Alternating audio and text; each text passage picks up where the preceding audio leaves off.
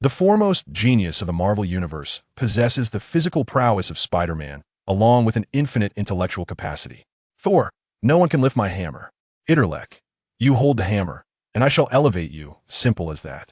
Thor, Captain America, no one can shatter my adamantium shield. Itrek, Captain, I have fashioned a spear from adamantium. The Hulk can tear apart anything. Any resilient material before me is akin to mere tissue. Itrek, here, Hulk, these are the genes you wear after transforming. The Hulk, Thanos, with the snap of my fingers, all life as we know it shall be obliterated. Itrek, telekinesis, skill deprivation. Thanos, do you recall how to snap your fingers? Thanos. Chapter 1, The Butterfly Effect. It was early morning in New York City, 20 Ingram Street, Queens. Itrek Parker, running late, hastily slung his backpack over his shoulder and was about to dash out the door when Aunt May intercepted him. "Wait, dear little Itter, don't forget this," she exclaimed, shoving a hot dog into his embrace. "I made this especially for you this morning. No cheese, but with ketchup." "Thank you, Aunt May, but I really must hurry." Itrek took the hot dog and bolted out the door, while Aunt May called after him as he raced down the staircase. "Shall I pick you up today? The news says New York hasn't been very safe lately." From downstairs, Itrek's voice grew fainter. "It's all right, I can get home by myself." Upon exiting the apartment building and stepping onto the street, he realized that his late start was a consequence of excessive fatigue from the previous night, and he resolved to take a shortcut to Midtown High School. Itrek recalled the time he had seen when leaving and calculated.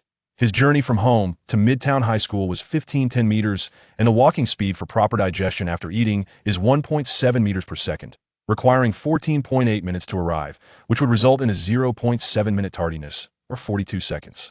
However, he remembered a shortcut that could bypass 2 blocks, shortening the distance by 520 meters, allowing him to arrive at school on time. After a brief calculation, Itrek steadied his nerves and briskly proceeded along his predetermined route. Itrek Parker has been a time traveler in this world for 16 years. When he first arrived, he was but a helpless infant, and several options appeared before him: strength, speed, defense, endurance, intelligence. In his previous life as a mediocre physics student, Itrek decisively chose intelligence. Upon his birth, after the amniotic fluid was fully expelled from his trachea and lungs, he attempted to communicate in English with those around him, astonishing his father, Richard Parker, and mother, Mary Parker. Observing their astonished expressions, Itrek resolved not to pursue the path of a prodigy, recalling his past experiences. Early birds are devoured by the dawn, and the tall trees are toppled by the wind. At the age of 2.5, he was sent to a new home, which is now Aunt May's residence. Itrek noticed that she bore a striking resemblance to the younger version of Aunt May from the Dutch Spider-Man, albeit a decade younger, and coincidentally shared the name May Parker. From this, he surmised that he had perhaps traversed into the Marvel Universe, assuming the identity of Peter Parker, Spider-Man. As he matured, Itrek discovered that his reflection in the mirror presented a visage that harmonized the traits of both the Dutch and Garfield versions of Spider-Man, combining the strengths of both while avoiding their weaknesses. He was simply stunning, extraordinarily cool, and utterly incomparable. Furthermore, the talent he had chosen upon arriving in this world began to manifest gradually. Itrek possessed an exceptional aptitude for learning and could be described as one cursed by knowledge. At the age of 10, he unlocked a portal to a new realm, his mental world. The average intelligence of ordinary individuals is 100. Those above 120 are considered smart, and those above 140 are deemed geniuses. When intelligence surpasses 200, one can introspectively navigate their mental realm and accurately compute their intelligence value in real time. Since unlocking this mental world, Itrek's physique had become somewhat slender, prompting Aunt May to ensure he received ample nutrition. However, even ordinary individuals, when not actively thinking but merely daydreaming, consume 20 of their body's energy through their brain, let alone Itrek, whose mind was extraordinarily developed as an empowered time traveler. Though he was not short in stature, he remained slender regardless of how much he consumed, causing Aunt May considerable concern as she constantly sought to provide him with extra meals. At this moment, Itrek had devoured the hot dog prepared by Aunt May and turned into a rarely traversed alley, a shortcut to Midtown High School. "Help! Boo-hoo!" A female voice cried out from a narrow dead end, soon muffled. Itrek furrowed his brow and quickened his pace. After a hasty calculation, the average expected time for a heroic act of altruism exceeded 15 minutes, which would significantly increase the likelihood of him being late. Yet, upon reaching the street corner, Itrek turned back, but the guilt of inaction and witnessing someone in peril would weigh far heavier on my conscience than being late. Arriving at the alley's entrance, he saw a disheveled, homeless man covering a girl's mouth, pressing her against the wall. "Mind your own business, you little brat," Scram. Itrek remained motionless, swiftly assessing the situation in the dead end. His mind raced. The homeless man's eyes were glazed, his arms bore needle marks, and he exuded the scent of alcohol, indicating severe intoxication and liver damage. His left hand was bandaged and covered in adhesive strips, revealing that he was right-handed and would likely retaliate with his right hand. Flies buzzed around the trash bin behind him, with 3 filthy rats perched on the partially covered metal lid, which could be utilized. The ground had 2 depressions where bricks were missing, saturated with the refuse of garbage and vegetable juices. Beside a protruding brick on the wall, a black cat lay in wait, intently observing something. Itrek swiftly formulated a plan and charged into the dim alley. The homeless man cursed, "You're asking for it," and shoved the girl aside, swinging his right arm towards Itrek. Itrek had anticipated this, angling his left forearm outward at a sharp angle, causing the homeless man's wrist to collide with Itrek's solid left elbow, eliciting a sharp pain. Itrek denied him the opportunity to throw a second punch, knowing that his slender physique stood no chance in a direct confrontation with an adult. According to his plan, he exerted all his strength and aimed a right punch at the man's 7th rib, precisely where the liver resides. The homeless man was seized by excruciating pain, his insides churning, and he stumbled backward, tripping over the depressions in the ground, losing his balance and crashing into the trash bin. The bin toppled, the metal lid flying half a meter into the air, sending the rats into a frenzy. The homeless man roared angrily, about to rise and lunge at Itrek, when the black cat leaped from the wall, pouncing on the rats, dislodging a brick in the process. Itrek pointed towards the sky, and the homeless man, bewildered, looked up just as a brick struck him squarely on the forehead, rendering him unconscious. Chapter 2. Immunity to Deception Gurgle. Itrek's stomach grumbled, accompanied by a dizzying sensation in his mind. With a smile, Hannah hastily rummaged through her backpack and produced a Mexican chicken wrap, saying, "Haven't you eaten yet this morning? Here, this is for you. What about you?" "My mother made 2 for me." Itrek accepted the food, hunger overriding any sense of decorum as he devoured it voraciously, causing Hannah's eyes to widen slightly in astonishment. She swallowed hard, contemplating how delicious breakfast must be today. Upon reaching the school gate, the two bid each other farewell, with Hannah expressing her gratitude once more. "Thank you for saving me. You are truly a brave person. It was merely a coincidence. I am just a fortunate individual." Itrek replied as he returned to his classroom, the bell ringing just as he entered. However, Mr. Harrington had yet to arrive. He couldn't shake the feeling that something significant was about to occur. Itrek had sensed this foreboding the night before and attempted to utilize his abilities for calculations. But the immense volume of computation proved overwhelming, yielding no useful results and exhausting his mental faculties, which led to him waking up just before 8 that morning. With no teacher present, the classroom initially fell into a quiet anticipation, which gradually morphed into idle chatter and noise. Itrek placed his backpack on his desk, retrieving his pencil case and textbooks. His deskmate, a chubby boy named Ned, was quite talkative, especially regarding bizarre anecdotes. "Hey, Itrek, have you heard? The Avengers recently captured a deity. It's utterly insane. There was a news report yesterday about a gigantic flying object hovering in the northern suburbs of New York. S.H.I.E.L.D. must have imprisoned that deity there." Itrek nodded, not particularly surprised, even without calculating.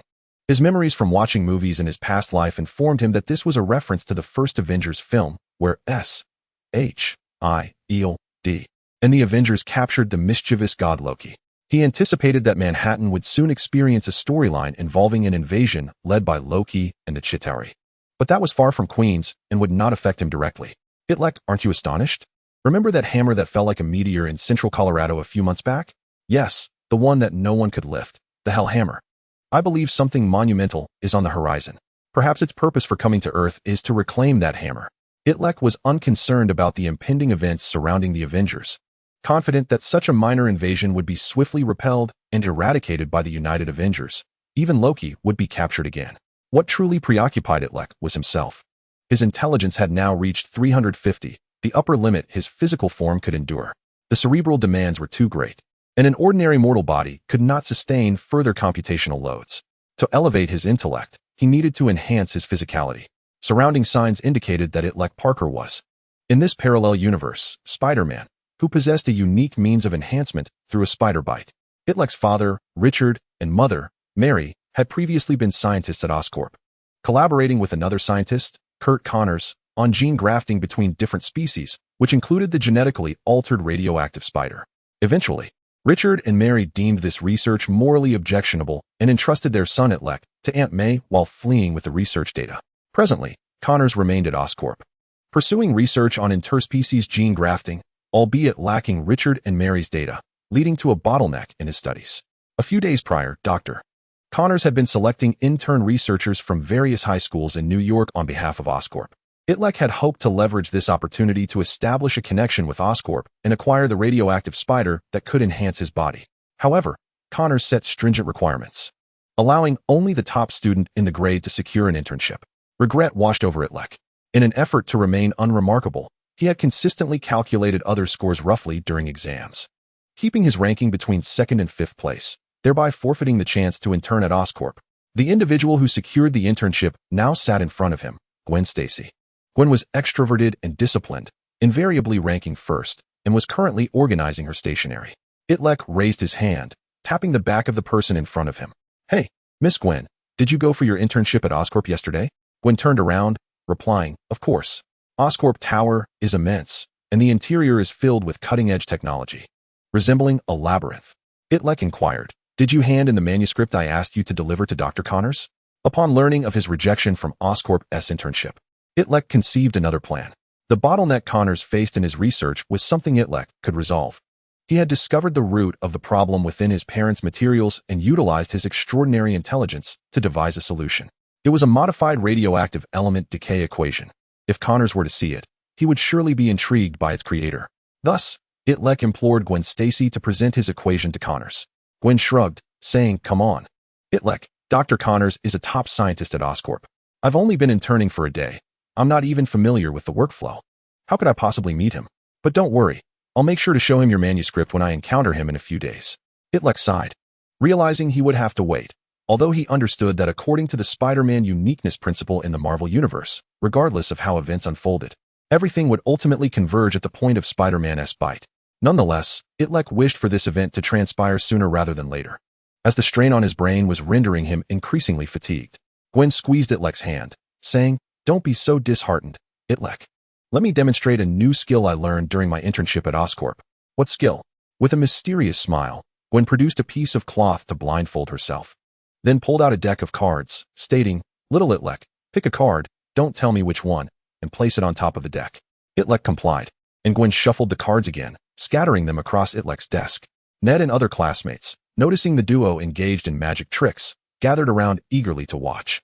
Blindfolded, Gwen rummaged through her pocket, and amidst the expectant gazes of the onlookers, she produced a gleaming, sharp dagger. The surrounding students gasped with excitement, and to match the atmosphere, Gwen wore a smile that hinted at madness, declaring, "Little Itrek, I shall plunge this down, and the card it pierces will be the one you selected." Just as she was about to strike, the voice of Mr. Harrington echoed from the door. "Miss Gwen, if you intend to murder Itrek, I suggest you wait until after physics class."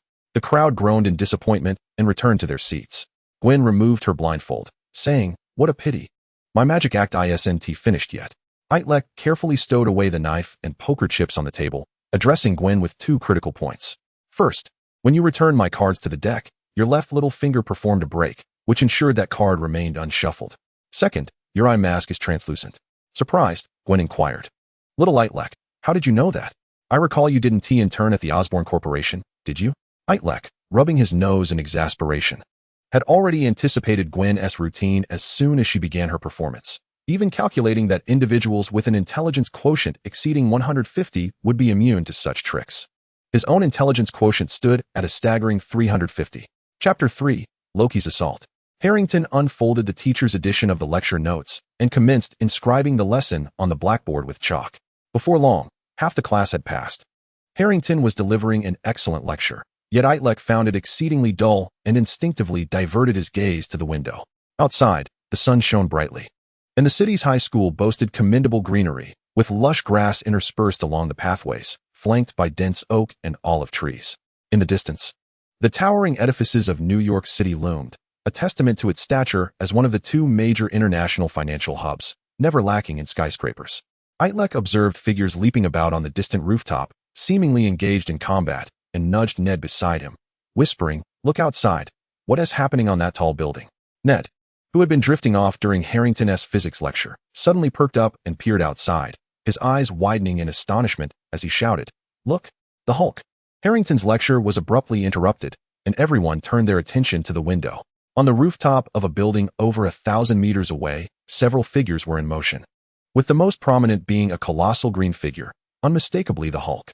On the distant terrace, Iron Man, Captain America, Black Widow, and the Hulk were attacking Loki, who was attempting to escape from S.H.I.E.L.D.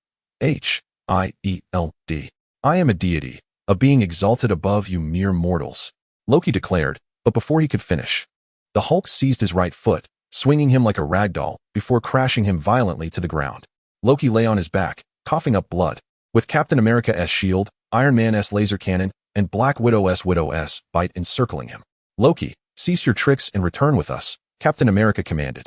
Loki, blood trickling from the corner of his mouth, smirked, "Fools," and with that, he vanished, reappearing atop another building. The Hulk, on all fours like a ferocious beast, charged recklessly towards him. "Tony, stop him quickly. The area is densely populated. The consequences of Hulk losing control are unimaginable." Tony Stark, as Iron Man, propelled himself towards the fleeing Hulk and Loki, while Captain America and Black Widow shot their zip lines, swiftly navigating between the buildings. Harrington, initially intending to admonish everyone against distractions unrelated to their studies, soon found the battleground of distant buildings encroaching upon them. As the skirmish between the diminutive figure and the Hulk unexpectedly entered the high school, Itrek, intrigued, had been closely monitoring news reports in the Marvel Universe. At that moment, Tony Stark had just escaped from the Ten Commandments gang in the Middle East, announcing the cessation of Stark Industries arms sales to focus on developing mechs. However, he had not yet severed ties with Obadiah, a Stark Industries shareholder who would later become the supervillain Ironmonger. How could Loki possibly arrive on Earth at this juncture? Lost in thought, Itrek once more witnessed the Hulk grasp Loki by the collar and hurl him with great force, Loki's body soaring through the air, destined for Itrek's classroom. "Everyone get down." The students in the classroom ducked beneath their desks just as a deafening crash of shattering glass reverberated through the air, Loki's body colliding heavily against the wall before sliding down. The Hulk, intent on rampaging into the classroom, was halted by a figure clad in a red and yellow armored suit. "Hulk, you cannot proceed." Hours earlier, Loki had attempted to infiltrate S.H.I.E.L.D.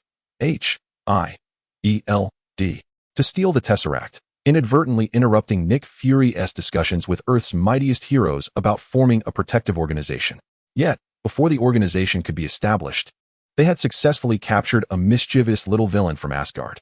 Just when everyone expected Loki to remain obediently in his cell, the god of mischief surprised them once more. He incited Bruce Banner's fury, transforming him into the Hulk, who shattered his confines. However, the plan did not unfold entirely as Loki had hoped. The Hulk proved to be more formidable than anticipated, and as Loki fled, he found himself being soundly beaten. Now, he yearned to return to the safety of his glass prison. The Hulk pounded his chest, roaring towards the classroom, with Iron Man, Captain America, and Black Widow hastening to the scene. "Agent Romanoff, it seems this giant is only calmed by you." "I'll give it a try," Black Widow responded cautiously, approaching the Hulk and gently extending her finger to stroke him. "Hey there, big guy, the sun is setting, it's time to rest." The Hulk's expression softened, and his rage dissipated, gradually transforming back into Bruce Banner. The Avengers breathed a sigh of relief. Their next task was to retrieve Loki, who was now barely clinging to life after the Hulk's assault. As the group approached the classroom, the door swung open, revealing a bizarre sight. The students were lining up orderly, exiting the corridor and gathering in the courtyard below. Their eyes were vacant and hollow, their movements stiff, and at their center stood a gaunt man clad in a black robe, adorned with a horned crown. "Loki, this is bad. The students are under his mental control." "Loki, what do you intend to do? Release them." Loki raised his hand, a staff materializing in his palm, striking the ground with authority as he spoke elegantly. "Release them, and I shall let them go. Otherwise, ha ha ha, cough cough." With a flourish of his staff, blue light swirled, and all the students began to clutch their throats, as if attempting to choke themselves. Among them, Itrek mimicked their actions, gripping his own neck. However, the reason for his mimicry was that Loki's trickery only affected those with an intelligence quotient below 300. With his own at 350, Itrek was immune to such mental magic. I shall repeat myself only once. Prepare me a spacecraft capable of interstellar travel, and allow me to leave this wretched place. Otherwise, I shall ensure they all accompany me to the grave. While Loki negotiated with Captain America, Black Widow whispered urgently through her earpiece, "Hawkeye, have you found a suitable sniping position? If we delay, those children will truly be in peril. I've identified the angle, but Loki is hidden among the crowd. I fear collateral damage to the bystanders. Patience is essential." Hawkeye concealed himself in a classroom of a nearby building, peering through a narrow gap in the curtains. Bow drawn taut. As he calculated Loki's habitual movements, timing, and wind speed, he silently counted down. 3, 2, 1. Just as he was about to release his arrow, Itrek, taking advantage of the distraction, stealthily drew the silvery dagger he had used for the magic trick, maneuvering behind Gwen Stacy, and plunged the dagger forcefully into her back. A piercing scream echoed, followed by a burst of azure light that dissipated, rendering the illusion ineffective. Loki's figure transformed into ephemeral wisps of smoke, scattering into nothingness. The students gradually regained their composure, releasing their grips from their throats. On the ground, Gwen Stacy reverted to Loki's true form. Iron Man propelled himself forward with jets of fire, swiftly extracting the severely injured Loki from the throng to prevent further chaos. Hawkeye, begrudgingly retracting his bow, remarked, "That was close. Had that child not timely unraveled Loki's illusion, my arrow would have surely struck an unintended target." Black Widow inquired through her earpiece, "What? Are you saying that it was not you who dispelled Loki's illusion, but a student?" "Indeed, I observed clearly from a distance. That young lad was concealed within the crowd." "Somewhat slender, yet quite handsome," Hawkeye replied. Based on his description, Black Widow located Itrek and asked, "Were you the one who saved everyone?" The first time Itrek encountered the real Natasha Romanoff, she was as striking as depicted in the films, with her flowing red hair and graceful figure exuding a captivating charm. Recognizing that he had been discovered, Itrek felt no need to conceal the truth, stating, "Yes, I dealt a blow to that peculiar individual from behind." Captain America cautioned, "Young man, that was an exceedingly dangerous move. Although you succeeded this time, it would be prudent not to act rashly in similar situations in the future. You weren't injured, were you?" Iron Man interjected, "Hey, should we not be focusing on how this kid managed to escape Loki's mental control?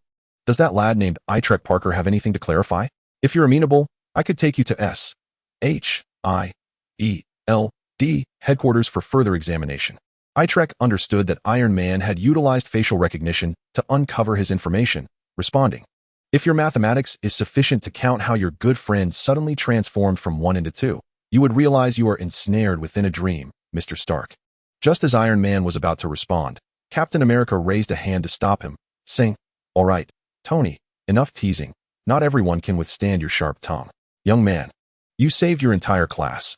What reward would you desire? We can certainly accommodate you." Natasha Romanoff jested, "If you wish for Captain America's autograph or a photo, now is an opportune moment." Itrek replied, "I do indeed have a request. I believe you can assist me with this." "What is it?" "There exists a highly esteemed technology company, regarded as the greatest in America. I wish to intern there, yet I lack a referral." All eyes turned to Tony Stark. As America's technological landscape is dominated by 3 major entities, Stark Industries in mechanical defense, Oscorp in biopharmaceuticals, and PIM Technologies in quantum physics. Among them, Stark Industries has recently garnered the most attention. With hands clasped behind his back, Stark tilted his head slightly forward, chest puffed out, and with a hint of pride in his tone, said, "Young man, I believe I can assist you with that request." Itrek beamed, "Mr. Stark, I would greatly appreciate it if you could write a recommendation letter to Oscorp, allowing me to become an intern there." Stark's demeanor froze as he glanced at Captain America and Black Widow, who were suppressing their amusement, then shrugged, saying, Fine." Chapter 4, The Tower of the Mind. Due to the unforeseen incident, students and faculty at the city high school were swiftly evacuated, resulting in a half-day cancellation of classes. The entire school was taken over by S.H.I.E.L.D agents, who meticulously inspected for any lingering threats left by Loki, the trickster god known for his cunning and deceptive nature. However, to Itrek, Loki's antics seemed as childish as a game of make-believe, naive and somewhat laughable. In a physical confrontation, Itrek would undoubtedly be no match for Loki, nor any average adult for that matter. Yet if his opponent sought to weave a web of deceit before him, it would be a fool's errand. Upon returning home, Itrek had yet to knock when the door swung open from within, and Aunt May rushed out, enveloping him in a tight embrace. "My dear, are you unhurt?" I saw on the news that there were reports of the Hulk and aliens at the city high school. I was truly worried about you." Aunt May's shoulders trembled, tears welling in her eyes, and Itrek felt a mix of gratitude and helplessness as he gently patted her back, assuring her, "Do not worry, I am perfectly fine. Look, I still have both my arms and all 10 fingers." With red-rimmed eyes and tear-streaked lashes, Aunt May wiped away her tears, her emotions still unsettled. Itrek offered her a tissue, saying, "Aunt May, there's no need for concern. Our school was dismissed early, and I still have a mechanical hand project to work on. I will head to the basement for a bit and be back shortly." Aunt May nodded. "Come back quickly. Do not stray far from the building. It is not safe outside today." "All right, I understand." Itrek bid farewell to Aunt May and descended to the basement. This was Itrek's secret haven, housing his inventions and creations accumulated over the years, transformed into a quiet and secluded space conducive for prolonged immersion in the realm of his mind. He retrieved a key, inserted it into the lock, and turned it, pushing open the weathered iron door to reveal the interior of the basement.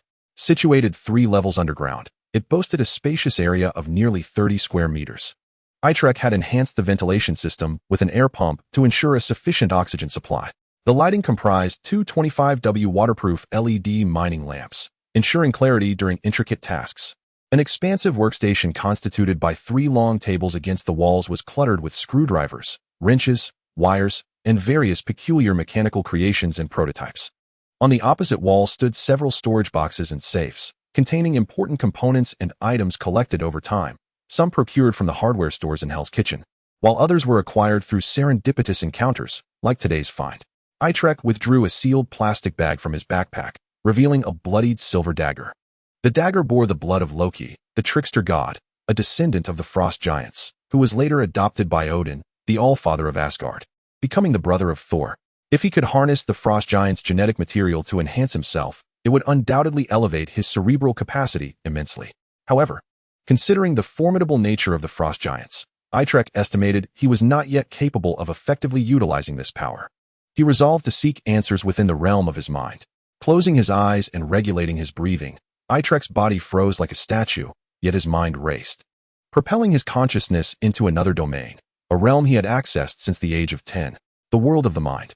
Within this realm, abstract concepts were materialized, and complex ideas simplified.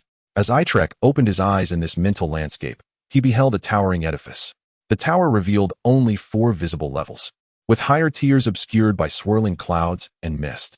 The first level was named New Homo sapiens, the second Ultimate Homo sapiens, the third Hyperbody, and the fourth Ultimate Hyperbody, while the portions above the 4th level remained concealed from Itrek's view for the time being. Unlocking each level of the tower and reaching a new state of existence required a certain threshold of intelligence.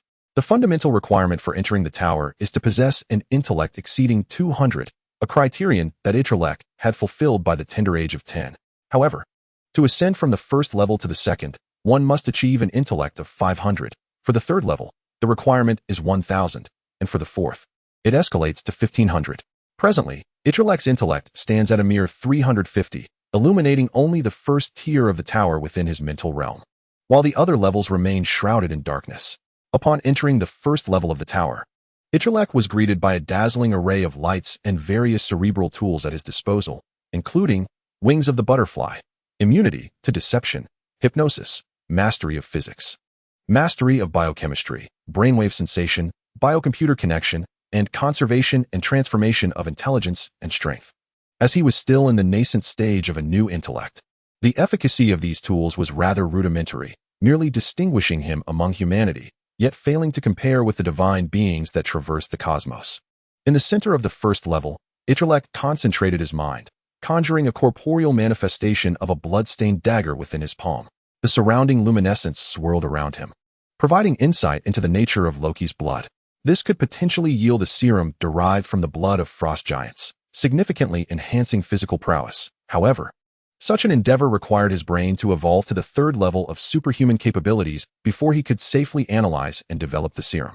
With a sigh, Itrek acknowledged the challenge ahead. To evolve into a superhuman and illuminate the third tier of the mental tower, he would need an intellect surpassing 1,000. A far cry from his current 350. It seemed his immediate goal was to acquire the venom of a spider, enabling his body to evolve into that of Spider-Man. Elevating his intellect above 500 to activate the second level of the tower, Although the increase in intellect was a gradual process, each tier illuminated represented a qualitative transformation. And Itrek felt a sense of anticipation for his upcoming internship at Oscorp. Securing the blood-stained dagger within a sealed bag in a safe, he ascended from the basement back to the upper floors. In the kitchen, Aunt May, clad in her apron, noticed Itrek's seemingly diminished frame and expressed her concern. "Dear, there is something I believe we need to discuss. It's perfectly natural for young people to have abundant energy and a desire to express it, but moderation is key." Aunt May, I truly only engaged in some mental exercises down in the basement. You know how taxing it can be to use one's brain, Itrek replied. Aunt May offered a sympathetic yet resigned smile, shook her head, and patted his shoulder. All right, come and eat. I've prepared pan-seared lamb kidneys and cheese-baked oysters just for you, so make sure to eat well. Chapter 5. Intern at Oscorp on the weekend in Manhattan. New York City, Itrek Parker and Gwen Stacy stood before the impressive Oscorp building. "What do you think? Isn't it magnificent?" Gwen inquired. Itrek nodded. Oscorp was just as it appeared in the movies, its exterior a deep blue facade of seamless glass, the entire structure exhibiting a sleek, aerodynamic curvature. "Shall we go inside?" he suggested. 2 days prior, Tony Stark, also known as Iron Man, had dispatched a drone to their high school, delivering an internship offer from Oscorp to Itrek. The dazzling mech had sparked cheers among the students, and as it landed before Itrek, a crowd had gathered in awe. Yet, Itrek privately scoffed at the theatrics. Surely, a discreet aide could have delivered it without such fanfare. Nevertheless, the outcome remained the same. He had secured a chance to intern at Oscorp, where the fabled venom of the spider awaited him, the ultimate goal of his endeavors. Entering the building alongside Gwen, they navigated through the bustling crowd and intricate network of elevators until reaching the 63rd floor, designated for interns. Gwen introduced her fellow interns. "This is Norma. And this is Howard. Everyone here has just joined. Oh, and this is Senior Aiden, the intern supervisor, who performs magic tricks for us after hours." Norma was a petite girl with glasses, freckles adorning her cheeks, and playful pigtails. Howard, tall and of African descent, possessed high cheekbones and an amiable demeanor. However, Aiden emanated an aura of hostility that unsettled Itrek. According to Gwen, Aiden was a year older than the others and had been a standout among last year's interns, thus remaining to mentor the new recruits. "Hello, Itrek. I'm Aiden Newbies, and I'll be overseeing your internship here," Aiden announced, extending his hand, which Itrek shook. In that brief contact, Itrek's mind raced, momentarily deciphering Aiden's fluctuating brainwaves, detecting an undercurrent of jealousy, though his current mental acuity was insufficient to fully read memories. Fleeting fragments of Aiden's recollections flickered before Itrek's eyes. Aiden had asked, "Gwen, who are you messaging?" To which Gwen replied, "Itrek. He asked my good friend who sits behind me in class." Aiden had then boasted, "Gwen, how about this magic trick? Want to know how it's done?" Gwen had responded excitedly, "Yes, Aiden. Teach me. I plan to perform it for Itrek tomorrow. He will be so surprised, huh?" In Aiden's perspective, he noted Gwen's laughter as she exited the elevator with Itrek, her eyes sparkling with delight. Itrek grasped the situation. Gwen's vivacious personality and striking appearance, often accentuated by her choice of revealing outfits, had undoubtedly caught Aiden's attention, leading him to mistakenly perceive Itrek as a rival for her affections. Itrek found himself amused yet exasperated. He was merely a visitor in this world, untouched by romantic notions toward Gwen Stacy, who was, in essence, the first love of Peter Parker. Spider-Man. However, Aiden was not convinced. He interpreted the glances Gwen cast toward Itrek as something more profound. If Itrek remained at Oscorp, Aiden feared he would lose his chance with Gwen. "Itrek, you should be aware that Oscorp is one of the top 3 companies in the nation. Those who secure internships here during high school are exceptional in their respective schools." Norma was the top student at Staten Island High for 4 consecutive semesters, and Howard achieved the same at Esper High. "As for me, I am the supervisor for interns and maintain the highest grades even during my time here at Oscorp." "So, Aiden, what exactly are you implying?" Itrek queried. Aiden maintained a feigned smile, laced with bitterness. "My point is, Oscorp is not a place for just anyone. Even if someone manages to sneak in through connections, they won't last long without real talent." "Aiden, what are you talking about?" Gwen interjected, stepping protectively in front of Itrek. Even if Itrek has not been the absolute top student at City High, he has consistently ranked among the best. He is indeed capable. Gwen's beautiful gaze locked onto Aiden's, and her stance solidified his resolve to oust Itrek from Oscorp. With a dismissive huff, he retorted, "Fine, we shall see." "Doctor, Connors uploads the problems encountered and the inexplicable paradoxes from the experiments to the Osborne Company forum, where individuals from the entire company, and indeed from around the world, can view them. Those inspired to find solutions may offer their insights. The intern's tasks involve addressing some of the simpler issues on the forum, which include replicating previously validated experiments, calculating data using established formulas, and deriving some straightforward equations.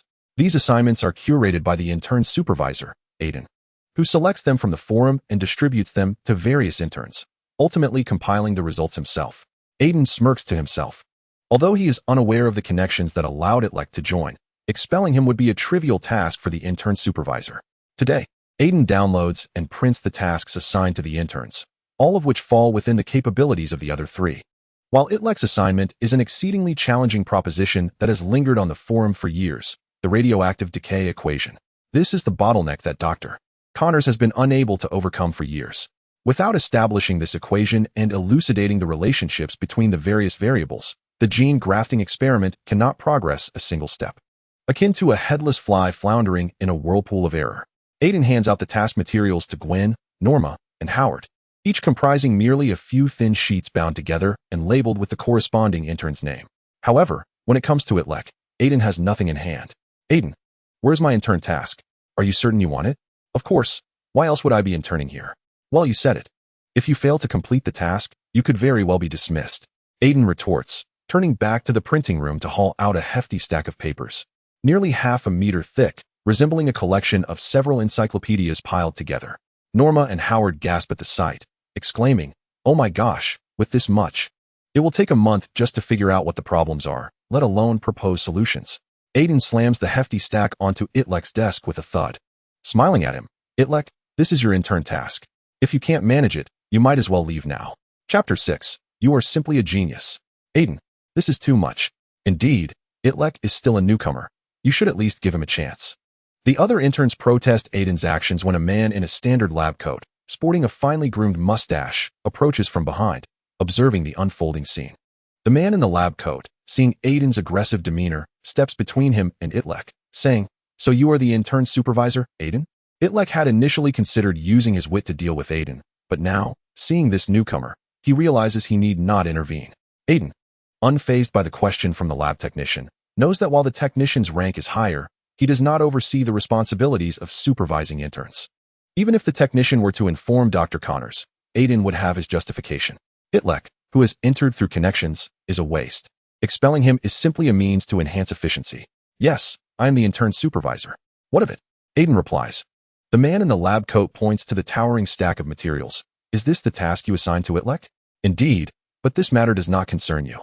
"It does concern me, as I am here." The lab-coated man places his hand on the stack of materials, and a burst of light emanates from his palm and fingertips, accompanied by a scorched odor and a wisp of smoke.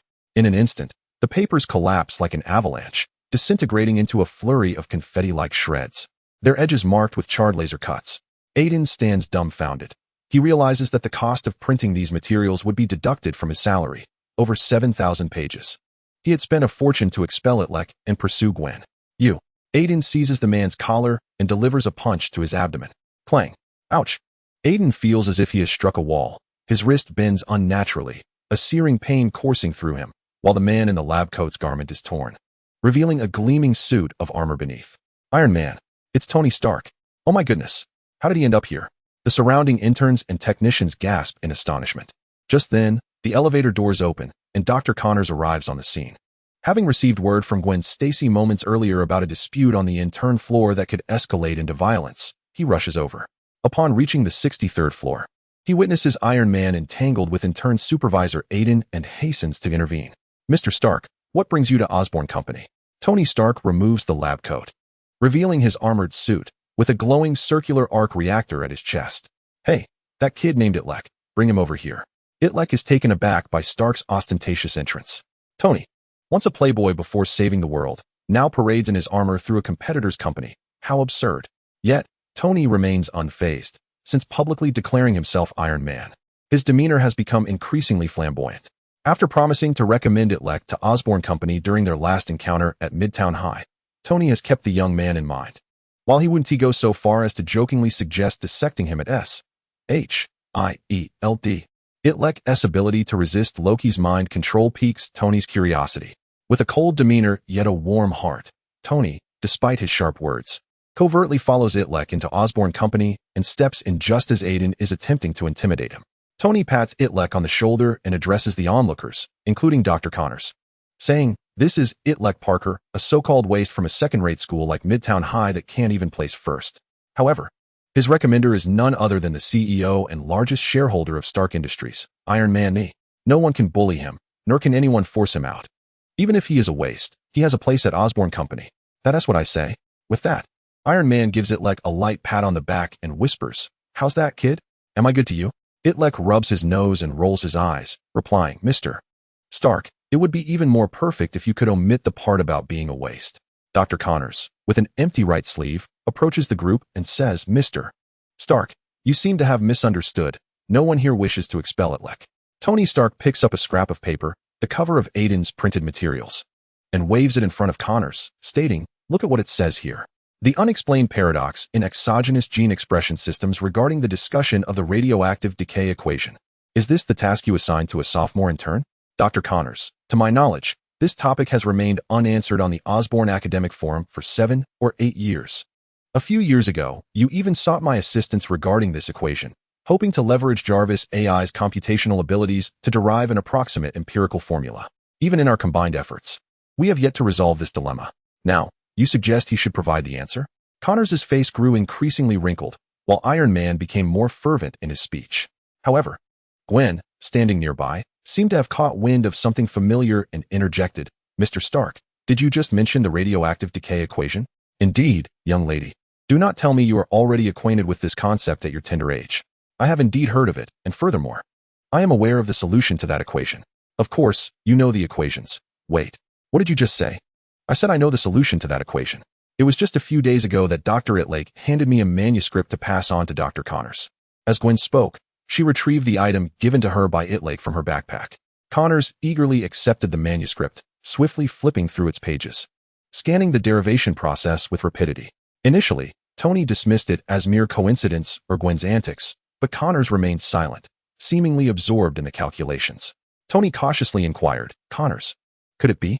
You can't possibly tell me that this kid has genuinely managed to establish that equation, can you?"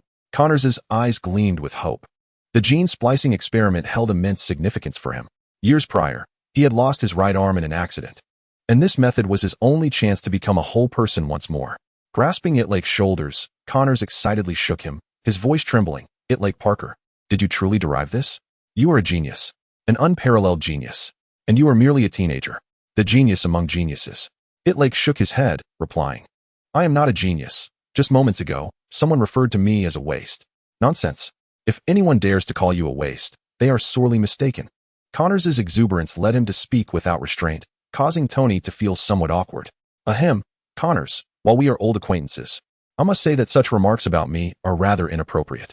Realizing Tony was present and that Itrek was recommended by him, Connors quickly added, "Mr. Stark, I am grateful for your recommendation of this prodigy. Thank you for preventing his exclusion.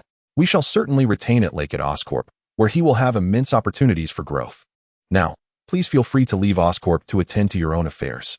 Oh, and do remember to settle the account for the materials you shredded before departing." Chapter 7.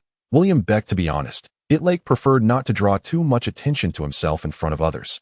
He understood that Gwen presented her manuscript out of resentment towards Tony Stark and the others for their disregard of him, wishing to stand up for herself. However, now that he had entered Oscorp, there was no longer a necessity to submit the decay equation manuscript to Connors. Following this incident, Itrek was promptly promoted to the position of assistant researcher to Dr. Connors, tasked with the core subjects of his studies. Although Itrek never expressed any sentiments towards Aiden, Connors, fearing that Itrek might harbor grievances, promptly revoked Aiden's internship and expelled him from Oscorp Tower. After further communication and investigation, Connors was astonished to discover an uncanny coincidence. Itrek Parker was, in fact, the child of Richard and Mary Parker. Richard and Mary had once been colleagues of his at Oscorp, working together on the gene splicing project. Over a decade ago, they had left Oscorp with their research materials, disappearing without a trace, leaving only the 2-year-old Itrek in Aunt May's care. Connors perceived this as a divine recompense.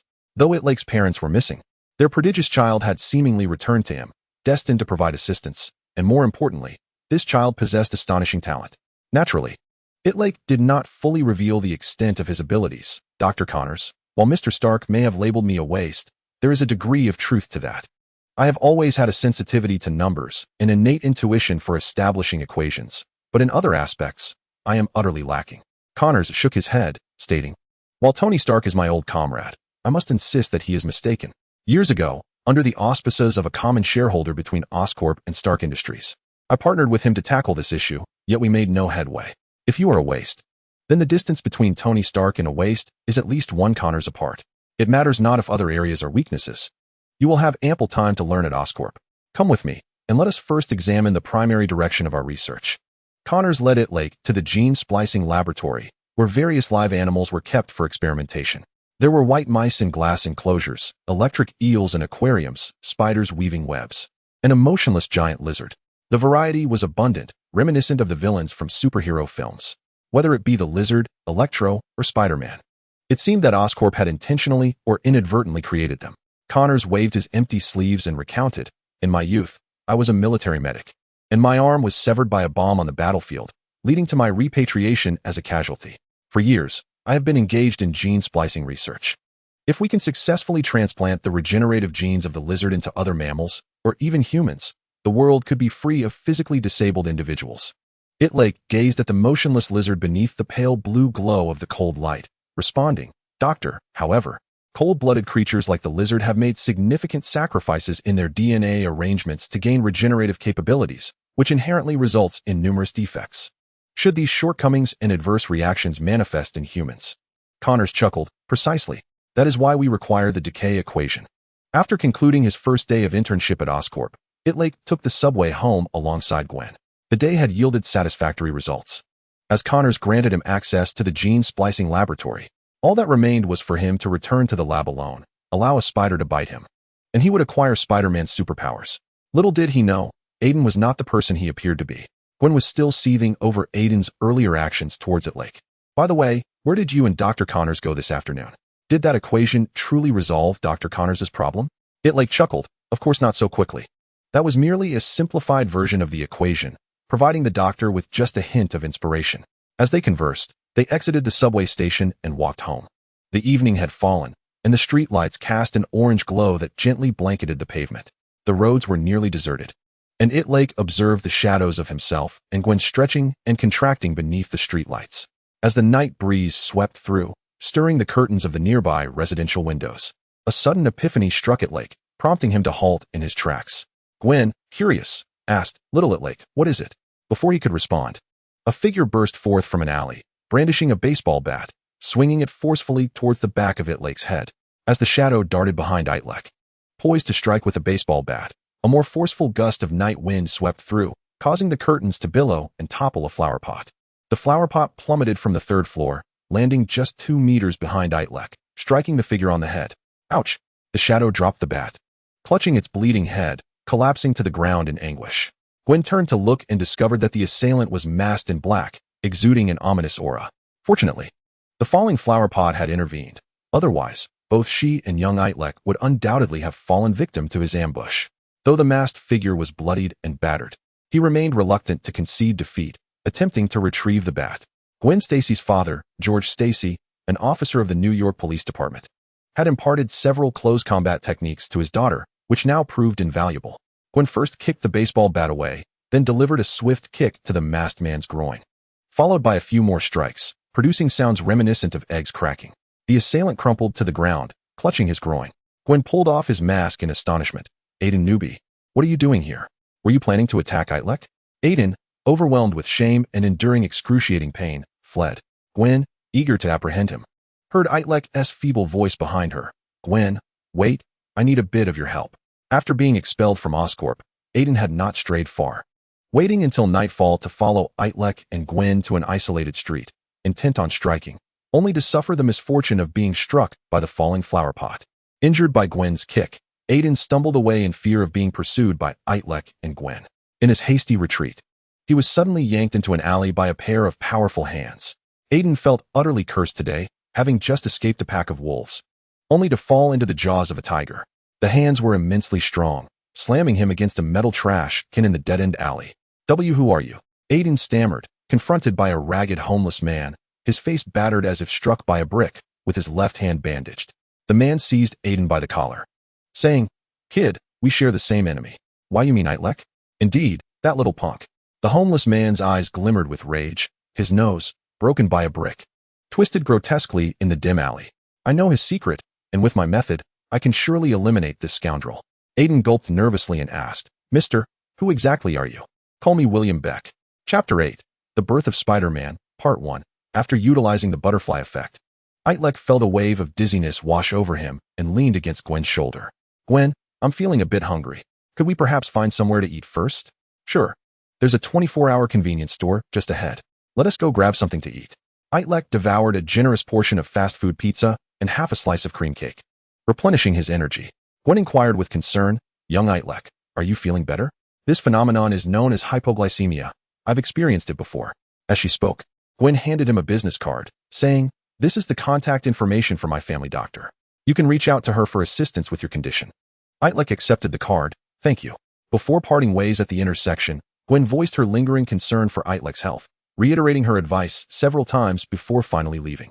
Reflecting on the events of the day, Itrek resolved that the matter of the venomous spider must be expedited. There could be no further delays, lest his body be consumed by his own mind. Upon returning home, Itrek knocked on the door, which opened not to Aunt May, but to a man sporting a finely groomed mustache. "Tony, what are you doing at my house this late?" "Where's Aunt May?" "I believe addressing me as Mr. Stark would be more courteous." Tony Stark chuckled softly. "And, indeed, your Aunt May's physique and appearance are rather impressive."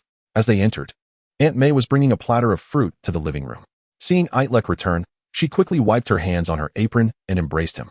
"Dear, you're back quite late. Mr. Stark has been waiting for you for nearly an hour. He said he wanted to talk to you." "How do you know Iron Man?" "Mrs. Parker, would you mind if I spoke privately with your dear nephew?" "You two chat. I'll attend to my own matters." Tony pulled Itrek onto the sofa, casually draping an arm over his shoulder. "Kid, I was genuinely astonished by your performance today. I didn't expect you to possess such talent in certain areas." Itrek replied, "Mr. Stark, I was equally taken aback by your performance today. I didn't realize you couldn't even solve a simple decay equation.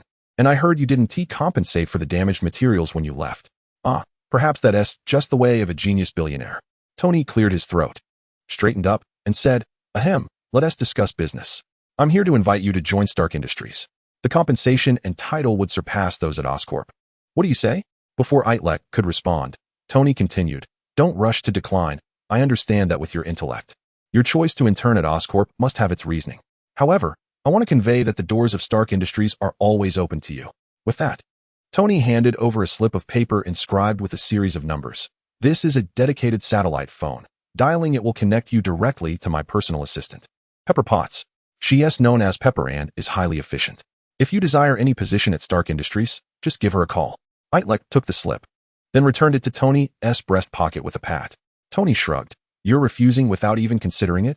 Itrek responded, "If I can't memorize a 17-digit number within 2 seconds, would you still allow me into Stark Industries?" "What do you mean? I've memorized the number. As for joining Stark Industries, we'll discuss it later." Tony raised his hands in resignation. "All right, I still hope you'll come. Working with a bunch of dim-witted fools is truly exasperating." After seeing Tony off, Aunt May inquired curiously about the visit. To ease her concerns and prevent her from overthinking, Itrek fabricated a few tall tales. The next day dawned bright and sunny. It was Sunday, marking Itrek's second day interning at Oscorp. Dr. Connors was attending a conference in New Jersey concerning the intersection of biology and social ethics, meaning today presented a prime opportunity to acquire the venomous spider. Itrek first completed his current tasks, then enjoyed a delightful lunch with Gwen, Norma, and Howard at the company cafeteria. Returning to his office in the afternoon, he awaited the opportune moment. While the other interns were situated in an interconnected open office, Itrek was afforded a private office due to his exceptional performance, courtesy of Connors. Itrek's fingers danced across the keyboard as he summoned the internal employee work schedule of Osborne Corporation, discovering that between 2:30 and 4:30 in the afternoon, the vivisection floor dedicated to gene grafting was devoid of personnel. At 3 o'clock, Itrek embarked on his journey, ascending to the vivisection floor via the elevator. Having previously accompanied Connors, Itrek recalled vividly the location of the venomous spiders, hastening to it by the most direct route. Within a large glass enclosure, measuring approximately 4 to 5 meters on each side, dozens of highly toxic spiders were contained. Itrek donned protective gear and entered the glass box. The spiders had spun an intricate web at the four corners of the enclosure, illuminated by a soft blue-violet ultraviolet germicidal lamp, which revealed the walnut-sized black bodies of the arachnids concealed within the webs. Swallowing hard, Itrek felt a twinge of trepidation, despite his extraordinary intellect. He could not escape humanity's primal fear of the bizarre. Surveying the surroundings, he noted the eerie silence of the floor, which was entirely abandoned save for himself and the grotesque live specimens imprisoned in other containers, whose rustling sounds echoed softly. After utilizing the wings of the butterfly calculation multiple times to ensure accuracy, Itrek removed his rubber gloves and placed his hand beneath the web, employing biological brainwave hypnosis. He rendered a spider directly above his palm unconscious, allowing it to fall into his hand. The biological brainwave hypnosis was a skill acquired after reaching the first level of the mental tower, corresponding to the new sapient stage, enabling Itrek to hypnotize and control organisms with exceedingly low intelligence through sheer will. This included creatures such as mosquitoes, scorpions, and spiders, as well as aquatic crustaceans like shrimp and crabs. However, there were constraints to utilizing biological brainwave hypnosis. Without direct contact, he could only perform remote hypnosis, inducing unconsciousness without commanding specific actions. Even with direct contact, he could only instruct the subjects to perform simple tasks, unable to execute complex commands. As the venomous spiders settled in his palm, Itrek once again invoked biological brainwave hypnosis, issuing an extraordinarily simple command: bite down. Chapter 9, The Birth of Spider-Man, Part 2. The venomous spider, roused by Itrek's command, unfurled its fangs, gleaming with a faint violet glow, and sank them into his palm with fervor.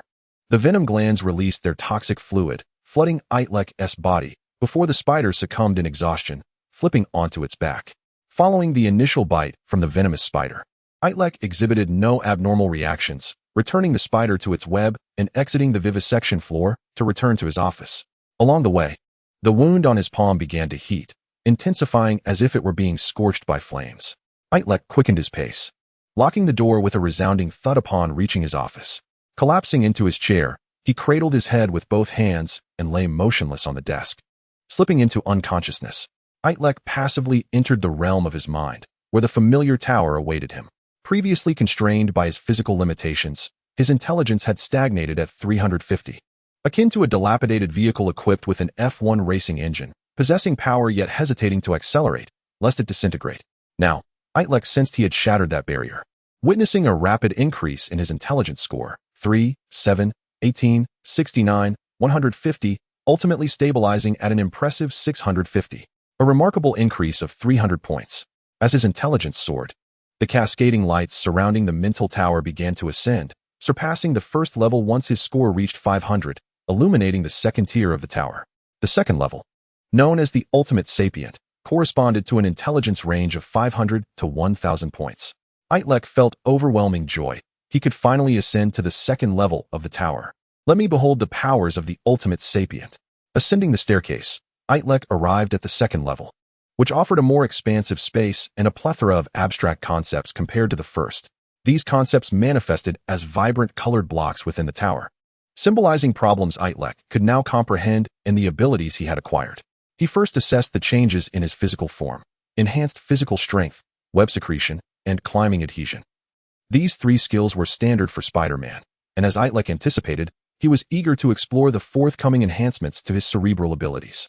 Web brainwave. This was an advanced version of biological brainwave sleep, enabling him to emit an exceedingly fine, nearly invisible web to connect with controlled subjects.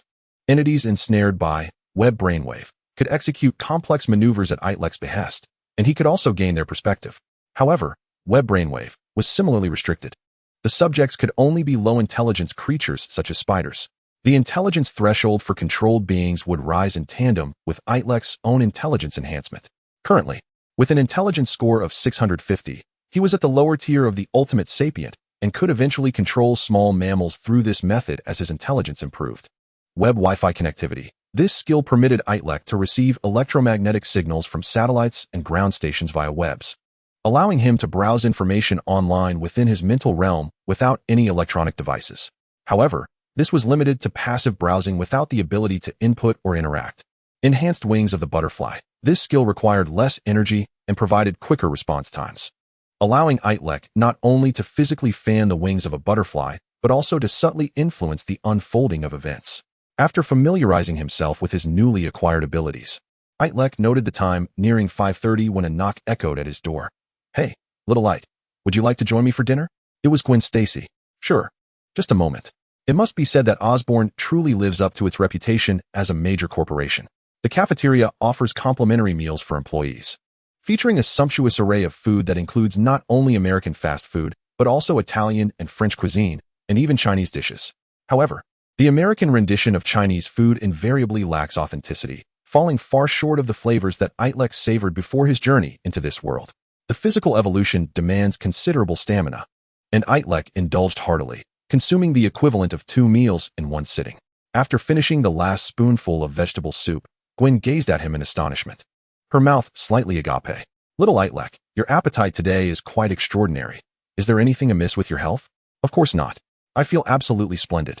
Meanwhile, in a dim alley, the homeless man William and Aiden, recently dismissed from Osborne, were plotting how to deal with Itrek. "What vendetta do you harbor against Itrek that compels you to enlist my help in eliminating him?" Aiden inquired. William Baker replied, "A scoundrel caused my daughter's demise, and he thwarted my quest for vengeance. I am now unrestrained. I intend to kill him. However, this matter does not concern you.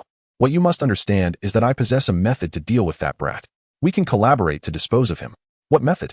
Aiden questioned. "That wretched boy, Itrek, appears to possess some sort of uncanny ability, a luck that aids him in perilous situations. The last time I was about to flatten him, a brick fortuitously fell upon me, and when you attempted to ambush him with a stick, you two were coincidentally struck by a flower pot," William analyzed. "His luck enables the environment to assist him in evading danger, so all we must do is eliminate every variable in our surroundings." Aiden, somewhat perplexed, asked, "What do you mean?" "Simply follow my lead. First, remove the garbage bin from this dead-end alley. Then, clear away the loose bricks and filthy cats from the walls. The ground must be devoid of any depressions or stagnant water, and the same goes for rats. In short, we must leave this place spotless." Chapter 10, Spider-Man's initial battle. Aiden felt a wave of regret wash over him. He regretted becoming involved with this obstinate, homeless man, motivated by his hatred for Itrek. Aiden had allied himself with William, believing him to be a potential ally in his quest for revenge. Now he found himself questioning William's true identity, wondering if he was merely a city cleaner preying on the unsuspecting.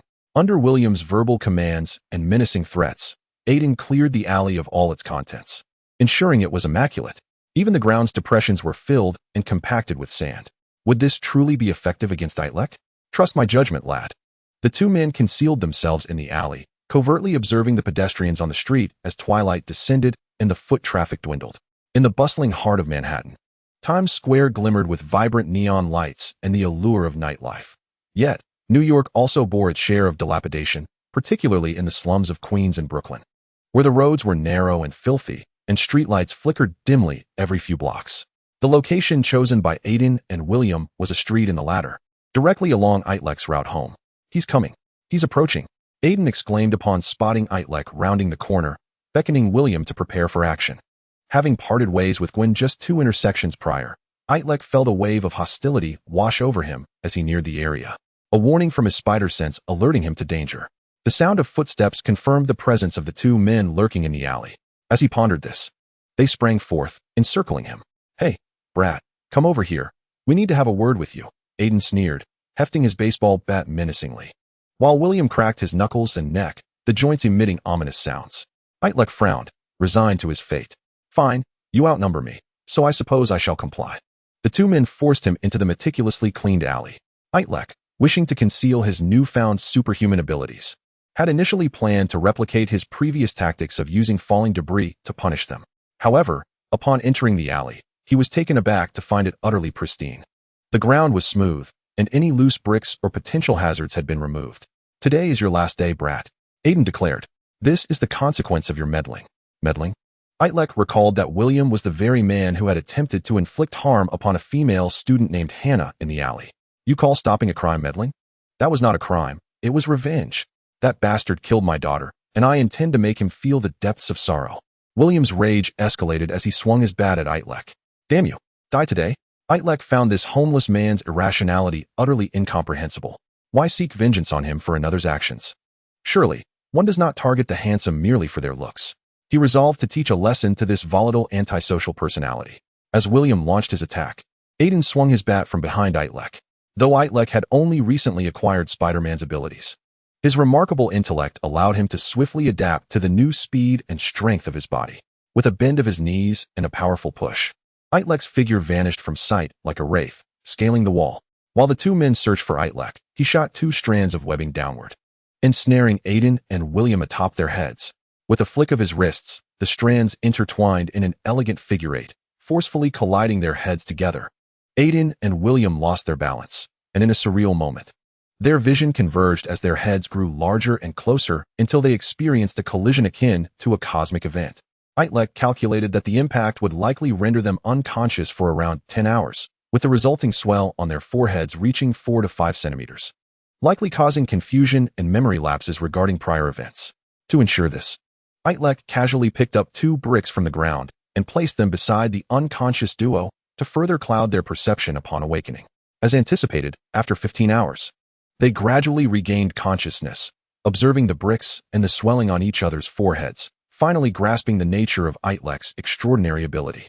This rascal can summon bricks, even in a perfectly clean environment, as if they were falling from the sky. Having completed this benevolent task of punishing the 2 fools, Itrek felt a lingering desire for more. Though a day prior, he might have faced adversity in such a situation, now, possessing Spider-Man's physique, he had effortlessly subdued 2 robust men in mere seconds, leaving them no chance to retaliate. With his powers itching for further exploits, Itrek pondered what else he might do. Since the hour was still relatively early, why not explore the city a bit more? Itrek fashioned a Spider-Man mask for himself, intricately woven from colorful spider silk in a striking combination of red, yellow, and black. The eye openings were shaped like exaggerated white crescents, perfectly mirroring those from the original films and comics. Donning the mask, he leapt into the air, his right index and pinky fingers raised as he shot webs, swiftly attaching himself to the eaves of a nearby building and soaring away. Oh, what a magnificent flight! Itrek quickly mastered the art of navigating through the towering concrete jungle, gliding effortlessly from Queens to the bustling heart of Manhattan, aptly dubbed the crossroads of the world. The vibrant, flickering neon lights flanked him as he raced through the night, the evening breeze whipping against his face and body, resonating in his ears. With alternating hands, he launched webs, transforming into a fleeting silhouette against the urban nightscape, ultimately coming to a steady halt atop a colossal electronic billboard. The crisp, cool air at this height invigorated him. He inhaled deeply, savoring the moment as he gazed down upon the sprawling expanse of New York City, feeling an overwhelming sense of elation and tranquility. 20 minutes later, Itrek returned home. Welcome back, dear Itrek. How was your internship at Osborne Industries today? You seem rather cheerful. Aunt May exclaimed. Itrek, indeed brimming with happiness, enveloped her in a warm embrace. Aunt May, her hands still engaged in household chores, hesitated to fully embrace him for fear of soiling him, and inquired, "What's the matter, dear?" Itrek buried his head in her flowing hair and replied, "Nothing much, Aunt May. I just wanted to say that I'll be able to protect you from now on." Chapter 11. Hannah and her mother. Hey, Itrek, have you noticed that there's a lovely girl who keeps lingering near our classroom lately? Ned, the chubby black boy, whispered conspiratorially during recess. Itrek was busy utilizing his new skill, web Wi-Fi connection, browsing the latest news online when he casually asked, "Lovely girl? Which lovely girl?" "The one with glasses, fair skin, and an introverted demeanor, who always keeps her head down," Ned replied, excitement bubbling in his voice. "Honestly, Itrek, the moment I laid eyes on her, I even imagined what our children would be named." Itrek smirked. "Ned, let me pose you a question. Do you know what peach means in Chinese?" Clearly, Ned had not pondered Itrek's question, as he was fixated on the classroom door, where stood a quiet girl holding a small box, waving at him. "Look, Itrek, that's her. She is calling me," Ned exclaimed, his face lighting up with eagerness as he dashed toward her. The girl was indeed Hannah, the one who had been attacked by the homeless man, William Baker. Itrek observed as Ned approached her with enthusiasm. Hannah nodded slightly, her gaze lowered as she exchanged a few words with Ned, who soon returned to his seat, dejected. "Itrek, she is here for you. Hurry up and go," he urged. "Strange, how do you know her?" Itrek asked as he approached the classroom door and encountered Hannah. She extended the small paper box to him, saying, "Itrek, thank you for saving me the other day. I told my mom about it and mentioned that you love her breakfast burritos. To express her gratitude, she made an extra one for you." Itrek accepted the food, expressing his appreciation.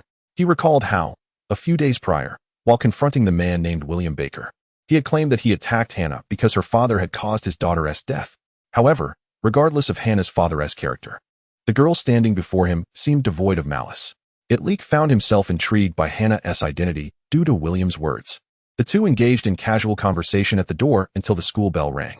"I have to go. Time is running short," Hannah said. "But can you wait for me by the school gate this afternoon after class? I have more to discuss with you." Itrek nodded. "Sure, after school. By the north gate of Midtown High." Hannah nodded in agreement and hurried away. What could Hannah possibly want to discuss with him? Itrek pondered. Although his butterfly effect could foresee events as if he were Zhuge Liang, it was currently incapable of predicting such a vague situation. He considered that if he could touch Hannah, ideally on the head, perhaps he could obtain some memory flashes as clues. Nevertheless, Itrek felt it unnecessary to pursue that thought, as clarity would come after school. The day's lessons passed swiftly, the sunset igniting the sky with fiery hues of red, while orange light flooded the classroom walls and floor as Mr. Harrington gathered the textbooks and announced the end of the day. The students erupted in joy and chaos as they departed. Itrek turned to his two good friends, Ned and Gwen, saying, "You guys go ahead. Don't wait for me. I need to meet someone." The trio exchanged farewells, and Itrek shouldered his backpack, heading toward the north gate. From a distance, amidst the sparse departing crowd, he spotted two figures standing still, seemingly awaiting someone, Hannah and an unfamiliar adult woman. The shy Hannah waved her arm gently, trying to catch Itrek attention. As he approached, he discerned the woman's features. She appeared to be in her 30s, strikingly beautiful, with skin as fair as Hannah's, her eyes reflecting both resilience and strength. "Hello. You must be Itrek," as Hannah mentioned. "I'm Hannah's mother. You can call me Felice," she said, extending her hand for a shake. "I'm Itrek Parker, Ms. Felice. Thank you for the 2 burritos. They were absolutely delicious. You needn't introduce yourself. It's evident that Hannah inherited your beauty." "Oh, forgive my presumptuousness. Without an introduction, one might mistake you for Hannah's sister," Itrek added. Felice chuckled, her smile enhancing her beauty. "Itrek, had I known your words were so sweet, I would have refrained from adding honey and cream dressing to those burritos." The three exchanged pleasantries and strolled toward the school playground, a quieter spot suitable for conversation. "Little Itrek, Hannah and I have recently moved to New York City. She has only been at Midtown High for a few weeks," Felice began. Itrek nodded, indicating his attentiveness. "I don't have many friends here, and neither does Hannah, but we are facing some difficulties that we cannot resolve on our own.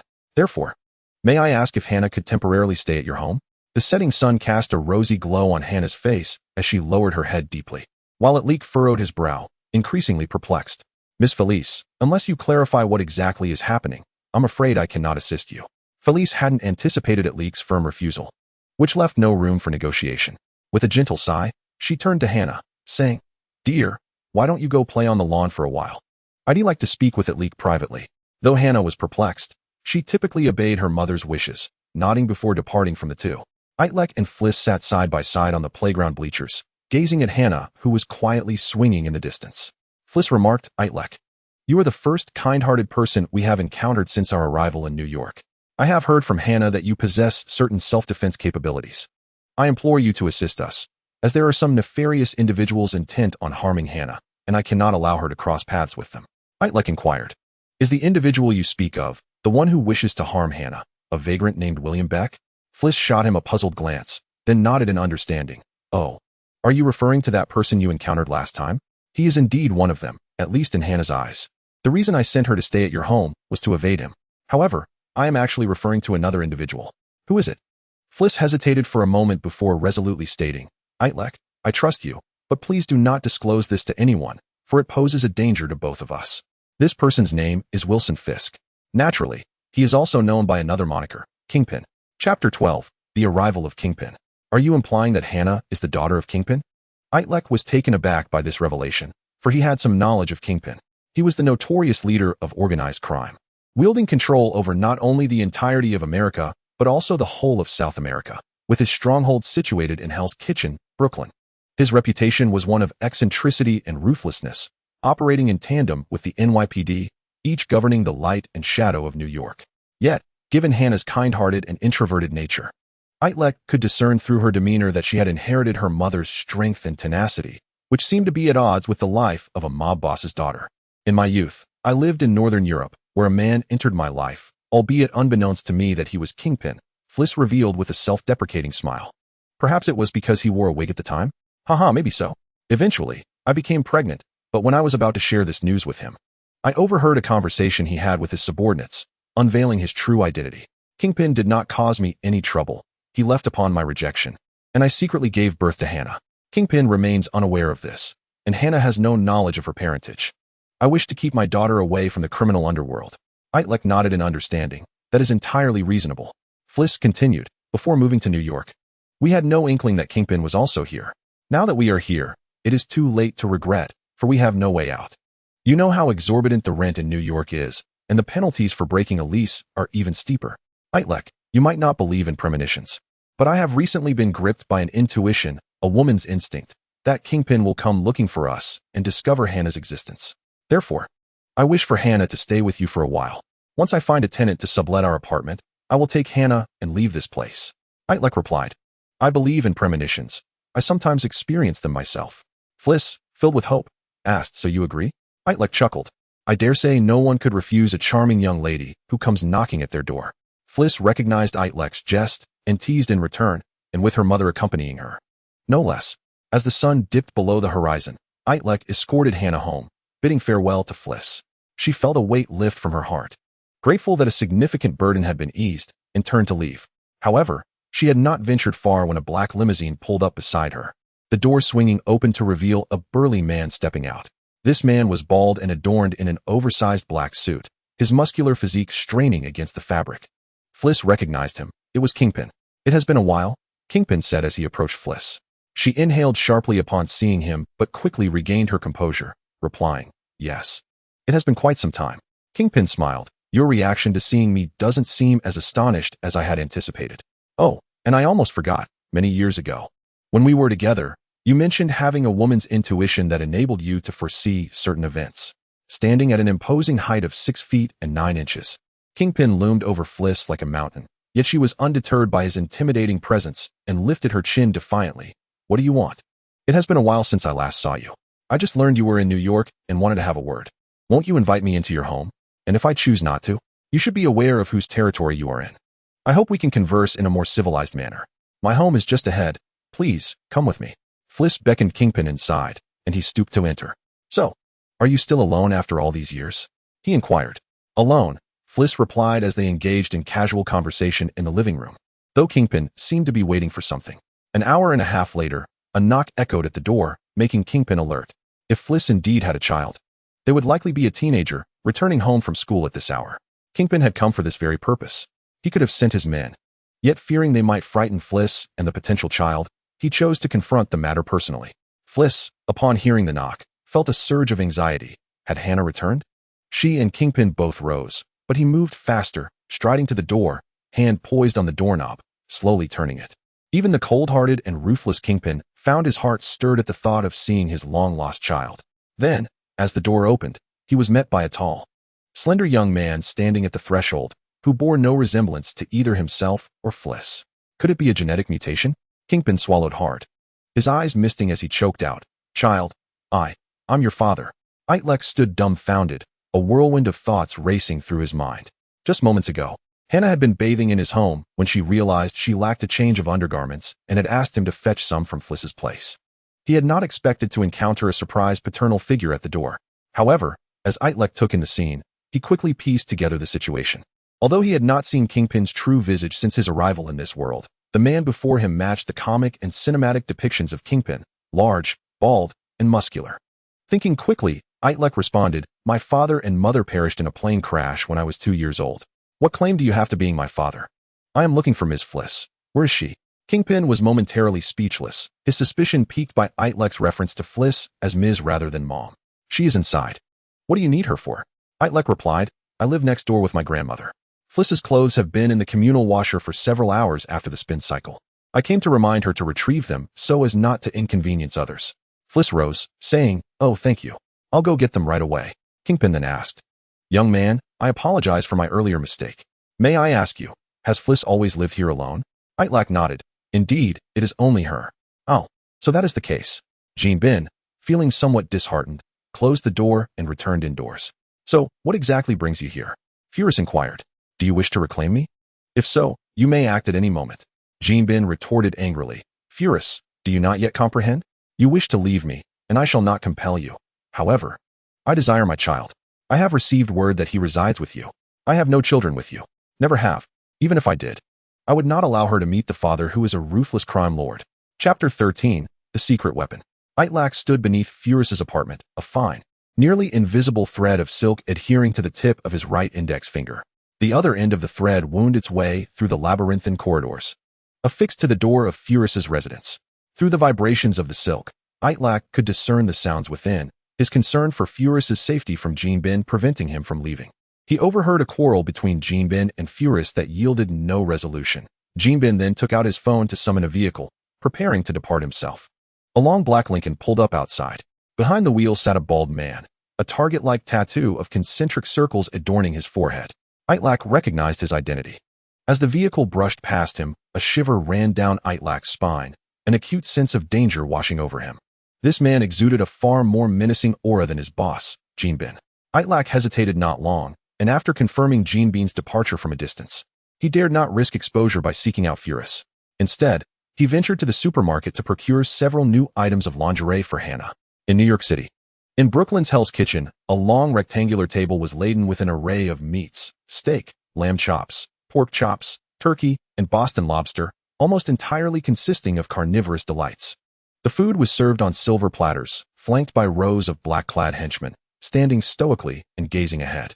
At the far end of the table, indulging in this feast, sat a robust bald man, devouring his meal with fervor, using chewing and swallowing to drown out the shadows of his heart. Despite his formidable physique, Jinbin was not overweight. His muscle mass exceeded 90, while a typical individual merely ranges from 35 to 45.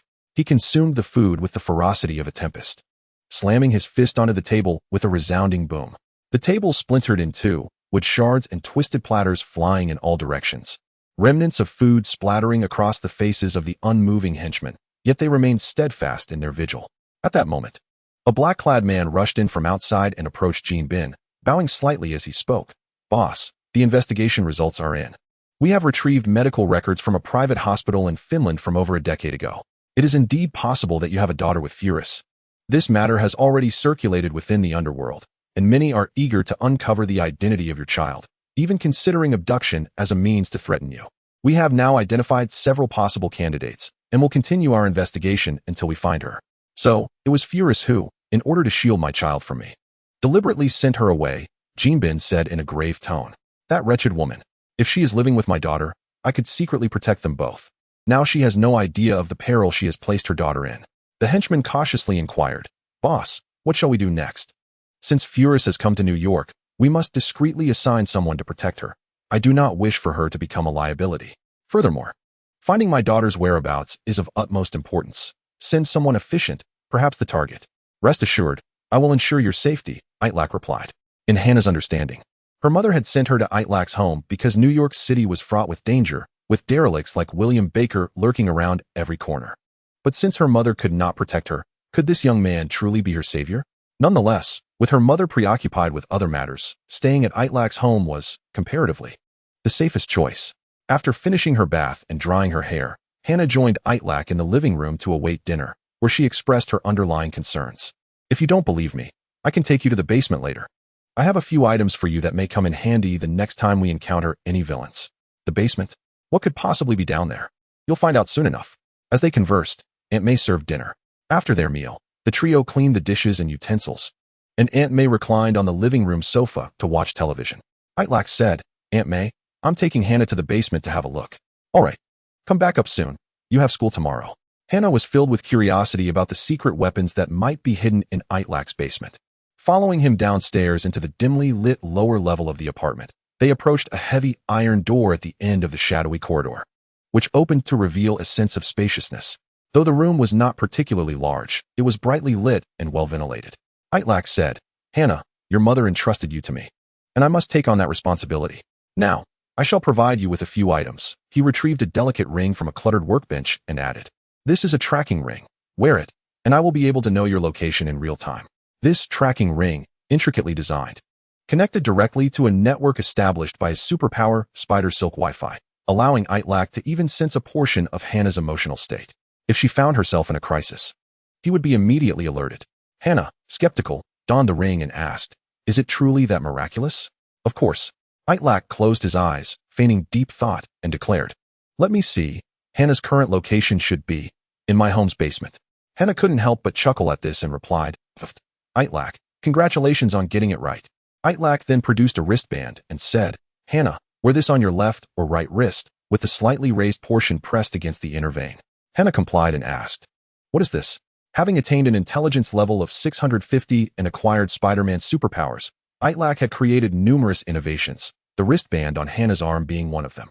He discovered that he could control the properties of the silk secreted by his brain, its thickness, length, elasticity, tensile strength, adhesive quality, and even its conductivity and thermal properties could be manipulated.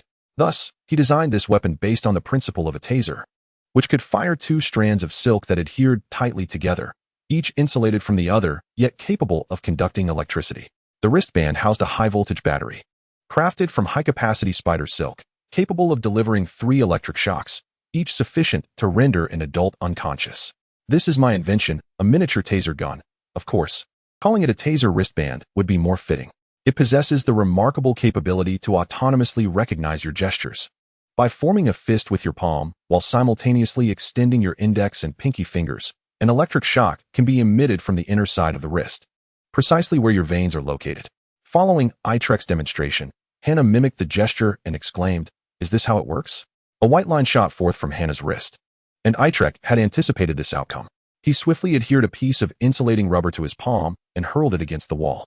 The conductive threads and the rubber pad collided mid-air, resulting in a flash of white light and a flurry of silver sparks, accompanied by a resounding thunderclap that nearly caused Hannah to tumble to the ground. Itrek steadied her and remarked, "This device is immensely powerful and perilous. It would be prudent for you to practice a few times in the basement, lest you accidentally harm yourself in a genuine crisis." Hannah, clutching her chest and gazing at the rubber pad that had been struck, which still shimmered with a blue glow and emitted a crackling sound, breathed a sigh of relief. "You scared me to death. Thank goodness for you, Itrek." Chapter 14. The conspiracy in the mansion in the borough of Brooklyn, New York City, lies a slum that Aiden had never ventured into before. He had only heard tales of its dilapidation, but stepping into this realm made him acutely aware of his discomfort due to the people on the streets. Groups of ragged African and Latin American youths leaned against doorframes, while women exposed their shoulders, surrounded by drunken men with scattered bottles. Aiden quickened his pace, eager to escape the area. Suddenly, he sensed that a few unsavory characters were tailing him. Though Aiden had some flaws in his character, he had been raised in Manhattan and was a top student at a prestigious high school. Upon witnessing such a scenario, he broke into a sprint, unable to contain his colorful language. "William Beck, where the hell do you live?" From a makeshift shelter constructed of rusty steel pipes, broken wooden planks, and tattered cloth, a figure emerged, blocking Aiden's path. The thugs trailing Aiden, intent on robbing him of his clothes and shoes, halted, their eyes filled with dread as they glanced at William Beck and retreated in frustration. "Uncle Beck, your living conditions." Aiden searched in vain for a chair or bed, finding only a thick cotton blanket worn into the shape of a human silhouette on the ground, surrounded by scattered food remnants, empty bottles, and syringes. This place offered little more than a shield from sunlight and night winds, proving ineffective against inclement weather. William, however, was well versed in hospitality. He swept a patch of space clear with his foot and said, "Please, have a seat." The two sat facing each other, both sporting bandaged heads with prominent bumps. According to Newton's third law, the forces involved are reciprocal. A few days prior, Itrek had caused their heads to collide, resulting in similar injuries. Aiden and William gazed at one another, akin to reflections in a mirror, recalling their shared experience of dining on a flatbread at Itrek's. This mutual encounter fostered an unspoken understanding as they simultaneously queried, "Did you bring a method to deal with that brat?" Days earlier, they had parted ways at the pharmacy, agreeing to convene at William's mansion to further discuss strategies for confronting Itrek. "I've devised a plan to confront him. What about you?" Aiden declared. William replied, "So have I. Let us hear yours first." Aiden produced a weapon resembling a water gun, its material reminiscent of plastic, complete with a trigger, handle, and barrel, the latter topped with a container the size of a water bottle holding liquid. "What is this? A water gun?" William questioned, perplexed. "I've dubbed it the silica catalyst gun," Aiden elucidated. "As you may know, I interned at Osborne Industries for a year and a half. However, that fool Connors always emphasized biology and organic chemistry, neglecting my expertise in inorganic materials, which ultimately led to my departure from the company.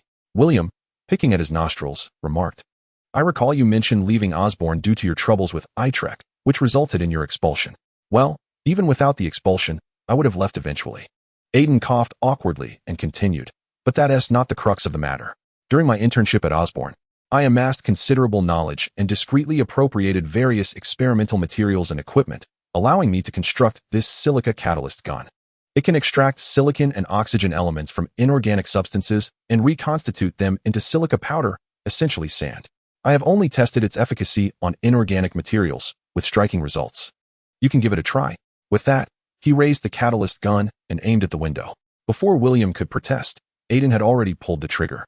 A jet of purple liquid shot forth, adhering to the glass, which melted away like ice, disintegrating into a cascade of sand. Aiden beamed with pride, his expression exuding triumph as he explained, the primary component of glass is also silica, making the catalyst gun exceptionally effective on such materials. William scratched his forehead, stating, I must point out that the one intact glass window among my few valuable pieces of furniture surely ranks among the top. Let us not dwell on that. What else can your catalyst gun do? Is it effective against humans? Can it reduce that brat to a heap of sand? Aiden replied, the catalyst gun's effects on organic materials are rather lackluster. It likely has little impact on living beings. Additionally, I designed this weapon not for attacking that scoundrel Itrek, but for defense. Defense? William echoed, incredulous. Indeed. You see, the primary components of bricks are also silicon and oxygen.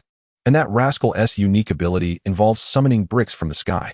When he hurls them at us, they could be pulverized into sand, potentially blinding him momentarily, but... William interjected, Aiden, the great scientist, perhaps we should consider a more effective means of countering Itrek's extraordinary abilities? For instance, wearing a helmet? As soon as William uttered this, an awkward silence enveloped the dilapidated shelter. He cast the catalyst gun aside, saying, well, let us put that aside for now. What do you have in mind to deal with him? William continued, I tend to be quite well informed, and I believe you might find this useful. You see, a girl has recently moved into Itrek's home. Aiden leaped to his feet, exclaiming, what? Itrek is cohabitating with a girl? Is it Gwen? That scoundrel is moving fast. Calm down, mate. The girl isn't Gwen. She is the daughter of my enemy, Hannah. Your enemy? Who? Kim, the leader of a gang. My daughter is gravely ill, and I sought to gather enough funds for her treatment, only to lose all my money at his casino, accruing significant debts. He won't allow me to see my daughter until I repay him, and ultimately, my daughter passed away in the hospital. I intend for him to experience my anguish. As Aiden absorbed William's tale, a vivid image of vengeance formed in his mind. He recalled that his beloved Gwen Stacy's father was George Stacy, an officer in the NYPD, and now Itrek was entangled with the daughter of a gangster. If he could reveal Hannah's true identity to Gwen, prompting Gwen's father to take action against this little criminal, it would serve a dual purpose, creating a rift between Gwen and Itrek while avenging William by apprehending Hannah. Perhaps Itrek would even find himself imprisoned for harboring a criminal. Aiden confided his thoughts to William, who responded, however, Jean Bing's influence is formidable. No one has ever dared to inform the NYPD of his movements. Aiden replied, no matter how powerful he may be, he is merely a maggot lurking in the shadows, unworthy of being brought into the light. Others fear his retribution, but you should be the least afraid. William nodded. Indeed, I have nothing left to lose. Chapter 15.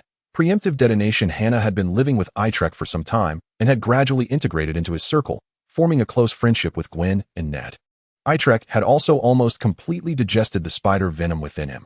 His physical condition had peaked, and his intelligence had stabilized around 700. As he became embroiled in Hannah's and Jean Bing's affairs, Itrek recognized this as both a challenge and an opportunity for self-improvement, which propelled him to continue growing stronger. As a traveler from another realm, Itrek possessed a natural advantage over the indigenous inhabitants of the Marvel Universe. He could foresee the significant events that would transpire here. If he could adeptly leverage these occurrences, Itrek stood to gain numerous benefits. Having just completed the digestion of the spider venom, he was reluctant to immediately pursue genetic and biological enhancements, though he was well aware of many such avenues. For instance, the super soldier serum of Captain America, the Black Widow's Red Room genes, and the Hulk's gamma radiation mutation genes, not to mention the genes of the Lizard and Electro from Oscorp, as well as the Frost Giant plasma of Loki, locked away in a basement safe. These enhancement methods could potentially trigger allergic reactions with the spider venom, so Itrek planned to explore them in due time. At present, His focus was on fortifying his external equipment and weaponry during the transitional period when his body and the spider venom were about to merge. Itrek recalled an ancient text he had memorized. A gentleman's nature is not different. He makes good use of external resources. This underscored the significance of external equipment. Iron Man. Tony Stark relied solely on his unenhanced human form to rival the gods, thanks to his iron armor. Itrek naturally had an advantage in creating equipment, stemming from his intelligence. However, he also faced a disadvantage. Unlike Tony, he lacked wealth. The trinkets in his basement were merely salvaged scraps from the hardware store in Hell's Kitchen, making it impossible to craft refined equipment from them. Thus, he would need to seek out the affluent Tony Stark, believing it was time to exploit that nefarious capitalist. Itrek dialed the 17-digit direct line Tony had provided, a private satellite line known only to a select few. A polite female voice answered, "Hello. This is the office of Tony Stark. May I ask who is calling?" Itrek replied, "Miss Potts, this is Itrek. I am the special appointee of Mr. Stark. Though I have yet to determine my exact position." He mentioned that I could choose any role within Stark Industries. Pepper, Tony's personal assistant, was highly capable and diligent, albeit disapproving of some of Tony's antics. Upon hearing the voice of a young man, she assumed he was yet another of Tony's drunken acquaintances from a nightclub. But she found it audacious that Tony had shared his direct line with him. Her tone remained courteous, yet the content was not particularly friendly. "Very well. If you wish to seek employment at Stark Industries, please send your resume to the official email address. Our professional HR team will review it." "Ms. Potts, wait. What I mean is that Tony Stark has already agreed to my employment. Haven't you heard him mention it? I'm sorry, but since he returned from Afghanistan, I haven't seen him in nearly a month. If you wish to join through a special appointment by the CEO, I suggest you contact Tony Stark directly. Of course, this assumes you can find him and that he remembers his promise to you before he got drunk." With that, Pepper hung up. Itrek realized he might have overlooked a crucial point. Pepper Potts was not the typical submissive assistant to a boss. She bore a degree of responsibility for the company and was tasked with curbing Tony's reckless behavior. The notion of a high school student being employed at Stark Industries and being promised any position appeared farcical. Moreover, Tony was currently off gallivanting, complicating matters further. The timeline they were in was prior to the Avengers. Itrek closed his eyes and utilized the Spider Silk Wi-Fi to browse the internet for useful information, precisely pinpointing his current timeline. Tony Stark had been kidnapped by the Ten Rings in the Middle East and was coerced into creating missiles, which led to him constructing his first suit of armor, one Malawian kwacha, to escape. Witnessing the chaos in the Middle East, he decided to shut down Stark Industries' weapons division and ceased military sales, causing Stark Industries stock to plummet.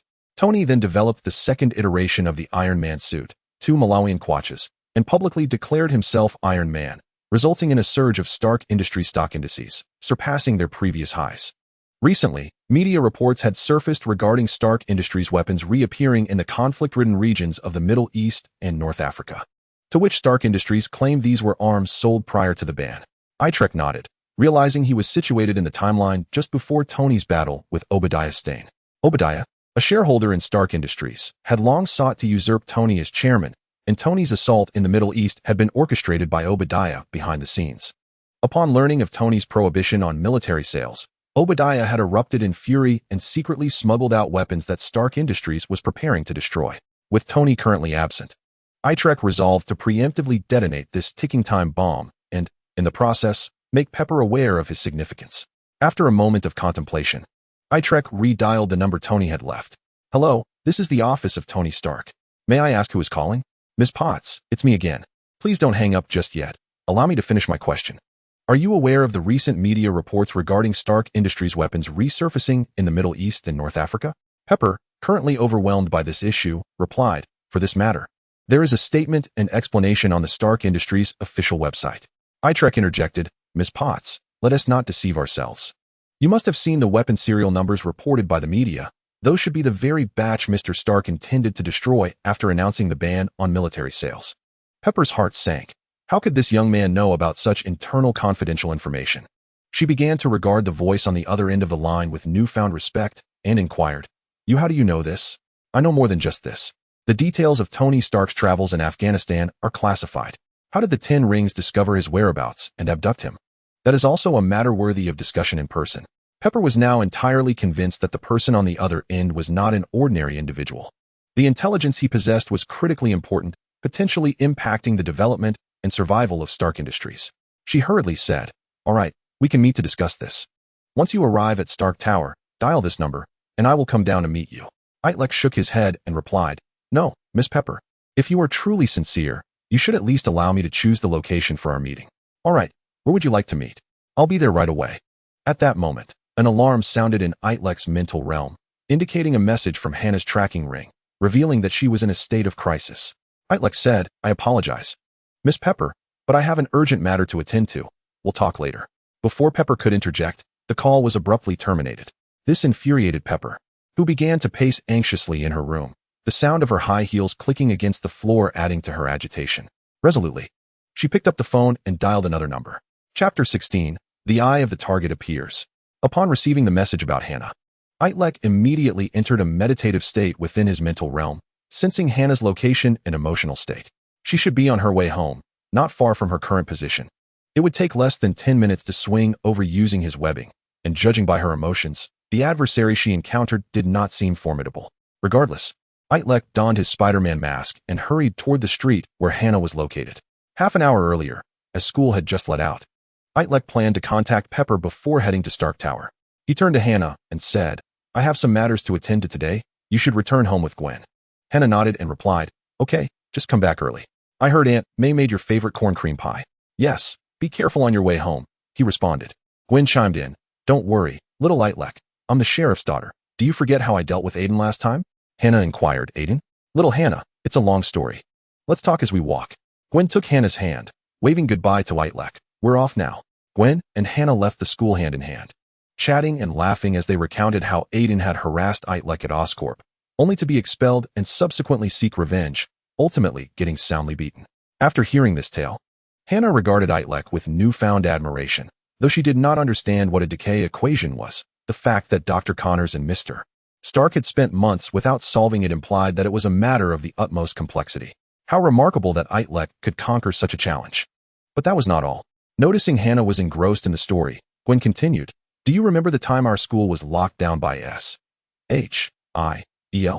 for a day and a half? What happened that day was all thanks to little Itrek. Otherwise, we would have been mentally controlled by that horned monster and suffocated ourselves. As they spoke, two masked figures suddenly emerged from a corner, blocking their path. One was younger, appearing only a year or two older than Gwen and Hannah, and was dressed quite neatly. The other was a burly adult, looking disheveled like a vagabond. Gwen recognized the younger masked man as somewhat familiar, while Hannah felt a strange sense of recognition toward the adult. Their instincts were correct. Beneath the masks were Aiden and William. A few days prior, the two had met at William's residence to strategize. Aiden had suggested that William report to the NYPD about Kingpin. Others might fear retaliation, but you should be the least afraid of it, Aiden had argued. William nodded solemnly. Indeed, I have little left to lose. Then he shook his head vigorously. No, I still have one life. Even if my daughter died seeking revenge, I cannot pay the price of my own life. Aiden sighed in exasperation. He recalled William had previously claimed he would do anything for his daughter's vengeance, but now, when it came to the crunch, he shrank back. Yet Aiden felt similarly. He had no desire to feud with Itrek over revenge against Kingpin. After exchanging glances for several minutes, they conceived a new plan. Since neither of them wished to speak, they could devise a way for Hannah to divulge the information herself. Finally, the opportunity arose when Hannah, the daughter of Kingpin, was seen alongside Gwen, the daughter of Sheriff George. Gwen and Hannah were shoved into a dead-end alley, their curious minds not pausing to wonder why the alley was so impeccably clean. There was not even a single pit on the ground, let alone any trash or filth. Don't make a sound, and don't try any tricks. Get in there and stand against the wall, one masked man commanded, brandishing a sharp knife against Hannah's back. Causing both girls to freeze in fear, the other masked figure aimed a device resembling a water gun, vigilantly watching the narrow sky and alley entrance. What do you want from us? Gwen asked, articulating the very question Aiden and William had anticipated. The two masked men responded in unison. Do you know why the walls in this dead end are so clean? We've entombed quite a few bodies within them. Today, you two might just join them. Gulping, Hannah and Gwen swallowed hard. Hannah had already pressed her hand against the tracking ring, sending her location to Itrek and preparing to unleash her electric webbing. Gwen, concerned for Hannah, stepped protectively in front of her. Hannah, you don't have to be afraid. Let them take it out on me. The masked men echoed with sinister delight. Little girl, the only person we fear in New York City is Kingpin. Yes, if any of you can connect with Kingpin, we might let you go. Otherwise, ha ha ha. The masked man waved his knife, casting furtive glances at Hannah, eagerly awaiting her to reveal her identity in this dire situation. If you are merely ordinary citizens, then I regret to inform you, he sneered. My knife will tear through your clothing, inside and out, top to bottom, seizing everything you possess. Hannah gently pushed Gwen aside, saying, Gwen, step back. I have something to say to them. Gwen worriedly protested. Hannah, you. But Hannah whispered, trust me, I have a plan. The masked men, hidden beneath their masks, wore expressions of anticipation. This fool had finally taken the bait and was about to expose her identity before the sheriff's daughter. They watched Hannah intently, waiting for her next words. Hannah raised her hand, extending her index and pinky fingers. A white line shot forth, striking the masked man squarely in the chest. A silvery glow encircling the webbing as it arced through the air in sharp, lightning-like angles, reaching the masked figure's body. Crackling electricity enveloped the two masked men, making them dance involuntarily to an electrifying beat. Though Hannah's nature was gentle and kind-hearted, not wishing to inflict excessive pain, she released the electric grip once they fell to the ground and urged Gwen, run. Hannah and Gwen sprinted out of the dead-end alley, while the two fallen men, regaining their senses, began to curse and pursue the girls with renewed vigor. The two robust men were swift, and before Hannah and Gwen had covered half a street, they were upon them again, this time with much rougher intent. Seizing Gwen by the collar, he forcefully slammed her against the wall before twisting Hannah's hands behind her back. After removing the ring and bracelet that Itrek had gifted her, he bound her tightly to prevent any further discharge of peculiar electricity. You bastard, William exclaimed, delivering several kicks to the defenseless Hannah and discarding both girls in the corner of the alley. You wretched slut, you've provoked my ire. And now I've changed my mind. Today shall be your demise. With that, William brandished a dagger, aiming for Hannah's throat, causing her to shut her eyes in terror. The sound of a sharp blade slicing through the air was followed by two sickening thuds. Hannah felt warm liquid splatter across her cheeks, and upon opening her eyes, she beheld a crimson scene. Two throwing knives had pierced the necks of the masked assailants, their razor-sharp tips protruding from their throats. The pressure from their carotid arteries sent blood gushing to a height of 3 meters, filling Hannah's vision with a grotesque scarlet fountain. The metallic tang saturating her nostrils and creeping into the corners of her mouth. In a daze, she caught sight of a figure clad in a long black trench coat descending at the alley's entrance, the coat's trailing hem billowing upwards in the breeze. The figure kicked the two corpses aside and enveloped Hannah's head in a dark cloth bag, lifting her from the ground and turning to leave. Just before her vision faded, she glimpsed the man's bald head, adorned with concentric circles tattooed on his forehead, like a target. Chapter 17. Escape. Itrek donned the Spider-Man mask and leaped into the air, his fingers shooting out webs as he swung between the towering buildings. In the course of his journey, he secreted webs to fashion a red and black Spider-Man suit for himself, both to minimize air resistance and to conceal his identity from Hannah. After several swings, Itrek sensed the location of the ring. It lay ahead in a narrow alley. With a powerful thrust of his arm, his body traced a grand parabola before landing firmly in the alley. The sight before him startled Itrek. Two corpses leaned against the wall, and on the ground lay the ring and bracelet he had gifted Hannah, now soaked in blood. At the innermost part of the scene lay Gwen, collapsed in a pool of blood. Itrek rushed over, exclaiming, "Are you all right?" Clearly shaken, Gwen stammered, I'm fine. My dear friend was taken by a man in a trench coat. Can you help me bring her back?" The man in the trench coat? Itrek inquired. Yes. He took Hannah north. He has concentric circles tattooed on his forehead, like a target. What about you? Are you all right? Do you need help? I'm fine. I've already called for an ambulance and the NYPD. The most urgent matter is to rescue my friend. The one who took her is a heartless psychopath. Without further ado, Itrek left a parting remark to take care of herself and leaped away, heading north. The target was a lieutenant of Kingpin, who evidently suspected Hannah might be his daughter, thus dispatching a capable henchman to retrieve her. Felicia had entrusted Hannah to him to prevent her from encountering Kingpin. There was no way he would allow Hannah to be captured so easily. Itrek recalled the two corpses in the alley. Judging by their height and limbs, they were likely Aiden and William. The knives embedded in their throats showcased the target's exceptional combat prowess, his adeptness with cold weapons and precise, forceful throws.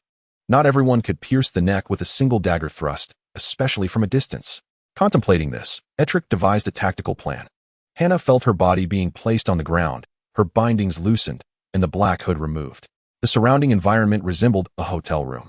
The target handed Hannah a fitted tracksuit, instructing, first, wash the blood off in the bathroom, then change into these clean clothes. I need to take you to meet someone. As Hannah attempted to flee, The target shook his head. With a seemingly casual flick of his wrist, a glinting knife shot forth, embedding itself in the doorframe beside her ear. Several strands of her hair fell at her feet as the target's voice reached her. I don't wish to waste time. Do as I say. Biting her lip, Hannah clutched the clothes and entered the bathroom. As she heard the sound of water splashing, the target leaned against the wall, fiddling with the dagger while waiting patiently. In the bathroom, as Hannah washed away the blood, she contemplated her escape, yet the overwhelming disparity in strength filled her with despair.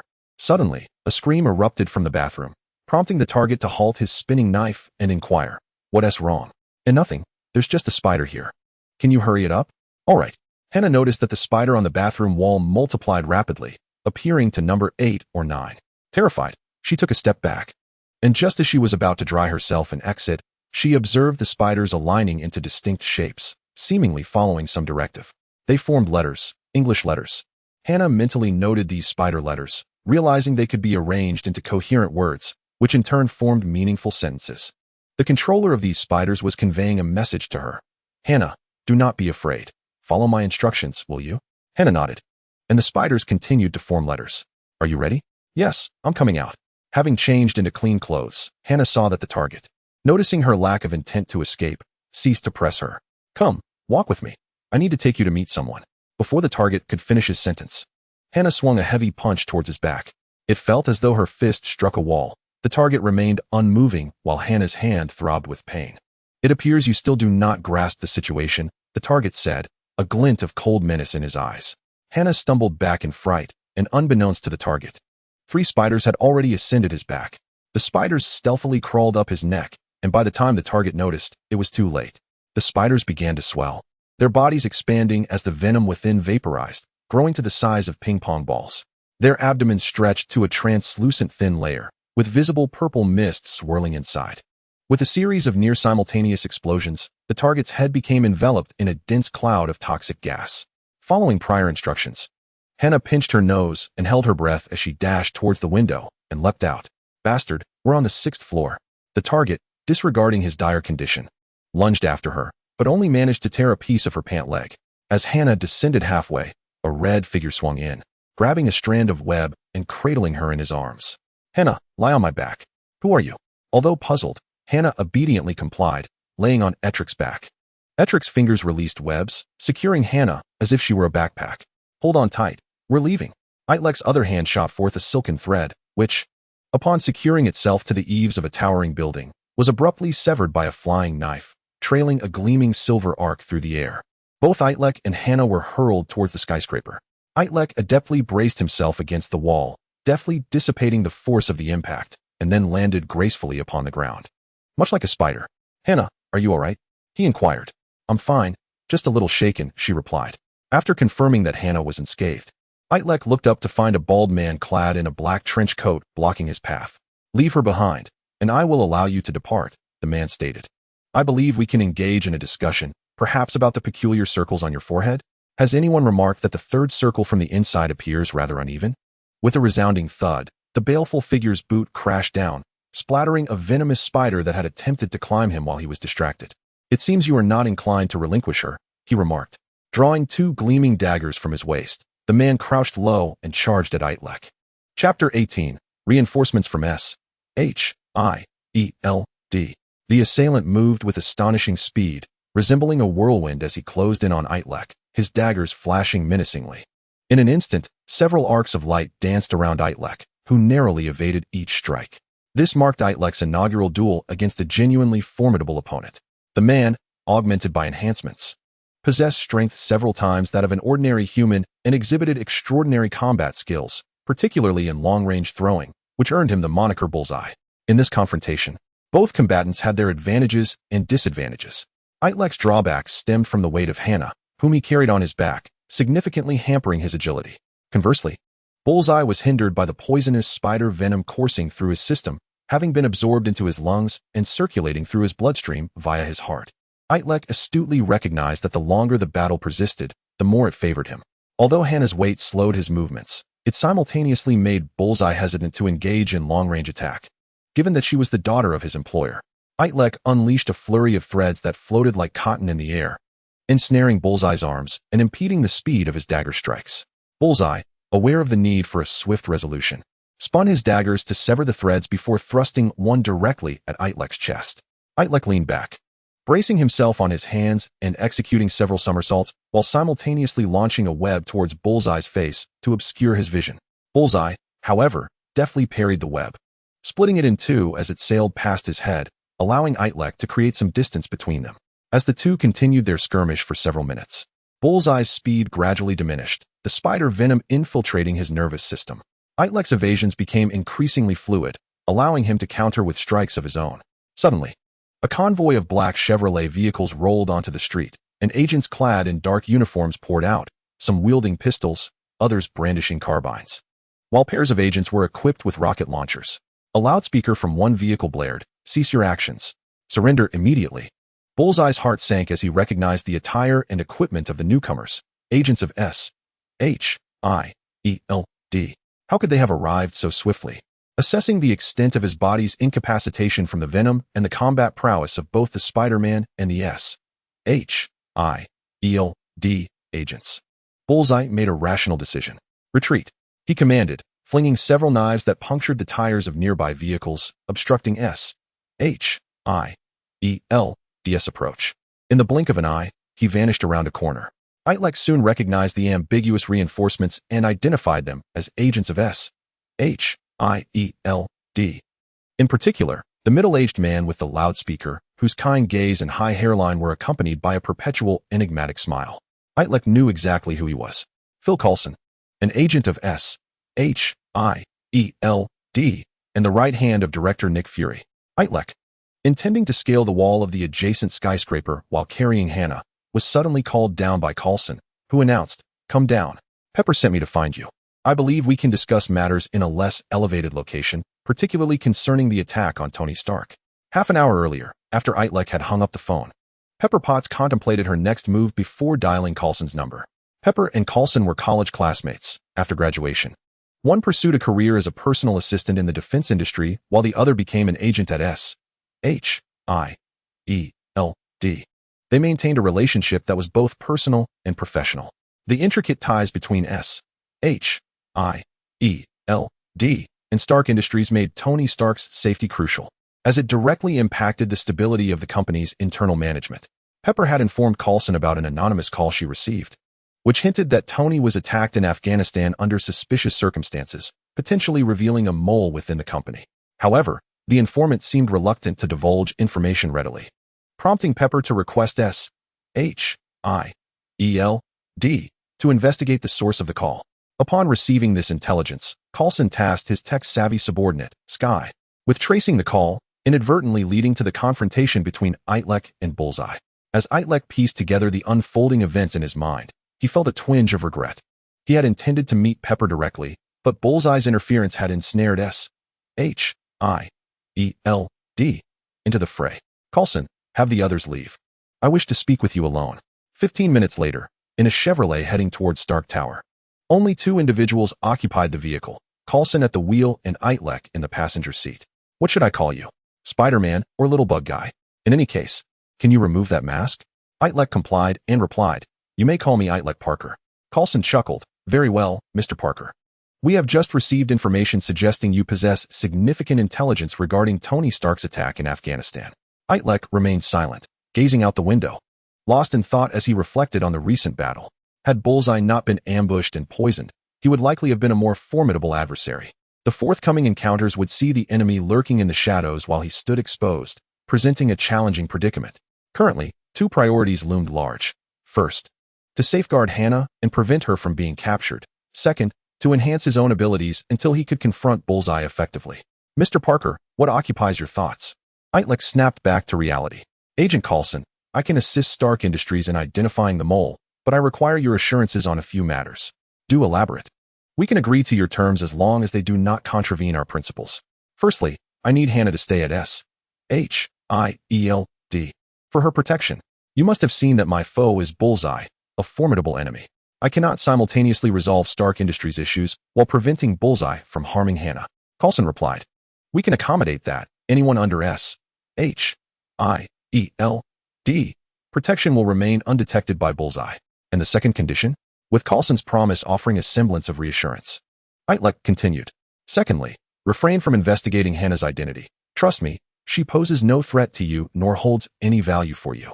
Should you pursue this course of action, it would only jeopardize our future collaborative relationship. I possess a wealth of intelligence beyond mere matters concerning Stark Industries. Coulson remarked, in theory, S.H.I.E.L.D. is tasked with investigating the information of all individuals, accumulating comprehensive knowledge about everyone.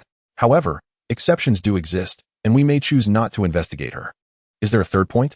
The third point is that my entrusting Hannah to you signifies a substantial measure of trust and goodwill. Thus, I hope you will also place faith in my judgment when confronting the mole within Stark Industries, and not act as an impediment to my efforts. Chapter 19, Obadiah. Coulson drove with Itrek to the base of Stark Tower. Dressed in a professional white-collar outfit and a form-fitting skirt, Pepper awaited their arrival. Hello, Miss Potts. I am Itrek. The one you spoke with over the phone not long ago. Itrek extended his hand, and they shook. Please, come with me. The three ascended in the elevator. Stark Tower proving far more magnificent than Oscorp Tower. While Oscorp is indeed a leading technology company, it specializes primarily in biopharmaceuticals. Stark Industries encompasses a full spectrum of heavy industrial production, the entire edifice replete with mechanical and AI elements, evoking a sense of advanced technology and futurism. They arrived at a cafe on one of the upper floors, where one side featured floor-to-ceiling windows offering a panoramic view of half of New York City, bathing the space in natural light, while the other side held a scattering of chairs and low tables for employees to relax. Obadiah, Itrek began after seating himself. What? Obadiah is a veteran scientist at Stark Industries and one of its largest shareholders. How could he possibly attempt to assassinate Tony? Pepper exclaimed, her eyes wide with disbelief. She sought evidence from Itrek, who responded, perhaps you could check Obadiah's computer and see if any evidence can be retrieved? Pepper retorted, this is absurd. I have no reason to suspect a venerable figure within the company. Itrek urged, Miss Potts, please calm down and consider this carefully. If Tony Stark were to be attacked and perish, who would stand to gain? Who would become the largest shareholder of Stark Industries? And who would be most qualified to assume the role of chairman? If you are reluctant to acknowledge it, then I implore you to reflect further. Who possesses the authority to halt the destruction of weapons and facilitate their resale to the Middle East and North Africa? Coulson interjected, Pepper, Itrek has a compelling point. Aside from you and Tony's proxies, only Obadiah could orchestrate such a thing. Yet Pepper remained unconvinced, declaring, fine, I will confront Obadiah immediately. Coulson, please stay here with Itrek for a moment. Pepper's fiery disposition truly befits her nickname, Pepper Potts, as she exited in haste. Itrek inquired, Mr. Coulson, shall we take this opportunity to explore Stark Tower? Where do you wish to go? To view Mr. Stark's inventions. He had previously invited me to join Stark Industries, but I was occupied with unfinished matters at Oscorp, hence my delay. Today presents the perfect opportunity. If you insist on going, then I shall accompany you. Itrek and Coulson ascended to the top floor, passing through the corridor until they confronted a locked glass door, requiring a password or retinal scan for access. Coulson shrugged, remarking, it seems we are not particularly welcome here. Bang. Crash. Itrek forcefully kicked the glass door, shattering it. Now it is welcoming. He stepped inside, with Coulson jogging to catch up. Hey, are you out of your mind? What are you doing? Itrek quickened his pace, searching for something, stating, there is no time. We must stop the mole within Stark Industries. I would argue that you seem the most likely suspect. Coulson exclaimed, incredulous. This is utterly insane. The chamber was Tony Stark's research hall, showcasing numerous suits of armor, with an incomplete red and yellow battle suit situated on a circular workbench at the center. Itrek approached the control panel, his hands flying over the interface, activating the mechanical arms surrounding the prototype workstation. Coulson drew his firearm, aiming it at Itrek. Itrek, whatever your intentions, I command you to cease this instant. Do not forget, your dear friend Hannah remains in our custody. Itrek continued his rapid manipulations, scanning the information flashing on the screen. Agent Coulson, I advise you to lower your weapon. The situation is exceedingly precarious. Rather than listening to my explanations, let us count down together. Coulson's face was a canvas of confusion. What? Let's count down together. 3, 2, 1. Boom. After Pepper departed from Itrek and Coulson, she hastened towards Obadiah's office. As Tony Stark's irreverent heir's private secretary, Pepper wielded considerable authority, yet bore significant responsibility. The tasks Tony delegated were entrusted entirely to her. Thus, she frequently met with Obadiah. She could hardly believe that this older gentleman with gray hair would commit such an act. Arriving at Obadiah's office, she found the door firmly locked. Initially, she intended to wait for Obadiah's return, but Itrek's words lingered in her mind. After considerable deliberation, she retrieved Stark Industries' highest-level access card, gently swiping it across the sensor, causing the door to unlock. Entering, she seated herself in Obadiah's chair, powering on the computer and entering the identification numbers of the weapons slated for destruction into the search bar, clicking the confirmation button. A flood of information regarding weapon shipments appeared, revealing that these armaments, designated for destruction, had been resold under Obadiah's authorization. Furthermore, the proceeds from the sales were funneled into an untraceable account, a substantial sum that Obadiah could exploit for numerous purposes. Pepper felt her understanding of reality shift dramatically. She could hardly fathom that Obadiah would engage in such treachery. Could he be the mastermind behind Tony's kidnapping in the Middle East? Pepper intensified her investigation into Obadiah's computer and ultimately restored a hidden video from the recycle bin. The video depicted a desert scene in the Middle East, featuring several armed militants addressing the camera in broken English. Obadiah, you didn't inform us that the kidnapped individual was Tony Stark. Had we known, we would have demanded a higher ransom. Immediately transfer $5 million to our account, or we will release him only after he manufactures missiles for us. Upon witnessing this, Pepper swiftly shut down the video, retrieved a USB drive, and began copying the incriminating evidence against Obadiah. Just then, footsteps echoed outside, and upon seeing her office door swing open unexpectedly, the footsteps quickened. The door burst open. "Miss Potts, what are you doing in my office?" Pepper forced a smile, replying, I came to deliver the first quarter's revenue report, and noticing you were absent, I left it on your desk." As Pepper spoke, she discreetly cast glances at the progress of the copying on her computer. 24, 47, 88. At last, it reached 100, and a notification of successful copying popped up. Pepper remarked, "I have some matters to attend to regarding the income report. We shall discuss it further in our meeting tomorrow afternoon." She deftly extracted the USB drive and stood to leave, only to be seized by Obadiah, who grasped her wrist firmly. "Wait a moment, you might have forgotten something." Chapter 20. The Spider-Mech Suit. Obadiah pulled Pepper back into the office, stating, "You forgot to turn off the computer screen." Through the reflection in the glass, he caught sight of a notification on his computer, and a chill ran down his spine as he realized Pepper was investigating him. "Miss Pepper, could you enlighten me on the information contained within that USB drive you are holding?"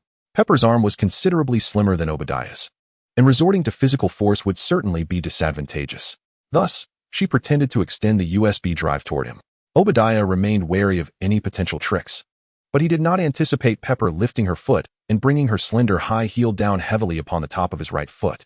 Obadiah let out a pained yelp, and Pepper seized the opportunity to escape with the USB drive, locking the office door behind her with her high-level access card. Obadiah pounded on the door with his fists, exclaiming, "Pepper, open the door. Let me out. There must be some misunderstanding." To which Pepper replied, "You can explain that misunderstanding to the judge." Hearing her words, Obadiah's expression darkened, realizing there was no turning back. In that case, he pressed a button hidden within the office cabinet, and a secret door slowly parted, revealing its true contents. A colossal iron mech, the Ironmonger. The 10 Rings had kidnapped Tony in the Middle East, compelling him to fabricate missiles. However, Tony cleverly deceived them and instead created the Iron Man suit, the Mark I. Wearing the Mark I, Tony defeated the 10 Rings and successfully escaped. But the Mark I was left behind, severely damaged on the 10 Rings territory.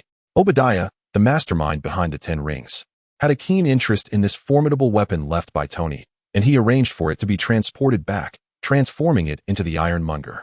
Just as Tony had relied on the Mark I to escape the 10 Rings, Obadiah would now depend on the Ironmonger to extricate himself from Stark Industries. Obadiah donned the Ironmonger suit and activated the rocket launcher on his shoulder, aiming it at the door. With a whoosh boom, Coulson was startled by the deafening explosion, nearly misfiring his gun aimed at Itrek. "Hey, what just happened? Was that your doing?"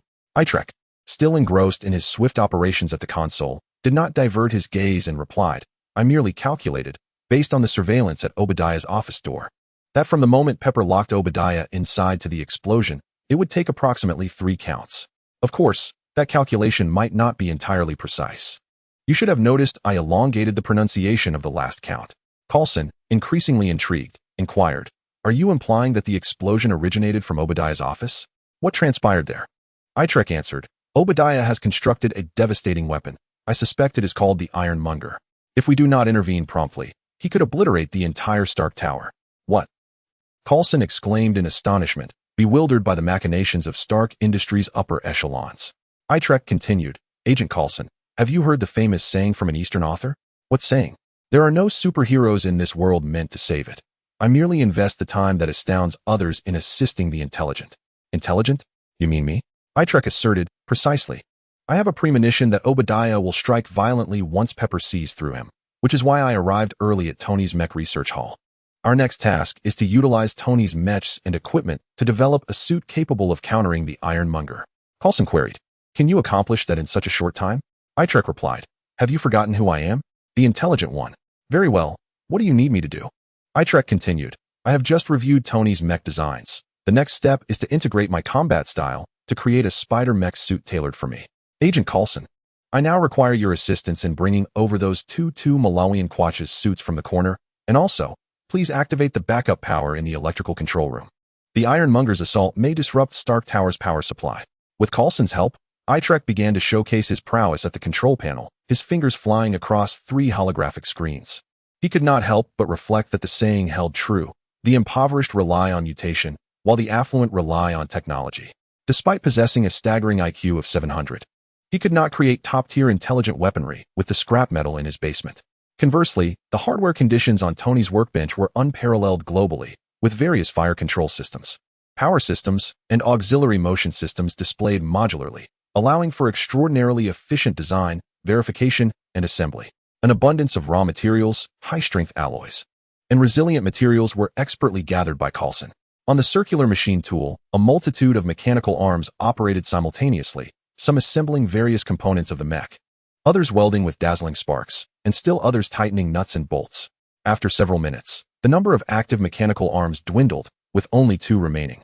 Completing the final spray painting touches, Itrek gazed upon his creation with satisfaction.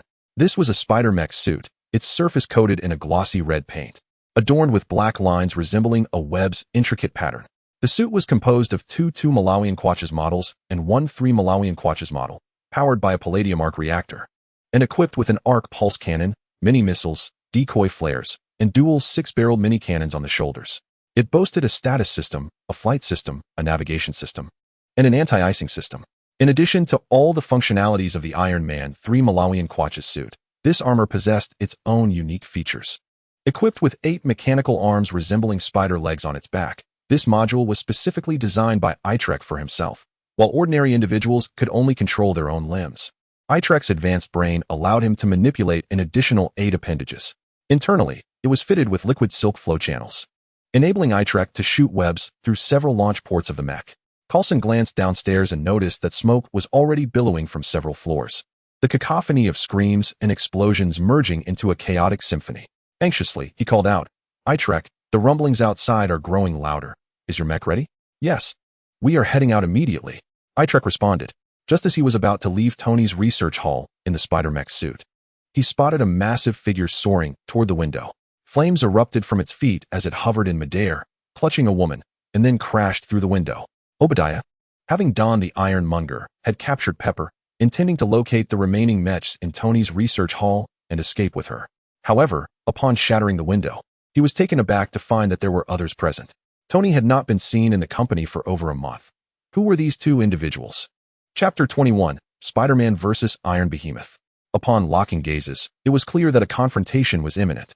The Iron Behemoth fully engaged its hydraulic power pump, charging towards Itrek with its iron head lowered.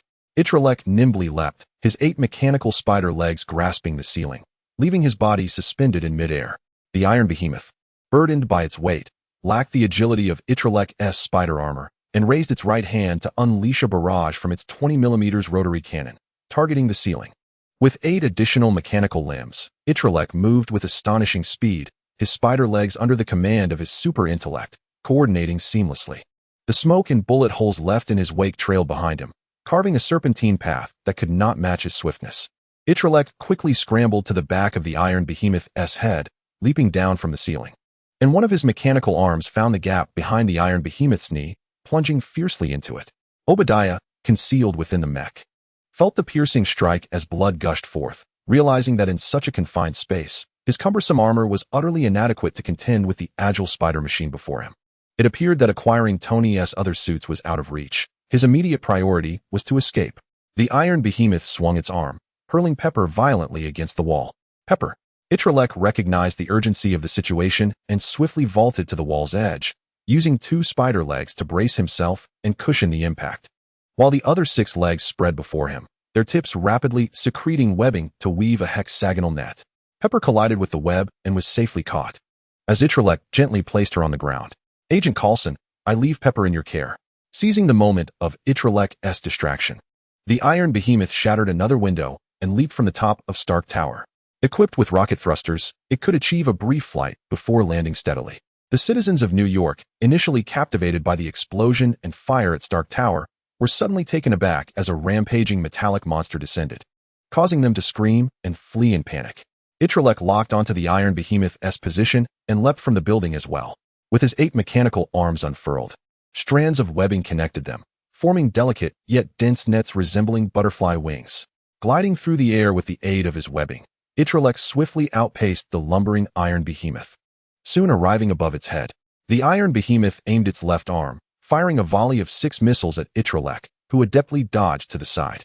With a resounding crash, 8 mechanical legs embedded themselves into the metal, and Itrek crouched behind the iron behemoth. The recently launched missiles, trailing flames, struck the building and the crowd below.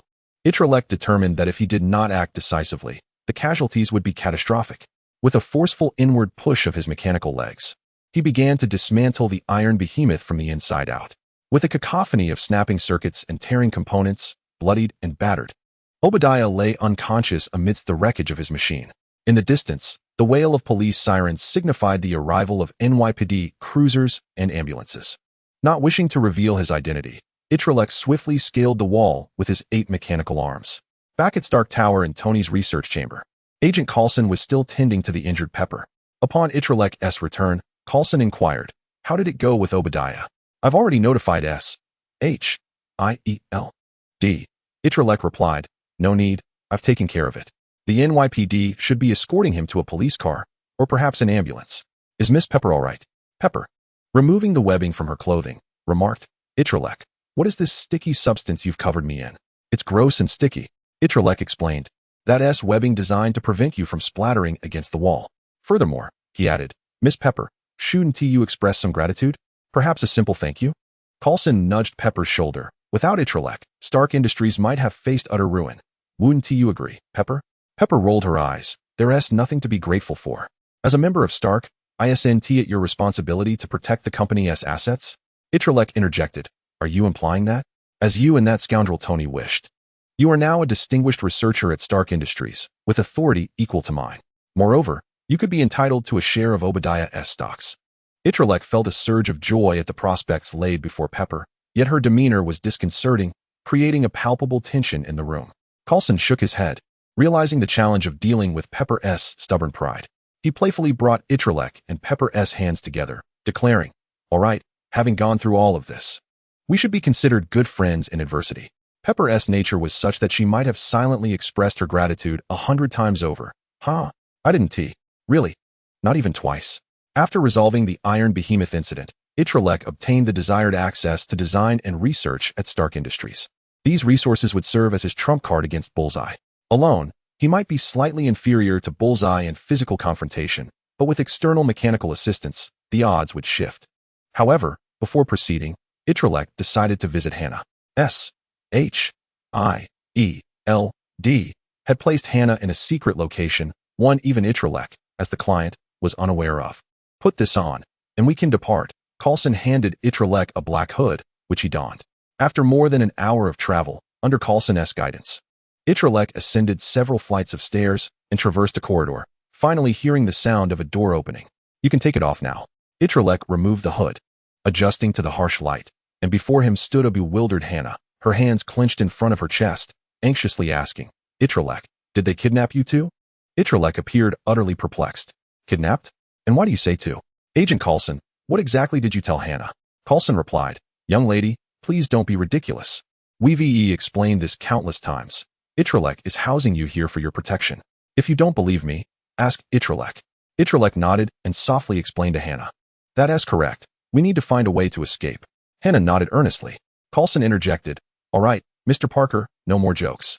It must be that new auxiliary agent who is always playing pranks to frighten Hannah. A new auxiliary agent? Coulson nodded. Yes. She is a captive from a hacker collective known as S.H.I.E.L.D. Her name is Sky, and she excels in computer and hacking skills. After Pepper contacted me, it was Sky who located your position via satellite. Chapter 22. The Night in New York City. Aunt May, Hannah's mother, had returned home for a few days. Upon arriving, Itrek explained to Aunt May. She sighed. Well, will she be coming back? She should return in a few days, Itrek reassured her. Although Hannah was somewhat introverted, she could engage in substantial conversation once comfortable. The house felt noticeably empty without Hannah, leaving only Aunt May and Itrek, creating a sense of solitude. After dinner, Aunt May reclined on the sofa, engrossed in the show Two Broke Girls, while Itrek retreated to his bedroom to complete his homework. The room felt desolate, as if something essential were missing. Naturally, the school assignments posed no challenge for Itrek, who effortlessly completed them, even maintaining a degree of control over his accuracy to avoid standing out excessively. A mere 15 minutes later, Itrek finished all his tasks, closed his notebook, and began contemplating his next plan of action. To ensure Hannah's safety, it was imperative to eliminate Bullseye. Having already achieved the first step, gaining the power to contend with Bullseye through Stark Industries, he now needed to lure him out and bring him to justice. Only by capturing Bullseye could Hannah return. Otherwise, he risked inviting danger into their lives, jeopardizing even Aunt May's safety. When he had abducted Hannah right under Bullseye's nose, he had donned the Spider-Man mask, showcasing Spider-Man's abilities. Thus, Bullseye was likely investigating Spider-Man's whereabouts, hoping to trace Hannah through him.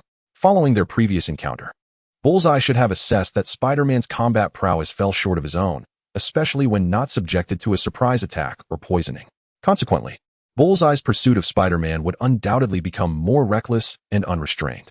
This, however, played in Itrek's favor, as his current objective was to be found by Bullseye and subsequently defeat him using the trump card acquired from Stark Industries. Nonetheless, evading Bullseye while simultaneously drawing his attention was no simple feat. Itrek resolved that during the upcoming nights, he would don Spider-Man's mask and patrol the streets of New York City, engaging in acts of heroism to garner attention and lure Bullseye out.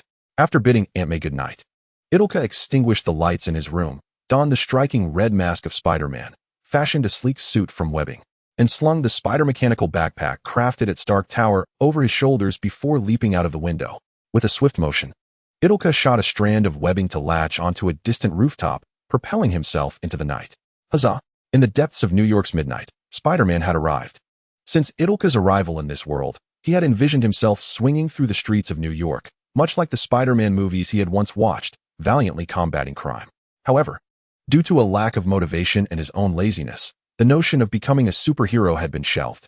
Moreover, while the NYPD may not have been the most efficient, they were the official law enforcement agency, and he felt it inappropriate to usurp their role. He could even risk becoming a target for them, labeled as a vigilante. However, the circumstances had shifted. On one hand, he needed to draw out Bullseye for Hannah's sake. On the other, his abilities and network had evolved significantly. Even if discovered now, he had Coulson to back him up. Perched atop a building, Itrek surveyed the streets below. He observed 3 thugs emerging from a convenience store, each adorned with distinct masks, one resembling Captain America in blue, another with a red and yellow Iron Man mask, and a diminutive figure donning a Hulk mask. Captain America and the Hulk brandished a crowbar and a knife, respectively, while Iron Man stuffed a hefty stack of green bills into his backpack. Shortly thereafter, the store owner burst out after them. "Hey, stop right there. Put the money down." The store owner, a portly white man, struggled to keep pace, panting heavily as he leaned against his knees after only a short distance. The 3 thugs halted, turning to mock him, tongues outstretched. "Ha ha, fat pig, come chase us. Ha ha, you loser. If you catch us, we'll treat you to diet pills." Itrek leaped down, placing his hands on his hips as he confronted the trio. "You, Iron Man, Captain America, and Hulk, return the money to him, or don't blame me for being rough." The 3 turned, spotting Itrek's costume, and mistook him for a fellow miscreant. Laughing even harder. Say, buddy, which superhero are you?" "Ha ha." With a swift motion, Itrek shot a strand of webbing, silencing one of them. "I am Spider-Man. From now on, the night streets of New York are under my watch." The other 2, realizing the situation was turning unfavorable, charged at him with their crowbar and dagger. In response, Itrek deftly swung his arms, unleashing 2 strands of webbing that ensnared their ankles, sending them tumbling into a heap. Itrek sprang into action, firing strands of webbing to immobilize the 3 thugs, rendering them akin to caterpillars struggling on a web. He then picked up Iron Man's wallet and tossed it to the overweight store owner. The owner, however, trembled, collapsing to the ground. Spider-Man, I was wrong. Please let us go. Itrek then noticed the man clutching something and approached to find it was another Captain America mask. It turned out the owner was also a robber, unable to wear the mask due to his large head. Itrek replied with exasperation, "Robbery isn't for everyone, my friend. Your physique is ill-suited for such vigorous endeavors." The owner nodded. "They made me do it. They said a store was selling diet pills." Itrek interjected, "Enough. Where's the real store owner?" "He's still inside, tied up under the counter." Itrek nodded, pulling out the owner's phone to dial the NYPD and report the incident. After hanging up, he cast a glance at the owner. "Do I need to do anything further?" The owner sheepishly approached the three thugs, binding his hands with their webbing, then plopped down beside them, eliciting simultaneous cries of despair from the three. In a clandestine facility on the outskirts of New York City, moonlight streamed through the windows, casting a silvery sheen across the floor. Lying in bed, Hannah wrapped herself tightly in her blanket, staring vacantly out the window. Having never known her father and lacking a sense of security throughout her childhood, she found herself in perilous situations upon arriving in New York with her mother, ultimately being taken into Itrek's home. Fortunately, both Itrek and Aunt May treated her with kindness, allowing Hannah to rediscover the warmth of a family. Sighing softly, Hannah lamented, "But now, I am alone again." The cold moonlight and tranquil night surrounded her as she forced herself to close her eyes, hoping that warmth would find her in her dreams. Hannah drifted into a light sleep, not sinking deeply. After an indeterminate time, she vaguely sensed Itrek at her bedside, seemingly calling her to wake up for school. However, upon abruptly opening her eyes, she found herself still in the cold, empty secret hideout. Pursing her lips, she rubbed her eyes and was pleasantly surprised to discover a delicate ring adorning her finger. "Itrek, he has been here." Hannah joyfully enveloped her head in her quilt, stifling her excitement. She recalled that Itrek had mentioned how the locator ring could pinpoint one's location while also sensing emotions, establishing a subtle connection between them.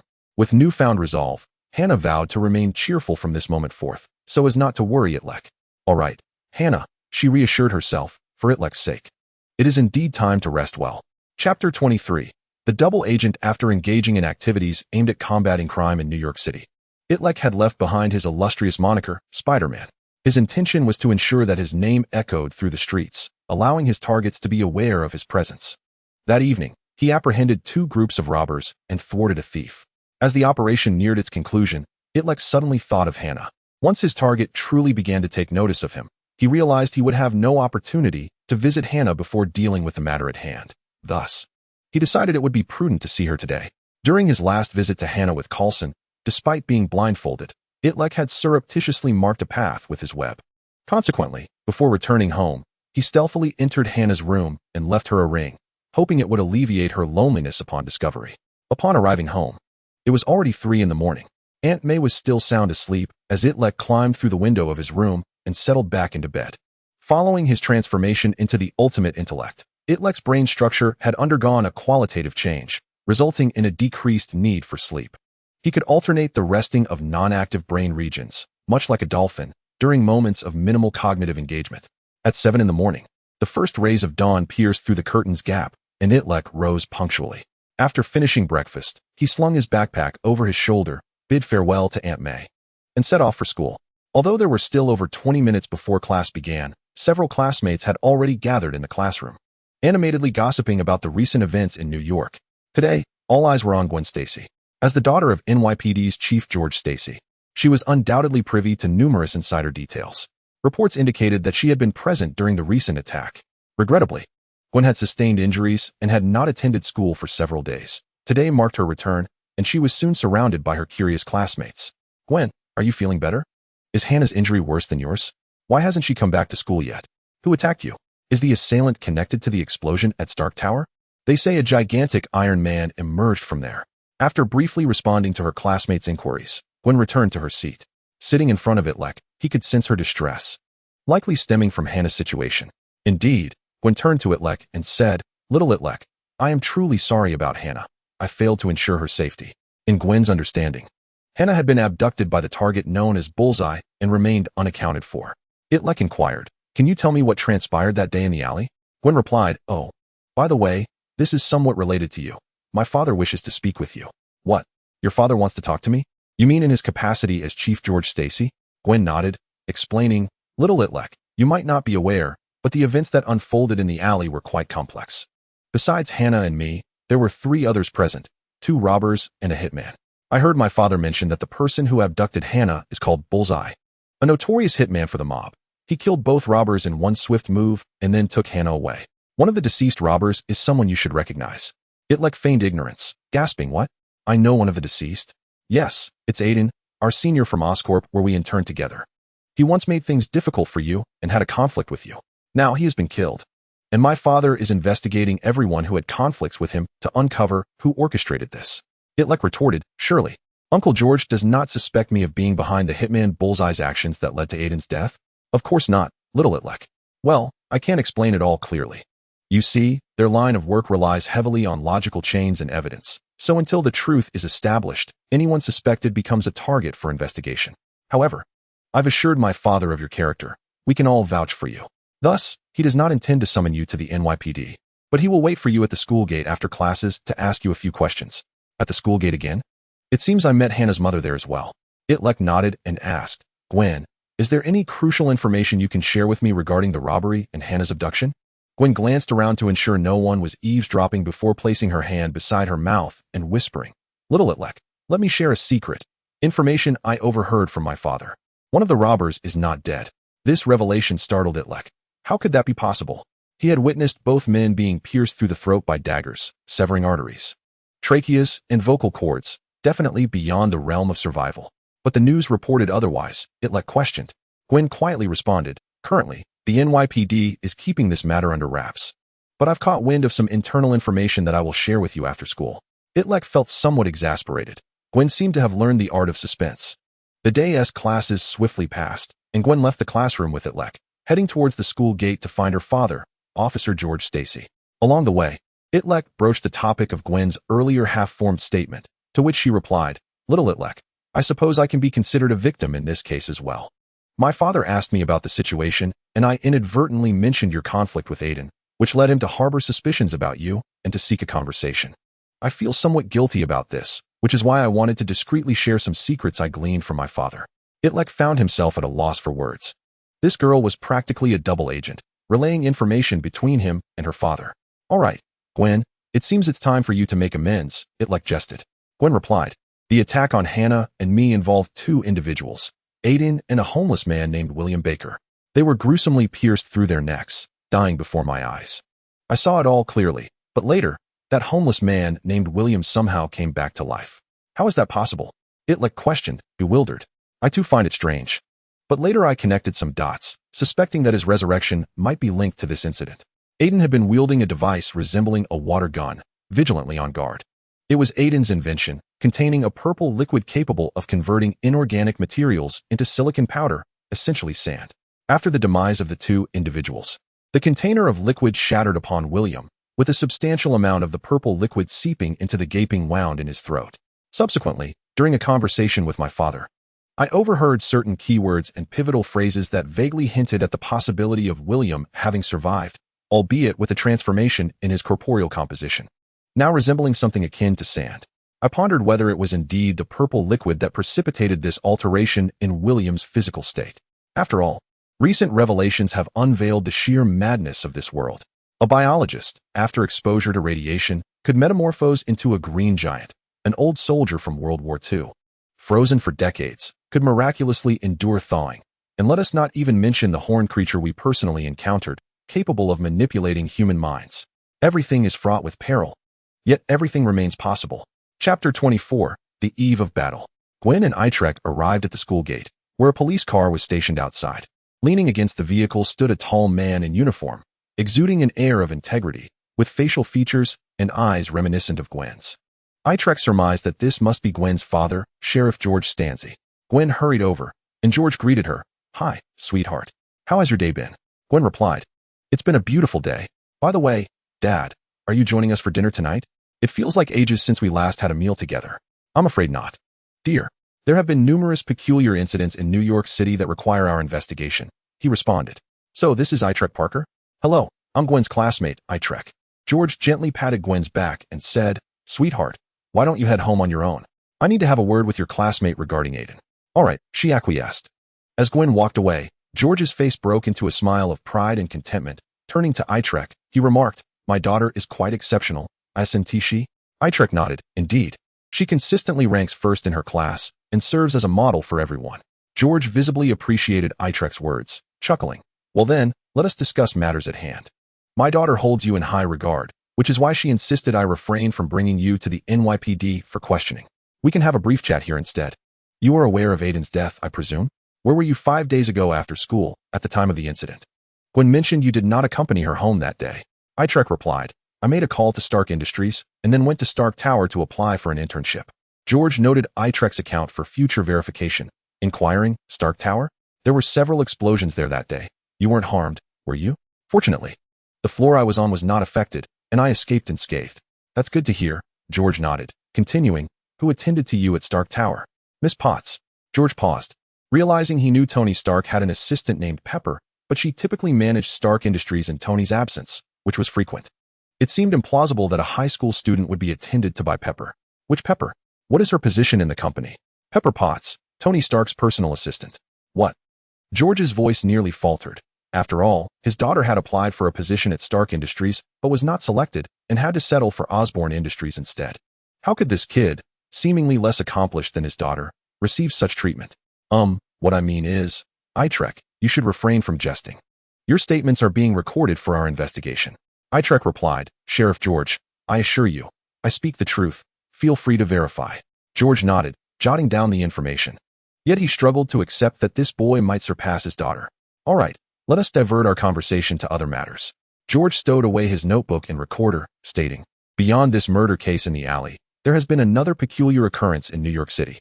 At night, an individual claiming to be Spider-Man emerges to combat criminals. His intentions may be noble, yet an ordinary citizen lacks the authority to enforce the law.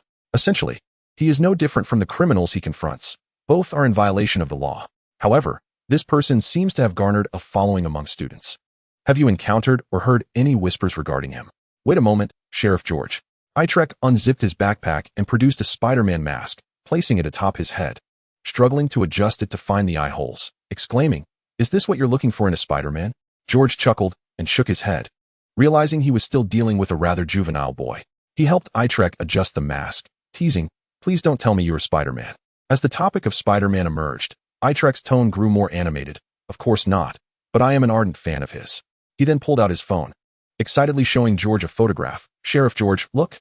One time I even captured Spider-Man in action." The image depicted a figure swinging between skyscrapers, leaving a long streak behind due to his rapid movement. George shook his head in resignation. "Kid, we still don't know whether this Spider-Man is good or bad. You all should be cautious and not pursue him too fervently. Here, let me give you a number." George tore a piece of paper from his notebook, writing down a number. "This is the contact for our NYPD Spider-Man task force. I am a member as well. If you and your friends spot Spider-Man again, call this number, and we will arrive at the scene promptly." Felicity returned home utterly exhausted.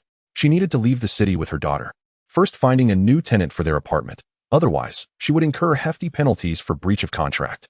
However, after visiting several agencies and encountering 4 or 5 suitable tenants, each time the deal progressed to the final stage, the other party inexplicably withdrew. To say it was without reason would be inaccurate.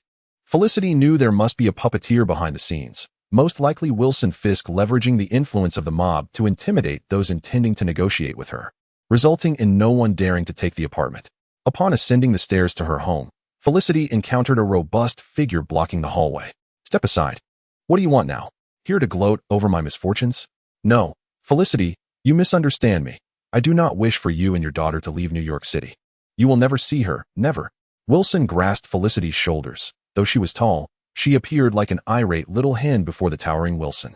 "Felicity, please, don't be upset. We can have a civil conversation. Let us not escalate this. Get your filthy hands off me." Wilson complied, releasing her. He could be ruthless and cold-blooded when dealing with gang rivals, or even the NYPD, taking lives without a second thought, yet he felt helpless before this woman. "Listen, Felicity, I wish to speak with you, or rather, we could make a deal. I will cease my attempts to see Hannah, but I implore you not to leave New York City with her, all right? I realize that forced affection cannot endure, but I hope you both will remain in this city, close to me, so that my people can protect you." Just as Felicity was about to retort, Wilson quickly interjected. "It is a clandestine protection. I vow never to let Hannah discover my presence. Fleur was captivated by Kingpin's words. Had he not exhibited such aggression from the outset, she would not have wished to leave this place with Hannah. Very well, then, instruct your subordinates, the ones sent to investigate and abduct Hannah, to cease their actions. If you can refrain from interfering in our lives, we shall remain here. Kingpin, before Fleur, promptly dialed a video call to Bullseye. After a series of beeps, Bullseye's image appeared. Kingpin stated, "Bullseye, I need you to halt your pursuit of Hannah and apologize to Ms. Fleur." Bullseye, being an astute individual, understood his boss's intent after a brief moment of surprise and grinned, saying, "Hee, Miss Fleur, my sincere apologies, we should not intrude upon your life. I assure you I will never appear in Miss Hannah's sight again." After Bullseye had murdered William and Aiden, the NYPD had broadcast a wanted poster of him on television. However, Fleur, being a former partner of Kingpin, was not one to be trifled with. She remarked, "So you are Bullseye? I must thank you for saving my daughter from those two robbers, but I hope you will keep your distance from her in the future." Bullseye's smile took on a sinister edge as he replied, "As you wish, madam. However, the Spider-Man who attacked me last time, I presume he is of no concern to you? Seeking vengeance against him seems only natural, does it not?" Kingpin's voice turned grave. "Bullseye, do not overstep." "Fear not, boss. I know my limits." With that, Bullseye concluded the call. Chapter 25, Spider-Man vs. Bullseye. By the way, Itrek, there's one more thing. Inform your friend Spider-Man that he is being targeted by Kingpin's henchman, Bullseye.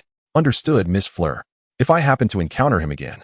Itrek ended the call with Fleur, now fully aware of the precarious situation she and Hannah were in. Kingpin had ceased his obsession with recognizing Hannah. It was time for her to return home from S.H.I.E.L.D. However, Kingpin's henchman, Bullseye, had developed a grudge against him during the abduction of Hannah.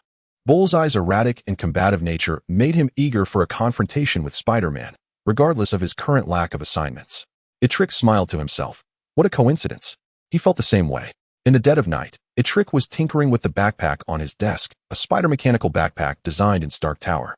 Specifically crafted to counter Bullseye, a trump card he felt compelled to test in combat.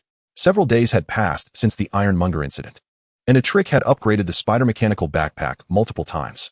This device was a portable version of the spider armor, which had been modified from the Mark III iron suit. While the armored suit was formidable, it was not feasible to carry around. In contrast, the spider mechanical backpack retained the core of the spider armor while eliminating unnecessary components. Weighing only 125 kilograms, much lighter than the original 90-kilogram suit, the wings of a butterfly unfurled in the tower of his mind. Itrek had a premonition that he might encounter Bullseye tonight. Donned in his Spider-Man costume and equipped with the spider-mechanical backpack, Itrek leaped from his window into the night. With a rhythmic motion, he shot webs from both hands, swinging above the bustling streets of New York City, the wind whistling past his ears as he searched for anomalies in the city. Following his instincts, he glided on his webs to a bridge, where, despite the late hour, traffic remained heavy. The headlights resembled a galaxy of fireflies, pulsing on the broad expanse of the bridge. Suddenly, a gigantic figure burst forth from the bridge's support, charging into the stream of vehicles. It was an enormous lizard-like creature, thrashing its robust tail, careening through the traffic in a frenzy. Cars blared their horns and slammed on brakes. Chaos ensued. The colossal lizard crossed the road, leaping off the bridge, agilely grasping a support beam as it descended into the water, vanishing from sight. In the wake of the giant lizard's rampage, numerous vehicles collided. One driver mistakenly pressed the accelerator instead of the brake, hurtling off the bridge and plunging into the depths below. Itrek reacted swiftly, shooting two webs to attach to the roof of the car.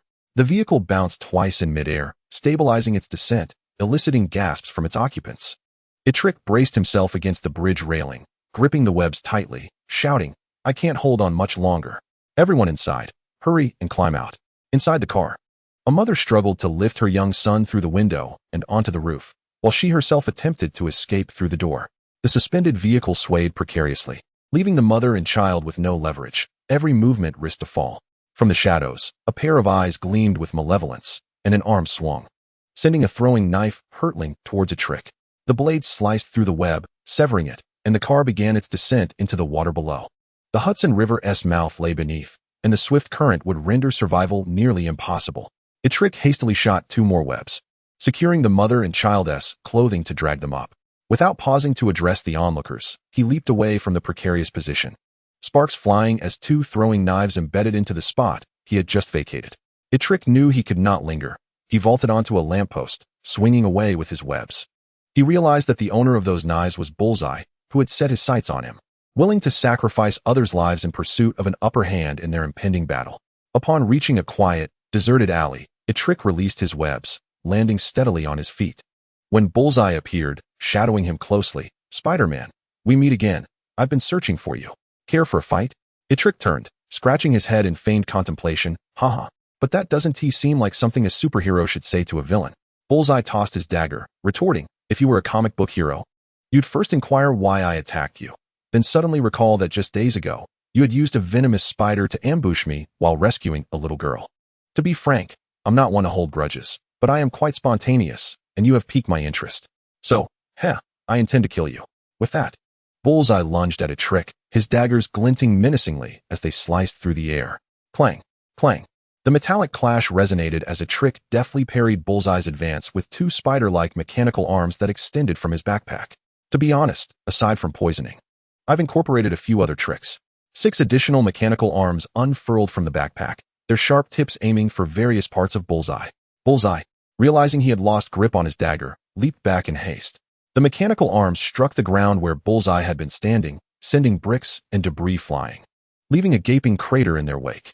The Spider-Mech backpack possesses nearly all the offensive capabilities of the Spider-Mech, particularly the pivotal mechanical arm module, which can be deftly manipulated by Itrek at will. Target I took a breath, intrigued by the formidable opponent before him. Itrek, however, offered no respite. As 4 mechanical arms plunged into the ground, springing him gracefully over 20 meters to stand before Target I in an instant, drawing 2 daggers from his waist. Target I prepared to defend himself as Itrek simultaneously commanded 8 arms to launch a frenzied assault from all directions. The daggers whirled rapidly, parrying blows and sending sparks flying around him. Clang, clang, clang, clang. Target I's arms grew weary from the relentless defense, leaving no room for counterattack, his speed gradually waning. Yet Itrek remained unperturbed. The mechanical arms drew power from a palladium arc reactor, allowing Itrek to control them with mere thought, expending no excess energy. Observing Target I's frantic parries, Itrek leaned back, crossing his arms, and remarked, "Mr. Target I, have you become so fixated on my mechanical arms that you've forgotten about these 2 hands?" With that, he spread his palms, launching 2 strands of webbing toward Target I. Chapter 26. The Learning Ability of the Ultimate Homo Sapiens. In a moment of quick thinking, Target I flicked his wrist, releasing the daggers to sever the strands. With his weapons lost, he dared not linger. He rolled backwards several times and shot a chain claw upward, securing it to the eaves on either side of the street, swiftly ascending to the rooftop. Itrek stood resolutely in the center of the street, well aware that, given Target I's nature, he would not retreat so easily. Moreover, Target I likely had more tricks up his sleeve. Swoosh! A silver line sliced through the night, hurtling toward Itrek. Instinctively, a mechanical arm from Itrek's backpack rose to intercept the incoming object. Clang! A silver foil card fluttered down from the tip of the mechanical arm like a fallen leaf. Target I's most terrifying ability was his unparalleled precision in throwing. He had previously dispatched an enemy from 91 meters away with a mere toothpick, a testament to his exceptional hand-eye coordination. The recent close combat with Itrek was merely an appetizer. Now, Target I was ready to delve into his realm of expertise. Concealed in the shadowy corner of the rooftop, he deftly fanned out a deck of silver foil playing cards, the faces blooming open like a painted fan. With a flick of his fingers, 3 cards soared towards Itrek. Each card spun with differing trajectories and angles. Some flew directly at Itrek, while others arced a full 180 degrees to strike from behind. Just as Itrek used his mechanical arms to deflect the 3 cards, dozens of silver cards surged forth from all directions, swirling around him like leaves caught in a tornado. With only 8 arms, let us see how you can fend off attacks from so many angles. Target I chuckled. Yet he was taken aback as Itrek's 8 mechanical arms extended, each positioned at the vertices of a cube, exuding strands of webbing that connected the other vertices. In an instant, Itrek wove a dense barrier around him, ensnaring the swarm of cards as if they were butterflies caught in a spider's web, thwarted at the outer layer. Target I gasped, contemplating a change of location to launch another attack. Yet Itrek remained motionless, eyes closed. What trick is this boy trying to conjure now? Itrek momentarily delved into his mental realm, reenacting the trajectories of the 48 flying cards repeatedly, deducing Target I's position. Furthermore, by analyzing each card's angle of rotation, speed, and direction, Itrek reverse-engineered target IS throwing technique. Though slightly inferior to the original, it would suffice. Upon opening his eyes, he plucked a silver foil card from the web, mimicking Target Eye's gesture to flick it rapidly. The playing card spun skyward, vanishing into the night. Target Eye, puzzled by Itrek's antics, suddenly sensed an ominous wind at his back and instinctively sidestepped. Swoosh! The playing card grazed Target Eye's cheek, leaving a trail of blood on his cheekbone before embedding itself deep into the ground. Startled, he scarcely had time to react as he heard more sounds surrounding him. Swoosh! Swoosh! Swoosh! The sharp sounds of the flying cards echoed around him like surround sound, and Target Eye's heart sank.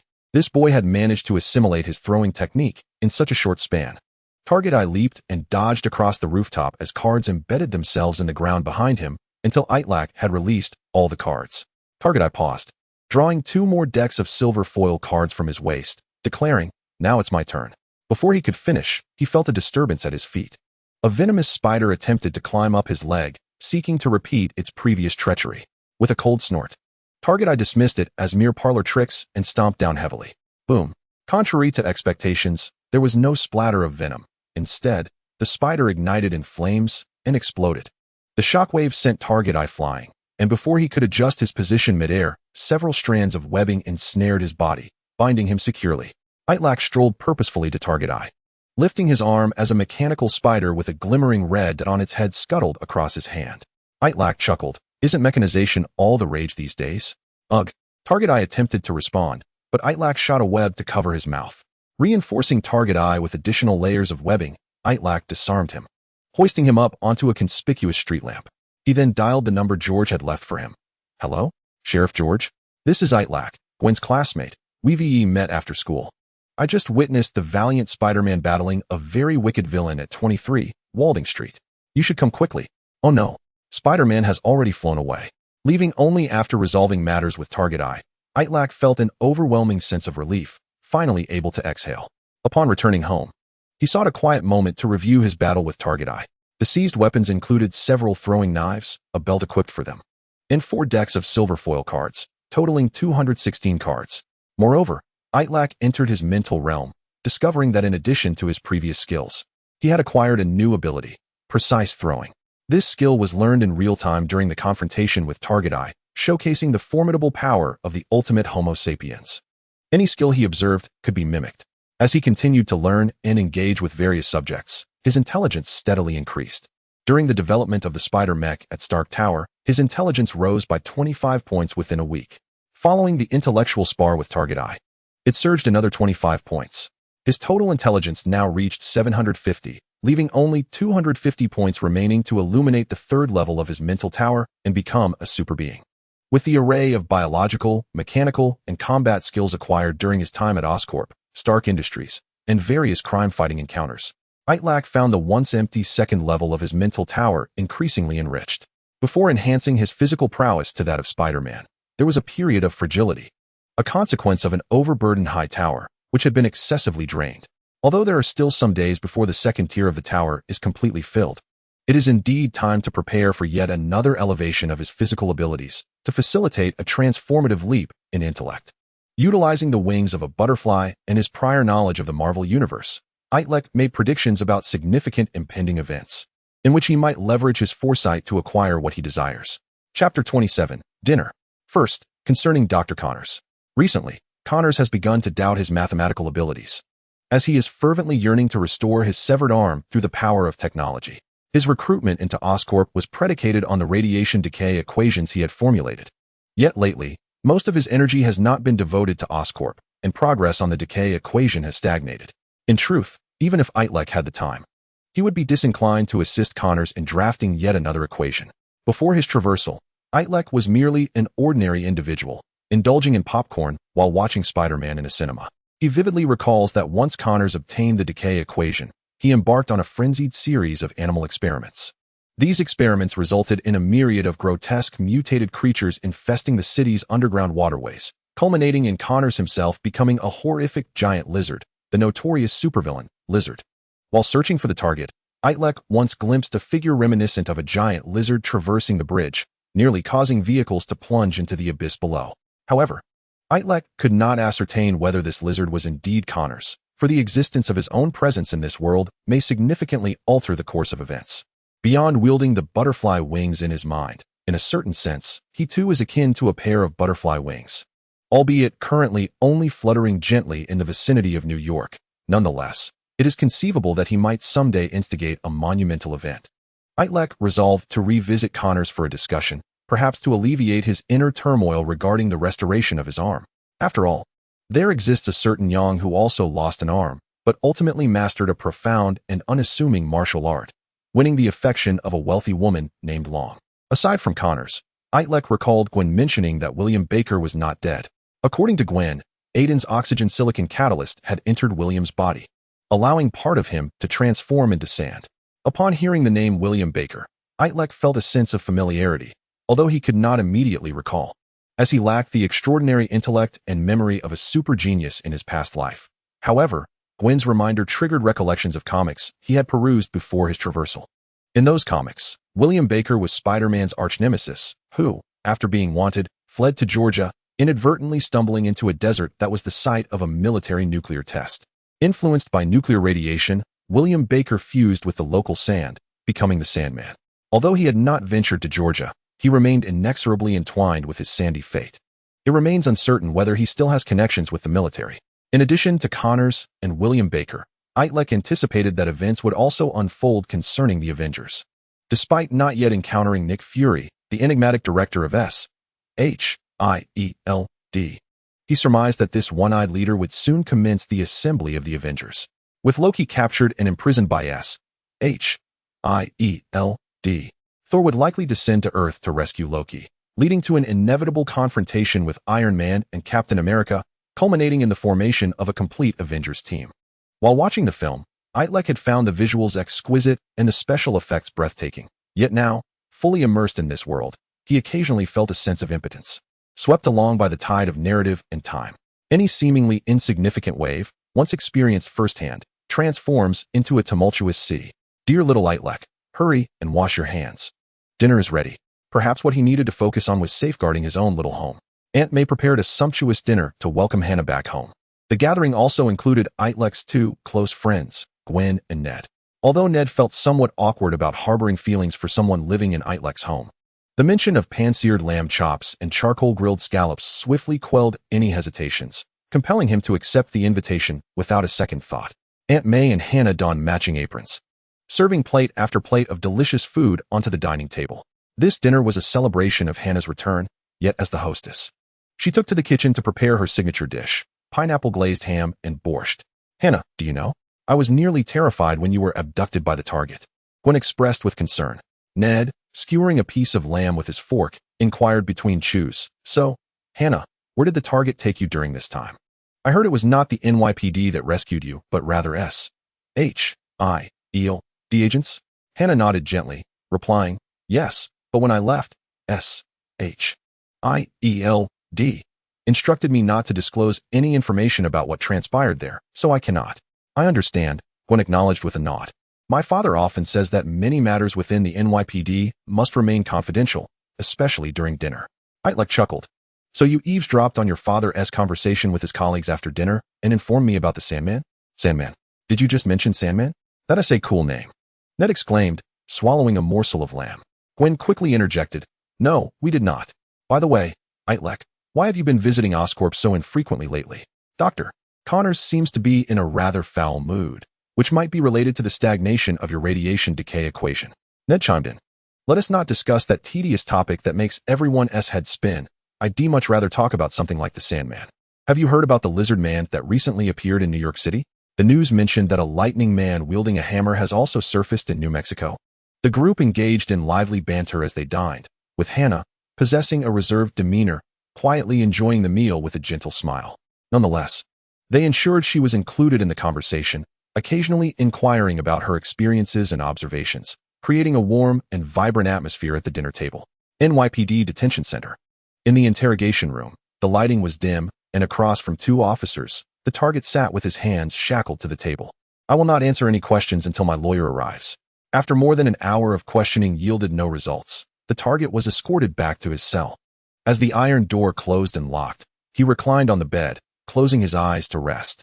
He felt no concern regarding his predicament. Having eliminated 2 assailants in the act, his actions could be classified as self-defense. Coupled with the top-notch lawyer dispatched by Kingpin, the target was confident that he would soon be released, ready to seek out Spider-Man once again. "Hey, are you the target?"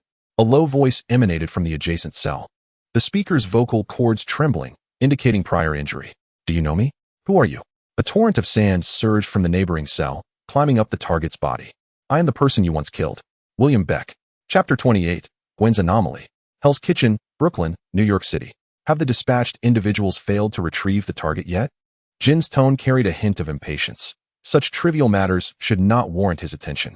However, a recent mission concerning his family necessitated the involvement of the target, prompting him to reach out to his legal team. "Boss, this situation appears rather complicated. Up to this point, we have yet to lay eyes on Mr. Target," came a cautious voice from the other end. "What? As long as the target's actions can be categorized under the doctrine of self-defense, he should not face criminal liability. Is such a straightforward defense beyond your capabilities? Boss, this truly exceeds our purview. It seems that the target's case has been excluded from the judicial process. We have made numerous requests to the NYPD, yet have been unable to secure a meeting with him." Jean fell silent, contemplating. Having navigated the underworld for so long, he had established a certain equilibrium with the NYPD. Logically, they should not pose undue difficulties. Thus, only one possibility remained. His adversaries had likely bribed someone within the NYPD or had infiltrated their ranks to obstruct him. Who was responsible for incarcerating the target? Who was overseeing his case? The arrest process for the target was managed by an officer named George Stancy, and thereafter, all information was completely sealed. Understood. It appears this matter will require alternative handling. Itrek had been feeling somewhat odd recently. He had not encountered Gwen on his way to school for several days. That morning, he embraced Aunt May in farewell and walked alongside Hannah towards school. Along the way, they ran into Ned, and the three engaged in conversation about recent events. Passing by Gwen's residence, Ned inquired about Itrek's recent curiosity. "Itrek, do you think Gwen has moved? I haven't seen her around lately." Itrek gazed towards Gwen's dwelling. Her apartment was on the 5th floor of the building, with a balcony enclosed by black railings adorned with a few potted plants and plastic chairs. There was an inexplicable strangeness in the vicinity, as if there were unfamiliar individuals or occurrences. Itrek's butterfly wings offered him an instinctual intuition. But without engaging in meditation and contemplation, such intuition remained mere instinct, devoid of concrete meaning. "Why don't we just ask Gwen at school?" Upon arriving at school, Itrek entered the classroom to find Gwen already waiting at her desk. "Hi, Gwen. Why haven't I seen you on the way to school lately?" Gwen shook her head in exasperation. "My dad has been driving me to school recently. Ugh. I have to endure his tedious jokes every day from the passenger seat, those kind that were popular last century. You know, I'm 16 now. I could independently apply for an internship at Osborne Industries and even contribute to the household income, yet he still treats me like a child." As Gwen spoke, she retrieved her textbooks and pencil case from her bag. The moment she unzipped the pencil case, Itrek detected a faint, burnt odor. Itrek's senses were several times more acute than those of an average person, enabling him to notice details that others might easily overlook. He sniffed the air. The burnt scent bore a hint of sulfur, likely a byproduct of gunpowder. Why would there be such a smell emanating from Gwen's pencil case? Though faint, it was still suspicious. As Mr. Harrington entered the classroom to commence the lesson, Itrek found himself unable to concentrate. His eyes were fixed on the blackboard. Yet his thoughts spiraled into the recesses of his mind. The recent peculiar feelings concerning Gwen had grown numerous, and he resolved to activate his butterfly wings to sense where this subtle current of events might lead him. Ascending to the 2nd level of his mental tower, Itrek sat cross-legged in the central hall, surrounded by a kaleidoscope of fragmented memories, catalyzed by the butterfly wings, intertwining with various concepts and statements that were specific yet unclear. Anomalies near Gwen's home. Someone is surveilling and attempting to infiltrate, or has already succeeded. The burnt smell emanating from Gwen's pencil case. The scent of gunpowder mixed with rust, possibly related to bullets, which may involve elements of force, kidnapping, or threats. Sheriff George's insistence on driving Gwen to school while delivering irritating cold jokes. He is attempting to protect Gwen, but it is evident that this method is ineffective. His tedious jokes serve as a self-affirmation, an attempt to convince himself that everything is fine, yet they expose his anxiety. The school bell rang, and Itrek's stomach growled. As he devoured the sandwich Ned had brought, he contemplated his next course of action.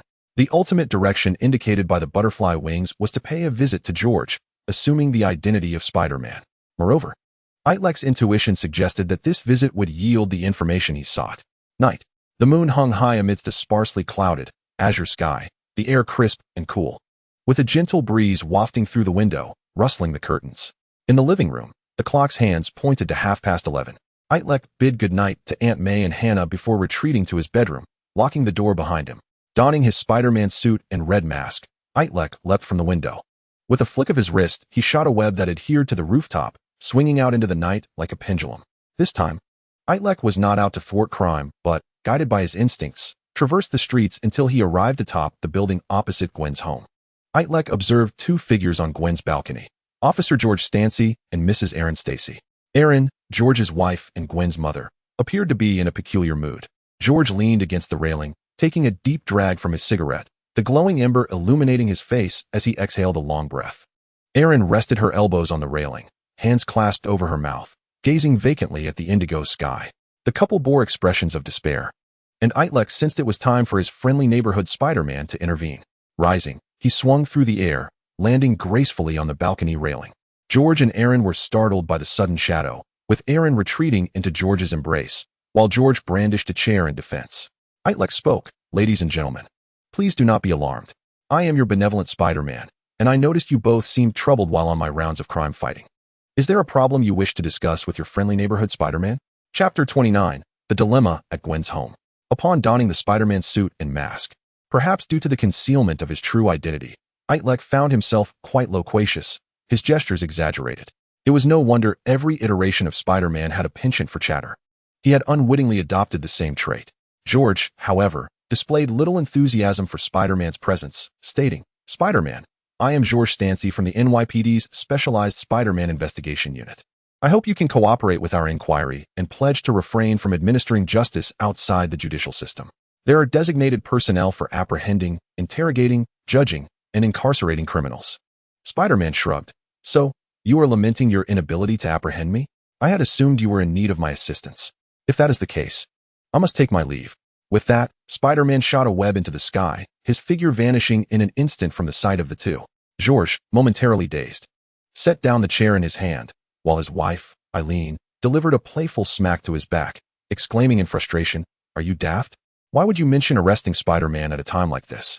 It is a well-known fact that Spider-Man fights for justice in New York City. He might very well help us resolve our current predicament, and you scared him away." Before Eileen could finish her sentence, Spider-Man's upside-down visage appeared before her, prompting a gasp.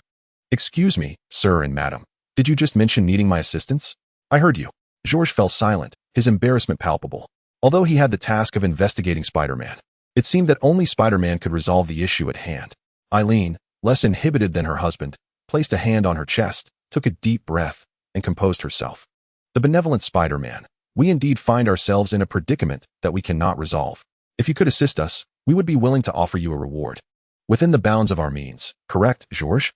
George, feeling conflicted, nodded hesitantly. "For Gwen's sake, I must set aside my principles." "So what exactly has transpired?" Eileen replied, "My daughter is named Gwen Stacy. She is a student at the local high school. Recently, strange occurrences have been happening to her.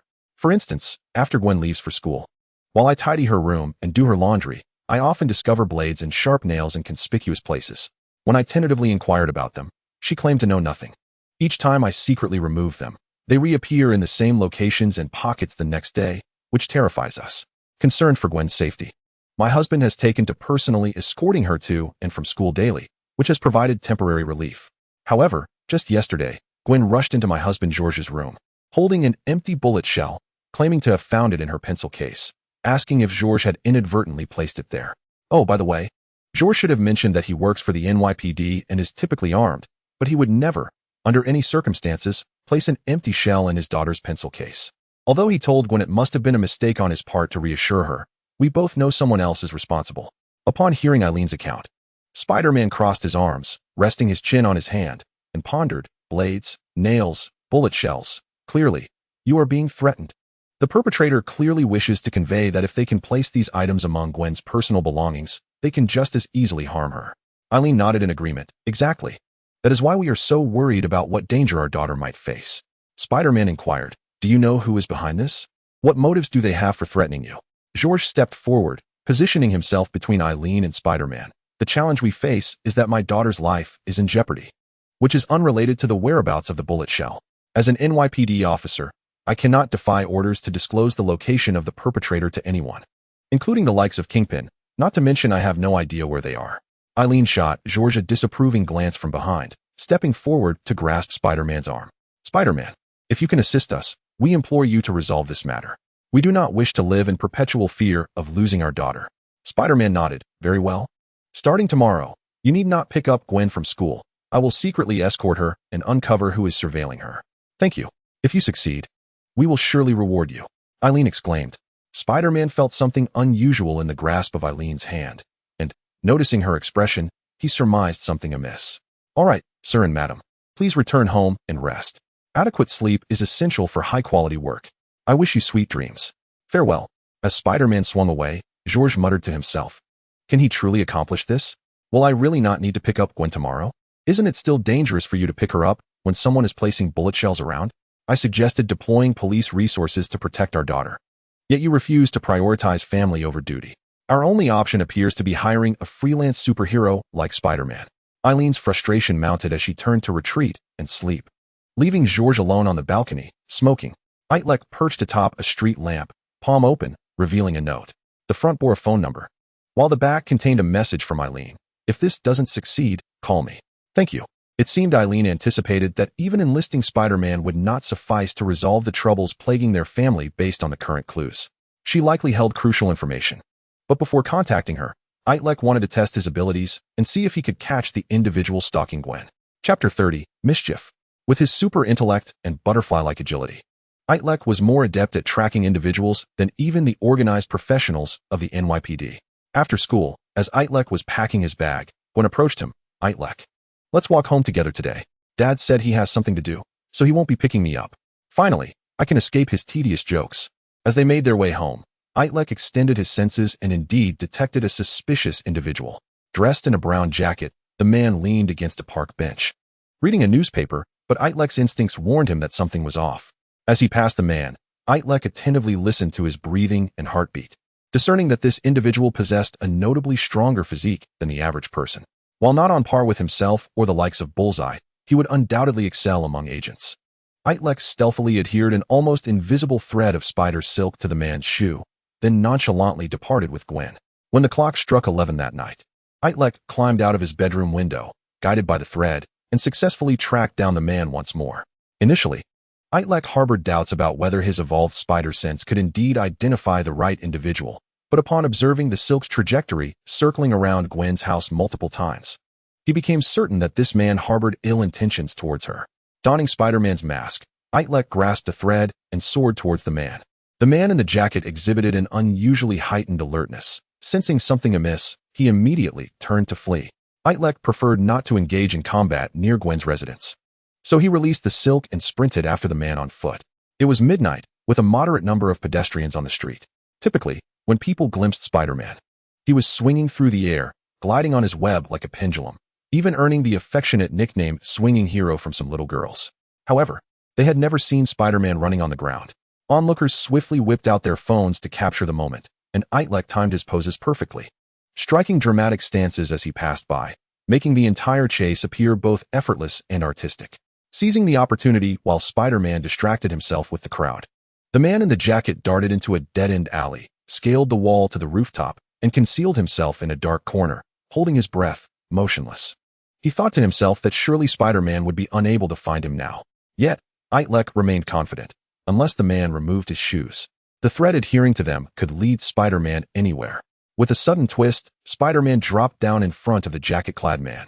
Having developed a taste for such frightful pranks since the last encounter that startled Gwen's mother, Mrs. Aaron, the man abandoned his stoic demeanor, clutching his chest as if his heart might burst, desperately pushing against the ground as if trying to meld his back into the wall. To be an agent, one must possess a formidable heart, a sound mental fortitude. Remaining unflustered is the most fundamental requirement, Spider-Man lectured. Who's an agent? I'm just a passerby, the man retorted. Itrek continued. The blade in Gwen's backpack and the bullets in her pencil case. Those must be your handiwork, right? I see you possess quite the skill, managing to deceive George while committing such acts. The man ceased his attempts at denial, not wishing to resist. He was an underling of Kingpin, having heard of the debacle involving Bullseye's failed attempt to seek vengeance on Spider-Man. Indeed, that was my doing. as a warning to George to comply with Kingpin's demands. Demands? Spider-Man queried. Bullseye disappeared after joining the NYPD. My boss, Kingpin, promised George a sum of money to disclose Bullseye's whereabouts, but George has yet to respond, leaving us with no choice but to apply pressure in this manner. Spider-Man asked, what if George resolutely decides not to cooperate with Kingpin? The man pondered briefly before responding. I don't know. It could lead to a deadly confrontation, perhaps even harm Gwen. Actually, capturing you now is of little use. Firstly, you lack evidence. Secondly, even if you could prove I slipped that blade and shells to the little girl, it wouldn't amount to a significant crime. Itrek nodded, recognizing the validity in the man's argument. The adversary had not yet truly harmed Gwen, thus he could not be imprisoned. Yet, what would happen once he did strike? Simply injuring or unlawfully detaining the man would be futile, for there were countless skilled operatives under Kingpin, and as long as Kingpin remained intact, he could continually dispatch minions to threaten Gwen. If it came to that, even Itrek would be unable to guarantee Gwen's safety at all times. There were potential solutions, but they felt nearly as futile. If Itrek could eliminate the mastermind behind this, Kingpin, then the incessant threats would cease. However, it was questionable whether his current strength was sufficient to confront Kingpin alone. Moreover, Kingpin was Hannah's father. Eliminating him before they had even met would complicate future interactions. Furthermore, Kingpin served as a crucial stabilizing force within New York City, and the absence of his influence could lead to greater chaos. After much deliberation, Itrek resolved against taking action against the man in the jacket, fearing it might provoke Kingpin and result in mutual destruction. You may go, he declared. Really? The man asked, surprised. Of course. Could I make one last request? What is it? Could we take a photo together? My son is a huge Spider-Man fan. The two took a selfie with the man's phone, and Itrek learned that this individual was named Anthony and had a lovely son. Before parting ways, Itrek urged Anthony to relay to Kingpin that they should refrain from sending further threats to Gwen's family for the time being.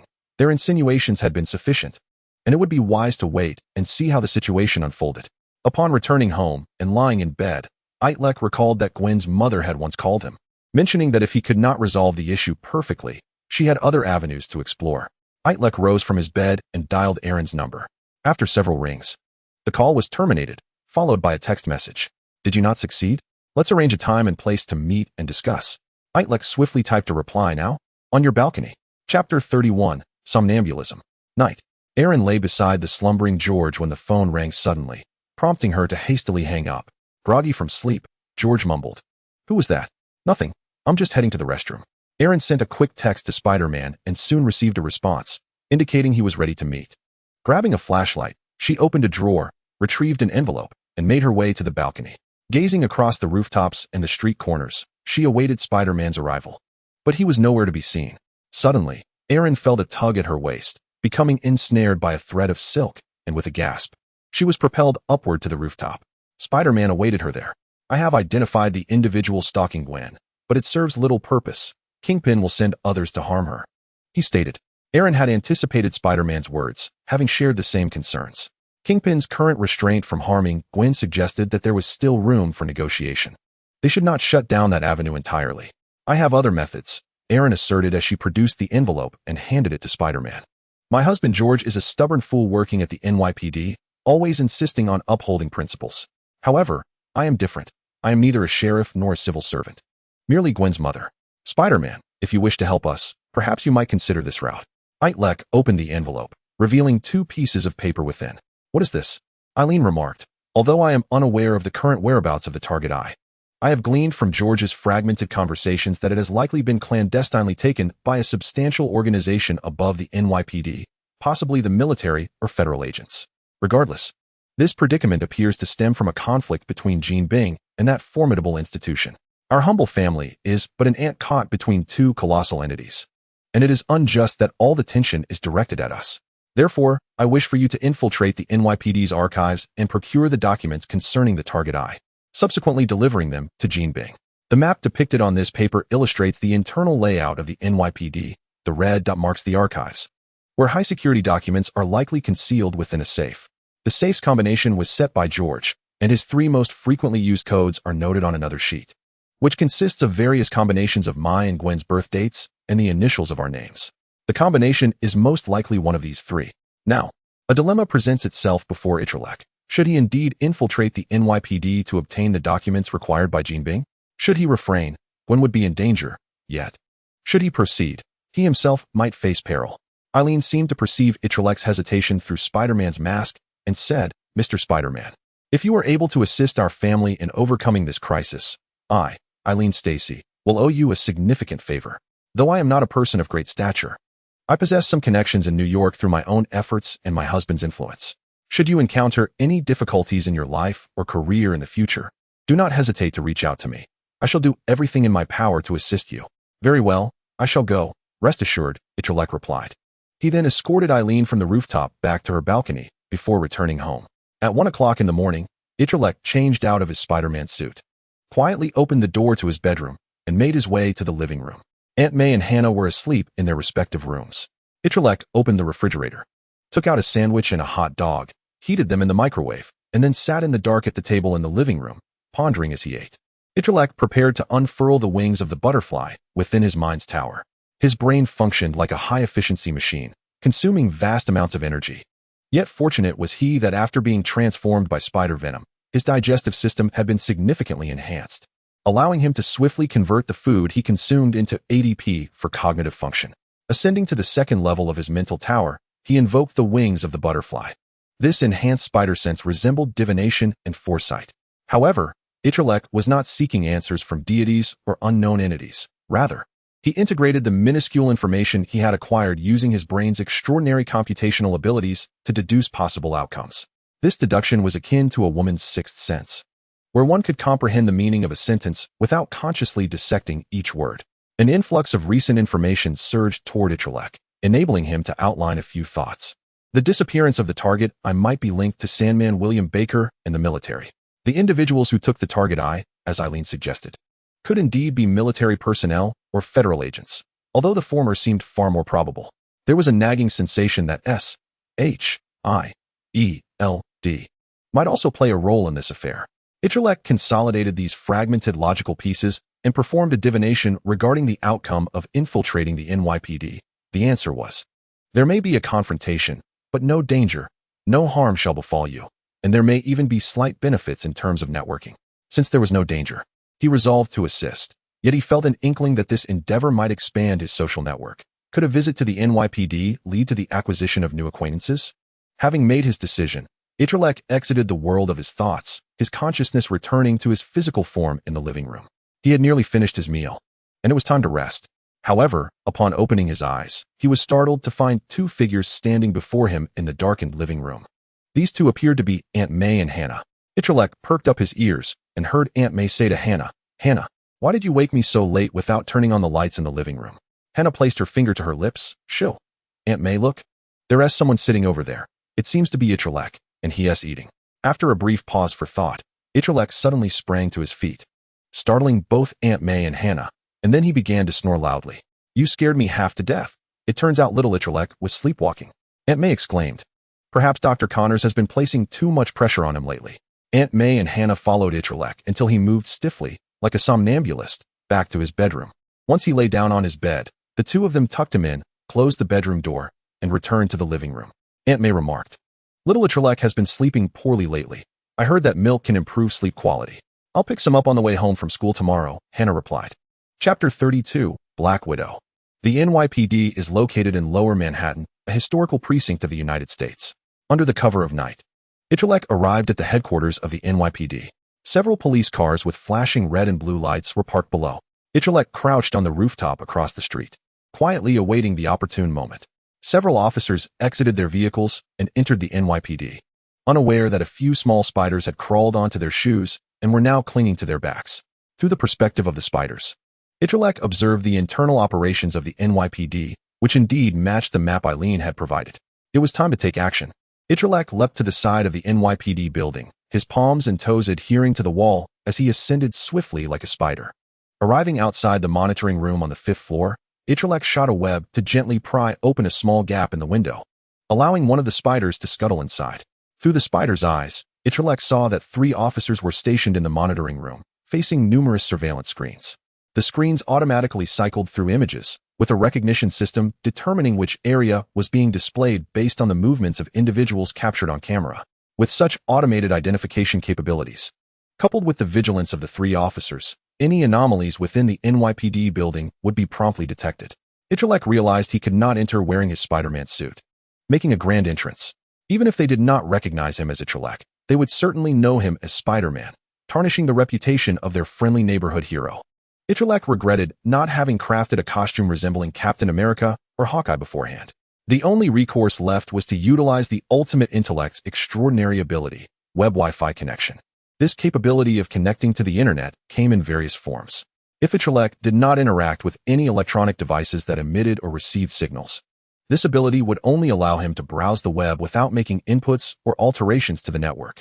However, if Itrek were to connect with the spider's silk and computer equipment, the silk would assume the function of a data cable, transforming Itrek into a humanoid USB device that could transmit electrical signals to the equipment through the silk, thereby infiltrating the opposing system. A diminutive spider, its tail attached to an almost invisible thread, deftly maneuvered past the towering legs of the officers, scaling the back of the computer chassis and affixing the silk to the USB port. The other end of the silk was linked to Itrek's brain, allowing his thoughts to directly input code into the computer. Countless combinations of zeros and ones flashed before Itrek's eyes like a torrent of data.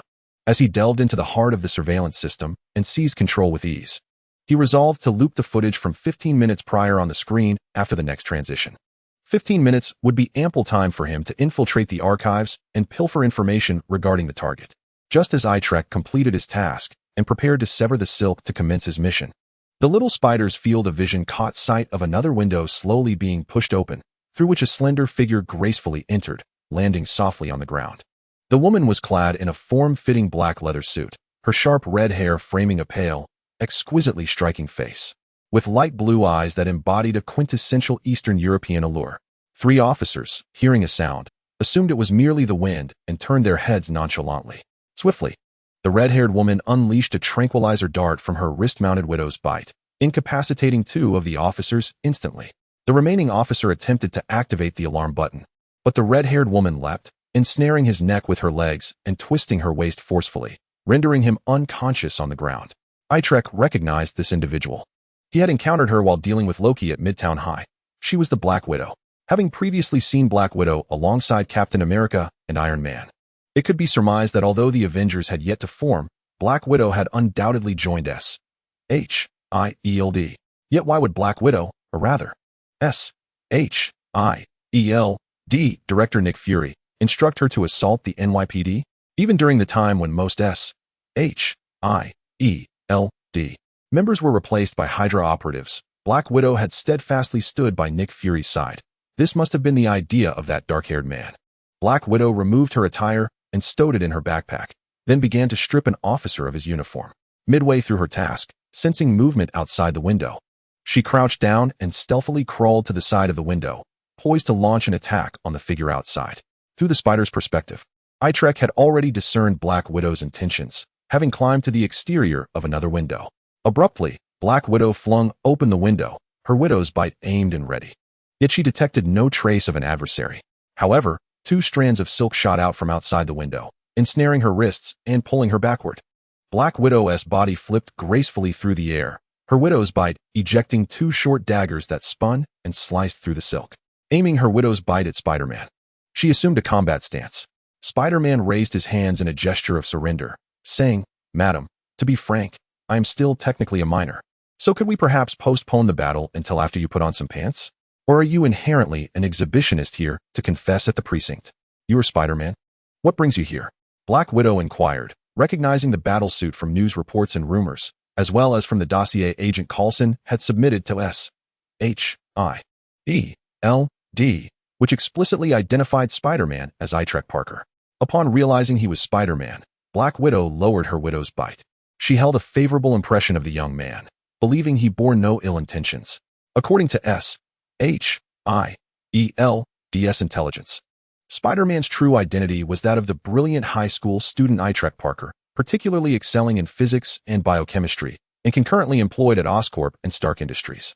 His historical achievements included uncovering Loki's illusions to aid the Avengers in rescuing hostages, collaborating with S.H.I.E.L.D. Agent Coulson to defeat the Ironmonger Obadiah, and apprehending the target. In the Loki incident, she had been present, and it was this young man who had saved the lives of their entire class, all while inadvertently undermining Tony's confidence. The psychological profile in the report indicated that Spider-Man exhibited a somewhat naive inclination toward personal heroism, aspiring to be a superhero with motives grounded in altruism, and his background investigation revealed he was not beholden to any dark forces. Hence, director Nick Fury even contemplated inviting him to join the Avengers or possibly the Avengers Reserve. The only peculiarity was that when she had first encountered this boy, he had seemed mature and taciturn, yet donning the mask transformed him into a sharp-tongued chatterbox. Spider-Man, I am S.H.I.E.L.D, Agent Natasha Romanoff. We met during the Loki incident at Midtown High, and now S.H.I.E.L.D requires your assistance, she stated. Chapter 33, The Eager Spider-Man. Hey, Spider-Man. I know you wish to protect the NYPD, but this world is not merely black and white. The situation is far more intricate. My purpose for infiltrating is not as simplistic as you might think. As you can see, I am an S.H.I.E.L.D agent, and all our actions are aimed at maintaining global peace and stability. Black Widow urged Spider-Man, and Itrek discerned from her words that she perceived him as a guardian of the NYPD, unaware that they shared the same covert intention of infiltration. Yet this could prove beneficial. The identity of a potentially S.H.I.E.L.D guardian could elicit more information. Ms. Romanoff, unless you provide me with a reasonable explanation, I cannot permit you to leave, Itrek replied, hovering his hand over the red button that would trigger the alarm. You may use force to prevent that officer from pressing it, but you cannot stop me. Unbeknownst to Black Widow, Itrek was even more apprehensive about the alarm sounding. Seeing Spider-Man poised to press the button, she quickly interjected, Stop. I can explain why I'm here, but you must keep this a secret, just as S.H.I.E.L.D keeps your true identity confidential. Itrek raised his hand, replying, All right, if your reasoning is sound, I can keep your secret and might even assist you. The director of S.H.I.E.L.D sent me to the NYPD to acquire intelligence regarding the target and William Baker. The NYPD's chief received an order from a high-ranking official that may lead to the disappearance of both the target and William Baker from the world. We at S.H.I.E.L.D suspect this matter may not only involve the two of them, but could have broader implications. We attempted to contact the NYPD through official channels, but due to the lack of a direct hierarchical relationship, we received no response or acknowledgement. This only heightened our suspicions, prompting us to decide to infiltrate the archives to steal the relevant information. Itrek pondered that if he were to inform Kingpin, it might alleviate his concerns. After all, it was only natural that the NYPD would deny Kingpin information, disregarding even S.H.I.E.L.D's standing. Yet, it was indeed a curious coincidence that both Black Widow and he had the same purpose for coming to the NYPD. By the way, Ms. Romanoff, you mentioned earlier that you needed my assistance? Spider-Man inquired. Indeed, Black Widow remarked, this time S.H.I.E.L.D owes you a favor. Please refrain from pressing that alarm button and simply leave this place as if we had never met, allowing me to proceed unimpeded. Spider-Man shook his head, responding, No, Ms. Natasha. You must understand, Spider-Man is affectionately dubbed the friendly neighborhood Spider-Man. When faced with such circumstances, I simply cannot stand idly by. I must assist you in retrieving the files on Bullseye and William. Black Widow, feeling exasperated, urged, I truly do not require your assistance. I can manage on my own. Ms. Natasha, Spider-Man countered, it seems you have yet to grasp the true essence of friendly. In certain contexts, it denotes the ennui of the subject being described. If you refuse to allow Spider-Man to help you infiltrate the NYPD, then he shall be compelled to aid the NYPD in capturing Black Widow. The tone of Itrek was irresistible as he conveyed this implication to Black Widow through the cerebral waves of the ultimate mind. Given the circumstances, Black Widow found herself devoid of any negotiating power. Spider-Man possessed the strength to defeat Bullseye, and although the outcome of a confrontation between them here was uncertain, it would undoubtedly attract the attention of the NYPD. Nick Fury's parting counsel to Black Widow had been clear: ensure that the NYPD remained unaware of S.H.I.E.L.D's infiltration, or else their relationship would become strained. Black Widow pondered that Spider-Man's eagerness to engage stemmed from both his desire to help and his need to verify that her account was truthful. Relenting, she said, Very well. If you wish to accompany me, change into their uniforms. I've already mapped out the internal routes. Just follow my lead. The two donned police uniforms, pulling their hats low, with Itrek trailing behind Black Widow as they exited the surveillance room, traversed the corridor, and descended the stairs toward the archive room. Along the way, they encountered a few scattered NYPD officers, managing to either evade them or pass by in haste without incident. Upon reaching the archive room, located on the second underground level, they found it dimly lit and the iron door securely locked. Just as Itrek was about to deploy his mechanical spider to unlock the door, Black Widow activated her Widow's Bite, which unfurled into a rotating saw the size of a ping-pong ball, effortlessly severing the lock. Once inside, they were greeted by the scent of ink and aged paper, reminiscent of a small library, wherein various NYPD files were stored, besides several rows of metal cabinets. A large safe was positioned against the wall. The files on Bullseye and William should be locked within that safe. I'm adept at handling such things, allow me, Black Widow asserted confidently, donning white gloves and retrieving a small hammer, a stethoscope, and an assortment of fine wires from her backpack. As she prepared to operate, a sudden click interrupted her. Spider-Man had already opened the iron door of the safe. Taken aback, Black Widow exclaimed, "Wow, little spider, how did you accomplish that?" "That's one of my superpowers. The mechanics are quite intricate, but I shall keep it a secret for now," Itrek replied, opting not to disclose that he had learned the answer from Gwen's mother just the previous night. Though curious, Black Widow decided not to dwell on it, saying, "Little spider, please help me locate the most recent file, dated within the past week. It should contain comprehensive records."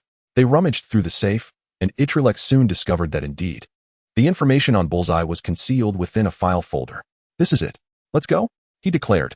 Their efficiency was remarkable. The entire infiltration took only 20 minutes. After parting ways, they agreed to meet on the rooftop of a designated building. "Little spider, hand over the file. I need to return and fulfill my mission." Black Widow extended her hand, but Spider-Man cleverly concealed the folder behind his back. Feeling conflicted, Itrek realized that if he handed the file over to Kingpin, it would ensure Gwen's safety and prevent future harassment. However, since Nick Fury also sought this document, there must be significant reasoning behind it. Given Fury's position, he would not have dispatched Black Widow for a trivial matter. If he were to recklessly prioritize his own circle over larger implications, it could jeopardize greater concerns. Contemplating this, Spider-Man spoke, "Ms. Natasha, before I hand over the file, I wish to confess something. My arrival at the NYPD was not merely to thwart any intruders. I came here with the intent to infiltrate the archive room and steal information regarding Bullseye." "What? Why? How did you come to fixate on this file?" "Well, to simplify the narrative, I suppose I am acting on behalf of Kingpin." As Spider-Man mentioned Kingpin, Black Widow's alertness heightened. "Ms. Natasha, I share this with you in hopes of transparency. The reason I need this file is that once it is given to Kingpin, he will cease to trouble my friends, redirecting his focus towards those who wish to eliminate Bullseye." "But why does S.H.I.E.L.D. require this information?" "Neither Bullseye nor William Beck should have much relevance to S.H.I.E.L.D., Black Widow inquired. "While I have my suspicions about the director's motives for wanting this file, I lack the authority to decide whether to disclose that information to you. Please hold on a moment." Pressing her earpiece, Black Widow contacted Nick Fury. After a brief exchange, she received his approval and stated, "Little spider, the director has permitted me to reveal the full scope of this matter. He has always trusted those he employs and believes in your ability to keep a secret. You may have heard the recent rumors. S.H.I.E.L.D's director intends to assemble the Avengers, particularly after the Loki incident. He has become increasingly aware of the extraterrestrial threats facing humanity. Only a coalition of superpowered individuals can effectively combat this." Spider-Man nodded. "What does this file have to do with the formation of the Avengers?" Black Widow responded, "Among the potential recruits for the Avengers are both you and me. But the most formidable yet volatile force is the Hulk, specifically, the green behemoth you encountered last time. However, recruiting the Hulk has proven challenging, primarily due to General Ross, who has been making moves within the NYPD. Director Nick suspects this is somehow related to the Hulk, which is why I am undertaking this mission." Having seen the movie and read comics featuring the Hulk, Itrek was aware that General Ross was one of the Hulk's greatest adversaries, dedicating his life to capturing him. In the process, he even created a monstrous entity, Abomination, with similar size and destructive power. Ultimately, he voluntarily exposed himself to gamma rays, transforming into the Red Hulk. Ross, much like his daughter, held a fixation on the Hulk. Yet, while his daughter Betty shared a romantic connection with the creature, Ross's encounters were fraught with explosive confrontations. Black Widow continued, "More information should be contained within that file. We can review it together and then decide how to proceed. Intrigued by Black Widow's revelations, Spider-Man found a corner of the rooftop behind a low wall. He spun 2 webs to shield against the wind, while Black Widow retrieved a flashlight and a mini camera. And together, they opened the file folder. As Spider-Man flipped through the pages, Black Widow utilized the camera to capture the contents. Thanks to Itrek's superbrain, he could scan multiple lines of text at once. After Black Widow finished copying and uploading the materials, Itrek had a good understanding of the contents. It turned out that while Bullseye was imprisoned, he had been assaulted by William Beck, who had already acquired Sandman-like abilities. Sand had infiltrated Bullseye's spine and brain, leaving him in a comatose state, akin to a vegetative existence. Upon learning of the matter, General Ross of the military expressed considerable interest in William Baker's sand manipulation abilities. Any formidable concrete or metal, when subjected to the might of the Hulk, would be reduced to mere fragments and powder. As a being composed entirely of sand, the Sandman could potentially serve as the key to countering the Hulk's physical assaults. Consequently, General Ross ordered that all information regarding the Sandman and related entities be classified and discreetly relocated to a military base in Georgia. This included the severely injured target known as the Eye. The Eye was the first victim of the Sandman's attack, serving as a tangible specimen for research on the effects of the Sandman's assaults on the human body. As a highly trained operative, Black Widow possessed the ability to swiftly scan and retain information. After completing her photographic duties, she murmured to herself, "Indeed, just as the director anticipated." General Ross remains unyielding in his quest to eliminate the Hulk. At that moment, a flicker of fire appeared in the sky as a black Chevrolet, spewing flames, descended vertically onto the rooftop where Spider-Man and Black Widow stood. The car door swung open, and a one-eyed, bald figure clad in a black trench coat emerged, striding towards them and extending a hand towards Spider-Man. "Hello, Spider-Man. It is a pleasure to meet you." Black Widow looked up in surprise. "Why has the director come personally?" The individual was none other than Nick Fury, the director of S.H.I.E.L.D., who had always been intrigued by those with superhuman abilities, seeking to unite them. Upon learning that Black Widow had encountered Spider-Man during her mission, he had promptly made his way there. "I am Nick Fury, director of S.H.I.E.L.D. Thank you for your recent contributions to the safety of New York City." Spider-Man shook Nick's hand. "And thank you for your impending efforts to protect the Earth." Nick smiled wryly, remarking, "Indeed, it is impending. I hope that this soon-to-come future includes you as well." Returning to the current situation, he inquired, "Are you planning to deliver this material to Kingpin?" Seeing that Nick bore no ill intentions, Spider-Man adopted a conciliatory demeanor. "I did come to the NYPD with the intent of stealing this dossier for Kingpin. However, if I were to do so at the expense of assembling the Avengers, perhaps we could reconsider our approach." Nick shook his bald head. "No, Spider-Man, my suggestion aligns precisely with your original intent. That is, S.H.I.E.L.D. will retain only an electronic copy of this material, while the original will be handed over to Kingpin." Privately, Spider-Man mused, "Experience does indeed confer wisdom." Nick Fury's strategy was astute. By providing the original to Kingpin, they could leverage his influence to thwart General Ross's plans, while simultaneously diverting the NYPD's attention to Kingpin, making it appear as though he had orchestrated the document's removal. Thus, S.H.I.E.L.D. would reap the benefits without direct involvement. Nick continued, "I have already reviewed the files uploaded by Agent Romanoff, which detail General Ross's transportation routes for the Sandman and the Eye. They should be en route to Georgia by now. If General Ross successfully develops a weapon to counter the Hulk through the Sandman, he will inevitably return to attack the Hulk. I have worked with Ross before. He is not one to consider the greater good. Should the Hulk be provoked into another rampage, that impending future you mentioned may be far off indeed." "And what is your implication?" Spider-Man inquired. "My implication is that Kingpin will certainly dispatch agents to intercept General Ross. However, without the Eye as his right-hand man, he may not succeed in halting Ross. Furthermore, due to official constraints, S.H.I.E.L.D. cannot act directly against General Ross. Therefore, Spider-Man, I am uncertain how you have managed to connect with Kingpin, but if possible, S.H.I.E.L.D. request your assistance in this matter to confront Ross and the Sandman." Chapter 35, Calling Kingpin. After bidding farewell to Nick Fury and Black Widow, Spider-Man did not return home. Instead, he took the dossier concerning the Eye to Felicia's residence. Lacking Kingpin's contact information, he contemplated reaching out to Anthony, the man who had previously tracked Gwen, to relay the information to Kingpin. However, the risk of complications was considerable. and the time consumed in transit would likely allow General Ross to transport the Sandman and the Eye far from their current location. After much contemplation, Spider-Man concluded that the most efficient means of contacting Kingpin would be through the mother of his daughter, Felicia. Hannah had just returned from S.H.I.E.L.D. and initially intended to go directly back to Felicia's place, but she felt reluctant to leave Spider-Man and Aunt May, wishing to stay a few more days before moving back in with her mother. Knock, knock, knock. Felicia, roused from her slumber by the sound of knocking, slipped on her slippers and padded to the door, peering through the peephole. She assumed the late-night visitor might be Kingpin, ready to send him away, only to find a figure clad in a red hood that resembled a monstrous apparition. Are you the Spider-Man featured in the newspapers? Indeed, Miss Felicia. Please open the door. I have matters of great importance to discuss with you. Felicia opened the door, and Spider-Man, with a dossier tucked under his arm, stepped inside. To Felicia's recollection, Spider-Man was a friend of Spider-Man, who had previously enlisted his aid in rescuing their daughter Hannah from the Eye. Thus, she had long wished to express her gratitude to him, never expecting to meet him in person. Thank you, Spider-Man, for everything you have done for our family. Spider-Man made himself comfortable, placing the dossier on the table. Miss Felicia, I have not come here to accept thanks. I require your assistance with an urgent matter. Only you can help me. Help you? What can I possibly do? Please contact Kingpin and have him come here immediately. What? Kingpin? I do not know him.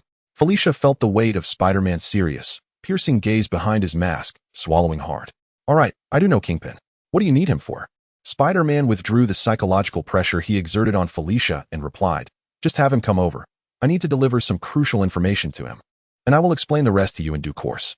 Felicia reasoned that whatever Spider-Man intended to do was unlikely to be misguided.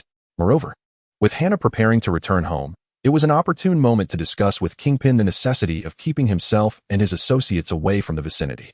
Felicia dialed Kingpin's number. Upon answering, he inquired about the urgency of the matter, to which Felicia requested a face-to-face meeting. 20 minutes later, a black Lincoln parked outside Felicia's apartment building. The imposing figure of Kingpin emerged from the vehicle, ducking slightly as he entered the building, proceeding upstairs to knock on Felicia's door. When Felicia opened the door, Kingpin stepped inside. What brings you to summon me at such a late hour? Is it about Hannah? Or is there something else? As Kingpin spoke, he suddenly halted, instinctively sensing a third presence in the room, one that radiated danger. At that moment, Spider-Man clung to the ceiling, directly above Kingpin, whose massive bald head loomed below. As Spider-Man gracefully descended behind Kingpin, he was about to greet him when he noticed Kingpin's body move with astonishing speed, leaving only an afterimage in its wake. Suddenly, Spider-Man felt a fierce gust of wind approaching from behind. Kingpin raised his fist, striking towards Spider-Man's nape. The alert for Spider-Man's heightened sense of danger blared unexpectedly. Little did he anticipate that Kingpin would act with such alacrity, his massive form able to teleport behind him within the confines of such a limited space. Instinctively, Spider-Man pivoted, summoning every ounce of strength to block the impending blow. Bam! A fist the size of a football collided with Spider-Man's own, both imbued with tremendous momentum, momentarily suspended in the air before the rush of air erupted. Crash! Every window shattered as if detonated, glass shards flying outward, shattering the tranquility of the night. Car alarms blared from below, and lights flickered on in the neighboring apartments as residents peeked out to ascertain the cause of the commotion. After exchanging blows with Kingpin, Spider-Man felt a tingling numbness in his right arm. Without his Spider-Tech backpack, his current physical prowess would have rendered him unable to stand against Kingpin. He was acutely aware of Kingpin's formidable strength, having witnessed it firsthand in Spider-Man Into the Spider-Verse, where a single punch had claimed Peter Parker's life. Today, he experienced that power up close. Kingpin had unleashed his full speed in that rapid maneuver, yet his punch had only utilized half of his strength. Spider-Man, what are you doing here? Kingpin's disdain for Spider-Man was palpable, stemming from the fact that it was he who had snatched Hannah from his grasp and subsequently delivered him into the clutches of the NYPD. Having spoken, Kingpin raised his fist once more, but before he could strike, Felicia delivered 2 sharp slaps to his bald head. Stop it. I didn't come here to brawl. Spider-Man chimed in, hands on his hips. Kingpin, I'm here to assist you. Don't be so ungrateful. Assist me? Why would you do that? Spider-Man, discreetly testing his numbed arm, was relieved the mask concealed his grimace. Otherwise, it would have been quite embarrassing. Aren't you currently investigating the whereabouts of your subordinate, the Bullseye? I have found him. He tossed the dossier towards Kingpin. This is the NYPD's file on Bullseye. He has been secretly relocated by General Ross along with Sandman. Kingpin, also discreetly flexing his numbed wrist, had not anticipated that the opponent's fist, though smaller, could pack such a punch. Regretting not wearing a mask like Spider-Man, he struggled to maintain his composure. "You're helping me? Why?" Spider-Man replied, "I turned Bullseye over to the NYPD because he committed crimes. I now deliver this confidential file to you because the NYPD has failed to allow Bullseye's lawyer to argue his case or conduct a trial." Spider-Man's words elevated Felicia's opinion of him further as he continued, "There are other reasons as well, which I cannot discuss in front of Ms. Felicia. Let us find a more private venue." Kingpin nodded, and the two departed Felicia's residence. Before they left, Felicia admonished Kingpin not to engage Spider-Man further, to which he readily agreed. Upon arriving at Kingpin's vehicle, Spider-Man relayed Nick Fury's thoughts. This situation was a win-win for both Kingpin and S.H.I.E.L.D. There was no need for secrecy. The former could ascertain Bullseye's location and rescue him, while the latter could thwart General Ross's plans against the Hulk, ensuring the formation of the Avengers. Moreover, if suitable conditions were presented, the eager Spider-Man could even assist in intercepting Ross's convoy to rescue Bullseye. After a thorough discussion, Spider-Man and Kingpin reached a consensus.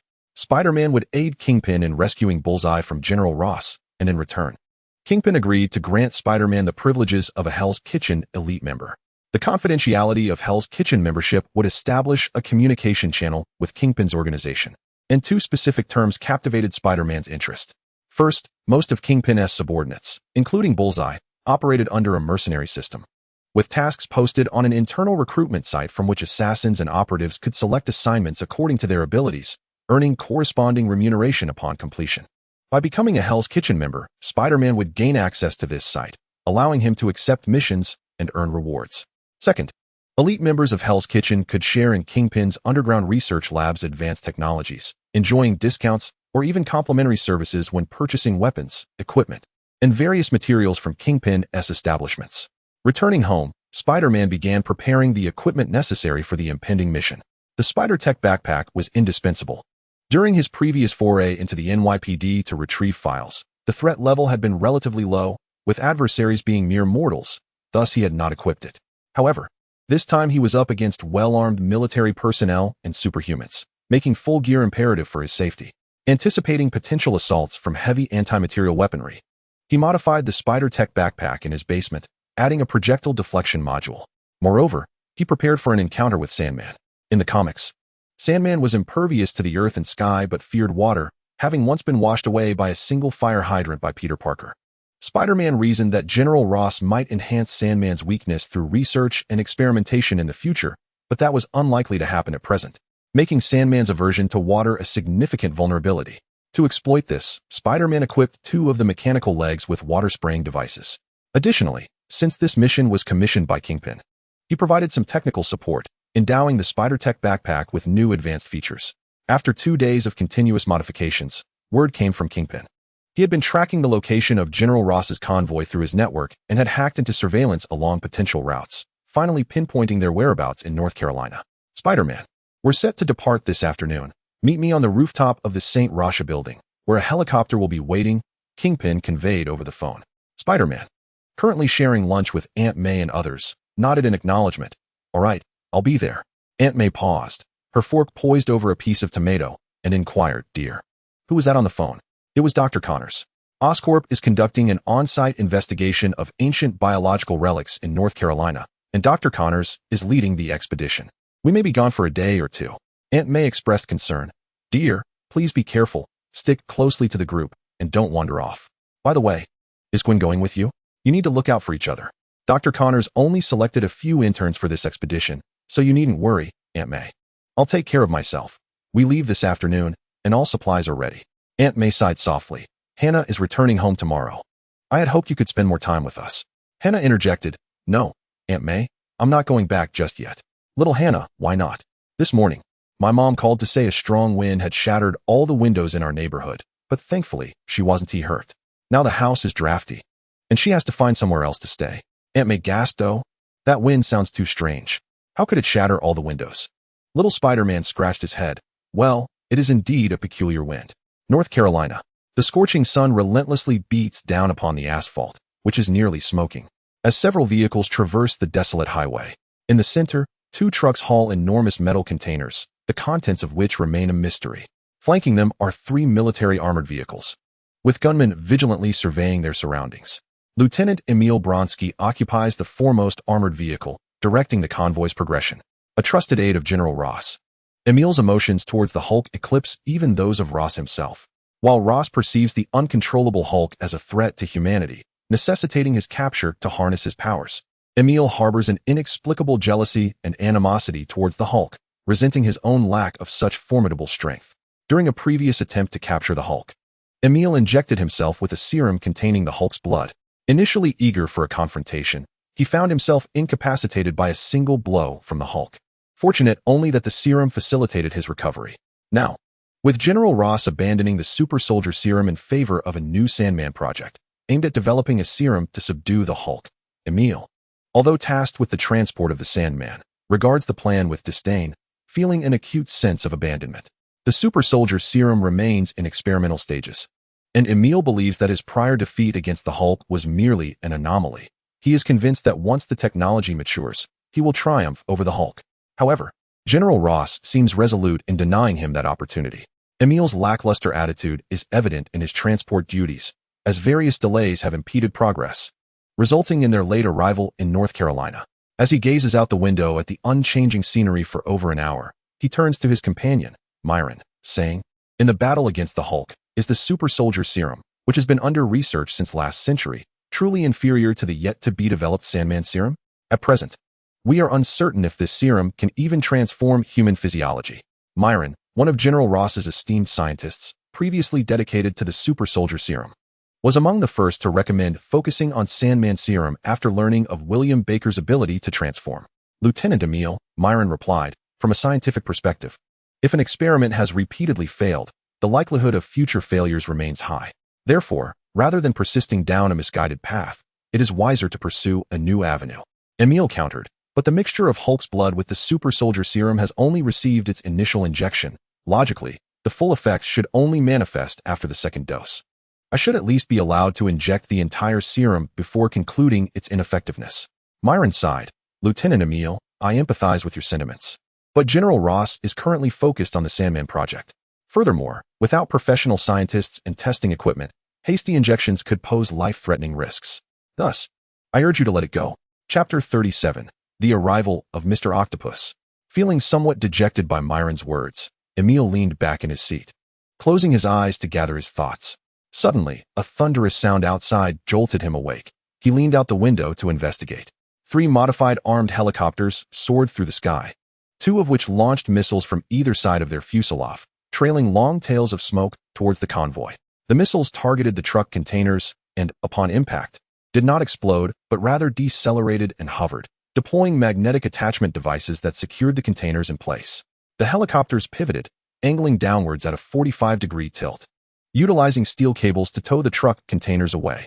The trucks were rendered immobile, their tires spinning futilely against the ground, sending up dust and rubber fragments, until, crack, the hooks securing the containers to the truck snapped. The massive metal containers crashed onto the highway, producing a cacophonous clatter as metal met asphalt, creating sparks that lit up the surroundings. Moments later, the 2 containers lay askew across the road, while the armed convoy reversed course. On board the central helicopter, the masterminds behind this assault, Spider-Man and Lady Octopus, plotted their next move. Before Spider-Man departed New York, Kingpin had equipped him with an assistant, Lady Octopus. In the parallel universe where Itrek resides, Lady Octopus is the female counterpart of Dr. Octopus from Universe 616. Adorned in a slightly disheveled lab coat with chestnut hair neatly pulled back by a headband, her green circular glasses framing a face that hints at madness. Octavia, Lady Octopus, is an exceptional, if eccentric, scientist under Kingpin's employ, known for her whimsical inventions, such as the mechanical tentacles she currently wields. Unlike her peers, Octavia possesses a degree of combat capability due to her mechanical appendages, allowing her to assist Spider-Man in rescuing their target.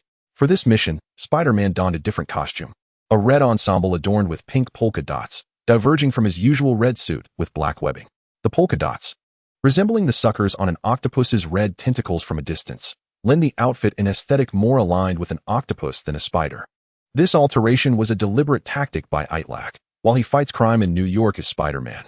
A different guise is necessary for intercepting a military convoy to avoid drawing attention to his true identity. Coincidentally accompanied by Lady Octopus, Itrek devised a plan to masquerade as Mr. Octopus, thereby obscuring his identity. To enhance the ruse, he even altered the color of his webbing from white to a hue reminiscent of octopus ink and repainted his mechanical arms to resemble tentacles. S.H.I.E.L.D, directing the convoy to turn around, initiated an air defense system atop the armored vehicle, deploying a 6-barreled 20mm rotary cannon towards the helicopters, unleashing a torrent of bullets. As the helicopters began to retreat, Lady Octopus turned to Itrek, exclaiming, "Now it's our turn."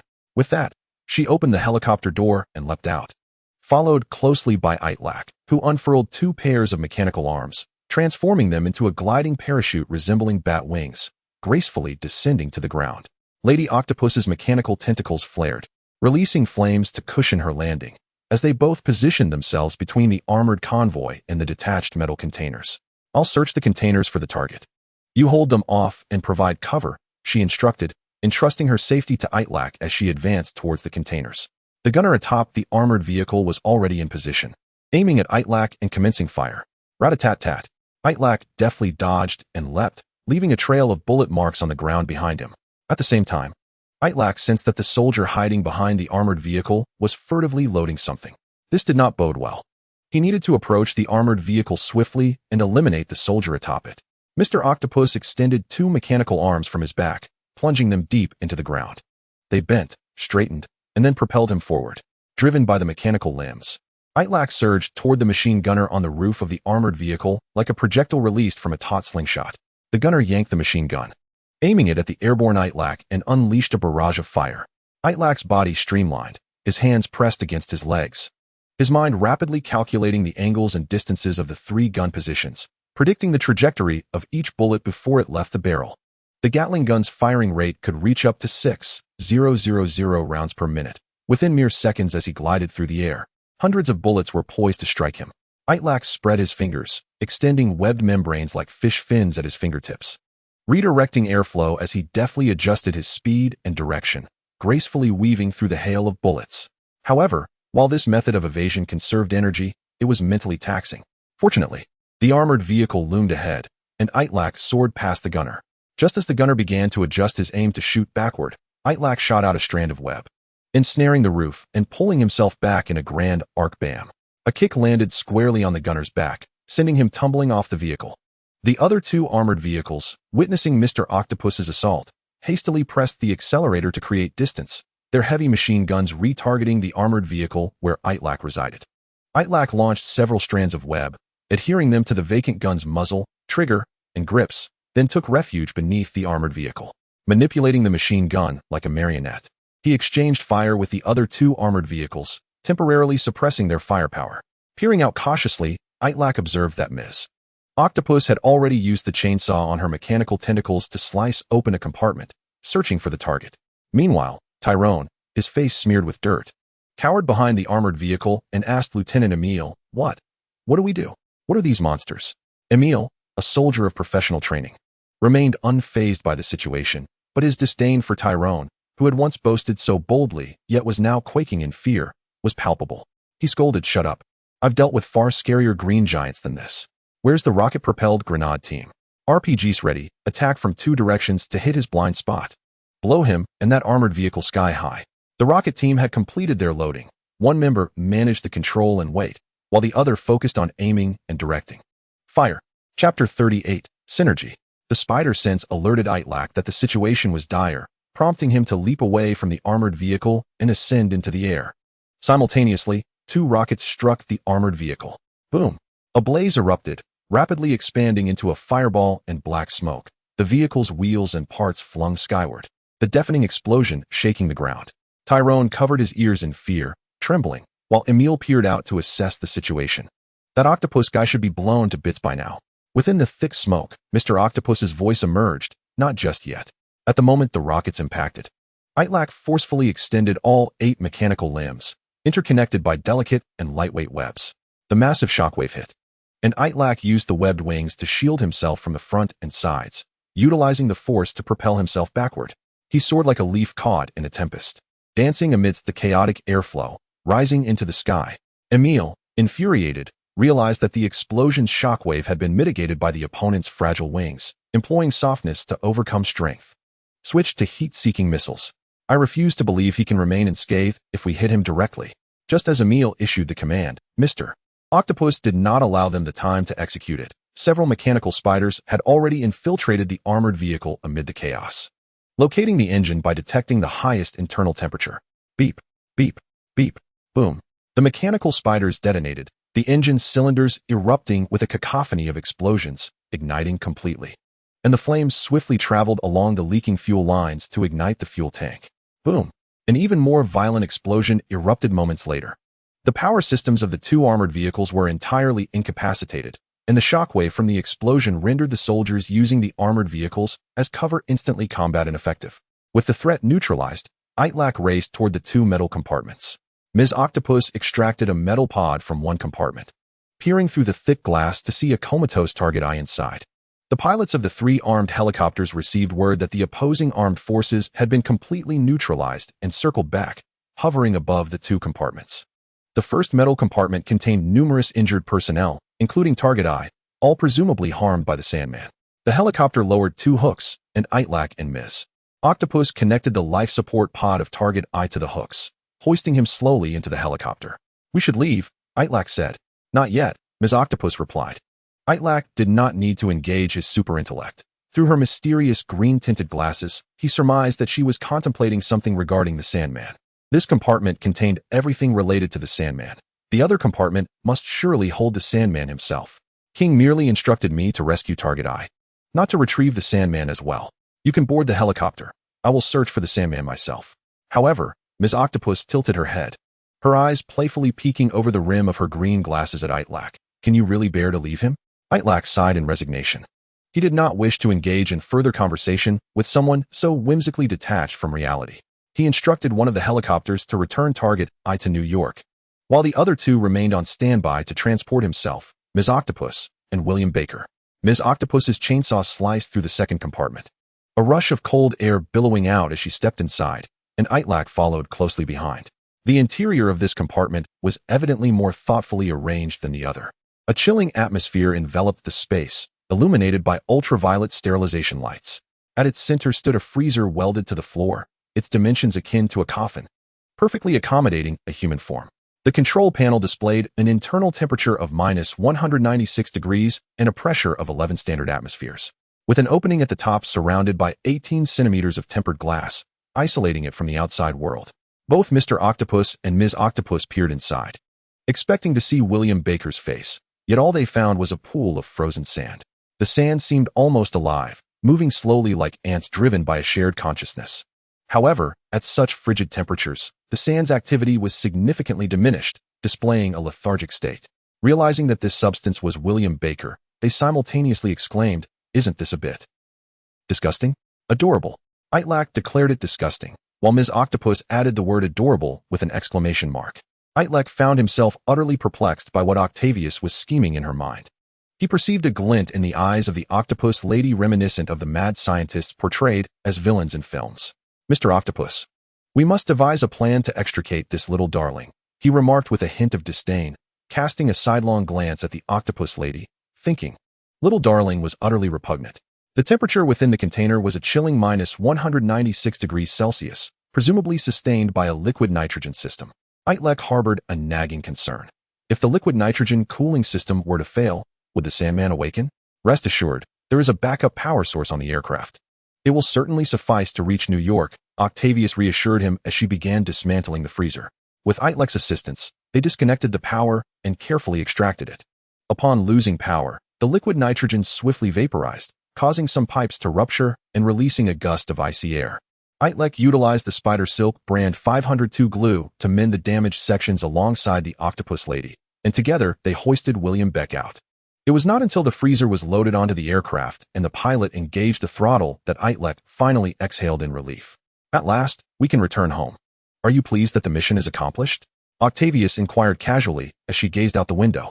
Itrek, distractedly looking out the opposite window, felt no inclination to respond. Yet, the octopus lady, either oblivious to or intentionally disregarding Itrek's mood, seemed to find his aloofness intriguing. "Mr. Octopus, I know that beneath your octopus suit, you are Spider-Man. But who are you when you shed that guise? What is your true identity?" Itrek replied, The true identity of Spider-Man is simply Spider-Man. Once the suit is removed, there is nothing left. Octavius chuckled lightly. Does that include your undergarments? That peculiar habit of yours is rather eccentric? Adorable. It was evident that the two shared little rapport. Their conversation meandered aimlessly. Although the octopus lady was not unattractive and maintained a decent figure, Itrek found her erratic personality unbearable. Seated beside Octavius, he inexplicably thought of Hannah. Had she been present, she would have sat quietly and obediently beside him. Suddenly, the helicopter veered sharply to the right, and the unexpected inertia sent Itrek and the octopus lady colliding into one another. Just then, a massive boulder whizzed past the left side of the helicopter, nearly shattering the rotor. What on earth is happening? The pilot exclaimed in panic. There's a monster below, hurling rocks at us. Chapter 39, The Birth of Abhorrence. Moments earlier, Emil awakened from the haze of the explosion, his face and body smeared with blood, oil, and dirt. Struggling to rise, he felt excruciating pain in his limbs and back. Years of injuries had taught him that he was likely suffering multiple fractures. Lying flat on his back, he could barely move his neck. The blazing sun seared his eyes as vultures circled overhead. If rescue did not arrive soon, he would perish in this desolate wilderness. Suddenly, a familiar face appeared in Emil's line of sight. Though its presence was usually irksome, it now seemed exceedingly comforting. T.T. Tyler. Report to Ross. Emil's voice faltered mid-sentence, a sweet taste filling his throat as blood surged up to block his airway, forcing him to emit only gurgling sounds. Tyler held a syringe, the sharp needle glinting ominously in the sunlight. Lieutenant Emil, should this mission fail, General Ross's Sandman Serum project will be jeopardized. Thus, we must reclaim William Beck. Tyler slowly depressed the plunger, expelling air from the syringe, causing a few drops of pale green liquid to spill onto Emil's cheek. What is this? Emil gasped. This is the mixture of Hulk blood and super soldier serum you've long desired to inject. While the risks are substantial, and our current rudimentary conditions do not guarantee your safety, your injuries suggest that your situation cannot worsen, correct? Emil, unable to move, cast a resentful glance at Tyler as he weakly lifted his noodle-like arm. He longed to express that he could still be saved, but Tyler offered him no such opportunity. As the solution coursed into his body, Emil's chest began to heave violently. The sound of his heart thundering grew louder, akin to a hammer striking stone. Tyler's eyes sparkled with excitement as he observed Emil's transformation. The heart, now powerful as a pump, circulated the super soldier serum-infused blood throughout his body, reconstructing his very form. Emil's physique swelled visibly, wounds knitting together in rapid succession as bulging muscles tore through his clothing, and his distorted spine ruptured the skin of his back, resembling exposed fins. Within less than 30 seconds, Emil had morphed into a towering behemoth. Alongside his physical transformation, Emil's psyche underwent a profound shift. All memories of joy and happiness were obliterated, replaced by a tide of resentment and loathing, a simmering fury with no outlet. Tyler had not anticipated the injection's success. Pointing north, he urged, Lieutenant Emil, that direction leads to where the octopus couple fled. You must pursue them. Before Tyler could finish, Emil's massive hand seized his head. Overwhelmed by disdain for all existence, Emil found himself confronted by someone he detested, who dared to issue commands. With a fierce grip, he crushed Tyler's head, akin to a ripe tomato bursting under pressure. Emil then stomped on Tyler's lifeless body several times, muttering the names Mr. Octopus and Ms. Octopus. He leaped forth like a cannonball, covering 50 meters in a single bound as he pursued his quarry to the north. What is that? The octopus lady exclaimed, peering out the window to behold a colossal monster sprinting across the ground, uprooting concrete slabs and hurling them toward the helicopter. No matter how skilled the pilot, evading such relentless attacks proved impossible.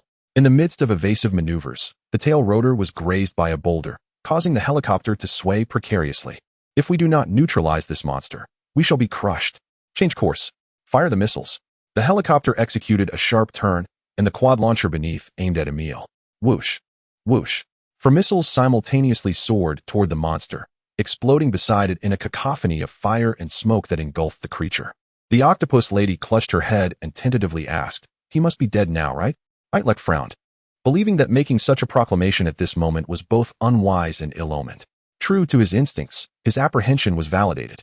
From the rising flames, the monstrous silhouette leaped forth like an arrow, its left arm bloodied and mangled from shielding against the explosion, yet rapidly healing, while its right hand clenched a portable surface-to-air missile, the tail still belching flames. Itrek's mind raced with disbelief. This was more absurd than anything he had witnessed in his previous life. The monster, adopting a javelin-throwing stance, launched the missile back toward the aircraft with a velocity hardly diminished since its initial trajectory. "We're doomed." The octopus lady gasped in shock. Even a civilization as refined as intellect could not help but utter a curse. "Mazefuck, jump down quickly." Grasping the octopus lady, intellect burst through the door and leaped from the aircraft, while 8 mechanical arms unfurled behind him like a web, cushioning the shockwave of the explosion. With the aid of the web wings, they floated gently to the ground. The octopus lady jumped from intellect's embrace, her heart still racing as she exclaimed, "Phew, that scared me to death. Finally safe." Oh wait, perhaps not yet. Their landing spot was fortuitously near Emil, and it was at that moment intellect finally discerned the true form of the creature before him. It bore an uncanny resemblance to the abomination from Norton's rendition of the Incredible Hulk. Intellect speculated that this monster must be Emil Blonsky transformed. Both the abomination and the Hulk possessed extraordinary strength, unparalleled speed, remarkable endurance, incredible regenerative abilities, and an astonishing capacity for destruction. Yet, they also differed in certain aspects. The Hulk's size and mass increased with his fury, thereby amplifying his combat prowess, often leading him to lose control in the heat of battle. In contrast, the abomination's form remained relatively stable, displaying a more calculated fighting style.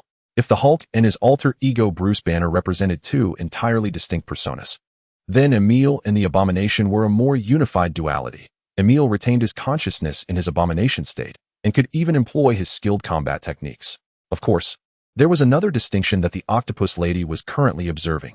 While the Hulk donned an indestructible pair of jeans, the abomination was completely exposed, swinging about unabashedly. Intellect, fearing yet another peculiar remark from the octopus lady, hastily grasped her arm and urged, "Run." Just then, an explosion erupted nearby, at the site where the plane had crashed, as the liquid nitrogen in the icebox containing the Sandman met the heat and detonated. Amidst the enveloping cold white mist, clumps of sand gradually coalesced into a humanoid form, the shadow twisting its neck as it approached Intellect and the others. Chapter 40, The Awakening of the Sandman. Intellect, Octavius, and the abomination momentarily shifted their focus to the newly arrived Sandman, William Baker. William felt as though he had awoken from a long, surreal dream, in which he had been buried beneath the icy sands, disoriented and unable to grasp the reality of his situation. Intellect recalled information regarding the Sandman. In various comics and cinematic adaptations, he was one of Spider-Man's primary adversaries, and in this parallel universe, Intellect had mended William Baker multiple times. Now that he had acquired superpowers, would he not retaliate against Intellect as he had previously done? However, Intellect quickly reconsidered. It was he who had delivered relentless blows to both William and Aiden, not Spider-Man. Besides, even if William were to discover that Intellect and Spider-Man were one and the same, he was currently the Octopus Man. With this thought, Intellect surmised that the Sandman might not necessarily be an adversary and could potentially become an ally. "Are you William Baker?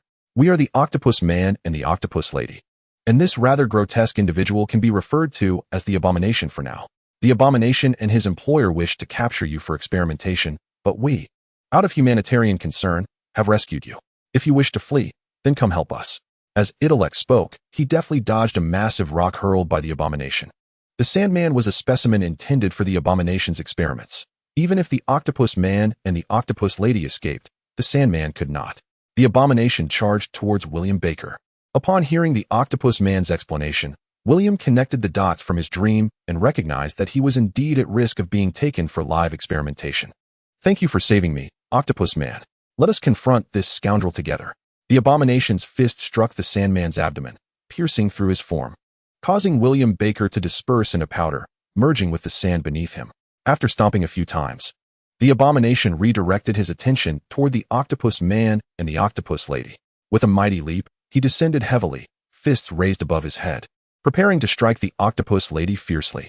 Intellect, taken aback by the Abomination's sudden shift in focus towards himself and Octavius, quickly raised all 8 of his mechanical arms to shield Octavius above. Bang! The violent collision of fist against metal unleashed a circular shockwave. With Intellect hearing the distressing sound of metal twisting and contorting, realizing the gravity of the situation, the Abomination was a formidable opponent, on par with the Hulk. And as a functional hero, Intellect understood that enduring such an assault could prove disastrous. The joints of his 8 mechanical arms plunged into the ground, while the tips converged above his head, forming a protective cage around Itrek and Octavius. For reasons unbeknownst to him, the abomination seemed fixated on the octopus lady, his rage rendering him irrational as he relentlessly pounded the top of the cage. Itrek's mechanical arms began to distort, on the brink of collapse under the next onslaught. Octavius, panicking, urged, "Hey, think of something. We're about to be turned into pulp." After constructing the defensive cage, Itrek realized he had lost the chance to escape and snapped.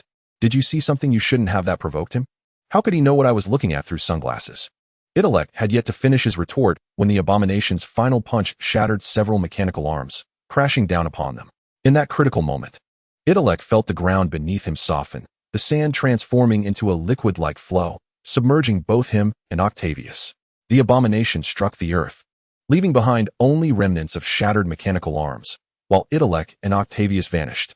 The Sandman enveloped the two, concealing them underground, slowly slithering away. The octopus lady and Itrek found themselves squeezed together, struggling to breathe. As they attempted to speak, a mouthful of sand filled their mouths. The abomination, ears pressed to the ground, heard the sound and tracked the movement beneath, realizing they were moving slowly underground and would not escape far. With his hands, the abomination began to dig, like a diligent mole, tossing handfuls of sand into the air. The octopus lady covered her mouth and inquired, "What is he doing?" Itrek, too weary to respond, pondered why the abomination was so intent on capturing him and the octopus lady. Wouldn't it suffice to complete his task and merely take the Sandman back? Octavius, equally restless, thought it would be far simpler to return with just the target. Soon, the abomination dug to a sufficient depth, attempting to reach down and pull Itrek and Octavius out. Growing increasingly frustrated underground, Itrek raised his hands, extending his middle fingers in a gesture of his current mood, and shot two streams of diluted black webbing, akin to jets of octopus ink, splattering across the abomination's face. Then he activated his remaining two mechanical arms, launching himself and the octopus lady out of the pit. The abomination wiped the ink from his face and charged at the octopus lady, who retorted angrily, "You truly are a rogue. Not only refusing to wear clothes, but also behaving this way." Before she could finish, Itrek snatched the octopus lady's dark green sunglasses and hurled them away. The abomination, unable to resist the impulse, lunged after the sunglasses, akin to a dog chasing a frisbee, and, using all four limbs, pursued it, ultimately smashing the sunglasses into pieces. This validated a conjecture of Itrek, that the abomination pursued Lady Octopus relentlessly because the green hue of her form provoked in him a reaction akin to the effect of a red cloth on a bull. Itrek recalled that in both the film and the comics, Emil harbored an intense loathing for the Hulk, having developed a form of PTSD rooted in his subconscious in response to moving green objects. The sight of such entities instilled fear within him, and the pinnacle of fear manifests as rage, with destruction and aggression serving as the outlets for that fury. However, neither Sandman nor Lady Octopus had ever seen the Hulk, nor did they even know who Emil was. They merely speculated that the abomination might despise cultured individuals wearing glasses. Itrek devised a plan and quietly conveyed a few instructions to Lady Octopus, who felt perplexed and inquired, "Why must we do this?" The answer was simple. Failure to comply would result in being pulverized by the abomination. Although Lady Octopus did not fully grasp the situation, she acquiesced to Itrek's directives. Pressing the control button located on her lower abdomen, the mechanical tentacles began to snap and reassemble, forming an elongated pipeline. As Itrek became entangled with Sandman and the abomination, this diversion afforded Lady Octopus precious time. Following Itrek's guidance, she extended one end of the mechanical tentacle pipeline into a roadside ditch, tossing the other end to Itrek. Subsequently, Itrek connected the pipeline to his backpack. Although 6 of the mechanical arms had been severed, 2 remained functional with their water-spraying modules intact. Stealthily, Itrek secreted green spider goo into his backpack and raised both mechanical arms to commence the water spray. Octavius doubted that a water gun could affect the abomination. Yet she was unaware that the target of Mr. Octopus's aim was not the abomination, but rather Sandman. Chapter 41, The Song of Itrek.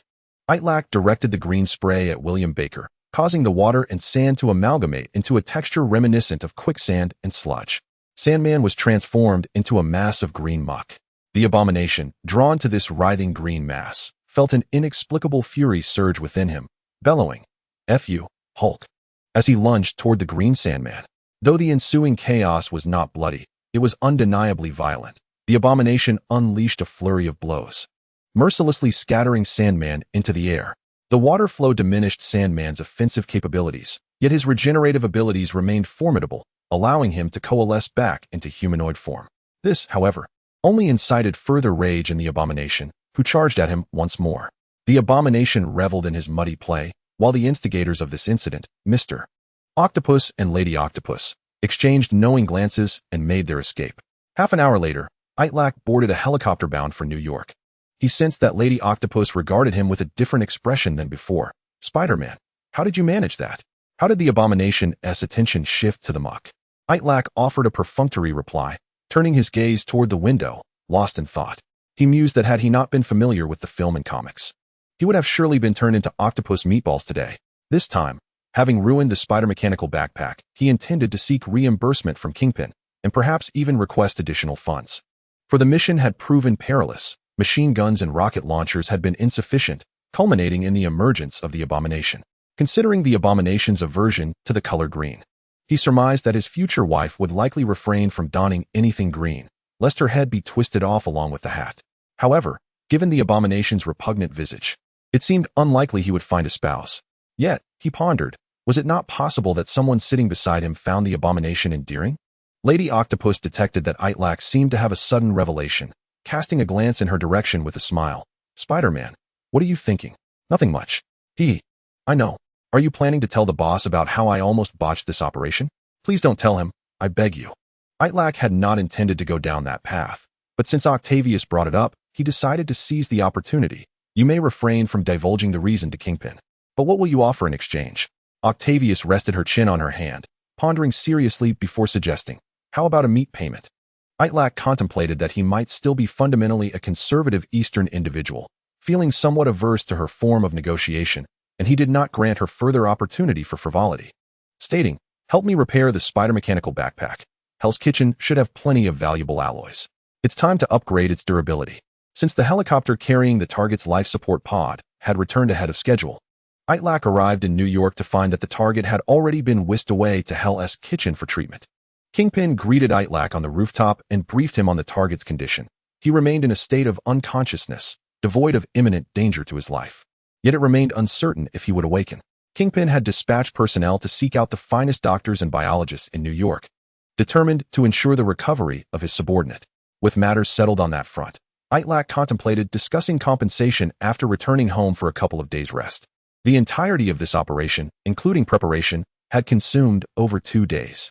However, a favorable outcome had been achieved, providing closure for both Hell's Kitchen and S.H.I.E.L.D. Interestingly, it had proven quite challenging to garner favor from both Kingpin and S.H.I.E.L.D. simultaneously. Yet he had managed to accomplish just that. I'm back. Yet, no one responded to Itrek. Upon returning home in the afternoon, Aunt May had left for work, and Hannah had gone to school. Itrek shed his clothing, indulging in a comforting hot shower, then returned to his bedroom for a restful afternoon nap. When he regained consciousness, night had fallen, and he lingered under the covers, reluctant to rise. In his mind, Itrek reasoned that whether morning or afternoon, ordinary person or superhero, none of these factors influenced his desire to remain in bed. Rather, it was contingent upon whether there were pressing matters awaiting his attention upon waking. Before his departure, Itrek had requested a 3-day leave from Mr. Harrington, meaning he need not attend school the following day. With nothing pressing, he decided to attempt to sleep once more. Suddenly, he heard the sound of the door lock turning, followed by footsteps. He recognized the sound. It was likely Hannah returning home from school.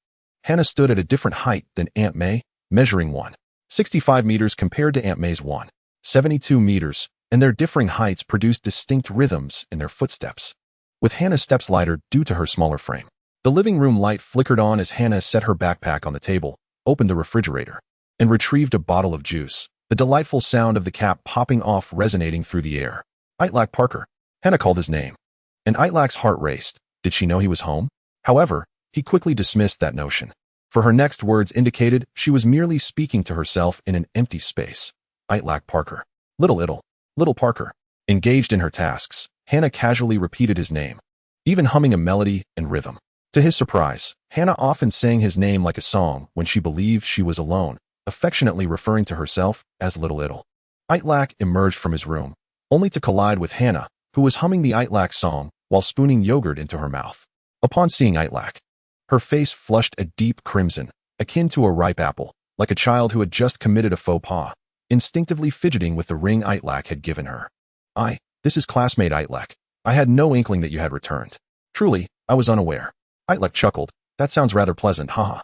Has anything of note transpired at school recently? Hannah, pleased to see Itrek diverting the conversation to alleviate the awkwardness, swallowed her yogurt and replied, Indeed, today Mr. Harrington announced something significant. We are going on a study tour. A study tour? To where?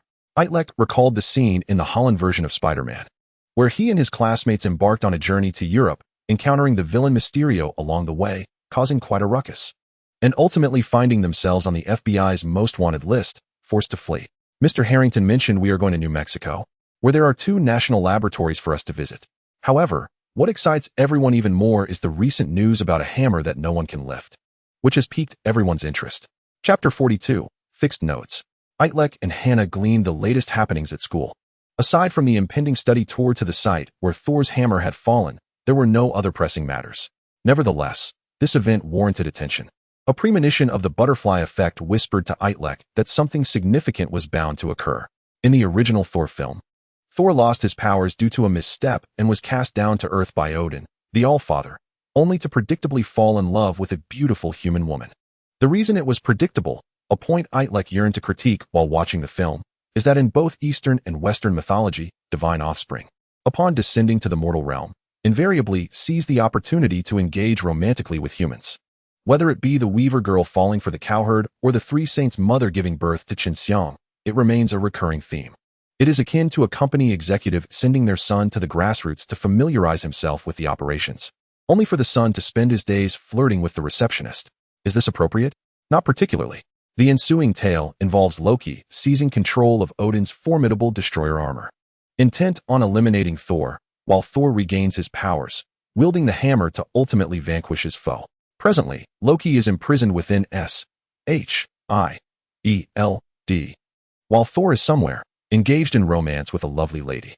Though these 2 narratives seem disparate, Itrek mused that perhaps his involvement might intertwine these parallel lines once more. Previous events have illuminated the patterns of this parallel universe phenomenon to Itrek. Though they may be distorted to some degree, pivotal events are destined to transpire. For instance, in the comics, William Baker voluntarily ventured to a military nuclear testing site in Georgia, transforming into Sandman. Yet in reality, despite having acquired Sandman's abilities, William Baker, by all logic, should have severed ties with the military, yet General Ross takes notice, entangling him in the military's affairs. Itrek pondered whether this was a matter of fate or a cosmic principle, even if perturbations, such as his own translocation, altered the course of events. Significant occurrences would still unfold. He tentatively termed this phenomenon fixed nodes of events, and for precaution's sake, he envisioned Loki's battle with the Destroyer as one of these fixed nodes.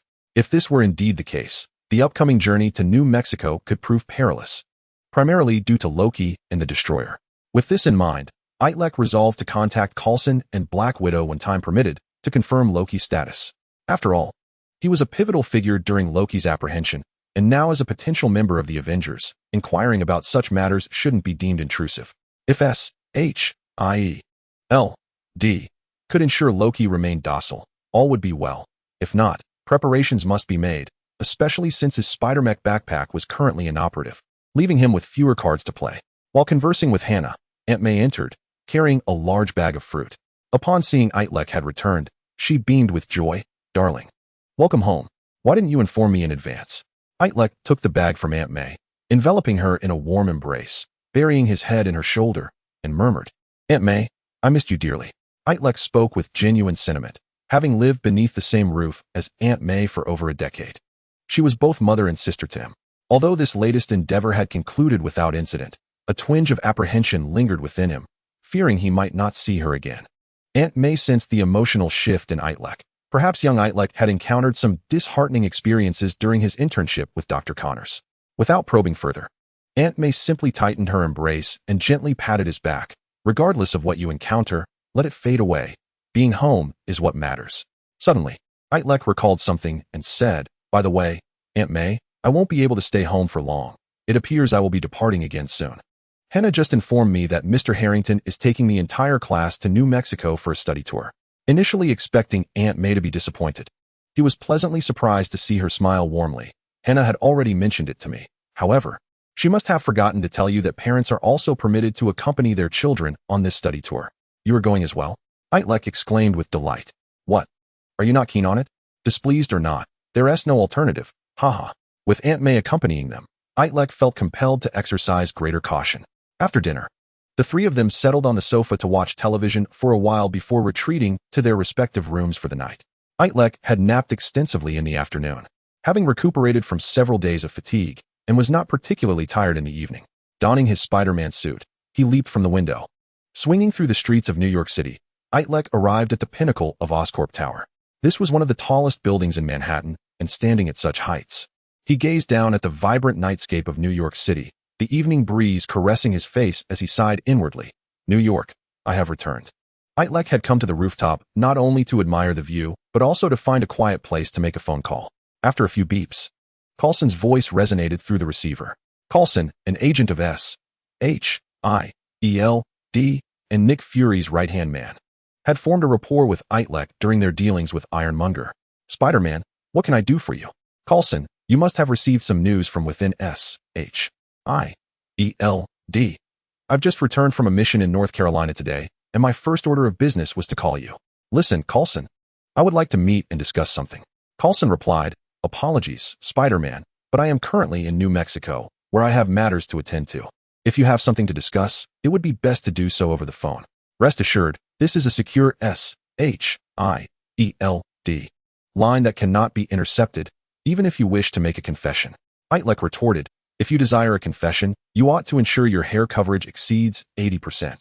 No one is fond of a bald egg adorned with a few sparse strands. Very well, I shall contemplate a hair transplant. So, what is it you wish to discuss? If this is merely banter, I have other matters to attend to. Itrek stated, Coulson, I wish to acquire some information regarding Loki, and I hope you can enlighten me. After all, I have aided S.H.I.E.L.D. on several covert missions. Surely I possess some degree of clearance. Indeed, Coulson remarked, in truth. When you assisted Black Widow in pilfering General Ross's plans, Director Nick Fury had already elevated your clearance to level 5 agent. Should you deem it necessary, I can divulge intelligence regarding Loki. To be candid, prior to this conversation, Itrek, despite aiding Captain America and Iron Man in apprehending Loki, remained oblivious to the rationale behind S.H.I.E.L.D.'s decision to capture Loki at that particular juncture. Coulson elucidated that the agency possessed an artifact known as the Tesseract, which, constrained by technological limitations, had yet to yield its energy. However, one day, a peculiar being, claiming to be Loki, the god of deception, infiltrated S.H.I.E.L.D. and absconded with the Tesseract. Upon his escape, he was detected by S.H.I.E.L.D. as Nick Fury was in the process of assembling the Avengers, with all future members, save for Thor, gathering at S.H.I.E.L.D. This scenario unfolded akin to a robber attempting to rob a bank, only to stumble upon the NYPD queuing for their paychecks. Itrek personally witnessed the subsequent events, wherein Loki was pursued to a local high school, intending to use a classroom of students as hostages, only to be outwitted by his own trickery, leading to his rearrest. Chapter 43, A Brand New Magnetic Levitation Backpack. After hearing Coulson's narrative, Itrek began to piece together the overarching storyline. The Tesseract housed the Space Stone, one of its functions being to connect disparate spaces, allowing for rapid deployment of combat forces. In the original tale, Loki, feeling discontented with his brother Thor, sought the throne of Asgard and was thus incited by Thanos. Prior to collecting the Infinity Stones, Thanos aimed to test the strength of Earth's protector, the Ancient One, and promised Loki that, should he lead the Chitauri army in an invasion of Earth, he would assist him in seizing the throne.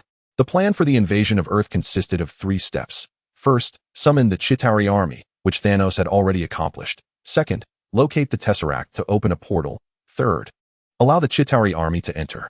Currently, Loki was stalled at the second step, having located the Tesseract but being thwarted and imprisoned by S.H.I.E.L.D. Can you guarantee that Loki will not escape? Itrek inquired. Of course, Coulson replied. That cell was originally designed to contain the Hulk. Though Loki claims to be a god, even gods fear the Hulk, haha. Coulson's theory was that if the cell contained the Hulk, it would also contain Loki. While this appeared logical, Itrek harbored doubts. Considering that the Hulk's methods of attack were primarily physical, whereas Loki was adept in various magical arts. Itrek, still pondering Loki's predicament, posed another question. What brings you to New Mexico? Is it because of that hammer? Precisely. Did you catch the news? Itrek mused inwardly, wondering why everyone claimed to have learned of events through the news. Could he not be a time traveler who had seen spoilers in a previous life? Yes. It is said that there exists a hammer that no one can lift. Are you going to try it?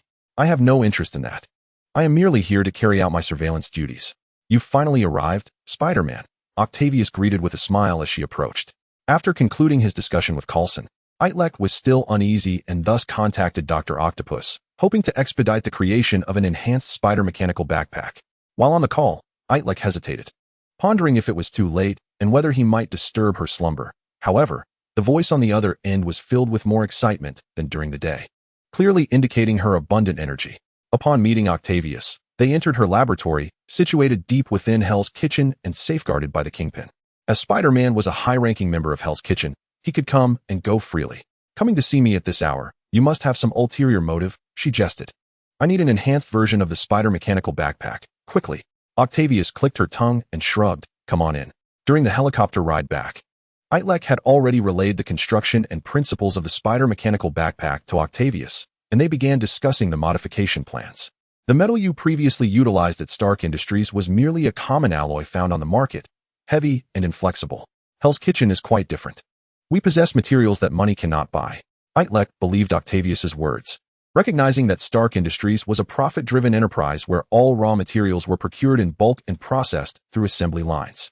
Although manufacturing the spider mechanical backpack there ensured reliability, it lacked the imaginative flair.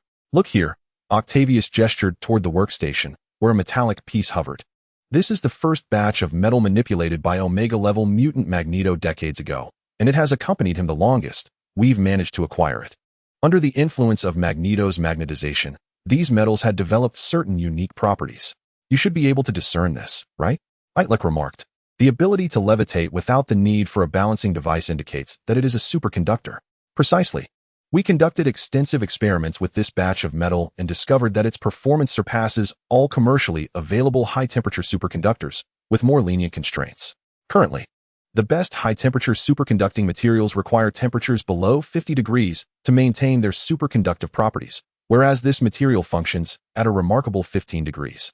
Octavius lightly tapped the metal piece with her finger, causing the thumb-sized fragment to spin, surrounded by tiny sparks that illuminated her newly acquired dark green glasses.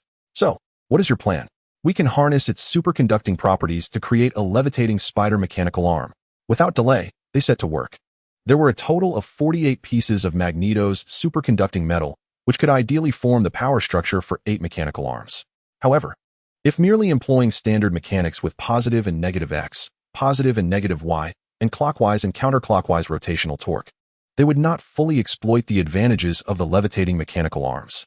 Ultimately, they resolved to incorporate a third dimension, the Z-axis, into the design, allowing the joints of the mechanical arms to detach and precisely control their distance, thereby achieving true levitation. After 3 hours of intense labor, Octavius wiped the sweat from her brow and sighed in relief. It's finally done, try it on. Due to the addition of distance control along the Z-axis, only 4 of the 8 mechanical arms were enhanced with Magneto's magnetic levitation capabilities, while the remaining 4 were composed of standard aerospace-grade titanium aluminum alloy. The 4 magnetic levitation mechanical arms could be precisely controlled within a spherical radius of 10 meters around Itrek, with an average deviation of less than 1 millimeter. The margin of error would increase with distance, yet the magnetic levitation arms could still be controlled with reasonable precision within 100 meters, maintaining an average error below 250 millimeters, 1/4 meter. Beyond 100 meters, while they could no longer be precisely controlled, commands could still be issued to retract the levitation arms, effectively providing Itrek with the ability to automatically retrieve thrown projectiles. All the aforementioned errors were calculated without the assistance of webbing, factoring in Itrek's capacity to actively correct discrepancies with webbing. The practical results in combat could potentially be even more favorable. The exterior of this backpack appears no different from an ordinary one. As Itrek dons it, his back secretes silk that connects with the backpack's control system, causing it to illuminate brilliantly, with ethereal blue electricity spilling from its seams. With a spark of inspiration, he commands, activate. For hovering arms unfurl behind him like a peacock displaying its plumage, resembling a grand, unfurled paper fan. Each segment of the floating arms is interconnected by faint blue sparks, and as Itrek concentrates, the distance between the segments rhythmically expands and contracts, making the entire fan appear to breathe, expanding, contracting, akin to a colossal, luminescent jellyfish adrift in water. Chapter 44, Power Outage. Itrek tested the functionality of the floating arms and was thoroughly pleased. Each arm, capable of autonomous control, could also bear machine guns, rockets, or even missiles. These weapons, combined with his silk, could devise numerous strategies adaptable to various scenarios. In the realm of weapon design, Itrek found a kindred spirit in Octavius. Both of them enamored with innovative inventions, leading them to be somewhat reckless in their designs, always eager to incorporate every conceivable function into the floating backpack. This ambition, however, led to complications during the final stages, particularly concerning the energy system. All previous experiments and drills had been conducted while the floating backpack was tethered to a fixed power source. Once Itrek detached from the power supply, the backpack could only operate for a mere 30 seconds before faltering. He couldn't very well face an opponent while holding a plug, saying, "Wait a moment. I need to find a socket to recharge before we can continue." Previously, he had utilized a palladium arc reactor core, but this single-use nuclear fission power source depleted its radioactive elements, rendering it powerless. Octavius clapped her hands together with enthusiasm, startling Itrek. "I've got an idea. Recently, Hell's Kitchen acquired a new gadget that might prove useful." The glow of a villainous scientist sparkled in her eyes as she rummaged through the laboratory with her 4 mechanical tentacles, ultimately unearthing a metallic box from a pile of clutter. The box was exquisitely crafted and well-sealed, requiring considerable effort from Octavius to open it. Inside lay a completely black object, square and flat, resembling a thick textbook. "This is a carbon nanotube capacitor," she proclaimed, "capable of storing more energy than the palladium arc reactor, theoretically without limit." Itrek frowned. He possessed some knowledge of capacitor power sources, aware that such technology was still in experimental stages. Currently, most portable power sources were chemical, such as rechargeable batteries and power banks, or, to a lesser extent, nuclear reactor-based, like Tony Stark's palladium arc reactor. Capacitor power sources differed significantly from the former two. The first two converted other forms of energy into electrical energy during use, while the carbon nanotube capacitor stored electrical energy directly in terms of charge and potential difference. This method of storage was akin to the relationship between storm clouds and the Earth, where clouds accumulate vast amounts of charge, releasing it as lightning. The carbon nanotube capacitor had its advantages, theoretically allowing for limitless energy storage. However, this remained purely theoretical. In practice, as the stored charge increased, so did the potential difference, making it increasingly difficult to input additional charge. It was akin to inflating a basketball that would never burst, while it would not explode. The rising internal pressure rendered further inflation increasingly challenging. "How do we charge it?" Itrek inquired, his mind racing as he struggled to conceive a feasible solution given the current circumstances. "Fear not, ha ha ha. Watch this." Octavius proposed a solution that involved not solving the problem at all. "The low charging efficiency is irrelevant. We shall simply charge it continuously, using ever-increasing power." She dismantled all the current limiting fuses in Hell's Kitchen, replacing them with wires connected to New York City's main transmission lines. Even the audacious Octavius decided to keep a safe distance while completing her preparations. 6 thick power lines, each the diameter of a wrist, connected to either end of the carbon nanotube capacitor. Holding the power switch, Octavius excitedly asked, "Spider-Man, are you ready?" "Can I say no?" Itrek retorted, ignoring his response. Octavius flipped the switch, and arcs of silver lightning surged through the wires and into the capacitor, illuminating the room with flashes akin to magnesium lights, their cacophony echoing like a chorus of 1,000 birds. The charging process lasted 5 minutes, during which both Itrek and the entire city of New York were unprepared.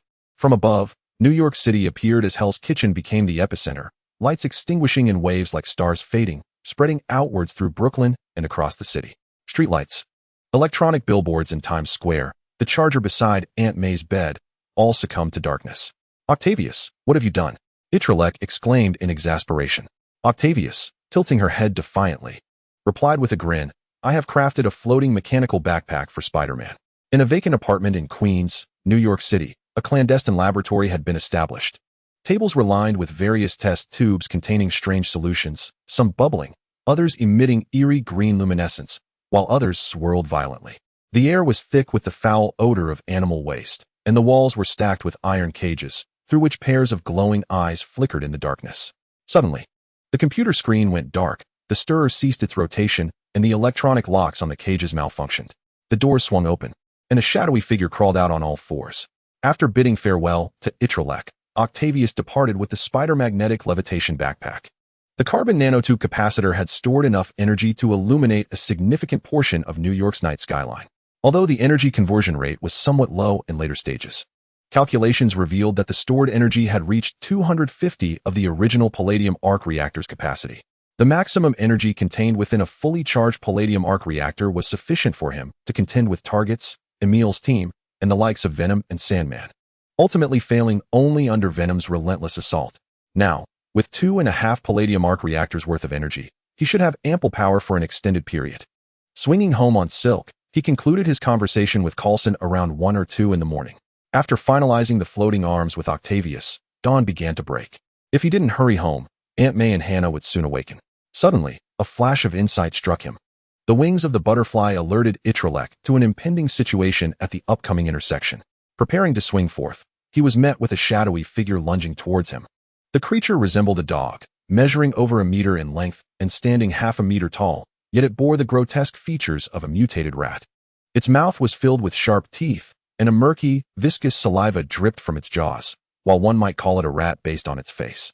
It was far larger than an ordinary rodent, its body armored with a layer of scales reminiscent of a crocodile. The mutated rat exhibited an extraordinary level of aggression, lunging towards Itrek with its gaping maw. Chapter 45, The Enormous Rat and Connors. As Itrek encountered this aberrant creature for the first time, he began to ponder its origins. A sudden recollection struck him. Prior to his departure from New York City for a study trip in New Mexico, there were matters left unresolved. Lost in thought, the rat leapt at him, but the ensuing battle was remarkably effortless.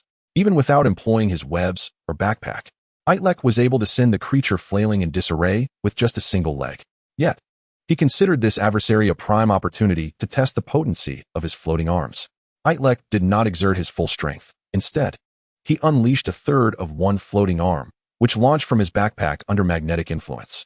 This segment was the foremost part of the floating arm, resembling a conical shape, with a thickness comparable to 4 fingers at its widest point, suspended in the air like a dart. A whimsical thought crossed Itrek's mind.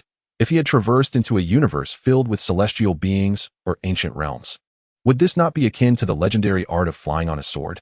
He deftly maneuvered the dart around him in a rapid 3-circle dance, a display without practical purpose, merely for flair, before directing it straight at the mutated rat. The dart flitted about like a nimble butterfly, weaving in and out before the creature. The once agile rat, under Itrek's strategic calculations, often stumbled clumsily, tripping over its own feet. Itrek reveled in the amusement of the encounter, though his dart did not match the speed of Yondu's arrow from Guardians of the Galaxy.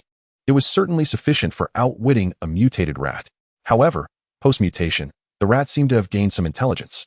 Realizing that the force controlling the dart was none other than Itrek, the great spider, and it charged towards him. From his backpack, 3 additional floating arms sprang forth, joining the first to hover around Itrek from 4 directions before plunging forcefully into the ground. Utilizing these 4 mechanical arms as anchor points, Itrek's body was suspended in midair. This was yet another application of the floating arms. While he could control their levitation, they could also, once anchored, facilitate his own suspension. Suspended over 10 meters above ground, the sensation was distinct from the familiar tug of web slinging. It felt ethereal, as though he were floating upon the surface of water. Mr. Rat, perhaps you should summon your 4 turtle disciples skilled in ninjutsu. They might stand a chance against me. The mutated rat leaped with fervor, yet its limited jumping ability rendered it unable to reach Itrek. After a few playful minutes, Itrek sensed that time was of the essence. He shot a web to bind the mutated rat to a nearby street lamp and proceeded to dial the NYPD. Hello, this is your concerned citizen, Spider-Man. I have encountered a mutated rat at 11, the Austin Street. Itrek then climbed through his bedroom window, unloaded his floating backpack, removed his Spider-Man suit, and reclined back onto his bed. The clock read 6:30. He estimated that Aunt May and the others would awaken in about half an hour. Itrek closed his eyes, allowing his mind to wander as he contemplated the events of the night. Perhaps the octopus lady had caused a blackout across New York City, leading to a laboratory conducting live animal experiments losing power, resulting in the escape of experimental subjects. This inevitably brought Dr. Connors to Itrek's mind. In both comics and films, Dr. Connors was obsessed with biological experiments to restore his severed arm, ultimately transforming into the lizard. The comics had depicted a scenario where Connors' secret laboratory was compromised, leading to the emergence of mutated creatures in New York City. The films showcased the lizard crashing cars off bridges. Reflecting on the recent mutated creature and the large lizard encountered during the confrontation with Bullseye, Itrek grew suspicious of Dr. Connors' recent clandestine activities. In The Amazing Spider-Man, after Dr. Connors transformed into the lizard, he even harbored a mad desire to turn all the citizens of New York into lizards, releasing a mutagenic mist from the pinnacle of Oscorp Tower. Thankfully, he was ultimately thwarted by Spider-Man, sparing the populace from catastrophe. However, during that battle, Gwen's father, Officer George, perished in an attempt to stop Connors. Now, in this parallel universe, a realm where multiple films and comics intertwine, there resided not only the events of The Amazing Spider-Man, but also the pressing matter of Itrek's impending study trip to New Mexico to observe Thor's hammer. He feared that the lizard incident, which should be resolved by Spider-Man, might go unchecked due to his absence in New Mexico. He dreaded returning to find the streets teeming with lizard people, shopkeepers transformed into lizard ladies, and even the Avengers and S.H.I.E.L.D. morphed into Lizard Captain, Lizard Widow, Iron Lizard, and Lizard Egg. Itrek resolved that prior to his journey to New Mexico, he must take action, though his options were limited. In this world, he was the sole traveler from another realm. Others, though they played significant roles, had never seen a Marvel film and lacked the foresight. Moreover, the only manifestations before him were the colossal lizard darting across the bridge and the oversized rat scurrying down the road. If he were to share his deductions about Connor's intent to become the lizard and wreak havoc, others would surely deem him mad. Even Itrek himself could not ascertain whether this truly pertained to Dr. Connors. What if, in this parallel reality, Dr. Connors was a virtuous character? What if, as events unfolded, it turned out that Connors did not seek to biologically restore his arm, but instead opted for a mechanical steel arm, taking on the moniker Bucky? Would he not then incur the ire of Captain America? Lost in such musings, Aunt May's voice echoed from the living room. Little Itrek and little Hannah. My two adorable ones, it's time to rise. When did Hannah also become Aunt May's little darling? While she had previously expressed such sentiments towards him, that did not imply the right to extend that saccharine title to another. After getting up and completing his morning routine, the three of them sat down for breakfast. The following day, the entire class would embark for New Mexico, and today being Saturday, it was the perfect opportunity for everyone to rest and prepare. Aunt May suggested, since everyone is on holiday today, why don't we go shopping for some travel necessities? Itrek felt compelled to correct Aunt May. The trip to New Mexico was an educational excursion, emphasizing the educational aspect, not merely a vacation in her terms. Furthermore, he might bear the responsibility of confronting a potential Loki. Sounds good, Hannah interjected. Aunt May, let's south go to Fifth Avenue. I haven't visited there since arriving in New York. Itrek replied, you two can go ahead. I shall abstain. Aunt May inquired, what's the matter, little Itrek? Do you have other plans? I wish to have a conversation with Dr. Connors. After all, I will be away for 2 to 3 weeks, and I need to pause my work at Oscorp to discuss a few matters with him. Chapter 46, Collaboration. Manhattan, New York City, Oscorp Tower, 63rd floor. Dr. Connors was delighted to hear that Itrek would be visiting. Since Itrek joined Osborne Industries, he has made little contribution beyond the initial submission of the radioactive decay equation. Recently, Connors heard rumors that Itrek frequently visited Stark Industries, which made him increasingly anxious. Without Itrek's assistance in completing that equation, the restoration of his right arm would remain a distant dream. Itrek, you've arrived, Connors greeted him, inquiring. Do you have any new insights regarding the decay equation?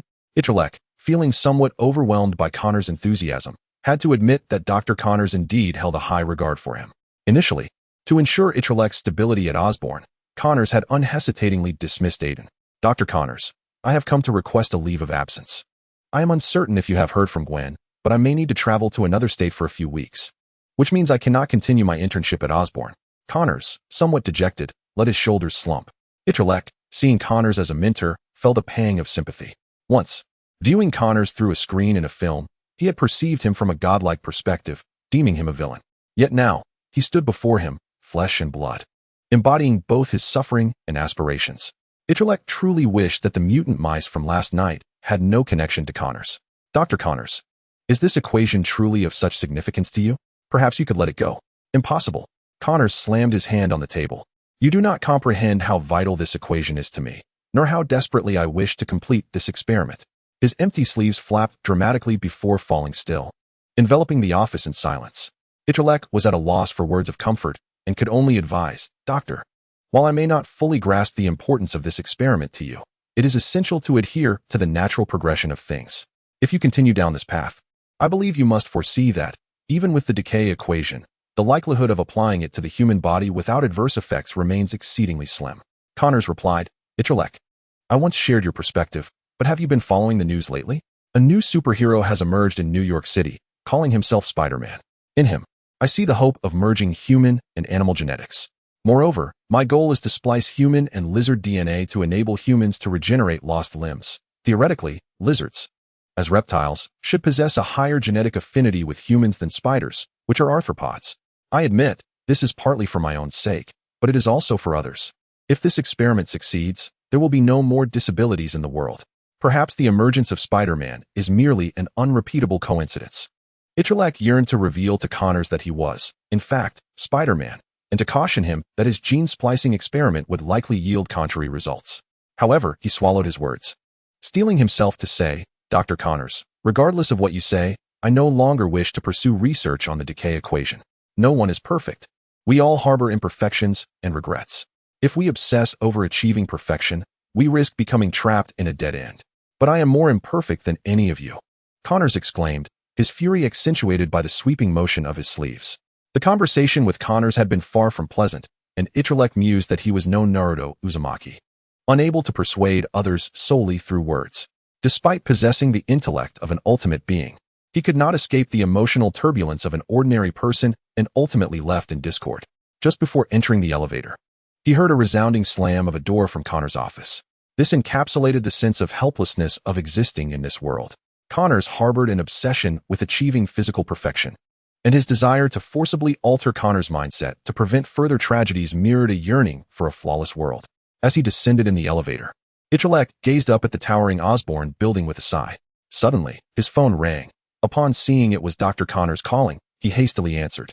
"I apologize, Itrek. I became somewhat agitated earlier. I hope you can overlook it." "It's quite all right, Dr. Connors. I still hope you can let go of those thoughts. Perhaps you are right. I think I need some time to myself." After concluding the call with Connors, Itrek felt a slight uplift in his spirits, wishing that Connors would also relinquish his fixation.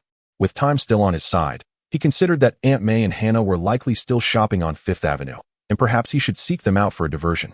Meanwhile, Connors hung up, staring vacantly out the window, reflecting on Itrek's resolute refusal to continue working on the equation. Perhaps it was time for him to concede. Nevertheless, a sense of dissatisfaction lingered. Connors' phone rang again. Initially, he thought it might be Itrek reconsidering, but it turned out to be an unfamiliar number. "Hello. Am I speaking with Dr. Connors?" A gentle female voice inquired. "Yes, this is he. Who are you, and how did you obtain my office line?" "Dr. Connors, please check your text messages for any notifications from the bank." Although puzzled, Connors opened the message, which informed him of an anonymous deposit of $1 million into his account. "What is going on? Is this some new scam?" The soft voice on the other end replied, "Dr. Connors, this is a gesture of goodwill before you assist us. The situation is this. We have a patient who, for certain reasons, has sand infiltrating his brain and spinal cord, leaving him in a coma, reliant on life support. Your achievements in biology are unparalleled. If anyone can heal him, it is you." $1 million was no insignificant amount for Connors, yet it was not astronomical either. As the chief scientist at Osborn, he earned a handsome salary. Currently, Connors was entirely focused on gene splicing and could not expend significant energy on other matters simply for monetary gain. "What if I refuse? Which account should the money be returned to?" The woman's tone remained gentle yet firm, revealing her professionalism. "Dr. Connors, you do not have the option to decline. Since we could locate your account, we can also find your address and daily routes. I believe you would not want our collaboration to turn into coercion." "Who are you?" "Wilson Fisk is our employer." "Ah, Fisk." Connors recognized this sentiment all too well, having just experienced something similar. He had sought Itrek's help with the equation, only to be met with refusal. The difference was that he lacked the means to threaten Itrek, while Fisk wielded considerable power to intimidate him. A thought crossed Connors' mind. If he could forge a connection with Fisk, he might leverage his influence to achieve certain objectives. Although Fisk was ruthless, he was also reliable, and Connors believed this to be true. "I can assist you in treating the patient, and I do not require your money as compensation." "Dr. Connors, what do you desire in return?" "What I seek is quite simple for you. Help me abduct someone and deliver them to a specified location. Very well. If you can heal the patient, we will assist you. Who is this person, and are there any special requirements? His name is Itrek Parker. I will send you a photograph shortly. Requests should be made gently, ensuring he is not harmed, and without the use of mind-altering substances or hallucinogens. Like you, I merely wish to leverage his knowledge to assist me in some calculations. Chapter 47. Arrival in New Mexico. New Mexico is situated in the southwestern United States, bordering Mexico. Renowned as the land of enchantment, it basks in abundant sunlight. On the long-distance bus, Itrek, donned in a low-brimmed sun hat that shielded his eyes, reclined against the back of his seat, drifting into slumber. Look, cacti. In the distance, those are the Red Rock Cliffs. The surrounding classmates were animated by the desert landscape. However, Itrek remained rather indifferent. Perhaps it was a psychological effect, but upon removing his Spider-Man mask, Itrek found himself speaking considerably less. On this trip to New Mexico, aside from a few who had taken leave, nearly the entire class had made the journey. Sitting near Itrek and Aunt May were friends of his who often socialized with him, accompanied by their parents. Ned had come with his father, and though he usually could be described as loquacious, he sat upright and serious, refraining from laughter in the presence of his stern father. Beside Hannah was her mother, Felice. Itrek was somewhat familiar with Felice, having previously assisted her with a matter involving Kingpin. Felice consistently cast warm smiles in Itrek's direction and occasionally whispered to Hannah, seemingly encouraging her to join her, while Hannah impatiently shook her head at her mother's matchmaking attempts. The most harmonious pairing was undoubtedly Gwen and her mother, Eileen. Although Eileen's sixth sense hinted that the quiet boy seated ahead of them seemed oddly familiar, as if she had encountered him before, Itrek chuckled inwardly, knowing she could never fathom that he was the Spider-Man who had startled her on 2 occasions. However, it was indeed amusing to recall the sound of Mrs. Eileen's startled exclamations. What a peculiar quirk he possessed. The journey continued for an indeterminate time until the landscape transformed from desert to a quaint town, where the bus came to a halt beside a modest inn. Under the guidance of Mr. Harrington, everyone gathered their belongings and checked into the inn. This relatively small establishment had been nearly entirely booked by the class, providing single, double, and quadruple rooms. Itrek contemplated that at 16 years of age, sharing a room with Aunt May felt somewhat inappropriate. Just then, Ned approached him, whispering urgently, Itrek, help me out here. Can I share a room with you? I really don't want to stay with my dad. All right, let us take a double room together, Itrek replied. Everyone settled into their respective accommodations and reconvened in the lobby at the appointed meeting spot. Mr. Harrington, holding a small megaphone, announced, it is now 11:10. You may explore the town, grab something to eat, and then rest in your rooms. We will reconvene promptly at 2:30 to visit the National Laboratory. As soon as Mr. Harrington finished speaking, Ned seized Itrek's arm and dashed away. After sprinting 2 blocks, Ned stopped, panting, phew. Finally free. Ha. Itrek understood Ned's relief.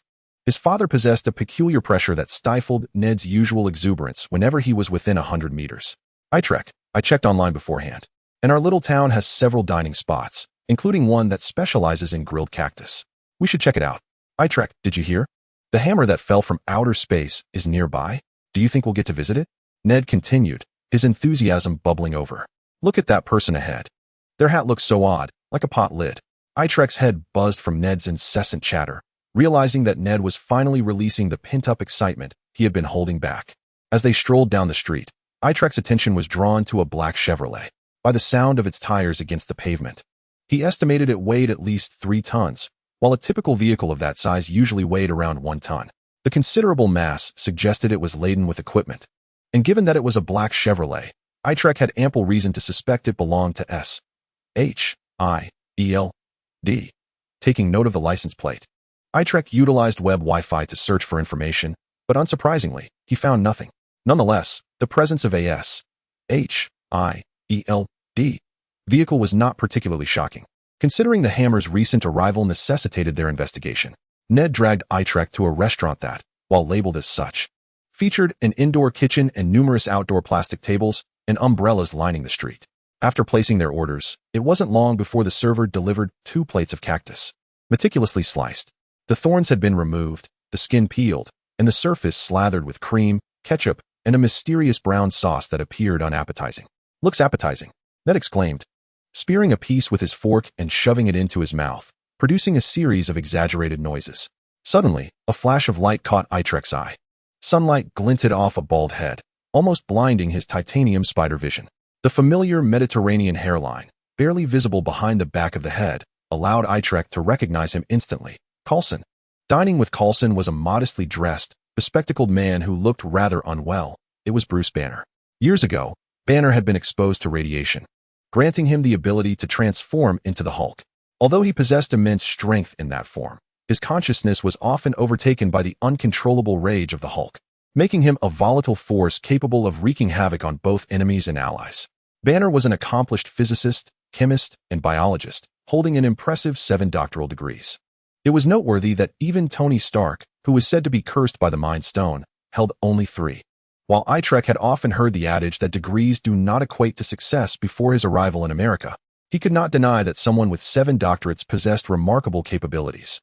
Coulson caught sight of Itrek and was about to greet him when he noticed the classmates seated with Itrek. Instead, they exchanged a knowing glance and continued their meals. S.H.I.E.L.D. Agents were aware of Itrek's dual identity as Spider-Man and Dr. Octopus, while those in Hell's Kitchen only knew the Spider-Man who had masqueraded as Dr. Octopus during their collaborations, unaware that they were one and the same. Itrek's classmates remained oblivious to his true identity, so Coulson refrained from interrupting. Itrek wondered why Coulson had brought Dr. Banner along and resolved to inquire later that evening. Just then, he felt Ned elbowing him, whispering, "Hey, Itrek, there's a bald weirdo next door who keeps leering at you." Chapter 48. Off to see the hammer. In the afternoon, Mr. Harrington led the students and their parents to visit the Amos National Laboratory, situated just outside the town. The laboratory was en route to a stretch of land bustling with activity, where construction was underway for an unspecified building. Harrington introduced, "That is the site where the extraterrestrial meteorite fell, shaped like a meticulously crafted hammer, which serves as a significant piece of evidence in our speculation about the existence of alien life. Thus far, S.H.I.E.L.D. has not officially classified Loki's incursion into the school, leading to rampant rumors suggesting that Loki is an alien being. However, the majority still regard him merely as a mutant endowed with superhuman abilities." Gwen inquired, "If that is the case, why do the authorities not transport the hammer for preservation and study, but instead construct a shelter here?" Another girl named Betty remarked, "This is likely to preserve the meteorite and the impact marks on the ground. From these, one can deduce the direction from which the hammer originated." Other students also ventured various hypotheses, yet Itrek, who had already been privy to the spoilers from his past life, displayed little interest in conjecturing. Although S.H.I.E.L.D. wished to transport the hammer, none among them possessed the strength to move it. There exists a fascinating premise regarding Thor's hammer. It is deemed impossible for an ordinary person to lift. Only those deemed worthy can wield it. Thor's father, Odin, the king of the gods, commanded the dwarves to forge the hammer from the core of a dying star, imbuing it with spells and magic, and inscribed a verse upon its side. "Whosoever shall lift this hammer, if he be worthy, shall possess the power of Thor." This is also the reason Captain America was able to lift the hammer and delivered a jolt of lightning to Thanos' bald head. However, Itrek believed that all phenomena must be governed by objective laws. Thus, the notion that only the worthy could lift this seemingly metaphysical artifact should also be explicable from a scientific perspective. Otherwise, it would give rise to numerous paradoxes. For instance, prior to his traversal, Itrek had read a web novel, the title of which he could not recall, but the synopsis stated, "Thor, no one can lift my hammer. Protagonist, if you hold the hammer, I can lift you, can I?" Although the novel was not particularly captivating, it piqued Itrek's curiosity regarding the secrets embedded within Thor's hammer, especially considering his now exceptionally high intellect. If anyone could unravel its mysteries, it should be he. The group engaged in lively discussions within the vehicle, while Ned gazed longingly back at the distant hammer site until Harrington mentioned that if time permitted after visiting the National Laboratory, they would detour to see the extraterrestrial hammer. Only then did Ned rekindle hope and retract his gaze. The National Laboratory, located on the outskirts, boasted a grand architecture and expansive grounds. On the afternoon of the first day, Harrington merely guided them through the historical developments of various disciplines, showcasing epoch-defining artifacts, old experimental equipment, and the quotations, portraits, and statues of notable figures. Ned eagerly anticipated the conclusion of their tour at the laboratory, hoping for a chance to see the meteorite hammer, yet Harrington had other intentions. After finishing the corridor dedicated to the history of disciplines, he led them to a large glass cabinet. The cabinet contained items of considerable antiquity, A set of experimental apparatus consisting of lenses from various angles, a prism, a plane mirror, and metal plates, all exhibiting a slightly worn texture but remarkably well preserved. Harrington stated, "This is the original equipment used by Thomas Young during his double-slit experiment in 1807, over 200 years ago." The students paused, taking notes in their notebooks. Aunt May quietly asked, "Little Itrek, what does the double-slit experiment mean?" Itrek replied while jotting down notes, "Aunt May, it's not double-slit. It's double-slit. Thomas Young's double-slit interference experiment demonstrated the observer effect." Observer effect? Hannah and Felice joined in, intrigued by their conversation. Itrek explained, in simple terms, when an electron beam is emitted from one end, it illuminates a screen on the opposite side. If I observe the electron, it behaves like a solid ball thrown, landing where it should. Conversely, if I do not observe it, the electron behaves like a wave, creating an interference pattern and landing in a chaotic manner. Itrek's explanation, while not entirely accurate, was conveyed in a manner comprehensible to Aunt May and the others. It suggested that subjective observation influences the form of the electron. "Wow, little Itrek. That's amazing," Aunt May exclaimed. Ned remarked, "What's so amazing about that? When my dad watches me, I behave, but when he's not around, I mischief. It's the same principle." Hannah countered, "That's different. You possess consciousness and thought, with a brain and nerve cells that respond like Pavlov's dogs. Electrons are indivisible particles. How could they fear human observation?" Ned shrugged. "All right, Hannah, you just called me a dog, despite my previous." Gwen patted Ned's shoulder, explaining, "All right, Ned, Hannah didn't call you a dog. She merely meant, what? A drooling dog." Ned's displeasure was short-lived, for Harrington concluded his explanation swiftly, and with daylight still remaining. The prospect of seeing the hammer seemed imminent. "Oh yeah." Ned silently pumped his fist. As expected, the bus stopped near the meteorite hammer on the return journey. Harrington announced, "It is now 5:20. You will have an hour and a half of free time. We will reconvene here at 6:50 for dinner." Although it was termed free time, those intrigued by the meteorite largely clustered around Harrington, hoping he would guide them for a closer look and provide explanations. Those disinterested remained on the bus to rest or wandered about. The site of Thor's hammer was an abandoned private mining area that had not been restricted by S.H.I.E.L.D. due to the owner's lack of consent. In fact, the landowner was particularly hospitable, eager for visitors to come and see the hammer that had fallen on his property, while simultaneously mocking their futile attempts to lift it. Initially, locals heard rumors of the hammer's existence, but none could lift it. The news eventually reached the town, where skeptics drove their pickup trucks to attempt to drag it. Several trucks were overturned in the process, yet the hammer remained immovable. Since then, attempting to lift the hammer became a popular pastime for the residents of New Mexico. Some would even drive 5 or 6 hours just to try their luck at lifting the unyielding hammer. Chapter 49. The Hulk attempts to lift Thor's hammer. Faced with the hammer, several energetic male classmates eagerly stepped forward, while most girls observed from the sidelines. Ned joined the line, trying his luck, but felt it was utterly immovable. He kicked it twice, feeling nothing but pain in his foot. Nevertheless, he was delighted to have touched the hammer. A bearded white man behind him laughed. "Ha ha, little black chubby. This thing can't even be moved by a truck, and you think you can kick it free? Step aside. It's my turn. Let me give it a kick." Aunt May encouraged Itrek, saying, "Little Itrek, why don't you give it a try and see if you can lift the hammer?" Itrek shook his head, thinking to himself that as a being of ultimate intelligence with an IQ of 700, he would hardly stoop to compete with a hammer. Felice gently patted Itrek on the shoulder, saying, "Itrek, you should try. Hannah wants to see." "Mom, I don't want to." Gwen was one of the few girls who attempted to lift it, returning with the report, "It's really immovable." "Itrek, are you sure you won't at least touch it?"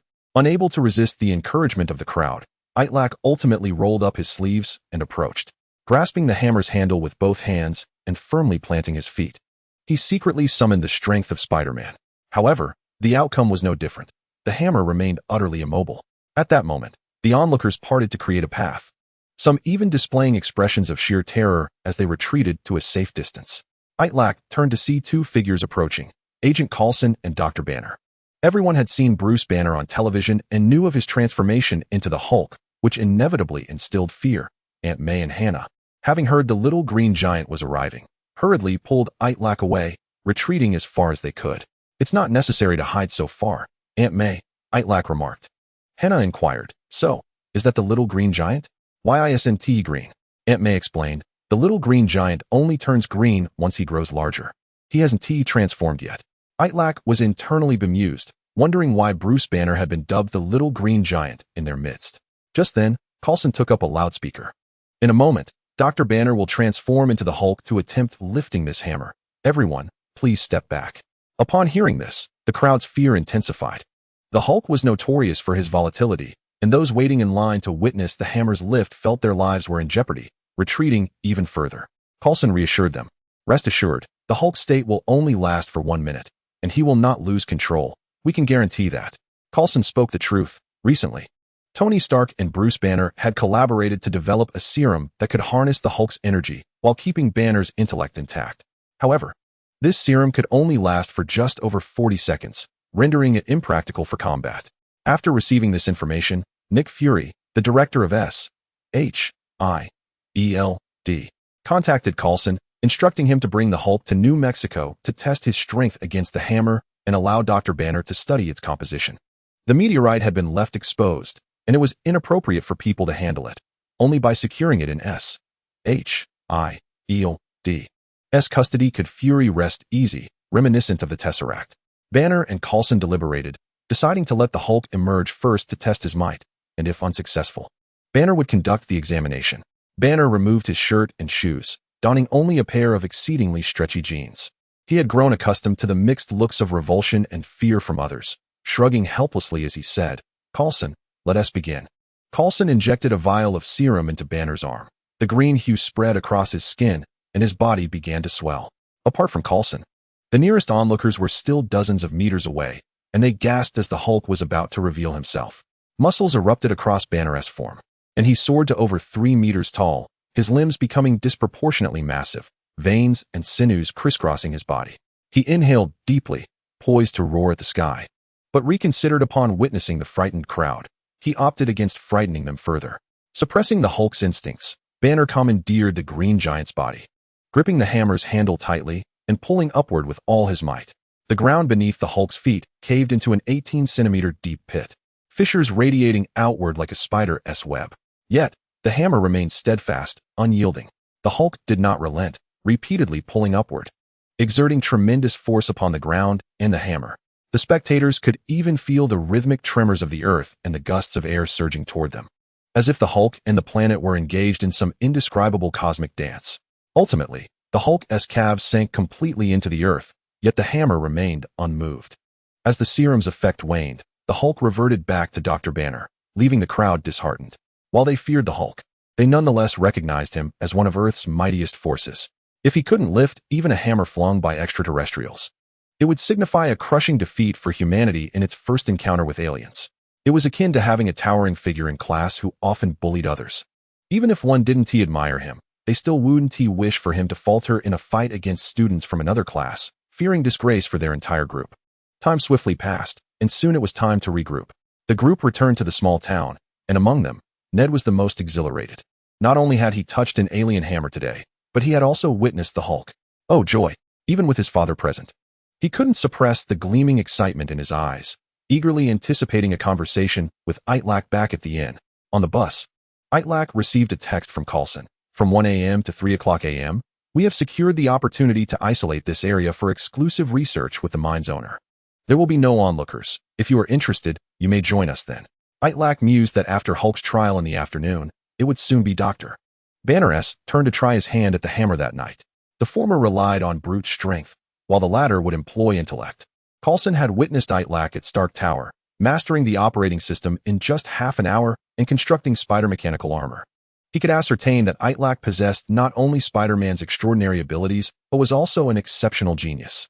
It was fortuitous that he had arrived in New Mexico. If he collaborated with Dr. Banner, they might just succeed in lifting the meteorite's hammer. Itrek, understanding Coulson's intentions, was indeed keen to meet him privately to discuss not only the hammer, but also Thor and Loki. Chapter 50. A late-night conversation. The bus returned to the small town, and after finishing dinner in the hotel lobby, everyone took some time to rest before retreating to their rooms for the night. Ned tugged at Itrek, chattering away. Itrek felt that Ned had never been this talkative at school, and now he could converse endlessly about the most trivial matters. After they finished their evening routines, turned off the lights, and lay in their respective beds, Ned began once more. As Itrek was a day student, he had only ever spoken with Ned during the day at school, never having the opportunity for such a late-night conversation. Perhaps it was the darkness of the night that provided a sense of security, prompting Ned to ramble on about his experiences from today to his childhood memories of being abandoned by his mother and his strict father, to his sister who had moved in with his mother after remarrying. Itrek occasionally envied those who could drift off during class. Daydreaming was a form of self-preservation for the mind. However, for Itrek, whose intellect was far superior, zoning out was considerably more challenging, if he didn't consciously control it. Every morsel of information Ned shared would automatically be processed and analyzed in his mind, leading to numerous conclusions of no practical value. As Itrek felt his head spinning from Ned's incessant chatter, Ned suddenly shifted the topic to the girls in their class. Being a well-developed young man, Itrek was not immune to the topic. He could not deny that when Ned broached this subject, he instantly felt more awake. Itrek, who do you think is the prettiest girl in our class? How would I know? You brought it up. What do you think? I used to think Gwen was the most attractive until Hannah transferred to our class. Gwen's position as champion in my heart has been usurped. Although Hannah was in the same grade as Itrek, they were in different classes until Hannah moved into Aunt May's house and subsequently transferred to Itrek's class. Hannah and her mother, Felicity, had only recently arrived in New York, and their time in the previous class was brief, so switching classes incurred little social cost. With her fair complexion, exquisite figure, and striking features, Hannah possessed an enchanting gentleness that was utterly captivating. Ned, drooling inappropriately while speaking, made Itrek wish to record this moment and send it to Ned's father. However, Itrek had to concede that despite Hannah's life in America, her delicate features exuded the gentle, virtuous, and charming essence characteristic of classical Eastern femininity.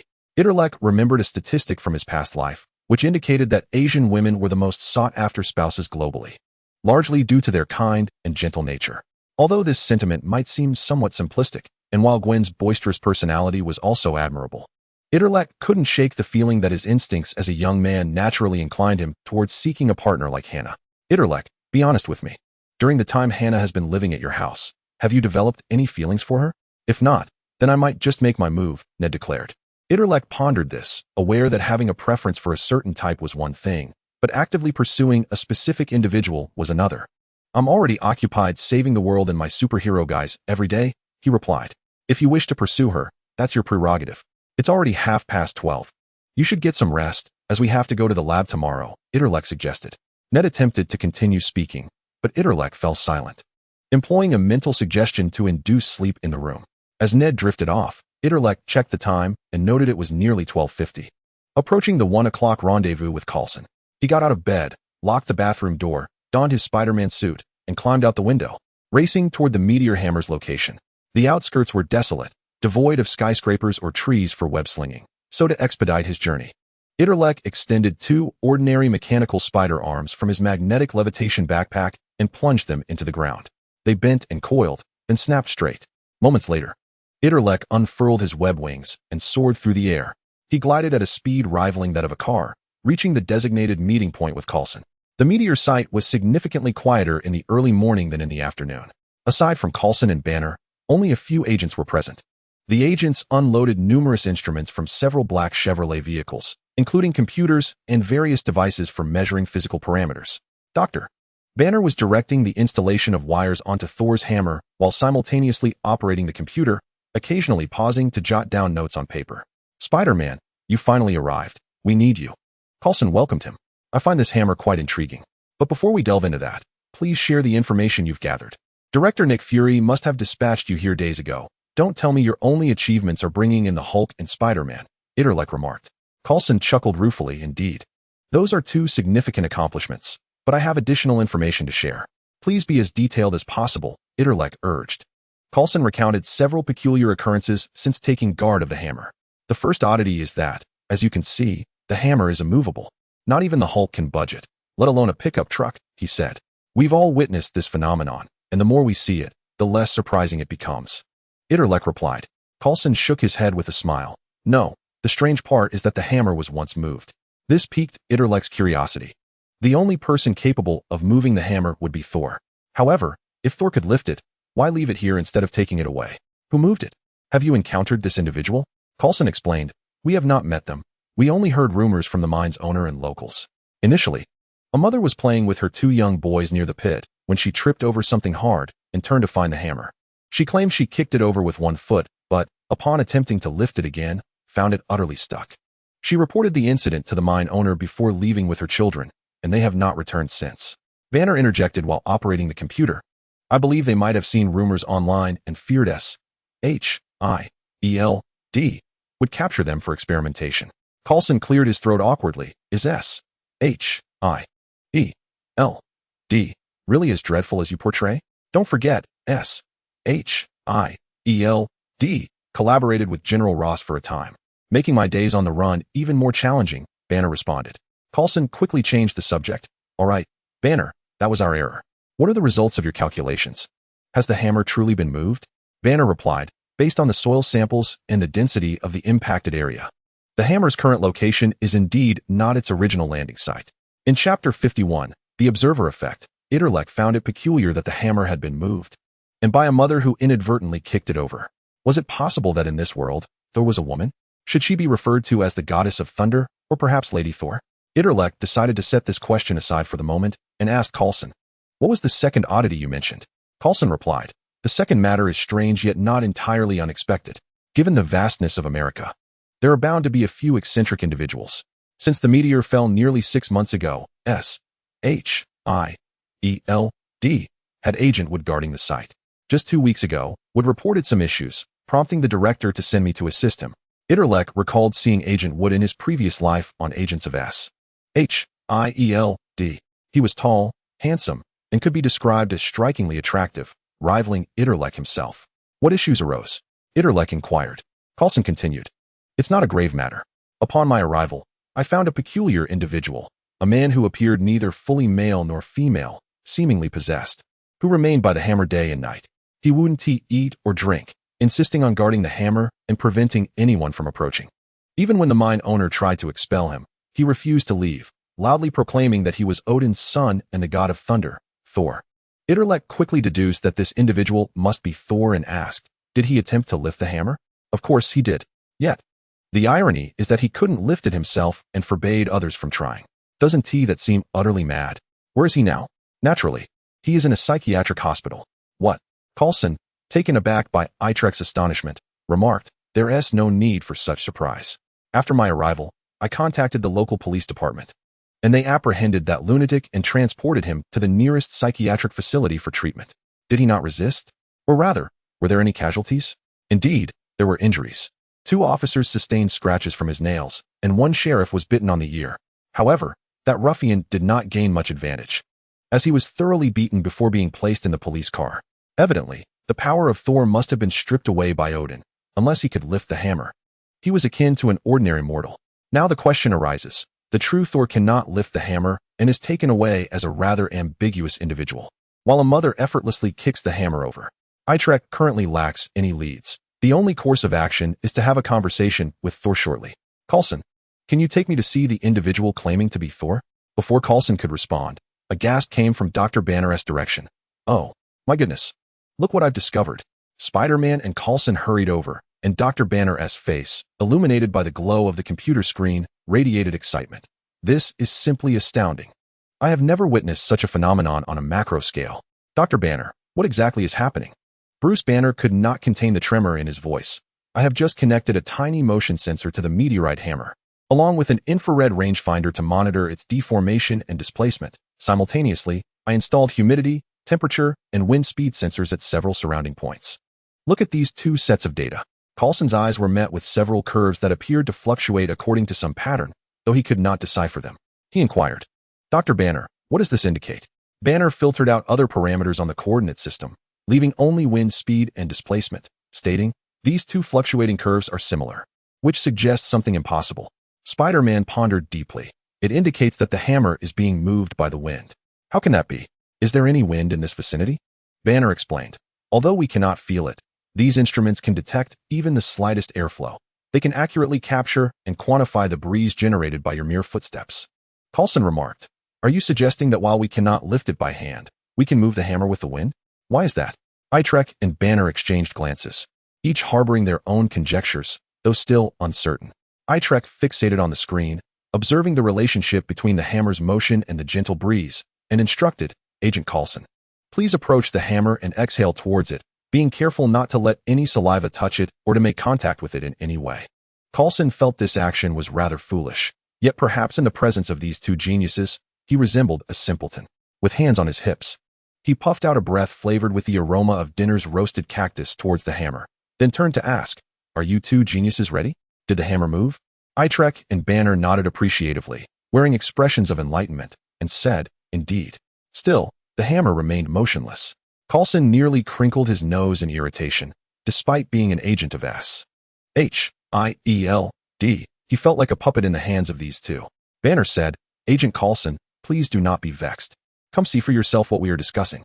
Skeptically, Coulson approached the computer screen, where Banner activated the infrared motion detector, revealing a series of incomprehensible images and graphs. Coulson asked, "What does this mean?" Itrek elucidated.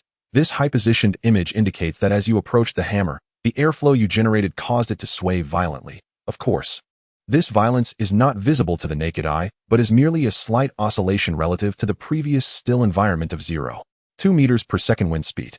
In contrast, the subsequent values, which are infinitesimally close to 0, indicate that when you blew towards the hammer, it remained utterly still, with the infrared motion detector unable to detect any movement, not even the slightest." Coulson was no fool. He had discerned the peculiar implication in Itrek's words. "So, you're saying that the airflow generated by my approach made the hammer tremble, while the larger airflow from my exhalation caused it to remain motionless. Why is that?"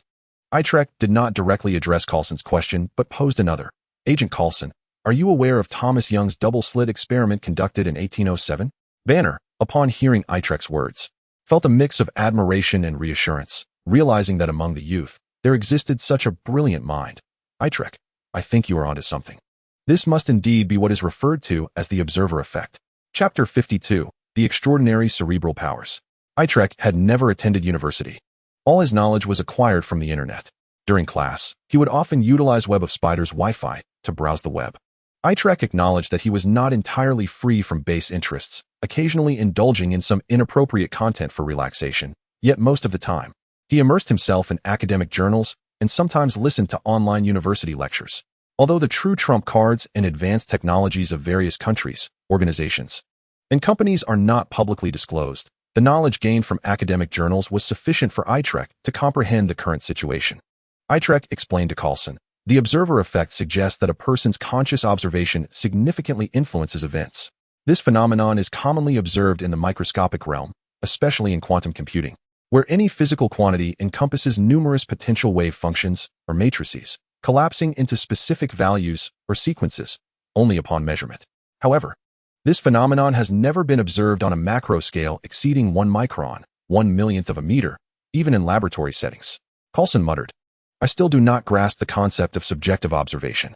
Itrek replied, "Agent Coulson, let us reflect on the strange occurrences surrounding this hammer. For now, let us set aside that ambiguous individual and consider what we know.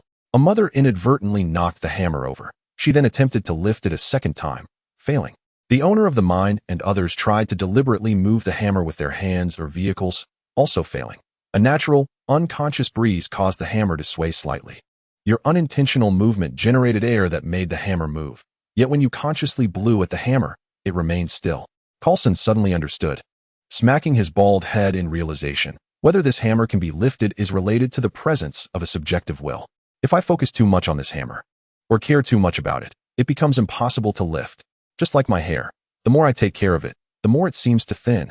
While doctors advise me to relax and not think about it, and perhaps it will grow back.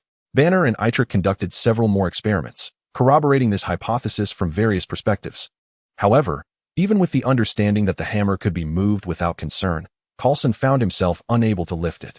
The very act of attempting to raise the hammer necessitated a focus on it, which was contrary to the principle they were exploring. Coulson once speculated that if the hammer were tethered to a car with an iron chain, and he casually pressed the accelerator while seated in the vehicle, it might inadvertently drag the hammer a distance. Yet, this idea proved futile. The moment the chain was affixed to the hammer, it afforded the hammer sufficient observation, thereby tainting all events associated with the chain, transforming them from a state of unconsciousness to one of awareness. The group then considered another approach, gathering a dozen unknowing individuals, blindfolding them, and allowing them to wander in the crater, with the hope that they might inadvertently kick the hammer away. Yet, this plan was similarly dismissed. Even disregarding the question of the accuracy of their steps, The time required for the hammer to be kicked towards the intended direction remained ambiguous. Though these individuals could indeed disturb the hammer, directing it towards an envisioned trajectory remained elusive. In essence, their attempts were akin to a magnified natural breeze, with the hammer ultimately returning to its original position despite all the kicking. Might it be possible to enlighten the unknowing individuals just a tad? Once the notion of observation entered the equation, this proposal was virtually doomed to fail. Suddenly, Spider-Man clapped his hands enthusiastically, startling both Coulson and Banner. "What's up? Do you have an idea?" they inquired. "Coulson," Spider-Man exclaimed, "you know I'm quite clever. Indeed, you are a brilliant little genius." "But lifting the hammer has nothing to do with intelligence," Coulson replied. "No, Coulson, what I mean is that my superpower extends beyond web-slinging and cleverness. It also encompasses foolishness." Coulson was taken aback. Is foolishness considered a superpower? Itrek suddenly recalled a mental domain superpower he had forgotten in his mind's tower: conservation of intelligence and physical strength. This ability existed on the first level of the mind's tower, and upon ascending to the second level, it evolved further. This power allowed Itrek to voluntarily lower his intelligence, simultaneously returning the significant energy consumed by his brain back to his body. Prior to acquiring Spider-Man's physique, maintaining intense mental activity required a considerable energy expenditure, imposing an unsustainable burden on his body, accompanied by dizziness and weakness. This superpower had once enabled Itrek to reduce his intelligence and attain a more robust physique. However, since gaining Spider-Man's attributes, he had seldom utilized this ability. In this particular situation, it might prove useful. Previously, he had relied on this power to enhance his physique. Now, he could employ it to diminish his intelligence. The distinction between consciousness and unconsciousness lies in the attention of a sentient being. Nature possesses zero intelligence. Thus it can sway the hammer. If he could reduce his intelligence to zero, could he not likewise lift the hammer? After Itrek's explanation, Coulson marveled at the peculiarities of the world. As an agent of S.H.I.E.L.D., he prided himself on having encountered numerous superpowers. Some mutants could manipulate metal, others possessed adamantium claws, while some could shapeshift or greatly accelerate their speed. But he had never heard of anyone whose superpower was to lower their own IQ. "Spider-Man, you can't be serious." "Of course not. Though it may sound absurd, it is indeed one of my abilities." Banner nodded in agreement. If he could truly reduce his IQ to zero, he might indeed lift the hammer. Without further ado, Itrek approached Thor's hammer, closed his eyes, and entered a meditative state, activating conservation of intelligence and physical strength. Itrek felt his intelligence plummeting rapidly, his instinctual analytical abilities short-circuiting, as clusters of knowledge were temporarily forgotten in a descending order of complexity. At that moment, Itrek felt neither sorrow nor joy, only a singular emotion: confusion. As knowledge faded, a barrage of questions flooded his mind. How does one solve the two-dimensional Schrödinger equation in Hilbert space? What is the minimal positive period of a trigonometric function? How does one solve a linear equation? What is 1 plus 1? Chapter 53. How did we get here? Standing before the hammer, Spider-Man's gaze grew increasingly vacant. Itrek had designed an expression-sensing system into Spider-Man's mask, transforming his once cool crescent-shaped eyes into two expressionless circles. Itrek seemed to lose consciousness, instinctively placing his hand upon the hammer, lifting it with ease. In an instant, lightning swirled around Itrek, akin to a writhing silver serpent, accompanied by a thunderous roar. Coulson inquired excitedly, "Spider-Man, how do you feel?" "Oh," Spider-Man responded. Coulson, growing anxious, pressed, "What's wrong? Speak to me." "Oh," Spider-Man repeated. Coulson was genuinely alarmed. If he inadvertently rendered the genius Spider-Man, poised to join the Avengers, into a state of stupor over a mere hammer, the consequences would be dire. "Spider-Man, wake up." "Oh." Upon witnessing Spider-Man's eyes returning to normalcy, Coulson felt a wave of relief wash over him. "How do you feel?" he asked. The reawakened Itrek remained bewildered, unable to grasp the situation. He merely sensed the electric currents surrounding him, and his floating backpack, through web communication, indicated that his energy reserves had doubled, equating to the power of 5 palladium arc reactors. Itrek approached Coulson while carrying the hammer, prompting Coulson to gleefully raise his phone and snap pictures, exclaiming, "Spider-Man, you did it. You finally lifted the hammer. You look incredibly cool surrounded by lightning." Upon hearing Coulson's words, Banner facepalmed in exasperation. As he had anticipated, Itrek, upon Coulson's reminder, realized he was indeed holding a hammer. The moment he observed the hammer, it seemed to gain infinite weight, yanking Itrek's arm down with startling force, rendering him unable to budge it despite his efforts. 20 minutes later, in a black Chevrolet en route to a local psychiatric hospital, 3 individuals sat inside. Coulson was at the wheel, while Itrek and Banner occupied the back seat. Noticing Coulson's silence, Itrek reassured him, "Coulson, you needn't blame yourself. Even if you hadn't pointed it out, I would have soon recognized the hammer's presence. While this method might recharge my backpack, it is utterly unfeasible for movement or combat." Coulson sighed and nodded. "All right, thank you for your consolation. But where are we headed now? Are we truly going to find that mental patient?"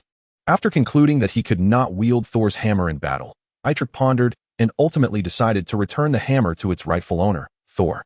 After all, Thor was to be a future member of the Avengers. Fostering a good relationship with him and restoring his formidable strength would be beneficial in facing potential Chitauri invasions in the future. As depicted in the events of the first Avengers film, this was advantageous for Earth. However, Coulson struggled to comprehend Itrek's reasoning, unable to understand why they needed to seek out a mental patient. However, since Itrek had spoken, Banner did not oppose, and Coulson had no choice but to comply. In investigating the incident involving the meteor hammer, the only remaining point of suspicion was this androgynous lunatic. Although one could attribute his existence to the vast wilderness of America, where all manner of oddities could be found, it could not be entirely dismissed that he might indeed be an extraterrestrial being connected to the hammer. Coulson reassured himself with this thought. The trio entered the psychiatric hospital, where Coulson presented his credentials to the nurse at the front desk. She provided the room number of the patient, murmuring softly, "Why does S.H.I.E.L.D. keep coming back for him?" Coulson and Banner were oblivious. But Itrek not only heard her, but felt the flutter of butterfly wings in his mind, hastily grasping the nurse's arm and inquiring, "Did you just say that someone else, besides us, has come to see Thor?" Coulson interjected, "It must be Thor's family that has found him here. A person like him causes quite a stir outside, leaving his family deeply concerned." The nurse replied, "It's not his family. It's another S.H.I.E.L.D. agent. You all use the same credentials." Coulson asked, "Our agent? What does he look like?" The nurse's cheeks flushed with a hint of infatuation as she said, "Very tall. Very handsome. I remember his name, Wood." How could Wood be here? Itrek recalled that Wood had been responsible for matters here before Coulson arrived in New Mexico. However, he had not encountered Wood since his arrival. Many agents helped Banner assemble equipment and instruments that evening, but Wood was notably absent. Itrek had previously inquired about Wood, and Coulson had replied that he was usually present, but not today, and he was unsure of his whereabouts. Should we call him over? Itrek, adhering to the principle of out of sight, out of mind, dismissed Coulson's suggestion, reasoning that 2 exceedingly handsome individuals meeting would be akin to a fashion faux pas. And besides, it was unnecessary for Wood to come and disrupt his own affairs. However, Itrek did not anticipate that Wood's own affairs involved visiting Thor, raising his suspicions. As very few knew of Thor's unique identity, most considered him merely a mundane lunatic. Did Wood say why he was looking for Thor? When did he arrive? When did he leave? How long has he been here? Itrek's barrage of questions left the nurse momentarily flustered. Sensing the urgency, she focused on the most critical issue. Answering succinctly, "He just arrived not long ago and hasn't come out yet." A sudden foreboding washed over Itrek. "Quick, we need to see." Itrek, Banner, and Coulson hurried down the corridor, locating the room where Thor was housed, and barged through the door. Thor was clad in a straitjacket designed for psychiatric patients, firmly secured to the bed, with Wood standing before him. "Wood, didn't you say you had a mission to attend to? What are you doing here?" Wood quietly drew a dagger from behind him, approaching Coulson with a smile. "Sir, I am here to..." Thrust. A sharp blade pierced his chest, blood spraying forth. Wood collapsed to the ground, the dagger slipping from his grasp. Itrek commanded several magnetic levitation spider-like mechanical arms to pierce the back of Wood's hand, pinning him firmly to the ground. Thor, with his mouth gagged, could only shake his head vigorously. This was a scene he did not wish to witness. Coulson and Banner were still trying to comprehend the situation when Wood, kneeling and gazing upwards, transformed, his features shifting into a gaunt and cunning visage. It was Loki. Chapter 54, Hulk's Toy. Loki, disheveled, lifted his head, blue blood seeping from the corner of his mouth, glaring malevolently at Spider-Man, his tone dripping with malice. "I remember you. You are the second person on Earth to see through my illusions." Itrek mused that if he were to remove his mask and declare, "You need not remember me. I am the same as the first," it would surely infuriate Loki. Having been somewhat spoiled by foreknowledge from past cinematic narratives, Itrek was unsurprised by Loki's escape from S.H.I.E.L.D., while Coulson was taken aback, exclaiming, "You are Loki? Weren't you imprisoned by S.H.I.E.L.D. S.H.I.E.L.D. Where has what hidden him? Coulson's rapid-fire questions were futile. The first two required no answer from Loki, and the last was one he would not answer. A ghostly blue light enveloped Loki's form as his body, pinned to the ground, flickered and vanished, reappearing unscathed before Thor's bed, a sharp staff materializing in his hand. Filthy detritus of earth, what I am about to do does not concern you. Get away. As he spoke, the staff hovered menacingly above Thor's bed, and with a gesture of his right hand, it plunged toward Thor's chest. Clang! Spider-Man's two floating wrist swords intercepted the descending staff with a resounding metallic crash. Loki scoffed, pressing down with both hands, intensifying his control over the staff. Spider-Man hastily shot several more floating swords to block, simultaneously shooting webbing to connect the swords to the corners of the ceiling, creating a supportive structure. While the two sorcerers engaged in their aerial contest, Banner, feeling utterly out of place, was suddenly overwhelmed by a surge of intense fury. He recognized this sensation. It was Hulk's impending emergence. Clutching his chest, he bent forward. Coulson, I need to calm down, a tranquilizer. Before he could finish, a roar erupted from him, far more robust and powerful than before. Hulk. Hulk is coming. Hulk's toy has arrived. Banner's body swelled like an inflated balloon, his dark green muscles bursting forth, tearing his shirt and shoes apart as he lunged toward Loki. Loki was utterly unprepared for the encounter. This time, he was not only facing Spider-Man, but also Banner, the Hulk. If he had known the truth, he would have lamented that these earthlings were dreadfully insincere, each one either donned in multiple skins or capable of transformation. Loki was caught off guard as the massive green figure seized him, and together they crashed through glass and a half-wall, plummeting from the 5th floor into the courtyard below. Before he could rise, Loki's slender ankles were grasped in Hulk's enormous hand, and an ominous sense of familiarity surged within him. This scene felt eerily reminiscent. Let go of me, you fool, vile mortal. I am the god of mischief from Asgard. Smash, smash, smash. Observing the chaos from the 5th floor room, Spider-Man and Coulson finally grasped the meaning behind Hulk's declaration of Hulk's toy.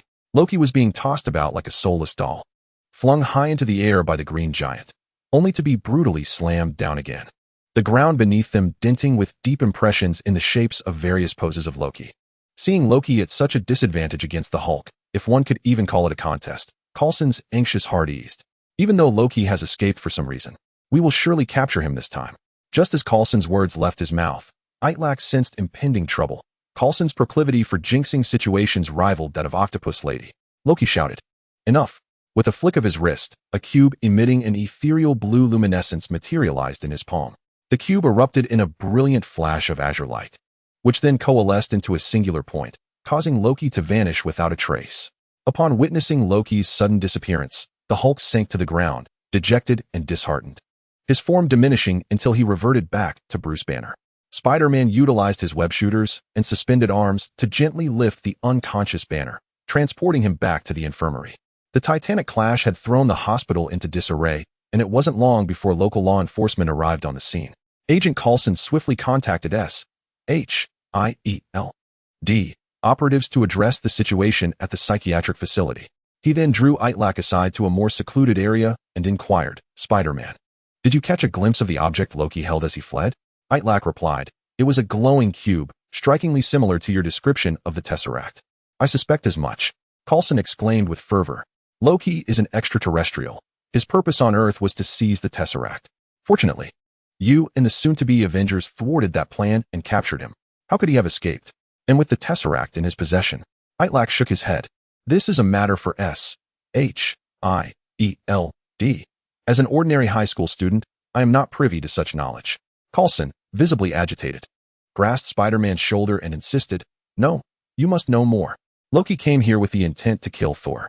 If Thor were merely an ordinary person suffering from madness, Loki would not have targeted him. It was your persistence in bringing us to see Thor that disrupted Loki's scheme. This indicates that Thor possesses something extraordinary. The question is, having only heard my cursory recounting, how did you ascertain Thor's uniqueness? And how did you foresee Loki's arrival?" Itrek found himself at a loss for words. Although he was an interloper with a general understanding of the plot and narrative backdrop, he lacked omniscient perspective. His visit to Thor was indeed motivated by foreknowledge of Thor's identity as the god of thunder, intending to present him with the hammer to bolster his standing on Earth and ensure his protection of it in the future. However, he had not anticipated Loki's attempt on Thor's life at the hospital, especially since that scenario was absent from the film. nor did he comprehend how Loki had escaped S.H.I.E.L.D. with the Tesseract. Given the timeline, they were currently within the events of Thor. Truth be told, Itrek had not closely watched the film. Many plot points remained hazy. This was due to an incident while watching Thor on his computer, during which a nonsensical comment in the live chat about the absence of a character had elicited laughter, causing him to lose focus during the latter part of the film. Reflecting on that moment, Itrek found the humor perplexing, and he realized the drawbacks of his previous disregard for chat commentary. Though Itrek struggled to formulate an explanation for Coulson, his mind deftly controlled his facial expressions, presenting a demeanor of confidence as he said, "I do possess some additional insights, but I cannot divulge them now. We must first see Thor, and in due time, you shall understand." Chapter 55. The Divine Messenger is myself. Coulson harbored no suspicions, for he had witnessed too many extraordinary events unfold around this youth. Trust in Itrek had fully taken root within him. The original infirmary had been left in shambles, a gaping hole left by the Hulk's rampage, and Thor, along with his bed, had been relocated to another room. With everyone else dismissed, only Itrek, Coulson, and the now captive Thor remained. Coulson removed the gag stifling Thor's voice, and the moment he could speak, Thor bellowed, "I am truly Thor, son of Odin, the king of the gods." Upon finishing, Thor fixed his gaze on Coulson. After all, it was Coulson who had sent agents to apprehend Thor and deliver him to the psychiatric ward. Their previous interactions had been rife with misunderstandings, and based on past experiences, Coulson should have been countering Thor's claims at this moment. "Why do you glare at me? Continue speaking," Coulson urged. Thor retorted, "Do you truly believe what I say?" "I was skeptical," Coulson admitted, "but this individual, this Spider-Man, sought me out and urged me to listen to your account, suggesting it could be significant." Itrek interjected, "Start from the beginning, and please elaborate." Thor took a deep breath and began. The tale unfolds much like the one depicted in the film. The king of the gods, Odin, has been in ill health and must periodically slumber. Fearing that Asgard, also known as the realm of the gods, where Odin and Thor reside, would be left without a ruler, he crafted a mighty hammer for Thor and held a coronation ceremony. Yet, midway through the ceremony, a frost giant inexplicably intruded. Angered, Thor wielded his hammer to confront the frost giant, igniting a conflict that shattered the fragile peace Odin had painstakingly maintained. Odin, furious, deemed Thor unworthy and stripped him of his powers, casting him down to earth. Upon his arrival in the mortal realm, Thor's predicament became clear. He discovered his hammer but could not lift it, leading to his capture as a supposed mental patient here. However, he is also puzzled by the fact that the agent who just confronted him bore an uncanny resemblance to his brother, Loki, who seeks to take his life, an enigma he cannot fathom. After listening to Thor's narrative, Itrek recalled that in the film, Thor had fallen from the heavens and was fortuitously struck by the vehicle of his future love interest, igniting a star-crossed romance. He asked, "What of your girlfriend?" Seeing Thor's bewildered expression, Itrek adjusted his inquiry. "After descending from the realm of the gods, were you struck by a car?" Thor replied, "I believe that did occur. I remember a rather beautiful girl behind the wheel. However, after the collision, she fled the scene."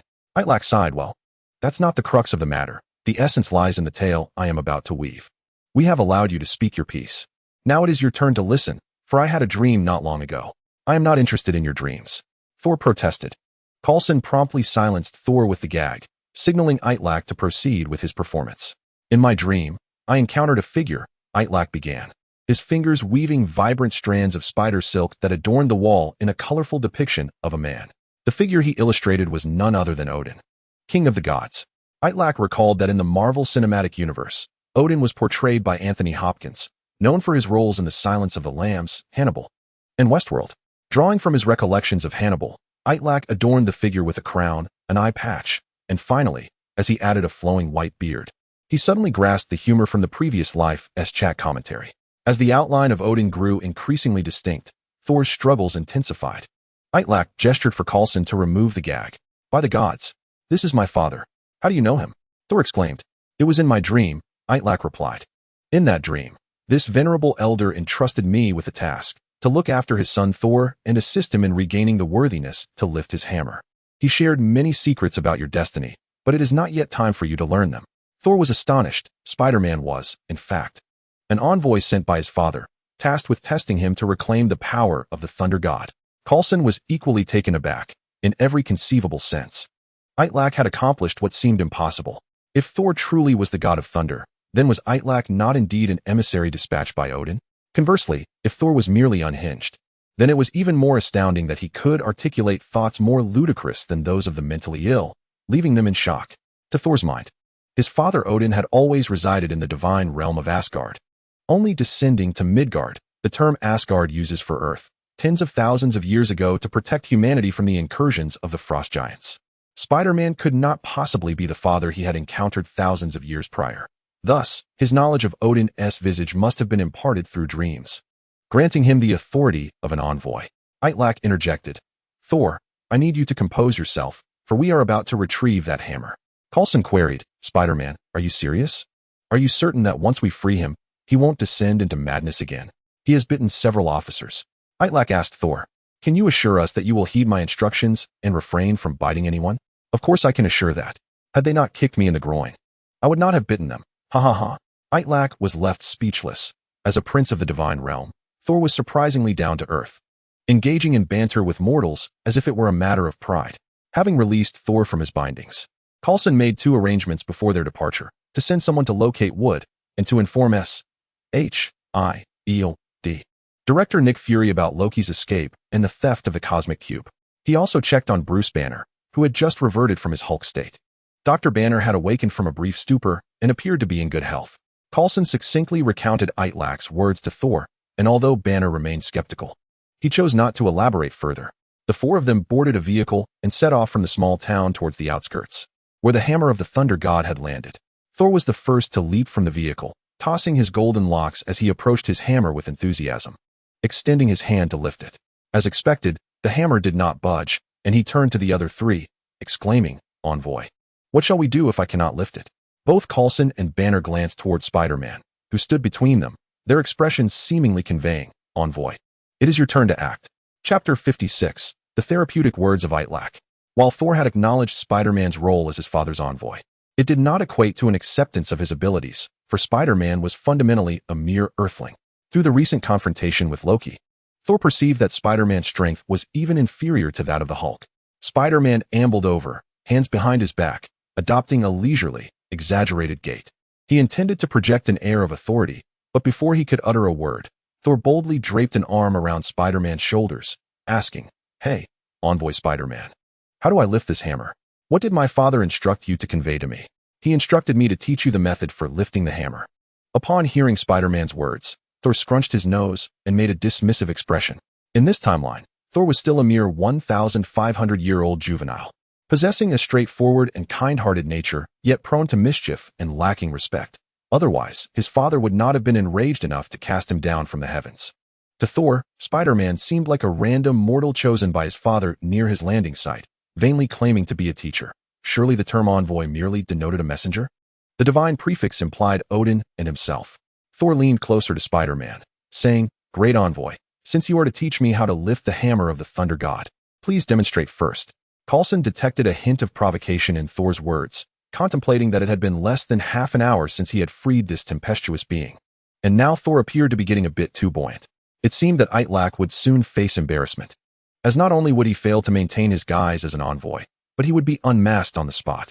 Just as he was musing, Spider-Man gestured for him. "Agent Coulson, come here for a moment and show Thor how I lifted the hammer of the Thunder God." Coulson had nearly forgotten that he had taken a photograph of Spider-Man lifting the hammer, but after Itrek's telepathic nudge, he understood the implication. He retrieved his phone and scrolled through the images taken a few hours prior, displaying them for Thor. Thor swiped through the photos, his astonishment growing. Although he had been able to lift the hammer before his fall to Midgard, he never imagined a mortal could do the same. Moreover, Spider-Man's demeanor in the photographs appeared utterly nonchalant, as if he were unfazed by the weight of the hammer he held. Thor, however, remained obstinate, challenging, "Envoy Spider-Man, lift it now so I may witness it once more." Upon hearing this, beads of sweat formed on Coulson's balding forehead. What were they to do?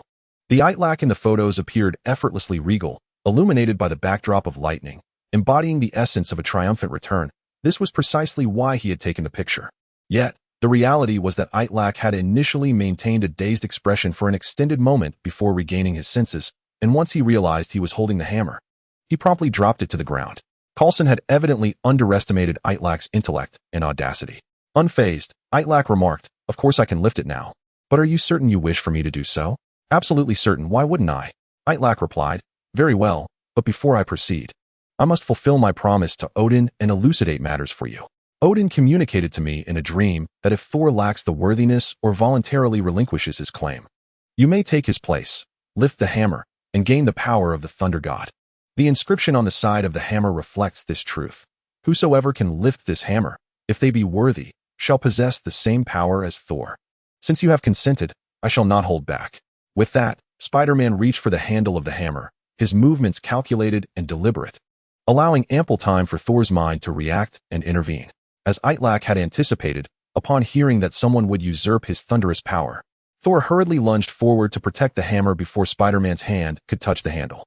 Wait, envoy. I have not yet consented. Thor scrutinized the hammer's side, confirming Odin's inscription, his heart racing. It was a mere fraction of a second that had separated him from losing his thunder god powers to Spider-Man. That was close. Yet, Spider-Man appeared unfazed by the prospect of acquiring the power of the thunder god, asking, Thor, can we commence the lesson now? Of course. I shall study diligently and humbly accept the trials and tribulations. Itrek positioned the thunder god before the hammer, initiating a therapeutic discourse. The secret to lifting the hammer had already been discovered by Itrek in his previous discussions with Banner and the others. Due to the observer effect manifesting on a macro scale, as long as one refrained from consciously observing, success was attainable. However, given that Odin's hammer was specifically crafted for Thor, it stood to reason that the effects of this observer prohibition would be somewhat diminished or counterbalanced in Thor's case. Thor's inability to lift the hammer now stems from his loss of godly power, rendering him a mere mortal.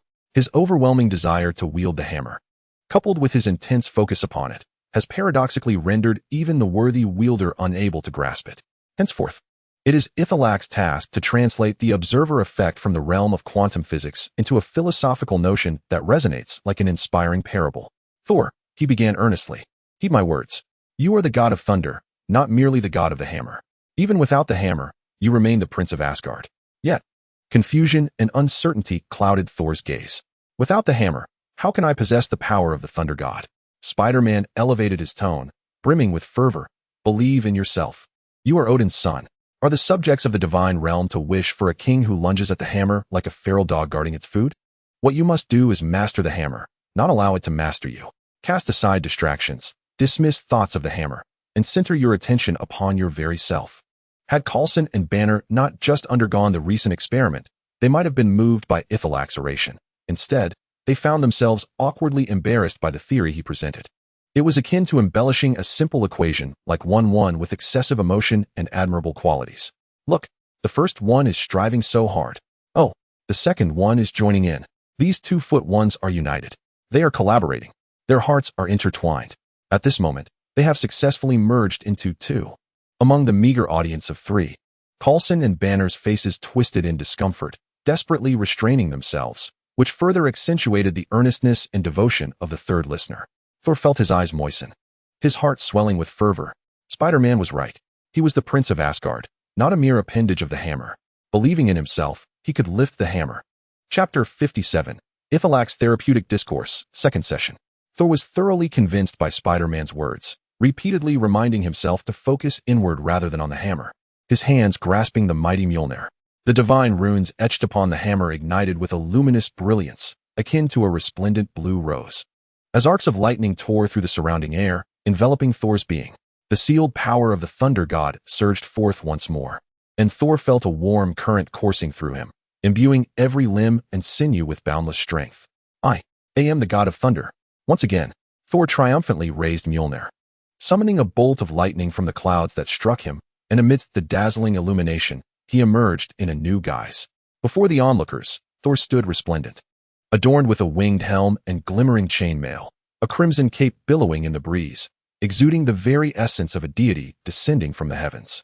Thor's joy was palpable, his face radiant with delight as he surveyed his surroundings, as if welcoming the cheers of countless subjects, laughing heartily.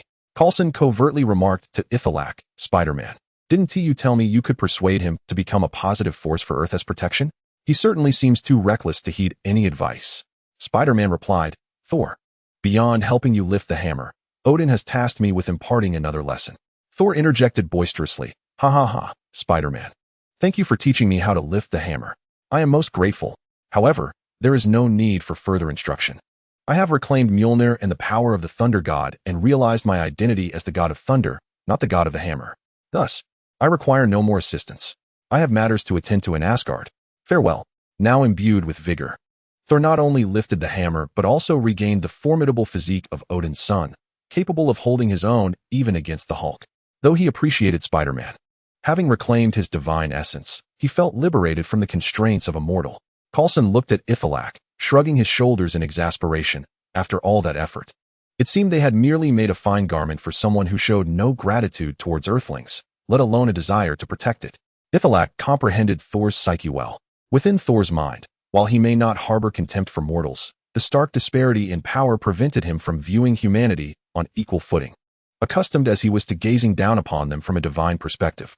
Much like the relationship between humans and pets, one may feel pity for a stray dog or shower affection upon a pet cat, yet respect is a sentiment that remains elusive. For a cat or dog to earn human respect, they would need to either possess the strength of lions or tigers or develop technology and military might capable of rivaling humanity. Respect is born from a trepidation of the other's strength. Itrek bore no resentment towards Thor, as he understood that everyone, including himself, shared this perspective. "Very well. You may leave, should you wish to," Itrek said, his demeanor steady. Thor, unrestrained, beamed widely, exclaiming, "Of course I can leave." With that, he swung the hammer in a couple of circles and, harnessing its momentum, soared into the sky. With a resounding crash, he landed with a thud. Thor felt perplexed. Had his months without practicing hammer flight rendered him inept? Rising again, he attempted to lift Mjolnir, only to discover it firmly anchored to the ground, immovable. Thor adopted various stances, creating several large craters in the earth, yet the hammer remained obstinately still. Panic seized him. Had he once more lost the right to wield the hammer? The emotions of the 5 onlookers varied widely. Thor was engulfed in fear and confusion. Coulson, though puzzled, felt a small thrill at witnessing the arrogant god humbled. Banner discerned the underlying cause and cast a glance at Itrek. Meanwhile, Itrek strolled calmly toward the beleaguered Thor, exuding confidence. This was indeed Ithelak's doing. Rendering the hammer immovable was a trivial task for him, requiring merely a heightened degree of observation. With his extraordinary cognitive abilities, Itrek could not only lower the observation threshold to allow Thor to lift the hammer, but could also amplify his scrutiny and analysis to secure it in place. Such intense observation and analysis were within Ithelak's capabilities even at the initial level of his mental prowess. Naturally, this does not imply that anyone could simply gaze at the hammer during battle to disarm the god of thunder. It necessitates an exceptional intellect, a feat that, for the foreseeable future, only Itrek could achieve. "May I now share with you another lesson?" Spider-Man inquired. Thor, now stripped of his earlier exuberance, resembled a chastised child. Nodding slightly, "Please, speak, O divine messenger." "Ah, a touch of politeness and the inclusion of please.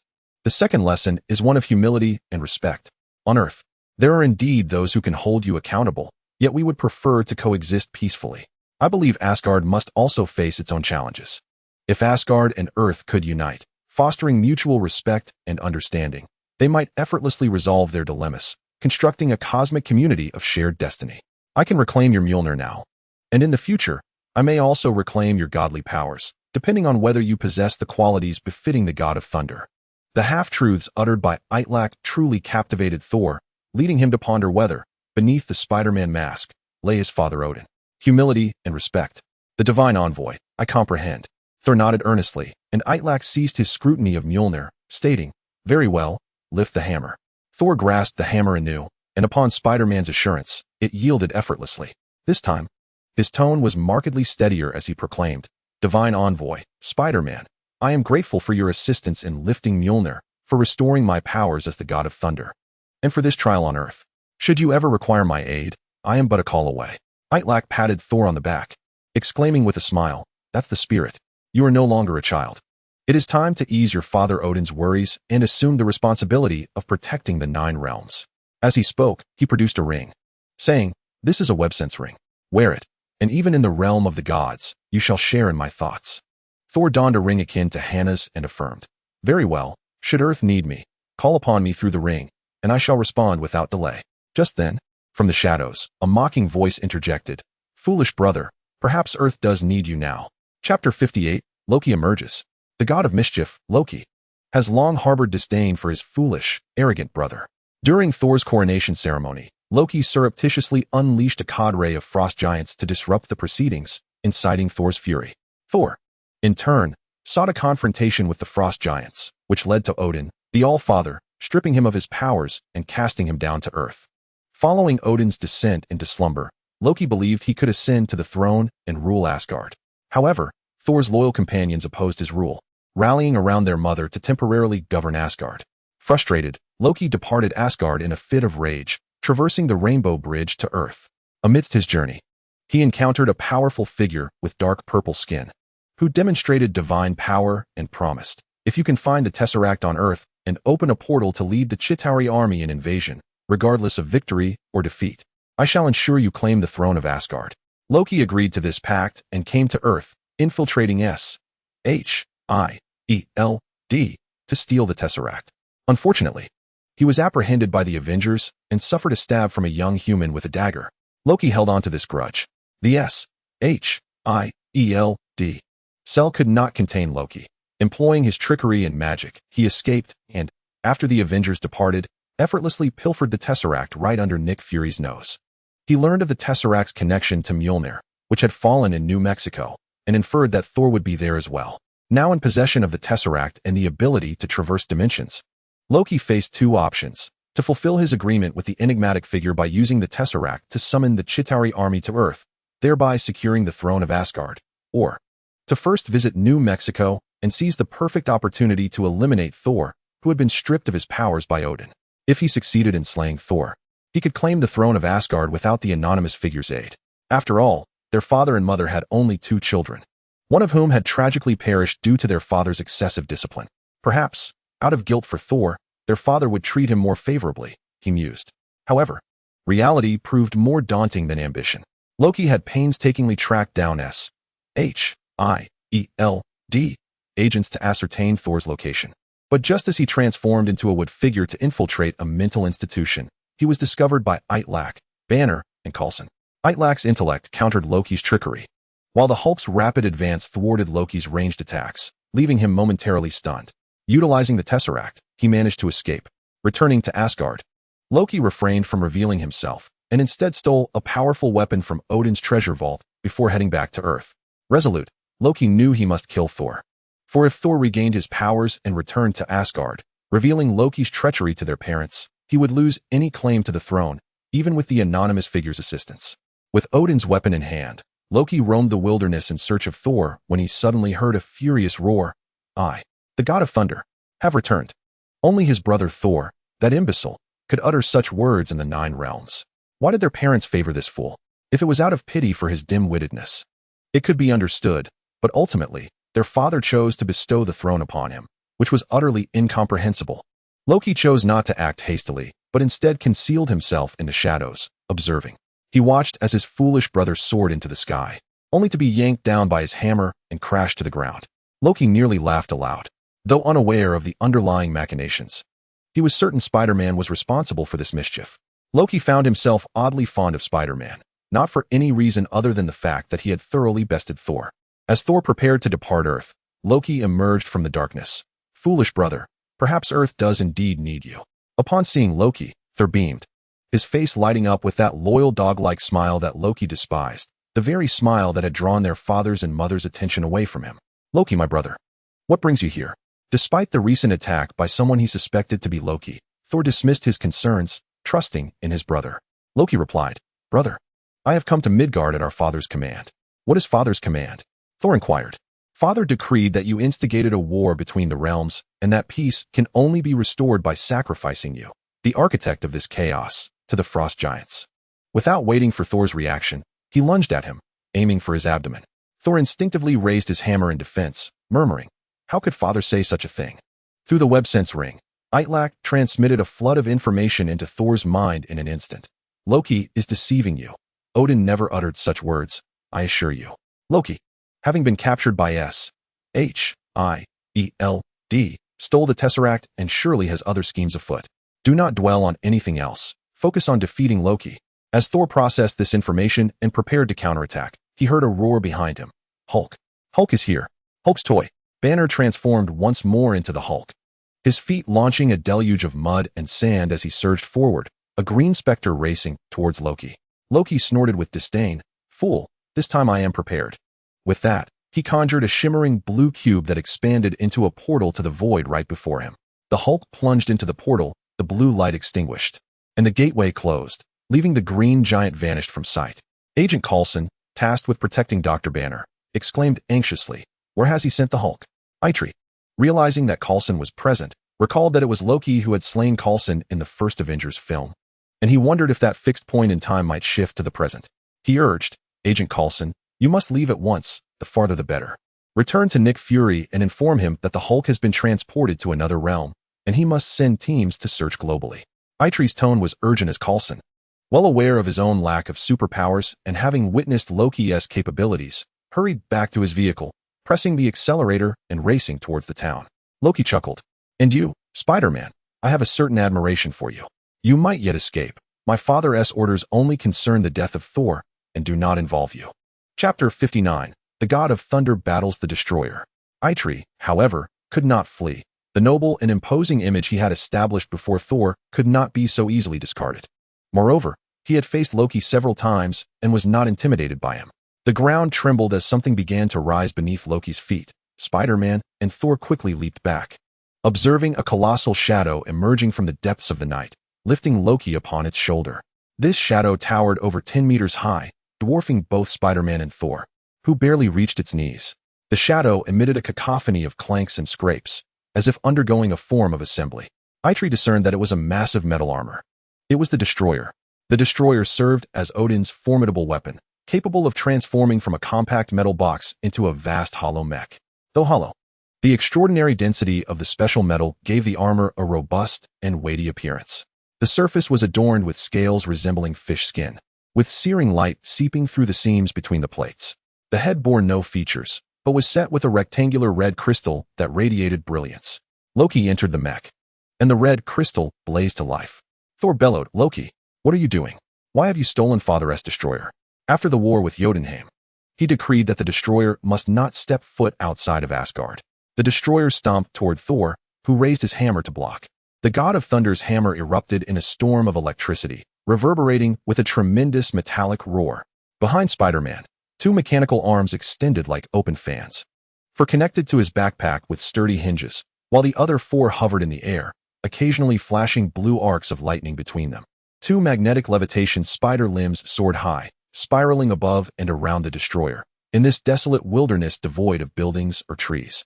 The magnetic limbs served as floating anchoring points for his webbing. Spider-Man launched his webs, securing the floating anchor point, and swung towards the Destroyer.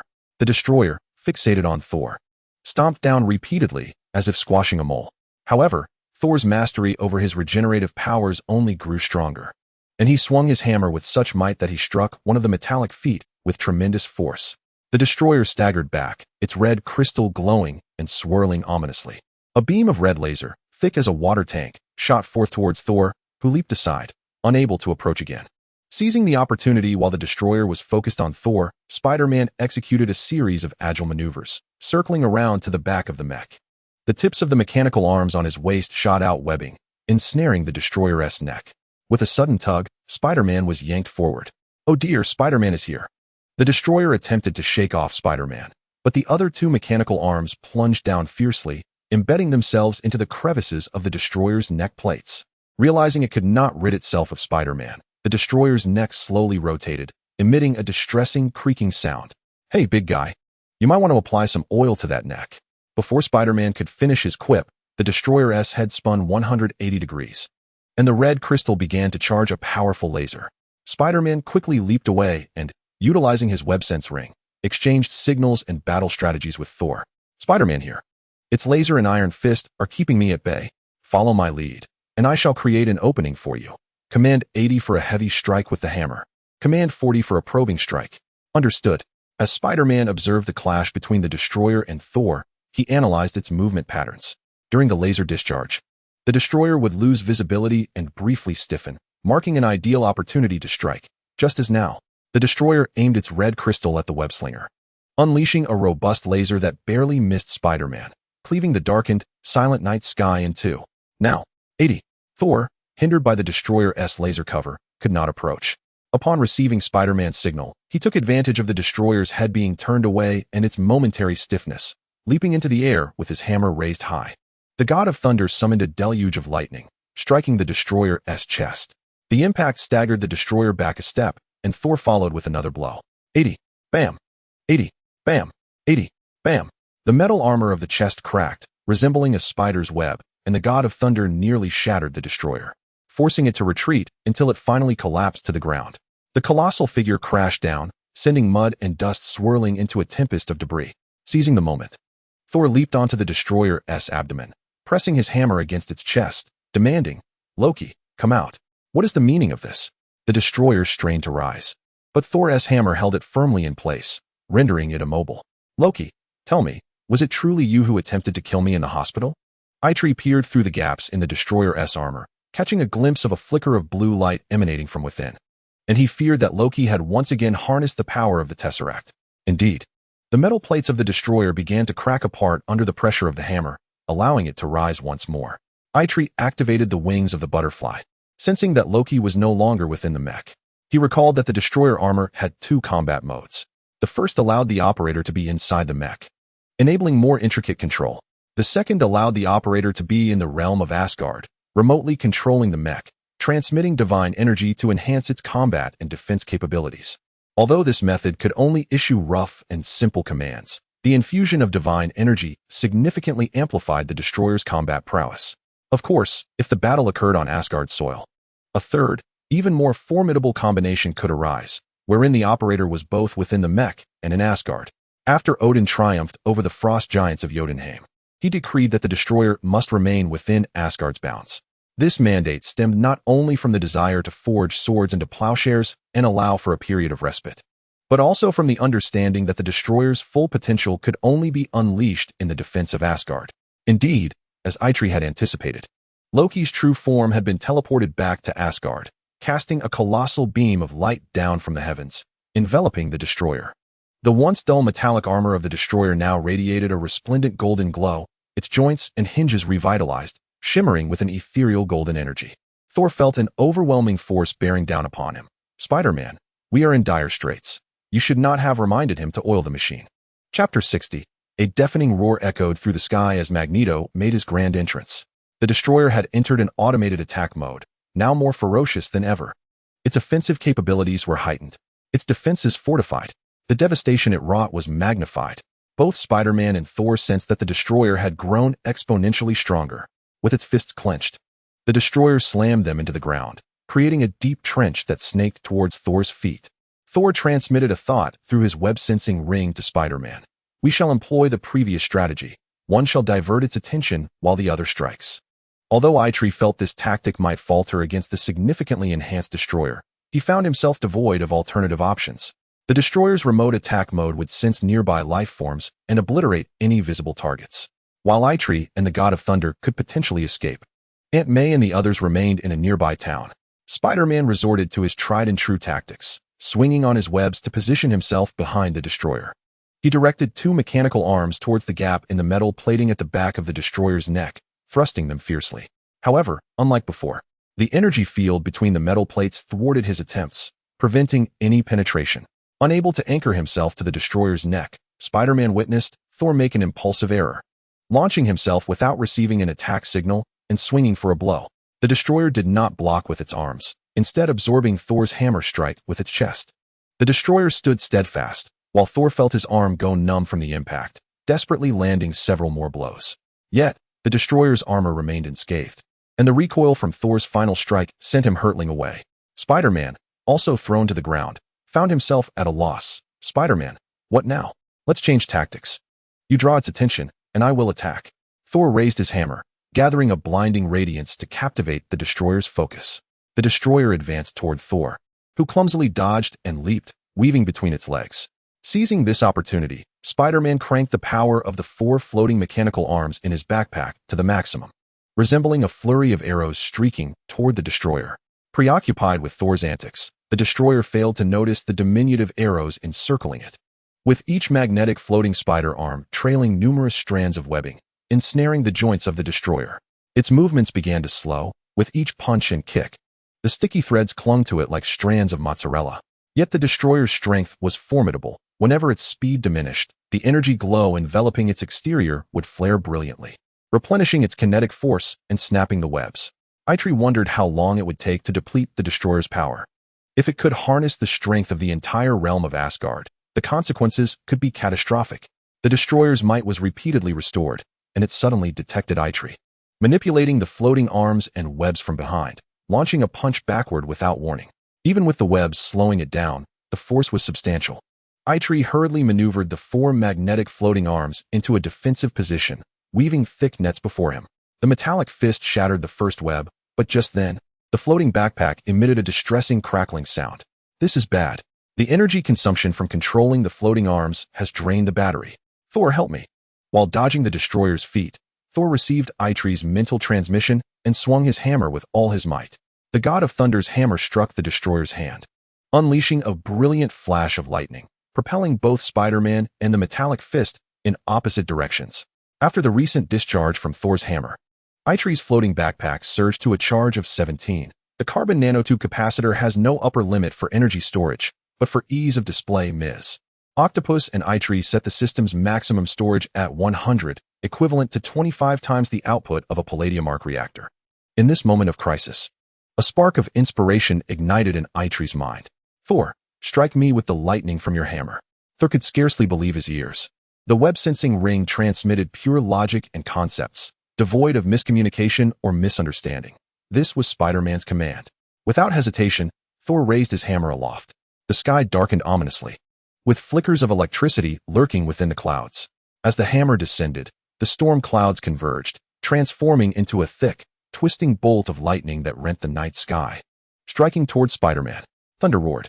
Itrek's 4 mechanical arms stood upright, absorbing the lightning and channeling it into the carbon nanotube capacitor. The energy surged back to full capacity, rejuvenating to 100. The scattered floating spider arms trembled, reconnected by magnetic force, and levitated once more. Not enough. Continue to unleash lightning upon me. Thor obeyed Spider-Man's orders, repeatedly calling down lightning from the heavens to strike Spider-Man amidst the chaos of the battle with the destroyer. Amidst the incessant flashes of light, Spider-Man extended all his mechanical arms, channeling the electric current, pushing the total energy storage perilously close to the backpack's threshold. Energy levels soared to 230, then 440, then 790. The total energy surged past 1,000. The system was unable to quantify it. Itrek's butterfly effect could not predict everything. It merely unveiled fragments of the future. He sensed intuitively that fully charging his energy might be the key to defeating the destroyer. But he had not yet calculated what would transpire next. Thor had unleashed 12 bolts of lightning, utterly exhausted, unable to lift his hammer again. In stark contrast, Itrek's magnetic floating arms stood ready, poised like roosters prepared for battle. The 4 magnetic arms expanded, repelling each other due to electric charge, forming a nearly cubic array. In the direction the array faced, a shadowy figure began to materialize. Clad in a metal helmet and draped in a brown cloak, the figure bore a resolute expression. Eyes cold with disdain and hatred, Itrek recognized him. Magneto. The metal fragments that Ms. Octopus had equipped within the floating arms were once worn by Magneto himself, and now, infused with Thor's abundant electrical energy, they projected Magneto's holographic image. Electricity can generate magnetism, and magnetism can generate electricity. In truth, the myriad colors of light visible to the human eye are a manifestation of electric fields stimulating magnetic fields, and vice versa, creating electromagnetic waves through their rhythmic interplay. Magneto's initial magnetization could induce a magnetic force within 48 metallic fragments, transforming ordinary metal into something extraordinary. In contemporary times, electrically charged metal pieces can, in turn, project an image of Magneto, granting ordinary individuals standing in the appropriate position the ability to wield Magneto's powers. At this moment, stepping forward to coincide with Magneto's holographic projection is none other than Itrek. Chapter 61, The Ailing Superhero. The Destroyer, drawn by the radiant light, swiftly turned and aimed a punch at Itrek. Instinctively, Itrek sidestepped, maneuvering a magnetic levitation arm to block at an upward angle. When the levitating arm grazed the metallic fist of the destroyer, its tip carved a path through the massive hand, leaving behind a trail crackling with blue electricity. What transpired next left Thor and Loki utterly astonished. That arc of blue light acted as a chasm infused with immense repulsive force, tearing open a gaping wound across the destroyer's hand. Amidst the crackling electricity, fragments of metal began to cascade down. Meanwhile, Loki, controlling the scene from afar in Asgard, hurriedly rain-fused the destroyer with divine energy to mend the wound. Yet, Itrek denied him this opportunity, with two magnetic levitation spider arms securing his position. He maintained the overlap of Magneto's projection and his own form, while the other two floating arms gripped tightly in his hands. He leaped onto the destroyer's fist. Energy possesses two critical indicators, intensity and method, with the latter often proving more pivotal in battles of equal caliber. For instance, while both the Hulk and the Abomination employ pure physical force against Sandman, their efforts yield little result. However, utilizing water-based attacks of equivalent energy intensity would yield far superior results. Thor's attacks are indeed powerful, but in terms of methodology, while not directly countered by the destroyer, they result in a stalemate, failing to subdue the mechanical behemoth. Conversely, Magneto's magnetic field serves as the bane of all metals. Wolverine, encased in adamantium skeletal structure, exhibits unwavering bravery, yet upon encountering Magneto, he becomes akin to a puppet, manipulated at will into various positions and subjected to relentless assault. The 48 levitating metal fragments, now brimming with energy, project Magneto's extraordinary abilities into Spider-Man, effectively transforming Thor's high-intensity attacks into a highly effective method against the metallic destroyer. Driven by the levitating arms, Itrek whirled into a tempest, spiraling around the destroyer's wrist, forearm, and elbow, ultimately charging towards the head of the mechanical titan. Lightning crackled along his path as the metal of the destroyer's right arm splintered, disintegrating under the force of this spiraling assault, with each shard propelled away like bullets. The destroyer's other fist aimed to strike at Spider-Man's impending trajectory, but Spider-Man, utilizing his web shooters, maneuvered deftly, evading and circling around the massive figure to land beneath its feet. With a decisive motion, Itrek wielded the floating arms, delivering two fierce slashes to the destroyer's ankle, causing metal shards to explode outward, destabilizing the Titan as it collapsed to its knees. Thor now? Though Thor was exhausted, he mustered his last reserves of energy and leapt, swinging his hammer down towards the destroyer's crystalline face. The crystal shattered, and Loki, losing his visual control, could only watch as Itrek, armed with two magnetic arms, circled the destroyer, dismantling every joint capable of movement and attack. The remnants of the destroyer lay scattered like burnt ashes, dissipating into the air. Where is Itrek? We must assemble and depart. Gwen and Hannah arrived at Itrek and Ned's residence, only to find Ned alone, with Itrek absent. He must be in the restroom. I haven't seen him since I woke up, likely due to the cactus we had for lunch yesterday being hard on the stomach. Ned knocked on the restroom door. Itrek, are you in there? We're running late. After a series of rustling sounds, the door swung open to reveal Itrek. Please wait downstairs for me. I'll be out shortly after changing. Once again aboard the bus heading to the National Laboratory, Itrek reclined against the seat, eyes closed, teetering on the edge of slumber.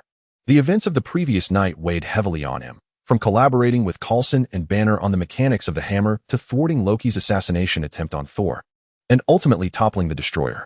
The battle, in particular, had drained Itrek's stamina. After its conclusion, he and Thor lay exhausted in the wilderness, gazing up at the sky for several minutes, until the dawn broke, prompting him to struggle back to town and exit the restroom before Gwen and the others could notice anything amiss. Little Itrek, you appear quite fatigued. Did you not rest well last night? Aunt May placed her hand on Itrek's forehead, and he felt a refreshing coolness. Ah, your forehead seems a bit warm. You aren't coming down with something, are you? Itrek indeed sensed a decline in his health, exhibiting signs of a cold. He recalled a humorous anecdote from Gwudi Gang's performance, where he quipped that the sole distinction between himself and Superman lay in wearing his underwear beneath his clothing. He also remembered that superheroes are human too, capable of drunkenness and pain. Since becoming Spider-Man, while he has never donned his underwear on the outside, falling ill or getting injured had become an occasional reality. Though Spider-Man's powers greatly enhanced Itrek's physical condition and vitality, as his intelligence increased, so too did the burden on his body, particularly this time. Aside from employing the butterfly effect during battle, following the confrontation, Itrek's mind began to automatically analyze and compute the events of the fight, acquiring further knowledge of electromagnetism through his direct manipulation of Magneto's powers. During his rest on the barren land, his intelligence surged from 700 to an impressive 900, an unbearable strain for his weakened body. Perhaps influenced by Thor's reckless nature through the spider sense ring, Itrek yearned to push further, aiming to elevate his intelligence by an additional 100 points and breach the 1,000 threshold, thereby illuminating the third tower within his mental realm and attaining a superhuman state. The outcome, however, was as evident as the present moment. He faltered, succumbing to a feverish state. The discomfort of illness serves as the body's protective mechanism, a reminder that he has been overexerting himself and requires respite. Itrek was acutely aware of this. Thus he refrained from feeling anxious or concerned, if rest was necessary. Then he would embrace it. Nestling against Aunt May's shoulder, the familiar scent enveloped him, transporting him back to his childhood. Half an hour later, the bus halted once more outside the National Laboratory, where Mr. Harrington was set to guide them on a second tour. Aunt May raised her hand to inform Mr. Harrington of Itrek's condition, prompting his friends to gather around him, which left Itrek feeling somewhat embarrassed. He had not intended for such fuss over what he believed to be a trivial matter. Ned, Gwen, Hannah, and Felicia took turns feeling Itrek's forehead, and he found himself reminiscent of a charming pet, which, in truth, he was, having temporarily lowered his intelligence to restore his strength, appearing quite a bit more naive than before. Chapter 62. The jealous superhero amidst the collective desire of everyone to remain with Itrek on the bus for a respite. Itrek himself expressed a yearning to join the group on a visit to the National Laboratory, deeming it a trivial endeavor compared to confronting the destroyer. Ultimately, persuaded by Aunt May and Harrington, Itrek resolved to stay behind on the bus. The selection of companions for Itrek became a matter of contention. Aunt May was certainly determined to stay. Hannah wished to linger as well, but felt too bashful to voice her intentions. Ned, driven by the desire to escape Harrington's lectures, contemplated remaining but ultimately departed under the watchful gaze of his father, who was known for his lethal demeanor. Observing Aunt May's presence with Itrek, Gwen felt reassured that Itrek would be fine and thus chose to disembark.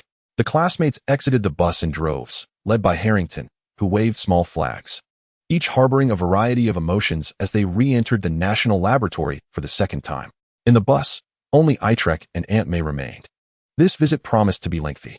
Aunt May instructed Itrek to recline on the last row of seats, where she dampened a towel with a bottle of mineral water, wrung it out, and placed it upon his forehead. Itrek, who had not enjoyed a restful night, soon succumbed to sleep, his fatigue overwhelming him. When he awoke, he felt a hand grasping his own, and, in a daze, murmured, "Aunt May, I am a bit thirsty." A deep male voice replied, "All right. I shall fetch you some immediately." Startled, Itrek opened his eyes to find himself face to face with a man adorned with golden, curly hair, Thor. In a moment of panic, he withdrew his hand and scrutinized the figure before him. "Where's Aunt May?" he inquired. Thor gestured out the window. "She likely finds the bus stifling, being unwell. You cannot open the window, so she is taking a stroll below." Peering outside, Itrek indeed spotted Aunt May, her back turned, kicking at pebbles with her head lowered. Turning back to Thor, he asked, "What brings you here?" Thor's face broke into his characteristic goofy grin as he replied, "Aren't you thirsty? I came to look after you. Did I not instruct you to return to Asgard before my departure? To inform your father Odin about Loki's situation? Why have you not returned?" "I intended to, but charging your backpack depleted my energy, rendering me incapable of flying with Mjolnir. Following the guidance of the spider sense ring, I found you and stealthily boarded the bus." Spider-Man: "I am quite hungry. Since arriving on Earth, I have yet to enjoy a hearty meal. Do you have any food?" Itrek, seizing his phone, dialed Coulson. Believing that managing Thor's presence should fall to S.H.I.E.L.D, not a school bus. After several unsuccessful attempts, he finally reached Coulson, whose voice crackled with urgency. "Hello? Spider-Man? What is it? If it isn't urgent, I must hang up." "Wait, don't hang up. The Thor from last night has nowhere to go. He needs a place to replenish his energy before returning to the realm of gods. Perhaps S.H.I.E.L.D could send someone?"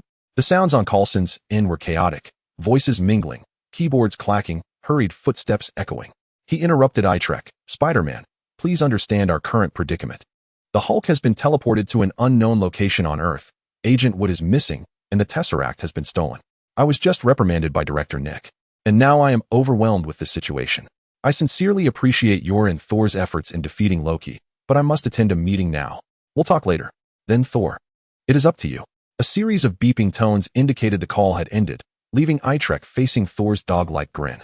Itrek began to comprehend why Loki harbored disdain for his brother. Having such a childish figure prancing about was indeed irksome. "So, does Coulson imply that I should remain with you?" Thor stood, rummaging through the bus for sustenance. "Is there anything to eat? I need to replenish my energy." Hey, put those down. Those aren't mine. They're my classmates' belongings. Thor remained unfazed. What does it matter? Remember, we teamed up to save them last night. Otherwise, the entire town would have been reduced to ashes. That may be so, but please return my things. Ah! A sharp cry from May pierced the air as she rushed forward, attempting to pull Thor away from Itrek. Who are you? What are you doing here? I am Thor, son of Odin, he began, then shrugged. Well, a wanderer. In a moment of urgency, Itrek transmitted a flurry of thoughts to Thor through the spider sense ring, warning him that Earth was not like Asgard. Circumstances were convoluted, and he bore dual identities, urging him to keep this under wraps to avoid unnecessary complications. Thor seemed poised to argue but was silenced by Itrek's mental nudging to adopt the title of a wanderer and to leave promptly. Based on Thor's unkempt golden curls, Aunt May accepted his identity, though she noted that his expression and demeanor lacked the weariness typical of a drifter, instead exuding an air of carefree innocence. Perhaps he was simply a bit daft, she mused. This is a student bus. Everyone here is a high school student or a parent. If you need assistance, I have brought some lunch. Splendid. Thank you for your kindness. I am indeed famished. Haha. Itrek shot Thor a glance, signaling him to take his leave. Thor returned the glance. Your Aunt May insisted I stay. It must be said, Aunt May's boundless compassion stirred a hint of jealousy in Itrek. Watching Thor devour the sandwich Aunt May had produced, Itrek remarked, Aunt May, I am still unwell. What shall I do for lunch? He is eating my portion. There is another in my backpack reserved for you. Aunt May, you are simply too kind. Thor finished the last bite of toast, rose, and opened his arms to embrace May, only to be halted by Itrek's fierce glare and mental reprimand. Embarrassed, he scratched his head and returned to his seat. Chapter 63, Bullseye awakens, and Clint sets off. Under the glaring lights of the operating room, Bullseye slowly opened his eyes. Before him lay a blinding brightness and a stark white ceiling, while the beeping machines monitored his vital signs, their monotone AI voices periodically reporting various metrics. This place was familiar. It was the hospital in Hell's Kitchen where he had been taken after sustaining severe injuries in the past. What had he suffered this time? His last memory lingered on being defeated by Spider-Man and subsequently sent to an NYPD detention center, only to be engulfed by swirling sands that crept up his legs, after which everything faded into oblivion. What has transpired? Bullseye, focus on your recovery for now. Refrain from overthinking. Leave the rest to us.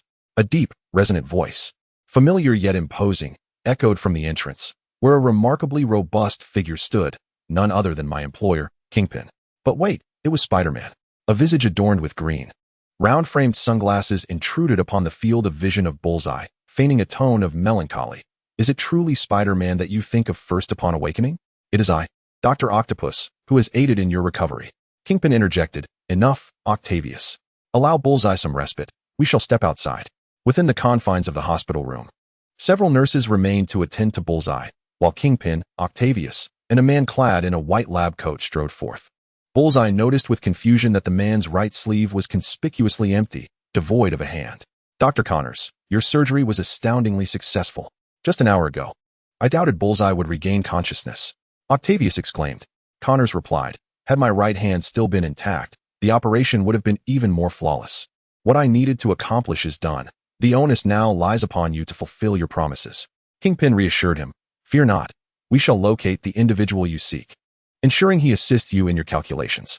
Moreover, as previously agreed, I shall personally lead the mission. You will undoubtedly obtain what you desire. With Kingpin's assurance, Connors returned to the hospital room. He harbored no fears regarding Kingpin's commitment. Bullseye had merely regained consciousness, and the subsequent long-term recovery would necessitate Connors' expertise. Boss, let me accompany you to New Mexico, Octavius proposed. Informants from various locales had provided intelligence that the high school student named Itrek Parker, whom Connors sought, was currently studying abroad in New Mexico, a prime opportunity for action.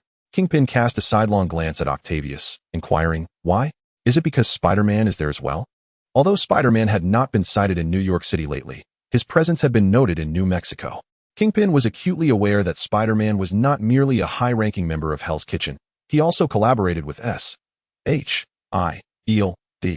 The recent incident involving the interception of General Ross's convoy had seen Spider-Man intervening at S.H.I.E.L.D's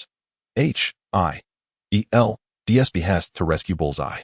Octavius flushed slightly, leaping before Kingpin, a hint of embarrassment in her voice. Boss, that's not the case. I conducted a cursory investigation. Itrek possesses a unique brilliance and talent in mathematics. which is precisely why Dr. Connors wishes for him to assist with his decay equations. Typically, such a mathematically inclined youth has yet to experience romance or temptation. Connors' request is for Itrek to aid him in his calculations without complicating matters. As per your strategy, our initial approach will be gentle, seeking to persuade him with various generous offers. Should that fail, we can adopt a firmer stance. And as for me, Octavius twirled playfully, presenting her exquisitely featured yet whimsically wild visage to Kingpin. I am the ideal candidate for that initial step. I can surely captivate him. Kingpin continued on his path without pause, prompting Octavius to yield, calling after his retreating figure, "Boss, is this truly feasible? Prepare your belongings, we depart tomorrow." In a hotel room, Itrek lay in a daze. Thor had finally departed, and Itrek's fever had subsided. He mused to himself, could Thor be a harbinger of misfortune rather than a god of thunder? Had his recent malaise been a result of Thor's presence? Following the day's tour of the National Laboratory, Thor had taken a bus to the town.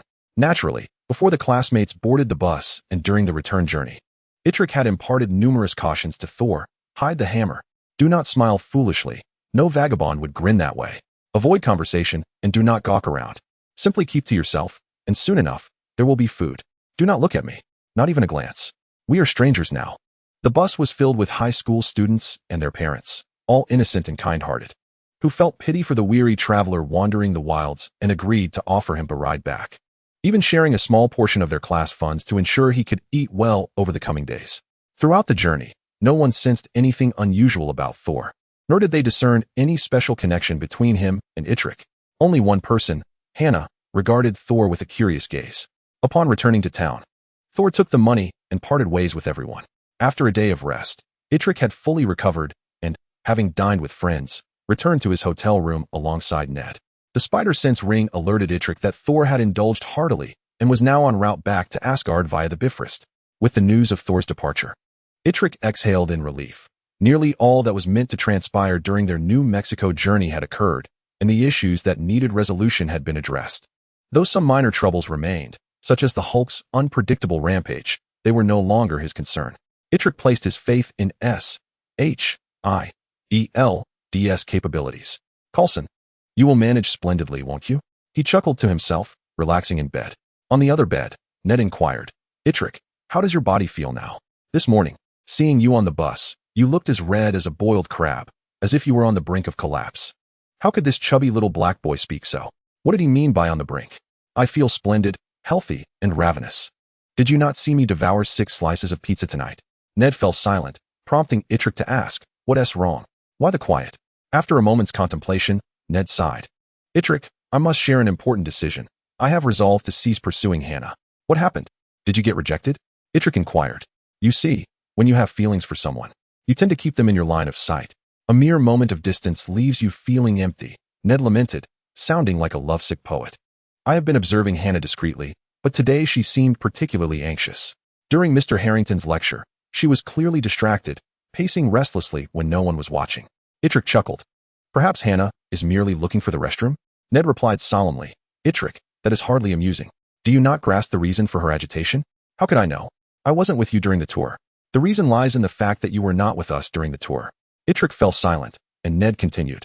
"Upon returning to the bus and seeing you revitalized, she seemed to brighten up. What does that signify?" Receiving no response from Itrek, Ned murmured, "Ah, Mr. Harrington and Gwen both say you are intelligent. Frankly, I believe I comprehend this better than you do. Oh, and there was another oddity today. Do you remember the vagabond who traveled with us? I can't shake the feeling that Hannah knows him." Her gaze towards him was rather complex. Upon hearing the call from the adjacent bunk, Ned shook his head in resignation, his gaze fixed intently on the ceiling shrouded in darkness, lost in thought. The study abroad program in New Mexico spanned a fortnight, with the first week spent in the quaint town of Pandiandigo, where they visited the National Laboratory and several smaller research facilities not far from the outskirts. This locale served as the landing site for Thor's hammer, and Jane Foster's astrophysical laboratory was also established here. Within the timeline of the film, Jane is portrayed as Thor's love interest, who, after a fateful encounter, rescues him and embarks on a romantic journey. However, perhaps due to the butterfly effect of his own time travel, why must I bear this burden? Thor claimed that the female driver who struck him had fled the scene. Initially, Itrek was uncertain whether Jane was the one who had collided with Thor, but upon visiting her laboratory and witnessing the damage to her car's shattered headlight, he could ascertain that it was indeed her. This underscores the paramount importance of adhering to traffic regulations and taking responsibility for accidents. Jane could hardly fathom that this misstep cost her a chance with Thor. In both Thor and its sequel, Jane serves as the tether keeping Thor connected to Earth. Itrek pondered this while rubbing his spider sense ring. Now, this bond must be maintained through his divine envoy identity, and fortunately, he had cultivated a resplendent image in Thor's eyes. Jane's astrophysical laboratory was co-managed by her and her good friend, Daisy. Given its modest scale, students were able to explore without the constraints typical of larger labs. Jane and Daisy welcomed their classmates with enthusiasm, eagerly explaining their work. Itrek cast a sidelong glance at Ned, who was unusually attentive, prodding him with his elbow and whispering, "Hey, since when did you develop an interest in learning?" "Itrek, I've discovered that the spark of love extinguished by Hannah has been rekindled," Ned replied. His gaze fixated on Daisy, his eyes practically pulsating with red hearts, as if he were a character in a comic strip. Daisy was indeed strikingly beautiful. Her chestnut curls peeking out from beneath a blue knit cap, framed by large expressive eyes, gracefully curved lashes, and a delicate chin. Her features bore a resemblance to Max from Two Broke Girls, yet her demeanor and essence were entirely distinct. "Shall I help you get her contact information? Is that truly possible? What method do you have for acquiring it?" Itrek employed no special tactics. During free time, he approached Daisy directly and inquired about her number. With a coy smile, Daisy provided him with her phone number. Itrek, possessing both remarkable intellect and striking good looks, was indeed a sight to behold. Upon receiving Daisy's contact details, Ned was elated and urged Itrek to impart his wisdom on charming, beautiful women. Itrek contemplated responding with a nonchalant, "There's no secret, just be handsome," but opted for discretion instead. The final visit in Pandiantigo concluded at dusk, and reluctantly, Ned departed from Jane's laboratory. Up until this point, Itrek believed that the narrative arc of Thor had been fully resolved, and the remainder of the study abroad experience would proceed smoothly, devoid of tumult. As everyone boarded the bus, they left the town behind, heading towards their second destination, Las Cruces. New Mexico State University was located there, alongside several renowned science museums where they anticipated spending the second week of their academic journey. The bus journey to Las Cruces unfolded amidst a landscape of desert and scrubland, punctuated occasionally by rocky outcrops and cacti. After several hours on the road, fatigue settled over the group, and Itrek reclined against his seat, closing his eyes to rest. Suddenly, he sensed the flutter of butterfly wings in his mind, a premonition that something significant was about to transpire. At that moment, the whirring sound of rotors grew louder and closer. Some curious classmates leaned out the window, spotting a helicopter approaching, the deafening noise of the blades causing a stir. The helicopter, moving faster than the bus, quickly overtook them, vanishing from view ahead. The students redirected their attention, noting that the helicopter seemed to be headed towards Las Cruces. Itrek couldn't shake the feeling that this helicopter was somehow connected to him, a sentiment that was soon validated. Among the passengers aboard were Kingpin and Octavius. "Boss, I've just received word that Green Curtis will be there to greet us in Las Cruces," Octavius reported to Kingpin. "We didn't notify him, so he must have caught wind of it on a higher website from Hell's Kitchen." Kingpin was the crime lord of America, reigning over the entire continent. Yet every state had its own local kingpins. These local figures maintained a semi-affiliated, semi-cooperative relationship with Hell's Kitchen, establishing influence in their regions and monopolizing lucrative illegal trades. Green was the head honcho of New Mexico's local kingpins, overseeing a faction known as the Black Snake Gang, which usually maintained a cordial relationship with Hell's Kitchen far away in New York. Chapter 65, Black Snake Green. Hell's Kitchen provided technical support to the Black Snake Gang, supplying advanced weaponry, and in return, the gang paid hefty sums for these arms while also remitting a portion of their monopolized profits to Kingpin. The two factions coordinated their actions, with Green, the leader of the Black Snake Gang, also being a senior member of Hell's Kitchen. He had access to job postings within the Hell's Kitchen network and would select tasks that were feasible and rewarding. Upon hearing that Kingpin intended to personally come to New Mexico to apprehend someone, Green had discreetly contacted Octavius to gather information and prepare for Kingpin's arrival. The helicopter landed atop the most luxurious villa in Las Cruces, and as soon as Kingpin stepped off, Green greeted him with a smile. "Boss Kingpin, it has been far too long." Green was a tall African-American man, with prominent cheekbones, scruffy facial hair resembling untamed weeds. Adorned with a large gold chain around his neck and sizable gold earrings, his eyes gleaming with a hawk-like intensity. "It has indeed been a while. How is business in New Mexico treating you? Thanks to your support, no other factions have dared to encroach on our territory recently, and our operations are flourishing. Kingpin nodded, though he felt no particular fondness for Green, despite the latter's warm demeanor. Green was ruthless in his methods, leaving no escape routes for others. Kingpin's own immense power stemmed from expanding the pie rather than crushing his rivals, which explained why he allowed factions like the Black Snake Gang to thrive in various regions, offering them guidance and support. As they descended the staircase to the villa's grand hall, Kingpin and Octavius briefed Green on the purpose of their mission. Green had previously learned from the Hell's Kitchen job board that Kingpin was seeking someone named Itrek, and now he discovered that the target was gravely injured and unconscious, with only Dr. Connors, a biological expert from New York City, capable of healing him. However, Dr. Connors had stipulated that Kingpin must employ a gentler approach to persuade Itrek to assist him in calculating radioactive decay equations. Green's eyes narrowed as he processed this information and asked, "What is the current condition of Brother Bullseye?" Having gradually awakened from a state of unconsciousness, "It will take a few weeks of recuperation before I can rise from my bed." Green, drawing his neck in, leaned towards Kingpin and lowered his voice, saying, "Boss, if that is the case, I suggest we eliminate Connors. After all, he has already healed the wound on the target's eye, and he serves no further purpose. There is no need to uphold our promise to him." Kingpin shook his head, while Octavius emerged from the space between Green and Kingpin, interjecting to separate them. "Green, the boss instructed me to inform you of our operations, not to solicit your misguided suggestions. New York City is vastly different from here. There, the lines between good and evil are blurred, and the relationships are intricately complex. Eliminating Connors would not only significantly impact the boss's reputation and credibility, but what would be the repercussions with Oscorp? What if the NYPD and S.H.I.E.L.D. come after us? While we are not intimidated by them, we prefer to avoid unnecessary violence if there are better alternatives." Stealing a glance at Kingpin, Green deduced his stance when he noted his lack of expression or interruption of Octavius, and forced a smile, saying, all right, I misspoke. To atone for my error, let me take responsibility for capturing Itrek. I will ensure that this ungrateful lad receives a proper lesson before being presented to the boss." Octavius, hearing Green's words, grew even more incensed and was about to retort when Kingpin raised his hand to interrupt, stating, "Enough of this bickering. Green, I appreciate your hospitality, but you need not involve yourself in the Itrek matter. My associates can handle it." Octavius smugly pointed at Green, declaring, "Do you know who the boss's associates are?" "It's me." Green shot her a defiant glare, but chose to remain silent. Kingpin continued, "Every individual engages in actions with ulterior motives, seeking to gain some advantage. Connors is unable to entice Itrek because he cannot offer him any compelling benefits. For the time being, I am not inclined to resort to force against Itrek. Octavius, proceed according to your plan and offer him some incentives to yield." Las Cruces is a medium-sized city, boasting infrastructure far superior to that of the previous town. The school's charter buses entered the city and parked in the lot, where everyone disembarked with their luggage. The broad streets and well-maintained greenery, though not comparable to New York City's towering skyscrapers, still provided a clean and comfortable atmosphere. Under the guidance of Mr. Harrington, the group proceeded to their accommodation.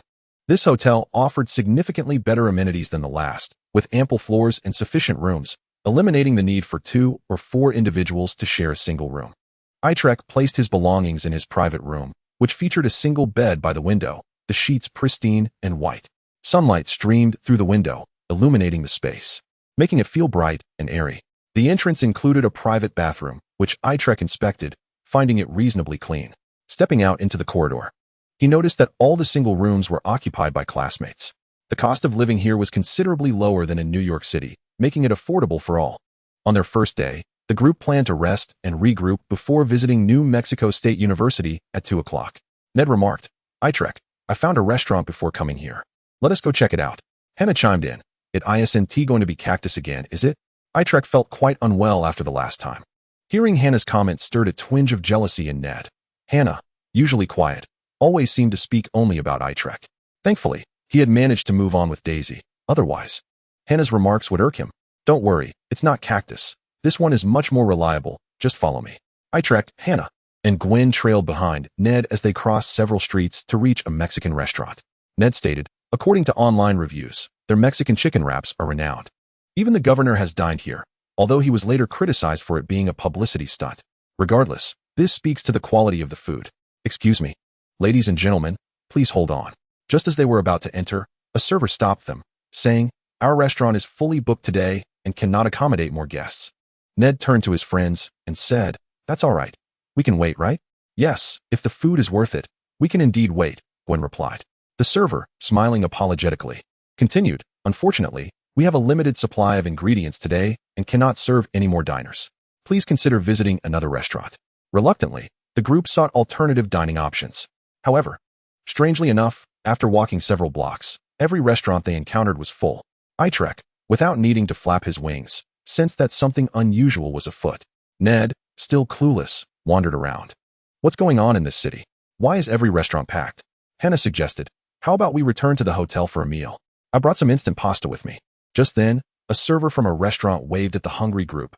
"Hey, ladies and gentlemen, would you like to dine at our restaurant? Today marks our 3rd anniversary, and we are having a promotional event." Chapter 66, Jackpot.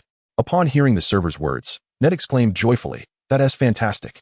Our stomachs are growling in hunger. Your restaurant isn't full too, is it?" The server replied, "Not yet, but it should be soon. Would you like to come in?" "Absolutely." They entered the restaurant, which had a somewhat upscale, yet unremarkable decor. The place was bustling with patrons, and the server led Itrek and his friends to a central table and placed 4 menus before them. As Ned perused the menu, he accidentally flipped to the last few pages, where he was taken aback by the astonishing prices. $5,000? What kind of dish could possibly cost that much? The server explained, "This is a seafood dish prepared by our specially invited chef from Japan, featuring Arctic single abalone and Danish rose lobster, designed to fully bring out the ingredients' natural flavors, offering you an auditory and sensory feast." Gwen remarked, "That sounds delightful, but we are students and cannot afford such extravagance. Do you have any more affordable options?" Itrek flipped through the earlier pages, finding meals priced in the range of a few dollars, saying, "I'll have this, a pizza and vegetable pasta soup." The others also ordered reasonably priced dishes, engaging in light conversation as they awaited their meals. However, shortly after the server left, he returned, excitedly addressing Ned. "Sir, congratulations, you've won a prize." Ned, bewildered, replied, "I didn't enter any lottery. How did I win?" "You are the 10,000th customer to order the mushroom cream soup since our establishment. In appreciation of our customers' support, we have prepared a grand prize for every 10,000th dish ordered." Ned remained skeptical, but the envious glances from surrounding diners and their hushed whispers confirmed the rarity of his fortune. "What a lucky guy. I envy him. Just a week ago, my friend won a prize too. When will it be my turn?" Ned considered himself to possess a certain degree of discernment against deception. If this were indeed a scam, it would be implausible to recruit an entire restaurant full of actors solely to defraud or prank a mere high school student. He inquired, "So what exactly is the prize?" "A seafood voucher worth $5,000, valid for today only." Upon hearing the figure of $5,000, Ned's eyes nearly bulged. Just think of how many gaming consoles and cartridges that could procure. He mused that he might never exhaust such a fortune in his lifetime. "Can this be exchanged for cash?" he asked. "I'm afraid not, sir," came the reply. Ned hesitated. The inability to convert it into tangible cash raised suspicions of a possible con. "Where can I redeem it?" he questioned. "The voucher allows dining in our newly established luxurious private room, just a block away. Can my friends join me?" he pressed. "Regrettably, no. The voucher is valid for one person only." Ned found himself in a quandary. Recently arrived in Las Cruces, he was unfamiliar with the area. Although he felt he had little to offer, he was still a solid mass of over 160 pounds. What if he were lured there and met with harm? A flush of red and white crossed his face as his imagination conjured alarming scenarios.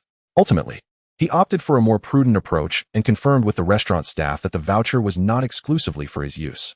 He then addressed the others in the restaurant. "Does anyone want this voucher?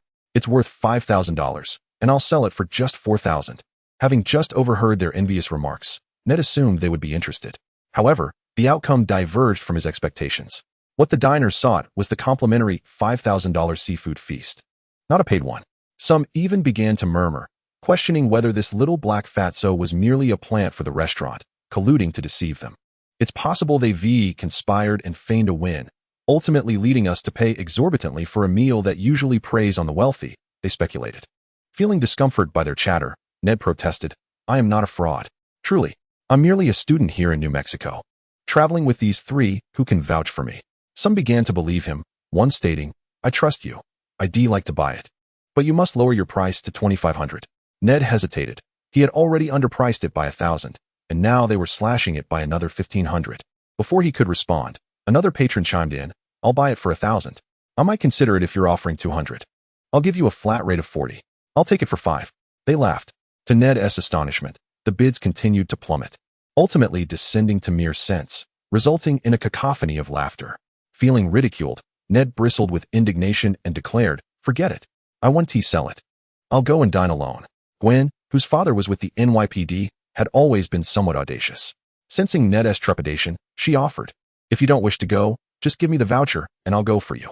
Gwen's intentions were kind, but this provoked Ned's ire. "No, I want to go myself. Why should I pass up a $5,000 meal?" He called to the waiter, "Leave me there." With determination, he strode out of the restaurant, chest out and head held high. The din within the restaurant gradually subsided, leaving only Itrek, Gwen, and Hannah at the table. They awaited their meal while Gwen scrolled through her phone, exclaiming in amazement, "Look at this photo Ned just posted. The decor is so lavish." Upon reaching the opulent private room a few blocks away, Ned was met not with the dreadful scenes he had feared, but with an extravagant dinner indeed worth $5,000. He quickly retrieved his phone to capture the moment and share it on his social media, garnering envy from all who beheld it, astonished at his serendipity. As the three friends discussed Ned, the food was notably delayed, when suddenly a waiter approached Gwen.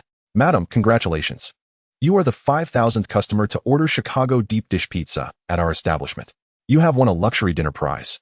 Gwen had been musing on whether she too might win. Aware that the probability of both her and her companions winning was low, yet mathematically, Ned's win did not diminish her own chances. These were independent events. Much like flipping a coin 5 times, where the first 4 results are heads, one might instinctively believe the 5th would be more likely to be tails. However, the odds remained equal for heads and tails. Chapter 67, The Siren's Scheme. Since Ned's departure, Gwen had been contemplating her own odds of winning. The thought of indulging in an upscale dinner, typically beyond her means, ignited her adventurous spirit. Meanwhile, Hannah found herself pondering the same question, but her focus was on whether Gwen would win.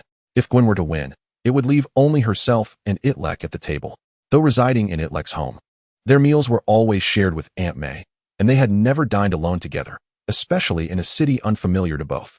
Hannah felt a twinge of guilt over her desire for Gwen to leave, but then reasoned that Gwen likely wished to win and depart as well. To their astonishment, their separate intentions converged, and indeed, the waiter informed Gwen of her win. Yet, the subsequent words from the waiter plunged Hannah's heart. "Madam, this is a luxury dinner voucher for 2, valued at $3,000. You may choose one friend to accompany you." The situation grew awkward. Gwen was faced with the decision of selecting one companion from among the two, Itrek, whom she had known longer, or Hannah, to maintain the delicate dynamics of their friendship. Hannah, too, was hesitant, as she could not simply suggest, "You choose someone else, I'll stay with Itrek."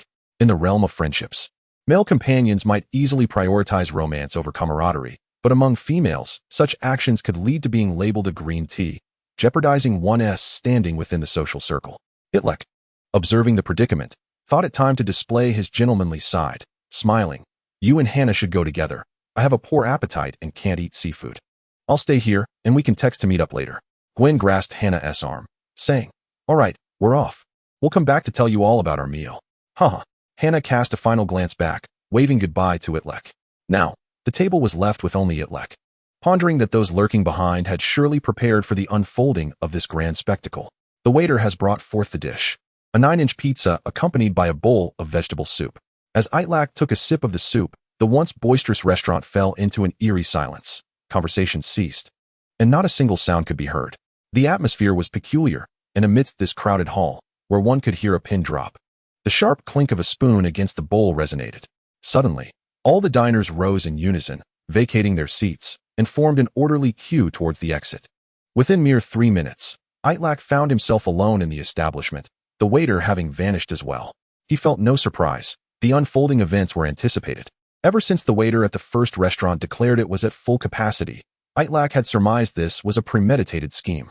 For someone who could easily see through Loki's tricks, the intricacies of their deception, while elaborate, still bore flaws. Even the smallest crack appeared glaringly obvious to Itrek, akin to a fly perched against a pristine white wall. Nevertheless, he chose not to expose them. Mobilizing all the restaurants in the vicinity and assembling a disciplined crowd to masquerade as patrons was undoubtedly more complex than resorting to firearms.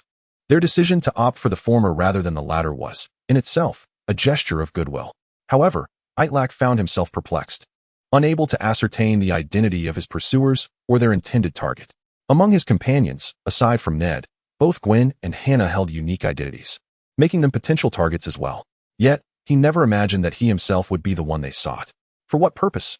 Presently, he was merely an ordinary high school student named Itrek, with a simplistic family background consisting solely of an Aunt May. Even the knowledge of his alter ego as Spider-Man was confined to a few members of S.H.I.E.L.D.,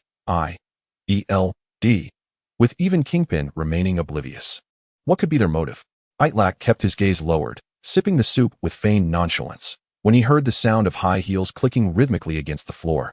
Growing ever closer, his heart raced in tandem with the approach of the footsteps despite his exceptional intellect. He could vaguely surmise their intent. Yet his body remained that of a mere 16-year-old boy. A woman, exuding a subtle fragrance of perfume, took a seat opposite Itrek.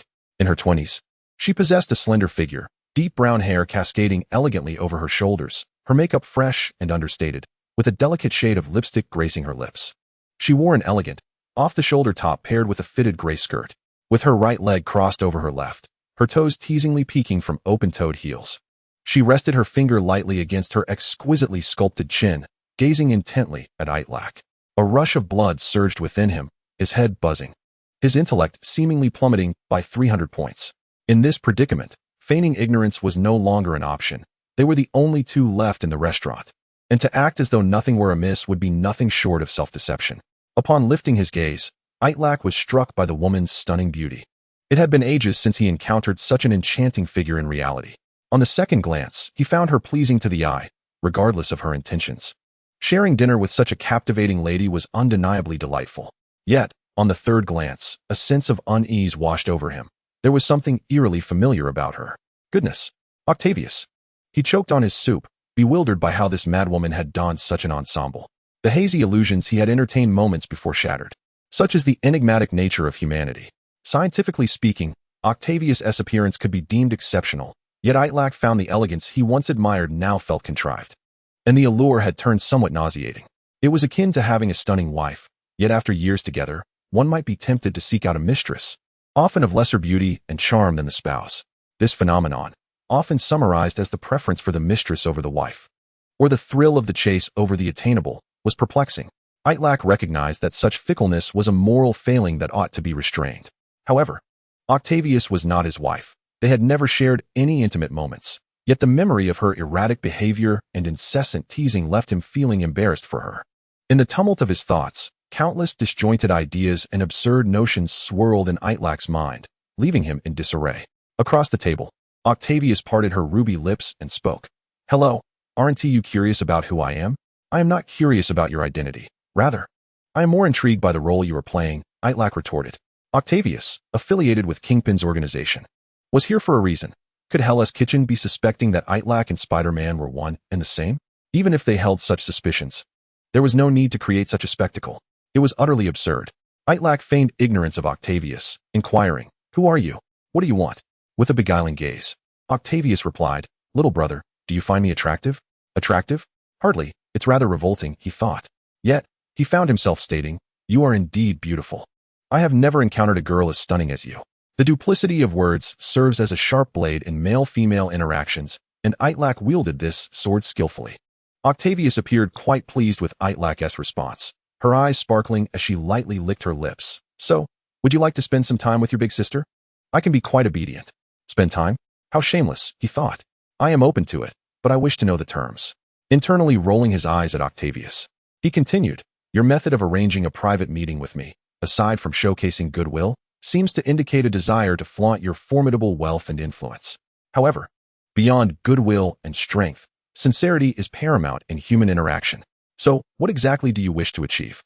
Octavius mused that Itrek truly was a mathematical prodigy, chosen by Connors. For he remained unfazed by her extraordinary beauty. Though her thoughts were chaotic, she maintained a pouting expression that only heightened her allure as she said, "Little brother, as you can see, we possess certain assets. My father is in the oil business, yet during a recent vacation in Hawaii, he was inadvertently stung by a venomous bee on his arm. Initially, it seemed inconsequential, and after the vacation, he became preoccupied with his business, neglecting it. However, the sting site began to darken and spread up his arm, even threatening to encroach upon his torso. After he lapsed into unconsciousness, he was rushed to the hospital. His life was spared, but he underwent an amputation and lost an arm. Since then, he has come to understand the essence of life. What is the value of wealth if one remains incomplete? Even heaven would not accept such a flawed being. As Octavia spoke, her voice quivered, and her eyes glistened with unshed tears, the droplets like dew clinging to her long lashes. She thought to herself, "Thank goodness I applied waterproof makeup today." Itrek was indeed moved, stating, "It is true, health is of utmost importance." Octavia's continued, "My father expended a fortune, scouring the globe for biological experts, and ultimately, only Dr. Connors from Osborne Enterprises responded. He mentioned that he is researching a certain experiment related to genes, which seemingly holds the potential to regenerate severed limbs. But he currently lacks a crucial equation. Dr. Connors informed us that if he could derive this equation, he would be able to restore my father's lost arm.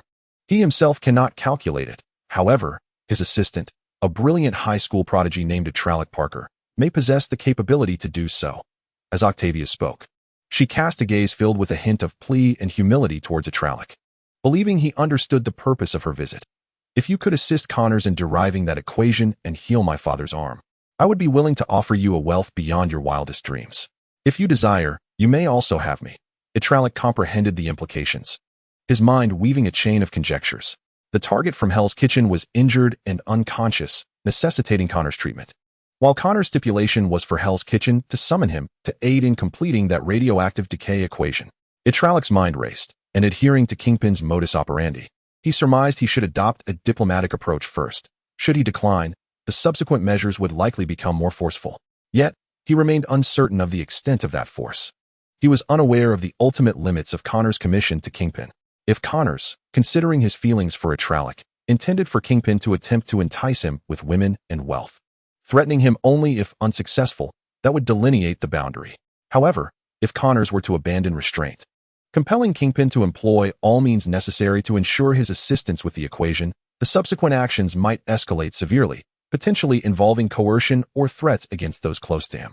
Nevertheless, even in the latter scenario, Itrek held several cards close to his chest. In fact, he had quite a few aces up his sleeve, at least 3 of which could be advantageous. First, Kingpin's daughter, Hannah. She was frequently in his company, and their rapport was amicable, which would give her pause. Second, his identity as Spider-Man. Setting aside the fact that Spider-Man had S.H.I.E.L.D.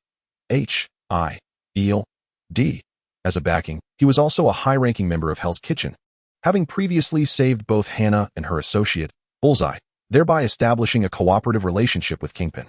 Once Itrek revealed his identity as Spider-Man, Kingpin would likely refrain from coercing him.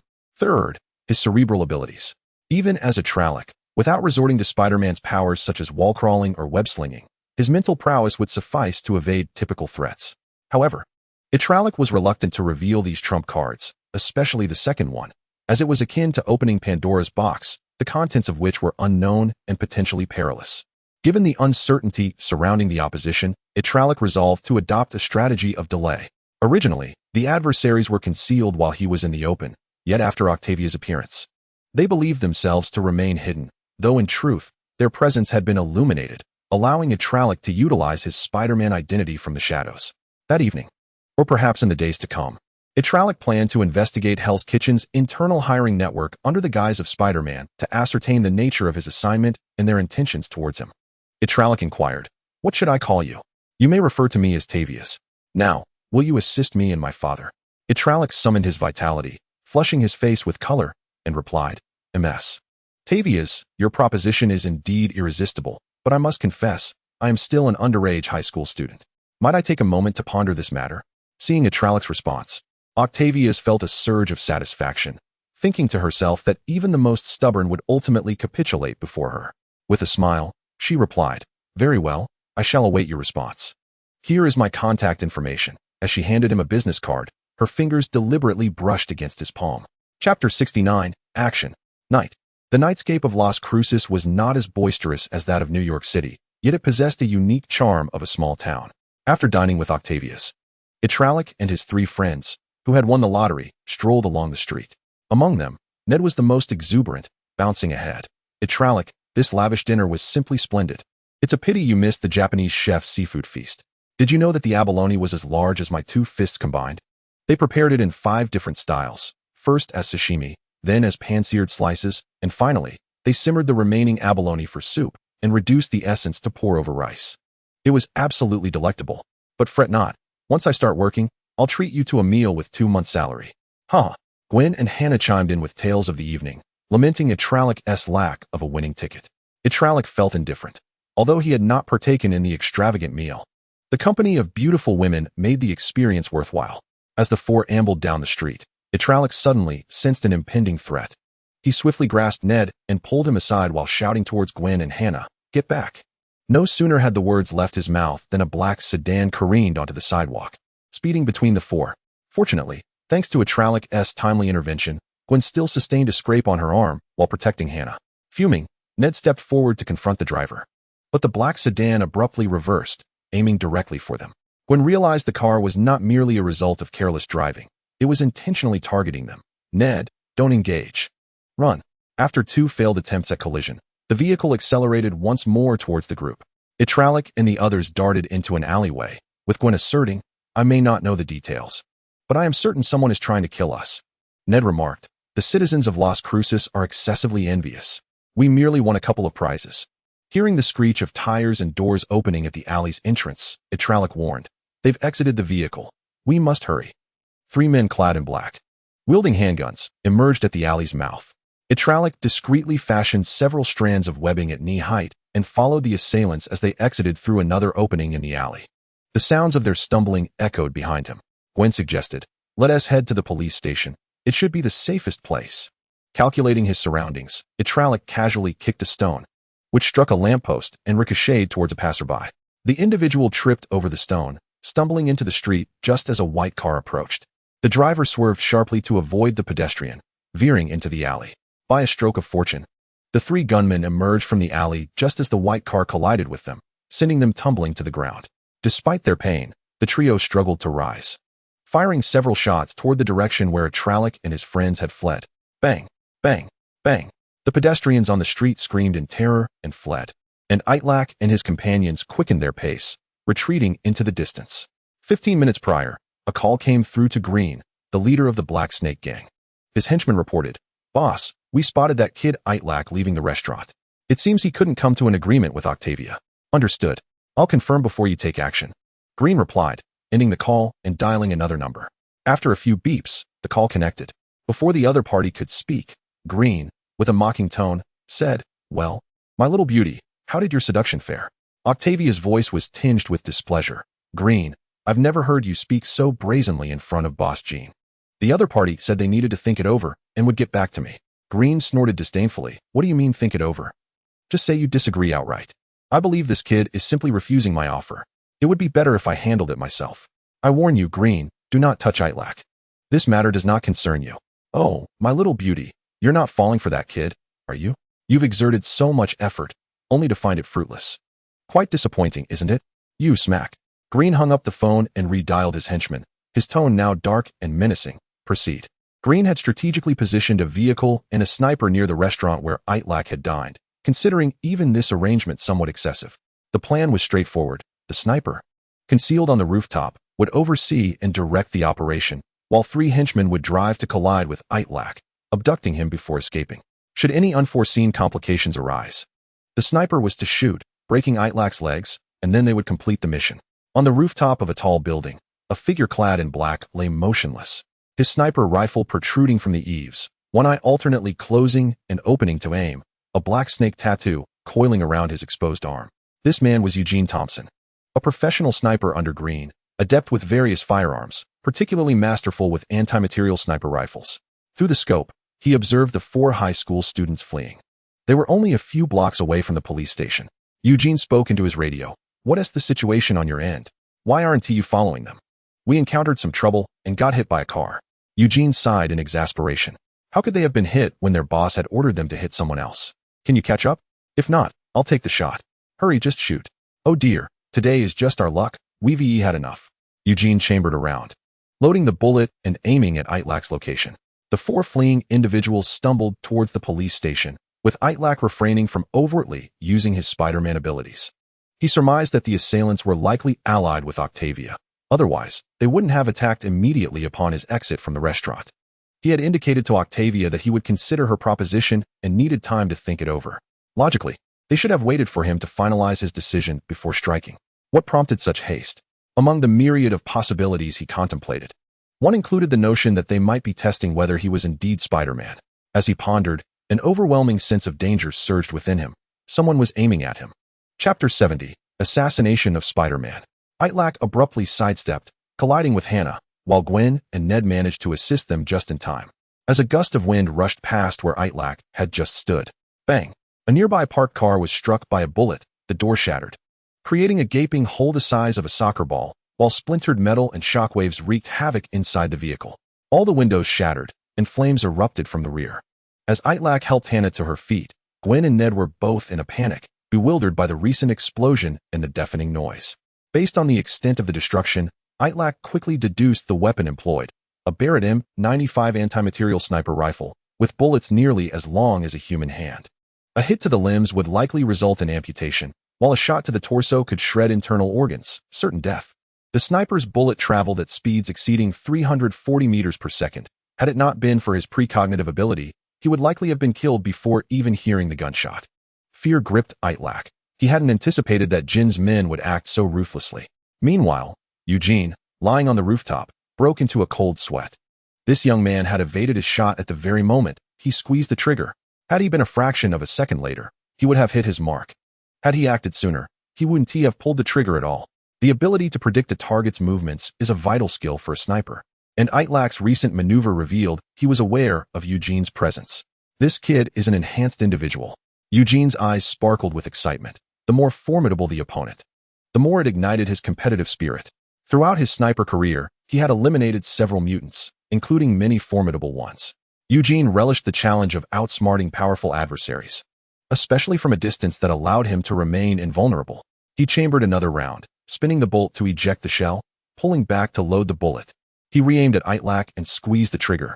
Once more, Itrek dodged just as Eugene pulled the trigger, the bullet striking the ground and creating a crater the size of a tabletop. Eugene confirmed that his opponent possessed a precognitive ability, though it remained unclear whether his physical attributes were enhanced. However, the fact that he could sense danger made things simpler. Eugene chambered another round, aiming at Hannah, who was still on the ground nearby. This kid will definitely sense that I intend to kill his friend, but at this distance, in the extreme urgency to rescue her, he will surely lose his balance and expose himself. Typically, individuals with precognitive abilities possess inferior physical attributes. Should Itrek stumble, he would undoubtedly be unable to evade the next bullet. Eugene pulled the trigger, fire erupting from the barrel as the bullet sped toward Hannah. However, the next scene left Eugene astounded. Itrek seemed to have anticipated Eugene's treachery. With a barely perceptible flick of his wrist, a translucent web ensnared Hannah's clothing before violently retracting. As she attempted to rise, Hannah was abruptly yanked back down, the bullet's wake slicing past her. Eugene's pupils dilated. Spider-Man. Those around Itrek, in their panic, may not have seen clearly, but Eugene, who had been closely monitoring his target through the scope, saw it distinctly. It had to be webbing. He was undoubtedly Spider-Man. He hadn't realized that Jean was seeking Spider-Man. No, he should still be unaware of Itrek's true identity as Spider-Man. After incapacitating him, the first order of business was to inform the boss, Green. The crosshair of the scope realigned with Itrek, only to reveal him pointing a finger at himself through the lens. Eugene was momentarily taken aback, but a sly smile crept upon his lips. Even if you have discerned my position and direction, what difference does it make? Eugene surmised that Itrek, in an effort to conceal his identity, would never dare to swing into his presence on a web line in front of his friends. Unexpectedly, at that very moment, his friends had become a liability, a bait that he himself had cast. Eugene aimed his sniper rifle at Gwen, who was further away from Itrek. His finger poised to pull the trigger before swiftly shifting his aim towards Ned, and then rapidly redirecting towards Hannah. For Eugene, targeting different individuals merely required a slight adjustment of a few millimeters. Yet for Itrek, the effort to protect each person demanded energy several hundred times greater than Eugene's. Eugene reveled in this cat-and-mouse game, delighting in having the opponent at his mercy. Spider-Man, what can you possibly do? Itrek was well aware that Eugene had uncovered his identity as Spider-Man, yet he remained unperturbed. Facing the direction from which Eugene was poised to shoot, he intertwined his thumbs, forming a gesture resembling the 8 limbs of a spider, and pointed at himself, implying, I am Spider-Man. Was he admitting it? Did he not fear the exposure of this revelation? Itrelek's actions piqued Eugene's curiosity, as he was eager to discern Itrelek's intentions. Itrelek's thoughts were straightforward. Eugene's actions had thoroughly enraged him, and he wished for Eugene to know who had delivered the fatal blow in his final moments.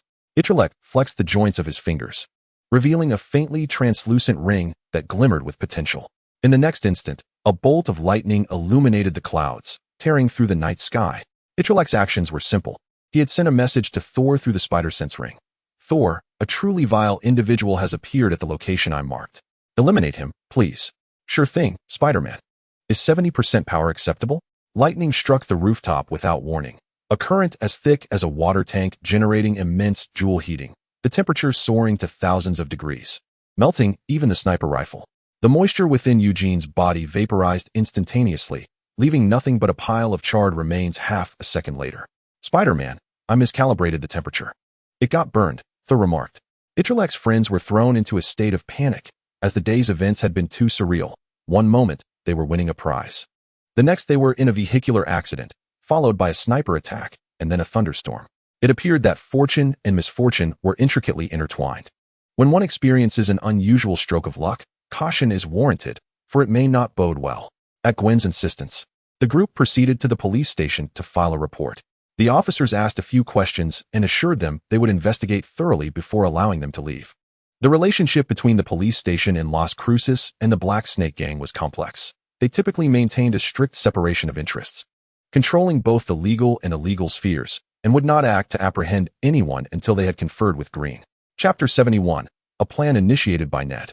With lingering apprehension, the group returned to their hotel late at night.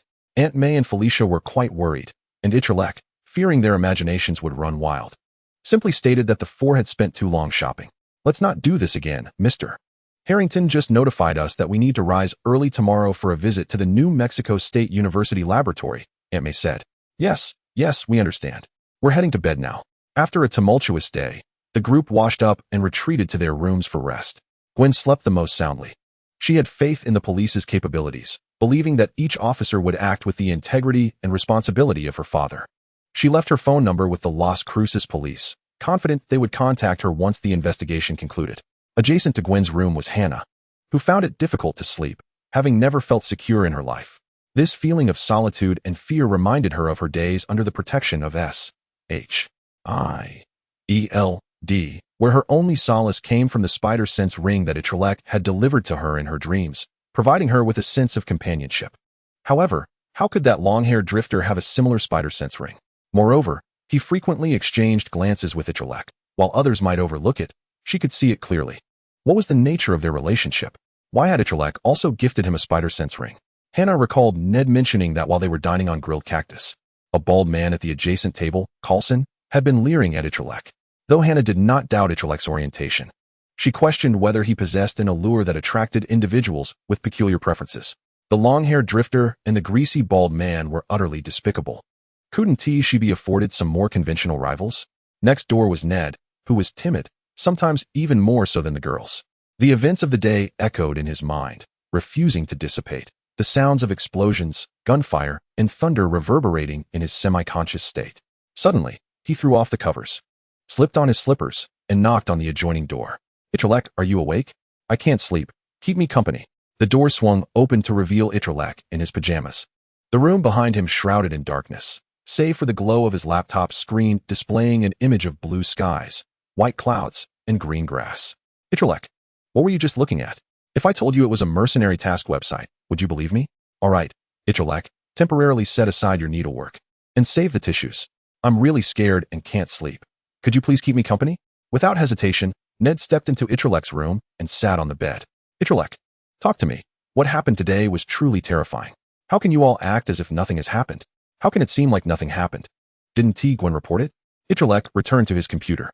If you're too frightened to sleep, you can lie on my bed. I'll stay with you and talk until you drift off. And what about you, Itrek? Ned lay down on the bed. This bed can't accommodate both of us. Once I lull you to sleep, I'll head to your room. You're such a good friend. Itrek, haha. As Itrek typed away on the computer, browsing the web, he engaged in casual conversation with Ned. Indeed, Itrek was perusing the mercenary site, accessing the internal network reserved for elite Hell's Kitchen members, which required a username and password for entry. Since the spider-sense Wi-Fi could only browse but not input, Itrek could only log in at night using his computer. Sure enough, the Hell's Kitchen mercenary site featured a task involving Itrek. The mission was described only in broad strokes. Overview. Itrek Parker is a high school student with exceptional mathematical talent, but is exceedingly obstinate. The task requires accomplishing the establishment of a complex equation without resorting to coercive force. Danger level, extremely low. Difficulty level, quite high. The exceedingly low risk factor arises from the fact that Itrek is merely an ordinary high school student, utterly devoid of any combat prowess. In stark contrast to the formidable mutants, elite special forces, superpowers, and the daunting tasks involving rocket missiles, his situation presents virtually no peril. The heightened difficulty, however, stems from the imperative to refrain from employing force, as stipulated by Connors, who harbors no desire to harm Itrek. To glean more intricate details, one must accept the mission and engage deeply. Itrek's cursor hovered over the Accept button, hesitating to click it. He had conceived a general solution, yet he needed to meticulously plan the finer points. Entering the mental tower, Itrek meditated for 2 to 3 minutes before opening his eyes and adhering to the pre-established topic. Address Ned. Ned, are you asleep? Not yet, Ned replied. I was just about to doze off. By the way, Itrek, what exactly are you perusing on the computer? With the screen facing away from Ned, he could only see the white light reflecting on Itrek's face, unable to discern the content displayed. Itrek responded, I am researching superheroes. If Captain America or Iron Man were present today, perhaps those villains would have already been apprehended. Indeed, Ned perked up at the mention of superheroes. If they were around, those petty thieves would surely think twice. Itrek added, however, there are also some rather disagreeable superheroes. Curiously, Ned inquired, which superhero do you dislike? Itrek replied, I have an aversion to Spider-Man. Rumor has it that beneath that red suit lies not a mere human, but a colossal arachnid.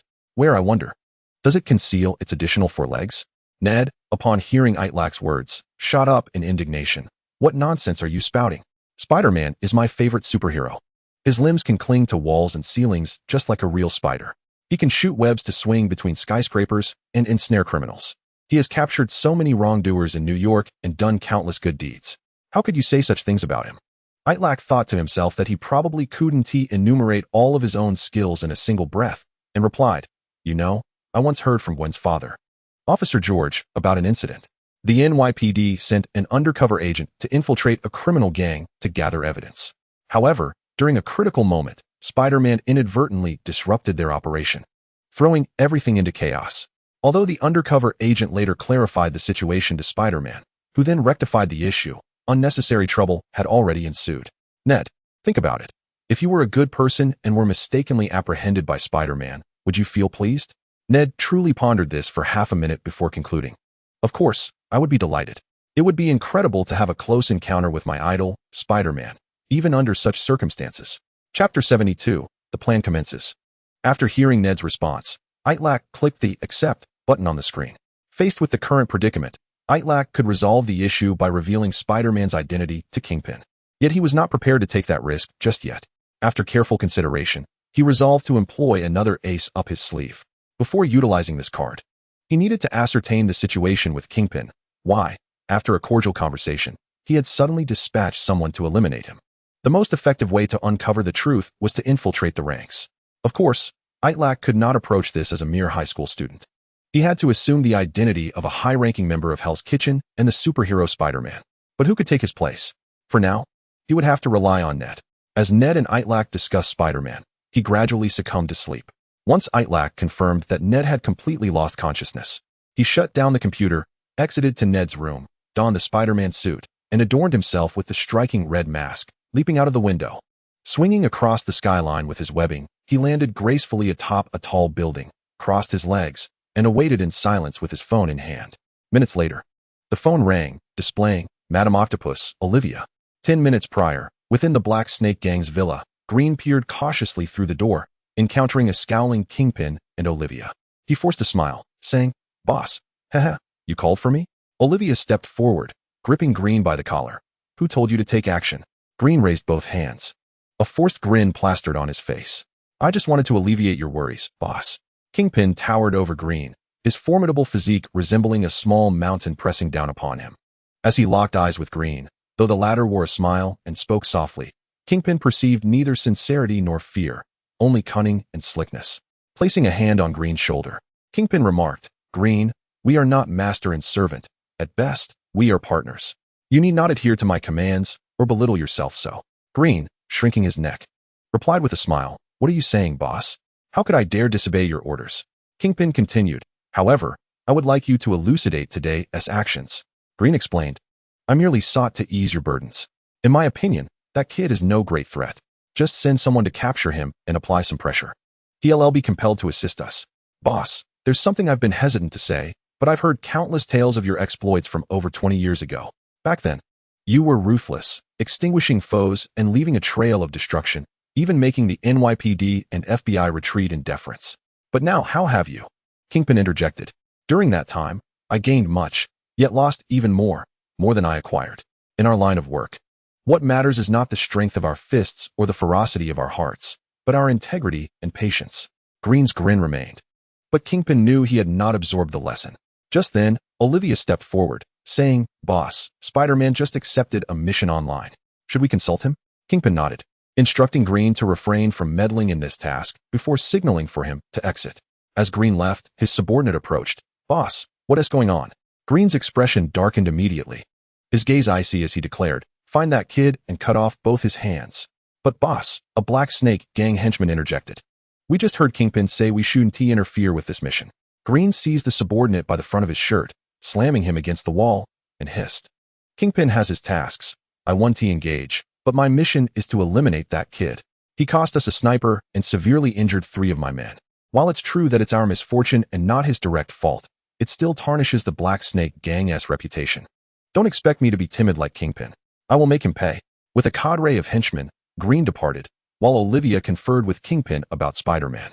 It would be splendid if Spider-Man could partake in this matter, for he is indeed a superhero allied with S.H.I.E.L.D, unlike Green, who lacks discernment. "Very well, I shall call him now." Octavius dialed Spider-Man's number and learned that he was atop a nearby building. She hurried over for a face-to-face discussion. After Itrek hung up the phone, he waited a moment before witnessing a mechanical tentacle reminiscent of an octopus extend from the eaves, followed shortly by the arrival of Lady Octopus, Octavius, who scaled the rooftop with the tentacle's assistance. "Spider-Man, it has been quite some time. I trust our collaborative floating backpack is serving you well?" Itrek remarked upon reuniting with Octavius, who was now in her formidable state. Her chestnut hair, neatly secured by a headband at the back of her head, lent her an air of professionalism, though it also revealed her forehead, lacking the charm she had exhibited during their prior encounter in the restaurant. Beneath her green sunglasses, her eyes retained a hint of madness, while her face bore no makeup, starkly contrasting with the refined persona of Tavis. "This woman is indeed a natural performer," Itrek mused, pondering which of her 2 faces was the true one, and feeling a longing to return to the simplicity of rural life amidst the city's complexities. "The floating backpack has been quite satisfactory. I happened to pass through New Mexico and heard of a contract here, so I thought I would join in the excitement," Spider-Man replied. Octavius inquired, "What a coincidence. By the way, what brings you to New Mexico?" Itrek explained, "I am not sure if you've heard, but a meteor hammer has landed in New Mexico, and S.H.I.E.L.D has sent me and the Hulk to investigate the matter." Octavius, having heard whispers of this in Hell's Kitchen, was surprised that Spider-Man openly divulged such information to her. "I also heard there was a battle near the town of Pandiantigo.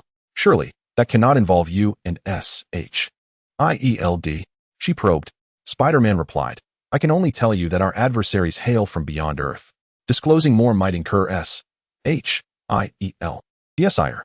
Octavius chuckled, "We have no desire to know more. It is well known that S.H.I.E.L.D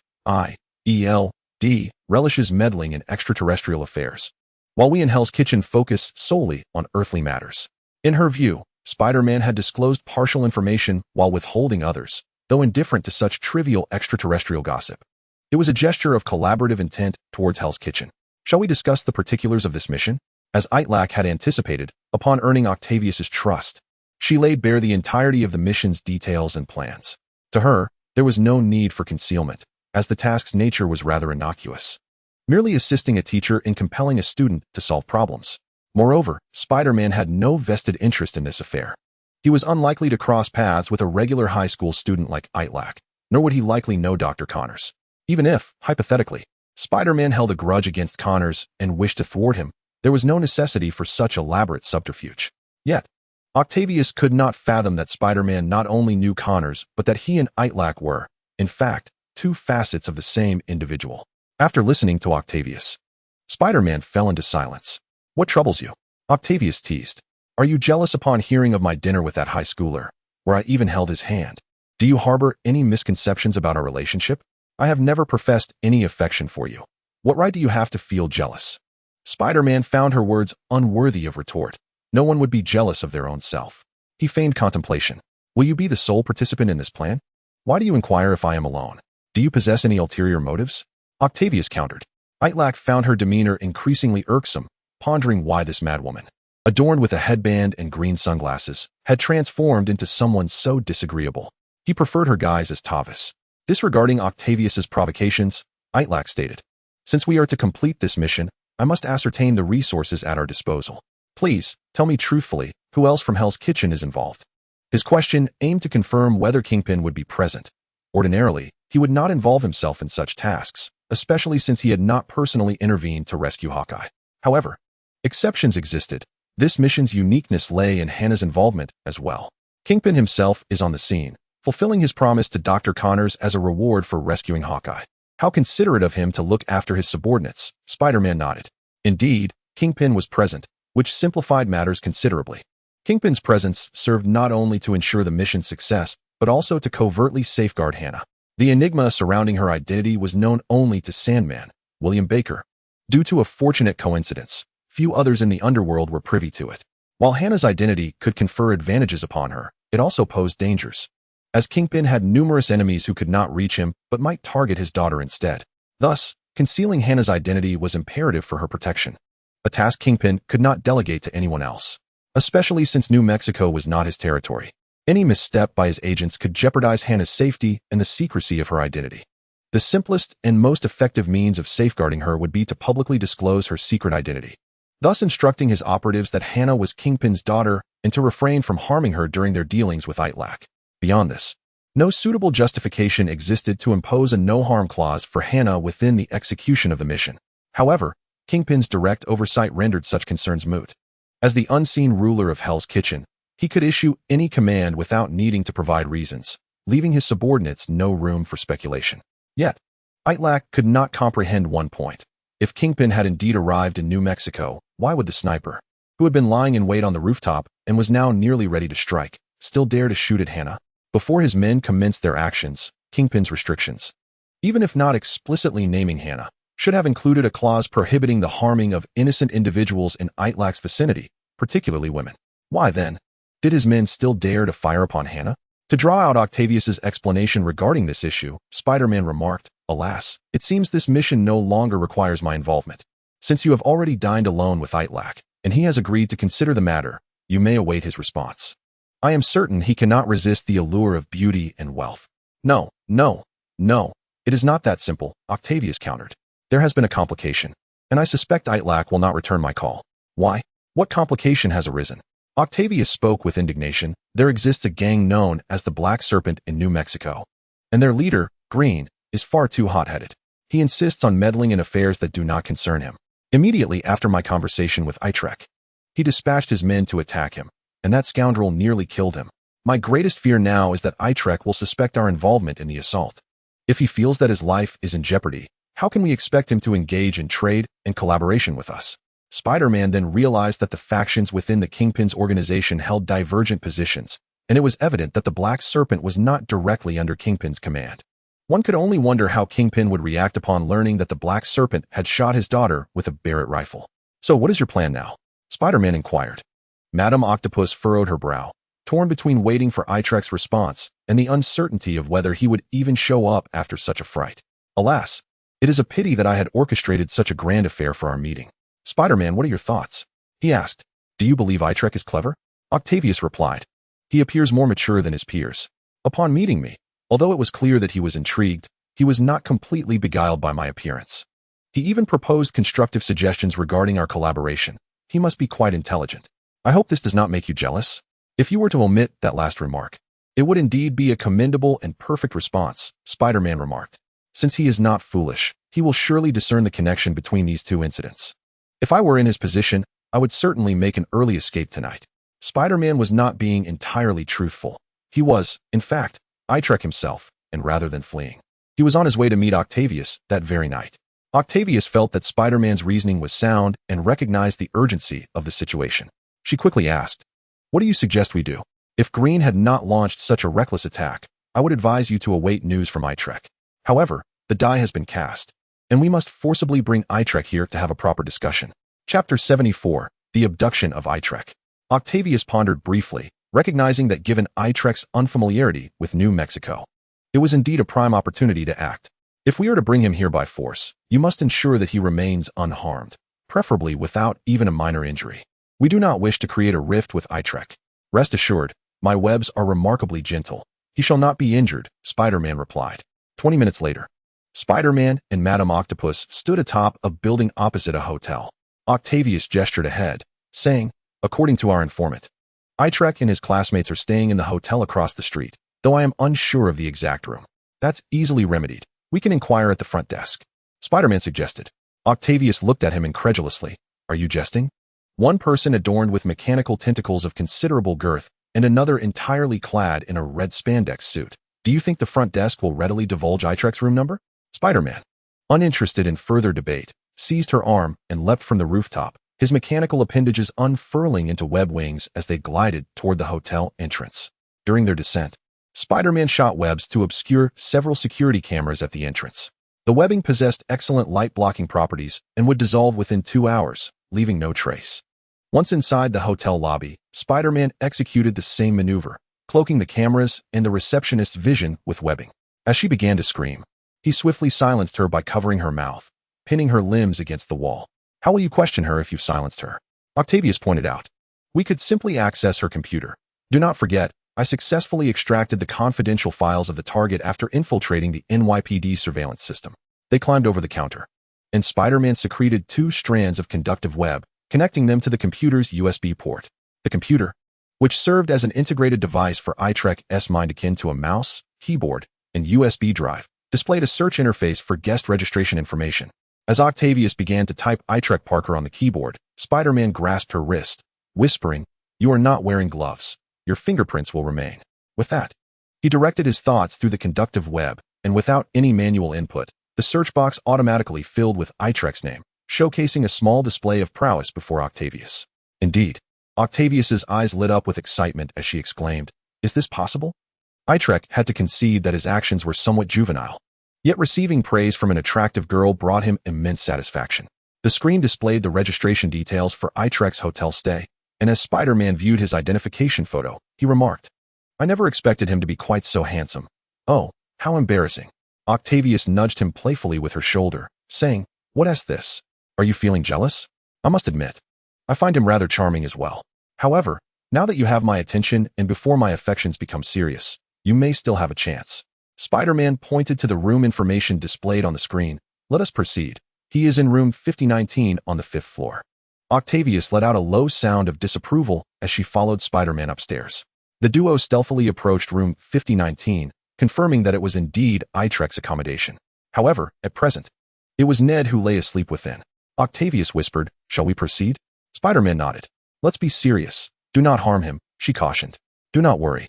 Perhaps I am still as idle." Today's high school students in New York are quite fond of Spider-Man. Using a room key obtained from the front desk, Spider-Man gently swiped it across the door, and with a beep, it opened. What followed was a performance meticulously crafted mere hours prior, with Octavius as the audience, Spider-Man and Ned as the actors, and Itrek as the director. Light from the corridor seeped through the door crack, and as Ned stirred from his slumber, he beheld a shadowy figure moving about, and exclaimed in alarm, Who are you?" "I'm calling the police." Outside, Octavius anxiously wondered why Spider-Man had not yet silenced Itrek. Itrek, knowing that Ned's favorite superhero was Spider-Man, placed a finger to his lips and whispered, "Show, I am Spider-Man." Spider-Man activated the night light, illuminating his iconic half-moon eyes in the dim room. Ned's fear turned to joy. "You really are Spider-Man. I thought you were in New York. How did you end up here?" Spider-Man replied, "I am here to apprehend a certain Itrek Parker, a troublesome youth who has been spreading rumors that I mistakenly detained an undercover officer from the NYPD, causing trouble for them." I intend to have a serious conversation with him. I discovered that he resides in this very room. It must be you, correct? Ned initially considered denying it, but recalled Itrek's earlier question about whether he would be happy if Spider-Man mistakenly captured him. His response had been an enthusiastic affirmation. What could be better than a close encounter with his idol? Then, after a profound exchange with Spider-Man, the matters were elucidated and the truth unveiled. Akin to having availed oneself of several hours of Spider-Man's company without cost. Indeed, I am Itrek, and we can certainly find a place to converse.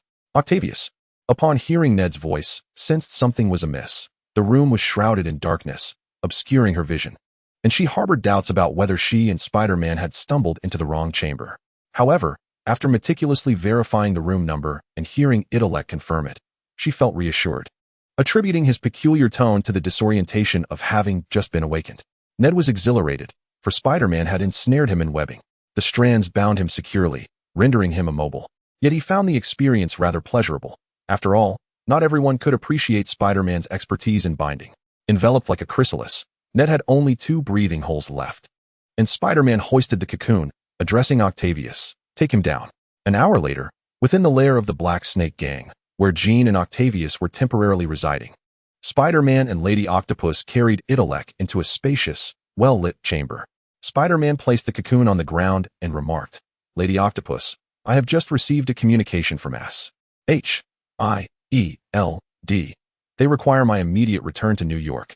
It is quite urgent, apparently regarding the formation of an Avengers alliance. I have safely delivered Itrek to you, and when the task is settled, please ensure my share of the reward is forwarded to me. I must take my leave now. In truth, Spider-Man had not received any such message from S.H.I.E.L.D. He fabricated this pretext because Itrek's actual appearance was imminent, necessitating Spider-Man's withdrawal. Chapter 75, The Plump Itrek. Octavius interjected, Wait a moment, we must first release Itrek. Given the state you've put him in, how can we have a proper conversation? Spider-Man, growing a tad impatient, replied, Fine, I will release him, but I must return to New York immediately. With that, he directed his hand towards Ned, spraying him with a dissolving web fluid, causing the webbing enveloping Ned to gradually dissipate, and his body began to squirm. Octavius chuckled, Spider-Man, I had no idea your bodily secretions were so diverse. Some can conduct electricity, others can dye, some can bind, and now we see one that dissolves webs. I wonder if there exists one that. Spider-Man interrupted her inappropriate musings, stating, Enough, I refuse to entertain that question. Ned emerged from the cocoon like a chick breaking free from its shell, muttering, I never anticipated that being bound by Spider-Man would feel so delightful. However, why was I released so swiftly? I hadn't had my fill yet. Itrek was astonished by Ned's peculiar inclination, speculating that his post-marital life must be quite colorful. Ned, do have a proper chat with Octavius. She is Tavi's sister. I shall take my leave. Octavius remarked, Wait a minute, something feels off. What could be amiss? What seems off? Octavius stepped forward, pinching Ned's cheek, scrutinizing him closely. Why, after just one night apart? Itrek appears to have gained weight. Has he become darker? And dare I say, less attractive? Her words pierced Ned's heart like a barrage of needles, prompting an indignant retort. Do you not realize that those who are plump often possess hidden potential? And as for this complexion, it is a healthy bronze. Octavius squeezed Ned's face. More importantly, you seem to have grown dim-witted. Are you truly Itrek? Ned cast a furtive glance at Spider-Man, puffing out his chest for courage. I am indeed Itrek Parker. I have spread some unfounded rumors about Spider-Man, and he is here to discuss them with me. You are a fraud posing as Itrek. Speak quickly. Why are you impersonating him? Octavius directed her mechanical tendrils toward Ned's face, which genuinely terrified him. He grasped Spider-Man's arm, hiding behind him, confessing that he had lied about being Itrek merely to engage with Spider-Man more closely. Octavius placed her hand on her forehead, exclaiming in exasperation, It seems that being too popular has its downsides. Spider-Man, what shall we do now? Spider-Man responded, Regardless, I have delivered Itrek to you. Just ensure that my reward is duly allocated when the task is concluded. I shall take my leave now. Farewell. Octavius blocked Spider-Man's path, arms outstretched and head held high. You cannot depart. You must at least assist me in capturing the real Itrek before you leave. Capture the true Itrek? Where shall we find him? Upon discovering Itrek's room number, we found this individual instead. How can we ascertain where the genuine Itrek resides? Surely we cannot search the entire hotel. Moreover, the web I used to ensnare the front desk should have dissolved by now. The entire hotel is likely aware of an intruder and may be in disarray, perhaps even realizing someone is missing. Shall we brazenly proceed to capture Itrek? Octavius felt her head spinning from Spider-Man's words. Momentarily at a loss, she slumped into a chair, lamenting her fate. Why must her life be so arduous? Perpetually entangled with incompetent allies? Her conversation with Itrek had been progressing splendidly until that scoundrel Green intervened. What could have been a stealthy infiltration to locate Itrek had been thwarted by an overzealous Spider-Man enthusiast, leading to the wrong capture. Now, the situation had reached an impasse. The more she pondered, the angrier she became, springing from her seat and clutching Spider-Man's arm. No, you must take responsibility. What responsibility? I am returning to New York. Let go of me. Not a chance. Octavius clung to Spider-Man's arm like a sloth, refusing to be shaken off. Itrek, however, felt a surge of joy as events unfolded favorably for him, adopting a pose of feigned exasperation. Very well, I do have an idea to offer. But execution will depend upon you. All right, do share. Spider-Man suggested. Since we have captured Itrek's friend, why not leverage this to our advantage? What do you mean? Now that Ned is missing, those who accompanied him must be quite concerned. We simply need to compel Ned to call Itrek, instructing him not to alert the authorities. Allowing Ned to clarify your intentions and explain the misunderstandings caused by Green. I believe that through his friend's account, credibility will be significantly enhanced. Then, we can have Ned inform Itrek to rendezvous at a prearranged location. At that point, you will have Ned as leverage, and with generous terms, I doubt he will refuse. Octavius inquired. This plan sounds promising, but what if Itrek does not have a strong rapport with Ned and chooses not to meet? Or worse, what if he contacts the police? Spider-Man shrugged. How can you know unless you try? This seems to be our best course of action. Besides, I have a feeling he will agree to the meeting. Reluctantly, Octavius conceded to Spider-Man's plan. After bidding farewell, Spider-Man claimed he was returning to New York. Yet, less than an hour later, he returned, not to New York, but to the hotel. In truth, his destination was inconsequential, for Spider-Man would not reappear in the ensuing events. Itrek returned to the hotel, and indeed, chaos reigned here as the students were in a state of disarray. Professor Harrington instructed each student to ascertain whether their friends had encountered any difficulties, and it was discovered that two individuals, Itrek and Ned, had inexplicably vanished. Auntie May, Hannah, and Gwen were in a state of distress, frantically attempting to reach them by phone, but their calls went unanswered. Just then, Itrek emerged from a restroom. There he is, Gwen exclaimed, pointing at Itrek as she rushed over with the others. Itrek appeared dazed and still half asleep, feigning ignorance as he asked, "What is going on?" "I just went to the restroom. Why are you looking for me?" Gwen quickly inquired. "Where's Ned? Was he with you?" "Of course not," Itrek replied. "Why would I go to the restroom with him at this hour?" Auntie May explained. "Itrek, please don't misunderstand. The front desk was attacked by unknown assailants, and it is said they reached the 5th floor, apparently taking someone with them." Though Itrek's heart remained unperturbed, his expression betrayed a tempest of emotions. "What? Are you saying Ned has been kidnapped?" Chapter 76. Clever Ned, Octavius. Clever, indeed. What about Spider-Man? He has gone. Then can I leave as well? No. Why not? Because you've been kidnapped. So what about Spider-Man? He has already left. Octavius realized that communicating with Ned was indeed a challenging endeavor. He still hadn't grasped the gravity of the situation. How many times must I say it? I am not Itrek, nor have I ever spoken ill of Spider-Man. I am merely a fan who wishes to connect with him. Now that the truth is out, shouldn't you release me? Octavius wished fervently to silence Ned with her sock. Conversing with him was exponentially more laborious than with Itrek. However, Spider-Man had instructed her to take good care of Ned. Not merely out of affection for his fans, but because Hell's Kitchen sought to collaborate with Ned's friends. If Ned were to invite Itrek while sounding upset, and Itrek arrived only to find his dear friend sporting 2 black eyes, his fondness for Ned would surely diminish. Knock, knock, knock. Come in. The door opened, and 4 attendants entered in a line, placing plates neatly on the table in front of Ned, while one attendant circled behind him to drape a white cloth napkin around his neck. Octavius thought, if she couldn't silence him with a sock, perhaps food would do the trick. It was her turn to speak now. Taking a deep breath, she was about to begin when Ned interrupted. "Aren't you the ones who kidnapped me? Why are you feeding me? Why not tie me up? Are you playing a prank, or am I your 10,000th hostage, and I've won a prize?" Octavius slammed her hand on the table, exclaiming, "Enough! You eat, and I will explain." After a night spent fleeing from Green Goblin's henchmen, Ned was indeed quite hungry. He picked up his fork and began to eat. Seizing this moment of quiet, Octavius recounted the sequence of events. After devouring half a roasted chicken and half a plate of pan-seared lamb chops, Ned guzzled down a large glass of juice. Then clutched his chest, his eyes glazed over, immobile, as if he were a wooden puppet. As Octavius was articulating her thoughts, she noticed Ned's condition and feared that Spider-Man's plan might falter if Ned choked. She quickly stood up and asked with concern, "What's wrong?" Ned's chest heaved upward as he opened his mouth and bellowed, "Burp." Octavius rubbed her forehead in exasperation. She felt utterly powerless against Ned. "Hey, did you even understand what I was saying?" Ned replied, "You seem to be saying that Spider-Man has already left, right?" Octavius felt a surge of frustration, wishing she could bounce 267 brain cells off Ned's head. She suspected that Itrek, aside from his remarkable intellect, might possess an intelligence-diminishing aura, as those around him often appeared in such a state. In truth, Ned was not foolish at all. He was neither concerned for his safety nor afraid of harm from the captors, because he trusted his idol, Spider-Man, since Spider-Man had brought him here. Regardless of any secret plan, he believed the people here would not harm him.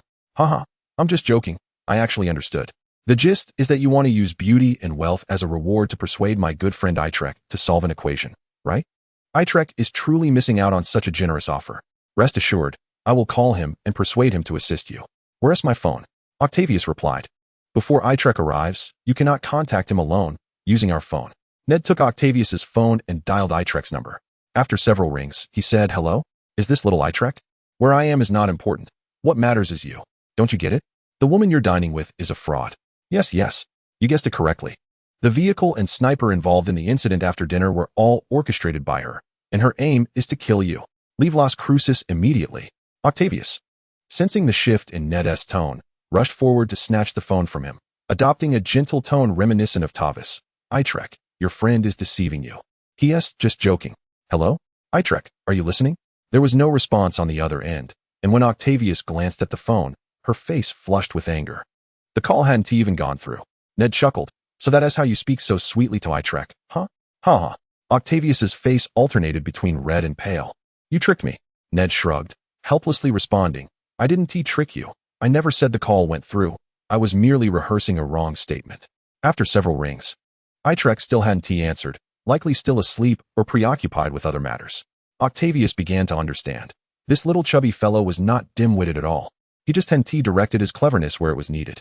Frustrated yet somewhat aggrieved, Octavius remarked, "Look at Itrek, at only 16. He can help Dr. Connors solve critical issues. And then there's you, Ned, only causing trouble." Ned, however, was unfazed. "How have I troubled you? Did I? No, right?" Ha. Octavius found herself at a complete loss with Ned. With individuals like Spider-Man and Itrek, who were relatively reserved and principled, she could easily crack some crude jokes or tease them with playful physical contact, and they would typically shy away, no longer causing any commotion. However, applying the same strategy to Ned was a different matter altogether. Given his reckless demeanor, he might very well take it too far. "Are you going to call or not?" Octavius extended the phone once more. "Of course I will call. Why wouldn't I?" Ned took the phone and redialed Itrek's number. He attempted to connect several times, but Itrek remained unreachable. Ned and Octavius found themselves in a state of confusion. Octavius inquired, "Is there anyone who can reach Itrek? Preferably someone who can keep secrets.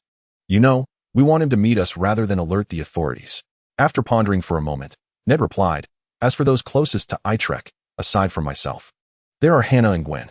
However, with Gwen's father being in the NYPD, her first instinct in a crisis would undoubtedly be to call the police.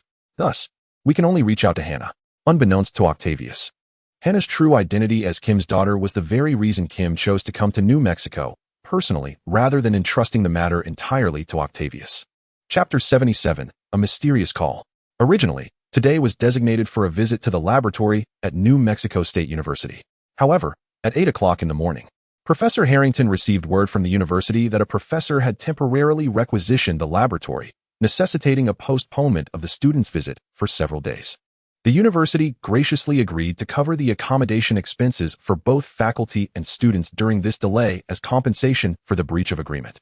This development was entirely anticipated by Itrek. It was likely orchestrated by those from Hell's Kitchen, intended to afford them a few days to attend to their rendezvous. Professor Harrington and Mr. Nelson, Ned's father, had already reported Ned's disappearance to the police, but due to the fact that less than 48 hours had passed, the police were unable to take immediate action. Despite Mr. Nelson's usual stern demeanor towards Ned, often bordering on excessive strictness, He was now frantically pacing in distress upon hearing of his son's disappearance. Ned was a classmate with whom everyone spent their days. Although some did not share as close a bond with him as Itrek did, the fact that such a vibrant individual had vanished so abruptly left an air of unease among the students. Numerous rumors began to circulate among them. Some speculated that New Mexico's proximity to Mexico, rife with smuggling and trafficking rings, must have led to Ned's abduction. Others suggested that a recent car accident and an explosion from a sniper incident might somehow be connected to his disappearance. Yet, while they offered explanations for the potential kidnapping, they failed to elucidate why it was specifically Ned who had been taken. One particularly prevalent theory posited that at the previous town, Ned had been the first in his class to touch the meteorite hammer, perhaps drawing the attention of extraterrestrial beings who subsequently abducted him.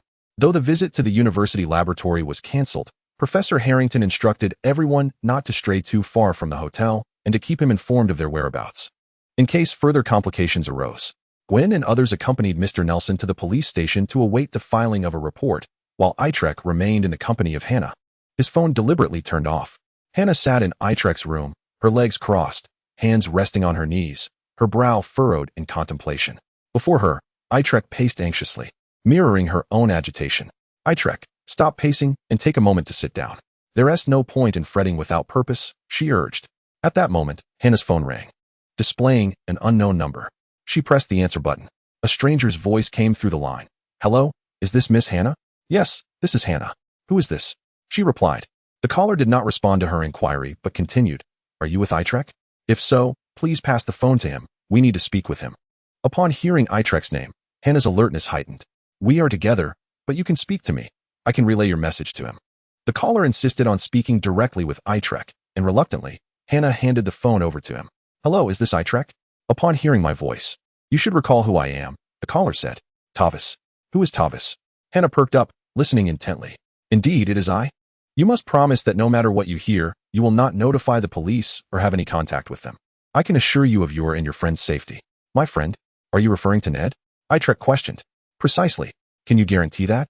"Of course, I can guarantee that." The phone returned to Ned's grasp. "Hello? Itrek, have you noticed my absence from the hotel?" "Of course. Your father and Professor Harrington have made countless trips to the police station. Where on earth are you?" Ned's tone remained calm and composed, seemingly unfazed by the threat. "Little Itrek, I understand that I hold a rather significant place in your heart, but there is no need for such alarm over my brief absence. I merely visited Tavis for a chat. They wish to discuss certain matters with you, which I trust you are already aware of." "You mean the radioactive decay equation?"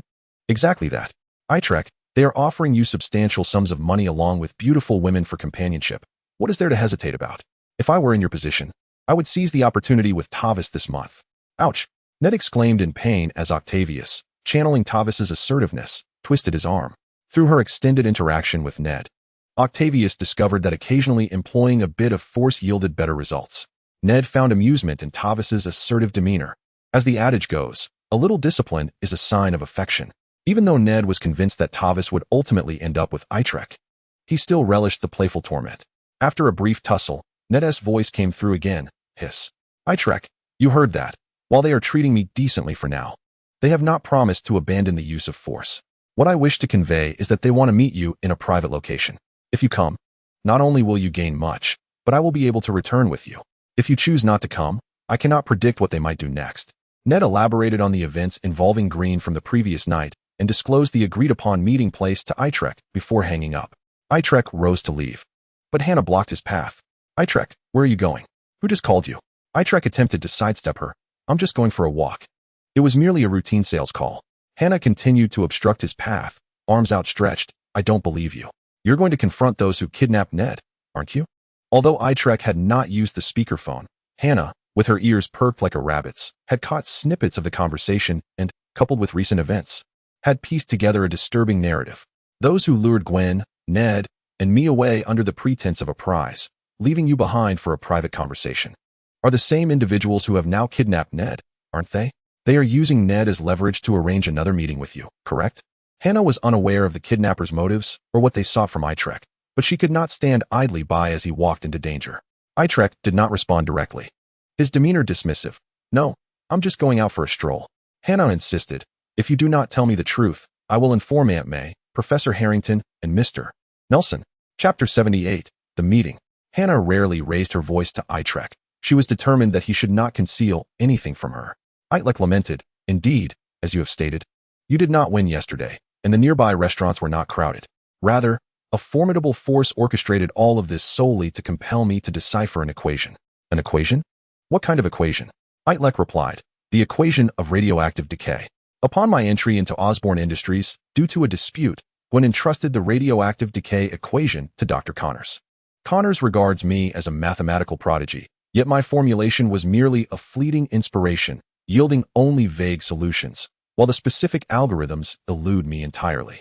That day in the restaurant, after you departed, the entire establishment vacated in unison, leaving only myself and a strikingly beautiful lady who introduced herself as Tavis." Hannah raised an eyebrow slightly, sensing an aura of danger typically associated with women, prompting Itrek to continue. "Tavis claimed to be her father's daughter, an apparent platitude, as her father is a wealthy oil magnate who later suffered an accident resulting in amputation. He sought out Dr. Connors in hopes of restoring his lost limb, but Connors asserted that only I could calculate that equation. Solving it would unveil the intricate logic behind the influence of radioactive elements on genetic mutations, potentially healing her father.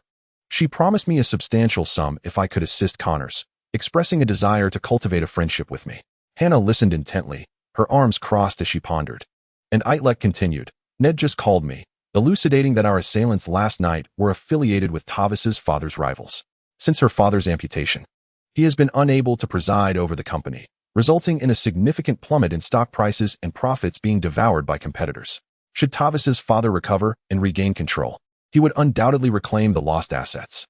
They cannot directly harm Tavis's father, but they can target an ordinary high school student like me, hence the events of last night. However, Tavis and her associates are not entirely virtuous either. Otherwise, they would not have attracted such violent individuals. At present, Ned is under house arrest, temporarily safe.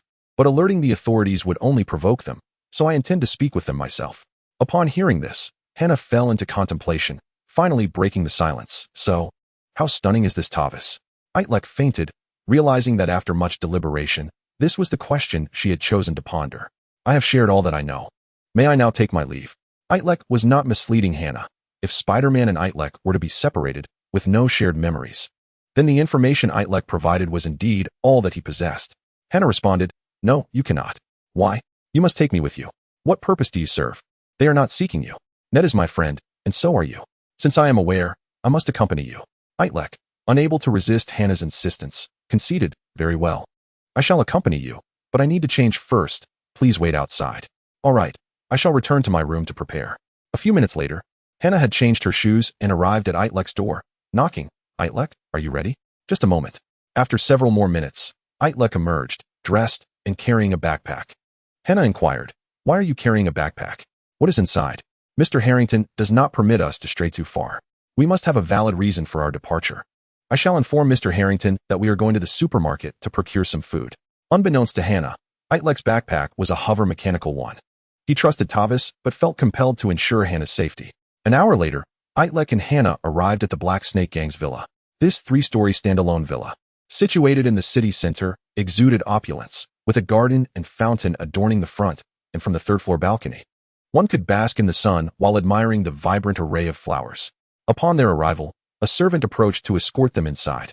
After traversing 2 flights of stairs, the servant led them to a door. "There are individuals awaiting your presence." Itrek pushed the door open, with Hannah following suit. The room was spacious and well-lit, designed like an entertainment area with 3 billiard tables neatly arranged. Ned was bent over one table, his left hand propping himself up while he struck the cue with his right. Clack! The cue ball ricocheted off a striped ball and a solid ball, rolling awkwardly into the corner pocket. "Ugh, curse ball. Ned, why are you still here playing? Do you realize how anxious your father, Mr. Nelson, is? He is searching for you." Just as Hannah was about to approach, a woman blocked her path, stating, "Ned cannot leave just yet. We must finish our conversation with Itrek first." Hannah looked up to behold an astonishingly beautiful woman. Enhanced by her makeup, her features were exquisitely refined, and her figure could be described as flawless. Hannah surmised that this must be Tavis, as Itrek had described. Noticing Hannah's captivated expression, Ned remarked, "Tavis is indeed stunning. But if you were to meet her sister, Octavius, you would surely wonder which of them underwent a genetic mutation." Itrek speculated that Octavius was secretly relishing the moment. mocking Ned and the others for not realizing that Tavis and Octavius were one and the same. However, this was not the focal point of Itlek's concern. Rather, his spider sense alerted him to an additional presence in the room, a formidable individual whose power equaled his own, likely the formidable Kingpin. Hannah broke the silence, addressing Octavius. What do you wish to discuss with Itlek? Is it about that equation? Itlek informed me that his initial calculation was merely a flash of insight, and he could not derive any further results. Please refrain from troubling him in the future. Chapter 79. Hannah gave her father a whack. Apologies. As I could not think of a better title. Octavius replied, Little sister, you cannot dictate this matter. It is imperative to hear Itlek's perspective. So Itlek, after a night of contemplation, have you reached a decision? Ned leaned his cue against the table, also encouraging, Come on, Itlek, consider Tavis. Such a beautiful and gentle girl is a rarity. A surge of uncontainable anger ignited within Hannah as she grasped Itlek's arm, declaring, Itlek, we are leaving. I can see that Ned is quite comfortable here. We need not concern ourselves with him. As she attempted to drag Itlek away, the door was suddenly kicked open with a resounding crash. A tall, high-cheekboned black man stood before them. You little punk, so it was you who harmed my subordinate? You dare to come here in person today? Let me take your life. The arrival was Green, who had rushed over upon hearing that Octavius had lured Itlek into the villa. Octavia interjected with urgency. Glenn, cease this immediately. Who permitted your presence here? This fellow has already rejected your offer for negotiations, and I see no further worth in him. It would be far better to eliminate him with a single shot. Glenn withdrew a handgun from his waistband, chambering around with a decisive motion. Upon hearing Octavia refer to this individual as Glenn, Hannah grasped the full extent of the situation. From the outset, she had endeavored to thwart any collaboration between Itlek and Tavis, fearing that Tavis might lead Itlek astray. Furthermore, she recalled Itlek mentioning that the assault on him that night was orchestrated by Tavis's rival company. The prospect of collaboration had not yet been solidified, and yet such ruthless measures were already being employed. If Itlek were to become enchanted by Tavis and enter into an alliance with her, the frequency of assassination attempts would undoubtedly escalate. Now, with the revelation that this man was indeed Glenn, it became evident that they were affiliated with those who sought to eliminate Itlek. Hannah could not allow Itlek to embark on this treacherous path. Summoning an unexpected courage, she positioned herself in front of Glenn and demanded, What are your intentions? Glenn smirked, replying, What do you think? This scoundrel cost us a sniper's life and injured 3 of our men. Who else should bear the brunt of this debt if not him? I cannot comprehend your concerns regarding Itlek. Now step aside. Glenn, holster your weapon. I have not yet concluded my conversation with Itlek. Are you deliberately trying to sabotage this? Very well, continue your discussion with Itlek, but this girl is not part of the equation. I shall deal with her first. Enough. At that moment, as tensions reached a boiling point, a deep, authoritative voice echoed through the room, commanding silence. Unbeknownst to them, another figure had entered the chamber. Ned felt a sudden shift in his surroundings as an exceptionally burly bald man positioned himself before him, causing Ned to stumble back in surprise, nearly losing his balance. The emergence of Jean Bing had been anticipated by Itlek. He calculated that Jean Bing was on the verge of losing his patience. Upon seeing Jean Bing, Glenn tempered his demeanor, forcing a smile. Boss, you two are here. Jean Bing, however, dismissed him entirely and approached Itlek. His impression of the young man diminished by Hannah's protective stance. Upon closer inspection, he recognized Itlek from a previous encounter at the Furice residence, saying, You are Itlek? I am Itlek. Jean Bing nodded and addressed the others. Everyone, please leave.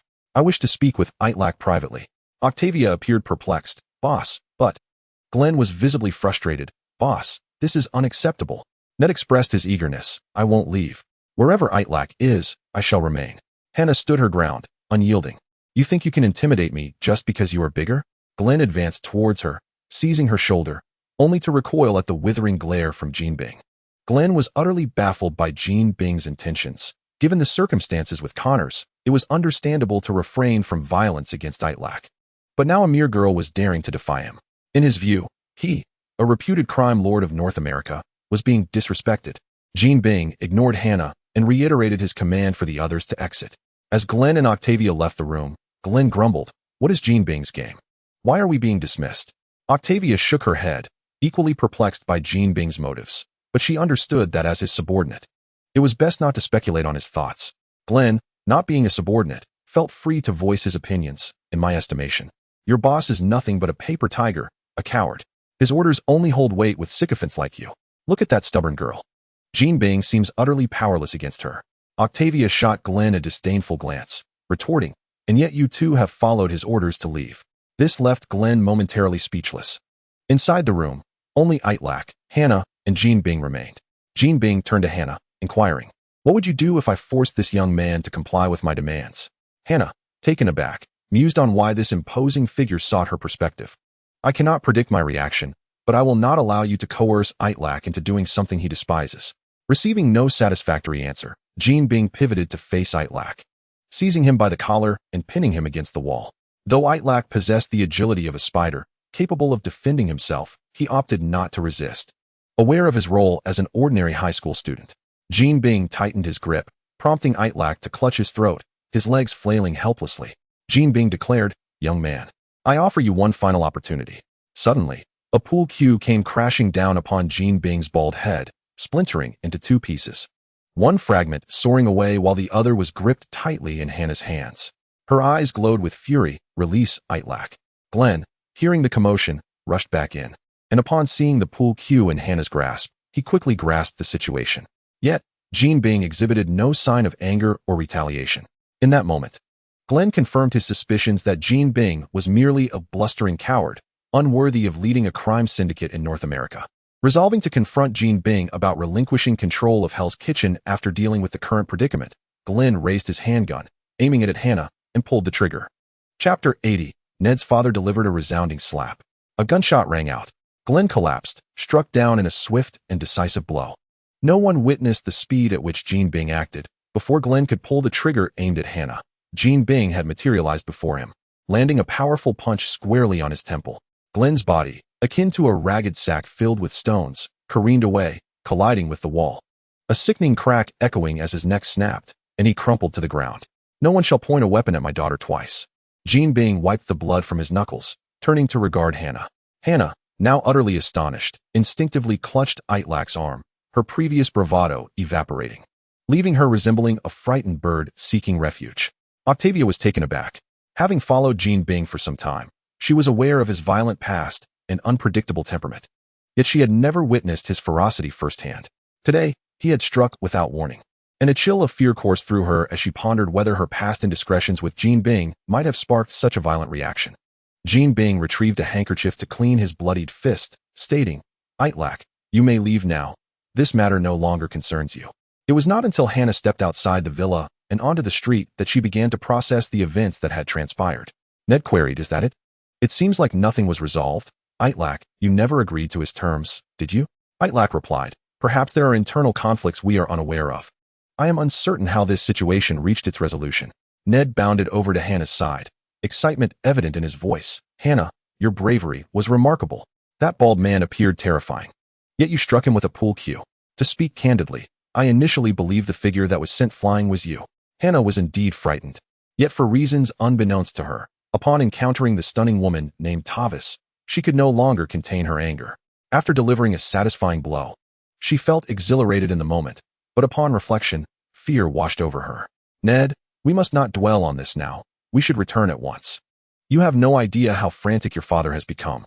Is my father truly that anxious? I had thought he was utterly indifferent to my well-being." Hannah exclaimed, "How could that be? Throughout the night and into the morning, he must have shuttled back and forth between the hotel and the police station countless times."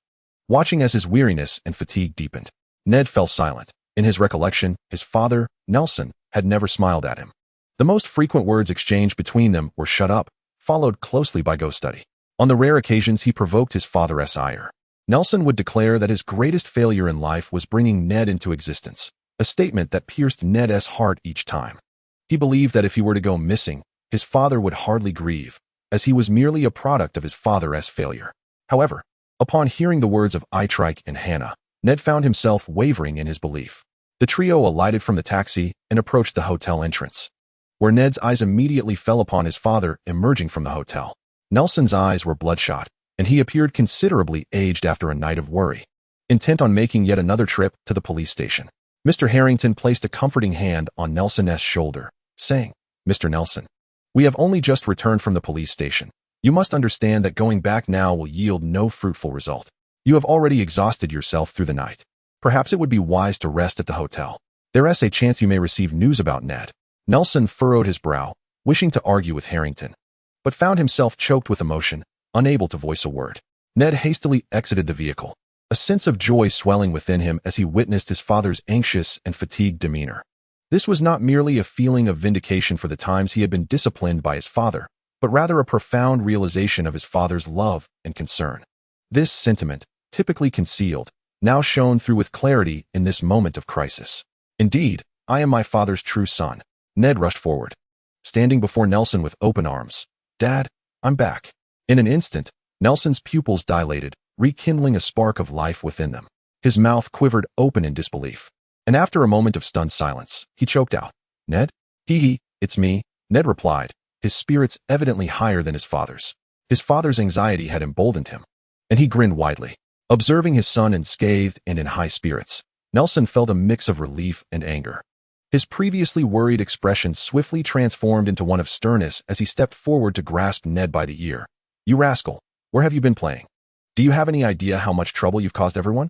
Hurry and apologize to Mr. Harrington. Ned winced at the painful tug on his ear, retorting, Dad, I wasn't playing. I was genuinely kidnapped. Itrek and Hannah can vouch for me. Mid-sentence, he froze, and as Nelson was about to inquire what was amiss, Ned suddenly belched, the aroma of the roasted chicken and lamb ribs from the Black Snake Gang's villa lingering in the air. Smack! Nelson delivered a light slap to the top of Ned's head, admonishing him. Could they provide you with cover? Come with me at once, and show me the notes you took during your studies abroad. If I am not satisfied, you shall face the consequences. Ned was led away by Nelson, while Itrek and Hannah dared not offer any explanations, fearing it would only further incite his father's wrath. The news of Ned's safe return invigorated the entire class, including teachers and parents, ultimately deeming the incident as Ned having stealthily slipped out for a midnight snack, only to be encountered by Itrek and Hannah, who brought him back. Upon returning to his room, Itrek retrieved a note from his pocket, tearing it to shreds before discarding it into the wastebasket. The note had been covertly slipped to him by Jinbing prior to his departure, bearing only a single line, treat her better. Jinbing was aware that if anyone present could deduce the nature of his relationship with Hannah, it would undoubtedly be Itrek. When accepting the task from Connors, Jinbing had felt a sense of familiarity with Itrek's name, and upon seeing him face-to-face today, he suddenly recalled a visit from a young boy at Hannah's mother, Furus, home months ago, where he nearly mistook Itrek for his own child with fur ice. While it was excusable for him to not remember Itrek, the latter would certainly remember him, as his appearance was quite distinctive in all of New York City. Among those present today, Octavius was meeting Hannah for the first time, and Ned was meeting Itrek for the first time, whereas Itrek had encountered Jinbing on 2 prior occasions, both involving Hannah. Even if Itrek were not a genius, he could piece together the connections between himself and Hannah based on these 2 encounters. Chapter 81. The journey to New Mexico concludes. Homeward bound, with the cards laid bare, Jinbing felt no desire to conceal his intentions and directly conveyed his thoughts to Itrek. Jinbing had confidence in Itrek's intellect, knowing he would discern what was appropriate to say and what was not. Itrek, having witnessed Jinbing's methods with Green, understood that if he wronged Hannah, Jinbing would not hesitate to teach him a lesson once more.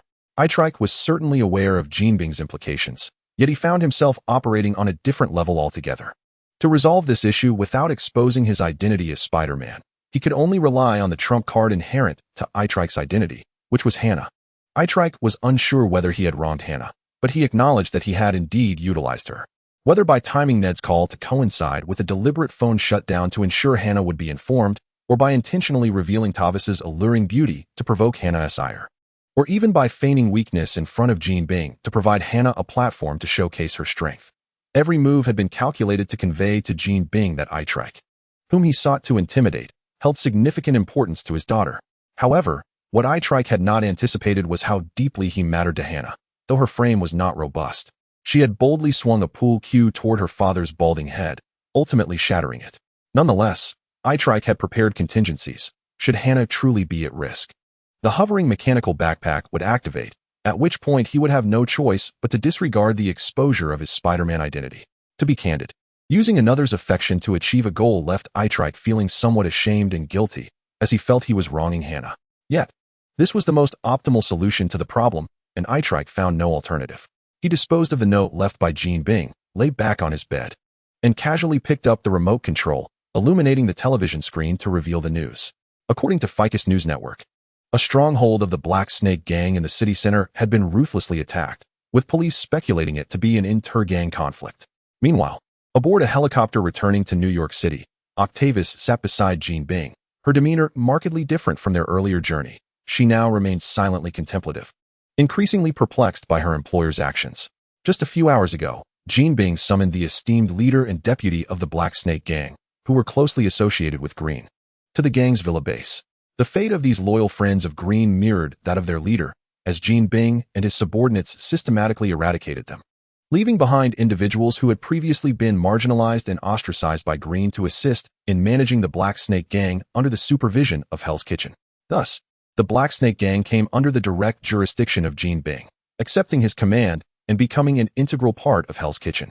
Octavius understood that Jean Bing was ruthless in his methods. Having eliminated Green, it was imperative that no remnants of Green's associates remained within the gang.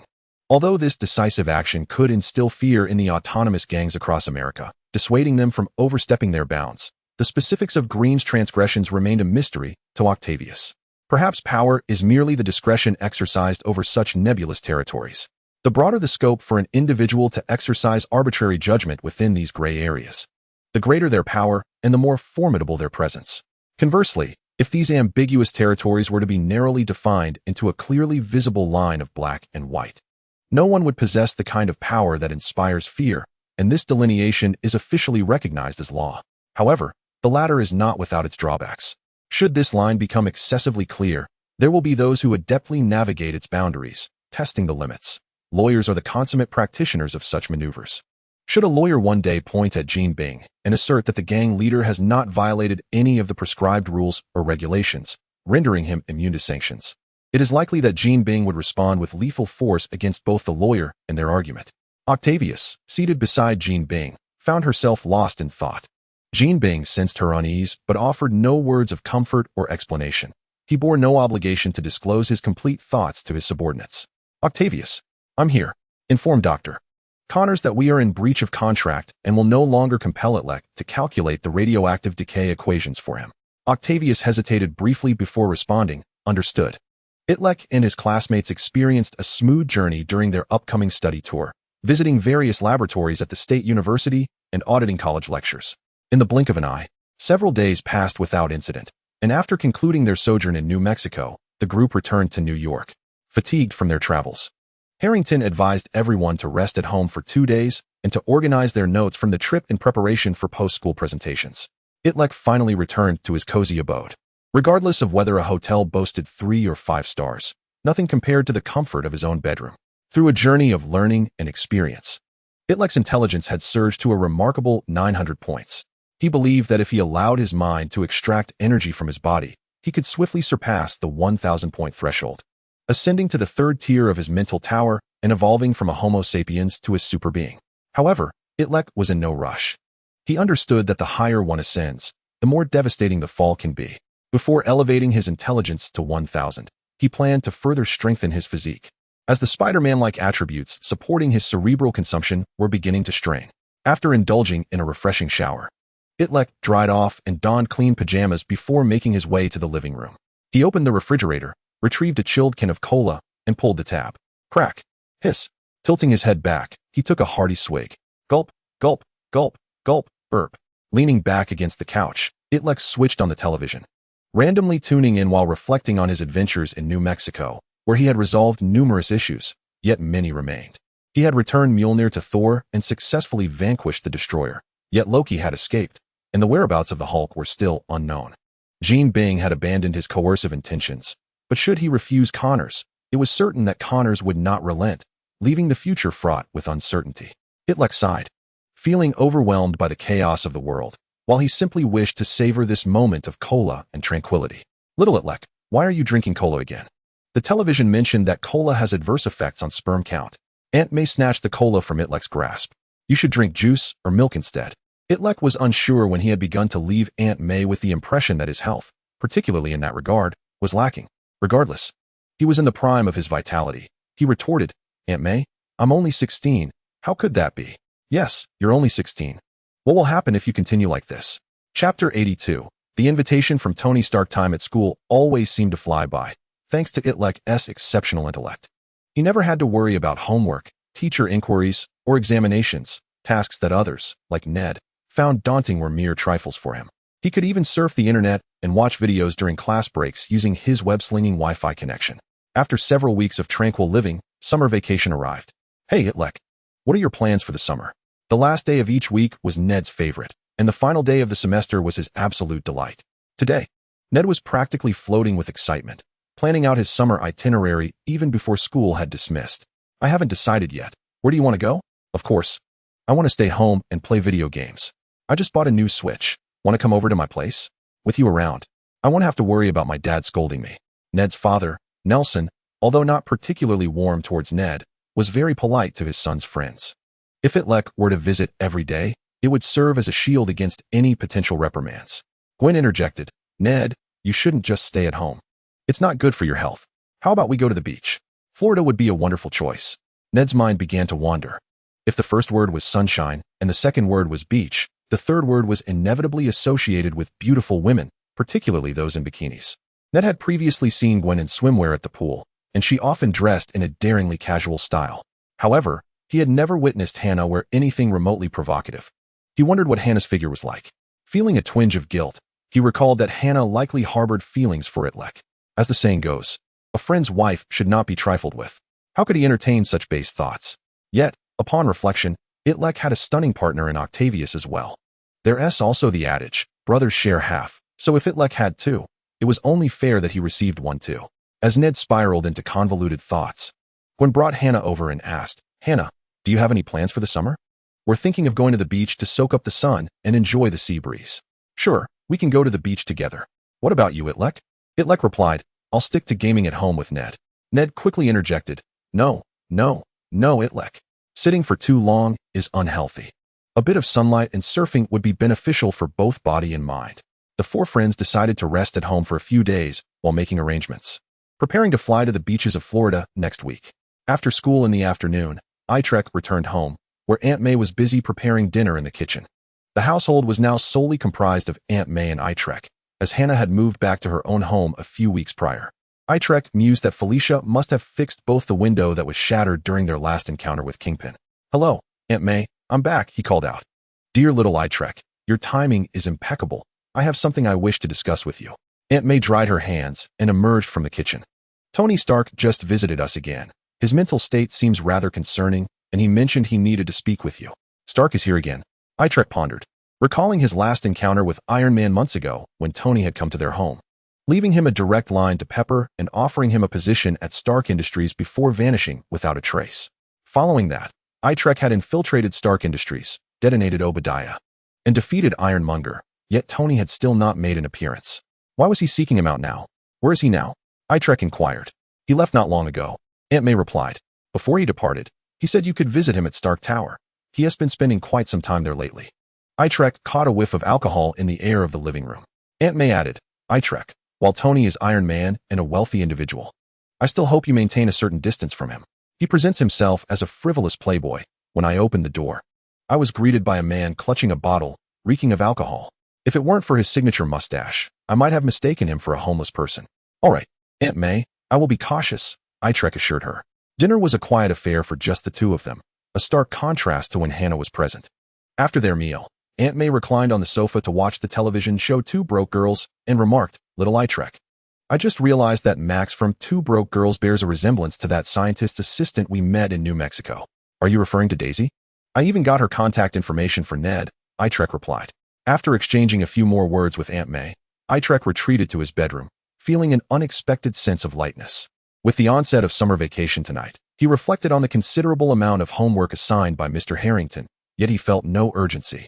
Before acquiring Spider-Man's abilities, his speed in completing assignments was akin to merely copying answers. Now, with his enhanced powers, his writing speed had significantly increased.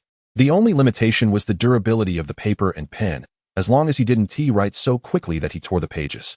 Itrek contemplated Aunt May's message about Tony inviting him to Stark Tower. Lately, he had grown somewhat lethargic and had no desire to don his Spider-Man persona to combat crime. Tomorrow, he was more inclined to stay in and play video games with Ned. What could Tony possibly want? In this age of advanced technology, why was a face-to-face meeting necessary? As he pondered these questions, he dialed Tony's number, only to be met with a cacophony of loud music on the other end. Hello? Is this Mr. Stark? What did you wish to discuss? Itrek inquired. And what's this about you summoning me to Stark Tower? Tony's loud voice pierced through the noise. What did you say? I can't hear you over the music at the bar. Come to my company tomorrow. You're on summer break, right? I'll set you up with a job. You're going to love it. There are some things we need to discuss in person. It's not suitable for the phone. Tony, is that you? Want to join me on the dance floor? Let us go. Came a chorus of feminine voices, drowning out Tony's words before he hung up. Itrek felt a twinge of dissatisfaction at Tony's attitude. Although in another parallel universe, he had ultimately become a heroic figure sacrificing himself to save half of all life. His current demeanor was less than appealing. Chapter 83. Tony's Juvenile Humor. Itrek was uncertain of the cause behind Tony's drunken antics. But he had already devised a plan for the next few days. He intended to spend a week gaming with Ned, followed by a trip to the beach with Ned, Hannah, and Gwen to enjoy the sun and sand. As for reporting to Stark Tower and letting Tony assign him a job he would supposedly love, Itrek felt little enthusiasm. Just as he was about to charge his phone and lie down to sleep, it rang again. This time, the caller was an unfamiliar number. Both Kingpin S.H.I.E.L.D's kitchen and S.H.I.E.L.D. often use such means to reach him. Hello? Who is this? I'm Coulson, Itrek. You're on summer break, right? I need your assistance with something urgent. Itrek felt overwhelmed. He had just wanted a couple of days to relax. What is it? S.H.I.E.L.D. requires you to go undercover to infiltrate Tony Stark's circle and investigate his situation. Why me? Well, a few months ago, director Nick Fury had reached an agreement with Tony to form the Avengers, but as you've seen, Tony's behavior has become increasingly erratic. And just days ago, he outright refused the director's invitation. We need you to be near him to ascertain what is happening and report back to us. Itrek was at a loss for words. What I mean is, why me? Coulson insisted. Itrek, please help me out. You know how chaotic things have become with the Hulk. S.H.I.E.L.D. simply lacks anyone who can infiltrate Tony's life in such a short time. Itrek replied coldly. What if I refuse? Coulson pressed on. That is not an option. You can't back out. The Itrek I know is intelligent, kind-hearted, and always willing to help others. He is the finest, most admirable person in the world. There is no one better than him. Go, go. Itrek impatiently ended the call, pondering what Coulson had been through recently. Perhaps he was under significant stress, as his words were becoming rather grating. However, while he enjoyed the playful banter, he did not take lightly the matter of saving the world. The notion of Tony Stark having second thoughts about joining the Avengers was indeed concerning. Itrek recalled a lesson imparted by Uncle Ben in another parallel universe. With great power comes great responsibility. His superpowers were not merely for speeding through homework to free up time for gaming. They were meant for saving the world. With this realization, Itrek felt a shift in perspective, drawing him closer to transcending juvenile trivialities. The following morning at Stark Tower, the sun shone brightly, a perfect day for staying indoors and gaming. Itrek thought as he stepped into Stark Tower and announced his name at the front desk. The receptionist summoned a lovely young woman to guide him. Itrek took the elevator to the rooftop of Stark Tower. This building boasted 132 floors, standing as one of the tallest structures in New York City. From this vantage point, he could survey the entire city, with its neatly arranged buildings and the distant, endless expanse of the Atlantic Ocean. Itrek marveled inwardly, thinking how fortunate it was to be wealthy. It is often said that wealth relies on technology, while those lacking it must resort to mutation. Individuals like myself, who depend on mutation, can only don their night attire and stealthily ascend rooftops to secretly gaze upon the nightscape. While affluent individuals like Tony bask in the sun on the terrace throughout the day, Itrek felt as sour as a lemon. And after the maid guided him to the edge of the terrace, she departed. Upon witnessing the scene before him, Itrek felt the sourness within him intensify. The spacious terrace was adorned with several sun umbrellas, where Tony reclined in a rocking chair, donning sunglasses and colorful shorts, reveling in the sunshine and the company of beautiful women. Beside him, a vast swimming pool rivaling that of an Olympic venue was teeming with alluring women. Some were swimming. Others splashed water playfully at one another, while a few rested their arms on the edge, playfully raising their feet in the water and casting flirtatious glances at Tony.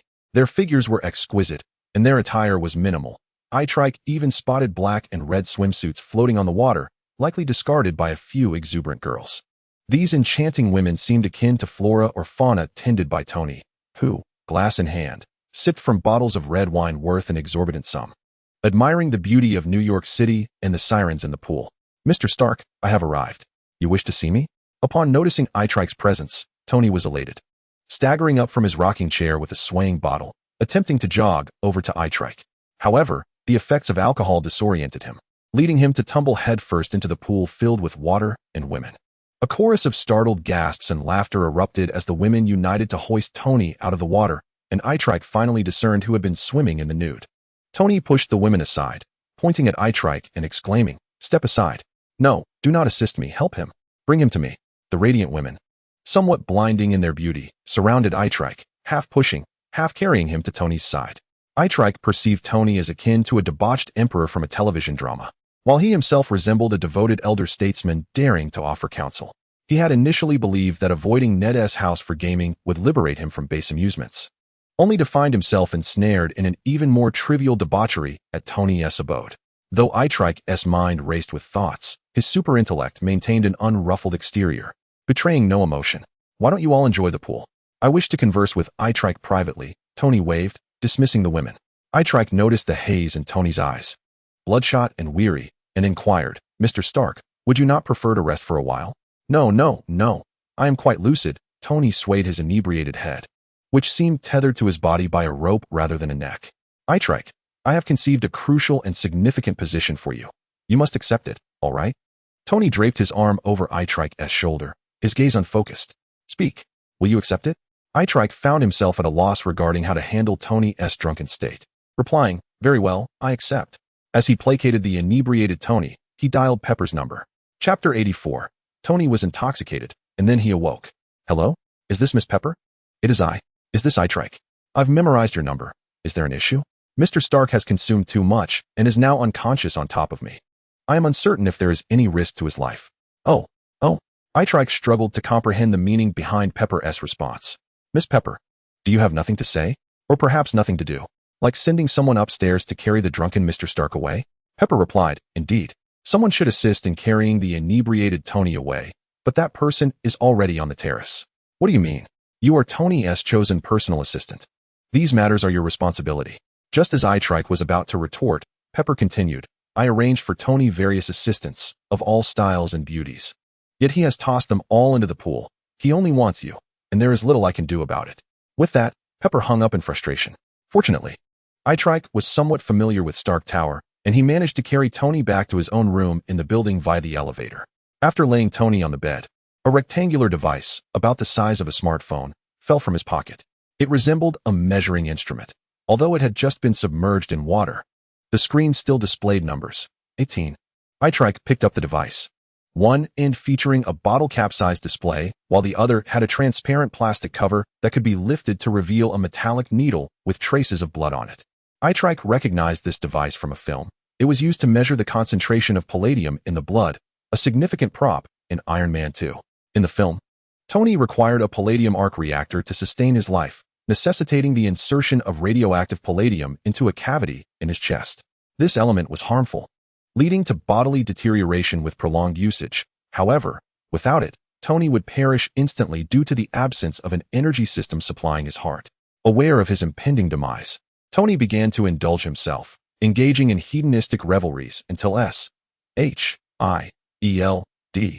intervened and forcibly brought him back from despair, compelling him to create a new element based on clues left by his father, Howard Stark, to replace the toxic palladium in his reactor. In the film, the agent assigned to Tony was Natasha Romanoff, also known as Black Widow. At that time, Tony was unaware of Natasha's true identity, mistaking her for an ordinary employee skilled in combat and foreign languages, who was also quite attractive. Later, Natasha uncovered the details behind Tony's situation and reported to S.H.I.E.L.D., leading Agent Coulson to forcibly escort Tony to a secret experimental facility. This base was isolated from the outside world, with Coulson overseeing and monitoring Tony's progress in creating a new element to save himself. In this parallel universe, it was evident that Natasha and Tony were already acquainted, as they had collaborated to confront Loki. It was clear that Tony in his current state would not permit S.H.I.E.L.D. to dispatch an agent to constrain his actions. Thus, the most suitable candidate for covert investigation at Tony's side could only be himself. Furthermore, Coulson was likely preoccupied with tracking the Hulk and would not be involved in this matter. Itrek mused that the tasks originally assigned to Black Widow and Coulson in the plot must now fall solely upon him. Nevertheless, Itrek clearly recalled that in the original story, Coulson completed his task of supervising Tony's creation of the new element before being dispatched by S.H.I.E.L.D. director Nick Fury to New Mexico to investigate Thor's hammer. At the conclusion of Iron Man 2, Coulson removed his sunglasses from a distance of Thor's hammer, his lips curling into a mysterious smile, serving as an Easter egg for that film. Itrek vividly remembered that after the film concluded, only a handful of audience members remained in the theater, including himself, who awaited the Easter egg, and a couple seated in front of him, who were locked in an impassioned kiss, obstructing half of the screen. Thus, to Itrek, the smile Coulson cast towards this moment was not merely mysterious. It carried a hint of lewdness. In the realm of reality, the sequence of events has undergone a subtle transformation. Itrek, through observing Tony's despondent state and the palladium concentration gauge that had fallen, recalibrated his position within the timeline and clarified his impending mission. Yesterday, Coulson had contacted him, expressing his intention to investigate why Tony had refrained from joining the Avengers, a mystery that Itrek had now unraveled through cinematic revelations.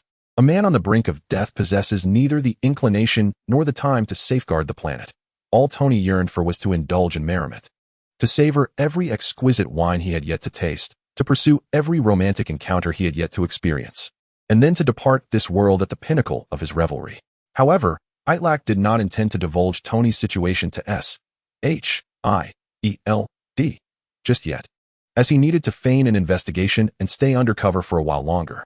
If he were to arrive at Tony's side and relay the intricate details that S.H.I.E.L.D. had yet to comprehend, all while articulating them with remarkable accuracy, the agency would likely shift its focus from Tony to himself. What is your story? How do you know everything? Did you orchestrate Tony's poisoning? What other superpowers are you concealing? Many matters adhere to the same principle. When a leader assigns a task, and you risk a fatal collapse by laboring through the night to complete it, the recipient might question whether the assignment was perhaps too modest.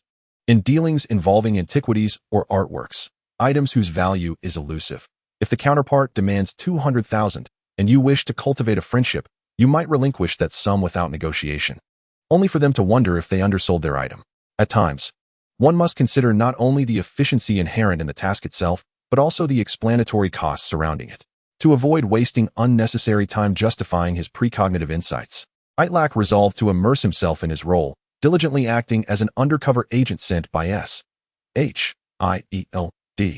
and to report back once the investigation had borne fruit. As Itrek pondered this, Tony gradually began to awaken. His consciousness evidently cleared somewhat, and upon noticing Itrek's presence, he exhaled in relief, saying, "Itrek, you're here." "I am. Have you sobered up?" Tony shook his dazed head. "It seems not yet." "Then you are indeed awake." Itrek recalled a paradox of inebriation, which posits that a drunkard will never admit to being intoxicated, and vice versa. Tony continued, "Itrek, I summoned you for two matters of import. The first is that I am aware you devised a suit powered by a palladium reactor while contending with Obadiah. I urge you to refrain from wearing that armor for extended periods, as it may have adverse effects on your health." Itrek nodded. "Actually, I replaced the palladium arc reactor with a carbon nanocapacitor some time ago." A look of relief washed over Tony's face as he responded, "That's excellent. You truly are the genius I admire. The second matter pertains to the role I wish to assign to you. I hope you will become my successor and assist in managing Stark Industries after my departure." Chapter 85. The Appearance of Whiplash. Itrek felt a mixture of bewilderment and exhilaration. Was fortune truly smiling upon him? To be inexplicably thrust into the role of company president, ascending to the pinnacle of his career? At this juncture, Itrek was expected to follow the typical narrative, first express shock, then decline, and ultimately, under Tony's insistence, reluctantly acquiesce. And indeed, he did follow this script. "Mr. Stark, this seems rather inappropriate. I believe I am still too young and inexperienced to shoulder the immense responsibilities of managing Stark Industries." Yet Tony did not adhere to the usual pattern. He seemed to absorb Itrek's words, nodding seriously. "Well, let us set that aside. You are correct. You indeed lack the qualifications." Itrek almost blurted out, "What the hell? Was it truly so casual? Mr. Stark, you must have conviction in your decisions. How can you dismiss such an important choice based solely on the words of a high school student? Come, Itrek, let us take a stroll. I wish to have a drink." "Very well." Tony, perhaps feeling a chill, retrieved a black suit from the wardrobe and donned it over his floral shorts and flip-flops. Thus attired, He and Itrek traversed the corridor, rode the elevator, and arrived at the assembly room. The glass door has been repaired, Tony remarked as he approached within 2 meters of the entrance. Activating the facial recognition to unlock it, the glass door slid open. I wonder if you will be able to break through this time? Itrek understood Tony was referring to the incident where he had brought Coulson into the facility, unwittingly constructing a mech to confront Ironmonger. He scratched his head, offering an awkward smile. In that event, he had earned the approval of Pepper and Coulson, securing the right to design and manufacture mechs at Stark Industries. Yet, awkwardly, he had not obtained the permission of the true master of this place, Tony Stark. Tony snapped his fingers, and 4 metal platforms rose from one side of the assembly room, each bearing a suit of armor, all designed by Itrek at Stark Industries. Among them were the Spider Mech suit, inspired by his own vision, and the modified Mark III and Mark IV, based on the designs from the films. Itrek, while experience can be cultivated, talent cannot. Did you draw inspiration for this 8-armed spider suit from Spider-Man? Itrek replied, Indeed, Spider-Man is the most popular superhero among high schoolers, and he is my idol. After hearing about this suit, he even contacted me to request a set for himself. Tony chuckled, I half expected you to claim you were Spider-Man. In the previous encounter with Ironmonger, Coulson had confirmed that Itrek was indeed Spider-Man. Pepper had also grown suspicious of Itrek's identity after he sprayed a web-like substance during their confrontation. However, Coulson had leveraged S.H.I.E.L.D's authority to imply to Pepper that she should keep this secret from Tony and anyone else. Tony did not dwell on this matter but turned towards the other 3 suits of armor, stating, in truth, compared to those flamboyant, unwieldy 8 mechanical arms, I find myself most appreciative of these 3 suits. Itrek, I hold you in high regard. You have designed something that was merely a vague notion in my mind, but has now come to fruition. Naturally, they were crafted based on your ideas. This is precisely why I have chosen you as my successor. In the realm of future technology, our visions align. No, your ideas even surpass mine. Successor? Itrek seized upon the key term. Mr. Stark, did you not just assert that I lack qualifications?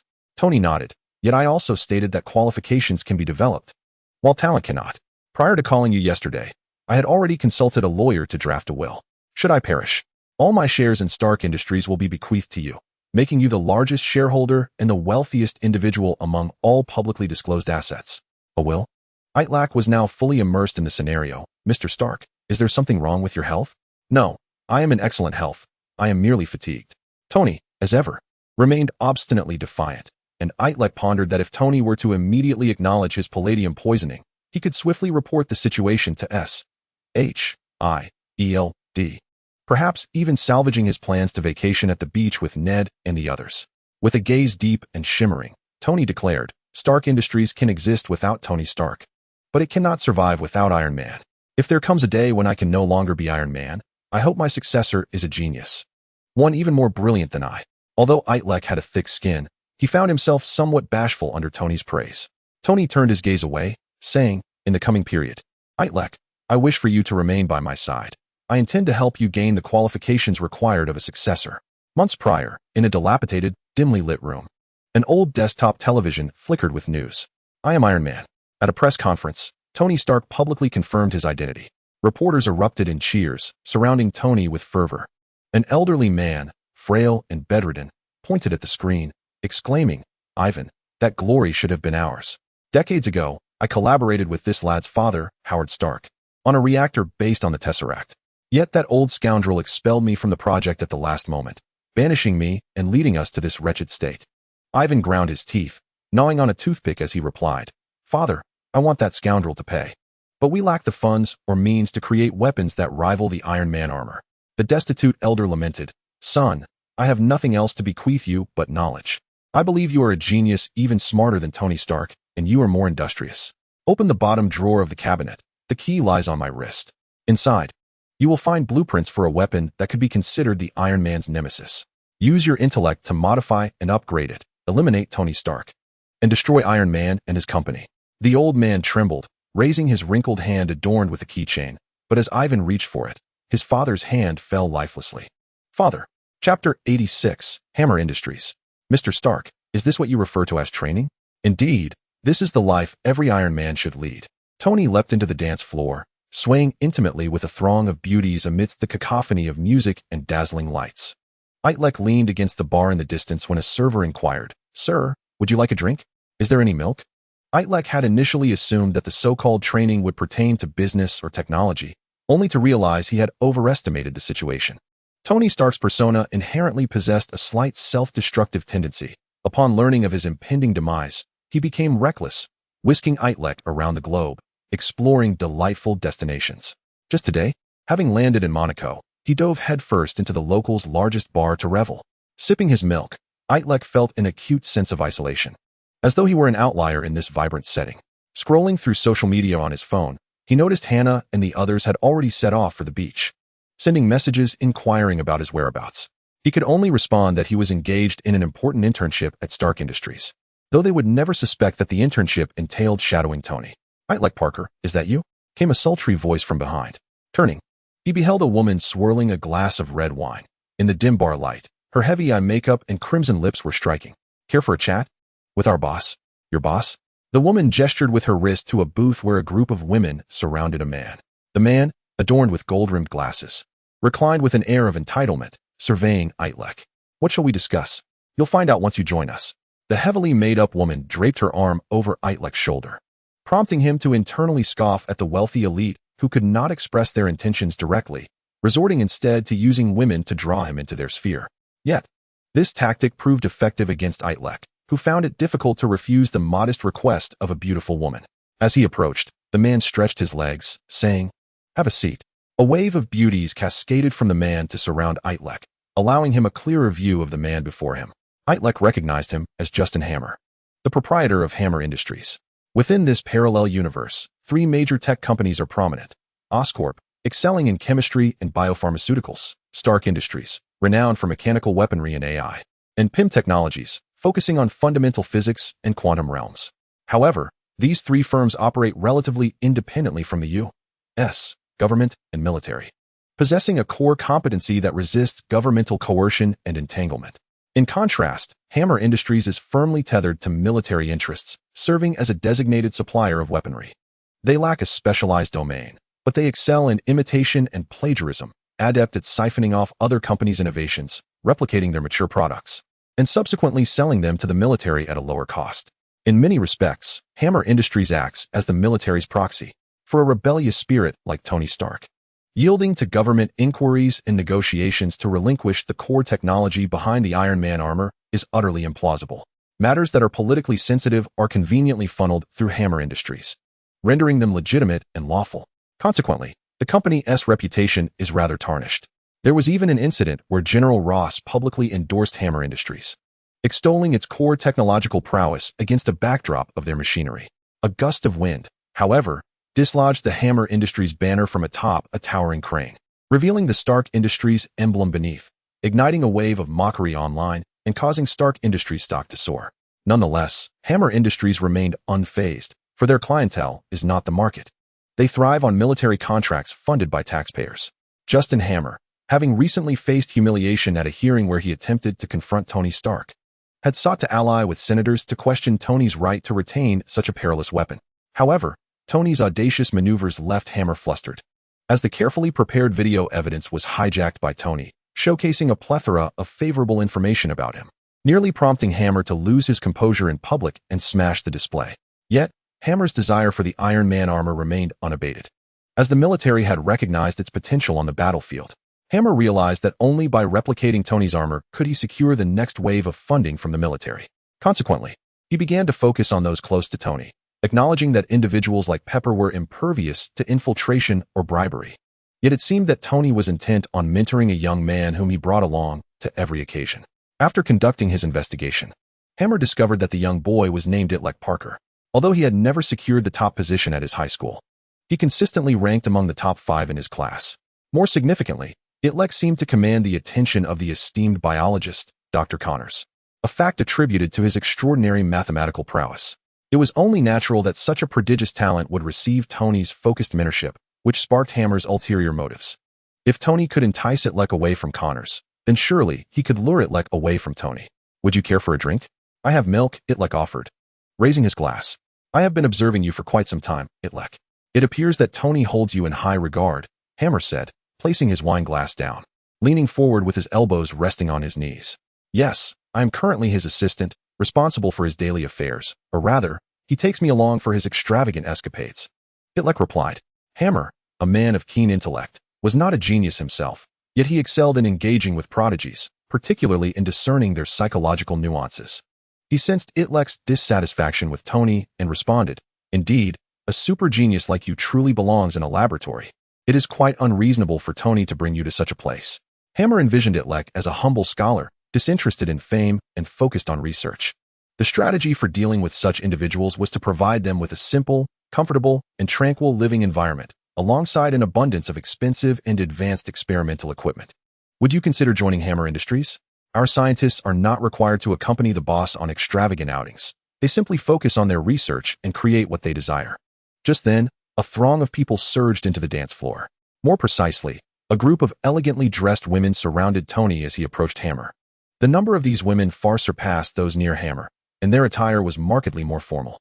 They donned Iron Man-themed red and gold strapless tops, ultra-short skirts, and knee-high boots, complete with glowing replicas of Iron Man's arc reactor on their chests and lights resembling the laser gauntlets from his suit in their palms. Hey, Hammer, what do you think of my Iron Squad? Tony exclaimed, flanked by beautiful women, when he spotted Itrek seated across from Hammer. What brings you here? Hammer felt a tinge of awkwardness, but Itrek candidly replied, I was just discussing a potential job change with Mr. Hammer. Tony, unfazed, chuckled, carry on, oh. It seems I'm needed over there. I'll take my leave. With that, Tony pushed aside the women and, propelled by jets of flame, soared to the ceiling before flying out through the skylight, eliciting gasps from the patrons below, including those surrounding Hammer. Feeling somewhat neglected, Hammer turned to Itrek. Look at Tony. He hardly seems concerned about your future. A genius must find someone who appreciates their abilities, and clearly, Tony lacks that capacity. He always seeks to be the center of attention. Itrek appeared to acknowledge this with a nod.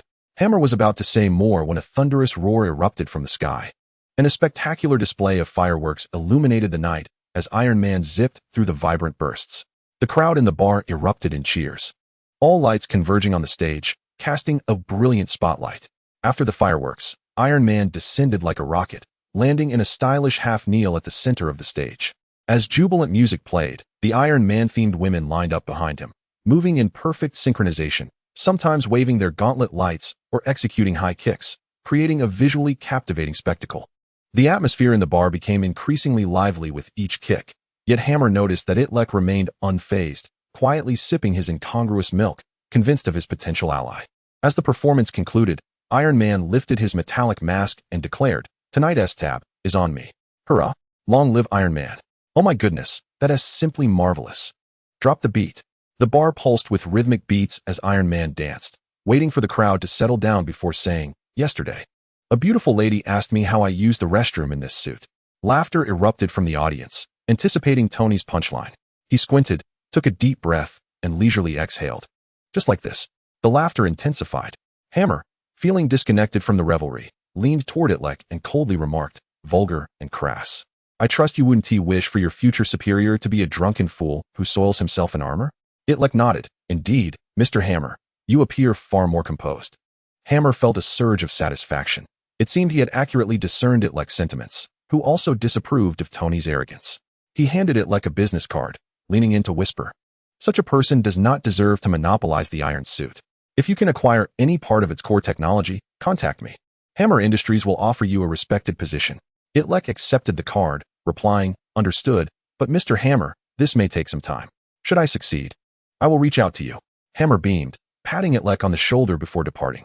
Meanwhile, Tony continued to regale the audience with his adult humor, pulling a woman in an Iron Man costume closer, saying, You and your boyfriend may have tried nurse outfits, flight attendant uniforms, and cat suits, but I bet you've never donned an Iron Man suit. Promise me you'll try it tonight. You never know what effects it might have. The crowd erupted in laughter once more. Tony's jokes grew increasingly outrageous, and the revelry continued until 3:30 in the morning, at which point Itrek accompanied Tony back to the hotel. After showering, Tony emerged in a bathrobe, startled to find Itrek seated in the living room. Kid, what are you doing here? Did you enjoy yourself tonight? You should learn how to stir the atmosphere. Aren't you at all concerned about me being poached by Hammer Industries? Itrek inquired. Not in the slightest. If he can ensnare you, it only proves I chose poorly, Tony replied. Itrek gestured toward the small square device in Tony's hand. What is that? A blood sampling device. As you might expect, Wealthy individuals are quite protective of their lives, myself included, Tony said, placing the palladium concentration reagent back in his pocket. Noticing Itlek's unwavering gaze on the device, he asked, "So, what are you suspicious of? I'm concerned about whether there are any issues with your health." "Of course not. Don't tell me you're one of those boring S.H.I.E.L.D. agents sent to investigate me. If that were the case, you would have already lost your assistant position." Itrek shrugged. "I'm certainly not. I'm simply curious." Tony, wishing to change the subject to avoid rekindling the deathly gloom that the alcohol and beautiful women had temporarily dispelled, replied, "Itrek, I'm equally curious about you. I have never encountered a talent quite like yours. Do you recall our second meeting? It was at Osborne Enterprises, when that little girl named Gwen astonished me by presenting your solution to the radioactive decay equation. I had collaborated with Connors for half a year and had been utterly at a loss regarding that equation. By the way, Connors called me yesterday.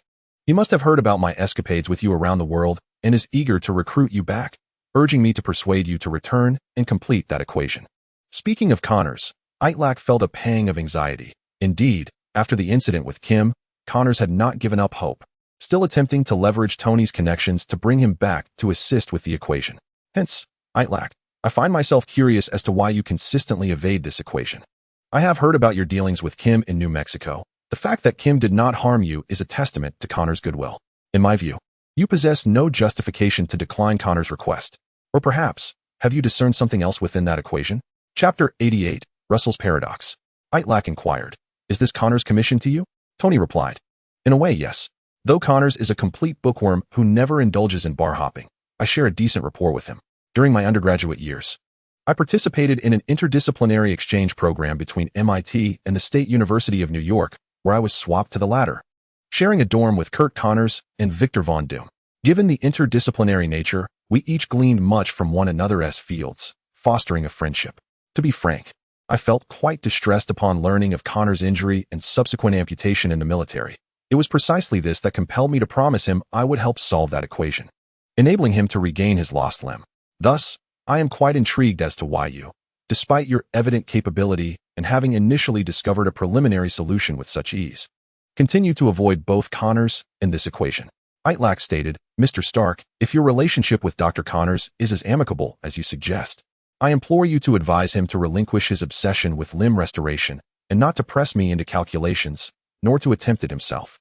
This equation will not yield a method for restoring his limb. It will ultimately transform him into a monster." Tony, perplexed, asked, "How can that be? We have already glimpsed the dawn of a solution. Why must we abandon hope now?" Itrek explained, "It parallels the quintic polynomial. While one cannot derive a root formula for it, one can prove that no such formula exists. Similarly, this equation can be demonstrated to lack a valid solution. The equation seeks to describe the docking of different biological DNA double helix chains, specifically transferring the regenerative genes of a lizard into the human genome, achieving a stable state of accurate transcription and expression. However, be it biologically or mathematically, inherent contradictions impede its completion. The very nature of the equation is its own obstacle." Elaborate further, Tony urged, activating the Iron Man suit's head to emit light, projecting a virtual panel before them. Itrek deftly navigated the panel, inscribing a plethora of calculations. From a mathematical perspective, this serves as an example of Gödel's incompleteness theorem, though it is more colloquially referred to as Russell's paradox. The analog in the realm of reality is the barber paradox. Consider this dilemma. A barber asserts that he only shaves those who do not shave themselves. A plump man who never shaves himself visits. The barber, adhering to his principle, shaves him. Then, a slender man who frequently shaves himself arrives. The barber, again following his principle, refuses to shave him. The question arises, should the barber shave himself? If he does, he becomes a person who shaves himself. Thus, he should not shave himself. Conversely, if he refrains from shaving himself, he is categorized as someone who does not shave himself, thereby necessitating that he should shave himself. Tony stroked his goatee, nodding in contemplation. Is it akin to my being deceitful? Although Tony was not an expert in fundamental mathematics, he was astute enough to grasp Itrek's meaning. I am lying serves as a simplified illustration of Russell's paradox. If the speaker's statement is true, then I am lying holds, thereby rendering it false. If the speaker's statement is false, then I am lying does not hold, thus making it true. Itrek continued. The paradoxes at the mathematical level also manifest biologically. This equation conveys the biological implication that two genes cannot coexist, failing to form a stable system. Should we conduct experiments based on this algorithm, the resultant outcomes will not yield a coherent connection between a starting and ending point. Rather, they will diverge at the junction, spiraling infinitely into the unknown, directionless. After listening to Itlek's discourse, Tony gazed at the array of formulas and images on the screen, inhaling deeply and exhaling slowly. Itrek jested. You haven't wet yourself again, have you? You aren't equipped with the filtration system of your armor right now. Tony replied, Itrek, I must admit I underestimated you. Super genius scarcely encapsulates your mathematical prowess. Although such a feat seems impossible, I find myself somewhat concerned that Hammer might lure you away. Itrek felt a surge of happiness. Compliments come in various forms, and Tony's praise, as a proud genius, carried considerable weight. He chuckled, so cherish me. I am doing quite well. The two continued their conversation, delving into equations, genetics, and armor, relishing the efficiency of their discourse, which spared them the need for elaborate explanations and brought them both joy. Eventually, Tony yawned and remarked, Itrek, the sun has risen. I should retire. For I have an F1 race to attend this afternoon, sponsored by Stark Industries. I cannot miss it. Itrek glanced at the clock, noting it was precisely 6 in the morning. After reiterating the importance of persuading Connors to cease his pursuits, he bid farewell to Tony and returned to his room. Sharing accommodations with Tony in the only 5-star hotel in Monaco, the dawn light slowly crept in, yet the thick, heavy drapes rendered the room shrouded in darkness. Reclining on the expansive bed, measuring 2 meters by 2 meters, felt akin to being enveloped in a mother's embrace. Itrek wished to retract his earlier statement about the comfort of a bedroom, whether 3-star or 5-star, being unmatched. That remark stemmed solely from not having experienced the luxury of a presidential suite during his studies abroad. This bed, soft and comfortable, exuded a clean fragrance, tempting him to roll and nestle upon it. Although Itrek possessed extraordinary intellect and the physique of Spider-Man when it came to material comforts, he felt like a novice compared to Tony Stark. Nonetheless, Itrek was content with his current state and embraced the serendipity of life. If he could reside in such a luxurious place, splendid, but if not, sharing a humble abode with Aunt May would suffice for his happiness. He held no significant desire for wealth, while not living a life of asceticism akin to subsisting on meager rations. He saw no need to indulge in extravagance as Tony did. While Itrek can comprehend Tony's playboy antics, he does not condone them, nor will he follow suit blindly. After all, with his transcendent foresight as a time traveler, he could amass a fortune effortlessly. For instance, the current moment presents a lucrative opportunity. If he were willing to sacrifice Tony's life, Tony? Chapter 89, Taking the Field Himself. Just before parting, Tony mentioned that he would be napping in the morning and attending the F1 Formula 1 race in the afternoon. Itrek recalls that in Iron Man 2, Tony Stark donned a helmet to personally compete in the race. Consequently, he encountered whiplash on the track, narrowly escaping being sliced into 6 pieces by the latter's electrified whip. Fortunately, his bodyguards Happy and Pepper arrived just in time to crash into Ivan, disorienting him. Happy discarded a portable mech suitcase, allowing Tony to don the armor during Whiplash's moment of incapacitation, leading to a fierce battle. Although Iron Man ultimately triumphed over Whiplash, the latter, armed with rudimentary equipment, managed to deliver a formidable challenge, even leaving Iron Man in a disheveled state, thus shattering his invincible image. Subsequently, the owner of Hammer Industries clandestinely extricated Whiplash from prison, facilitating his secret research on weaponry capable of countering Iron Man's armor. However, Justin Hammer's involvement in this affair is a matter for another time. And Itrek has also gained Hammer's trust, which Hammer might perceive as him gaining Itrek's trust, a card he can play at any moment. The immediate concern is that Tony will likely take to the race track himself in the afternoon, where Whiplash will also be present. Currently, Itrek is the only one accompanying Tony. Neither Happy nor Pepper are with them, which implies that there will be no one to crash into Whiplash and no one to deliver the portable mech suitcase to Tony. Should he remain passive, Tony would surely fall victim to Whiplash's electric whip, and Tony's will states that all control and shares of Stark Industries are to be bequeathed to him. This presents a tantalizing opportunity to become a billionaire simply by doing nothing. However, Itrek cannot entertain such a notion. Setting aside the possibility of Tony becoming a pivotal figure in saving the world, even if he were merely an ordinary individual placing immense trust in Itrek, he could never act in such a manner. To Itrek, wealth and riches resemble a hand grenade with the pin pulled. He only picks it up when necessary and promptly discards it to unleash its potential. He will not hoard vast sums of money under his name like a miser. That is akin to a ticking time bomb, a fluorescent marker in the dark forest that reveals one's location. a fuse that could draw unwanted attention and embroil him in futile disputes. Ivan believes he is prepared, utilizing the technology his father left behind before his demise. Along with the arc reactor, he has constructed a suit that appears rudimentary yet is remarkably effective against Iron Man. He has named it Whiplash. The Whiplash armor exudes a rugged aesthetic. It lacks full coverage of the wearer's skin, featuring only a few metal frameworks embedded in the chest and back. Powered by the arc reactor situated in the chest, its primary weapon consists of two metal whips connected at the wrists. Donning the armor and gazing into the mirror, Ivan flicked his wrist, and a whip crackled to life, enveloped in arcs of electricity. What renders the Whiplash armor a counter to Iron Man is its method of attack, which employs the principle of electromagnetic induction, particularly effective against metal. With a swift motion, he struck down upon a steel plate an inch thick on the assembly table. The electric whip sliced through the steel as effortlessly as tofu, leaving a molten, lava-like edge in its wake. The whip leverages electromagnetic induction. The alternating current coursing through it creates an oscillating magnetic field, causing the electron clouds within the metal conductor to mobilize and generate eddy currents. The Joule heating effect of these currents can rapidly elevate the metal's temperature, melting it into a liquid state, or even vaporizing it to nothingness. This principle is akin to that of an induction cooker, which possesses a potent heating capability, capable of instantaneously liquefying metal, rendering any obstruction in the whip's path non-existent. This is the confidence Ivan harbors against Iron Man. Should he land a strike, Iron Man's armor, along with that insufferable Tony's body, would be effortlessly cleaved in two. Much like that steel plate. Dressed in a grimy orange work uniform, Ivan concealed the Whiplash armor beneath it and pushed open the door, heading toward the F1 circuit. I shall take the wheel myself. Tony, clad in racing gear, vaulted onto the track with his helmet in hand. What? You intend to drive yourself? The Stark Racing team's staff swarmed around, astonished that the financier would take to the field himself. Tony, believing his time was short, yearned to experience all the thrills the world had to offer, and Formula One racing was undoubtedly one of them. This vehicle, surpassing supercars in speed, boasts an aerodynamically designed streamlined structure and a potent motor, capable of reaching speeds of 900 km per hour, even achieving 400 km per hour on the track. This sport is fraught with peril. Yet, Tony was undeterred. As for him, the cause of death, be it palladium poisoning, excessive indulgence, or a fatal crash, held little distinction. He sought only exhilaration.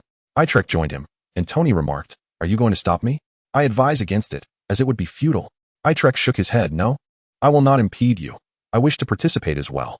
Tony replied, "Hey, little genius, you seem to misunderstand the situation. F1 racing is not akin to riding a bicycle. There's no way for one person to pedal while another is towed behind." Itrek clarified, "I intend to assist the crew in maintaining the car. I have yet to experience watching an F1 race from the track." Rather than expressing anger, Tony was delighted. He aspired to mold Itrek into a reflection of himself. For arrogance and nonchalance were traits befitting Iron Man and his successor. All right, let him participate. Each pit crew comprises 22 members, with 12 technicians assigned to tire changes, 3 per tire, 2 for jacks, and several responsible for refueling, engine cooling, and safety inspections. Itrek, as the 23rd member, eagerly assumed the hose and spray paint, tasked with washing and cooling the vehicle's body to maintain its pristine appearance, while also applying a drag-reducing paint to minimize friction between the car's surface and the air, maximizing the efficacy of its aerodynamic design. Compared to the other crew members, this role required little technical skill and would not compromise the car's operational safety. While improperly installed wheels could lead to accidents, a dirty car would merely detract from its aesthetic appeal. The race engineer overseeing the logistics team entrusted this seemingly insignificant task to Itrek. However, Itrek knew that what he was doing was far more critical than merely changing tires. It could very well determine Tony's fate in confronting Whiplash. Chapter 90. Whiplash strikes the car. The race commences. One car after another bursts forth from the starting line. Tony represents the team funded by Stark Industries, taking to the track himself. Yet, upon starting the race, Tony sensed something was amiss. Why was his speed significantly slower than that of the other cars? Reflecting on Itrek's unusually meticulous demeanor while painting the car, he wondered if Itrek had tampered with his vehicle in some way. Tony pressed the accelerator to the floor, yet his speed remained inferior to that of the other racing cars. One by one, they overtook him, leaving Tony feeling utterly humiliated. He was not a professional driver to begin with. His cornering and overtaking techniques paled in comparison to those of his competitors. Now, even his maximum speed and acceleration on the straightaways lagged behind theirs. quickly relegating him to the last position. Frustration swelled within Tony, and he resolved to confront that little scoundrel, Itrek. Once the race concluded, what trickery had he employed? Was Itrek afraid that Tony would drive too fast and endanger himself? What a ridiculous notion. The audience gathered along the track began to jeer, with some being fervent fans of Iron Man, hoping Tony would rally and mount a comeback. Of course, there were also those who reveled in his misfortune, such as Justin Hammer. Initially, he had been watching the race broadcast from a bar. But when the host announced that Tony would be racing personally, the bar erupted with excitement. Even his female companion insisted on heading to the venue to witness Iron Man in action. Reluctantly, Hammer followed, not wanting to appear as a miserable recluse sulking in the bar. However, upon arrival, he found himself gleeful at Tony's predicament, who was currently languishing in last place. Formula One racing is a city circuit, nearly 300 kilometers long, requiring 78 laps. In the early laps, Tony had already fallen to the back. And each time he passed a pit stop, or rather, each time Itrek had his car washed and repainted, Tony felt his speed diminish further. Hey Itrek, are you using some kind of drag-reducing paint? I feel like the resistance is increasing. Itrek shook the spray nozzle in his hand, replying, Mr. Stark, I am strictly adhering to the directives of the race engineers. All operations are conducted as per the established protocol. You chose to compete, and now you blame me for your shortcomings. With a resigned sigh, Tony pressed the accelerator once more. Suddenly, a crisis erupted on the track. A crew member clad in an orange jumpsuit, disregarding all warnings, leaped onto the track. The cars racing at over 300 kilometers per hour posed a grave threat, and the implications of a collision were dire. The commentator and the audience gasped, all attempting to pull him back, yet none dared to risk jumping in. As Itrek had anticipated, the presence of Whiplash Ivan on the track to attack Tony was inevitable, a fixed point in time, regardless of how the wings of a butterfly might flutter. The newcomer was Ivan, who activated his whiplash armor, causing the electric currents to sear through his jumpsuit. Revealing a physique as robust as a polar bear, clad in a suit designed to overpower Iron Man. Crew member, stop him. Get back, it's dangerous. All attention focused on Whiplash, and the live broadcast zoomed in on this segment of the track. The rumble of tires against the pavement grew louder, and the crowd prayed for the madman rushing into the arena to avoid a fatal accident. As Ivan faced the oncoming Formula car, he remained unervingly calm, even savoring a toothpick between his teeth, a cold smirk curling at the corners of his mouth. With a flick of his wrist, the two silver lightning whips cracked against the ground, the electric currents spreading like a rift in the air. Just as the racing car was about to collide with him, Ivan swung his arm, and the whip struck the vehicle. In an instant, no one could still regard the intruder as merely a madman with a penchant for theatrics. The metallic chassis was cleaved in two, effortlessly, as if slicing through water, clean, precise, and devoid of resistance. The severed halves of the car, one with a single wheel and the other with three, lost balance and flipped over. Boom. The remnants of the vehicle soared over the guardrail, crashing into the stands. Erupting in a fiery explosion, gasps, screams, and cries of anguish erupted from the audience, who surged forth in a chaotic rush, akin to a panicked swarm of ants fleeing from danger. Two more racing cars rounded the corner, and Ivan repeated his deadly maneuver, cutting them down as well. In the blink of an eye, he had obliterated 5 or 6 racing cars, and the track was engulfed in thick smoke and roaring flames. Yet he awaited his true adversary. Thanks to Itrek, Tony was still in last place. Hammer had already squeezed through the crowd to safety. Watching the live coverage of the unfolding catastrophe from a secure location, he recognized that this lunatic had come specifically for Iron Man. For his electric whips were a natural predator to conductive metals, capable of instantaneously severing and vaporizing them. In silent prayer, Hammer wished for this madman to eliminate Tony. That scoundrel. After much anticipation, Tony's car finally entered the fray, and Ivan's eyes sparkled with excitement. At long last, the moment had arrived to fulfill his father's wishes, to eliminate Stark under the gaze of the entire world. Ivan cranked the power of the whips to maximum. This would be his final strike, delivered without reservation. The arc reactor in the chest of his armor whirled rapidly, and the lights surrounding Ivan flared to life. The crackling electricity surged forth like countless claws of demons, tearing through the air, eager to pulverize everything in their wake. As Tony navigated the corner, he caught sight of a blinding white light, realizing something was amiss ahead, but it was too late. His car barreled into the oncoming threat.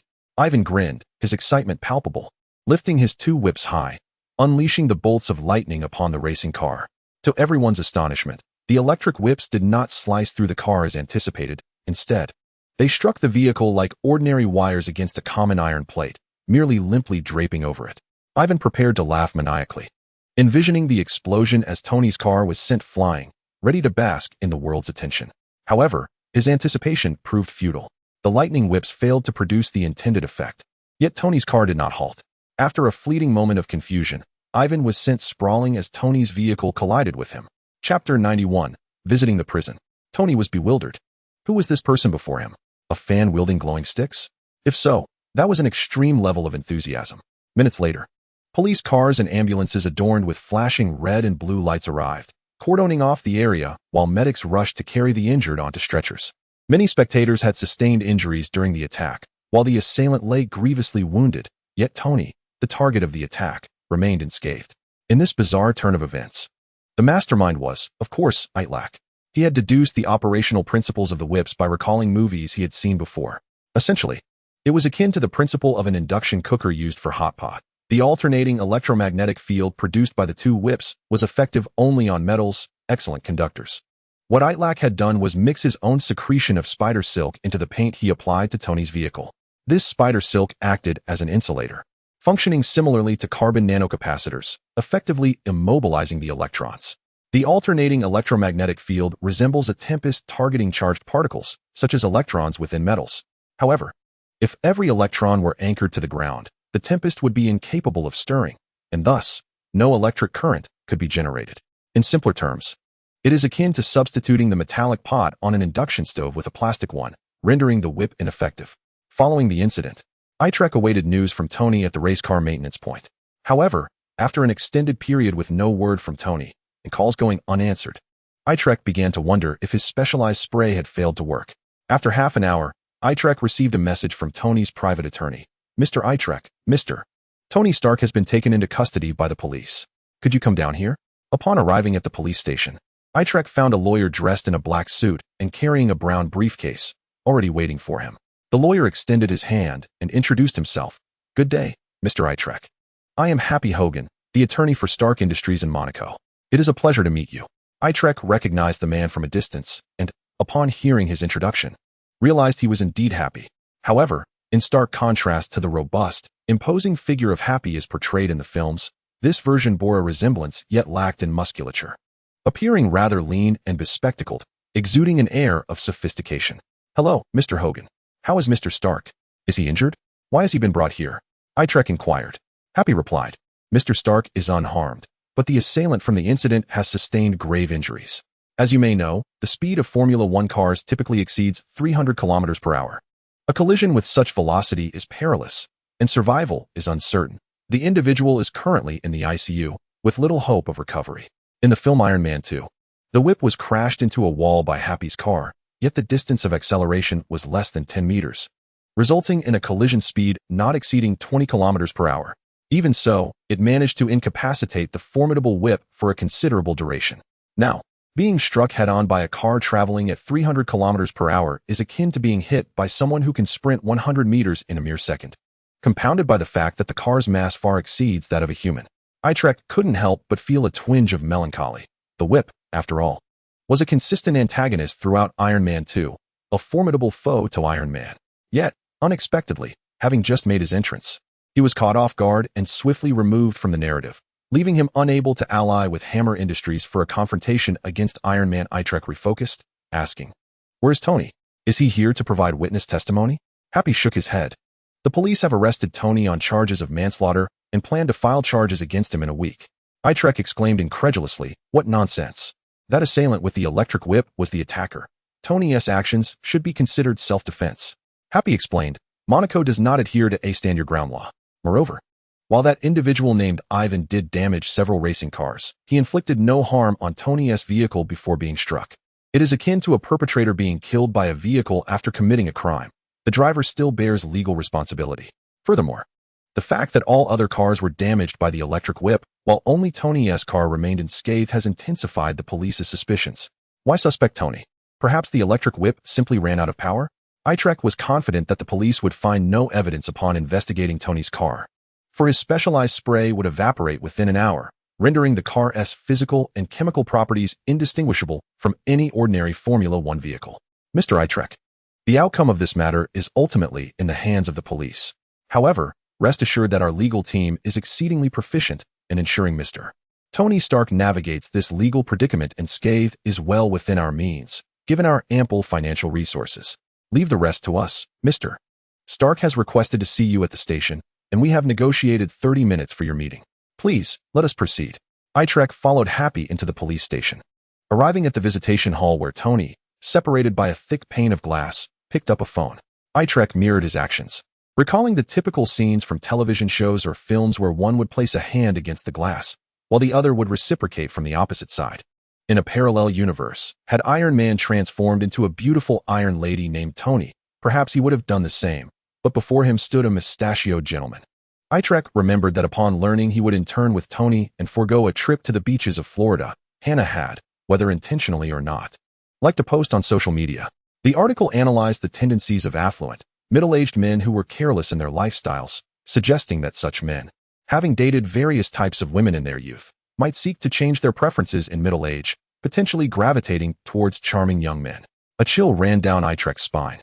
One of the downsides of a quick mind was the propensity for fanciful thoughts, which could lead him to become inexplicably unsettled by his own musings. Mr. Stark, Itrek spoke into the receiver. Are you all right? Why have you summoned me? Chapter 92, Tony's Doubts.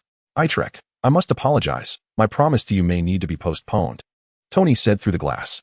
I had intended to call Connors after the race and persuade him to abandon his research on radioactive decay equations, but given the current circumstances, it seems unlikely I will be able to follow through. That's quite all right, Mr. Stark. How long until you are released?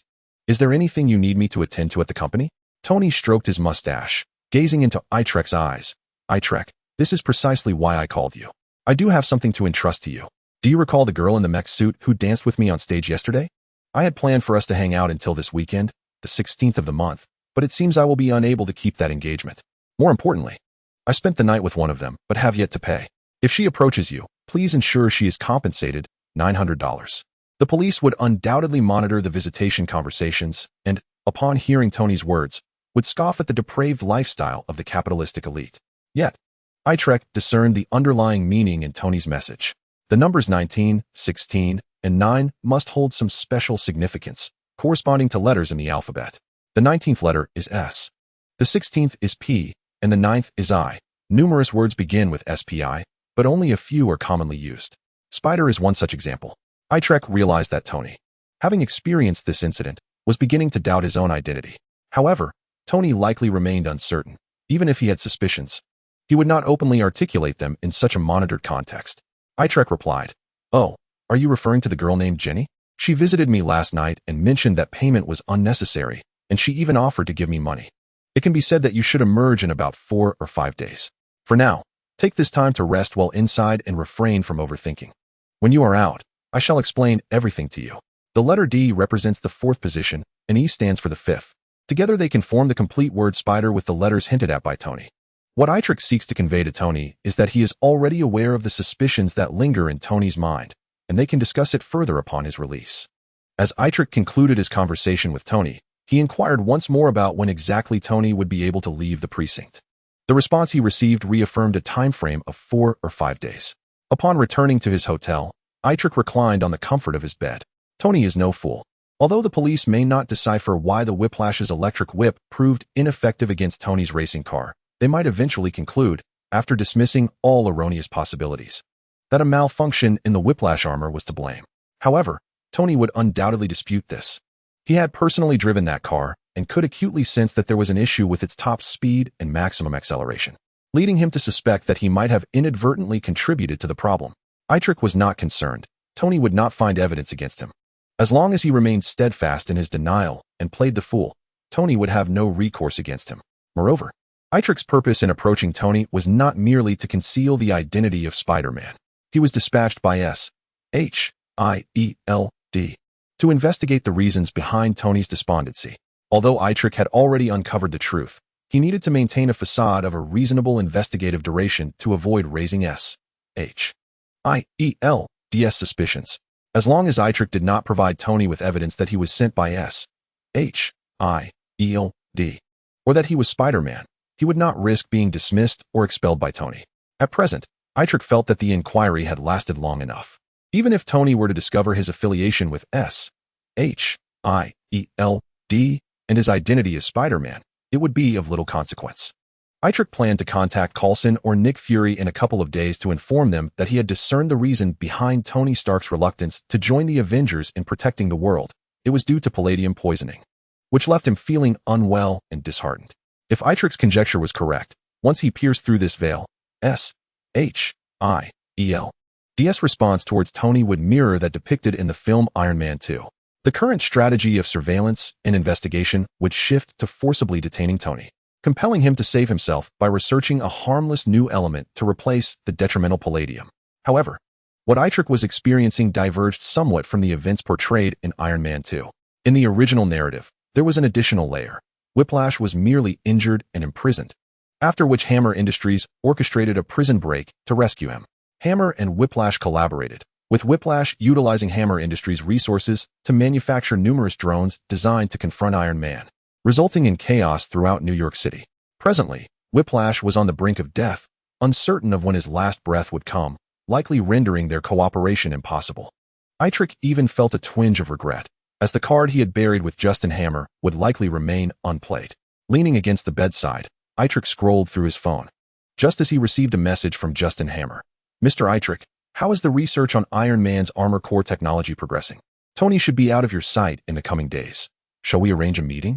Without Whiplash leading Hammer Industries, any ensuing turmoil would likely be minimal, and Itrek was disinclined to engage him.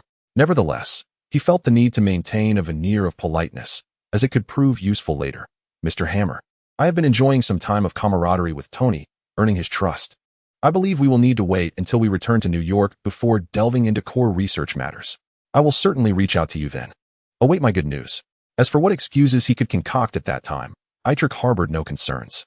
Solutions would always outnumber problems, and excuses would invariably exceed solutions. A clever mind could devise countless justifications. As Itrek continued browsing his social media, a message pinged in a group chat that included himself, Gwen, Ned, and Hannah. They typically exchanged homework answers, school life anecdotes, and lighthearted grievances about their teachers and classmates. Now, with the three of them enjoying their time at the beach in Florida, they eagerly shared their experiences. Itrek observed as they reveled in the pleasures of their trip, posting an array of delectable dishes and stunning scenery. Gwen inquired in the chat, "Itrek, are you really not coming? We are heading to the beach tomorrow." Ned privately messaged Itrek, "Hey, little Itrek, are you certain you won't join us?" I happened to observe Hannah, accompanied by Gwen, purchasing a rather revealing swimsuit today. I wonder if she'll wear it tomorrow. Hearing Ned's words, Itrek felt a pang of jealousy, but then he quickly rationalized that Hannah's choice of attire was none of his business. He replied to Ned, "Could you focus on more reasonable matters? It's perfectly normal for girls to wear swimsuits at the beach.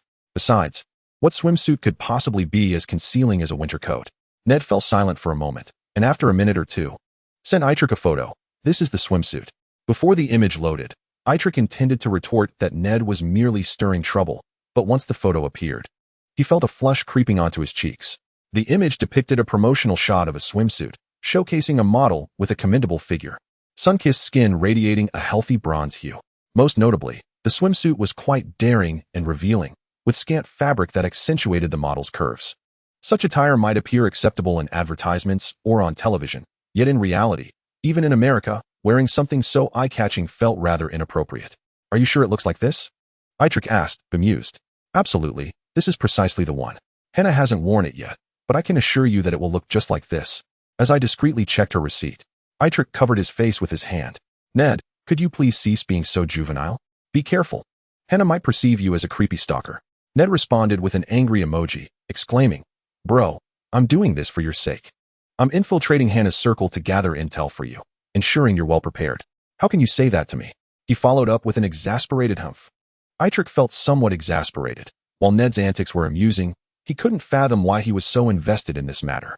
Ned persisted, "Little Itrek, what should we do? What should we do? This isn't exactly a cataclysmic event. Girls enjoy looking good and wearing clothing that showcases their figures. It's not a big deal.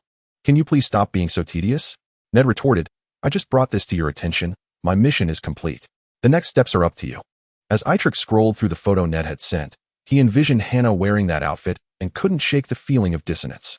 During the time Hannah stayed with him and Aunt May, she would emerge from the bathroom after a shower fully covered, so he found it hard to believe she would wear such an outfit in front of so many people at the beach. Hannah and Gwen in the group chat inquired of Itrek whether he wished to join them at the beach. Itrek replied that he must in turn by Tony's side and thus could not attend, eliciting expressions of disappointment from both, after which they refrained from further conversation. In the expansive presidential suite, Itrek lay on a bed so large that even with his limbs fully extended, he could not reach the edges, feeling an inexplicable sense of solitude. If Hannah truly wore it, and he was not present to witness it firsthand, would that not be a significant loss? Itrek gave his head a light smack, pondering what was truly occupying his mind. If this continued, he would surely be assimilated by Ned. He resolved to refocus his attention on the pressing matters at hand. Tony would not be released from the police station for a few more days, and he needed to lay the groundwork for the upcoming events. He first called Coulson, stating that after a period of investigation, he had reached a preliminary conclusion regarding Tony's breach of contract and not joining the Avengers, promising to share the details once confirmed. Coulson expressed his delight and gratitude towards Itrek. Subsequently, Itrek utilized the world within his mind to conceptualize a new element that could serve as a substitute for palladium for Tony. Although Tony could likely discover it himself given time, Itrek preferred to devise it in advance. The sooner he completed it, the sooner he could conclude his obligations. He could not afford to squander his entire summer on Tony. Days passed swiftly, and no girl who had spent the night with Tony approached him for the $900. Itrek spent his days indulging in the hotel's amenities, occasionally ruminating on various issues in the world of his mind, leading a rather leisurely existence. 5 days later, Hani called to inform him that Tony had been released. Upon arriving at the police station, Hani relayed that Tony had secured his freedom by paying a hefty sum, which for him was likely a mere trifle, during the hearing. However, Monaco upheld its convoluted legal traditions inherited from France, despite the police's failure to find evidence of Tony's intentional harm. He was still ordered to pay a portion of the medical expenses and complete 40 hours of community service. Seeing Tony again after 5 days, Itrek noted that his mental state appeared significantly improved compared to before his incarceration. The absence of alcohol and women, two fatal attractions for men, within the police station had allowed both his body and spirit a chance to recuperate. Tony was dissatisfied with the ruling, lamenting that his remaining time was already limited and should not be squandered on such meaningless endeavors. He contemplated donning his armor and soaring into the sky. Escaping back to New York, convinced that Monaco's laws held no sway over America, and doubted he would be extradited due to the 40 hours of community service. However, Itrek wished to avoid complications and advised, "This time is not too lengthy. Perhaps experiencing this life will lead to some interesting encounters." Ultimately, Tony acquiesced to Itrek's counsel, donning a white caregiver's uniform and dutifully began sweeping the floors. Within Monaco's largest hospital, two individuals occupied a row of plastic benches adjacent to the corridor, Tony and Itrek. Itrek leaned on his mop and remarked, "Mr. Stark, the court has mandated you to complete 40 hours of community service. Why do you keep summoning me?" To which Tony retorted, "Itrek, do not forget, you are my assistant. The very essence of an assistant is to accompany me in all endeavors, including this one." At that moment, a figure ascended the staircase at the end of the corridor, dressed in a pristine suit and polished black shoes. His appearance sharply contrasting with Tony's ill-fitting and somewhat soiled caregiver uniform. Both Itrek and Tony recognized him as Justin Hammer, the owner of Hammer Industries. Hammer strode past with an air of superiority, then retraced his steps to address his erstwhile rival, Tony, with a smirk. "Tony, you wouldn't assume I came to the hospital specifically to mock you, would you? Do not harbor such thoughts. I am not that idle. I am here to visit the injured party from the Formula Racing incident. I wonder if you have heard the news. Ivan is here." Chapter 94, Hammer's Visit. Tony unveils the secret of his shoes. Ivan is also in this hospital, having spent 2 to 3 days here. Tony had been oblivious to the fact that the assailant from the racing event was also present. "Who is Ivan?" Tony inquired, puzzled. "Tony," Hammer replied. "The judge mentioned that name over a dozen times during your hearing. He is the person you injured." Tony rubbed his nose. "My apologies, I was asleep at the time. But I must say, I am surprised at your keen interest in me. With all your time, perhaps you should focus more on quality control at Hammer Industries to prevent the military from causing you trouble." With a huff, Hammer stormed away. "Hey, what are you two doing? Get back to mopping the floor," barked the cleaning supervisor from the end of the corridor. Itrek and Tony picked up their mops and brooms, complying with the supervisor's orders to clean. "Hey, Itrek, do you remember your promise? You said you would explain to me what happened after I got out.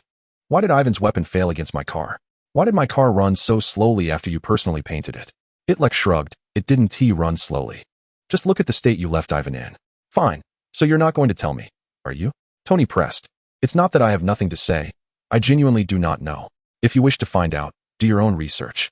The two exchanged banter for a while until Hammer descended from the upper floors, seemingly having concluded his visit with Ivan, though the content of their conversation remained a mystery.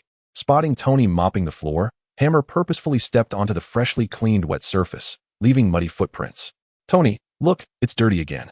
Hammer and Tony had clashed during the congressional hearing initiated against Stark Industries regarding arms control, and Hammer regarded Tony as his adversary. However, he viewed Itrek as an ally temporarily embedded beside Tony, so he deliberately avoided the area Itrek was responsible for, seeking to provoke Tony instead. Tony cast a glance at Hammer, erasing the footprints with his mop. Hammer seemed to relish the game, stepping onto another clean patch of floor, taunting, Tony, over here. In response, Tony thrust the mop forcefully, striking Hammer's polished shoes, splattering them with dirt and grime. Do you have any idea how much my shoes cost? Hammer exclaimed. Apologies. But I tend to acquire shoes directly from the parent company, so I never bother to check the price, Tony retorted. You, Itrek, silently sweeping the floor beside them, observed the two men, both of whom collectively exceeded 70 years in age, engaging in this childish rivalry. They stared each other down like two roosters until Hammer huffed and departed. Why does he enjoy huffing so much? Tony asked Itrek. Itrek understood that Hammer and Ivan, regardless of the parallel universe, shared an inclination to conspire together. Yet, despite Ivan's current predicament, Hammer remained steadfastly loyal, which was quite touching. Mr. Stark, shall we ascend to visit your victim? We may as well, though I remain skeptical about whether he is truly a victim. Armed with their cleaning tools, the pair commenced their work from one end of the corridor to the other, then began tidying the staircase as they ascended. Utilizing his intellect, Itrek deduced the trajectory of Hammer's path based on the patterns left by his shoe prints, and after climbing 2 more flights, they located Ivan's hospital room with ease. To Itrek's astonishment, this was not an intensive care unit, but rather a standard single-patient room, indicating that Ivan had escaped the clutches of death. Are we permitted to enter freely? Of course, we are here to clean, Itrek replied as he pushed the door open, revealing a figure lying on the hospital bed. This was Itrek's first encounter with Ivan in the flesh, and he bore an uncanny resemblance to Whiplash from Iron Man 2. At least, his head was identical. Ivan reclined against the bed, his upper body exposed, while his lower half was covered by a thin white sheet. His left arm had been completely amputated, and his right arm was reduced to merely the upper half, with the forearm also missing. The space beneath the sheet where his leg should have been was conspicuously vacant, indicating that both legs had been severed at the roots. The stumps were wrapped in white bandages, yet his head appeared largely unscathed, with his features intact, suggesting that his cognitive faculties remained unimpeded. Ah, it's you, Tony Stark, Ivan sneered. Itrek was taken aback by Ivan's condition. Unlike the fantastical realms of anime or martial arts science fiction, in the real world, a person who had lost a limb would typically faint from shock. And without prompt medical attention, they could succumb to death.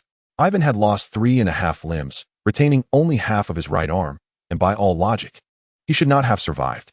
Even if he could be revived, it would be unfathomable for him to regain consciousness in less than 2 weeks. Yet here he was, not only awake but seemingly on the mend, as evidenced by the absence of fresh blood seeping through the bandages. One could not deny Ivan's resilience. He was a formidable individual, capable of becoming a top-tier supervillain in this world even without his Whiplash armor. According to the comics, both iterations of Whiplash were exceptionally athletic. And in Iron Man 2, Ivan was brutally slammed against a wall by a car driven by Hammer, enduring several impacts before still managing to rise and confront Iron Man.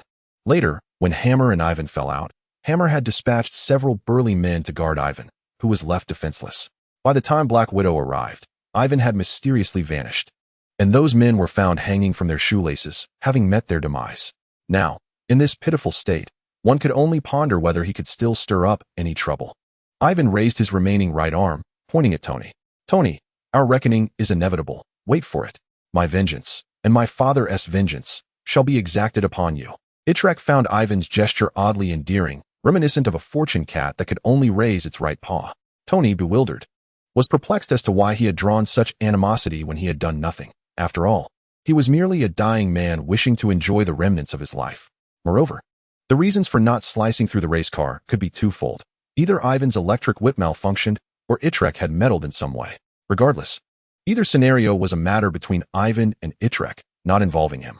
Tony turned his innocent gaze toward Itrek, silently asking if he would interject. Chapter 95. Itrek's good rapport. Itrek's guiding principle in this world was to assist superheroes in fostering stability without placing himself in peril. However, he was adamant about not taking the blame. Mr. Ivan, Itrek began, though Mr. Stark may have discerned your intentions and caused you grave injury. Our world yearns for peace rather than strife and retribution. I firmly believe that through honest dialogue, individuals can achieve mutual understanding and respect, resolving conflicts in a relatively gentle manner. Itrek appeared to be mediating, yet he was also deflecting responsibility. He was unaware of Ivan's potential future significance. While he could covertly assist Tony in dealing with Ivan, he would not allow Ivan to harbor resentment towards him. Itrek retrieved a toothpick from the table and offered it to Ivan, who took it and began to chew with evident enjoyment. Itrek recalled a scene from Iron Man 2, where Ivan, aside from his vendetta against Iron Man, had two notable hobbies: bird keeping and toothpick chewing. He had never once discarded that toothpick throughout the film. Growing up in poverty, while other children chewed gum, Ivan could only afford toothpicks. The cost of a single piece of gum could buy a small bunch of toothpicks, which were harmless, all natural, and could withstand a week of chewing. The woody aroma of the toothpick evoked fond memories of Ivan's childhood, wrapping him in the embrace of nostalgia. Ivan mused that the young man before him must have witnessed him chewing a toothpick during his attack on the race car, hence his awareness of this peculiar habit. Coupled with Itrek's strikingly handsome features and friendly, clear gaze, so unlike Tony's unkempt and arrogant demeanor, Ivan felt a sense of goodwill toward this youth. Closing his eyes and savoring the toothpick's flavor, Ivan exhaled deeply, saying, "Child, not all matters can be resolved through honest communication. The rift between Stark and me is irreconcilable, and should the opportunity arise, I will undoubtedly bring about the downfall of Stark Industries." Tony had cast a glance at Itrek earlier, hoping for an explanation. Yet Itrek's deflection only deepened his predicament. With a forced demeanor, Tony inquired, "To be frank, had it not been for Hammer revealing your name, I would have had no inkling of your identity before ascending the stairs. So, where do you hail from, and what compelled you to attack me? Do you know the name Anton Vanko?" Ivan retorted fiercely. "He is my father, a technological genius, and all the advancements at Stark Industries stem from my father's innovations. Yet your father, Howard Stark, unjustly accused him of baseless charges, expelling him and forcing him into exile. My family was reduced to subsisting on nothing but 2 boiled potatoes daily, while my father ultimately perished in the slums. Meanwhile, you have risen to prominence as Iron Man, utilizing the technologies crafted by my father. Is that fair?" Itrek understood that boasting was a common flaw among villains and recognized that the reality was not as Ivan had depicted. Anton, Ivan's father, had merely contributed a modicum of technical groundwork for Howard, likely embellishing the tale to Ivan, who in turn exaggerated it to Tony. Furthermore, Anton had not been exiled for unfounded accusations. He had illegally entered the country, intending to exploit the Tesseract for personal gain, prompting Howard to revoke his protection and send him back to where he came from. Observing Tony's bewildered expression, Itrek felt no obligation to elucidate. That was a matter of the previous generation, of which he had no proper excuse to be privy. In this context, merely refraining from showering Ivan with praise for his father was sufficient to appease Tony. Tony sensed that Ivan was merely rambling and finding no common ground to engage. He was taken aback when Ivan continued, "Tony, how's the Palladium Arc reactor holding up? While I may not have ended your life this time, if we're discussing longevity, you might find yourself at death's door before I do." Tony's countenance was shrouded in gloom, while Itrek silently applauded. Tonight, he would report Tony's palladium poisoning to Coulson, attributing it to Whiplash's words. Mentioning Tony's inner turmoil, Tony, unwilling to linger any longer, left with a parting remark to take care of himself. In the ensuing days, Hammer visited Whiplash daily, and the rivalry between Hammer and Tony became a commonplace occurrence. Today marked the final day of Tony's hospital service. Through their ongoing skirmishes, he had developed a certain camaraderie with Hammer. Uncertain of who would emerge victorious today, he had already filled the mop with filthy water, standing at the corridor's entrance in anticipation of Hammer's arrival. However, much to Tony's surprise, as the afternoon waned and his 40 hours of community service neared its conclusion, Hammer still had not appeared. "Itrek, do you think Hammer will show up?" Tony inquired, casting his gaze down the staircase, reminiscent of a maiden yearning for her beloved. Itrek sensed something amiss. His butterfly effect indicated that an unusual event would transpire in the hospital today, though it bore no direct relation to him. Possessing the ability to foresee the future, Itrek's predictions hinged on 3 factors. Firstly, the proximity to the subject of the event determined the ease and accuracy of his foresight. If the subject were himself, the predictions came effortlessly, guided by instinct. Conversely, the closer the emotional bond with others, the more attuned he became to their circumstances. This connection could even be enhanced by auxiliary devices, such as the spider sense ring, allowing him to perceive certain happenings concerning Thor far away in Asgard. Secondly, the degree of directness in the relationship mattered. An event occurring in one part of the world could have connections to another place, embodying the essence of the butterfly effect. Yet, the more direct the connection, with fewer intervening events and logical sequences, the easier it was to predict. Lastly, the level of danger played a crucial role. The greater the potential threat to himself or those close to him, the more readily he could foresee it. Today, he sensed that something significant would occur in the hospital. But the specifics eluded him, as it bore no personal relevance nor posed a threat to his safety. As Itrek pondered this, a brilliant flash illuminated the end of the corridor, accompanied by a deafening rumble of thunder. Chapter 96, Resilient Spirit. At the corridor's terminus, the blinding light drew nearer, and with a crack of lightning, a door was cleaved in two. Doctors, nurses, and agile patients within the hospital shrieked and fled in terror. Upon closer inspection, Itrek recognized the source of the spectacle. It was Whiplash Ivan. Just days prior, when he had encountered Ivan on the upper floor, the latter had been left with only his right forearm after amputation. Yet he had evaded the clutches of death and had even spoken with considerable bravado during his confrontation with Tony. Could it be that Ivan had miraculously regrown his other limbs within such a short span? Such a feat would eclipse even that of Dr. Connors. However, as the lightning approached, Itrek's disappointment grew. Ivan had not restored his severed limbs. Instead, he sat in a wheelchair, with a lightning whip bound to his remaining half-arm. Using the motion of his truncated arm, he wielded the electric whip to unleash chaos, shattering chairs and hospital beds that lined the corridor, occasionally demolishing doors. Though Itrek felt let down, he held an increased admiration for Ivan, deeming him the most dedicated villain across all parallel universes. With merely half an arm, he still managed to perpetrate a terrifying assault. Impressive indeed. Ivan continued to obliterate everything within reach, then lowered his arm to propel the wheelchair forward, adjusting his position for further destruction. Tony stood in stunned silence, having never before witnessed such unwavering determination in a supervillain, at a loss for how to react. Given that Ivan's wheelchair speed was likely slower than a walk, Tony and Itrek could easily escape with a light jog. However, Tony contemplated fleeing. The current supervillain was not only dedicated but also prone to extortion. He had merely participated in a legitimate racing event, only to find himself embroiled in an accident that left Ivan injured, resulting in 5 days in custody and now an additional 40 hours of community service. With Ivan reduced to half an arm and confined to a wheelchair, any attempt to act might lead to further claims against him. Yet Itrek, undeterred by the spectacle, noted through the butterfly effect that Ivan's actions today would not result in any casualties. In fact, even without the butterfly effect, anyone could discern that in his current state, Ivan posed little threat. "Mr. Stark," Itrek remarked, as Iron Man, "shouldn't you take action against such a menacing and grotesque supervillain launching a terror attack on civilians?" Tony longed to retort, questioning how Itrek could label such a figure as menacing and grotesque. Nevertheless, allowing Ivan to wreak havoc in the hospital corridor was unacceptable. "What should I do?" Tony replied, recognizing the complexity of the situation. It was difficult to determine whether Ivan was a vulnerable individual in need of protection or a supervillain that warranted intervention.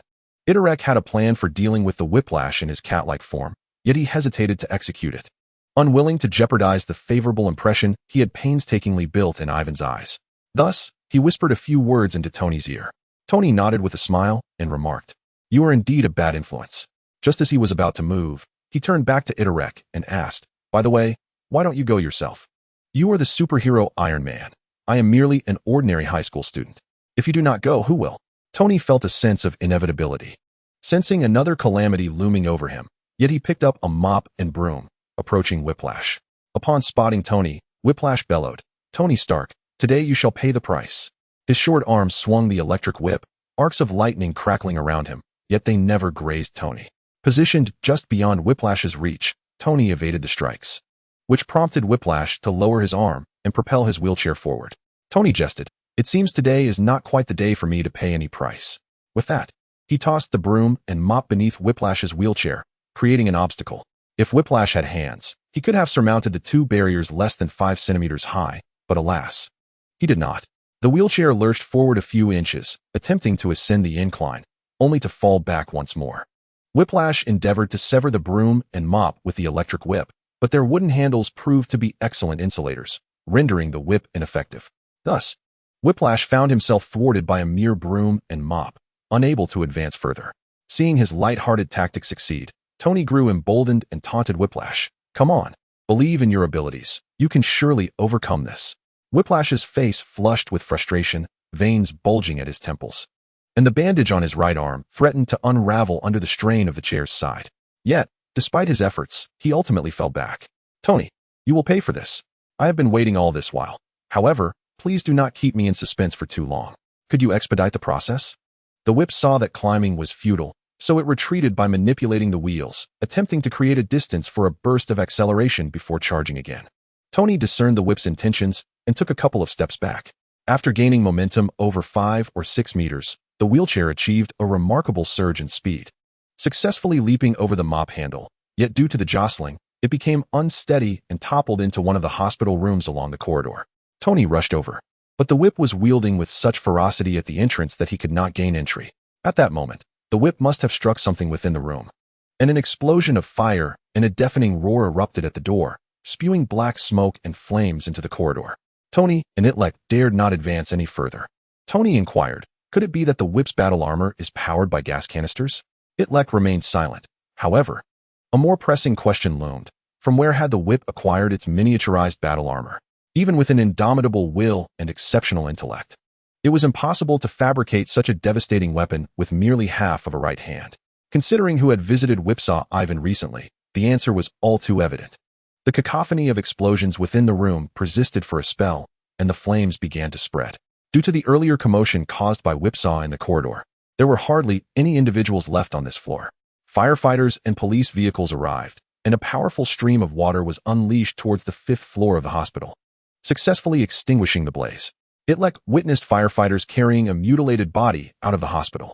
The individual had only the right upper arm remaining, bound with an electric whip. Charred all over, presumably Whipsaw Ivan, though his features were unrecognizable, a gruesome sight indeed. Chapter 97, The Confrontation. Tony had initially anticipated that upon completing his community service hours today and allowing Hani and the others to handle the subsequent procedures, he would be able to return to New York. However, he had not foreseen the current predicament. In the past, Tony would have firmly believed that today's events bore no relation to him, and he would not assume any responsibility. Yet, following the incident where he had severely injured Ivan, Tony had acquired sufficient knowledge of Monaco's laws from his lawyer, Happy. Today's situation was far from straightforward. Last time, Ivan had lost half an arm. This time, he had been charred beyond recognition. Both incidents had transpired in his presence, rendering him the prime suspect in the eyes of the police. However, Tony was acutely aware that the only other person present during both occurrences was the enigmatic Itrek. Upon reflection, it seemed that every time Whipsaw sustained injuries, Itrek had been behind the scenes either preparing or offering suggestions, while Tony bore the brunt of the blame. Since returning to the hotel, Tony had not been idle. He had conducted an investigation into Itlek's identity and had begun to uncover some results. Using his room key, Tony unlocked Itlek's door, discovering him engrossed in his mobile phone. "Mr. Stark," Itrek remarked, "look at this recent news report stating that Whipsaw Ivan perished in the Inferno, specifically mentioning that you were also present at the scene. What do you suppose their intention is?" Tony's expression was graver than usual as he replied, "Itrek, cease your evasive maneuvers and speak plainly. Tell me, who are you really?" "Itrek Parker," he answered, a mere high school student, with the sole distinction of possessing a modicum of mathematical talent. Itrek was, of course, lying. He harbored one remarkable trait, his exceptionally handsome visage. Tony pressed on. "Are you certain you are not an agent of S.H.I.E.L.D? Are you certain there are no hidden identities you possess? How have you managed to effortlessly defuse Whipsaw's assaults on 2 separate occasions?" Itrek contemplated that it was true he had thwarted Whipsaw Ivan's attack during the racing event by applying an insulating spider silk to Tony's car. However, during today's incident, he had not intervened. If Whipsaw's objective had truly been to wreak havoc, even with only half an arm, he would not have been easily subdued by a mere mop handle. Today's events could very well be a sinister ploy devised by Hammer and Ivan. "Itrek," Tony stated, "I had thought an astute individual like you would refrain from employing such a contentious tone. If you possess evidence, present it swiftly. If not, refrain from baseless suspicions. Itrek, I admire your talents, and I hope for an open dialogue between us. Should you choose to speak the truth, I would consider allowing you to remain by my side as the heir to Stark Industries. However, if you cannot be forthright, your stay with me will be untenable. Itrek paid no heed to Tony's threats. He had no desire to remain in Tony's company, and he anticipated that once the individuals he was meeting that evening arrived, it would be impossible for Tony to dismiss him. In the face of Itrek's unwavering demeanor, Tony retrieved a small glass vial from his pocket, containing a white powder. "What is this?" Itrek inquired. "Laundry detergent?" Tony shook the vial, stating, "I have no interest in invading Iraq. This is merely something I have collected." With a snap of his fingers, the Formulawian Quatch's Iron Man suit approached, extending its finger, where the metallic tip twisted and cracked, producing a slender metallic probe that punctured the foil cap of the glass vial and stirred the white powder within. "At the Formula One racing circuit, I could sense a deceleration in speed, which may be linked to your spray paint," Tony continued. "That is merely a possibility," Itrek countered. "However, Whipsaw's lightning whip cleaved through the metal bodies of other vehicles, yet spared mine. Thus, you must have tampered with it." Itrek shrugged, "Perhaps. But subsequent police investigations revealed that your car bore no distinct differences from the others, suggesting that these anomalies could be attributed to your subpar driving skills or the whip's armor running out of power." The insulating spider silk that Itrek had applied to Tony's car would evaporate completely within an hour, leaving no trace of any irregularity. Tony's expression darkened. "Itrek, do not underestimate my intelligence. After propelling Whipsaw aside, I did not simply stand idly by awaiting the arrival of the authorities. Do you see this small vial? I collected a sample of gas. I surmised that if someone was covertly protecting me, possessing the intellect to unravel the principles behind Whipsaw's lightning whip, they would not be foolish enough to leave evidence for the police to uncover their identity. Applying insulating materials to the car's exterior was essential. But how could these materials vanish under the police's scrutiny? The only plausible method would be to evaporate into gas." Itrek chuckled, surprised that Tony had retained such a contingency plan. Tony continued, "The powder within this vial is a substance I synthesized from the gas that evaporated at that time, solidified using a catalyst. It is time to unveil what this truly is." With another snap of his fingers, the Iron Man armor's eyes emitted a radiant glow, projecting a display panel before Tony and Itrek using 3D holographic technology. The display panel engaged in analysis and computation, analyzing the material composition. The preliminary conjecture suggests it is an organic insulator. It contains structures of DNA and RNA, and gene sequencing analysis is currently underway. Gene sequencing completed 12. Gene sequencing completed 24. Tony cast a sidelong glance at Itrek and inquired, "Should we let it continue calculating, or will you now speak the truth to me?" Itrek replied, "Let it continue. I am curious to see the outcome." Gene sequencing completed 55. Gene sequencing completed 78. Gene sequencing completed 99. Gene sequencing completed. The sample contains 2 genetic sequences, one belonging to human male genes, and the other to spider genes, displaying the hereditary facial traits of a human male.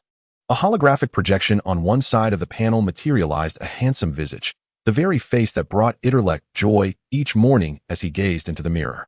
Itrek remarked, "This individual is rather handsome, isn't?" Tony countered, "Do you have anything else to say?" "Of course I do," he replied. "I am Spider-Man." Chapter 98. You will surely agree. Tony had anticipated some clever ruse or further evasive arguments from Itrek, yet he was taken aback by the direct admission. "I appreciate your candor, but are you aware of the consequences of your actions?" "What consequences? Am I being dismissed?" "Congratulations, you are correct. You are no longer my assistant.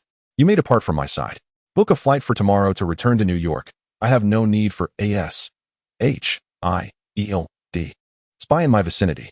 Tony did not speak in anger, nor did he revoke Itrek's inheritance. He still regarded him as the finest successor to Stark Industries. He merely wished for these final days of his life to be free from disturbance. Just then, a chime sounded at the door. Tony said, "Someone is at the door." "Yes, I also believe someone is outside. Otherwise, the bell would not ring." "What I mean is, why don't you go open the door?" Itrek, crossing his arms in a contemplative pose, retorted, "I recall you just dismissed me." Tony had considered himself to possess a rather unpleasant disposition until he encountered Itrek, a formidable rival. With a sigh, Tony approached the door and opened it, revealing several police officers, one or two of whom he recognized. "Mr. Stark, we are the Monaco police, and we hope you will cooperate with our investigation." One officer presented his identification. Tony replied, "It was Ivan who burned himself today. I had nothing to do with it." The officer stated, "Witnesses at the scene reported that you obstructed Ivan's wheelchair with a mop, causing him to lose his balance and fall inside, resulting in his self-immolation." Tony recalled that aside from himself, The only other witness was Itrek. What was this kid up to, deliberately summoning the police? Officer, if my actions were incited by another, how would this be judged? If what you say is true, we will conduct an investigation afterward. For now, please accompany us. Tony pulled out his phone. Before I go with you, I would like to contact my private attorney, Happy, to confirm the legality of your procedures. The officer shrugged, be my guest. As Tony dialed Happy's number, he felt a sudden, sharp sting at his neck, followed by a purple substance being injected into his system. His mind immediately grew hazy, thoughts swirling chaotically, and before he could summon his Iron Man armor, a black bag was placed over his head, plunging him into unconsciousness. These officers were all agents of S.H.I.E.L.D.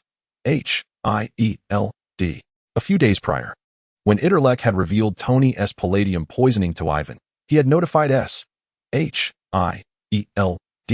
of Tony's condition. Nick Fury, upon learning that Tony had lost the will to live due to the poisoning, promptly convened a meeting to discuss the matter. Tony was a crucial element in Nick's plans for the Avengers. Should he succumb to despair, it would spell significant loss for the Earth, as Itrek had foreseen. After several rounds of discussion, Nick decided to implement coercive measures to prevent Tony from spiraling further into despondency. Other officers carried the unconscious Tony downstairs, while one officer peeled off a mask and wig, revealing it to be Coulson. Weren't you supposed to be pursuing the Hulk? Any news on Banner? No progress on that front. We have our eyes and ears deployed worldwide, and we will detect any unusual activity. Coulson entered the room and expressed to Itrek, thank you for your assistance. Without you, we would still think Tony was merely indulging himself rather than facing imminent demise. Itrek waved his hand, unwilling to accept Coulson's flattery, aware that it was likely laced with ulterior motives. My task is complete. If there is nothing else, I shall return to New York, as I have summer assignments yet to finish. Coulson, beaming, stepped closer and said, for someone of your extraordinary genius, summer assignments are hardly a challenge. They should not trouble you at all, considering your brilliance, correct, prodigy? Despite discerning Coulson's motives, Itrek could not help but feel a swell of pride at such praise. You may call me a genius, but I do not wish to be as eccentric as you. Rest assured, hair loss only afflicts middle-aged individuals like myself. You are in your youth, exuding charm and vigor. Just look at that lustrous hair. You could easily star in a shampoo commercial without needing any special effects. Itrek, unable to tolerate Coulson's incessant self-praise, finally said, speak plainly. What is it that you desire? Coulson replied, Itrek, I need your help. Itrek had anticipated this and asked, haven't I already investigated Tony thoroughly? What more do you require? Coulson explained, here's the situation. Director Nick Fury has decided to place Tony under house arrest on a remote island, providing him with all necessary research materials to assist him in developing a new element to replace palladium. However, Tony is alone, and S.H.I.E.L.D's resources are limited. The only individual with expertise in fundamental physics has turned into the Hulk and fled. Thus, we must turn to you. I beg of you, Itrek. Itrek responded, what if I refuse? Coulson's gaze was earnest. How could you? Itrek, you will undoubtedly agree. I have faith in you. Itrek, as Tony awoke from his slumber, shaking his head and rubbing his neck, he asked, what did you inject me with? Are my kidneys still intact? It was a tranquilizer, mixed with lithium carbonate to alleviate palladium poisoning, Coulson replied. Tony rubbed his eyes, noticing he was surrounded by a circle of agents, and the bald man before him looked particularly familiar. I say, could you allow me to sit up to converse? While I have experienced being surrounded like this before, those instances typically involved long-haired beauties rather than bald men. Supporting himself, Tony surveyed the expansive bedroom, and in the distance, he spotted a familiar figure, Itrek. Tony finally grasped the situation. It was evident that this young man had orchestrated his arrival. What is it that you truly desire? He inquired. Mr. Stark, our request is quite straightforward. We wish to restore your health. Chapter 99, Brain in a Vat. You wish to heal me? Tony let out a derisive scoff, rising unsteadily to his feet and staggering towards the door. I am not ill. What do you intend to cure? Coulson and a cadre of agents obstructed his path. Tony, Itrek has disclosed everything to me. The palladium in your arc reactor is deteriorating your body. Unless you swiftly create a new element with our assistance, your fate is sealed. You'll assist me? Tony retorted incredulously. If you truly possess the capability to aid me, why then would I need to join the Avengers? Now, immediately, allow me to leave. He pushed past Coulson, advancing towards the exit, only to find Itrek blocking his way. Itrek, are you going to stop me as well? Itrek raised his hands in a gesture of non-resistance. No, I won't stop you. The person who will likely do so is on their way. Tony sidestepped Itrek and stepped outside, only to discover he was on a desolate island, with the horizon blending into the sea in the distance, half of the sun having already dipped below it. He fished out his phone to make a call, but a black Chevrolet descended from the sky, landing right before him. The door swung open, and a one-eyed figure clad in a long black coat emerged, the director of S.H.I.E.L.D, Nick Fury. Tony, he said, there's no use in trying. There's no signal here. Until you create a new element that can save you, you will have no contact with the outside world.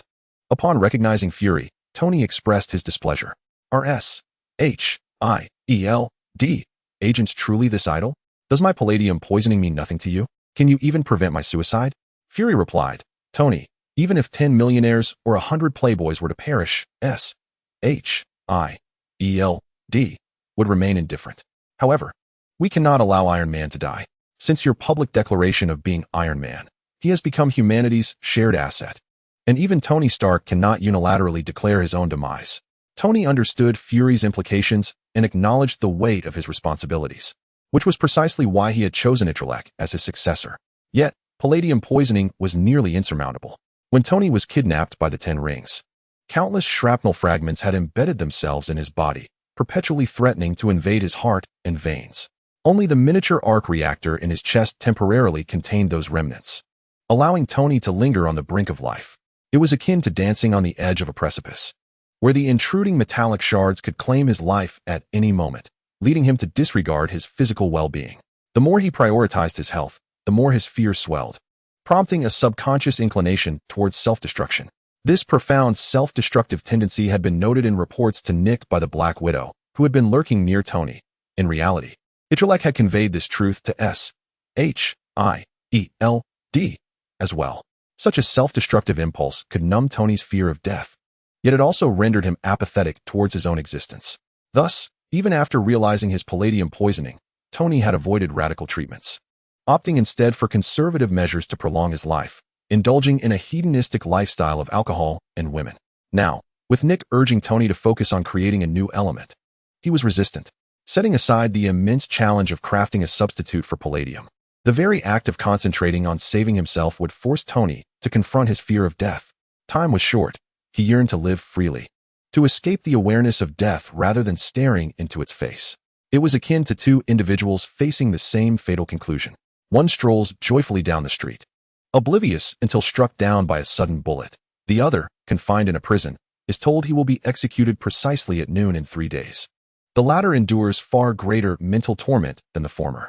Fury interjected, Itrek, do you have nothing to contribute? You've been by Tony's side for so long. Wouldn't your counsel be beneficial? I believe it can be offered, but it may not be necessary, Itrek replied. S.H.I.E.L.D desires Tony to live solely for his brilliance, to invent high-tech suits that can protect the Earth. Indeed, that is correct. So what is your point? Fury inquired. My point is, since Tony is weary of life, why not let him die on his own terms? Palladium poisoning will lead to organ failure without affecting the brain. In time, we could extract Tony's brain and allow it to think and design independently. Upon hearing Itrek's words, Tony silently cursed the insidiousness of such a notion. Reducing him to merely a brain would leave him worse off than Ivan Vanko. At least Ivan retained half an arm and a face. He could express pain or rage, and even lash out from a wheelchair. If Tony were to be reduced to just his mind, he would be entirely disconnected from the world, unable to see or hear. Reduced to a mere brain in a vat, subject to the whims of others, with his emotions dictated by the press of buttons and weak electric stimuli. Being bound still allows for struggle. Having limbs severed permits some movement, but none of that could compare to the horror of losing one's corporeal form. If he were to become nothing but a brain, he would lose all means of interaction with the world, rendering even the act of dying impossible. Tony could scarcely fathom the agony of such a fate, and Itrek, keenly aware of Tony's desire to disregard his body and seek its destruction, opted for this threatening approach to instill in him the importance of maintaining a healthy, whole body. Very well, I can save myself. Tony pondered for a moment before finally acquiescing, the terror of being a brain in a vat having eclipsed his fear of death. However, I have one condition. What condition? Fury asked. Let Itrek stay with me. Itrek surrendered any pretense of resistance. I knew it. Fury departed with most of the agents, leaving a few behind to provide for the necessities of life for Itrek and Tony, who found themselves on an island in the ocean, its exact location unknown. However, based on the weather and the sun's rising angle, it was likely in the northern hemisphere, roughly between 30 and 40 degrees latitude. The research facilities here were well equipped, having been airdropped by S.H.I.E.L.D's Quinjet. If Tony required equipment from Stark Industries, he could inform the agents, and S.H.I.E.L.D would make every effort to accommodate his needs. Chapter 100, Preparations, Part 1. Hammer Industries, New York headquarters. This was a secret laboratory converted from an underground hangar. Spacious and bright, resembling an indoor plaza. Various aircraft, firearms, and Hammer Industries replicas of Iron Man suits lined the sides of the laboratory. The center was filled with an array of machine tools, workstations, and control panels. Justin Hammer, adorned with golden-rimmed spectacles and clad in a meticulously tailored suit, stood with his hands clasped at the heart of the grand hall as a vehicle approached the entrance. The car came to a halt before Hammer, and the trunk swung open, from which several bodyguards emerged, carrying a figure. This individual had their head shrouded in a black bag, with limbs severed, leaving only a half-formed right arm. "Greetings, Mr. Ivan," Hammer said, stepping forward to remove the hood from Ivan's head. "As per our prior agreement, I have extricated you from Monaco, and now it is time for you to fulfill your end of the bargain." Ivan, chewing on a half of a toothpick, cast a cold glance at Hammer. "What is it that you wish from me?" Hammer replied, "Mr. Ivan, you may not be aware, but my first encounter with you was not in a hospital, but at the Formula Racing venue, precisely at the location where you initiated your assault. I witnessed firsthand the formidable potency of the mechanized suit you devised, which I surmise operates on principles akin to Iron Man's armor, utilizing an arc reactor. Is it not? So what?" Ivan retorted, "Get to the point." "I observed the disdain and fury in your gaze as you regarded Tony Stark. Like you, I too consider him an adversary. A man of his ilk does not deserve to monopolize the iron armor." Ivan gnawed on the toothpick, perceiving Hammer as a pompous jester, occasionally even more loathsome than the arrogant Stark, and interrupted, "So, what do you want me to do?" Hammer chuckled awkwardly. "Ah, a straightforward man. We desire you to construct an armor identical to Iron Man's. No, I am confident you can create an even superior suit." Ivan countered. "The Iron Man suit is a relic of the past. What I intend to create are drones, which will undoubtedly surpass Tony's metallic shell, propelling your company to a status even more formidable than Stark Industries." "Ah, no, drones might not be quite as impressive," Hammer stammered, struggling to counter. His intention for Ivan to craft the armor stemmed from the military's recognition of Iron Man's might, yet their inability to procure core technologies from Tony through conventional means, thus seeking Hammer's assistance in imitation. Even if Hammer Industries could replicate the iron armor at merely 70 or even 50% of its original capability, mass production and deployment among soldiers would yield a substantial combat force. However, Hammer's motivations diverged from the military's. He was primarily interested in siphoning off military budgets.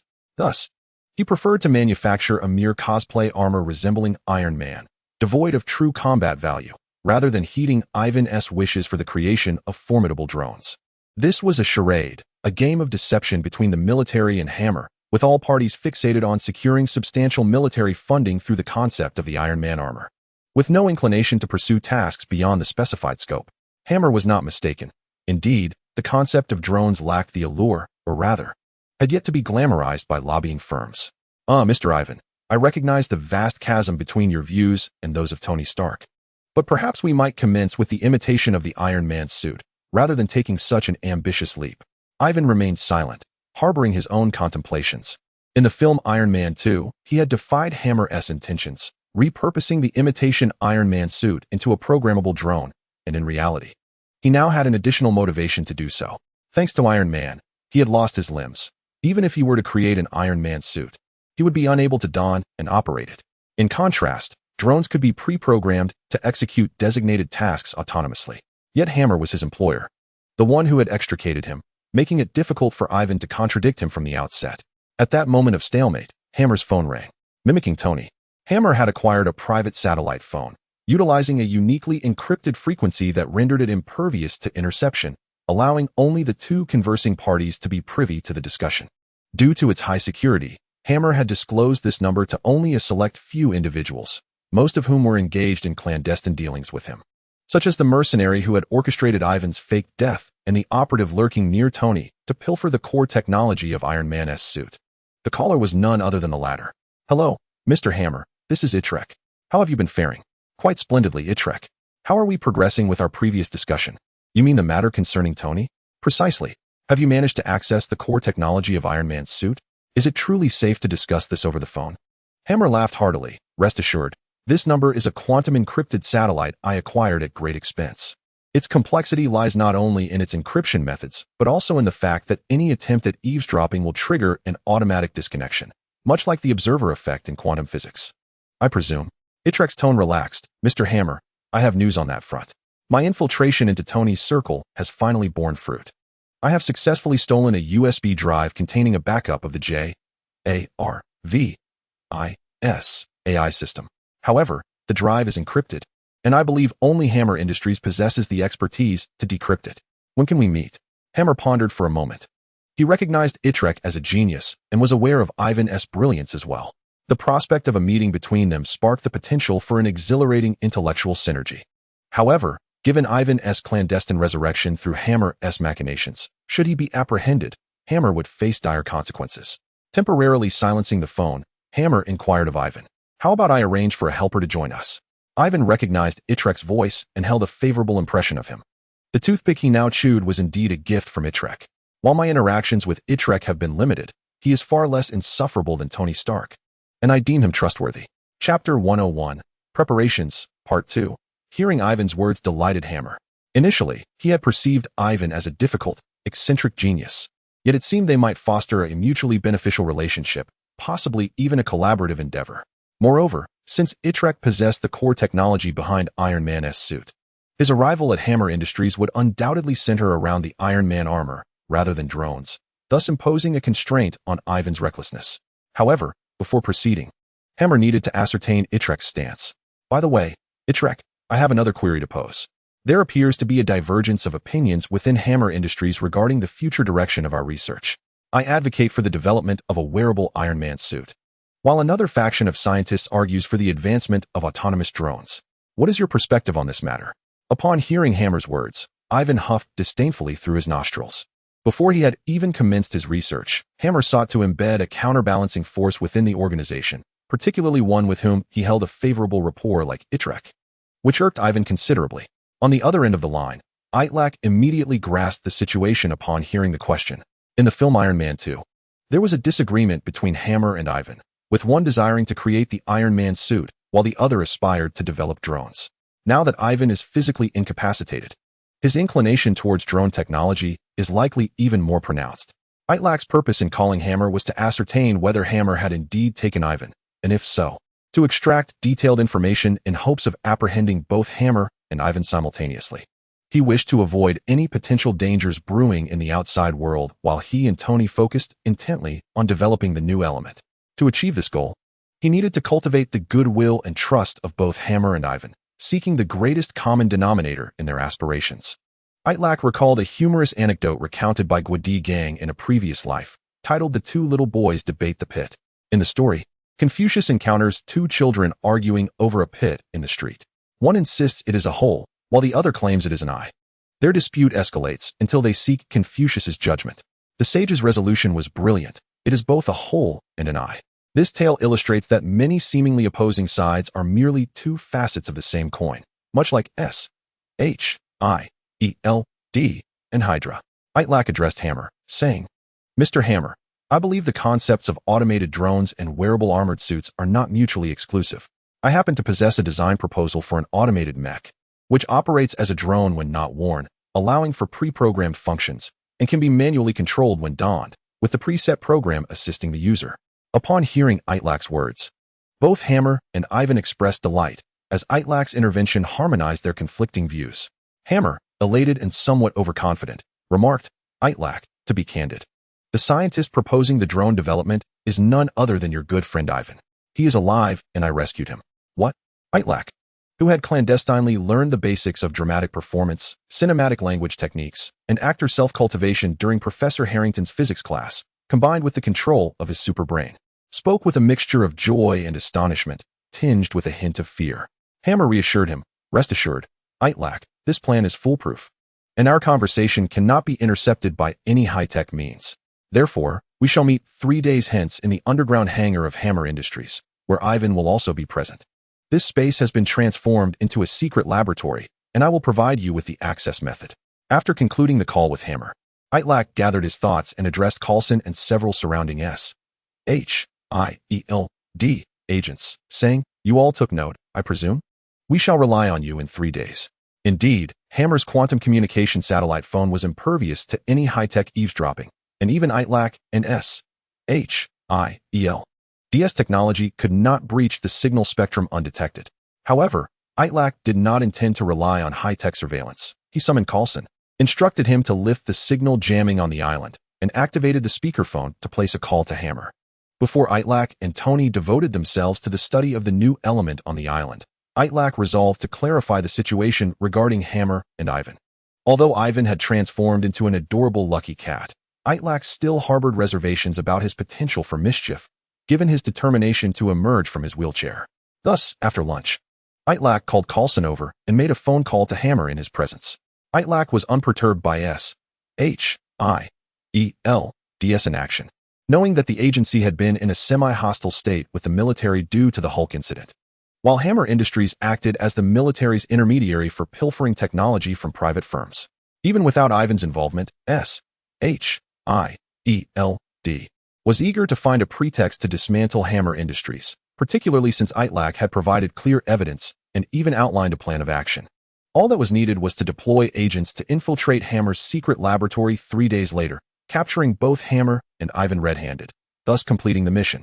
With the matters of Hammer and Ivan settled, Itrek could finally focus on collaborating with Tony in their inventive pursuits. "So, Itrek, any thoughts?"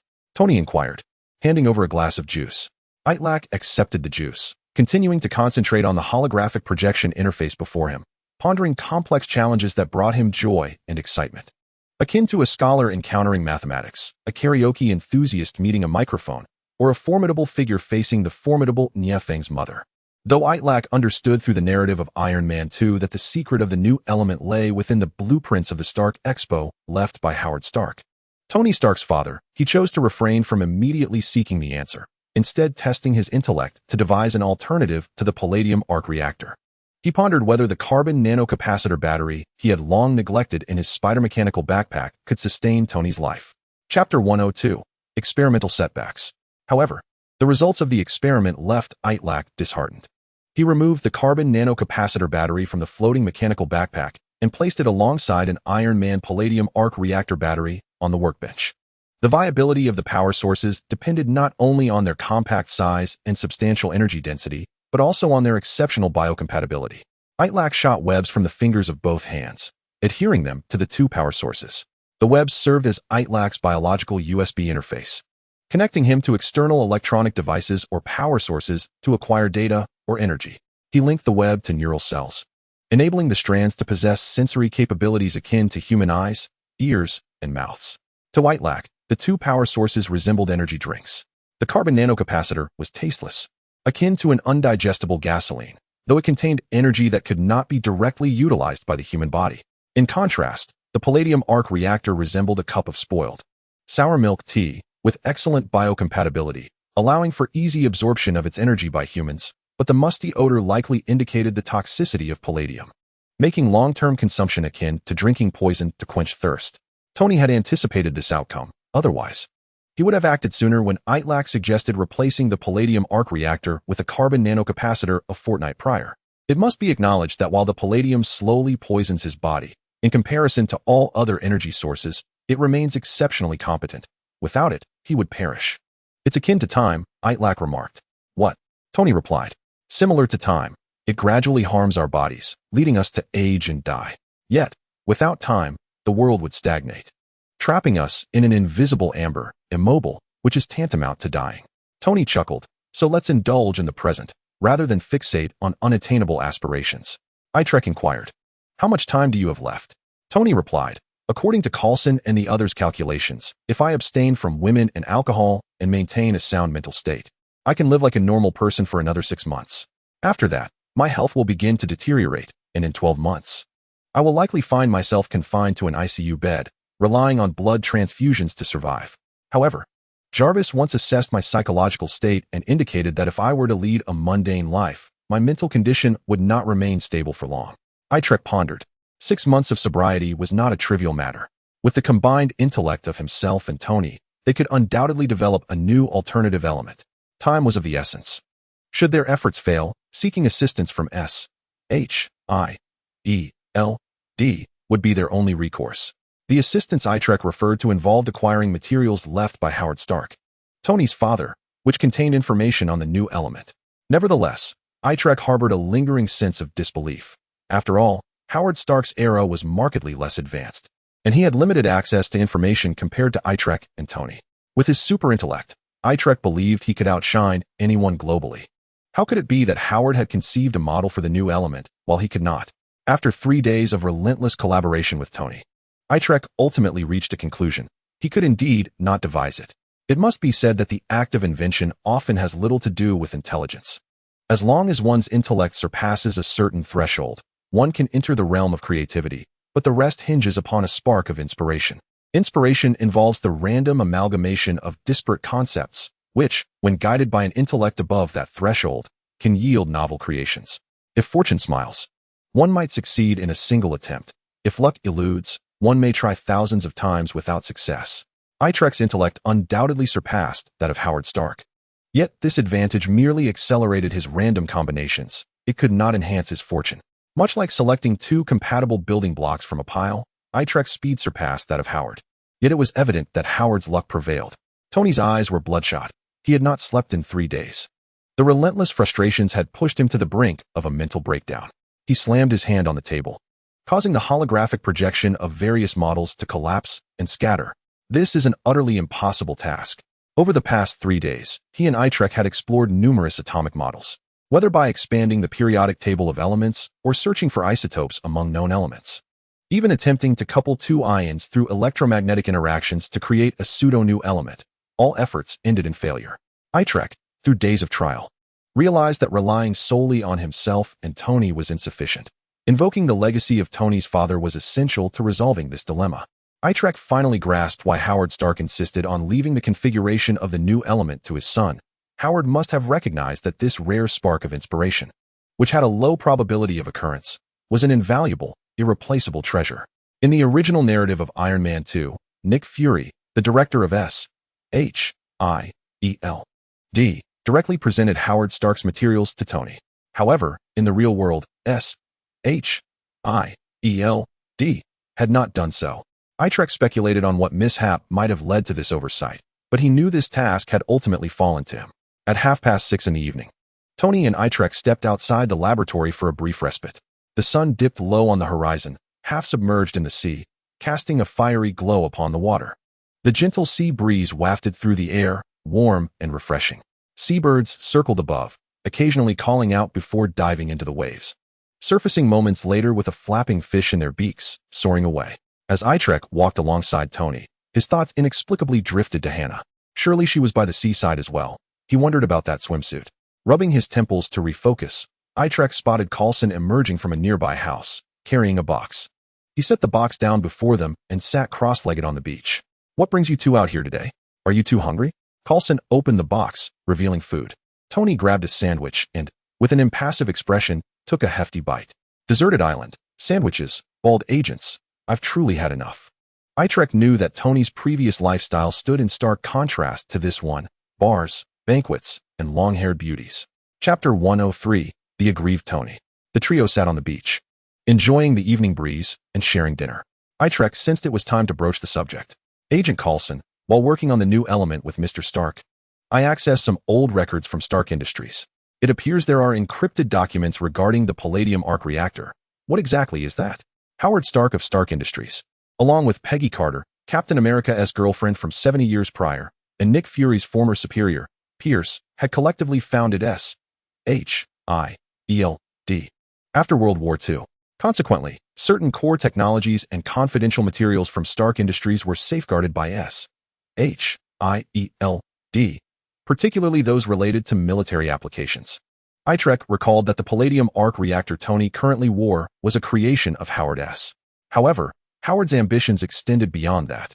The Palladium arc reactor was merely a transitional step in his grand vision.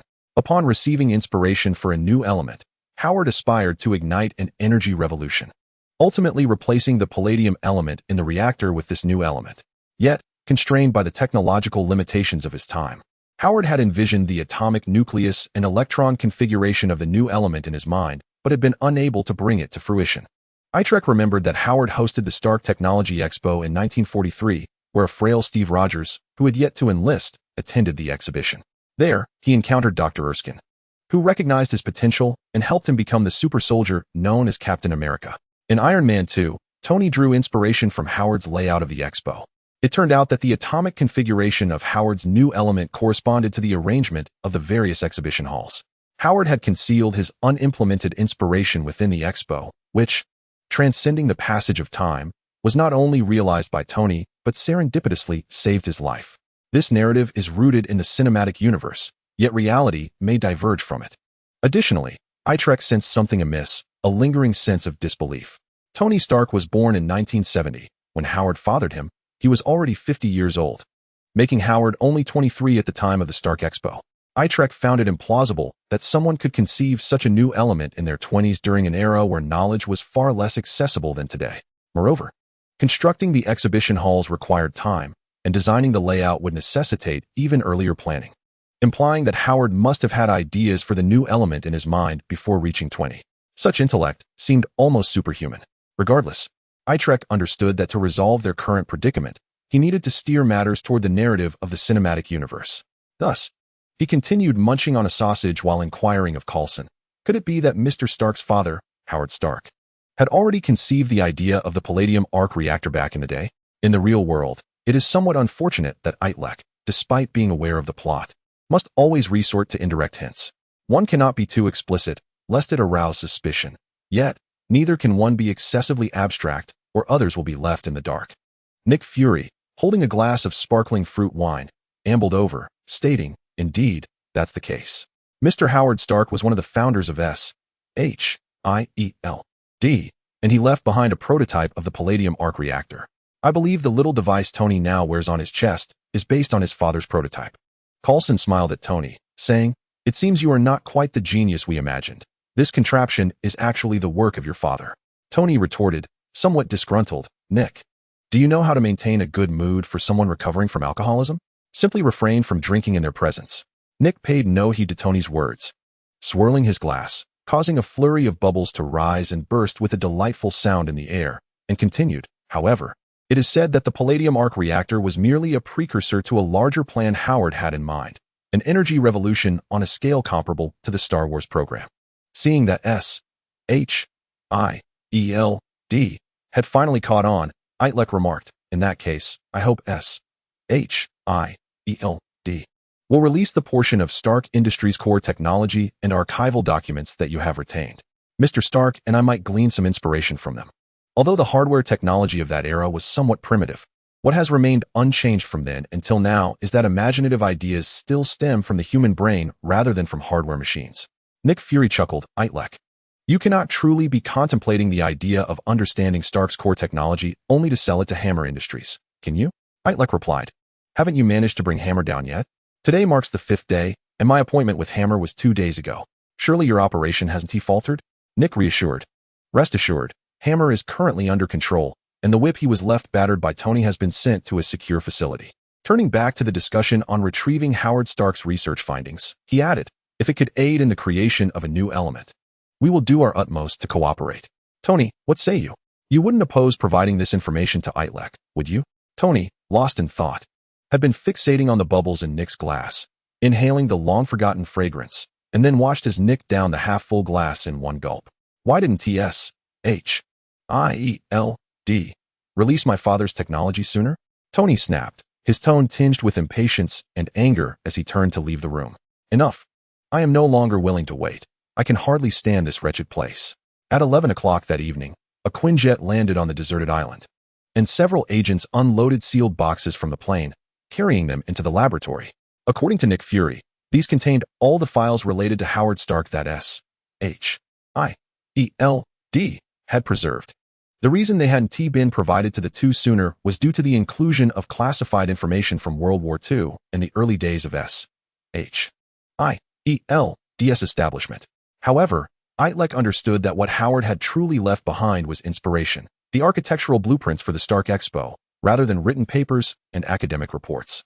Itrek and Tony began to open the boxes, sifting through the artifacts within.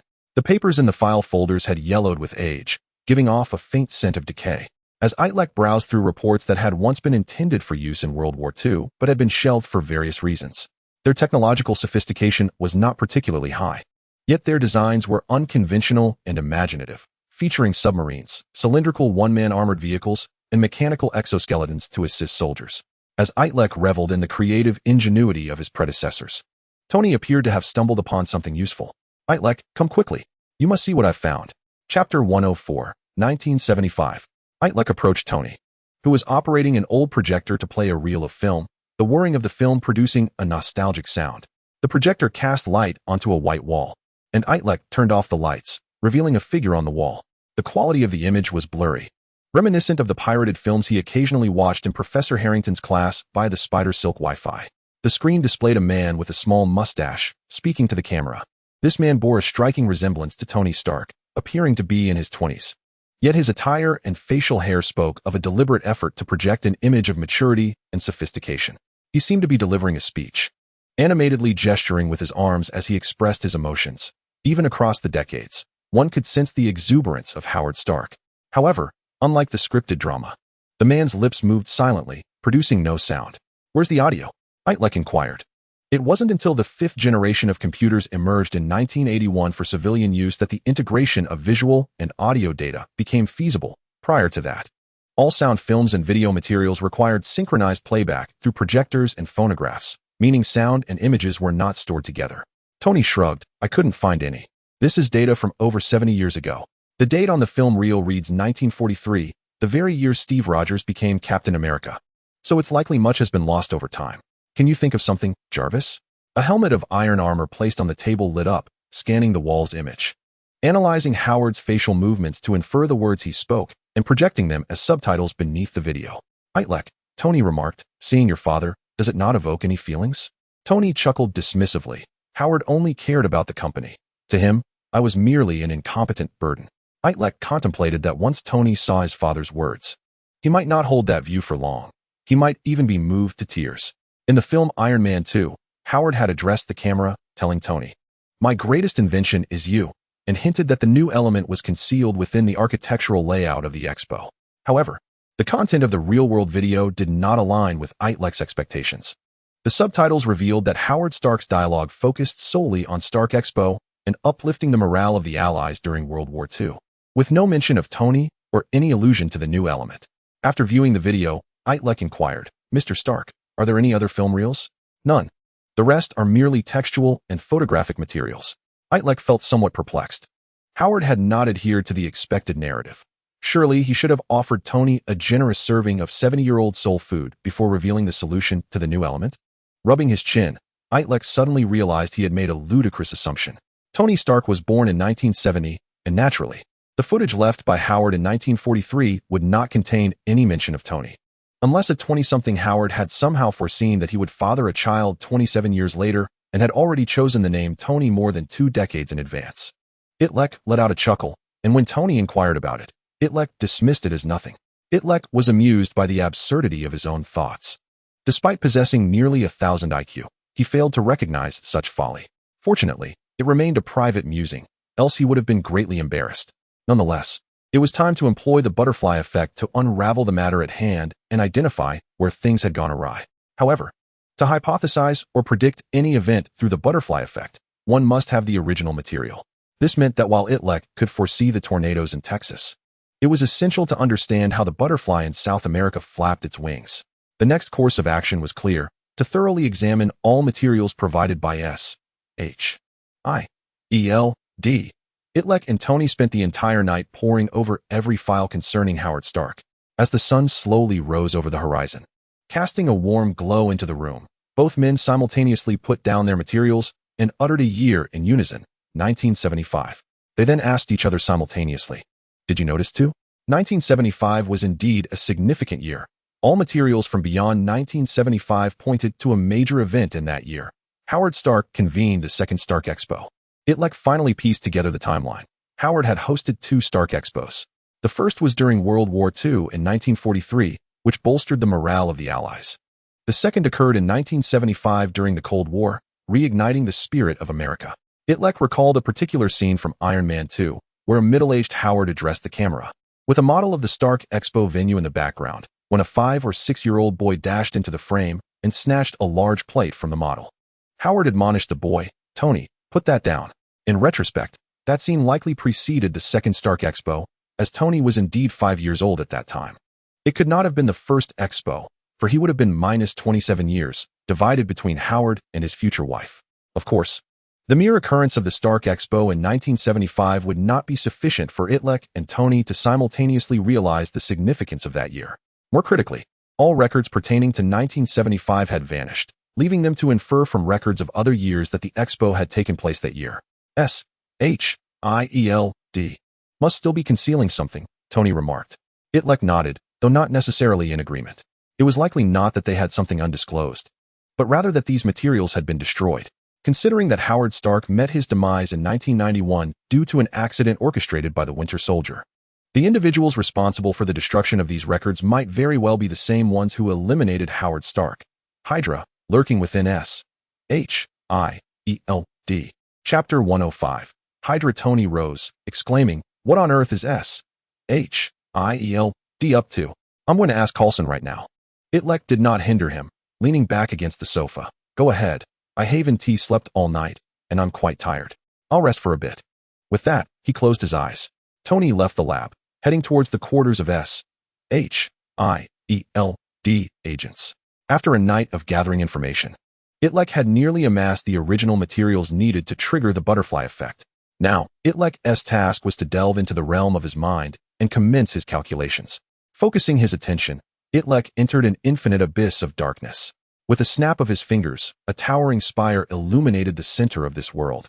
Akin to striking a match in the night, Itrek ascended the tower. The first level, inhabited by the new intelligent, had already been illuminated by Itrek. Its radiance steady and robust, capable of addressing most problems beyond the grasp of ordinary minds. The second level, the ultimate intelligent, had been activated when Itrek acquired Spider-Man's abilities, allowing him to balance efficiency and stability, neither too exhausting nor too slow. The third level, the hyperbeing, could only be accessed with an IQ exceeding 1,000. Itrek had only ventured here a handful of times, and with his current condition, he feared he could not remain stable in this level for long. Itrek arrived at the second level of the mental tower, sitting cross-legged in the central hall. The information from the materials he had just reviewed with Tony swirled around him as colorful motes of light, colliding and coalescing, then fracturing and dispersing like a host of playful fireflies, flickering in and out. Itrek closed his eyes in contemplation, and the full picture began to unfold like a painted canvas, gradually coming into focus. The destruction of the records pertaining to the 1975 Stark Expo was likely connected to Howard's assassination by Hydra in 1991. In the cinematic universe, S.H.I.E.L.D. and Hydra were two sides of the same coin. In 1943, Steve Rogers met scientist Erskine at Howard's first Stark Expo, where he joined the Super Soldier program and, with the aid of Erskine and Howard, became Captain America, leading the Allies to defeat Hydra. The combatants in World War II were the Allies and the Axis powers, with Hydra serving as a research division affiliated with Germany, led by Red Skull, a subordinate of Hitler. After Captain America defeated Hydra, its leaders faced varied fates. Red Skull was transported by the Tesseract to Vormir, becoming the keeper of the Soul Stone until his re-emergence in Avengers: Infinity War. Another leader, Chief Scientist Dr. Arnim Zola, a timid, bespectacled dwarf, was captured by Captain America at the cost of his dear friend Bucky. Zola surrendered and joined the Allies. Later, Howard, Peggy, and Pierce formed S.H.I.E.L.D., with Zola also joining their ranks, serving the organization. In Captain America, the Winter Soldier, Captain America and Black Widow infiltrated a secret S.H.I.E.L.D. base, discovering an entire room filled with computer servers. These servers were the digitized consciousness of Dr. Zola, who, to delay an incoming missile strike, recounted his experiences after joining S.H.I.E.L.D. Zola had not fully committed himself to S.H.I.E.L.D.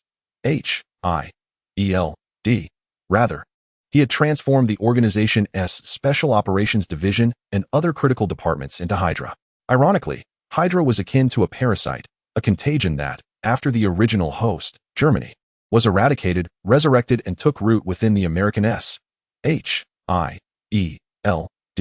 The Hydra-infested Special Operations Division housed a super soldier known as the Winter Soldier, who was none other than Bucky, Captain America's friend from the war.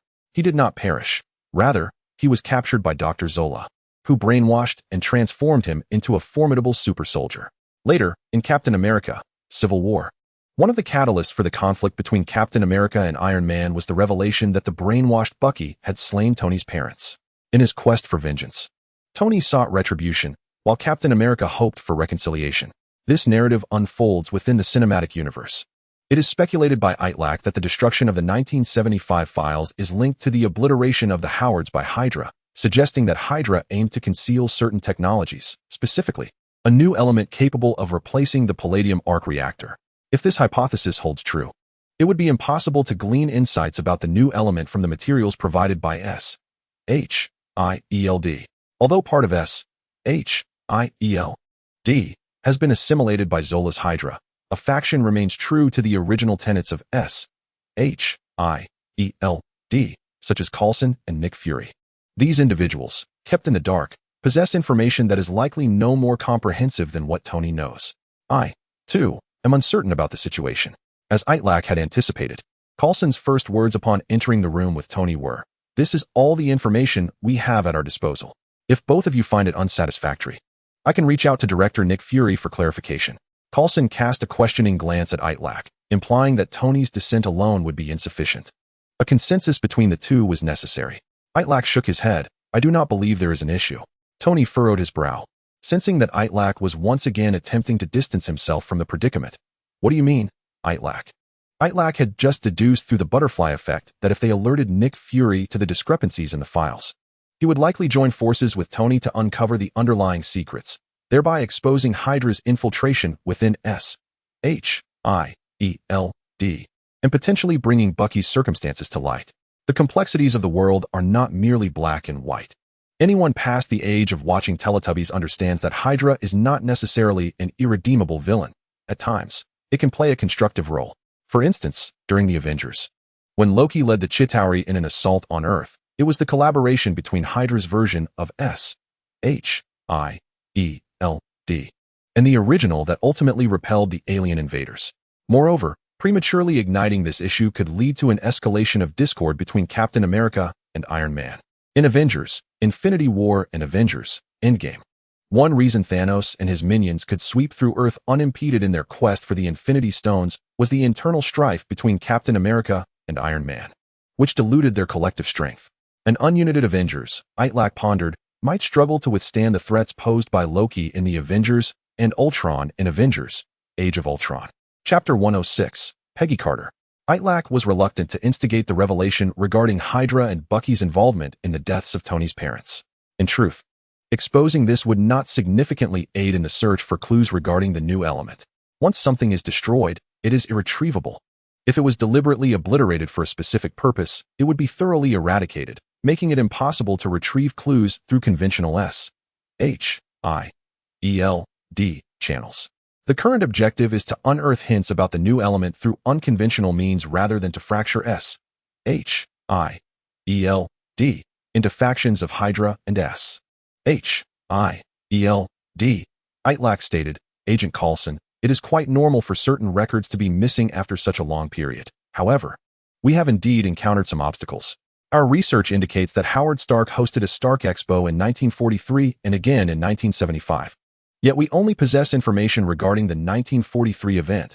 The records from 1975 are absent." Coulson responded, "I've heard director Nick Fury mention that a fire occurred in the archives 2 weeks before I joined S.H.I.E.L.D.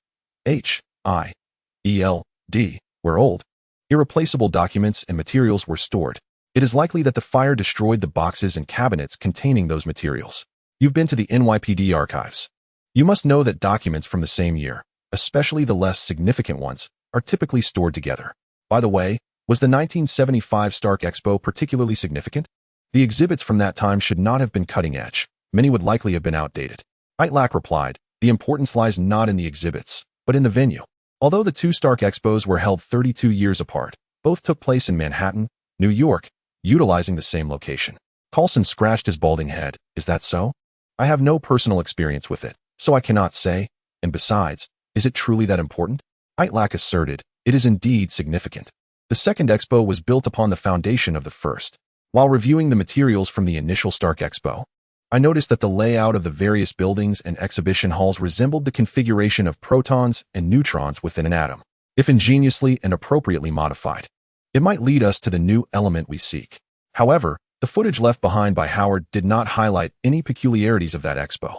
I surmised that Howard Stark's initial layout for the expo venue was a serendipitous endeavor that ultimately inspired his understanding of the new element structure, culminating in the second Stark Expo 32 years later.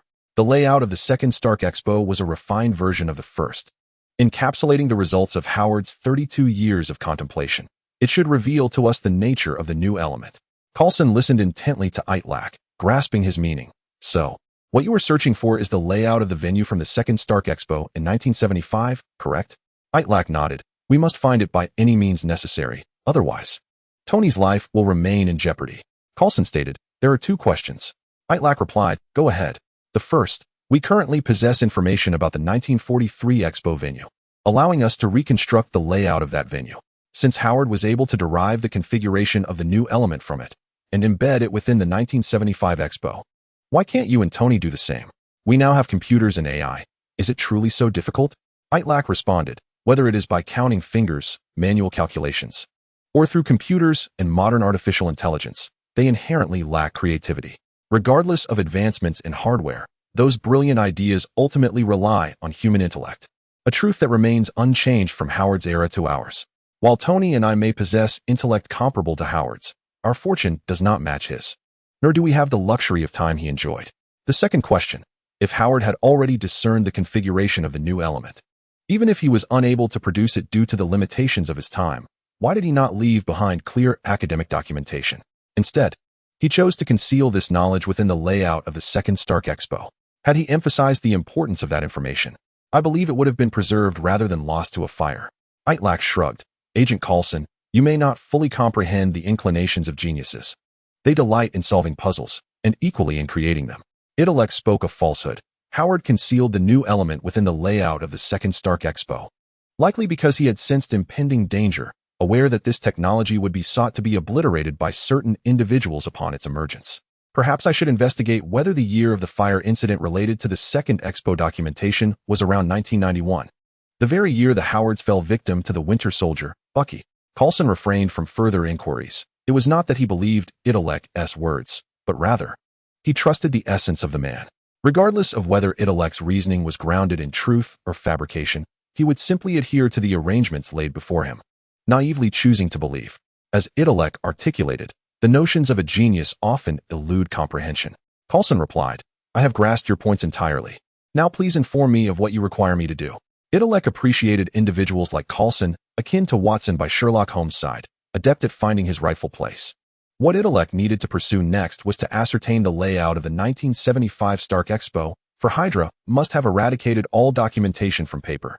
Yet, some information might reside not on paper, but within human memory. In 1975, the second Stark Expo was not a clandestine gathering among those still living. There surely were individuals who attended that expo, although these individuals might not recall the architectural layout in its entirety. Coulson remarked, I happen to know someone who undoubtedly attended the expo. She is a close friend of Howard Stark and, along with him and Pierce, was instrumental in establishing S.H.I.E.L.D. after the Second World War. Itrek had already surmised her identity, Peggy Carter, the former love of Captain America, now at the venerable age of 92. However, Peggy was not an individual of extraordinary intellect, and at her advanced age, it was uncertain whether she could still recall events from that time. Would you like me to take you to see Peggy? Coulson inquired. If necessary, I can request permission from the director for both of you to temporarily leave this place. Itrek responded, if that is indeed possible, it would be splendid. I believe we could extract insights from Ms. Carter regarding the layout of the 1975 Stark Expo. Tony, having listened quietly for a considerable time, felt that Itrek's earlier assertions were plausible. Yet the idea of seeking guidance from a nonagenarian to sketch a map of an expo attended 50 years prior seemed utterly absurd. Tony questioned, Itrek, are you certain that you can elicit information from her?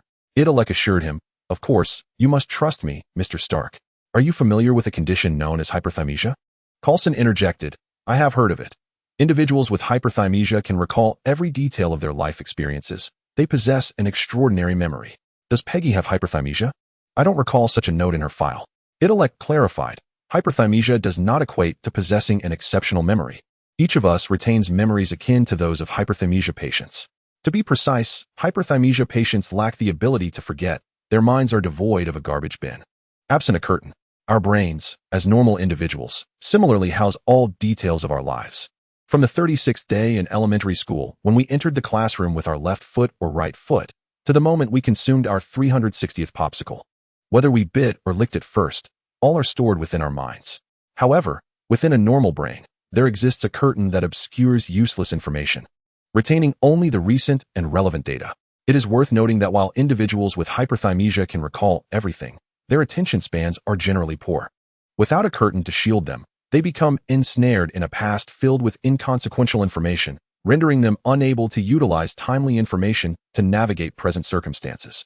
Tony replied, I am not an expert on the human brain, but even if what you say is correct, Peggy's memories of the 1975 Expo are likely veiled beneath this curtain you speak of, and no one can lift it. Intellect countered, I can. Tony retorted, I do not believe it. Coulson interjected, I believe. Coulson was aware of Intellect's cerebral abilities, having witnessed him weaken his own intelligence to that of a simpleton while lifting Thor's hammer. Utilizing this cerebral prowess, Intellect could similarly diminish Peggy's ability to forget, lifting the veil obscuring her memories, allowing her to recall events from 1975. After a brief discussion, the trio established a plan, with Coulson seeking permission from Nick Fury to take the two of them off the island to visit the bedridden Peggy Carter in the hospital. Each had different expectations regarding the outcome of this endeavor. Coulson held unwavering confidence, believing in Intellect's capabilities and asserting that the mission would undoubtedly succeed. Tony remained skeptical, feeling an underlying unease despite Intellect's eloquence, estimating the chances of success to be a mere 50-50.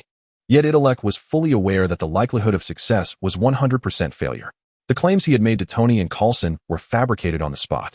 Although Intellect possessed a high IQ, he was not a hyperthymesia patient and had limited understanding of the mechanisms of human memory and forgetfulness. He relied on real-time online searches and his increasing familiarity with the craft of acting to convince the two. Furthermore, Intellect's current cerebral abilities allowed only for reading thoughts, not altering them. Forcibly modifying Peggy's brain functions would lead to a catastrophic collapse of her memories. The true intent behind Intellect's action was not Peggy, but rather another individual. Yet perhaps this individual could no longer be regarded as human. Intellect and Tony waited in the laboratory for an extended period until Coulson returned. Addressing them, Tony, you owe me your gratitude. I assured Director Fury that after a period of adjustment, your self-destructive tendencies have nearly dissipated, and you are now fully focused on the matter of saving your own life. The director has granted permission for you and Intellect to leave the deserted island, provided your purpose is to seek clues regarding the new element. Now follow me. Coulson ushered the two into a black Chevrolet, stating, Buckle up. We are departing. I sincerely hope this mission proceeds without incident, as I wager 6 months of my salary before the director that you would behave appropriately. The black Chevrolet's four wheels rotated 90 degrees sideways, unleashing flames from below as it ascended vertically. Intellect felt a powerful force propelling him back, and the vehicle soared into the sky like a jet.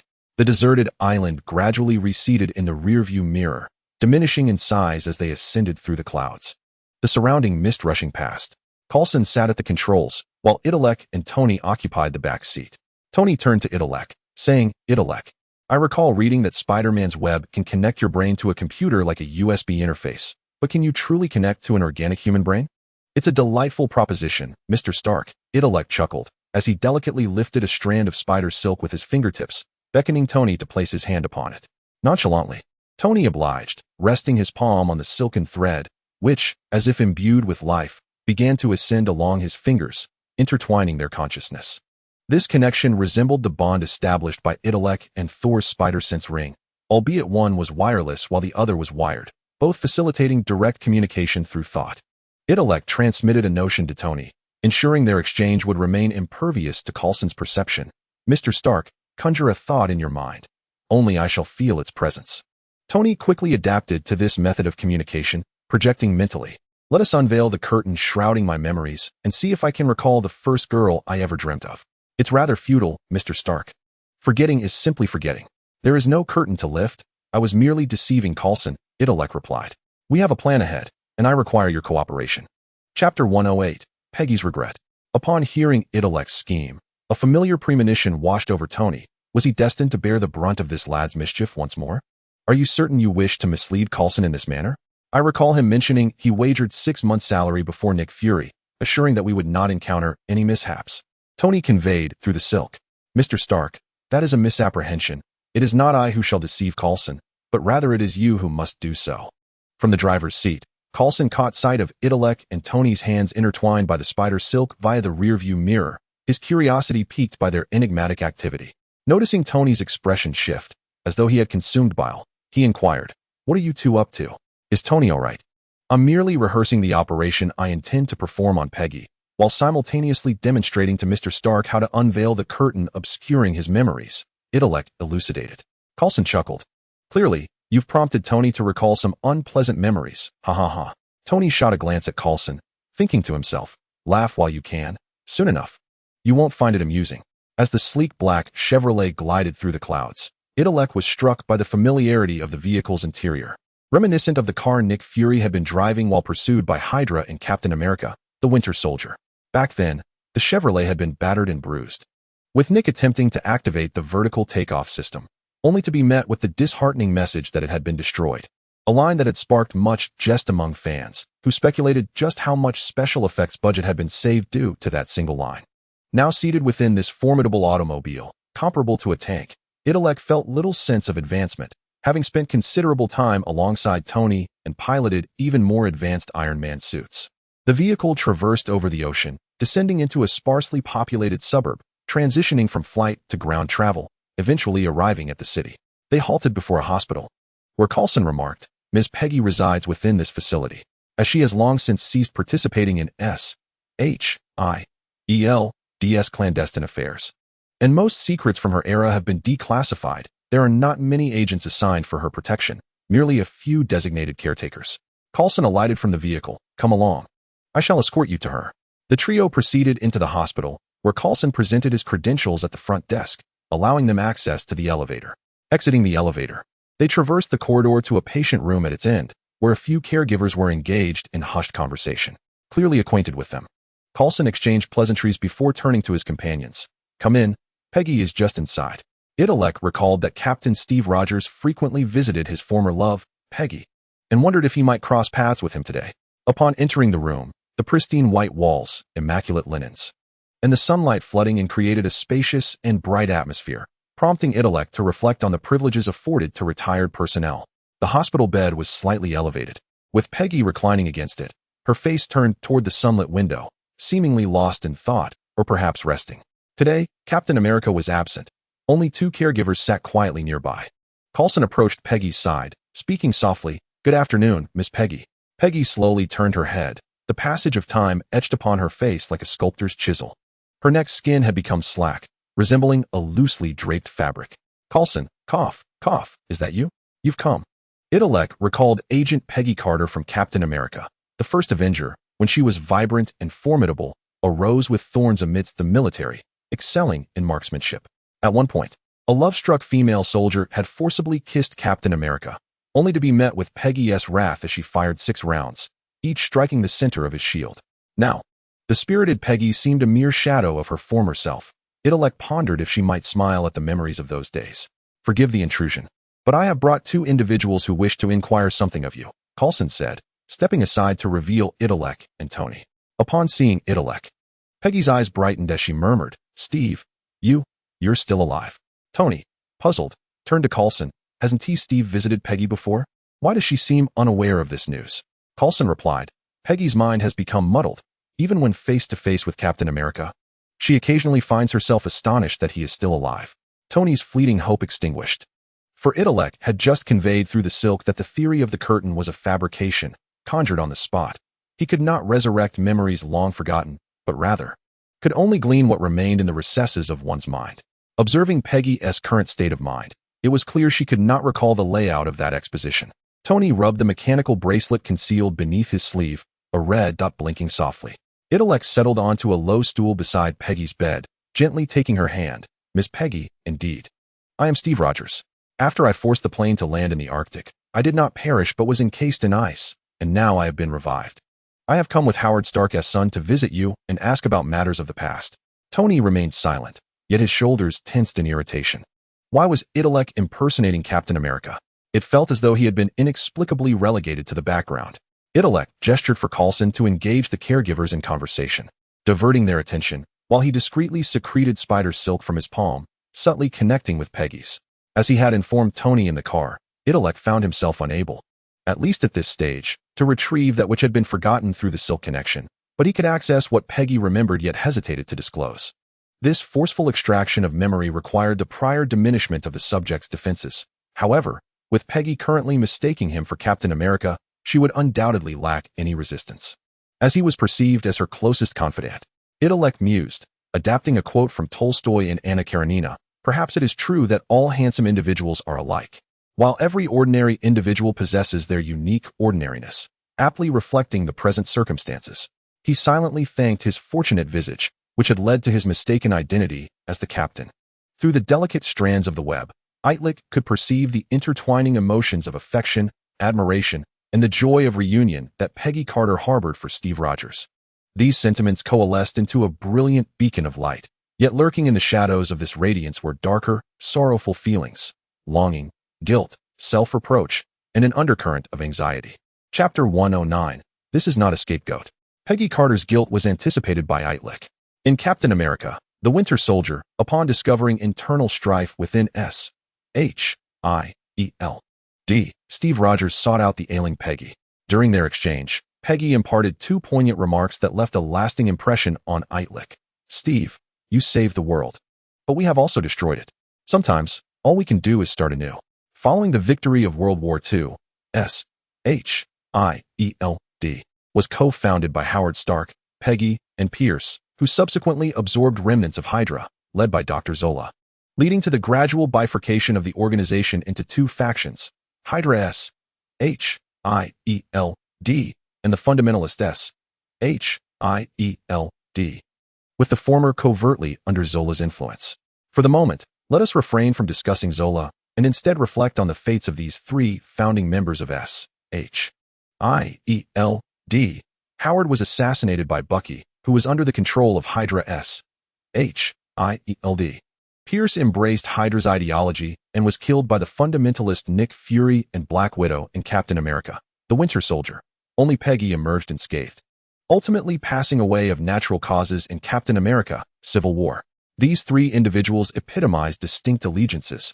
Howard aligned with the fundamentalists, Pierce with Zola and Hydra, while Peggy, adept at navigating the treacherous waters of this conflict, must have straddled both sides, embodying a centrist who compromised with both factions. Her concessions to Zola spared her from Howard's fate, yet they also weighed heavily on her conscience, prompting her to voice such sentiments to Captain America. Although Peggy withdrew from S.H.I.E.L.D. early on, she must have retained some knowledge of Hydra's machinations, secrets she buried deep within herself for self-preservation. However, Itrek was determined to unearth them. He delved into Peggy's memories, seeking a specific location.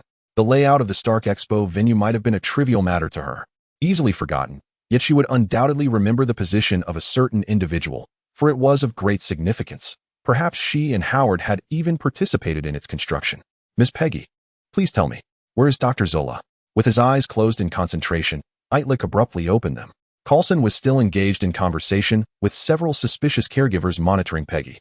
Itrek nodded toward Tony, who approached the window, opened it, and pressed a button on his mechanical wristband. Itrek said, Peggy, close your eyes and rest. I am here with you. Peggy smiled like a little girl, her lips pursed, nestling her head into the pillow as she shut her eyes.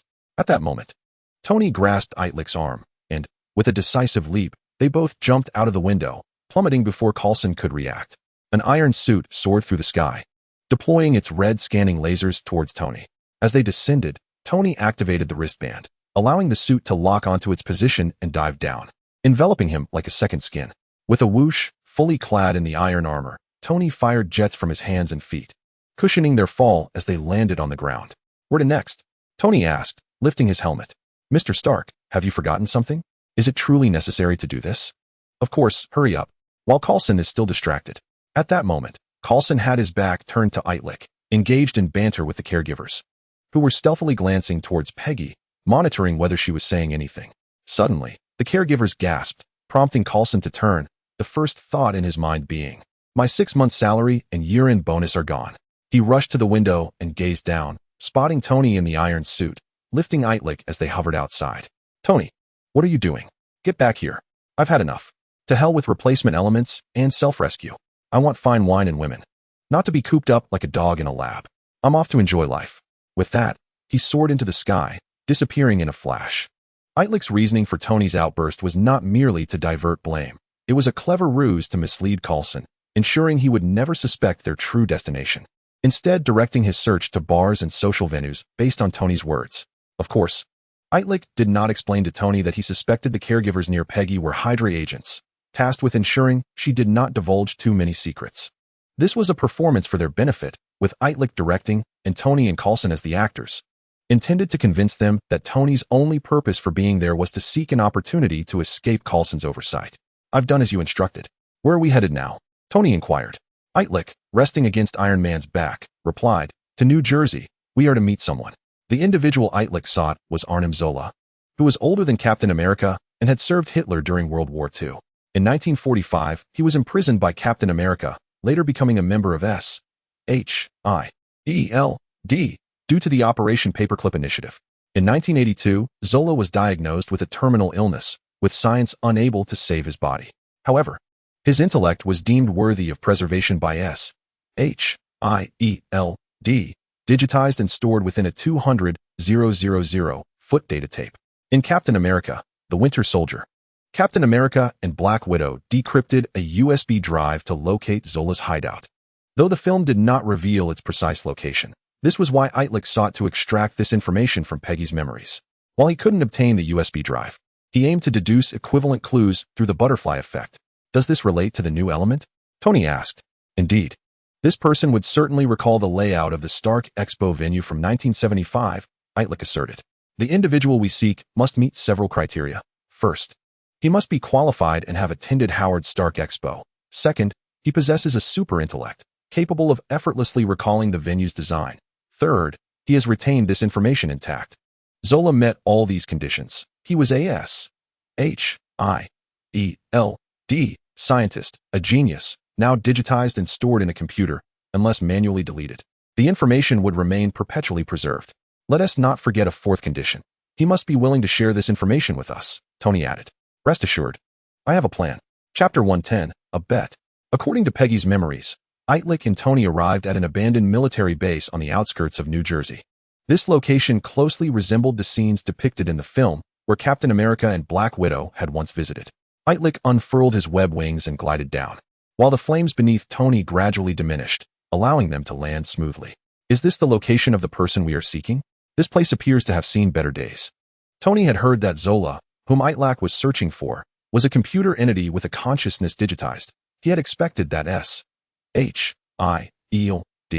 would have concealed such a being in a heavily fortified, high-tech facility, but to his astonishment, Itrek had led them to a site that likely lacked even basic electrical power. As the two entered the barracks, they found themselves in a former training camp for the U.S. Army Reserve during World War II, where the initial training period spanned 6 months before soldiers could be deployed. As the war intensified, the duration of training gradually diminished, from 6 months to 3, then to 1 month, and ultimately to a mere week during the Normandy invasion, when newly recruited soldiers merely collected their weapons and underwent a brief training to ensure they wouldn't accidentally shoot their comrades while loading their rifles before being dispatched to the European front. In Captain America 2, Captain America had mentioned to Black Widow that he had trained here. He recalled a regulation stating that military supply depots could not be established within a 200-meter radius of the barracks, which had led him to discover an anomaly in one of the buildings. It must be said that the combination of Captain America and Black Widow, one a soldier with an innate sensitivity to military facilities, the other a skilled operative with specialized equipment and knowledge, was an exceptional pairing for infiltration missions. Together, they unraveled the enigma, cleared the obstacles, and successfully located Dr. Zola. Itrek remarked, "Peggy remembers it clearly. It was right here that she, Howard, and Pierce assisted in the transformation of consciousness into data when Zola was gravely ill." Tony had faith in Itlek's capabilities and stepped closer to the military camp, which had long been neglected, overgrown with weeds, and in disrepair, with moss creeping up the walls. Dust and cobwebs filled the interior. Tony inquired, "Itlek, has a phenomenon called escape room games gained popularity among young people in recent years?" Itlek replied, "Mr. Stark, please don't say that. You appear quite youthful. However, you are correct. High school students do sometimes indulge in such activities, especially couples." Tony mused that while Itlek's words were always pleasant, his actions often left much to be desired. A competitive spirit surged within him, prompting him to suggest, "I had a feeling. Happy even advised me to invest in a few amusement parks in New York or Monaco to transform them into escape room venues. However, I find our current predicament resembles a puzzle scene. Shall we have a little competition to see who can locate Zola first?" Itlek replied, "Mr. Stark, let us not. Although I possess certain cerebral abilities and some mathematical talent, they won't significantly aid in finding clues or solving puzzles. Moreover, you are currently clad in iron armor. With the AIJARVIS performing data analysis for you, how could I possibly compete?" Tony found Itlek's words quite flattering. He acknowledged that JARVIS could integrate information from all company projects for Tony's use, including finding clues and solving puzzle modules. He quickly stepped forward to face Itlek and began to retreat while conversing, saying, "Itlek, let us not be so definitive. How can one know without attempting?" Itlek shook his head. "There's nothing to try. Losing would be embarrassing, and winning brings no reward." The more Itlek resisted, the more excited Tony became. Extending 3 fingers and proposing, "Let us make a wager. If you win, I will grant you any 3 conditions. If I win, you must never let me take the blame again. If you offend someone, you will face them yourself, and not use me as a shield." With a clap, Itlek swiftly agreed, "Deal." Tony had anticipated some hesitation from Itlek, but was surprised by his prompt acceptance, suddenly questioning whether he had fallen for this trickster's ploy again. Confident in JARVIS's analytical abilities, he wondered what basis Itlek had for his confidence. A sudden realization struck him. "Itlek, let us make this clear. You cannot secretly read my thoughts. If I uncover a clue and you read it beforehand and reveal it, that won't count." Itlek assured him, "Rest easy, Mr. Stark. I require the other person's will to be unresistant and a connection through my threads to read thoughts. I want to know what you're thinking." Tony nodded, considering that perhaps Itlek's guilt from making him take the blame had led to this arrangement, an intentional defeat in a rigged wager to ensure he wouldn't be scapegoated again. He sealed his iron mask with a decisive click, the lights in his eyes illuminating as they scanned the surroundings. "Very well, let us commence our search for the entrance." Itlek halted, stating, "I've found it. It's right here." Tony asked, "What?" Itlek pointed to a nearby military supply depot, declaring, "Zola should be concealed within." Tony, having just sealed his mask a mere 5 seconds ago, reopened it in disbelief. "Are you certain?" Itlek proceeded into the building, explaining, "The camp has regulations that supply depots cannot be located within 200 meters of the barracks. This structure is suspicious." Tony scratched his forehead and followed Itlek inside. They traversed through the empty shelves until they arrived at a wooden cabinet. Itlek pressed down on the edge of the cabinet and, with a forceful push, revealed a hidden door before them. "Mr. Stark, a wager is a wager. I trust one Haven Tea plundered your thoughts?" Tony's expression contorted. Indeed, Itlek had not read his mind, as his JARVIS system had yet to be activated. "No, I Haven Tea lost yet. We have yet to see Zola." Itlek shrugged and stepped through the hidden door, which led to an antiquated elevator encased in iron bars, its ceiling illuminated by vintage bulbs.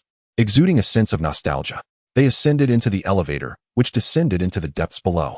After an indeterminate number of levels, the elevator doors opened to reveal a corridor. Following Itlek, Tony pondered how Itlek could be so fearless. Clad in his iron armor, he worried about potential traps or S.H.I.E.L.D ambushes. Yet Itlek seemed utterly unfazed. However, Itlek felt quite secure. What was there to fear? Captain America and Black Widow had traversed this path in the films, scouting for him. Surely, he would be aware of any ambushes. Chapter 111, Zola's Brain. Walking alongside Tony through the corridor, they turned several corners until they encountered a password door that starkly contrasted with the surrounding decor. The prior corridors and elevator were reminiscent of the last century-esque style, while this password door embodied contemporary technology, pulsating with a rhythmic blue light, indicating frequent use. The input area consisted of a 3x4 numerical keypad accompanied by a small screen. Recognizing the moment had arrived to apply his skills, Tony remarked to Itrek, when a person types on a keypad, they leave traces. By analyzing these marks, we can deduce the numbers that comprise the password. As for the sequence, we can infer it from the depth of the impressions. The marks left on the keypad are primarily comprised of skin oils and sweat. Consecutive clicks within a short time frame will cause the oils and sweat to fade successively, thus revealing the arrangement of these numbers. Of course, such subtle traces and differences are imperceptible to the naked eye, but the laser scanning of the iron suit and J.A.R.V.I.S.S. analytical system can discern them.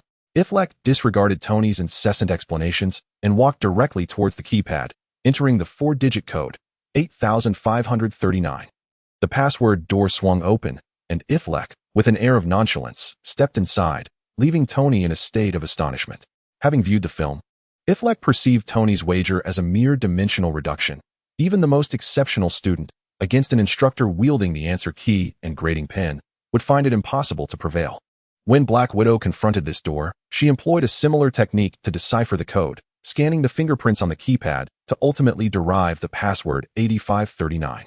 Tony's technical prowess was indisputable, yet regrettably, he had chosen Itrek as his adversary. Tony hurriedly caught up to Itrek, genuinely impressed this time. The man was evidently more than just a mathematical prodigy. Itrek, you. Itrek raised his hand to halt him, stating, "The first condition is not to inquire how I achieved this. As for the remaining 2 conditions, I shall discuss them later when I have contemplated them." Tony swallowed his question, experiencing for the first time in his life the sensation of having his intellect subdued. He mused that the feeling he currently harbored towards Itrek must mirror the sentiments of those foolish shareholders when facing him. Beyond the password door lay a spacious hall, the repository of Dr. Zola's consciousness. Within the hall resided archaic 3rd-generation computers, resembling enormous cabinets, a stark contrast to the compact yet powerful 5th-generation computers of the present. These machines utilized data tapes reminiscent of antiquated film projectors rather than silicon chips for data storage. Each cabinet housed several reels of data tapes, interlocking like intricate gears, entwined like conveyor belts, all interconnected. In total, 200,000 feet, approximately 60,000 meters, of data tapes were stored in these antiquated computers, containing all the information encapsulated within Dr. Zola's mind, including the underlying subconscious and memories, along with the upper layers of conscious awareness. In essence, Itrek and Tony found themselves situated within Zola's brain. Tony was deeply concerned about the potential dangers lurking here, to which Itrek reassured him that there should be no peril.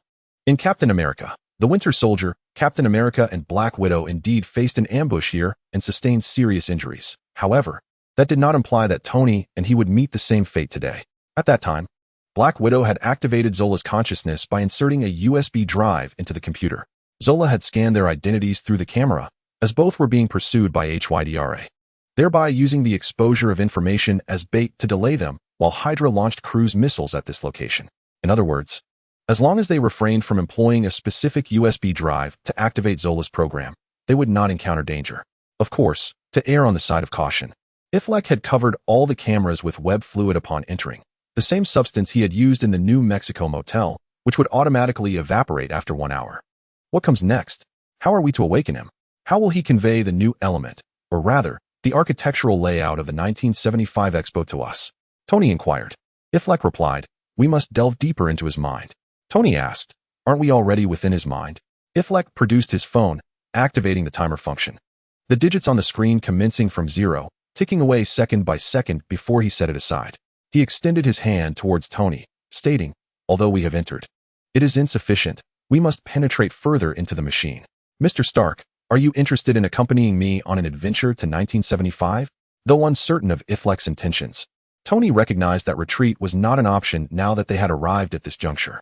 He removed the steel armor from his right arm, revealing his palm, and clasped Itrek's hand. Itrek excreted web fluid from his palm, establishing a connection to Tony's consciousness. With his other hand, he shot out a web, embedded with nerve cells, which crawled towards one of the cabinets, connecting to its interface. Tony felt as if he had lost all weight, floating in a vacuum of the cosmos, his mind hazy, as countless scenes flashed before his eyes, accompanied by a cacophony of murmurs. Eventually, he found himself grounded once more. Upon opening his eyes, he beheld a handsome youth clad in a vintage gray coat, complemented by a white shirt and tie, with old-fashioned leather shoes adorning his feet. Tony tapped his forehead. as if awakening from a long dream, struggling to comprehend the occurrence. "I am Itrek, Mr. Stark. Do you recall me?" The youth's words ignited a spark in Tony's memory, akin to a match igniting gasoline, causing him to recall. "Itrek? Where are we? How did we end up here? Why are you dressed this way?" Itrek pointed into the distance, where newly constructed skyscrapers of the 1970s stood, albeit lacking the dazzling neon of the 21st century Stark Tower, yet exhibiting a neat, austere, and conventional appearance. "We have arrived in 1975. Over yonder lies New York City, where Howard Stark is currently hosting the Stark Technology Expo. We must go and take a look." Though Tony found himself bewildered by the present circumstances, he remembered that the layout of the expo represented the new element that could save his life. "All right, let us proceed." "Wait, you cannot go dressed like that." Tony glanced down to find himself still adorned in his advanced steel armor, an incongruous sight amidst the surrounding environment. "Where did you find that outfit?" Itrek gestured to his head. "Right here." Chapter 112. A world of idealism. Perceiving Tony's lingering confusion, Itrek personally demonstrated, "Mr. Stark, visualize in your mind that my coat is royal blue." With that, Itrek closed his eyes and concentrated, transforming his gray coat into a royal blue one. Tony's eyes widened, for not only had the color of the coat shifted, but its style and even material had subtly altered. "Mr. Stark, we are not in the realm of reality, but rather within Dr. Zola's memories. This segment is from 1975.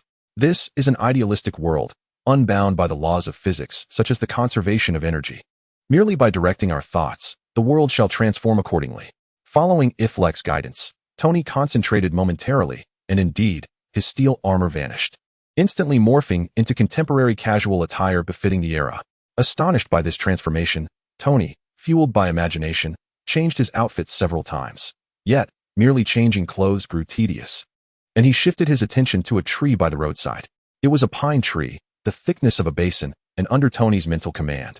The tree ignited in a conflagration, flames consuming it before extinguishing, leaving behind a structure that appeared as if sculpted from transparent glass, shimmering and reflecting a dreamlike spectrum of colors in the sunlight.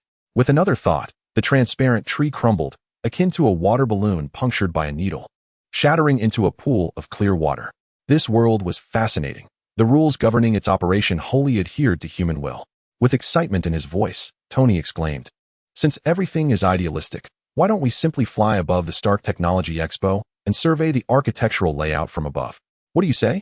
Itrek waved his hand, contemplating the transformation of that puddle back into a pine tree, and shook his head, saying, "Mr. Stark, the idealistic world is indeed entirely governed by human will. And this is an undeniable truth. For this world is fundamentally a creation of human volition. It is akin to the fantasies that fill our minds when we pursue unattainable romantic interests. Although we may not possess them in reality, within our imagination, we can demand and indulge in whatever we desire, unrestrained. Of course, one might aptly refer to this as mere wishful thinking. It is also reminiscent of a novel penned by an author. If the author declares in their narrative that the moon is red, then within the confines of that fictional universe, the moon is indeed red. But what of it?" Tony interjected, aware that Itrek's words were leading to a pivotal point. "However, Mr. Stark, I implore you to ponder this question. Whose will does the operation of this idealistic world heed? You just stated that it is entirely subservient to human intent. If this idealistic realm were to possess a singular will, then the world would naturally revolve around that singular intent. But what if there exist 2, 3, or indeed multiple wills within this realm?" Tony had also harbored a vague inquiry regarding Itrek's assertions. If both he and Itrek simultaneously wished to alter that tree, which will would prevail? Itrek replied, "The matter is not as convoluted as it may seem. Consider, if you will, a scenario within a novel where 2 authors have inadvertently intertwined their narratives. One author completes a chapter at their computer and steps away for a meal, during which time, the author's 2 young nephews, aged 7 or 8, seize the opportunity to leap onto the desk and append numerous alterations to the original chapter. This situation mirrors a story with multiple authors, where the idealistic narrative simultaneously adheres to the wills of various individuals." Tony listened intently, finding Itrek's analogy quite intriguing. He wondered who the 2 children represented. Itrek continued, "One of the children notices a passage describing a pine tree at the roadside, as thick as a basin. This child, in a fit of creativity, modifies the text to state that this pine tree first catches fire, then transforms into transparent glass, and ultimately becomes a puddle of water." Tony nodded in agreement, remarking, "That child possesses a vivid imagination. They might very well grow up to be a brilliant inventor. Itrek went on. The other child snatches the keyboard away, deleting the first child's contribution and reverting the text to its original description of the pine tree, as thick as a basin. Tony inquired, so? What you are implying is that when multiple wills exist within an idealistic world, the last voice holds the advantage, and the ultimate manifestation of the world will align with the final intent? Itrek shook his head once more. Yes, but not entirely. Do you know why the second child chose to erase the first child's words and revert to the original content? The second child is slightly older and more discerning. They understand that if their uncle discovers the narrative has been tampered with, both of them will face reprimand. Tony found this analogy somewhat unsatisfactory, sensing an underlying critique in the assertion that the second child was more sensible than the first. Itrek continued, this idealistic world is Zola's recollection from 1975. It is his narrative, granting him the ultimate authority over it. We are merely two children who have jumped onto the computer desk, eager to glimpse the content within. The difference lies in the fact that we can peruse the chapters of the novel without altering its content. However, our circumstances are situated within a microcosm of consciousness, where the observer effect is amplified. If we wish to perceive what we desire, we must inevitably engage and alter Zola's memories within this narrative. Tony nodded thoughtfully, and Itrek granted him a few moments to reflect before continuing. Mr. Stark, let me pose you another question. If these two children, while secretly viewing the author's narrative, must make alterations to the original text without being discovered by the author, how should they proceed? Tony responded, if they must alter the original text, then the changes should align closely with the original author's style, mimicking their diction and narrative flow. In such a case, when the author returns from their meal to review the text, even if it deviates slightly from the previous writing, it may escape detection, perhaps leading the author to believe it was their own work. Itrek affirmed, precisely, this is the task before us. While we may have the liberty to amend the content within this idealistic world, the more alterations we make, the more likely Zola, the original author, will discern inconsistencies. Thus, we should strive to minimize changes, even masquerading as inconspicuous passers-by from Zola's memories, blending in as visitors at the Stark Expo, discreetly noting the layout of the venue. Chapter 113, Dimensional Strike. Itrek and Tony donned appropriate attire befitting the era, and Tony conjured a walking stick, a symbol of civility that a middle-aged man of that time would likely carry. Subsequently, they engaged in a brief meditation session, practicing the discipline of refraining from their own thoughts. The rules governing reality and the idealistic world differ significantly. In reality, one can freely contemplate, even indulging in flights of fancy about the Statue of Liberty across from Liberty Island in New York Harbor, as long as no actual actions are taken. However, in the idealistic realm, uncontrolled imagination may result in the Statue of Liberty manifesting actions as envisioned. Both sought to refrain from altering this world, should changes prove unavoidable. They aimed to align their thoughts with Zola's conceptions, ensuring Zola remained oblivious to any intruding consciousness, to avoid raising Zola's suspicions. Itrek and Tony awakened in the outskirts of New York City. Itrek conjured a vintage muscle car, its appearance markedly extravagant compared to contemporary sleek designs. They climbed aboard, and Itrek drove toward the city center. Tony gazed out of the window, absorbing the streetscape. Born in 1970, it was now 1975, the year of the second Stark Expo, and he was precisely 5 years old. Having grown up in Brooklyn, Tony was well acquainted with the streets and remarked to Itrek, I recall that just around the next two bends, there should be a black gentleman selling barbecued pork ribs in a side alley. Before I turned 10, I often sneaked out, deceiving my nanny to buy them. The food appeared somewhat unclean, yet the flavor was truly delightful. The mere scent of charred meat would make my mouth water. Itrek, gripping the steering wheel, focused intently on the road ahead, inquired, and after you turned 10? Then Howard purchased that plot of land and erected a building.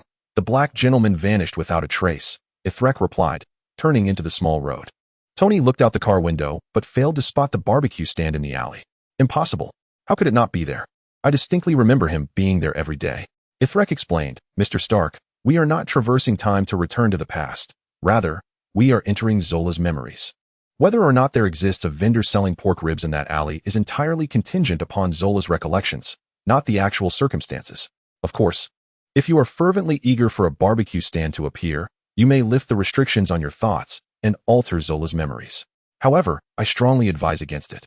For you can simply exit Zola's memory after a while and reflect upon it within your own recollections. At that moment, even if you envision the entire street populated by an African-American gentleman grilling pork ribs, it would be of no consequence. Tony nodded and inquired, Itrek, I have another question. What if we truly set our minds to it and transformed this world excessively, only for Zola to discover something amiss? What would happen then? Itrek responded, Mr. Stark, if two conflicting thoughts arise within your memory, say, one thought suggests that the African-American gentleman grilling pork ribs was forced to move away after you turned 10, while another thought insists you continued to sneak out for those ribs post your 10th birthday. What would you do if both thoughts coexisted and your conscious mind caught wind of them? Tony pondered for a moment, acknowledging that such instances do occur occasionally, where one may stumble upon two contradictory memories, often indicating that one of them is erroneous. I've experienced this myself. I typically feel a sense of strangeness initially. Then I summon related memories to ascertain which thought is incorrect. For instance, I might recall whether Howard indeed purchased that land to convert it into a building or reflect on the height difference between myself and that gentleman. I was quite short as a child, but I experienced a growth spurt between the ages of 11 and 12, reaching my current height around 14 or 15.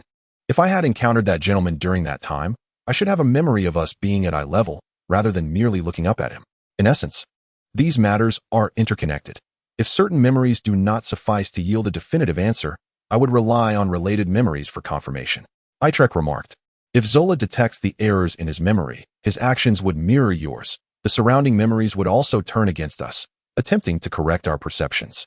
Tony asked, if our imagination, or rather, our ability to act upon our thoughts is sufficiently robust to resist the surrounding memories, wouldn't Zola be powerless against us? Perhaps he would even acknowledge the reality of the constructs we've created with our thoughts? There are times when, even when linking to surrounding memories, we cannot ascertain which of the two contradictory memories is the truth. Itrek shook his head.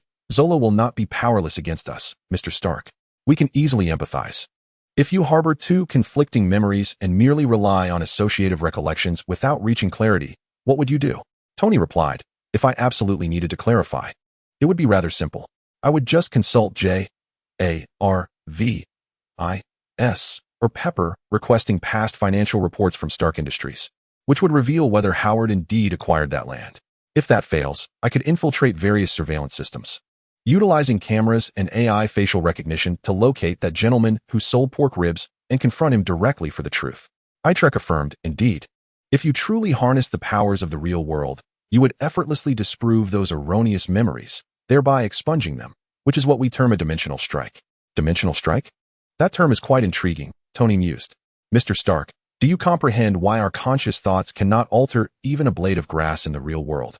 Yet in the idealistic realm of memory, the world transforms in accordance with our thoughts? I believe this relates to the aforementioned dimensional strike.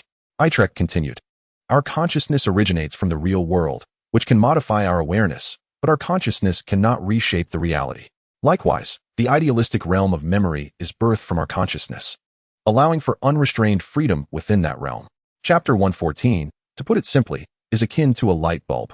Zola's computational brain serves as the material foundation of this idealistic world. Once Zola becomes aware of an encroaching will, he can launch a dimensional strike from the material to the spiritual realm, expelling Itrek and Tony's wills. However, Itrek harbors concerns beyond this. He is more apprehensive about the potential for Zola to exact physical retribution upon him and Tony in the real world. When Black Widow and Captain America reawakened Zola, he immediately commanded Hydra agents embedded within S.H.I.E.L.D. to launch missiles at this location. It is likely that he and Tony would face a similar fate. Itrek drove onward, heading toward the exhibition venue. The memory that Itrek and Tony were experiencing was set at the moment Zola accepted Howard's invitation to attend the Stark Expo. Presently, Dr. Zola should be preparing to explore the venue. As they drew nearer to the venue, Tony noticed the pedestrians appeared to be gradually growing taller, regardless of gender. Their average height surpassed that of contemporary individuals by a head or two, even the children towering around 1.80 meters. The streets widened, vehicles enlarged, and buildings rose higher. Itrek concentrated, expanding the car he was driving, instantly creating a more spacious interior. Mr. Stark, now, concentrate and enlarge your body. Tony, perplexed, queried, Itrek, do you mean entirely or partially?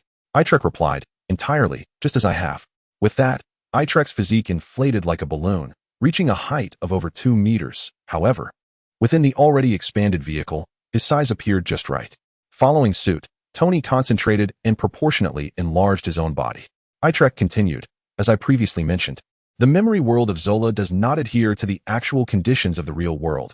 It follows Zola's personal perception of the world, which, like each of us, is imbued with subjectivity. As we approach Zola's consciousness, this subjectivity intensifies.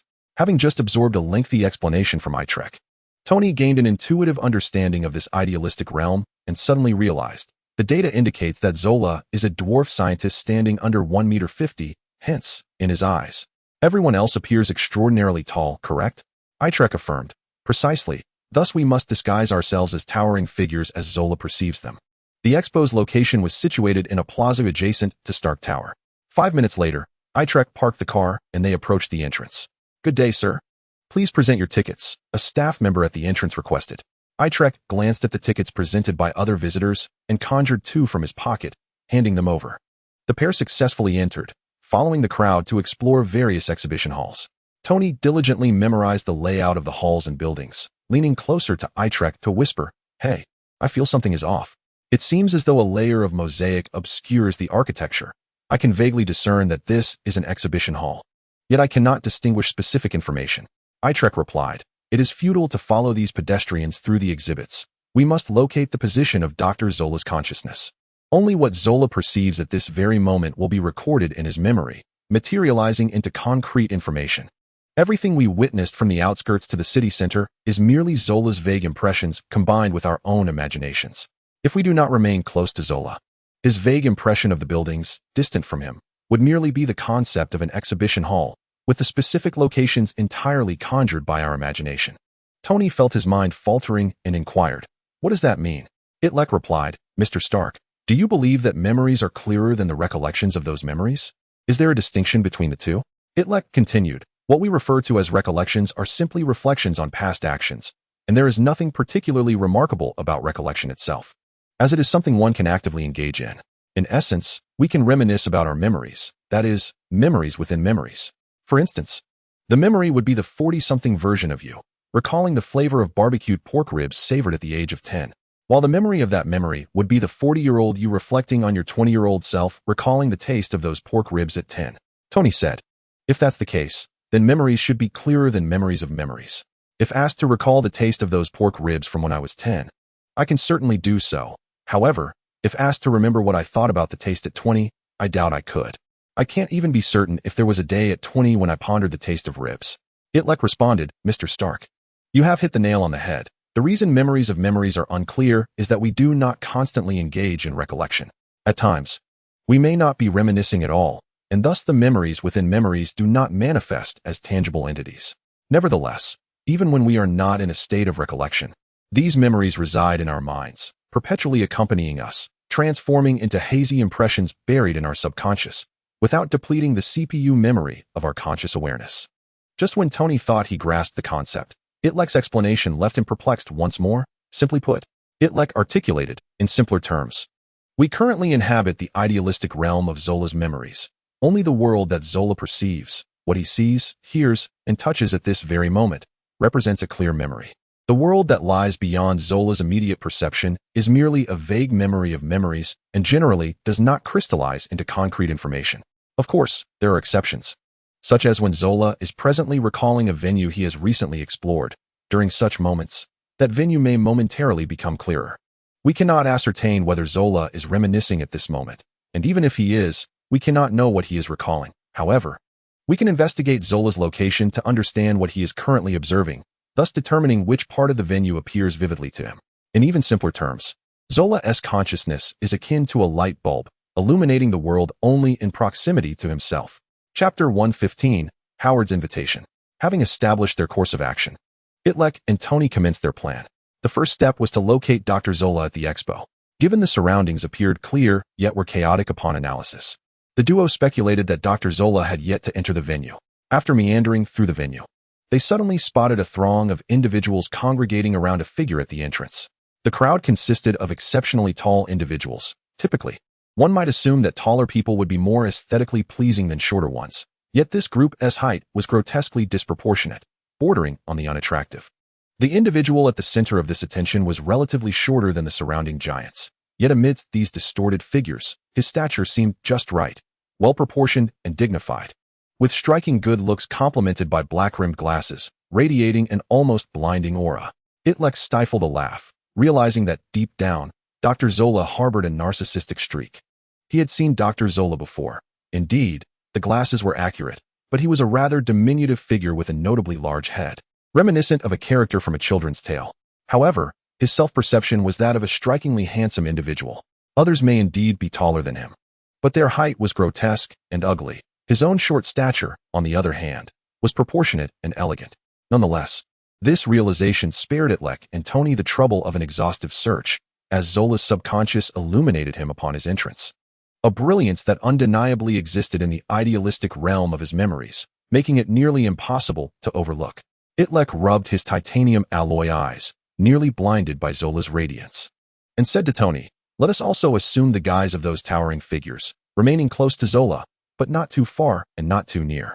The two focused their thoughts, altering their appearances to blend in as passers-by, strolling near Zola as he explored the exhibits. Zola, leaning on his staff of civilization, ambled leisurely through the various halls of the expo. As he progressed, the exhibits gradually became clearer, transforming from mere concepts into observable entities akin to those in the real world. Both Itrek and Tony, being super geniuses, required little effort to memorize the layout of each structure and glean insights from the elements simply by following Zola through the venue. Initially, Tony harbored a lingering concern. As he noticed that many of Zola's memories were distorted, he feared that the information regarding the expo might also be skewed. However, he soon realized his worries were unfounded. Although Zola's psyche was indeed distorted, he was also a super genius with remarkable scientific aptitude. His impressions of people may be warped by his subconscious, yet his memory of objects was meticulous. "We are currently situated in the Future Weapons Exhibition Hall," the presenter explained. "This weapon is called an electromagnetic pulse cannon. Its previous purpose was to incapacitate enemy electronic devices. S.H.I.E.L.D. Industries has refined and enhanced it, enabling it to discharge arcs that can inflict damage on living beings." As the presenter spoke, he pressed a button, and the weapon, resembling a rifle, crackled to life with arcs of electricity, eliciting gasps from the onlookers. Itrek and Tony blended into the crowd, observing the equipment. Tony, who typically found little interest in such antiquities, recognized that the items on display were already documented in S.H.I.E.L.D. Industries archives. Moreover, he had grown increasingly averse to the military weaponry produced by S.H.I.E.L.D. Industries, particularly after his escape from terrorists, as he viewed it as a dark chapter in both his and his father Howard's history. However, since Zola had ceased his forward movement, the two had no choice but to remain near him, perusing the exhibits. As the presenter continued, a plethora of information emerged around the exhibits, detailing precise measurements down to the micrometer, material specifications, enhancement proposals, combat assessments, and evaluations of military prospects. This information materialized akin to the annotations Tony would see through Jarvis upon donning the Ironman helmet. Tony inquired, "Are those annotations made by Zola?" Itrek confirmed, "Indeed. They are his brain's evaluations and descriptions of the weapon upon viewing it." The presenter then introduced several more weapons: an enhanced individual rocket launcher, a magnetic storm combat suit, a defensive prism tower, and an offensive prism tank.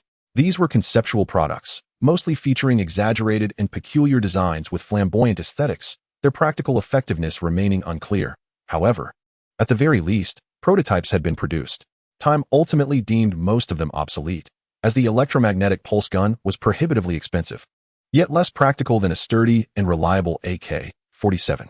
Certainly, a small portion of the grand ideas has survived the test of time, evolving into the core technologies of S.H.I.E.L.D. Industries, while others have caught the attention of subsequent gaming companies, which have adapted the conceptual designs into architectural elements and units for war games. The narrator meticulously elucidated all the products, and after a brief intermission of 10 minutes, prepared to guide the next group of visitors. Zola, accompanied by his bodyguard, departed to explore other exhibition halls. As Zola ambled through the displays, he absorbed the majority of the exhibits, while Itrek and Tony noted the architectural wonders they encountered along the way. The group meandered through the expo for nearly an hour before Zola paused before an exhibition hall showcasing civilian technology. On display was a car, its surface gleaming with a vibrant red finish, touted as a magnetic levitation vehicle.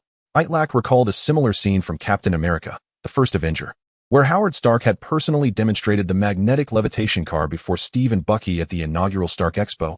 Despite his efforts, the vehicle had failed to take flight. Now, over 30 years later, one wondered if technological advancements had been made.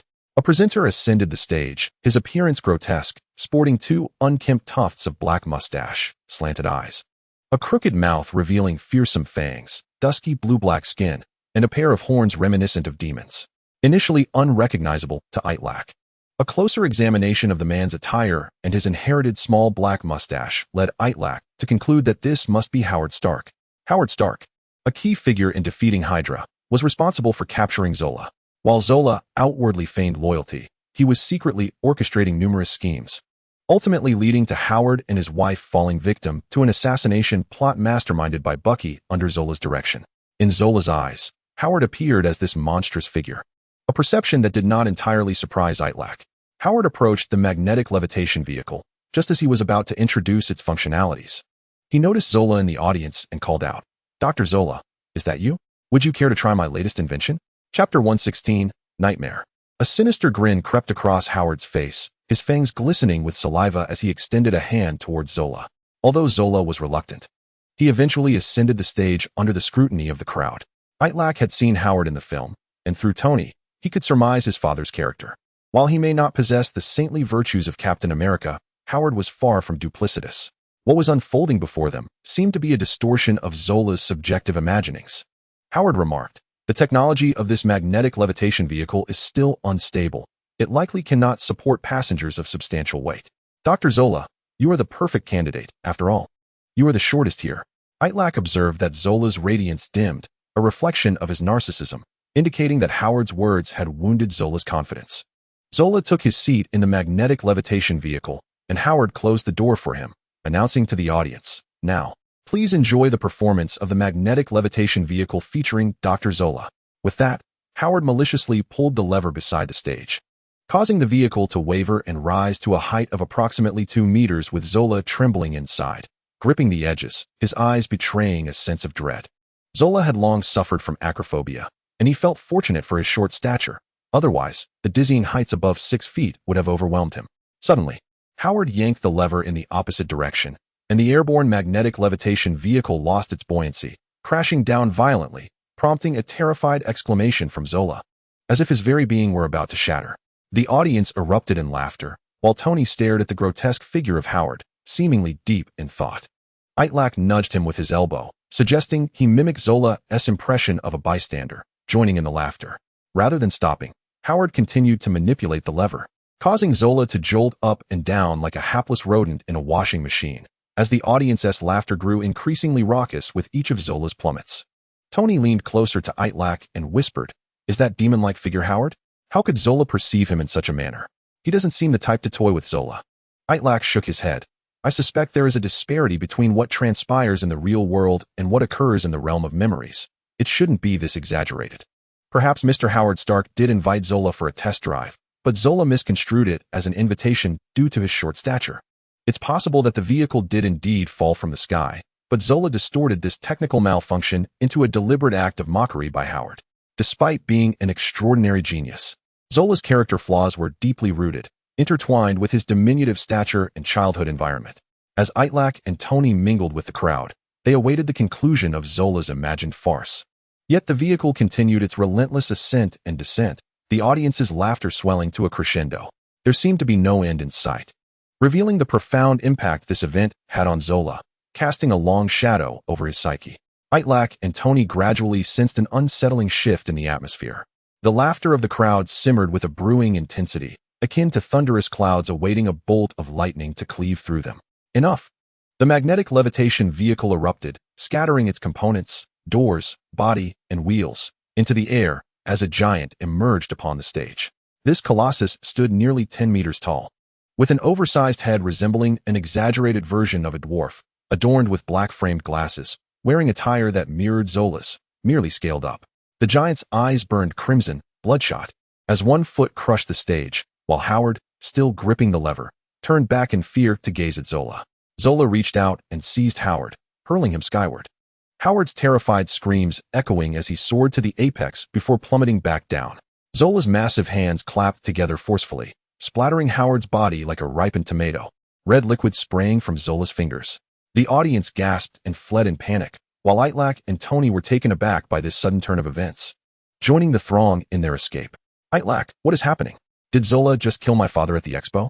Caught in the rush of the crowd, Itrek and Tony analyzed the unfolding situation.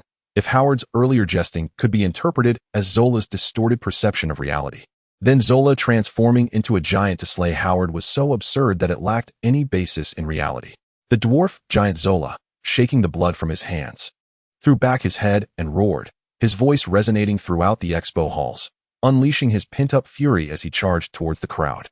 With a single step, he turned 3 to 5 individuals into mere pulp, and with a swipe of his hand, 7 or 8 were sent soaring into the air, their bodies colliding in chaos. A steel and concrete venue collapsed in an instant, as the giant rampaged like a wild stallion or a caged lion, wreaking havoc upon everything within the exhibition hall. Not only that, as Zola lost his grip on sanity, the surrounding structures warped, becoming unreal. Itrek and Tony could no longer retain any memory of the expo's layout. "This is a nightmare," Itrek muttered as he ran. "What did you say?" Tony sprinted after Itrek, instinctively yearning to don his iron armor upon encountering peril. The fabric of his clothing subtly shimmered with a metallic luster. However, upon realizing that he was within Zola's memory realm, he forcibly suppressed that urge. The events currently unfolding bore no correspondence to the realities of the outside world. They were merely manifestations of Zola's recollections, distorted by his uncontrollable rage, conjured to vent his pent-up fury. Itrek pondered whether Tony had ever perused the works of a writer named Lu Sun from the East. If he had, Itrek could succinctly elucidate this phenomenon as the spirit of A.Q. Wasn't he reminiscing? How had it morphed into a nightmarish outpouring? Tony sidestepped a vehicle hurled by Zola. The force of the car's explosion sent Itrek's body flying, and he shielded himself with his arm against the turbulent winds. Perhaps every time Zola recalled this moment, it transformed into such chaos. Maybe our presence had disrupted his consciousness, stirring up emotional waves.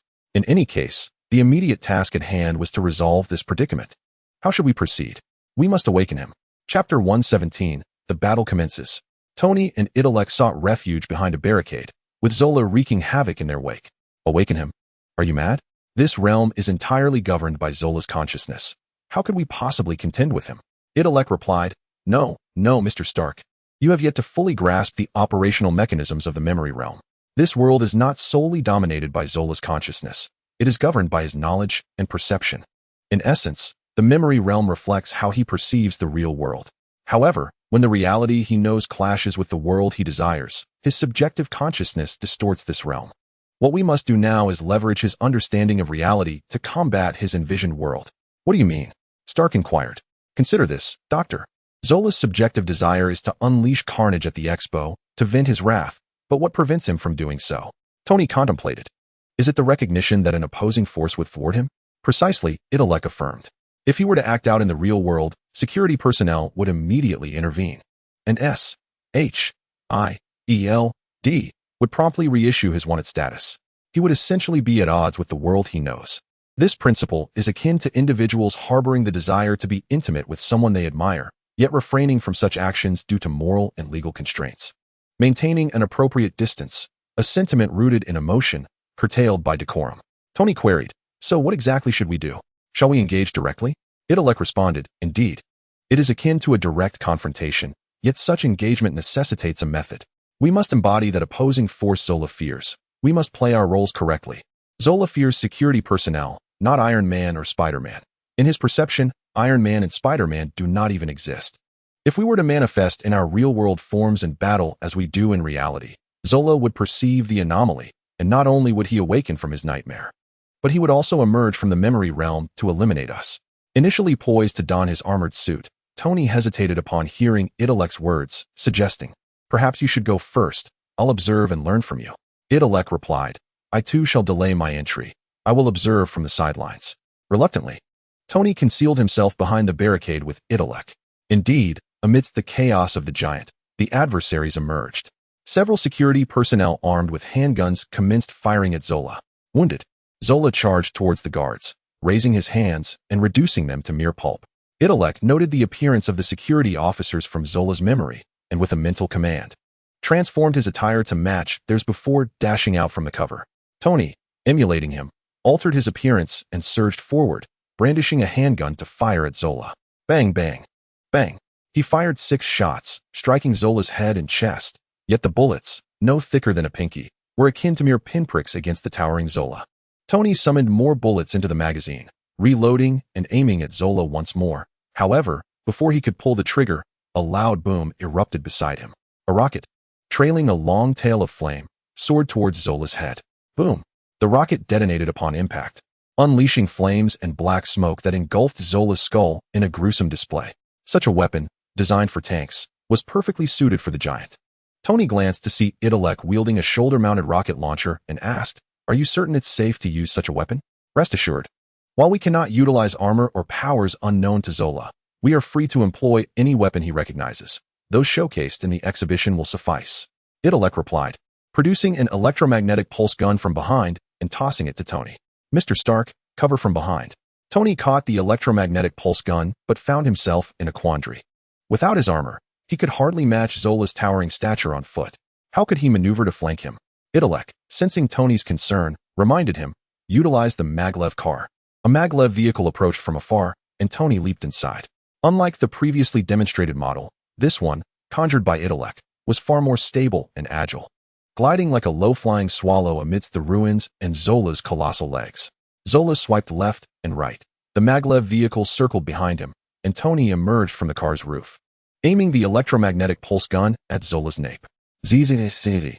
Arcs of electricity erupted, silver serpents scattered, and a robust bolt of lightning traced sharp angles, striking Zola's neck. Zola's exterior shimmered with electricity, his bones momentarily visible as if X-rayed in the flickering light. This animated spectacle was conjured by the shared imagination of Tony and Zola, familiar to all as the beloved cartoon Tom and Jerry. Zola turned to seize the electric mosquito, and as his attention diverted, Itrek summoned dozens of light prism tanks that encircled Zola. Realizing the predicament, Zola attempted to flee, but the tanks, adorned with gem-like prisms emitting azure and violet hues, began to charge. Boom! A volley of fire erupted towards Zola's body, scorching his right leg and emitting the savory aroma reminiscent of barbecued ribs. Zola, undeterred, seized 2 light prism tanks in each hand and hurled them like bowling balls, scoring a line of destruction across the ground, sending the tanks tumbling and incapacitated. Reluctant to engage further, Zola turned to escape, but Tony, riding the maglev vehicle, had already learned from Itrek, laying down a trap. Towering light prism towers sprang from the ground, their hexagonal tops slowly rotating, the energy contained within shimmering, poised to deliver a lethal blow to Zola. Zola had suffered greatly from this weapon, turning to flee in another direction when, suddenly, a nightmarishly familiar voice echoed, "Zola, you cannot escape." He looked up to see a giant looming before him, towering nearly 20 meters tall, clad in the battle attire of a magnetic storm soldier. In his right hand crackled erratic electricity, while his left bore a circular shield, adorned in red, blue, and white, with a prominent pentagram at its center. It was Steve Rogers. Chapter 118, Awakening from the Dream. Captain America was a manifestation of Itrek. The visage of the real Captain America mirrored that of his cinematic counterpart. And even during the World War II era, his appearance resembled that in Captain America, the first Avenger. Itrek had confirmed this while accessing Peggy's memories. He could assure that the figure Zola beheld was indeed Steve Rogers, the very man who had apprehended him 30 years prior, from the perspective of the 1975 memory world. 30 years ago, Hydra served as a German research entity, gaining prominence under Hitler's scrutiny, just as Red Skull and Dr. Zola envisioned a bright future ahead. Captain America emerged, shattering their illusions with his mighty shield. Red Skull was eradicated from existence, and Dr. Zola surrendered to the Allied forces, later aligning himself with S.H.I.E.L.D. At that time, Captain America was Hydra's nemesis. No matter what high-tech marvel Zola concocted, it was rendered futile against the seemingly invincible shield. Akin to a scholar confronting a soldier or an egg colliding with a rock, Captain America cast an indelible shadow of invincibility over Zola, becoming an unconscious force compelling him to adhere to S.H.I.E.L.D's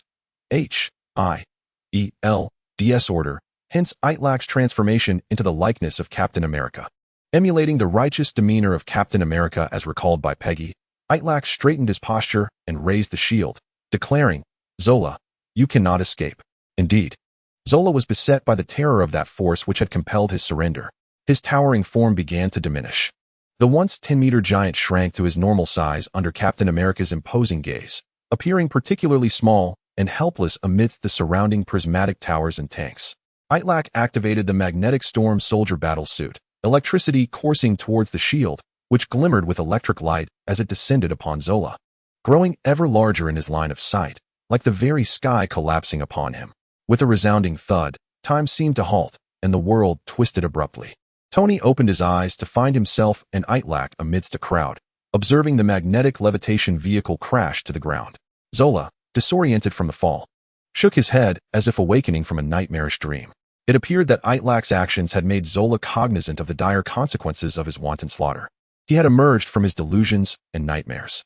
Howard opened the car door, assisting Zola out. "I sincerely apologize, Dr. Zola. The technology of the magnetic levitation vehicle is still in its infancy. Are you uninjured?" Zola forced a smile as he exited the vehicle. "No, I am unharmed." Surroundings had normalized significantly. Though still distorted by Zola's consciousness, most aspects were now closer to reality. Zola departed from the exhibition hall of the magnetic levitation vehicle to explore other areas, while Itrek and Tony continued to feign the roles of passers-by nearby. Itrek mused that, following the earlier events, the remainder of their exploration should proceed without further incident, as the atmosphere around them indicated peace, with everyone appearing more composed and normal. After touring numerous exhibition halls, the two diligently recorded the locations of each, completing their visit to the Stark Technology Expo. Zola returned to a lounge to take a breather, to which Tony remarked, "Let us not follow him inside to rest. We have noted everything we need. It's best we depart now." Itrek nodded in agreement. "Indeed. But we must not stray too far from Zola, lest he sense something amiss. We should maintain our guise as passers-by and leave for the outskirts, exiting this world from a distance." As they prepared to depart, a new exhibit began to showcase a fresh attraction, preceded by a troupe of dancers performing a thigh dance, accompanied by rhythmic jazz music emanating from speakers on either side. Itrek and Tony were drawn in by the spectacle. The dancers donned revealing and alluring attire, their figures stunning, executing synchronized movements, one moment painting a dragon to the left, the next a rainbow to the right, occasionally kicking their legs over their shoulders, revealing glimpses beneath their skirts. Just as Itrek was about to leave, his peripheral vision caught sight of the lead dancer at the center of the group. She wore a swimsuit that accentuated her form, its design audaciously revealing, the fabric tight and narrow, lending a somewhat provocative air to her movements. Itrek felt a sense of déjà vu wash over him as he scrutinized her face. It was Hannah. A dull thump resonated in Itrek's heart. Tony inquired, "Itrek, what is wrong?" Itrek rubbed his temples, attempting to dispel the vision. "It's nothing. Let us leave swiftly." The two departed the Stark Technology Expo, taking a vehicle to the outskirts, the very location where they had entered this world. Throughout the journey, Itrek remained silent, and Tony, unsure of the matter, chose not to disturb him. Upon halting, they exited the vehicle, and Itrek severed his connection to Zola's consciousness. In a dizzying whirl, Itrek and Tony returned to the realm of reality. Surrounding them was a somber darkness, lined with old cabinets housing antiquated computers that contained Zola's consciousness. Reels of data lay quietly, resembling lifeless objects. Itrek retracted the web strands and picked up his phone, which he had set to time before entering the memory world. Glancing at the display that read 5 minutes and 20 seconds, Tony asked, "Did we really spend such a brief time inside? I felt as though 5 or 6 hours had elapsed in Zola's memory world." Itrek explained, "The higher the intellect, the faster the mind operates. Events that transpire in reality over 5 or 6 hours can be processed in mere minutes by a genius like Zola. By the way, Mr. Stark, did you take note of the layout of the various structures in the venue?" Tony replied, "I did. It should pose no issues." Itrek stated, "I have noted them as well. Upon our return, we shall sketch the layouts we remember and then compare them to ensure accuracy. Now is not the time for delay. We must leave this place post-haste." In the realm of reality, the two had merely lingered in the room housing Zola's consciousness for 5 minutes, and no one had yet detected any anomaly. Zola's consciousness remained dormant. Thanks to Itrek and Tony's adept disguise, Zola perceived the recent events merely as a dream, with all occurrences stemming from his own mind, devoid of external intrusion. They retraced their steps, passing through the coded door, ascending the elevator to the abandoned military supply warehouse. Itrek erased their traces along the way, and at last, they returned to the surface. Itrek leaned against Tony's back, saying, "Mr. Stark, let us depart." Tony closed his Iron Man helmet with a definitive snap, asking, "Where shall we go now?" "To a bar." "Which bar?" "Any bar in New York." Chapter 119, The Beautiful Lie. Itrek and Tony visited Peggy around 3 in the afternoon. After escaping, they headed towards Zola's hideout in New Jersey. Although time felt prolonged in the realm of consciousness, less than 2 hours had elapsed in the real world. The sky was a brilliant blue, and the setting sun inclined towards the horizon, painting the clouds with a gentle blush. An unidentified flying object streaked across the sky, trailing a long tail of smoke that divided the azure backdrop. Tony heeded the suggestion of Itrek, carrying him towards New York, albeit with lingering confusion. "Why are we going to a bar?" Itrek responded, "Mr. Stark, do you recall our wager?" Tony's mind, having lingered too long in Zola's memory world, nearly forgot the bet they had made upon arriving at the abandoned military camp regarding decrypting Zola's secrets. "Are you referring to that bet?" "Indeed, I lost, and I promised you 3 conditions. However, you've already used the first, leaving you with 2. Itrek stated, "No, Mr. Stark, I am not here to discuss conditions. I merely wish for you to reflect on the terms of our wager." Tony pondered for a moment. "I remember saying that if I won, you would no longer make me take the blame for your misdeeds. You would be responsible for your own actions." Itrek replied, "Precisely, but you lost." Tony inquired, "But how does this relate to our visit to the bar?" "Of course it does." A sense of foreboding suddenly surged within Tony. Inside the astronaut bar, at 6 in the evening, while the outside world was still illuminated, the bar was engulfed in a kaleidoscope of lights. After removing his armor and parking it on the rooftop, Tony leaned against the bar alongside Itrek. He ordered a cocktail and asked Itrek, "What would you like to drink?" "Minors are not allowed to drink. I would like a glass of milk." The bar was alive with noise as beautiful women danced in the pool, while others approached Tony and Itrek. As Tony inhaled, preparing to engage in flirtation with a joke, Itrek interrupted his thoughts. "Mr. Stark, today we are headed to a secret S.H.I.E.L.D.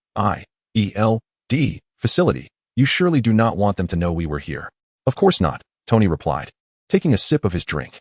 "I have a clever plan to ensure they do not suspect our whereabouts, but it requires your cooperation, which is crucial to our scheme." Having already received a warning from Itrek while in the sky, Tony now lay back completely, gulping down his drink. "All right, I will fully cooperate." "Excellent," Itrek said, pulling out his phone to dial Coulson's number. After a single ring, Coulson answered, his voice urgent. "Itrek, where on earth are you? Get back here immediately. This is not a time for jokes." Itrek lowered his voice. "Agent Coulson, perhaps S.H.I.E.L.D.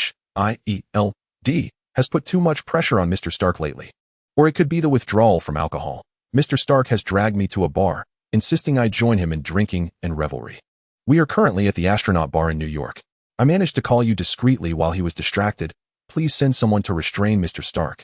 With that, Itrek gave Tony a knowing glance. Tony hesitated but, urged by Itlek's gaze, shouted drunkenly, "Itrek, what are you doing? Come over and drink with me."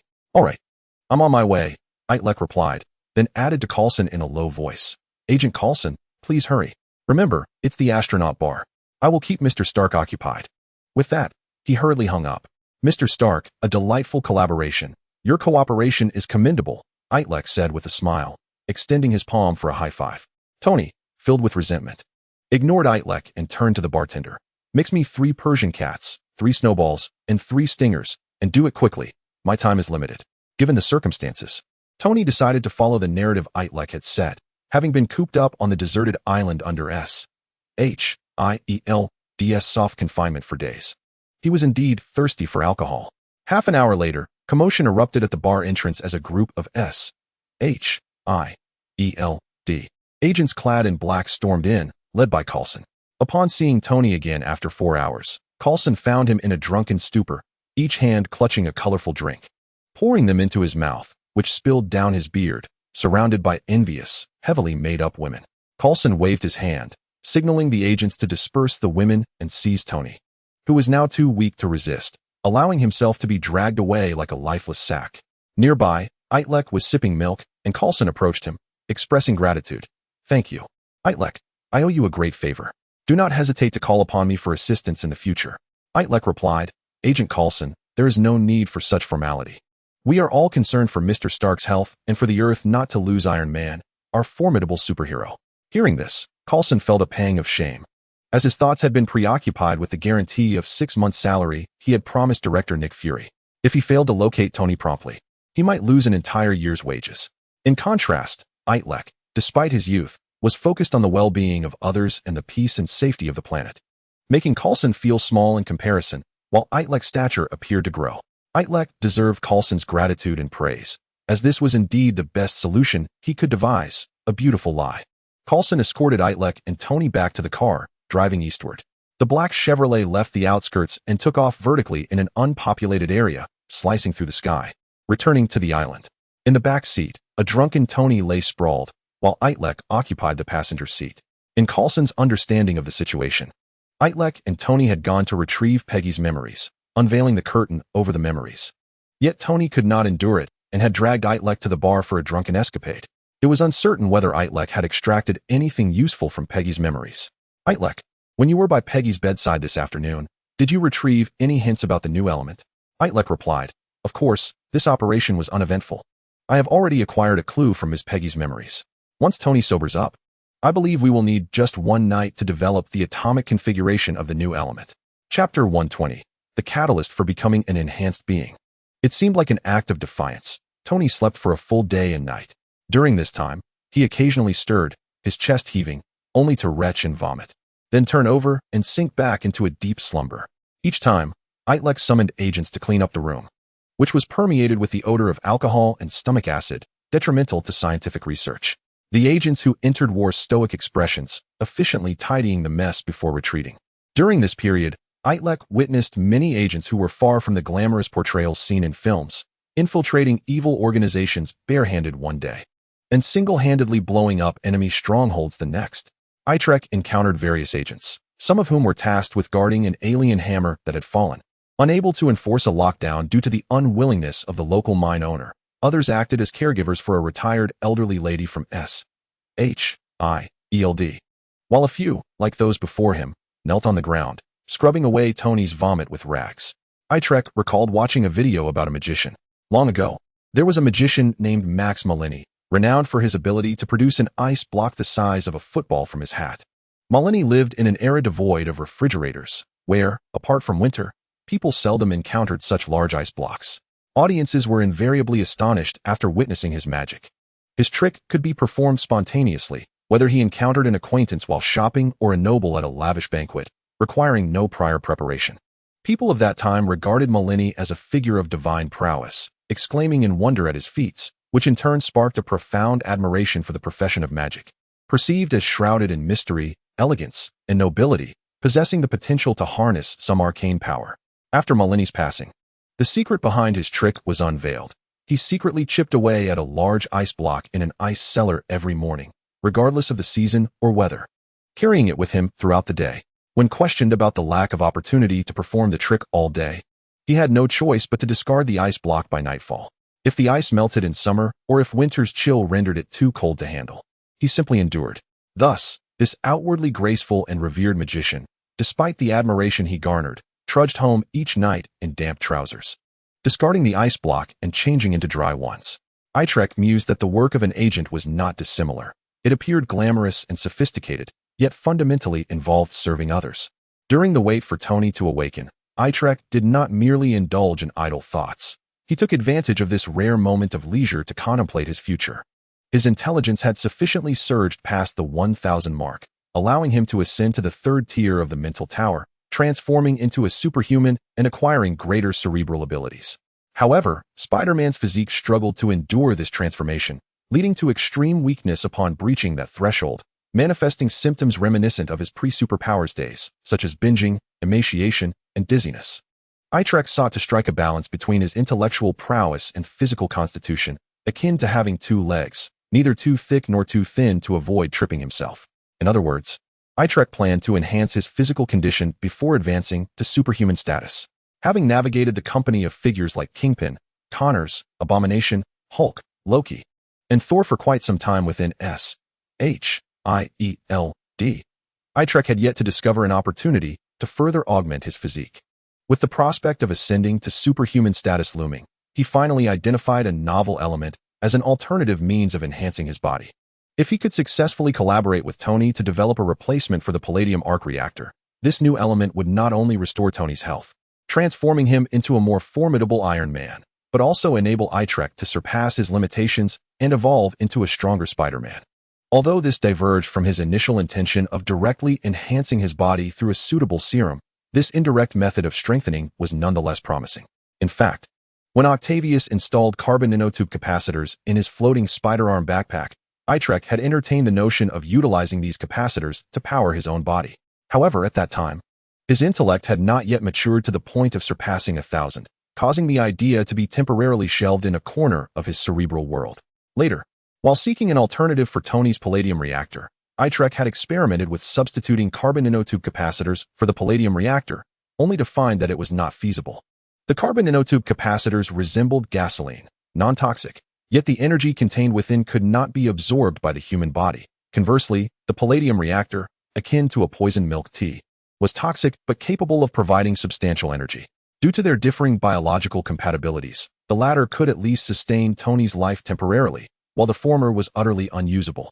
However, the forthcoming new element promised to amalgamate the strengths of both, akin to a non-toxic milk tea, with a biocompatibility rivaling that of palladium, making it entirely applicable to his own body. When the time came, the new element reactor would function as an external power source, bolstering his physical capabilities before a qualitative transformation occurred, all without depleting his innate energy. The following afternoon, Tony stirred from his slumber. Upon awakening, he first quenched his thirst with 3 bottles of mineral water, then sat up in bed, cradling his head in a moment of daze until his consciousness fully returned. "Mr. Stark, the dawn of victory is upon us. Can we commence?" Itrek inquired. Tony shook his head to dispel the lingering fog, approached the wash basin to splash water on his face, and replied, "Yes, what shall we do now?" Itrek suggested, "Let us each draw a layout of the Stark Tech Expo we observed yesterday." Agreed. The two faced one another, each in front of a holographic projection screen. After approximately 10 minutes, Itrek completed his sketch and waited as Tony finished his own. Itrek swiped his hand across the screen, casting his drawn map onto the wall, while Tony performed the same action, causing their maps to overlap. As a genius among the Avengers, Tony's memory was impeccable, even after a day of inebriation. His rendition perfectly matched Itrek's. Itrek stated, "Our memories are intact. Now we must rely on J.A.R.V.I.S. to analyze it." Tony instructed, "J.A.R.V.I.S. Remove the streets and minor venues from the map, highlight all symmetrical elements, and attempt to formulate a new element based on its structure." Chapter 121, Smash the Walls. J.A.R.V.I.S. eliminated the irrelevant factors from the map, revealing dozens of venues arranged in a strategic formation. With the atomic nucleus at the center, densely packed with protons and neutrons, while the surrounding paths and squares represented the orbits of electrons and the electron cloud. The atomic orbital hypothesis and the electron cloud hypothesis offered differing explanations for atomic structure. The former, based on classical Newtonian physics, posits that electrons orbit the nucleus in a circular motion, akin to planets like Earth and Mars revolving around the Sun, possessing layered, concentric paths. The latter, derived from quantum physics, suggests that electrons appear and vanish randomly around the nucleus, resembling moles popping up randomly in a whack-a-mole game, with varying probabilities of emergence at different locations, delineating differing densities around the nucleus, akin to an electron cloud.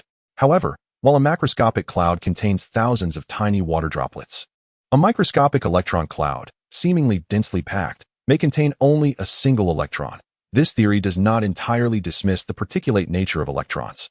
Observing this action can cause an electron to stabilize within the flickering cloud, reverting to a particle, while in the absence of observation, it mischievously disperses back into an electron cloud. The various electronic clouds occupy distinct positions, enveloping the atomic nucleus akin to petals surrounding the stamen of a flower, thus forming a myriad of symmetrical three-dimensional shapes. Howard's layout diagram resembles a two-dimensional representation, which, strictly speaking, fails to convey three-dimensional information. However, Howard astutely amalgamated the hypotheses of electronic orbits and electronic clouds onto a single chart, imbuing it with discernible three-dimensional data. The configuration of the atom gradually crystallized in clarity, and the eyes of Itrek and Tony, fixated on the screen, began to gleam with brilliance. This was nothing short of a genius discovery. A surge of fervor coursed through Itrek's veins, traversing decades of time, marked by the patina of years. He could still vividly envision Howard, struck by a bolt of inspiration, eagerly seizing pen and paper to commence his calculations. This almost frenzied exhilaration compelled Howard to ensure the atomic configuration of the new element was preserved, undeterred by lurking threats, potential peril to his life, or the need for clandestine measures to conceal the information. He was resolute in his endeavor.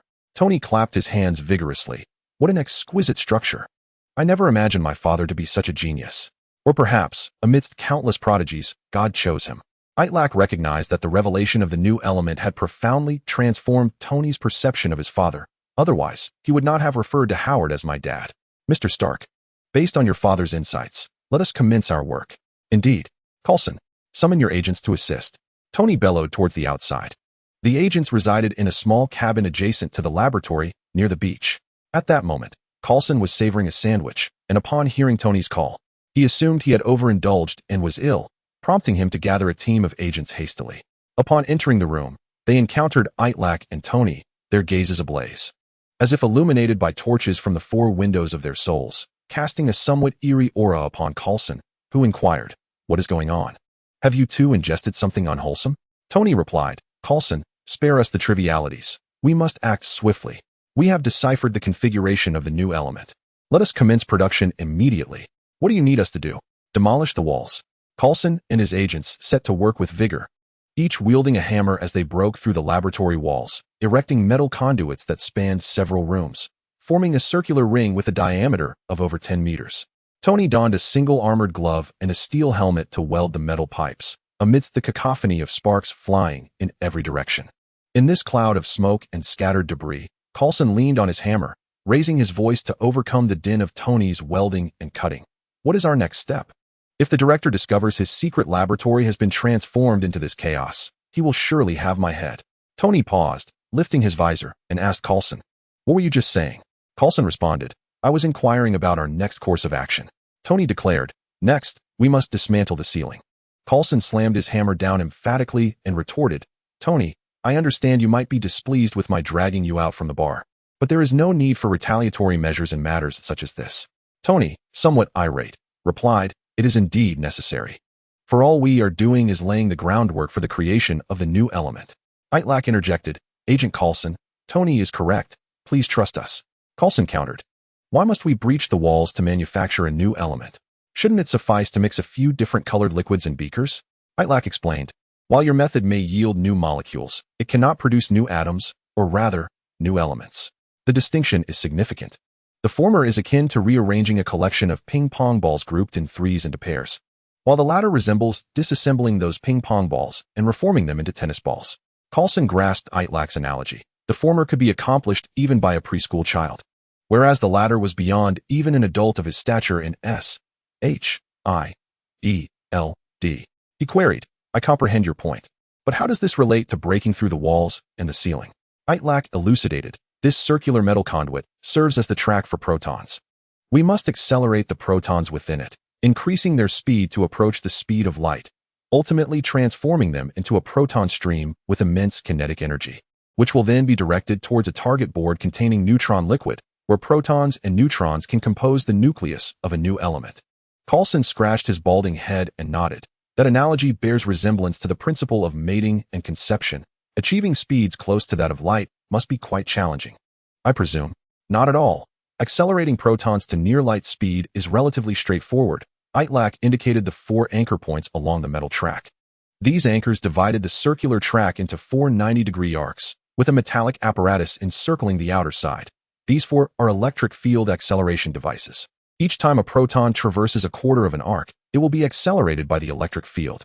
You should be familiar with the concept of an electric field. It causes charged particles within it to move due to force.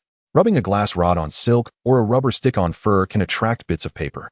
It operates on a similar principle, though in reality, the bits of paper are not charged, and the principle requires the electric field to polarize the charges within the paper. So it's an approximation. Seeing that Coulson was beginning to comprehend, Itrek continued, "The interior of the metal pipe is a vacuum, allowing protons to experience no resistance. Newton's first law states that an object in motion will remain in uniform straight-line motion unless acted upon by an external force. Thus, protons will not decelerate in the sections of the track outside the electric field, while their speed will only increase at the 4 anchor points. Given sufficient time, they can relatively easily approach the speed of light." Coulson inquired, "If approaching the speed of light is not the challenge, then what is?" Itrek replied, "The true difficulty lies in confining the protons within this circular track. Absent gravitational force, the Earth orbiting the Sun would be flung into space. Without the tension of a chain, the juggler's swinging ball would also fly away. The centripetal force required for protons to execute circular motion depends on three factors. Firstly, the mass of the proton itself, which we cannot alter. Secondly, the velocity of the proton, which must reach a threshold capable of penetrating neutron liquid and instigating strong interactions upon collision, and thus, we cannot modify this either. Thirdly, the radius of the orbit. The greater the radius, the lesser the necessary force, which is why Tony and I are striving to expand the laboratory space. Even so, the centripetal force required remains substantial. Coulson queried, how do we provide this centripetal force? Do we need to tether each proton with a chain, like a ball on a chain? Itrek shook his head. The radius of individual metal atoms composing a chain is on the order of 10 to the power of -10 meters, whereas the radius of a proton is on the order of 10 to the power of -15 meters. In other words, the former's radius is 100,000 times greater than the latter's, and its volume is 1,000,000,000,000,000,000 times larger. You cannot use rope to bind bacteria. Tony and I employed the most prevalent methods found in various physics laboratories to confine the trajectory of protons. Specifically, we harnessed the Lorentz force, which arises when charged particles traverse a magnetic field in a manner not parallel to the magnetic lines of force, to restrain the protons and prevent them from being ejected. In simpler terms, we intended to position two magnets on the rooftop and the ground, one exhibiting a north pole and the other a south pole. The magnetic lines would emanate from the north pole, traverse through a circular pathway, and enter the south pole, thereby establishing a potent magnetic field that would confine the proton's path. Coulson found himself in a whirl from Itrek's explanations, reminiscent of his nightmarish physics classes in high school. All he wished for was to escape Itrek's lecture, exclaiming, all right. Itrek, what is it that we must do? Itrek replied, listen to Mr. Stark. Coulson turned to Tony. Tony? Tony responded, let us smash it. With Itrek's esteemed endorsement, Coulson felt considerably reassured and, accompanied by the demolition team, they set about transforming the laboratory into a hive of debris. Within mere hours, a proton accelerator was completed, utilizing the state-of-the-art instruments and equipment provided by S.H.I.E.L.D. and Stark Industries. However, to avert any unforeseen mishaps, both Tony and Itrek meticulously inspected the apparatus once more before embarking on the creation of the new element. Initiate. Tony pulled the power switch, causing the lights in every room of the small island to flicker ominously, as if on the verge of extinguishing. The vacuum-sealed circular metal tubes remained eerily silent. Coulson inquired, why is there no sound? Has the initiation failed? Itrek explained, sound cannot propagate in a vacuum. The protons within the tubes should already be accelerating. Previously, when Octavius charged the carbon nanocapacitor batteries, the entire city of New York plunged into darkness.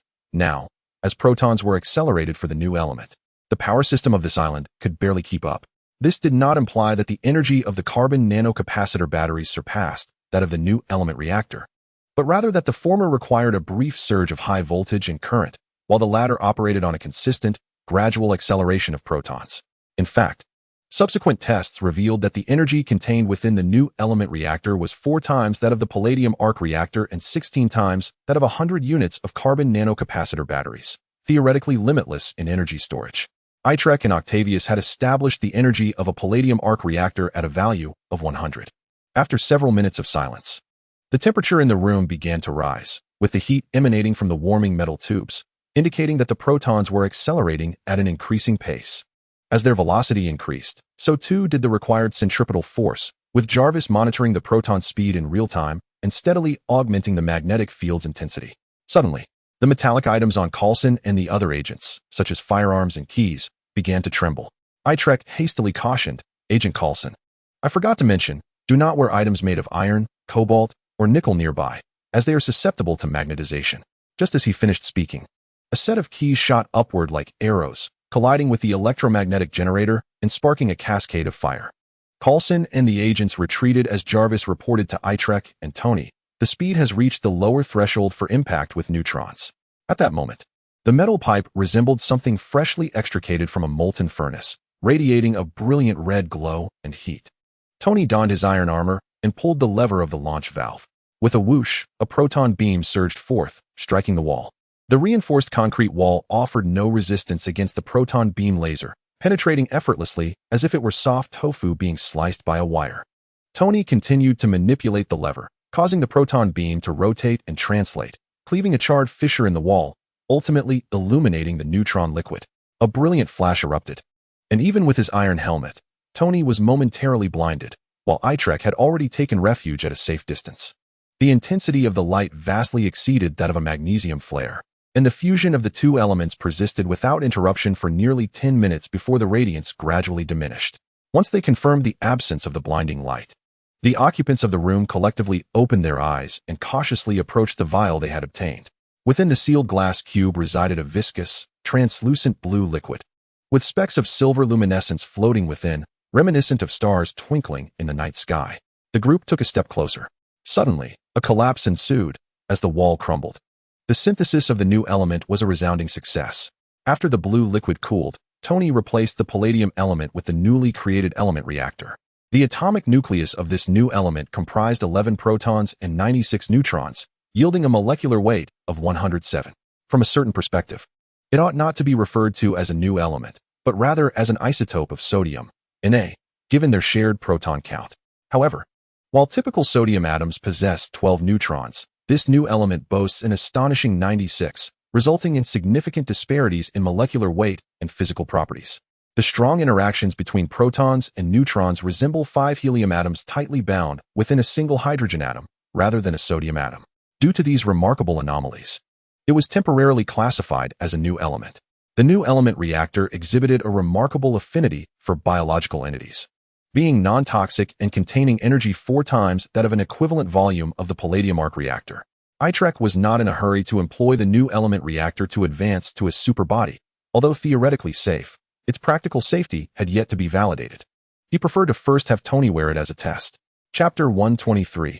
Hannah 1. Tony and Itrek were not permitted to leave the island, instead being assigned to an alternate backup laboratory. The rationale behind S.H.I.E.L.D's decision mirrored Itrek's own concerns about potential discrepancies between the theoretical and practical safety of the new element. Each day, agents would come to draw blood from Tony, monitoring the palladium levels in his bloodstream and checking for the presence of any new harmful elements. Over time, Tony's health indicators gradually improved, and the dark veins that had spread from his chest to various parts of his body due to palladium poisoning began to recede. "Coulson, when can we leave?" Tony inquired. Coulson replied, "Not until your health is fully restored. The palladium concentration in your body is still 10 times the acceptable safety level, and we must ensure that any harmful elements are metabolized."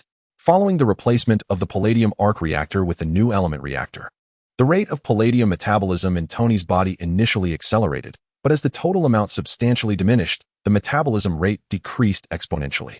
This process resembled the act of replacing a barrel of ink with clear water. Metabolism involved first pouring out half a barrel of ink, then filling it with half a barrel of clear water, repeating this cycle. Due to the law of diminishing returns, as the process continued, the water became increasingly clearer, with each iteration removing a smaller quantity of ink. Although he had yet to meet the criteria for release, Tony felt a significant improvement in his physical condition. No longer plagued by back pain or fatigue, he could ascend 5 flights of stairs effortlessly, and his mood had brightened considerably. "Itrek, I truly appreciate you. Without you and everything we have experienced, I would not have achieved this rebirth. Mr. Stark, how do you intend to express your gratitude? What do you desire?" "Anything within my means. Let us consider this part of that second request. Once you have confirmed the safety of the new element reactor, I too would like one. It should be able to provide me with energy through the web." Tony regarded the matter as trivial, nodding in agreement as he said, "No problem. I will mass-produce this new element at Stark Industries. When the time comes, you can come to the company, and I will recharge or replace it for you at no cost." "Thank you, Mr. Stark." Suddenly, Tony sat upright on the sofa and inquired, "Itrek, I just thought of a question. How should we name this new element we've created, based on the number of protons? It should be classified as an isotope of sodium, yet its internal structure and molecular weight differ significantly from sodium." Itrek was puzzled by Tony's seemingly trivial question. In the film Iron Man 2, Tony had created the new element without giving it a name. It was simply referred to as the new element. "I don't know. Perhaps you could ask Coulson about naming it," he replied. Leaning back on the sofa opposite Tony, Itrek scrolled through his phone. After the new element was produced, the island's signal blockade was lifted, allowing access to the internet. While Itrek browsed through social media accounts, his mind wandered to other matters. He recalled the events that transpired when he entered Zola's memory world. Setting aside other considerations, he pondered the last scene that had unfolded just before leaving the exhibition. At one booth, a group of beautiful women performed an opening dance, with Hannah as the lead dancer at the center. Furthermore, the outfit she wore was unmistakably the extremely revealing one Ned had once sent him. In the later stages of Zola's idealistic memory world, whether it was his own consciousness, Tony's, or Zola's, they all fell into a state of exhaustion. This fatigue led to an invasion of emotion over reason, distorting cognition based on personal biases.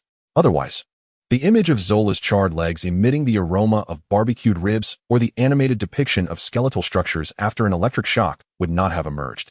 Itrek believed that this incident was likely a projection of his own fatigued imagination into the idealistic world rather than a genuine display of Hannah dancing provocatively. However, this realization troubled him greatly. The image of Hannah lingered in his mind, even occasionally resurfacing while he was engaged in the creation of the new element, stirring feelings of jealousy within him. This compelled Itrek to seriously contemplate his feelings for Hannah. Previously, he had been certain that Hannah harbored feelings for him, yet he believed he had no such sentiments towards her. After all, he was not lacking in physical appeal, excelled academically, and possessed superpowers. There were numerous girls who expressed interest in him, making it impossible for him to reciprocate each one emotionally. However, recent events made Itrek realize that some of Hannah's actions could indeed stir his emotions.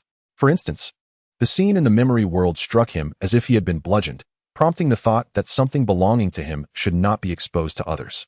Reflecting on this notion felt somewhat sordid and selfish, objectifying a woman with an independent personality, yet it was an instinctual thought for Itrek as a male. Humanity's nature is built upon a foundation of animalistic instincts. He could deceive others, but not himself, for the moment the thought materialized. He could not retract it before it was captured by his own awareness. Itrek refocused his consciousness on reality. Knowing that Hannah would never don such a provocative swimsuit in real life, nor would she publicly flaunt it in a suggestive dance. Their interactions had been numerous, and he was confident of this.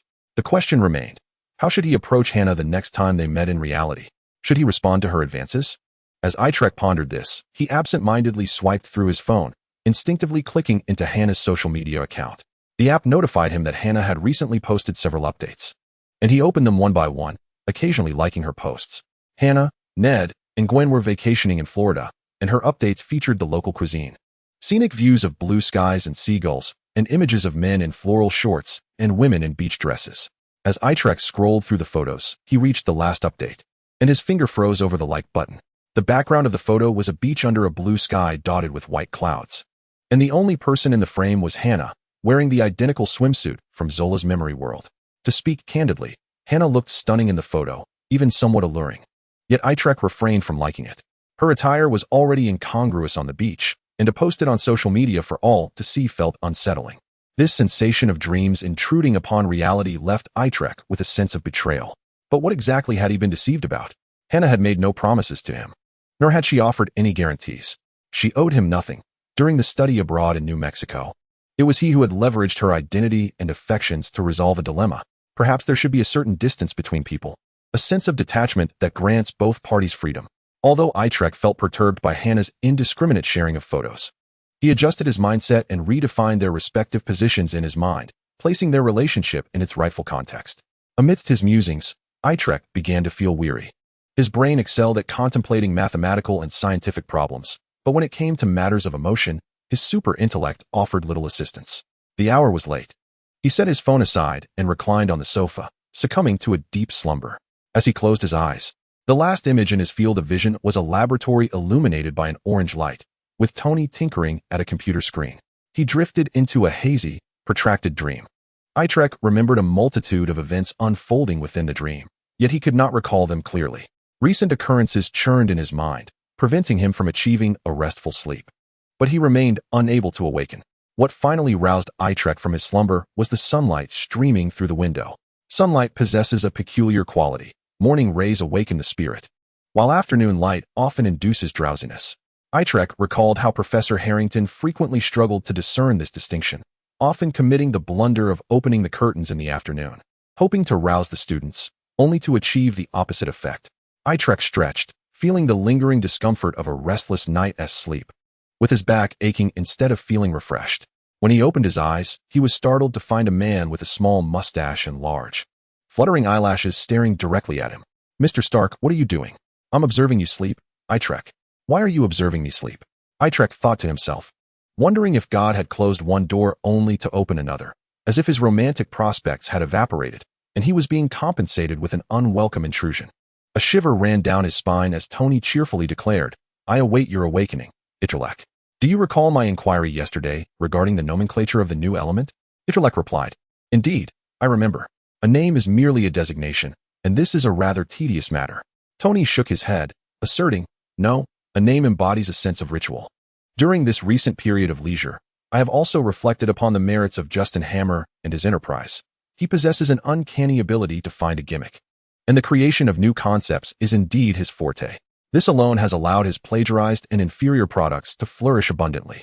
Even the most delectable ribs, when grilled by a seasoned hand, risk being overlooked if hidden away in a secluded alley. We must bestow upon this new element a name that is both melodious and memorable, worthy of the efforts we have invested in its development." Just as you slipped into slumber, a perfect name occurred to me. From a scientific perspective, it aptly describes the atomic structure of the new element. From the standpoint of public reception, it is a word that is both succinct and beautiful. "So, what do you intend to call it?" Itrek, now somewhat impatient, inquired. "Hannah." "What?" Itrelek's pupils dilated slightly, yet his exceptional intellect restrained him from exhibiting any overt reaction. Tony, brimming with pride, declared, "The name of the new element shall be Hannah.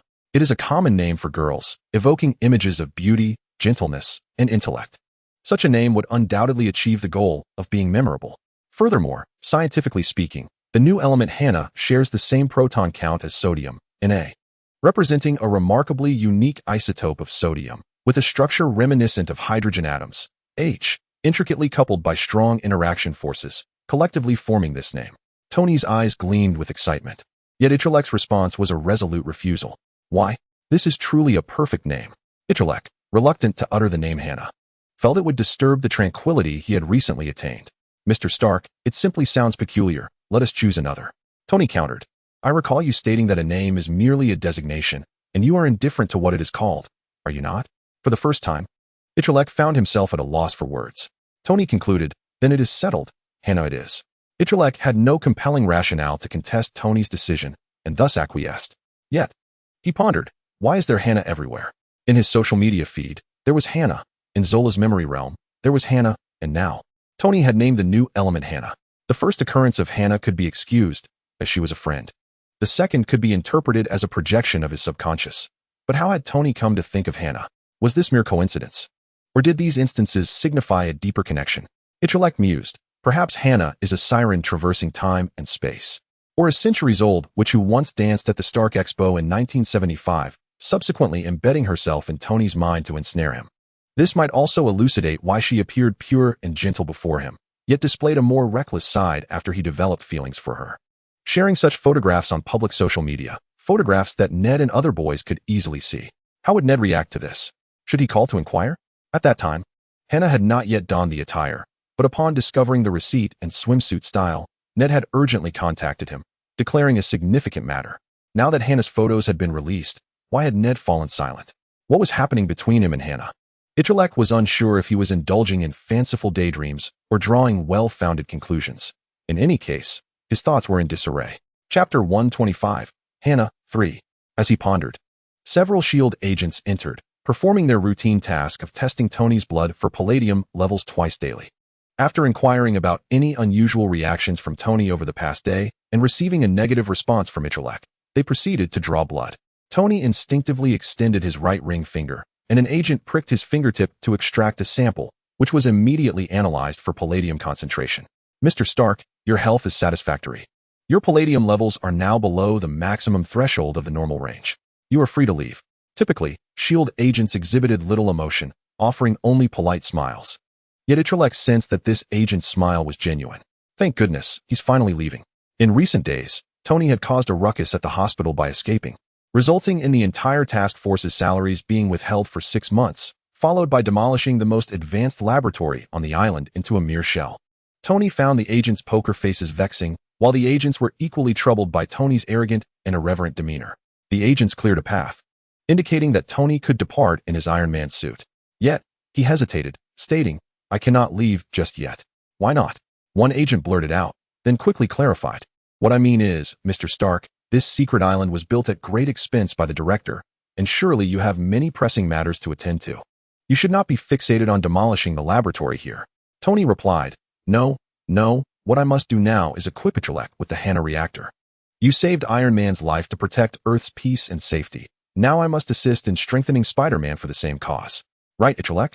The agents thought to themselves.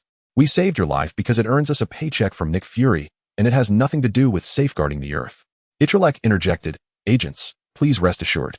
Our upcoming endeavors will not result in any further destruction of laboratory equipment or structures. I can assure you of that. Although young, Itrek exhibited a maturity surpassing Tony's. The agents held him in high regard, not only for his looks, but also because it was he who had reported Tony's whereabouts, facilitating his safe return from the bar.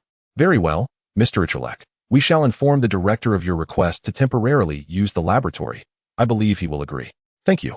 Once the agents departed, Itrek inquired. Mr. Stark, I appreciate your continued focus on this matter, but we could easily return to Stark Tower to accomplish this. Tony shrugged. These agents come to poke me daily.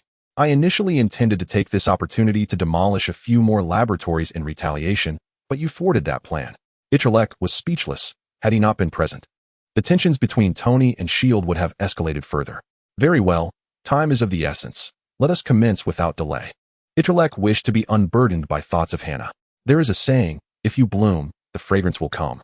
So perhaps it would be wise to focus on enhancing his abilities, striving to become a more formidable Spider-Man. Perhaps, in due time, with a shift in perspective and growth, everything would fall into place.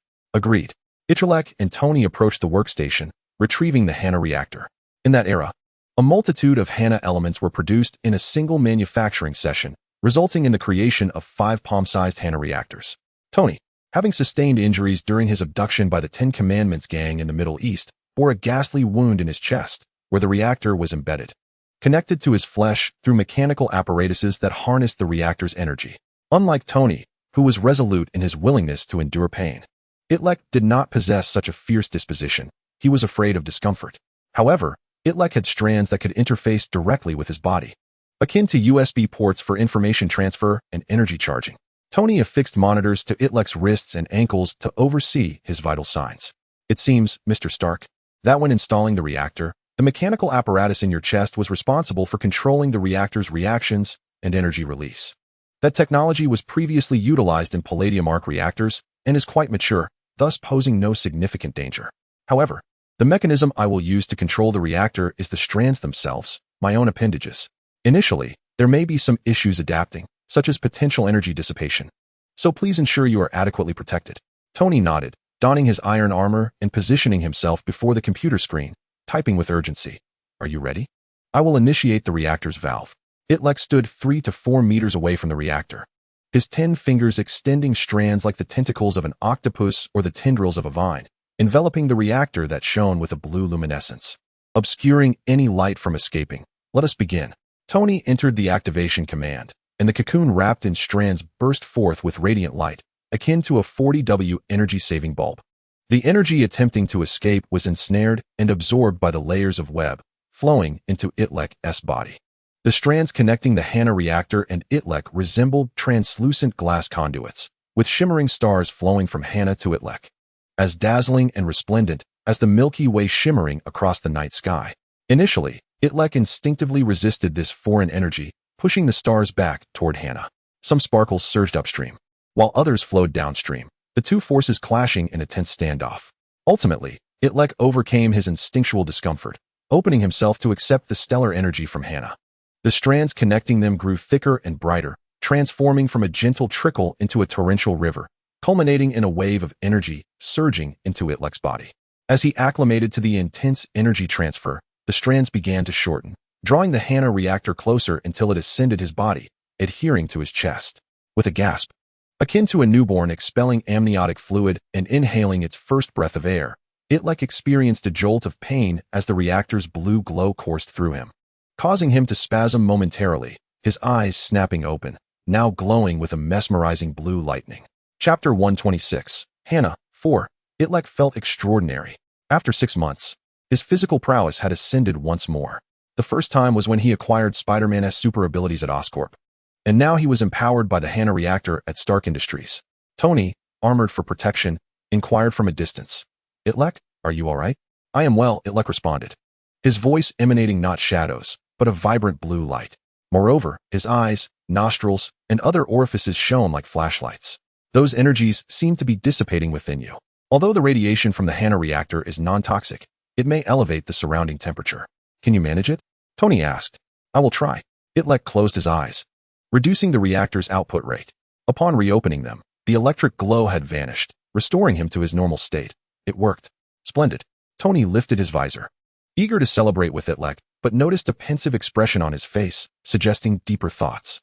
Mr. Stark, our time at S.H.I.E.L.D. should come to a close. Please inform Coulson, we are returning to New York. Don't be a downer. You just received the energy from the Hana reactor. Don't you want to test your newfound powers? Tony urged. It's merely enhanced speed, strength, and additional strands.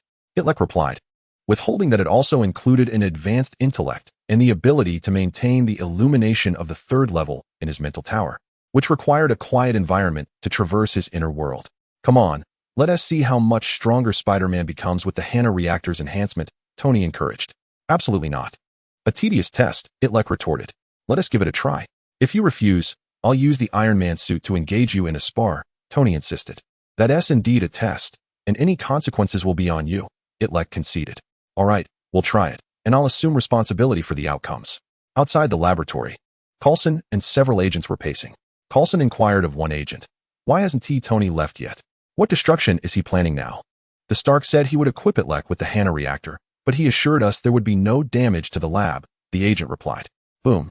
The laboratory wall was obliterated by Itrek's mightiest punch, resembling the explosion of a rocket, smoke billowing and debris scattering. Coulson and the agents ducked instinctively, seeking cover. Upon realizing the source of the explosion, Coulson grasped the situation and shouted furiously toward the lab. Tony, this is your doing.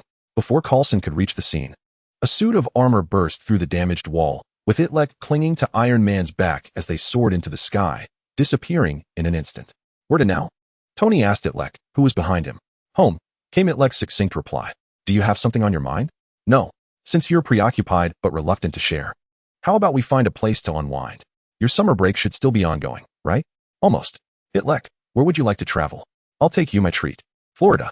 Tony chuckled, his propulsion flames intensifying as they sped southward. Florida, the vacation haven of Hana and others.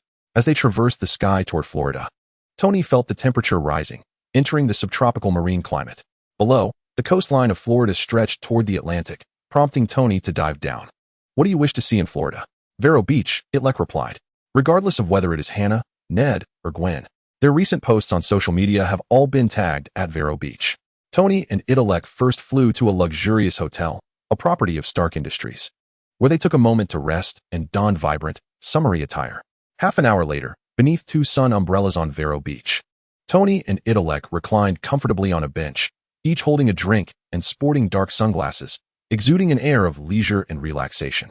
Tony tilted his head back and gulped down his iced cola, belching before exclaiming, Itrek, you truly are an oddity. Not drinking at the bar is understandable. After all, minors are prohibited from consuming alcohol, but to arrive at the beach and be seen with a glass of milk, at room temperature no less. Do you not find that rather incongruous? Iced cola and the sunny beach are the perfect companions. Itrek refrained from explaining that Aunt May forbids him from drinking cola due to its perceived detrimental effects on fertility. He preferred not to give Tony additional fodder for mockery. Itrek's gaze scanned the beach, as if he were searching for something. The sky was a brilliant blue, with clouds resembling fluffy white cotton candy, robust and endearing. The cries of seagulls mingled with the rhythmic crashing of waves against the shore, creating a symphony of delightful sounds. However, Itrek was not focused on these sights. He was searching for people. Most men on the beach wore only shorts, exposing their bare upper bodies, yet Itrek and Tony were among the few exceptions, both clad in short-sleeved t-shirts due to their arc reactors. While Itrek's reactor was affixed to him via spider silk, allowing him to reposition it anywhere on his body. He had no desire to hide it in his shorts, opting instead for a similar outfit to Tony's. The women on the beach mostly donned beach dresses or swimsuits. In stark contrast to the glamorous models depicted in films, the reality often featured less than appealing figures. The United States boasts the highest obesity rate globally, and its citizens tend to be cheerful and confident, or perhaps have adopted a politically correct stance that discourages judgment of others' physiques, resulting in some rather unflattering sights on the beach. For instance, a distant, portly man reminiscent of the protagonist from The Revenant, wearing sunglasses and wielding a squirt gun, was merrily chasing a similarly rotund woman. Itrek understood that the likelihood of coincidentally spotting Hannah or her companions at this moment was exceedingly low. Nevertheless, he found himself obsessively recalling this minuscule probability, leading him to glance around periodically. He thought to himself that if Hannah were indeed on the beach in that outfit, she would be easily noticed, as countless men would whistle and exclaim at her presence. "Oh look, Itrek, over there. That gorgeous woman is dressed quite provocatively." Tony's exclamation interrupted Itrek's reverie, leaving him with a mixture of anticipation and anxiety, unsure of how to react in that moment. Following Tony's gaze, he indeed spotted a bikini-clad beauty, striking and alluring, yet she was not Hannah, and her swimsuit paled in comparison to Hannah's daring ensemble, which was hardly inappropriate for the beach. Itrek felt a twinge of disappointment, but also a quiet sense of relief. Tony set aside his cola to pursue the woman, leaving Itrek alone beneath the sun umbrella in tranquil solitude. Itrek closed his eyes and retreated into his mental realm, considering that since he had nothing else to do, he might as well illuminate the third level of his mental tower. In the real world, the sun shone brightly and the sky was clear, yet within his mental world, it remained quiet and dark. The principle of existence within this mental realm was akin to the idealistic world he had previously entered through Zola's memories. Every individual, or rather, every conscious being with the capacity for imagination, creates multiple idealistic worlds of their own. Some of these worlds serve as spaces for recollection, while others facilitate contemplation or imaginative fantasies. These idealistic realms adhere to the creator's will, which is influenced not only by innate tendencies, but also by experiences in the real world. Itrek cherished tranquility. He often pondered life's intricacies in the stillness of the night, and thus, his idealistic world reflected this preference.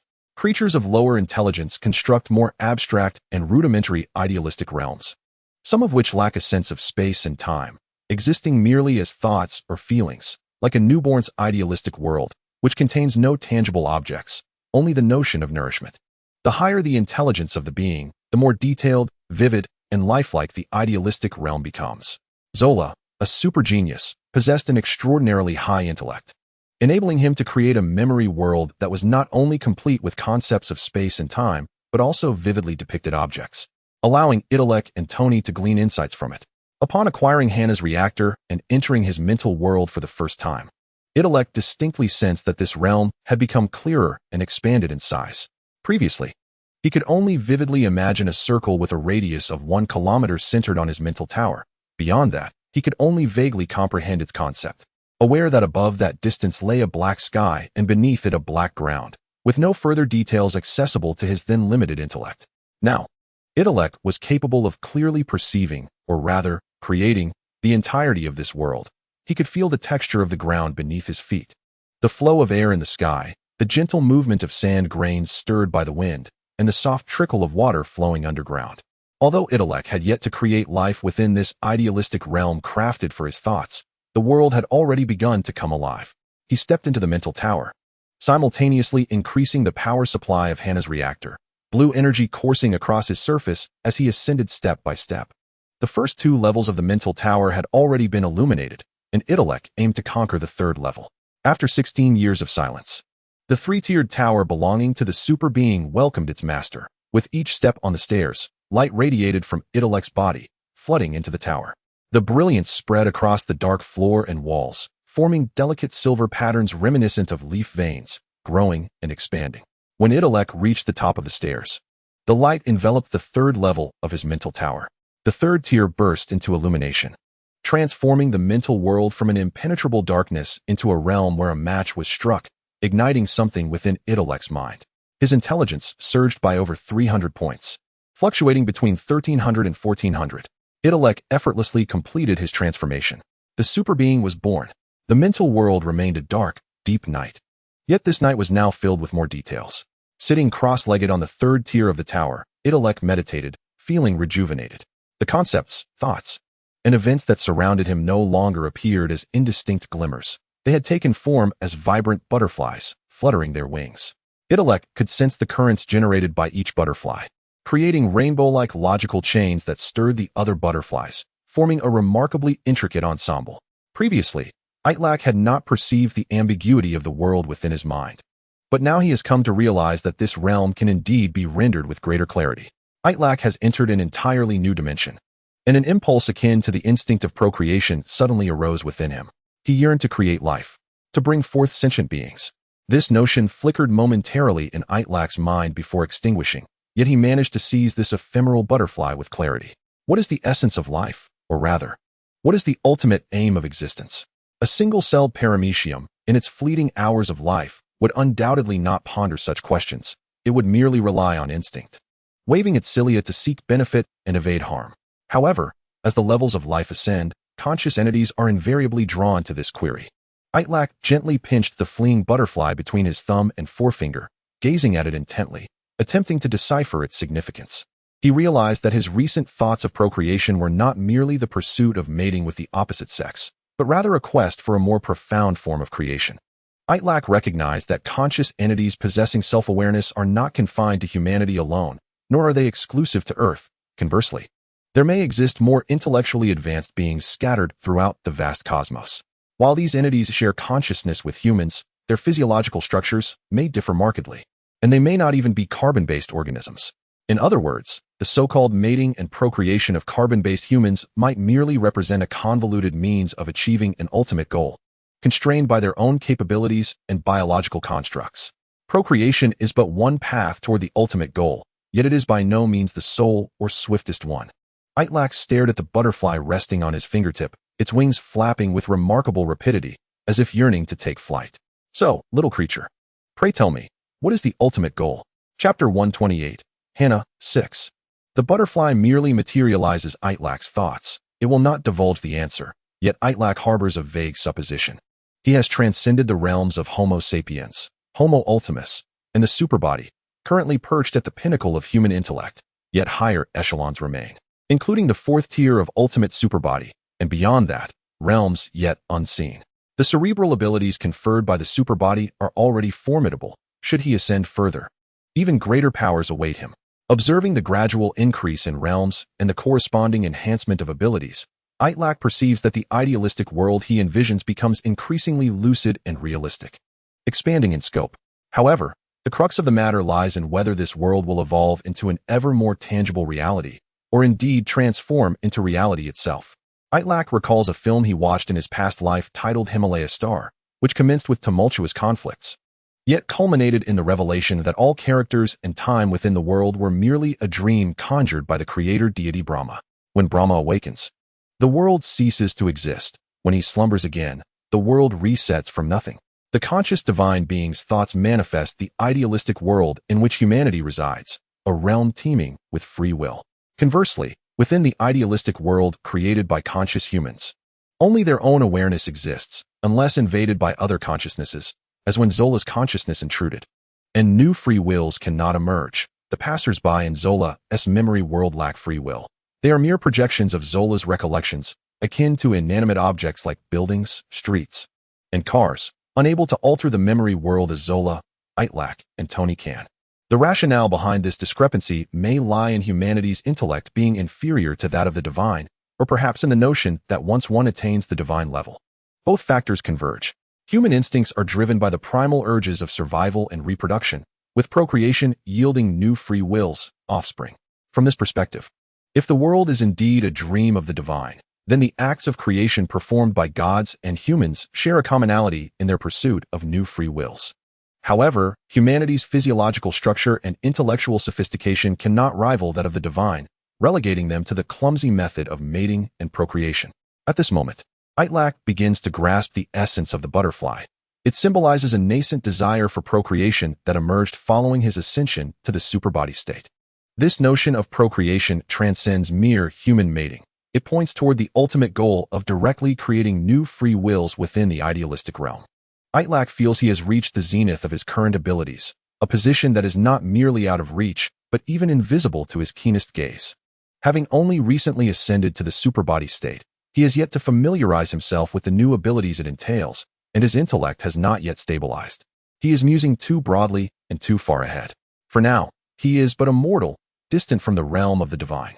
Itrek retrieves his thoughts, condensing his earlier contemplations about divinity and existence into a more attainable objective, to experiment with creating a free will within the idealistic realm, however rudimentary it may be.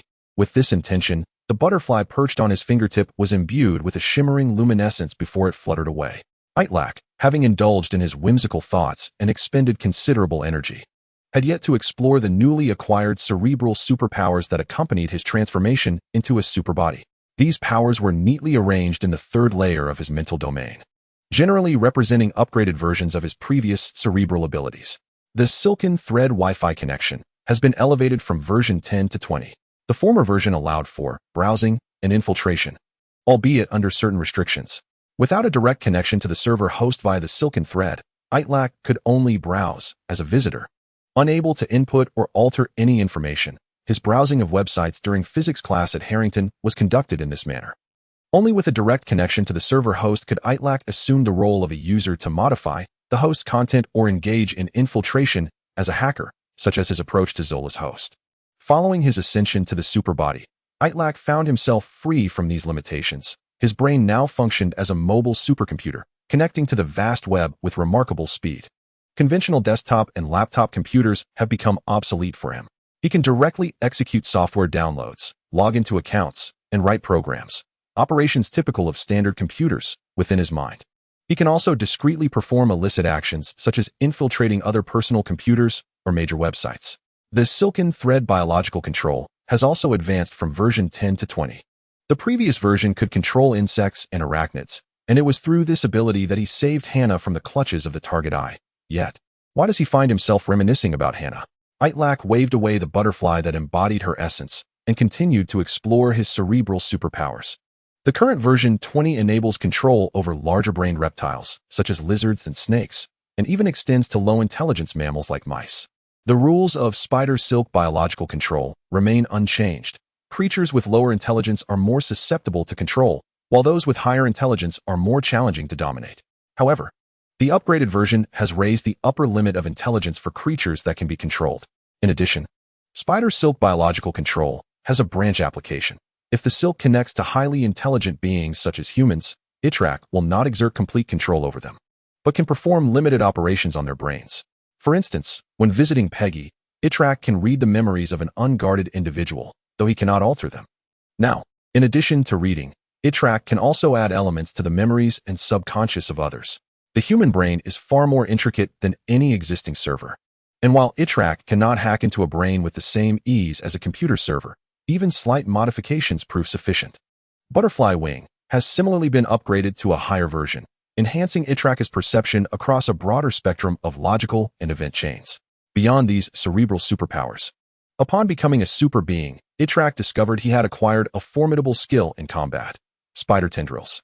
Thanks to a more advanced brain, Itrek can simultaneously receive and process a greater volume of information, meaning his brain can connect to more neural pathways. The most flexible parts of the human body are the fingers and tongue, due to the dense distribution of nerve fibers in these areas, allowing for imaginative and dexterous tasks. The denser the arrangement of nerve fibers, the finer the control that can be executed. Itrek now commands enough nerve fibers to densely intertwine with the spider's silk. Previously, Itrek's silk could only proficiently perform tasks such as shooting, adhesion, and pulling. To make the silk curve, he needed to control a cute little spider to lead the movement. Now he can manipulate the silk in all dimensions, with the silk fluid almost interwoven with the nerve fibers. This comprehensive control does not suffer from the dead angles or joint constraints that arms or fingers experience. It resembles the dexterity of a human tongue or an octopus's tentacle, allowing for unrestrained control. Thus, Itrek has provisionally named this ability spider tendrils. Having processed matters within his mind, Itrek returned to the real world. Yet he did not hasten to open his eyes, instead opting for a moment of rest with his eyes closed. The recent evolution into a super being consumed considerable mental energy. Although the Hannah reactor provided sustenance, the distinction between physical energy and mental fatigue was undeniable. Itrek turned to his side for a brief respite. After an indeterminate time, the cries of seabirds roused him, indicating his mind had sufficiently rested. When he opened his eyes, he found himself still on Vero Beach, with Tony mingling with a group of bikini-clad beauties in the distance. Instinctively, Itrek scanned the beach, yet he still did not see Hannah and the others. Suddenly, he felt the absurdity of his idle waiting. If he harbored doubts, he ought to seek resolution and verification rather than delude himself into pretending to wait. After a short nap, Itrek felt a renewed clarity. A step he once hesitated to take now seemed trivial.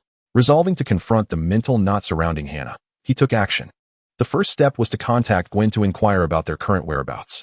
Though he could directly call Gwen with his mind, to avoid unnecessary misunderstandings, Itrek opted to use his phone. After several rings, the call connected. "Hello? Little Itrek, what made you think to call me? How's the internship with Stark going?" Came Gwen's cheerful voice. Itrek replied, "Pretty well. I'm currently at Vero Beach with Mr. Stark, the location you all previously pinpointed. Are you still around?" Gwen's tone was regretful as she said, "We flew back to New York last night. We're no longer in Florida. What a pity we couldn't meet." Itrek felt his enthusiasm plummet, and the courage he had just summoned was dashed. "Little Itrek, do you have anything else to discuss?" After a moment of contemplation, Itrek initially considered hanging up, but then decided to press on and clarify everything. "Gwen, I have a question." "Go ahead." "Well, I don't mean to offend anyone, nor do I wish to pry into others' privacy. I'm merely curious about something." "What is it?" "Little Itrek, just say it. We've known each other for nearly 6 years. I understand your character." Itrek exhaled, saying, "Are you aware of the new swimsuit Hannah bought?" Gwen chuckled, "Of course. I was the first to spot that outfit in the swimsuit store. I bought one and suggested Hannah get one too, haha." Itrek was surprised that Gwen had also purchased it, and, mustering his courage, asked, "Did you both wear it on the beach?" Although the outfit was beautiful and flattering, it was far too revealing for public viewing. However, Hannah and I did sneak off to a deserted beach to change into those outfits, and took some lovely photos together. After that, we never wore them again. Upon hearing Gwen's words, Itrek felt a sense of relief. He recalled that the beach in the background of Hannah's photos was indeed deserted, suggesting they hadn't been seen by anyone else. Gwen playfully asked, "So, little Itrek, do you want to see them?" "That's not possible. Those are our private mementos, meant only for us." Suddenly, Itrek remembered another concern. "Wait. Even though no one saw you at the beach, Hannah uploaded those photos to social media. Wouldn't that mean more people have seen them?" Yet, from Gwen's tone, it seemed she was unaware that Hannah had posted the photos online. Still, this required confirmation. Who knew what thoughts were swirling in the minds of these girls? "So, those photos were only seen by the two of you? No one else, either in reality or on social media, has seen them, correct?" "Of course. I placed my copies in a private album. I believe Hannah did the same." "Little Itrek, why are you asking such questions?" "Oh, it's just for clarification." Gwen, puzzled by Itrek's seemingly erratic line of questioning, reminded him not to overexert himself at Stark Industries and to take care of his mental well-being before ending the call. What was going on? Itrek felt a wave of confusion wash over him. He began to doubt whether his intelligence had truly increased after becoming a super being, or if the butterfly effect had indeed intensified. Why was his cerebral superpower seemingly disabled when faced with matters concerning Hannah? Itrek ruminated, his dulled intellect leading him to two plausible hypotheses. The first was that Hannah had indeed made the photos public on social media, but had somehow blocked Gwen from seeing them. The second was that Hannah had mistakenly posted those photos and then hurriedly deleted them. Perhaps he had just happened to see them during that fleeting moment they were available. Itrek harbored the belief that the probability of either situation occurring was quite low. However, the latter scenario provided him with a modicum of comfort, albeit rather awkwardly. When faced with the choice between indulgence and negligence, it was evident that Itrek would opt for the latter. This could be easily verified. He need only log back into the social media application to ascertain whether Hannah had removed the photos. Chapter 130, Hannah, End. With a heart full of trepidation, Itrek retrieved his phone, swiped the screen, and tapped on Hannah's profile to delve into her latest posts. Sure enough, the offending images remained intact. Anger and frustration coursed through him. Why had that girl not deleted them yet? Yet, another voice within him questioned. What business was it of his whether she deleted them or not? What was his relationship to her? No, that was not entirely accurate. When they had parted ways in New Mexico, Hannah's father, Gene Ben, had left a note imploring Itrek to take good care of her. Having accepted the responsibility bestowed upon him by Hannah's father, he felt compelled to guide her away from inappropriate behavior. Itrek struggled to find a semblance of justification for his ire, but now what was he to do? Surely he could not resort to using his extraordinary abilities to erase her photographs? Well, perhaps it was not entirely out of the question. Itrek's thoughts became a turbulent cacophony, as if a new, free-willed entity had emerged to whisper incessantly in his ear. For Itrek, infiltrating Hannah's social media account was a trivial task, yet such an action rendered him feeling foolish. He was not one to underestimate himself. Before his transformation into a super being, while still in the state of an ultimate human, he had easily bested targets, vanquished foes, outsmarted Gene Ben, and thwarted Loki on 3 occasions. A mere word had sufficed to bring the god of thunder to heel. And with a single phone call, he had dismantled Hammer's operations. Recalling his past encounters, he had never found himself at a disadvantage against various superheroes and supervillains. Now, as a super being, he stood at the pinnacle of human intellect. If he adeptly wielded his cerebral abilities, he could indeed alter the course of fate. Yet, the first act he contemplated as a super being was to invade a young girl's social media account to delete her revealing photographs. This left Itrek with a profound sense of role dissonance. Perhaps as Spider-Man, he could command the elements, but as Itrek, he was merely a high school student navigating the tumultuous waters of adolescence, unable to escape the whims of joy and sorrow that accompanied this phase of life. Unless he fled from his youthful form. Ultimately, he resolved that overthinking was futile. He would go ahead and act. Itrek made the decision to commit a transgression, closed his eyes, and activated the web network 20 version of his powers to infiltrate Hannah's social media account. He was acutely aware that this was wrong, indeed an infringement upon Hannah's privacy, yet he was no saint. In her presence, he was perhaps just an ordinary individual. The ethereal web of translucent filaments gathered the electromagnetic signals vibrating in the air, guiding Itlek's consciousness through the stream of information into the software's main server. Such civilian devices, designed for public use, were far easier to breach than military-grade or high-security corporate servers. The more extensive the user base, the greater the necessity to strike a balance between security and efficiency, particularly for vulnerabilities that could not yield economic gain for hackers, often resulting in only the simplest of patches and cover-ups by operating companies.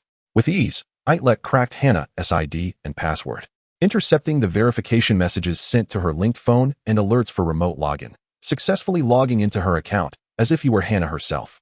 What he needed to do was straightforward: delete those discomforting images. Upon entering Hannah's account, he was greeted by the message interface, filled with conversations from classmates, teachers, and promotional messages from the local bakery near the high school. Admittedly, there was a certain thrill in prying into another's privacy. As he scrolled through the messages, he searched for any signs of boys reaching out to Hannah. Though she dressed modestly at school, her beauty and gentle demeanor were undeniable, and he mused that there must be boys who secretly admired her. As he quickly scrolled down, he indeed found a message from a boy in their class, sent a few months prior, expressing interest in her and asking if she would like to walk home together. Itrek glanced at Hannah's response, noting that she had informed the boy that she was currently staying at Itlek's home and was walking with him, thus politely declining the boy's proposition. This revelation brought a wave of relief to Itrek, akin to savoring a refreshing sip of ice-cold cola on a sweltering summer day. Further inspection of Hannah's conversations with other boys revealed no inappropriate or suggestive exchanges, merely the usual, brief dialogues. Itrek felt a twinge of guilt for his prying. Why was he so intent on scrutinizing Hannah's interactions with boys? After mentally chastising himself numerous times, he redirected his focus to her conversations with female friends. As he scrolled upward, he noticed that Hannah had 3 pinned contacts: Mom, Gwen, and Itrek classmate. The sight of his name pinned brought a reluctant smile to his face. Opening the chat with Gwen, it was clear that Hannah and Gwen exchanged messages frequently, their rapport evident in their tone and manner of address.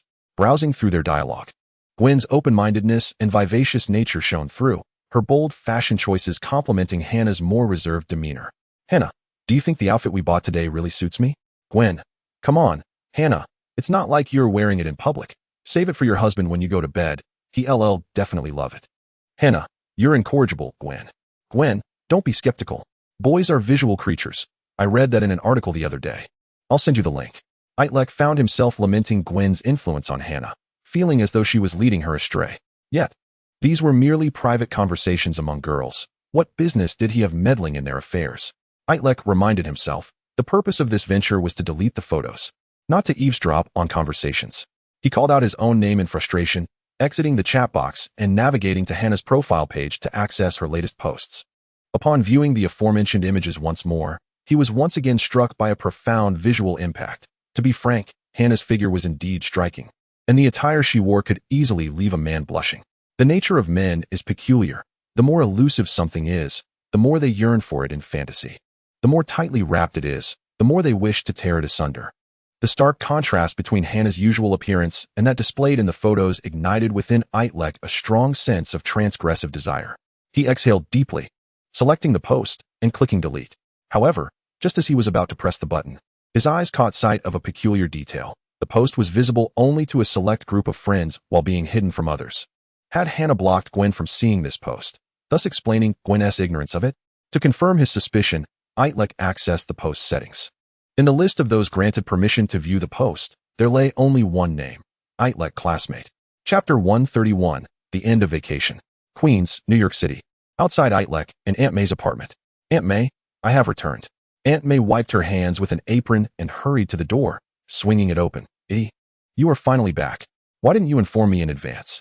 She enveloped Itty in a warm embrace, and after a summer's absence, he seemed to have grown taller. His chest and shoulders broader and more robust. After sharing a tender moment, Itty joyfully exclaimed, Aunt May, I missed you dearly. Aunt May led Itty into the house, scrutinizing him closely. So, how was your internship at Stark Industries? Tony Stark doesn't seem to have a pleasant demeanor. He hasn't made things difficult for you, has he? Itty's attire was markedly different from when he had left over a month ago, clearly provided by Tony. What caught Aunt May's attention even more was the depth in Itty's gaze, which seemed to have intensified since their last meeting. Itty took Aunt May's hand reassuringly, saying, Fear not, Aunt May. During my time with Mr. Stark, I learned a great deal, and he took me to numerous places, broadening my horizons. After exchanging pleasantries with her beloved Itty, his phone suddenly rang. It was Ned calling. Upon answering, Ned's voice came through, slightly frantic. Itty, you haven't returned to New York yet, have you? Today is the last day of summer vacation. Itty, aware of Ned's ulterior motives for calling, feigned surprise. What? Today is the last day of summer? I'm still on the West Coast, touring a manufacturing facility with Mr. Stark. Could you perhaps excuse me from class tomorrow? Tell Harrington I can't make it on time. Ned exclaimed in dismay. Oh no, this is bad. I knew it. My assignment is doomed without you here to copy from. I should have called you a few days earlier. Itty chuckled. Just kidding, Ned. I'm home now, and you'll definitely see the answers to your beloved assignments tomorrow. After ending the call, Itty turned to Aunt May. Aunt May, I need to organize my things for school tomorrow. Go ahead, dear Itty, she replied, returning to his bedroom after nearly 2 months. Itty was greeted by the familiar scent of his sanctuary. It was here, 2 months prior, that he sat planning a trip to Florida with Ned, Gwen, and Hannah, only to receive calls from Tony and Coulson that would lead to an extraordinary adventure. The experiences he had gained were plentiful. Not only had he ascended to a new level of existence, but he had also formed a unique bond with Hannah. It had been half a month since that day at Vero Beach when he had infiltrated Hannah's account to clarify matters. In that time, Tony, liberated from palladium poisoning, had taken Itty on a whirlwind of culinary and recreational escapades. With the burden that had once weighed heavily on his heart now lifted, Itty felt an unparalleled lightness. The only concern that lingered was the potential awkwardness of his next encounter with Hannah. She had expressed her feelings for him quite clearly, and Itty pondered that they were merely 100 steps apart, with Hannah having taken 99. It was high time he took that final step towards her. Tomorrow, he would see Hannah at school, but how could he summon the courage to initiate that crucial advance? Itty's intellect had stabilized at a remarkable 1350. Yet he found himself unable to quantify the nuances of romance, holding hands, watching movies, strolling, or embracing, into a single optimal solution. Interactions between the sexes appeared effortless for others. Yet Itty felt befuddled whenever he confronted this dilemma. Perhaps he was simply approaching it from the wrong angle. This had nothing to do with intellect. If one were to calculate hardness, thickness, length, and depth in the pursuit of the perfect rhythm and intensity during intimate moments, by the time they had computed their findings, the spark of passion would likely have dimmed. Such matters required not cold logic and reason, but rather their antitheses, impulse and emotion. Since surpassing an IQ of 500, Itty had grown unfamiliar with these concepts, finding himself rather inept in this regard. Rubbing the back of his head, he decided to let it be. Perhaps upon seeing Hannah tomorrow, he would instinctively know what to do. For now, his priority was to complete his assignments. Otherwise, Ned would surely accuse him of breaking his word. It was now 2 in the afternoon, and with school starting at 8 the following morning, he had a mere 18 hours left. This included 8 hours for sleep, leaving him with less than 10 hours to work on his tasks. Itty rummaged through his backpack, which was laden with the homework he had left unfinished before the holiday. City High was an expensive private institution, and unlike the carefree approach of public schools, its curriculum presented significant challenges, resulting in a heavy workload. He piled his assignments onto his desk, which nearly reached 4 inches in height. Each page remained pristine, untouched by his pen, but he felt no urgency. Prior to becoming an enhanced being, the time it took him to complete assignments was dictated solely by the endurance of his pen and paper, as he had possessed Spider-Man's superhuman abilities and a photographic memory that allowed him to produce answers instantaneously. Now, as an enhanced individual, that limitation was lifted. Itty placed his palm on the mountain of assignments and closed his eyes for half a second, committing the content of several subjects' holiday work to memory, along with the correct answers. Then, with a flourish, strands of webbing emerged from his fingers, guided by his ability to manipulate them, weaving words and numbers onto each page. Subsequently, he commanded the web to secrete a black liquid, imprinting the text onto the corresponding pages with precision. In less than 5 seconds, he effortlessly completed several hundred pages across numerous assignments. As it was his first time employing his enhanced abilities for such a task, Itty acknowledged a slight lack of finesse. With practice, he was confident that he could reduce the entire process to under 2 seconds. Grabbing a book at random to review, he noted that the handwriting was indistinguishable from his own, and the ink mirrored that of traditional writing. Satisfied with the results, Itty took a brief respite, joining Aunt May for dinner later that evening. After a refreshing shower, he returned to his bed and fell into a deep slumber. Chapter 132, Hannah's Rose. The following morning dawned bright and clear. Radiant sunlight streamed through the window cracks, illuminating the room and dispelling Itty's lingering drowsiness. He had not slept well that night, plagued by a vague sense of melancholy whose origin eluded him. Itty, rise and shine. Today marks the beginning of the school year. All right, Aunt May, he replied. Itty threw off the covers, dressed, and opened the window. The air was crisp, tinged with an autumnal chill, as summer had only just concluded. Aunt May had prepared a delightful breakfast of almond pancakes and oatmeal with milk, which Itty relished, finishing his meal with alacrity before slinging his backpack over his shoulder and setting off for school. As he made his way to City High, a thought crossed his mind, and he paused at the entrance to a narrow alleyway, sensing an echo of the butterfly effect. The alley was a familiar haunt for Itrek, for it was here that he first laid eyes on Hannah. At that time, she had been abducted by William Beck and dragged into a dark, desolate passage. Itrek had bravely intervened, employing the nascent principles of the butterfly effect, utilizing the potholes, garbage can lids, rats, cats, and bricks strewn about to repel Beck. This alley also served as the essential route between Hannah's home and school, a path they had traversed side by side countless times. Memories flooded back to Itrek, yet he remained oblivious to the reason behind the fluttering of a butterfly's wings. As he turned down another street, he caught a whiff of something unsettling, a metallic scent of blood wafting from around the corner.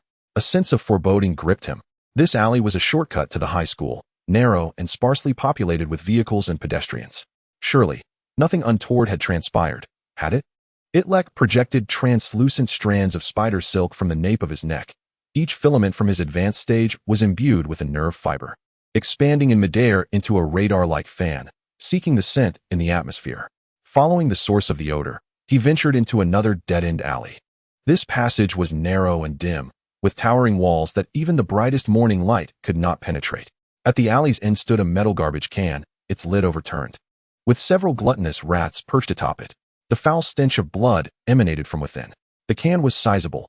Itrek estimated that with some effort, it could easily contain 2 people. He sent a mental warning to the rats, conveying that the area was unsafe. Startled, the rodents lifted their heads, bloodied paws clutching at their sides, glancing around before leaping off the lid and scurrying into a crevice in the wall. Approaching the garbage can, Itrek extended his right hand, where spider silk unfurled and wove into a tendril. With a swift motion, he lifted the lid, peering inside. A wave of nauseating stench assaulted him. Within lay the lifeless body of a cat.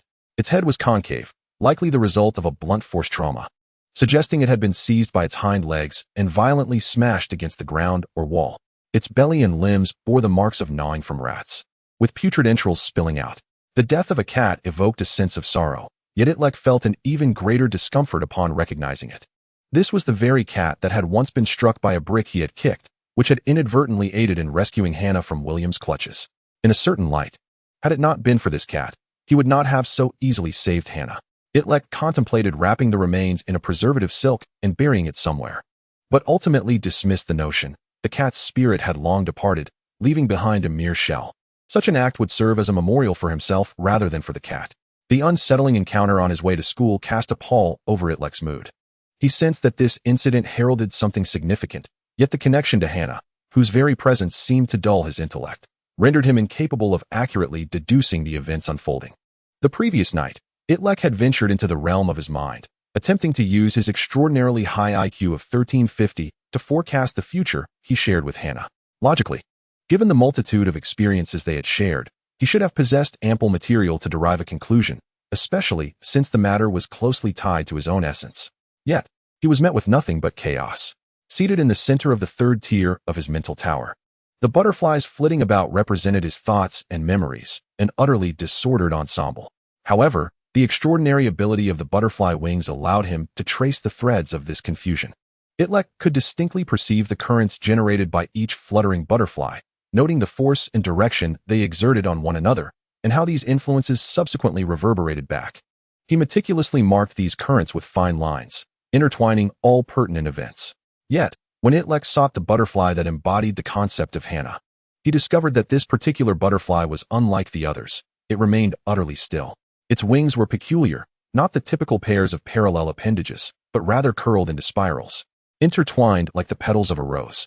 Just as Itrek pondered the reason for Hannah's unusual form, she became increasingly vivid in his mental world, transforming into a stationary rose rather than a fluttering butterfly. The rose was not suspended in midair. A straight stem extended downward, piercing through the 3 tiers of the tower, connecting directly to the ground. In Itrek's imaginative landscape, the height of the tower represented intelligence or rationality. Higher tiers denoted greater intellect, symbolizing the superego, while the ground and depths below represented primal instincts, governed by the subconscious and desires. This rose, rooted deeply in the earth, also reached upward to the 3rd tier of the tower. The ground anchored it firmly, its petals remaining motionless. Furthermore, all butterflies connected to this rose by fine lines settled upon its petals, their wings ceasing to flutter, while those secondary butterflies linked to them experienced a diminished frequency of movement. The rose seemed to create a deceleration field centered around itself. All nearby butterflies slowed, and those resting directly on the petals could not even stir. These interlinked butterflies symbolized events associated with Hannah, materials Itrek intended to use for predicting occurrences related to her, thus rendering him incapable of employing the butterfly wings for any predictions concerning the concept of Hannah. Chapter 133, Staying at School. Itrek mused, unaware that he had wandered into the school.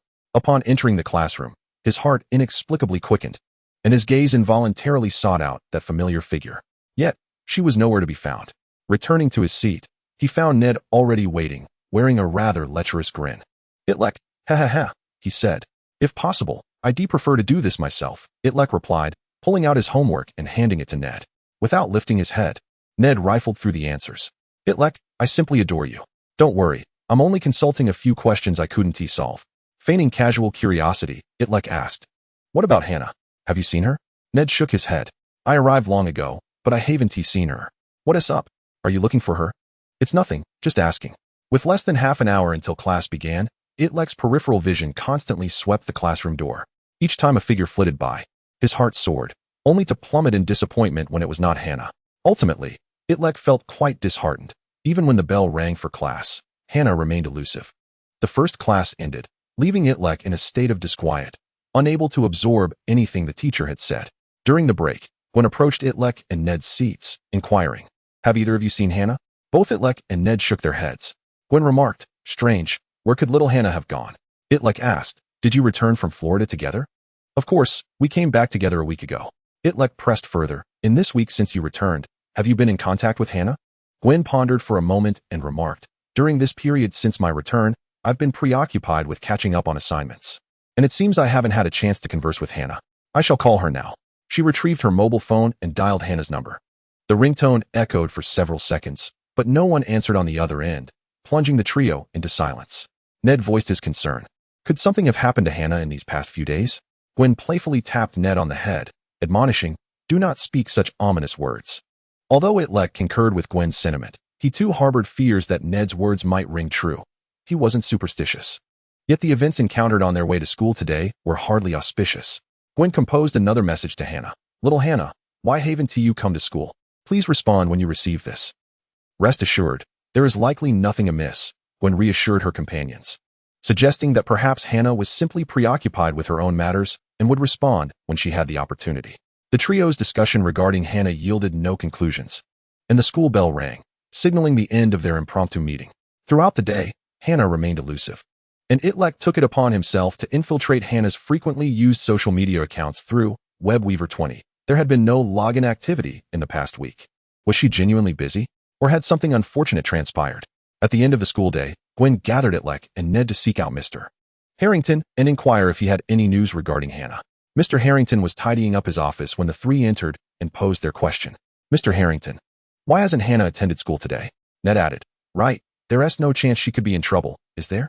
Mr. Harrington rummaged through his drawer and produced an envelope, stating, Hannah took a leave of absence. Her mother, Felice, entrusted this to me a week ago, explaining that Hannah has been occupied with certain matters and may not return for a few days. Upon hearing this, Itrek felt a considerable weight lift from his heart. This indicated that neither Hannah nor Felice was facing an unexpected crisis, and the situation remained manageable. Thank you, Mr. Harrington. As the trio prepared to depart, Mr. Harrington called out, Oh, Ned, you stay behind. I noticed some discrepancies in your assignment answers that suggest you may have copied them incorrectly. Gwen and Itrek bid farewell and left the office, making their way home together.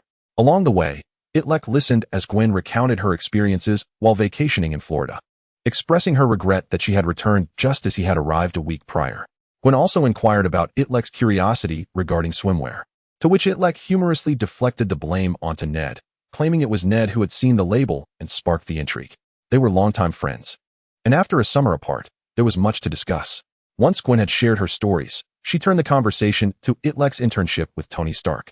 Itrek concocted a half-truthful narrative before a thought struck him, prompting him to ask, By the way, Gwen, will you still be interning at Oscorp this semester? I haven't seen Dr. Connors in quite some time. Gwen shook her head and leaned closer to whisper, I have already resigned from my position with Dr. Connors this semester. It seems I will no longer be able to return to Oscorp. Why not? You worked so hard to secure that internship at Oscorp. Such opportunities are rare. Gwen replied, My father disapproves. He forbids me from continuing my internship at Oscorp. Itrek questioned, Uncle George won't he allow you? How is that possible? I recall him being quite supportive of your position at Oscorp. When Itrek first met Officer George, Gwen was already interning at Oscorp, while he had yet to gain entry. George had subtly hinted or attempted to undermine Itrek, emphasizing that his accomplished daughter was an intern at Oscorp, clearly signifying his endorsement of Oscorp and Dr. Connors. Gwen lowered her voice, murmuring, I don't know. My father's stance has shifted abruptly. I suspect he has received some troubling news regarding Oscorp at work. However, this matter must remain confidential. He hasn't divulged the specifics to me and has urged me not to speculate or inform anyone else that leaving Oscorp was his decision. Itrek nodded in understanding. Even after 6 months, Gwen's dual role as a spy remained firmly intact. While Gwen refrained from detailing the situation, Itrek had surmised the general idea through the butterfly effect. Officer George forbidding his daughter Gwen from interning at Oscorp involved two key figures with special connections, George and Connors.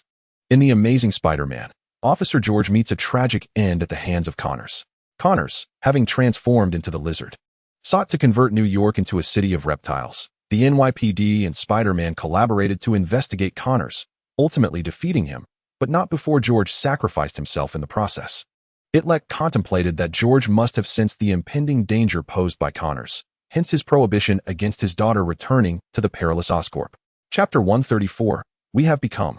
If this line of reasoning held true, then it was likely that his next adversary would be Dr. Connors, the Lizard.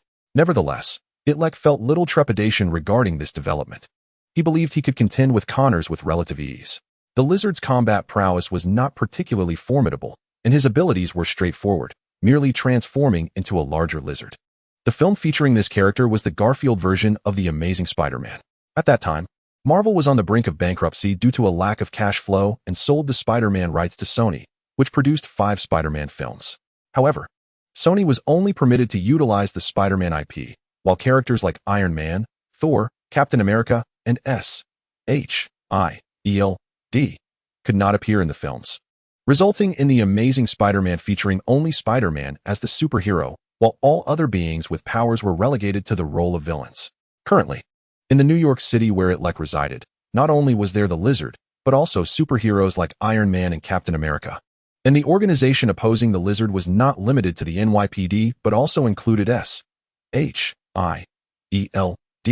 which possessed an array of advanced technology. Itrek considered the Lizard's threat to be negligible, although he remained vigilant regarding the dissemination of the Lizard virus gas throughout New York City. In the film, the Lizard ascended to the pinnacle of Oscorp Tower and released the Lizard virus gas into the atmosphere, resulting in some officers and civilians transforming into grotesque lizards. Subsequently, Spider-Man collaborated with Officer George to replace the Lizard virus gas in the dispersal device with an antidote, restoring those afflicted back to their original forms, albeit at the cost of George's life. In addition to this, Itrek harbored another concern regarding Dr. Connors. His intentions were not inherently malevolent, rendering him a potential ally. Itrek's principle in navigating this world was to amass friends while minimizing enemies, forging the broadest possible united front. Should he be compelled to establish an adversary, it must be someone whom the enemy despises, rather than himself, but rather figures like Tony and the others. After chatting with Gwen for a while longer, Itrek returned home. "Aunt May, I'm back." Aunt May opened the door and ushered Itrek inside, speaking cryptically, "Little Itrek, today marks your first day of school, and I have prepared a mysterious gift for you." Itrek felt a surge of curiosity, yet refrained from employing the butterfly effect to predict outcomes. Sometimes life necessitates unexpected surprises. However, the delectable aroma wafting from the dining table betrayed Aunt May, as a hint of sweetness floated into Peter's nostrils. Aunt May lifted the lid off the dish, revealing honey-glazed lamb chops that exhaled white, steamy vapors, causing Peter to salivate profusely. Aunt May cheerfully announced, "My dear little Peter, during your internship at Stark Industries, I have not been idle myself. I have acquired numerous culinary techniques online, encompassing both Chinese and Western cuisines. For areas I found perplexing, I sought the guidance of chefs from New York's finest restaurants through Miss Pepper's connections, who imparted a wealth of knowledge to me." "Miss Pepper? You mean Mr. Stark's assistant? How did you come to know her?" Peter inquired. "It was Miss Pepper who approached me," Aunt May replied. "She offered to assist me with living or financial matters, given your internship at Stark Industries." "I see." Peter nodded, though his gaze remained fixated on the food. Aunt May continued, "You must taste this. For the past few days, I have prepared a new dish for you each day. But the specifics shall remain a secret. Await the delightful surprise after school." The honey-glazed lamb chops prepared by Aunt May were exquisite, blending both Chinese and Western cooking methods. Marinated in a sweet sauce and sprinkled with cumin, Peter feasted heartily until he could eat no more. After dinner, he helped Aunt May tidy up the dishes, then retreated to his bedroom. Just as he was about to print his homework, Ned called. It suddenly dawned on Peter that Ned had been kept back by Mr. Harrington for copying his homework when they left school. Could he have revealed Peter's involvement? "Hello, Ned, what's up?" "Peter, you need to come quickly. I require your assistance." Hearing the excitement in Ned's voice, Peter replied, "I'm currently eating dinner, and after that, I need to complete my homework and watch TV with Aunt May. I don't have time to go out." Ned retorted angrily, "Peter, don't forget that I was the one who provided you with intel on Hannah. Although nothing came of it, I have been loyal to you. Now I need your help. Just consider it." "Where to?" "I'm waiting for you at the Mexican restaurant. We have something important to discuss." Peter, feeling he had no choice, dressed again and bid farewell to Aunt May before heading out. It was already past 7 in the evening. The streetlights illuminated the streets, and foot traffic had not diminished. Peter navigated through the alleys to the Mexican restaurant, where he and Ned often dined together. As he approached, he spotted a short, chubby figure anxiously pacing at the entrance, moving with such haste that it disrupted the flow of diners and attracted the attention of a security guard. Peter jogged over, and Ned abandoned the security guard to rush toward him. "Peter, my good friend, something big has happened." Peter caught Ned's arm and asked, "What is going on?" "Follow me inside. We need to talk." Ned pulled Peter into the restaurant, and they settled into a private booth. Ned ordered a few of his favorite dishes, and once the server departed, he closed the door. "Spill it. What is the matter?" Peter urged. Ned grinned impishly. "Oh, come on, don't be so impatient. I have some monumental news to share. Do you remember our trip to New Mexico last semester?" "Of course. We pulled the hammer and visited the Black Snake Gang's villa. I recall you were infatuated with Tavis." Ned waved his hand dismissively.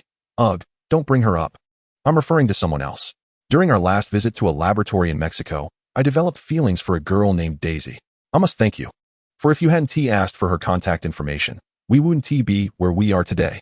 Peter recalled that, in the real world, Thor was knocked away by Jane upon his arrival on Earth. Jane fled in her car, and they never crossed paths again. However, in the cinematic universe, Thor initially encountered 3 individuals upon arriving on Earth: S.H.I.E.L.D, Jane, and Daisy. S.H.I.E.L.D was a professor of astrophysics and a mentor to the latter two. Jane ultimately became Thor's girlfriend, while Daisy, portrayed by the actress from Two Broke Girls, was Jane's friend, possessing a vastly different personality as an earnest bookworm. Noticing the underlying message in Ned's words, Peter inquired, "So, how far have you two progressed today?" Ned slapped the table, exclaiming, "We're official." "Official? What does that mean?" "I'm now officially together with Daisy." Ned produced his phone, showing Peter, "Look, here's our chat history." Peter's eyes followed Ned's finger as he scrolled through the messages between Ned and Daisy. Initially, Ned adhered to the classic nice guy texting formula. Hey, Daisy. Are you there? Daisy, what are you up to? Do you have time? Hee hee. Daisy's replies were curt and dismissive. I'm here. I'm busy with Jane. No time right now. As Ned persistently bombarded her with questions, Daisy grew increasingly indifferent, eventually resorting to merely responding with a single smiley emoji. Ned, you call that being official? Oh. Peter, just keep reading, Ned urged, flipping to the most recent messages. After Ned had sent "Are you there?" for what felt like the 100th time, Daisy finally replied with a lengthy message. Ned, are you interested in me? I think we should find a private place to have some fun. Attached was a picture of Daisy, striking a flirty and alluring pose. Ned quickly covered the image, saying, Peter, you can't see this. Just focus on the text above. Daisy wants to have some fun with me. Peter, you must help me craft a response. Peter felt that Ned's situation was quite dubious. The drastic shift in Daisy's attitude suggested two possibilities. Either she had genuinely come around to Ned's feelings, or her account had been hacked and the message did not originate from her. Given Ned's previously dismal attempts at flirting, Peter deemed the likelihood of the first scenario exceedingly slim. Ned, are you aware of a scam called God Jump? Ned shook his head, puzzled. What does that have to do with my situation? It's highly relevant. God Jump is a con where a woman feigns interest in a victim, hinting at engaging in something risque, luring him to what appears to be a secluded spot. Then, just as the victim is about to make a move, her husband, or brother, or father appears to extort him, leaving the victim in a morally compromised position, forced to comply and pay up. God Jump, also known as a trap, can take on various forms. I recall hearing a comedic skit called Coal Ball by Ma Sanli when I was young, which was one such variant. Back then, I was too innocent to grasp its meaning, only realizing the implications after my worldview had been tainted in adulthood. A flamboyantly dressed woman leans against a doorway, casting flirtatious glances at passers-by, and a hapless fool takes the bait and steps inside. Upon entering the bedroom, a knock resounded from outside. The woman feigned a state of panic, claiming that her notoriously temperamental husband had returned. She warned that he would resort to violence with a kitchen knife upon discovering an unfamiliar man in their home. The unfortunate fellow, taken aback, was at a loss for where to hide. The woman suggested he pretend to be a coal salesman, as there was a pile of unshaken coal balls in the yard. If he could deceive her husband, he could then make his escape. However, when her husband entered, he did not leave, and the hapless man ended up shaking coal balls for 3 hours, emerging covered in soot, appearing as though he had fled from a dire situation in Africa. Only when the man deemed the coal balls sufficiently shaken did he finally depart, allowing the unfortunate individual to drop the basket and flee. 2 weeks later, the unfortunate fellow encountered the woman again, who was casting flirtatious glances at him. Having come to terms with the previous encounter, he retorted with irritation, What? Is your household in need of another coal shaker? After listening to Itrek's explanation, Ned expressed concern and disappointment. Is it possible that Daisy invited me solely to assist her with shaking coal balls? Itrek placed a hand on his forehead. Do you genuinely believe Daisy requires assistance with coal? Ned clapped his hands together, realization dawning. I understand now. Daisy has been preoccupied with her experiments and writing reports. After I entered her room, Professor Shavig would knock and intrude, and Daisy would have me feign that I was there to help with her report. Itrek interjected, Ned, do not overthink it. Daisy is not that kind of person. This must be someone else's prank using her account. If you doubt it, you could call Daisy. I believe she will promptly clarify this misunderstanding. Ned hesitated, his finger hovering over the call button, fearful that Itrek's assessment might hold truth and that his recent joy was merely an ephemeral dream. Itrek pressed Ned's finger down, initiating the call. After a few rings, Daisy answered. Itrek gestured for Ned to inquire about the earlier matter. Daisy, was your recent message to me genuine? Or did someone else take your phone and play a trick on me? Daisy replied, Oh, I'm terribly sorry, Ned. My cousin visited the lab, and she is quite mischievous. After I explained her situation to her mother, she must have held a grudge against me, hence the messages. Ned's expression fell, his mouth forming a pout, brows furrowing in dismay. All right, I understand. Adding to Ned's disappointment, he recalled the provocative photo Daisy had sent him, where she playfully beckoned the camera, likely intended for her boyfriend, but sent to him by her cousin instead. Itrek placed a comforting hand on Ned's shoulder, assuring him that this situation was inherently untrustworthy. Anyone who had encountered Daisy could see she was perfectly sane. How could her demeanor shift so dramatically? Just as Ned was about to end the call, Daisy interjected, Wait, Ned, what is it? Were you disappointed by what you heard? Ned, revealing his affections, responded, Of course I'm disappointed. How could I not be? Daisy's tone took on a flippant quality to alleviate your disappointment. I must confess that my earlier words were merely a jest. Daisy initiated a video call, and Ned's eyes widened in astonishment. On the other end, Daisy pulled at her clothing, revealing a tantalizing view to the camera. So, Ned, would you like to meet up? Itrek, witnessing the spectacle, was suddenly reminded of a long familiar name, Loki. Chapter 136, The Gas Diffusion Device. Itrek's innate abilities were a natural counter to Loki's deception, even through the screen. He could distinctly sense the presence of the god of mischief. However, why would Loki target Ned? The more pressing question was why Loki sought out Daisy. Daisy Jane and Professor S.H.I.E.L.D were colleagues, and Itrek recalled that in the film The Avengers, Loki had previously crossed paths with Professor S.H.I.E.L.D. After stealing the Tesseract, Loki aimed to harness the space stone within to open a portal, leading the Chitauri to invade Earth.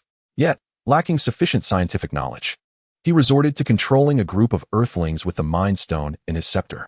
Among this group were agents and scientists, including Professor S.H.I.E.L.D, who was manipulated into dutifully constructing the portal device for Loki. Now, with Daisy possibly under Loki's influence, it implied that S.H.I.E.L.D too had fallen under Loki's control, heralding the onset of the plot from the Avengers and the impending Chitauri invasion. Itrek sensed that a series of significant events were on the horizon. First, an unknown issue with Hannah, then when mentioning that Dr. Connors was poised to act, and now Ned entangled with Loki. With so many potential crises ready to erupt, Itrek concluded that it was imperative to address them one by one, starting with severing the connection between Ned and Daisy. Ned, eager to act, hung up the call with Daisy and inquired of Itrek, "What should I do now, brother? Should I immediately book a flight to New Mexico? But I have classes tomorrow. Can you concoct a reason for me to request leave from Professor Harrington?" Itrek replied, "Ned, I believe the decision to meet Daisy requires careful consideration. Reality may not be as enchanting as it appears on screen. Online interactions are often illusory, and you cannot grasp them fully." Ned countered, "Precisely because online interactions are illusory, I must meet Daisy." Itrek, "Are you perhaps envious of my budding rapport with her?" Itrek recognized that rational discourse would yield no results, and thus resorted to his final strategy, slamming his phone onto the table. "Ned, I recorded your conversation with Daisy. Regardless of the excuse you concoct to leave New York City, I will send the recording to your father, Mr. Nelson." "Please don't," Ned exclaimed, rushing to seize Itrek's arm. "Brother, don't tell my dad. If he finds out, he'll turn me into ground meat." Itrek advised Ned, "It's best to prioritize your studies and refrain from indulging in fanciful notions. Such pursuits will inevitably lead to deception. If you remain uncertain, just look in the mirror, and you'll realize how improbable it is that Daisy could fall for you."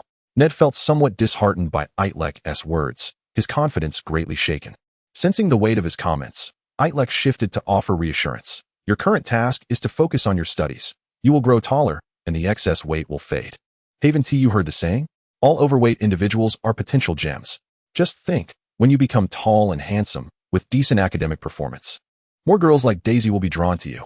Ned reluctantly nodded, "But Itrek, while your reasoning is sound, you are ultimately obstructing my romantic prospects. If you're preventing me from meeting Daisy, I have one more request." "What request?" "Settle the bill for these Mexican chicken wraps." Itrek and Ned parted ways and returned to their respective abodes. Upon retrieving his keys and unlocking the door, he found Aunt May curled up on the sofa like a cat, the room shrouded in darkness, illuminated only by the flickering glow of the television casting a pallid hue upon her face. It suddenly struck Itrek that Aunt May was an emotionally vacant single woman, having refrained from seeking companionship to care for herself.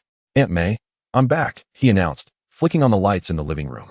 Aunt May remained engrossed in her favorite show, Two Broke Girls, as Max, resembling Daisy, relentlessly mocked her friend with rapid-fire quips. Itrek settled beside her, sharing a moment of television viewing. Aunt May inquired about his outing, to which Itrek replied that Ned was grappling with some emotional issues. After engaging in some light-hearted gossip about Ned, the clock struck 10:30, prompting Itrek to bid farewell to Aunt May and retreat to his bedroom, where he began to strategize his next steps. Faced with an array of challenges, Itrek resolved to tackle each one sequentially, starting with Dr. Connors, the lizard. While Dr. Connors himself was not particularly formidable in combat, Itrek's concern lay in the toxic gas diffusion device he had reportedly installed atop one of New York City's towering edifices, the Osborne Building. Dr. Connors intended to use a flawed radioactive decay formula to transform the entire populace of New York City into lizard-like beings. Itrek was uncertain whether Connors had successfully developed the lizard toxin or planned to release it from the gas diffusion device. Yet he recognized the simplest and most efficient method to thwart his plans, to disable the gas diffusion apparatus entirely. Adorned in his Spider-Man suit, Itrek leapt from his bedroom window, shooting a web upward to secure himself to the eaves of the top floor, swinging out into the night. Despite having ascended to a higher level of agility as an enhanced being, he embraced the vintage mode of movement that epitomized his Spider-Man identity. The urban landscape blurred past him as the cool night breeze brushed against his cheeks, and in less than 20 minutes, he arrived at the base of the Osborn building. With a powerful leap, Itrek clung to the exterior glass of the building, ascending with remarkable speed. As he neared the rooftop, Itrek detected some commotion above and halted his ascent, adhering to the outer edge of the rooftop with his hands and feet, straining to discern the sounds. He heard the heavy footfalls of a creature whose mass far exceeded that of an average human. Peering out, he beheld a colossal, dark green monster atop the rooftop. Dr. Lizard. Chapter 137. The Suppressing Serum. The enormous lizard bore a striking resemblance to the one Itrek had encountered on the bridge while pursuing the target 6 months prior, albeit now appearing even larger. A flashlight was affixed to the top of its head, and it clumsily assembled a device with its oversized claws, likely the gas diffusion apparatus.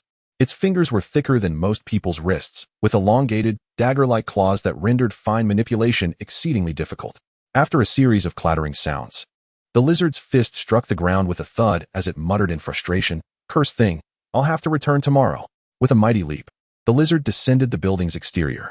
Once assured of the creature's departure, Itrek climbed onto the rooftop, discovering a mechanical apparatus that was 90% assembled. Breathing in deeply, he detected an unusual odor. The scent did not emanate from the device itself. Rather, the source lay in a few droplets of liquid scattered on the ground beside it.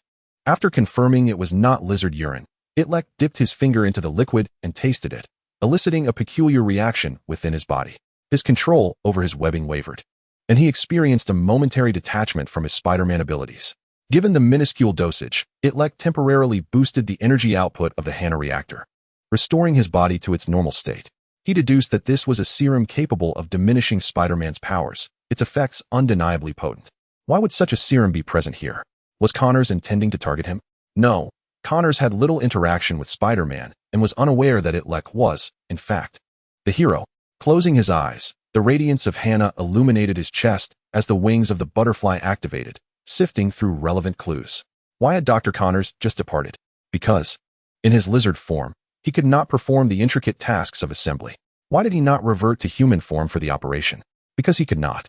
Spider-Man and Dr. Connors were essentially mirror images of one another, both results of genetic grafting. If a serum could strip him of his Spider-Man abilities, it could just as easily restore Connors to his former self.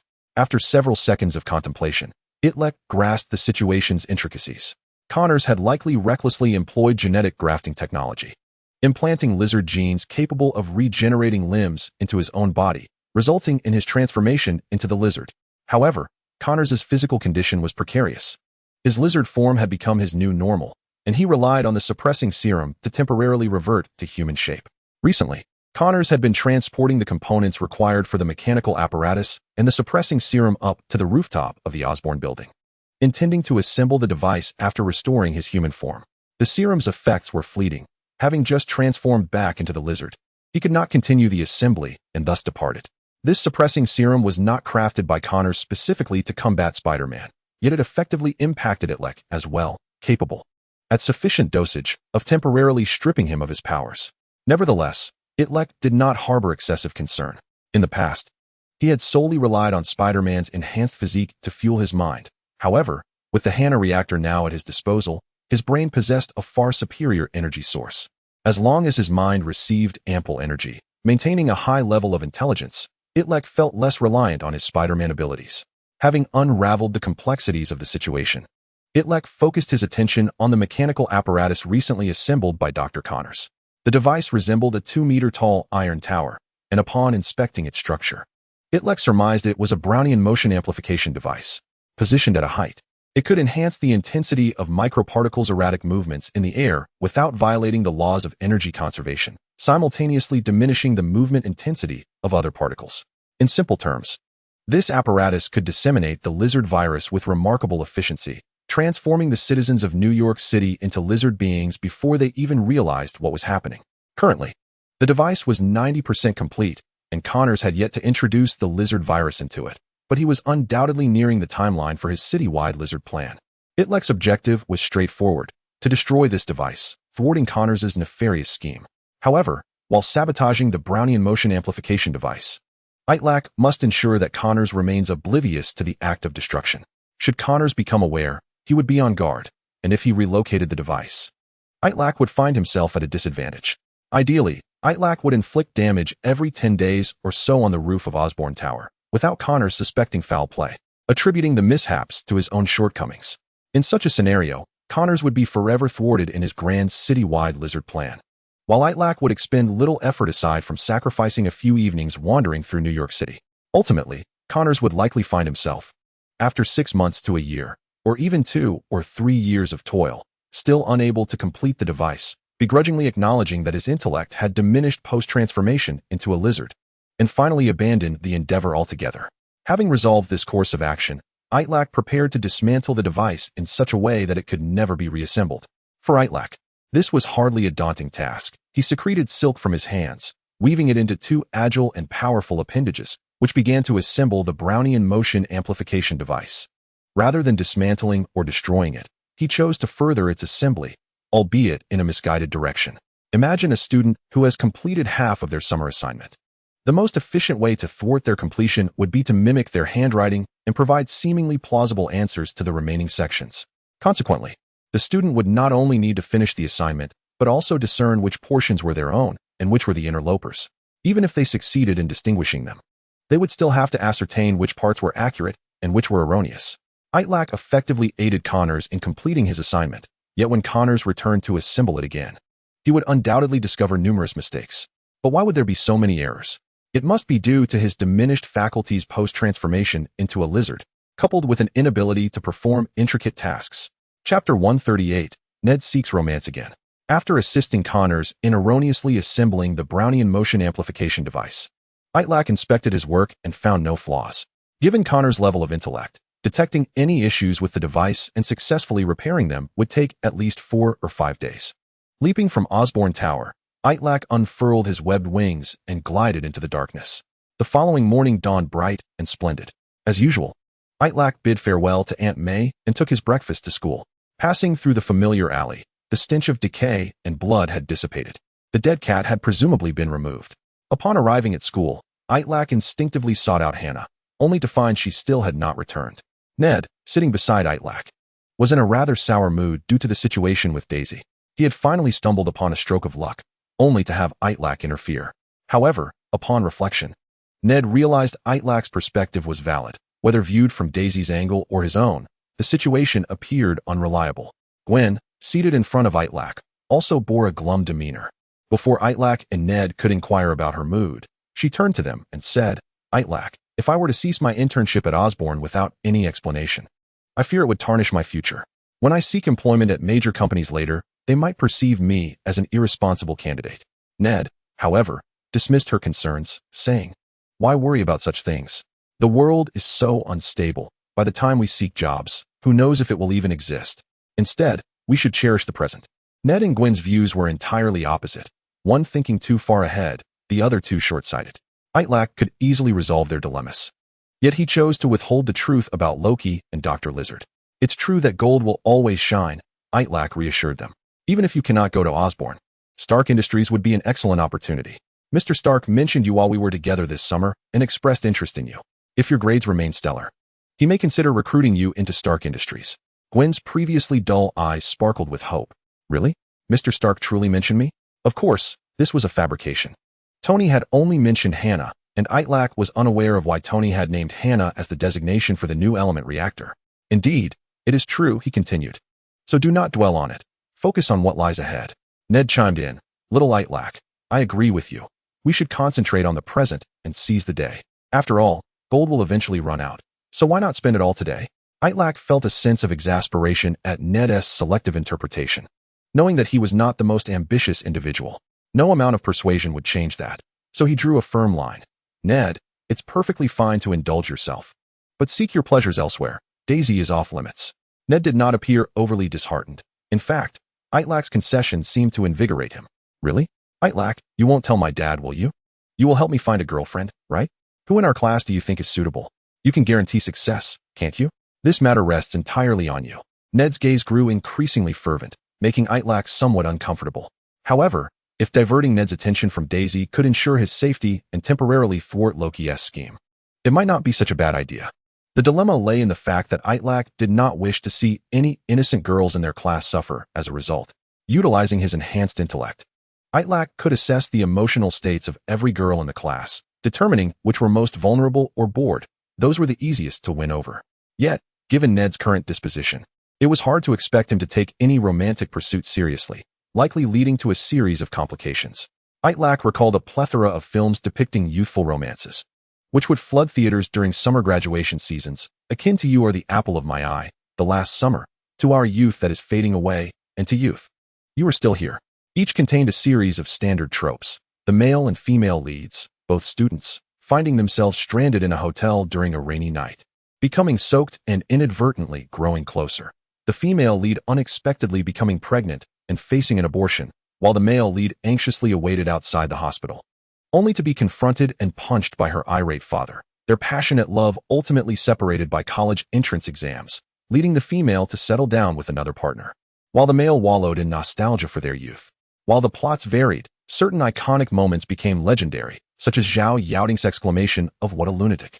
and Wu's hauntingly memorable line, "What will you use to repay the debt you owe me?" Itrek shuddered at the thought of associating these poignant films with Ned.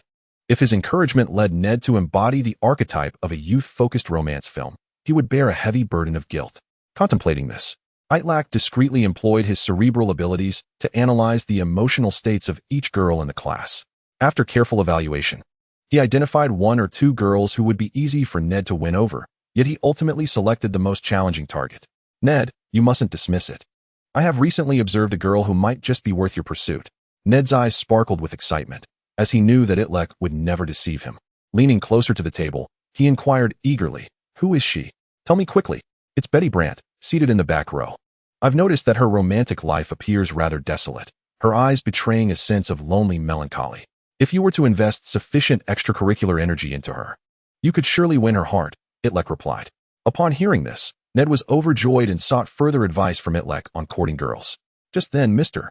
Harrington entered the classroom with a stack of textbooks, signaling the start of the day's lessons. Throughout the day, Ned remained in a state of exhilaration.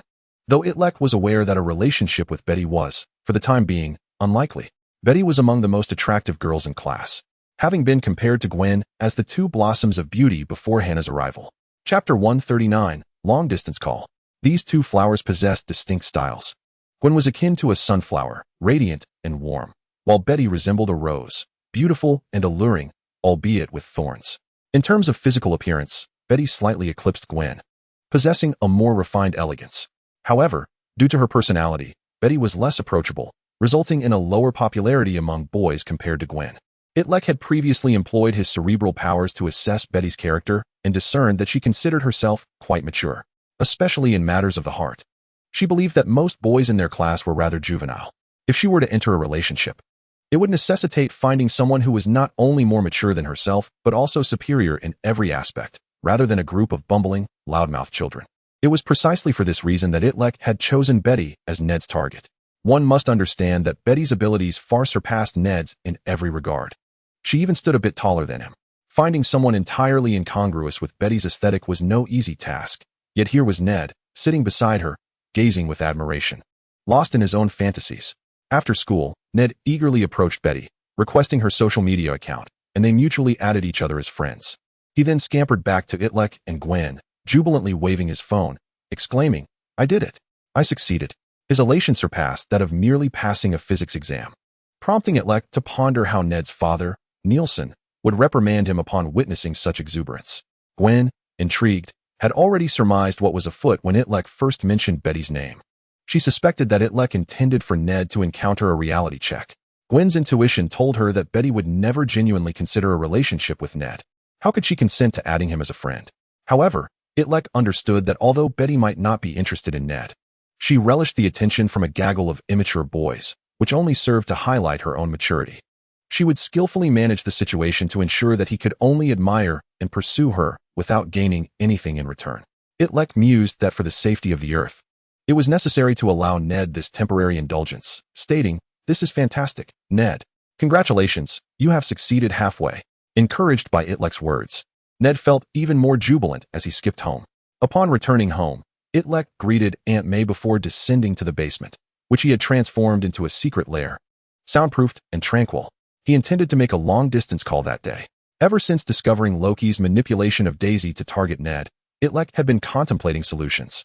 Currently, it was evident that Loki had ensnared a considerable number of scientists, with an unambiguous aim to harness the energy of the Tesseract to open a portal and unleash the Chitauri army upon Earth. Itrek found himself at a loss regarding Loki's plans. He was a person grounded in reality. Beyond being Spider-Man, he was Aunt May's nephew, a student in a high school, and an ordinary citizen of New York City. When weighing his superhero identity against his other ordinary roles, if forced to choose, Itrek would unhesitatingly opt for the latter. After all, the former merely served as a means to protect the latter, not as an end in itself. Everyone yearns to be a carefree, happy ordinary person rather than a lonely superhero orphan. At this juncture, all Itrek could do was call upon his good friends for assistance. The S.H.I.E.L.D. was not yet an option, primarily because Itrek lacked any legitimate reason to be privy to Loki's scheme, which could raise suspicions about him. Secondly, if S.H.I.E.L.D. did not mobilize all its resources to address this matter and merely dispatched a few scattered agents, it would prove ineffective against Loki. Strictly speaking, once Loki began to manipulate Daisy and her cohorts, the world had already entered the narrative of the Avengers. In that tale, Loki effortlessly used the Mind Stone to control Hawkeye, compelling him to serve his will. The agents of S.H.I.E.L.D. would likely be even less resilient against Loki than Hawkeye. Itrek intended for this long-distance call to be extensive, reaching beyond the confines of Earth to Thor in Asgard. He had previously given Thor a spider sense ring, enabling direct communication. However, it had been a while since they last used it, and Itrek's and Thor's brainwaves were no longer aligned. Itrek needed to re-establish the connection and transmit his message. In the serene environment, he meditated to adjust his brain's frequency, gradually linking to Asgard. "Thor, are you still in Asgard? Who is it? Who is speaking in my mind?" Itrek sighed in exasperation. Could it be a hallucination? Perhaps he'd indulged a bit too much lately, and he ought to heed his mother's advice to drink less. "Thor, it's me. Again? Who is speaking in my mind?" "Thor, please don't be so obtuse. It's Itrek. We are connected through the spider sense ring. Have you forgotten?" Only then did Thor lower his hammer, beaming. "Ah, it's the Spider-Man emissary. Long time no see. What brings you here? By the way, I have splendid news from Asgard. My father is about to awaken from his slumber." When Itrek was studying in New Mexico, he encountered Thor, who was unable to lift his hammer. Thor's father, Odin, had cast him down to earth and stripped him of his powers before entering his slumber. Itrek had assisted Thor in lifting the hammer, restoring his divine strength. The process of helping Thor was somewhat ludicrous, as Odin had placed an observer effect spell on the hammer. In reality, once a certain level is transcended, magic and science converge. Itrek and Dr. Banner had unraveled the scientific principles behind the hammer's weight through experiments and a bit of self-diminishment. Itrek then transformed this otherwise impartial and emotionless scientific principle into a heartfelt, soul-stirring narrative, pouring it into Thor's ears with fervor. Consequently, Thor came to believe that Itrek was an emissary sent by his father, Odin, to guide him. In Odin's absence, Itrek's authority equated to that of Odin himself, and Thor would follow wherever Itrek directed him. However, this also leaves a lurking peril. During Odin's slumber, I could deceive Thor without consequence. But once Odin awakens and the truth is revealed, my situation may become precarious. Chapter 140, Deception and Further Deception. On the other side, Thor was in high spirits, brimming with joy, and said to Itrek, "Divine messenger, my father shall awaken from his slumber in a few days. When that time comes, I shall report all your teachings to him, for it is you who have instilled in me such wisdom, enabling me to lift Mjolnir and reclaim the power of the Thunder God." Upon hearing Thor's words, Itrek felt no solace. Instead, a chill ran through him. This reckless child intended to report him to Odin? While he had indeed evolved to a superior state, significantly enhancing his abilities, he was still hesitant to confront Odin directly. Itrek recalled that Marvel had once published a power scale assessing 6 dimensions: strength, intelligence, endurance, speed, energy projection, and combat skills, with ratings ranging from 1 to 7, escalating in potency. A score of 1 indicated inferiority to an average human, 2 represented the human average, and 7 denoted immeasurable power, bordering on the infinite. Thanos' metrics were recorded as 7, 7, 7, 6, 7, 7, with only his speed rated at light speed 6, rather than the distortion of light speed 7. Odin surpassed Thanos in strength, possessing scores of 7 across all dimensions, truly deserving of the title King of the Gods. Despite the apparent subservience of Odin's two sons to Itrek, this was merely because Loki and Thor fell within Itrek's sphere of influence. Loki excelled at deception, easily discernible by a keen intellect, whereas Thor, with his simplistic and impulsive nature, was easily swayed by Itrek's words without realizing it. One son reveled in pretense, while the other was genuinely naive, rendering them insignificant threats to Itrek. However, Odin himself would not be so easily managed. Though both Odin and the Asgardians were revered as deities by humans on Earth, expecting his sons to venerate a human and heed their commands would not please him. Thus, Itrek's immediate task was to separate Thor from Odin before the latter awoke, preventing their meeting. Itrek spoke. "Thor, Earth requires your assistance. Your brother Loki is orchestrating a scheme to lead the Chitauri army in an invasion. You must hurry to New Mexico to thwart his plans." Thor hesitated. "But my father is about to awaken, and I have yet to report your matters to him." Itrek was at a loss. Why did Thor persist in his desire to report him to Odin? To cover his previous deceit, Itrek resorted to verbal subterfuge, weaving another layer of lies atop the last. "Do you know why the king of gods, Odin, is stirring from his slumber?" "I know, because my father is waking." "No, it is not so simple. For centuries, Odin's health has deteriorated. In his current state, he should remain forever asleep. He awakens only when significant events transpire in Asgard." Thor's vigilance was piqued. What significant event is to unfold in Asgard? Itrek continued. "The momentous event is that the Prince of Asgard must leave to Earth to thwart the nefarious schemes of his wicked brother. Odin anticipated this while in slumber, hence his premature awakening, to oversee matters while you are absent from Asgard. Therefore, Thor, do not betray your father's earnest intentions, nor delay his rest. Immediately, at once, go to Earth. Confront Loki." Itrek found his rhythm in conversing with Thor, adopting an impassioned and stirring tone. The Asgardians were inherently innocent and good-hearted, devoid of guile. Thor, having lived for 1,500 years, retained the mentality of a boisterous, impulsive youth. This immaturity stemmed from a lack of adversity. He had lived a carefree existence, unburdened by famine, poverty, summer assignments, or final exams. In the cinematic universe, it was only after experiencing the loss of his father and mother in Thor, the Dark World, witnessing the destruction of Asgard in Thor, Ragnarok, and enduring the death of Loki and the remaining Asgardian populace in Avengers, Infinity War, that Thor began to mature. At present, Thor remained the pampered prince. After hearing Itrek's words, he felt a deep sense of understanding and declared, "Very well, I shall go to Earth at once. Upon resolving the matters there, I will return and report to my father the assistance you provided." Itrek's expression darkened, even if Thor was somewhat obtuse. He sensed Itrek's mood and timidly inquired, "Divine Messenger, what troubles you? Did I say something amiss?" Itrek spoke in a somber tone. "Thor, do you recall how you wielded Mjolnir? It was with the aid of the Divine Messenger. You imparted the wisdom necessary. What have I told you? You instructed me to focus on myself and not overly concern myself with the hammer, for I am the god of thunder, not the god of the hammer." Itrek's voice grew stern. "What I meant to convey was to believe in yourself. Your identity as the god of thunder is not contingent upon the hammer, nor upon me. Itrek, you are simply yourself. Thus, answer me anew. How did you manage to lift Mjolnir?" Thor felt disoriented by Itrek's words, struggling to grasp the truth, and pondered. "Could it be that I realized it on my own?" "Precisely. It is indeed you. So you understand how to report to your father?" "Yes. It was through my experiences on Earth that I comprehended the principles of self-empowerment, enabling me to lift the hammer and regain the power of the thunder god." Itrek nodded in satisfaction. "That is correct. Now, set forth to New Mexico at once, and thwart Loki's invasion of Earth. By the way, should you encounter agents of S.H.I.E.L.D, you may collaborate with them to confront Loki. However, I wish to test you. If they inquire how you became aware of Loki's plan, or who informed you, what will you say?" Thor replied, "I shall say I uncovered it through my own investigation." "Exactly. You answered correctly. Now go quickly." With Itrek's affirmation, Thor felt elated, perceiving himself as a budding prodigy. He grasped Mjolnir and headed towards the Bifrost, ready to be transported to Earth to retrieve his brother and deliver a thorough reprimand.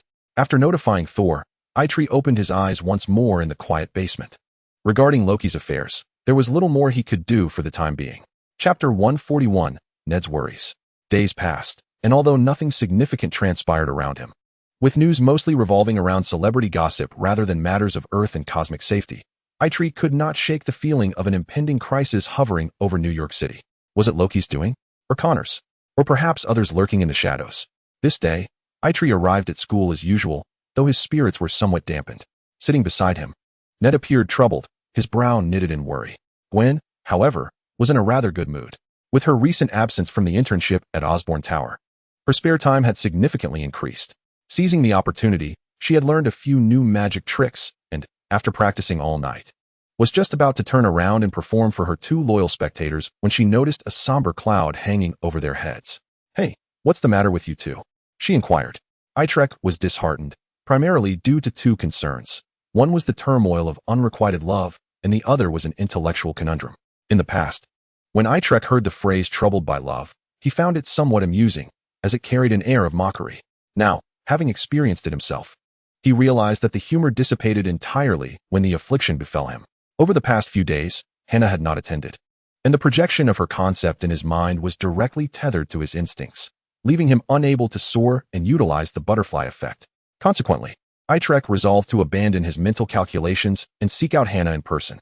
Just yesterday, he ventured to the residence of Hannah and her mother, Felice. Initially with a glimmer of hope, only to discover new occupants, a cat-loving elderly lady. What further unsettled Itrek was the sight of the sensory ring he had gifted to Hannah, clinging to the doorknob. The translucent ring was nearly imperceptible unless scrutinized closely. Hannah had left it there, intending to convey that her departure was premeditated rather than accidental, and it imparted a sense of ritual, a ritual of prolonged separation. A friend or lover merely stepping out for a moment to fetch bread would not leave behind tokens of farewell. Moreover, Itrek pondered another question. Did Hannah even know he was Spider-Man? In truth, when he initially rescued her from the clutches of the bullseye, he had inadvertently revealed a flaw, or rather, encountered a coincidence. When he handed her the ring under his own identity, he informed her that she could track him down through it. However, after she was taken away by Bullseye, it was Spider-Man who found her. Itrek attempted to delve deeper into the matter, but the butterfly effect rendered his inquiries futile, leading him to abandon the thought. At the very least, this excursion had confirmed for him that Hannah felt further removed from him. The second source of Itrek's discontent stemmed from his intellectual quandary. Logically, with Itrek's intellect, there should be no problem capable of ensnaring him. Yet this was a dilemma of his own making. He had once planned to subtly manipulate the machinery at the pinnacle of Osborne Tower every few days, enhancing its completion in a seemingly innocuous manner to delay Connor's progress. Yet, as Itrek engaged in the actual operation and assembly, he gradually came to realize that creating a semblance of error was far more challenging than committing outright mistakes or causing blatant destruction. To prevent Connors from suspecting malicious intent, he first had to achieve the appearance of error, which required every fabricated mistake to possess a rationale, one that Connors could comprehend. Otherwise, even if Itrek believed it to be plausible, Connors would not. Moreover, each error could only be employed once. Upon returning, Itrek would discover that Connors had rectified the previous mistake and fortified the regions prone to errors and malfunctions. This was a battle of wits against Connors. Itrek had intended to wear down Connor's resolve through repeated delays and failures, hoping he would abandon the plan.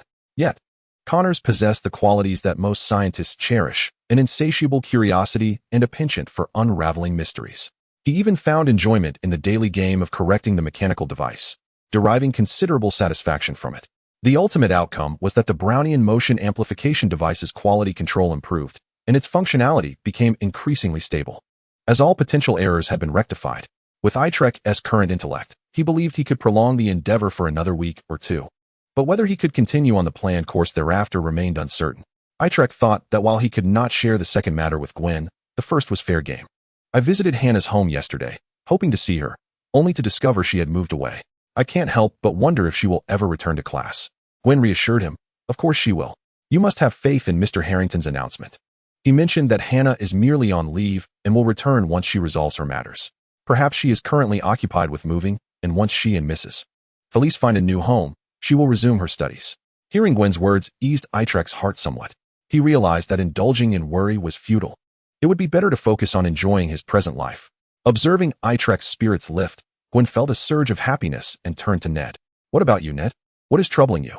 Itrek interjected. "No need to guess. It must be about Betty, right?" Ned remained silent. Gwen, intrigued by the gossip, leaned in closer. Is it really about Betty?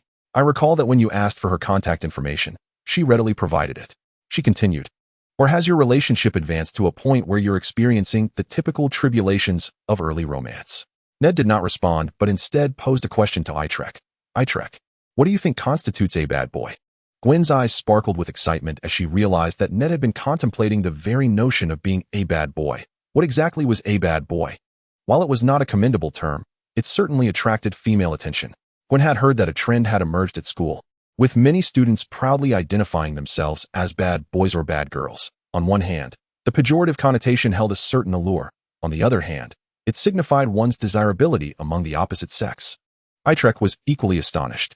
Could it be that Ned and Betty had become an item? It seemed implausible, as he had chosen the option with the least likelihood of success for Ned. What's this? Are you troubled by the prospect of becoming a bad boy? Itrek inquired.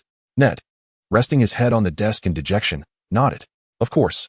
They say that bad boys possess a knack for charming girls into bed, and I think I might have that skill as well. Gwen's eyes widened in disbelief as she grasped Ned's arm. What exactly have you done with Betty? Have you too? Ned replied, It's nothing serious. Every time I try to chat with Betty, she claims to be tired and wants to go to bed. Gwen playfully smacked Ned on the head, exclaiming, You should just admit you can't win her over instead of rambling on. As they bantered, Mr. Harrington entered the classroom, signaling the start of the lesson. As the physics class drew to a close, Mr. Harrington ceased his lecture, closed the textbook with a thud, and announced, Before we dismiss, there are two matters I must convey to everyone. The class quieted down, and the students, who had been drowsily listening, perked up, straightening their posture. They were eager to hear anything beyond the confines of physics. Mr. Harrington continued, The first announcement is that Hannah has transferred schools. She will no longer be studying with us here at City High. Upon hearing this news, a wave of disappointment swept through the class. For Hannah was both beautiful and gentle, admired by all, regardless of gender, as a radiant presence within their midst. Among them, Itrek felt the deepest disappointment, as the very situation he had been dreading had finally come to pass. Harrington continued, Hannah and her mother have relocated elsewhere, leaving no opportunity for a proper farewell. She penned a letter, requesting me to read it aloud to everyone. Harrington spent 3 to 4 minutes reading Hannah's heartfelt message, in which she expressed her gratitude for the companionship and support of her teachers and classmates during her time here, as well as her sorrow at parting. In her closing remarks, she extended her warmest wishes to all. Folding the letter away, Harrington announced, The second matter at hand is that our class has welcomed a new member, our newly appointed biology teacher, Miss Tavis. At that moment, a graceful figure entered the classroom, clad in a chic black women's suit, complemented by a crisp white blouse and a fitted black pencil skirt, her feet adorned with stiletto heels. The moment Tavis stepped into the classroom, gasps of astonishment filled the air. She was undeniably stunning, and Itrek recognized her immediately. It was none other than Octavius, the Lady Octopus. Unlike her attire during their encounter in New Mexico, or her appearance in Hell's Kitchen, this time Octavius sported thick black-rimmed glasses, her hair elegantly pinned up, exuding an air of sophistication. Among the class, only 3 individuals were acquainted with Octavius, besides Itrek. Ned and Hannah had also encountered her during the infamous Black Snake Gang villa trip. However, with Hannah's absence, only Ned remained, his eyes nearly bulging with excitement, sensing that fortune was once again smiling upon him. After Tavis greeted the class and introduced herself, she exited the room, leaving Harrington to declare the end of the class. The classroom erupted with excitement, momentarily forgetting Hannah's departure, as they fervently discussed the new beautiful teacher. Ned's mind began to wander. Surely, Tavis must have been captivated by his charismatic charm, having traversed from New Mexico to New York solely to bridge the gap between them and capture his attention. Conversely, Itrek's thoughts diverged entirely. There had to be a reason for Octavius's arrival at City High School as a biology teacher, especially in his class. It felt inherently connected to Hannah. Hannah was related to Kingpin by blood, and Octavius was one of Kingpin's subordinates. With Hannah gone and Octavius present, what could this signify? Was Kingpin testing him? Itrek recalled a story he had heard in his previous life about a man named S.H.I.E.L.D. who was to marry the next day. On the eve of his wedding, his wife's sister, a strikingly beautiful woman, came to visit him, professing her affection and beginning to undress. Without a second thought, S.H.I.E.L.D. turned and exited, only for his in-laws, wife, and brother-in-law to emerge, grasping his hands with congratulations. Congratulations. You have passed our family's test. When asked later what he had been thinking, S.H.I.E.L.D. simply replied, Damn, I forgot to close the door. Itrek pondered whether Kingpin could be so bored as to orchestrate such a scenario for him. Nevertheless, he resolved to remain cautious, lest he be ensnared in a trap. For Kingpin and Furus might indeed be watching him from some hidden vantage point. Just then, the biology class representative approached him, saying, "Itrek, the new teacher is looking for you. She mentioned an issue with your biology assignment from the break and wants you to come to her office." Upon hearing this, Ned felt discontent, suddenly recalling that Tavis's purpose for coming to City High could also pertain to Itrek.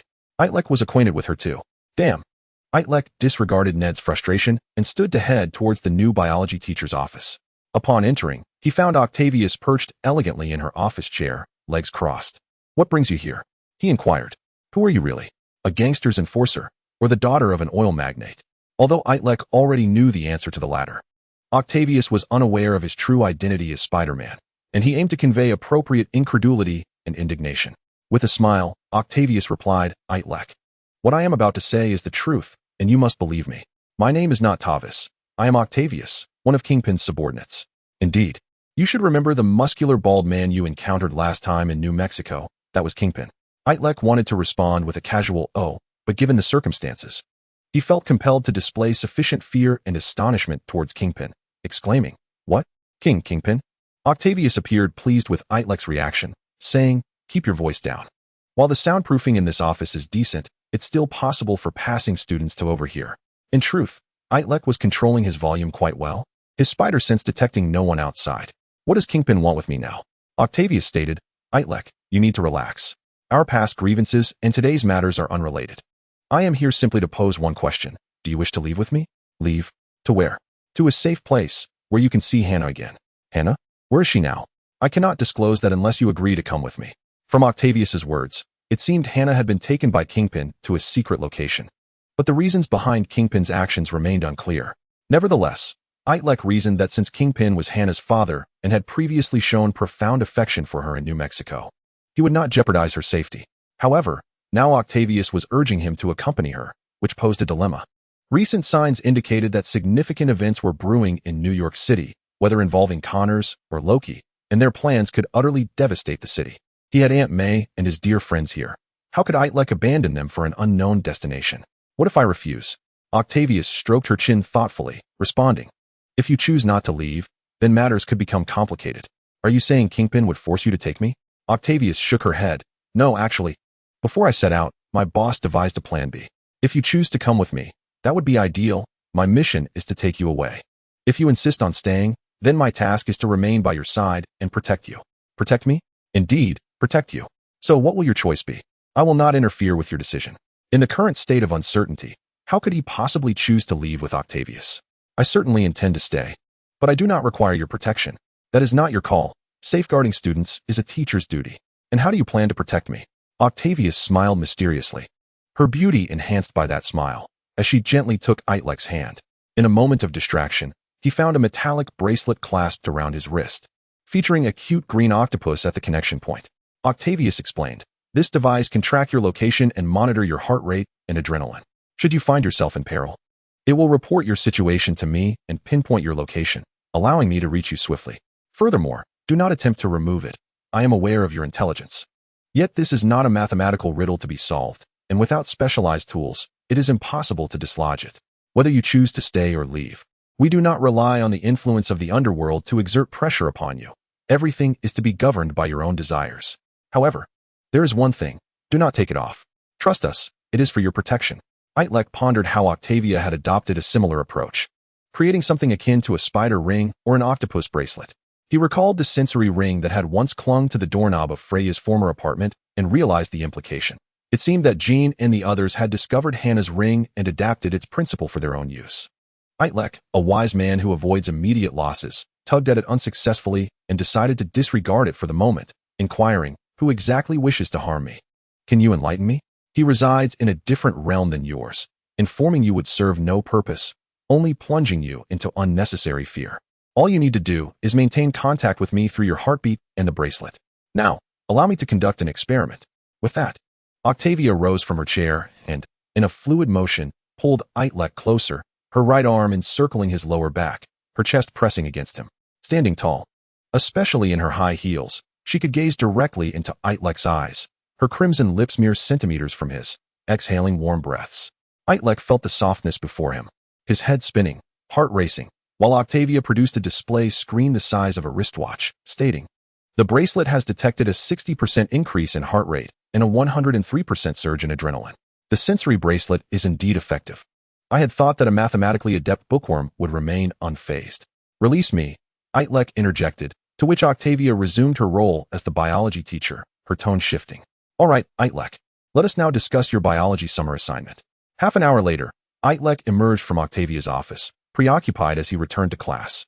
Noticing Itrek's less than exuberant demeanor, Ned felt a sense of satisfaction, believing that Itrek had been summoned by Octavia due to inadequate completion of his summer assignment. Yet, Itrek was lost in thought, recalling how his heart truly raced uncontrollably when Octavia had drawn near, an instinctive reaction overwhelming his intellect.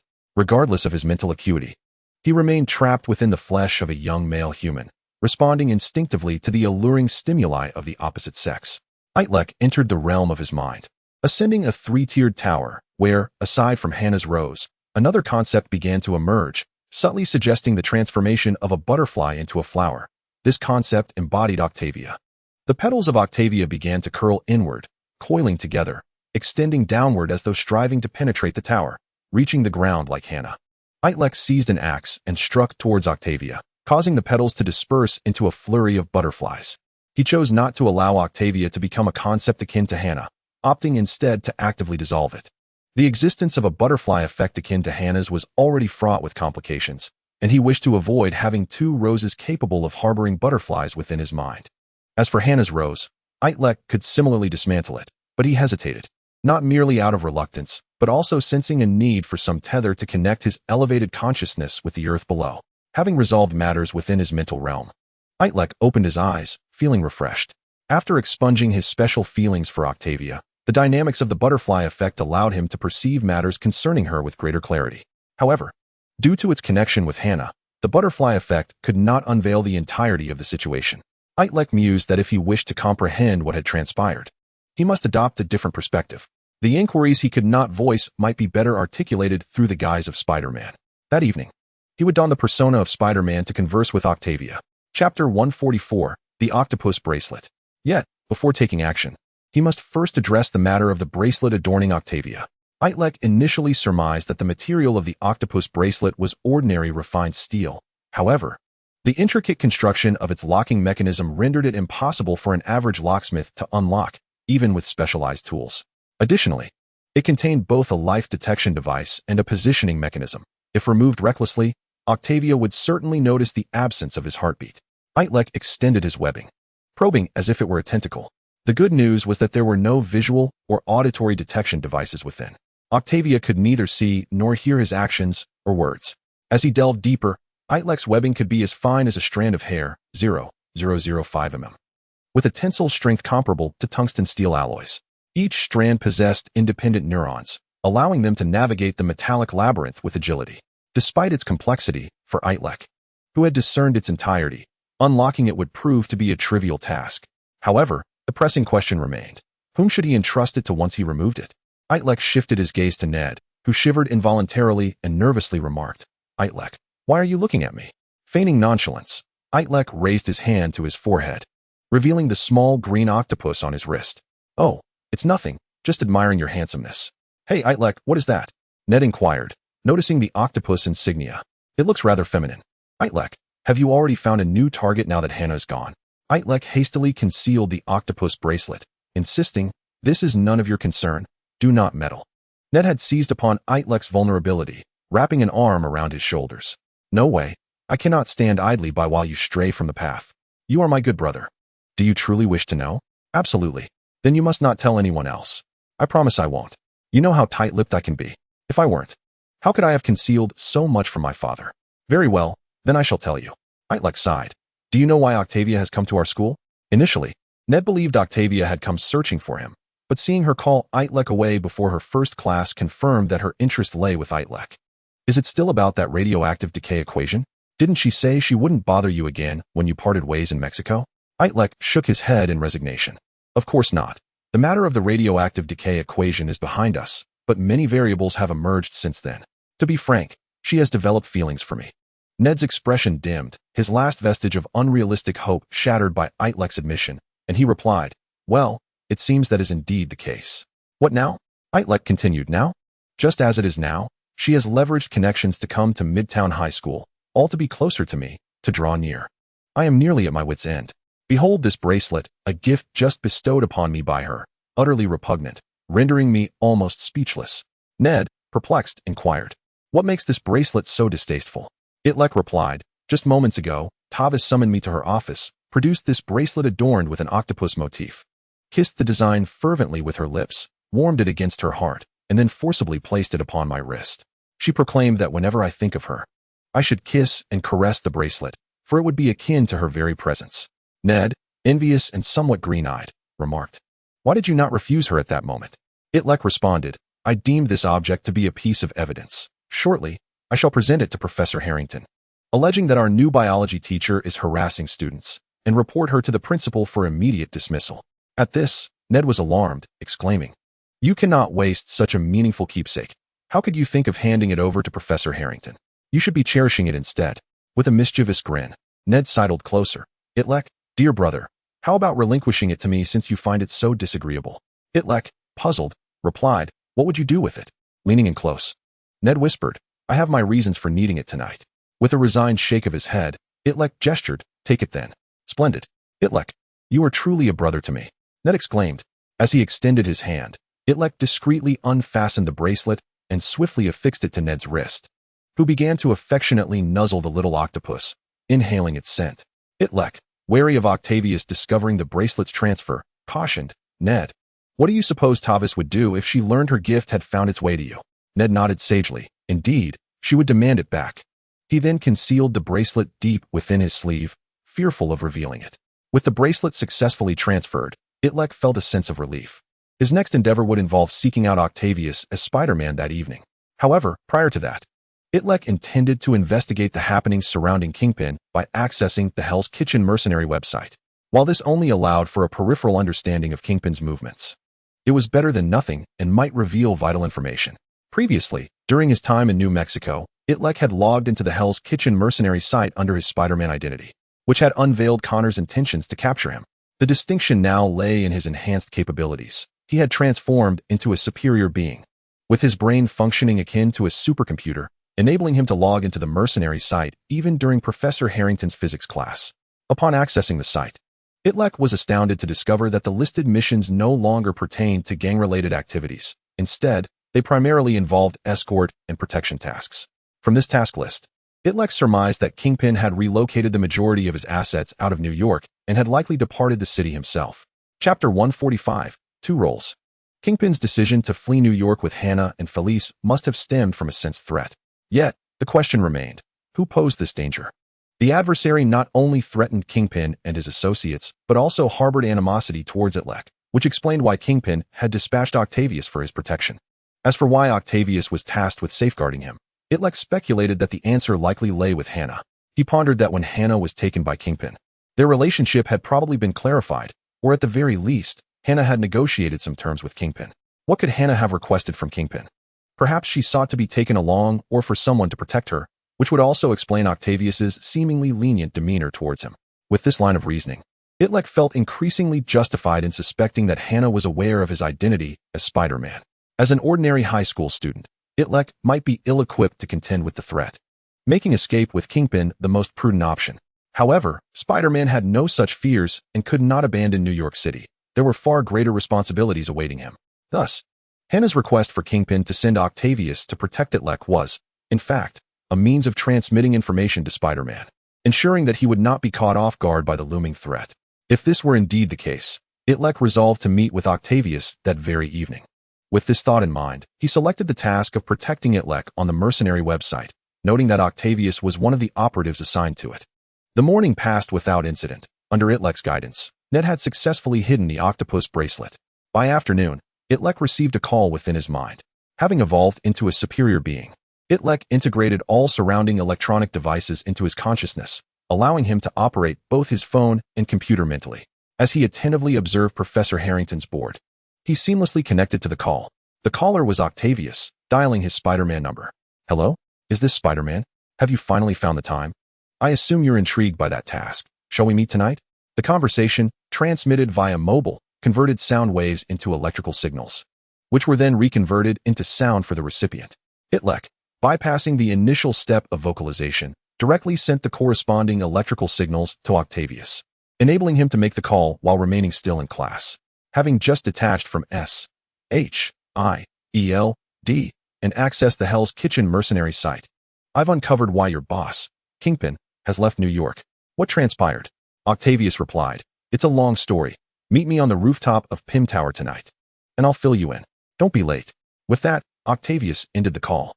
Upon returning home after school, Aunt May began her usual teasing, prompting Itrek to guess what delectable dish she had prepared today. Sniffing the air, he detected a sweet yet tangy aroma, with a hint of spice, perhaps honey-glazed turkey or spicy chicken cutlets. The enticing scent made him salivate, rendering his intellect momentarily diminished as he struggled to guess correctly. Eventually, Aunt May revealed the answer. 2 dishes, pan-seared pork ribs, and roasted turkey. Itrek paid little heed to the trivialities. After dinner and exchanging pleasantries with Aunt May, he descended into the basement. Here, Itrek needed to make preparations before meeting with Octavius. The last time he had met with Octavius as Spider-Man was in New Mexico, when they were to execute a mission to retrieve Itrek. At that time, he had to assume dual roles, acting as Spider-Man and misleading Octavius with erroneous guidance and poor ideas. On the other hand, I must assume the role of my task's target, namely, Itrek. The method employed at that time involved subtly suggesting to Ned that he feigned being Itrek, allowing him to escort the false Itrek away. Before the ruse was uncovered, Spider-Man would make his escape, reverting back to Itrek. However, this approach necessitated a fortuitous alignment of circumstances, rendering it cumbersome and limiting its applicability. This time, Itrek, under the guise of Spider-Man, was to meet Octavius, with both their objectives still centered around Itrek. Thus, he could not resort to the same trick as before and was compelled to devise a new strategy. The crux of the dilemma was that while Itrek existed in front of Octavius, Spider-Man could not, and vice versa. The most effective solution would be to find a stand-in actor who could embody Itrek while he was Spider-Man, and vice versa. Such a performer would be difficult to find, as they must adeptly fulfill both roles. Not everyone possesses the agility to don a mask and shoot webs while scaling walls. Even if a talented acrobat could be located and equipped with web shooters to convincingly portray Spider-Man, the challenge of finding an ordinary individual capable of embodying Itrek was even greater. Not everyone can exude the unique charisma that Itrek possesses when the mask is removed. A jest, of course. The paramount issue remains one of trust. Itrek would not wish to allow another to become his shadow, as this could jeopardize all his secrets. After much contemplation, the only viable candidate to play another version of himself could only be himself. In the sanctuary of his subterranean base, Itrek closed his eyes, and the tranquil environment swiftly immersed him in the world of his mind. Ascending to the 3rd level of the tower, he once again noticed that butterfly, which had appeared in his thoughts upon reaching the superbody level. This butterfly soared higher than the others, seemingly striving to break through the ceiling and ascend to the 4th level of ultimate superbeing. Each butterfly represented a thought or idea of Itrek, and the meaning embodied by this particular butterfly was the creation of new life. Regarding this notion, Itrek had previously pondered the trend of creating new life, which, at its core, pertains to the emergence of new conscious entities. The means of creation include, but are not limited to, biological reproduction in the real world. A more efficient approach is to construct a secondary world within the mind, adding further details as intellectual capacity expands, rendering it increasingly concrete. This secondary world, infinitely approaching, if not equating to, the real world, would give rise to consciousness indistinguishable from that of the real world. Chapter 146, E. Upon becoming a superbeing, Itrek's intelligence surged, and the intricacies of the world in his mind became richer. Not only did he conceive the notion of creating new conscious entities, but he also acquired the conditions necessary for such creation. Itrek seized the previously marked fluorescent butterfly, infusing it with his mental energy, causing its wings to expand dramatically as they began to flutter vigorously. The flapping wings stirred the air currents, enveloping the other butterflies within their wake. This was a manifestation of thought made tangible, indicating that Itrek's contemplation of generating new conscious entities had undergone thorough reflection, intertwining with other memories and synthesizing previously acquired knowledge. The air surged and receded, causing the entire tower, and indeed the entire world within his mind, to tremble as every piece of land, every brick, Every hidden stream and small river rejoiced and rallied in support of the impending birth of a new conscious entity.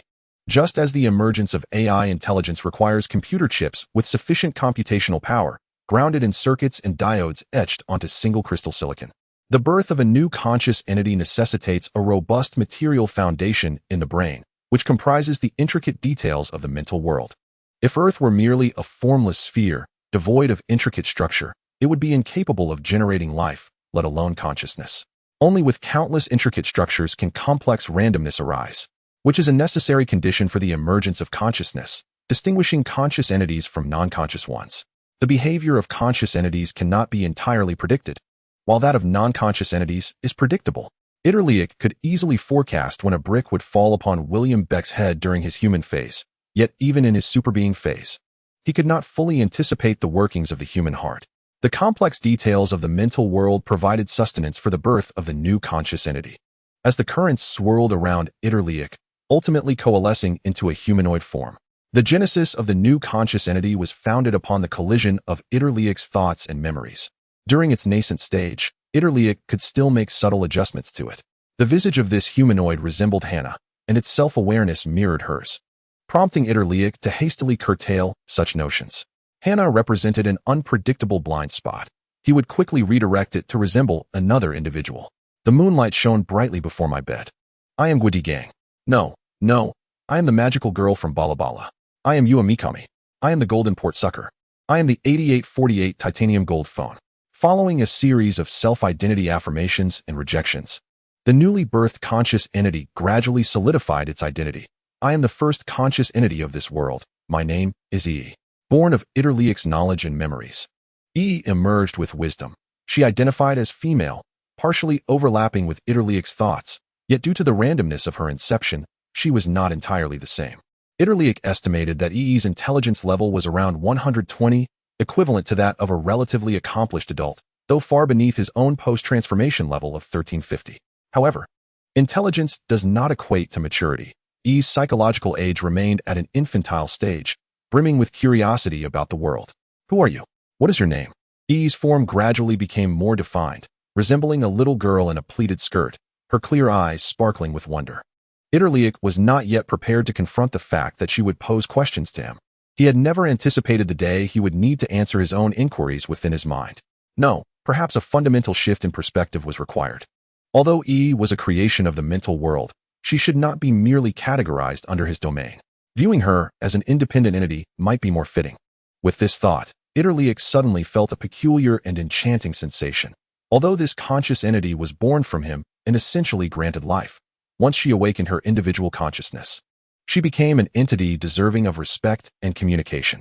He could not wield her like a mere tool, but could collaborate with her, engage in discussions, and even argue and contend with her. It was akin to opening Pandora's box. What randomness would emerge, he could not say. What is your name?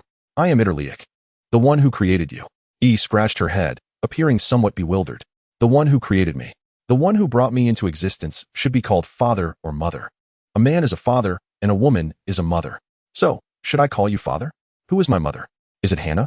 E inherited Itrek's understanding of biological reproduction, yet her intelligence of 120 could not fully grasp the more fundamental nature of Itrek's method of creation, hence her questions. Itrek explained to E in a manner that could be comprehended through common sense.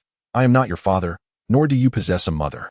My method of creating you resembles the ancient legend of Nuwa crafting humanity or the divine act of creation by God. E nodded thoughtfully, gradually grasping the essence of Itrek's words. In her perspective, Itrek was akin to the deity of creation in this world. Without him, the world itself would not exist. As his first created consciousness, she inherently possessed a unique significance. With the increasing complexity of this world, giving rise to more new consciousnesses, she would undoubtedly surpass those that followed, becoming a divine envoy tasked with governing them. If Itrek assumed the role of God, then without question, she was akin to the Son, Jesus. As E pondered these thoughts, Itrek found the situation increasingly intriguing. Everything within the realm of the mind appeared transparent before him. Whenever a butterfly fluttered nearby, he could discern its symbolic meaning. However, E was different. She resembled a black box. Although Itrek could infer her thoughts from her expressions and tone, it was fundamentally distinct from reading his own mind. Itrek guided E through the world within his mind, and the towering structure, where her insatiable curiosity and thirst for knowledge led her to explore every nook and cranny. "Did you create all of this, Itrek?" she inquired. "Indeed, yet they too are the very soil from which you were born." After wandering through this world, discovered that it existed solely in darkness, devoid of daylight. The surroundings were eerily quiet, occasionally stirred by a gentle breeze, while subterranean currents flowed beneath. At the center of this world stood a towering edifice, the only source of illumination. The tower soared into the heavens, but only its lower 3 tiers were aglow, adorned with enigmatic butterflies, while a rose penetrated the tower, plunging deep into the ground. Chapter 147, The Summit of the Tower. Was captivated by the vast and beautiful world. It radiated tranquility and grandeur. Itrek observed the light in her eyes and felt immense satisfaction at her reverence for him. Yet he did not forget the purpose of his entrance into the realm of the mind. His mission was to ensure that when he later interacted with Octavius, there would be a seamless presence of both Itrek and Spider-Man, necessitating a helper endowed with autonomous consciousness. The first step, creating a new consciousness, was now complete. The subsequent step required to embody the capabilities of Spider-Man. "Come here," Itrek beckoned. "Itrek, I am here," replied.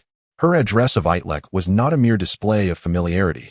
In both her tone and mindset, she had sanctified this ordinary name, transforming it into a title for the creator, reminiscent of the divine. "I shall bestow upon you certain powers. Attempt to wield them," he instructed. With that, Itrek focused his thoughts and granted the superpower of shooting webs like Spider-Man.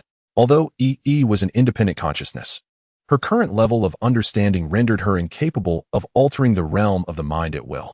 The mind's domain, in relation to her, resembled the real world in relation to Itrek. The former birthed the latter and served as its material foundation. Even with Itrek's extraordinary mental prowess, he could not whimsically alter reality, and possessing the intellect of an exceptionally capable adult, was equally unable to change the realm of the mind at will. However, could think and imagine within her mind. As a consciousness born from the realm of the mind, she could nest another secondary realm of thought within that world, where she could act freely. Yet within the current domain of the mind, all matters required Itrek, the deity, to create. "Try shooting the web from the tips of your fingers," Itrek demonstrated. Nodded and earnestly shot several strands of web from her fingertips, gradually mastering the strength and precision required.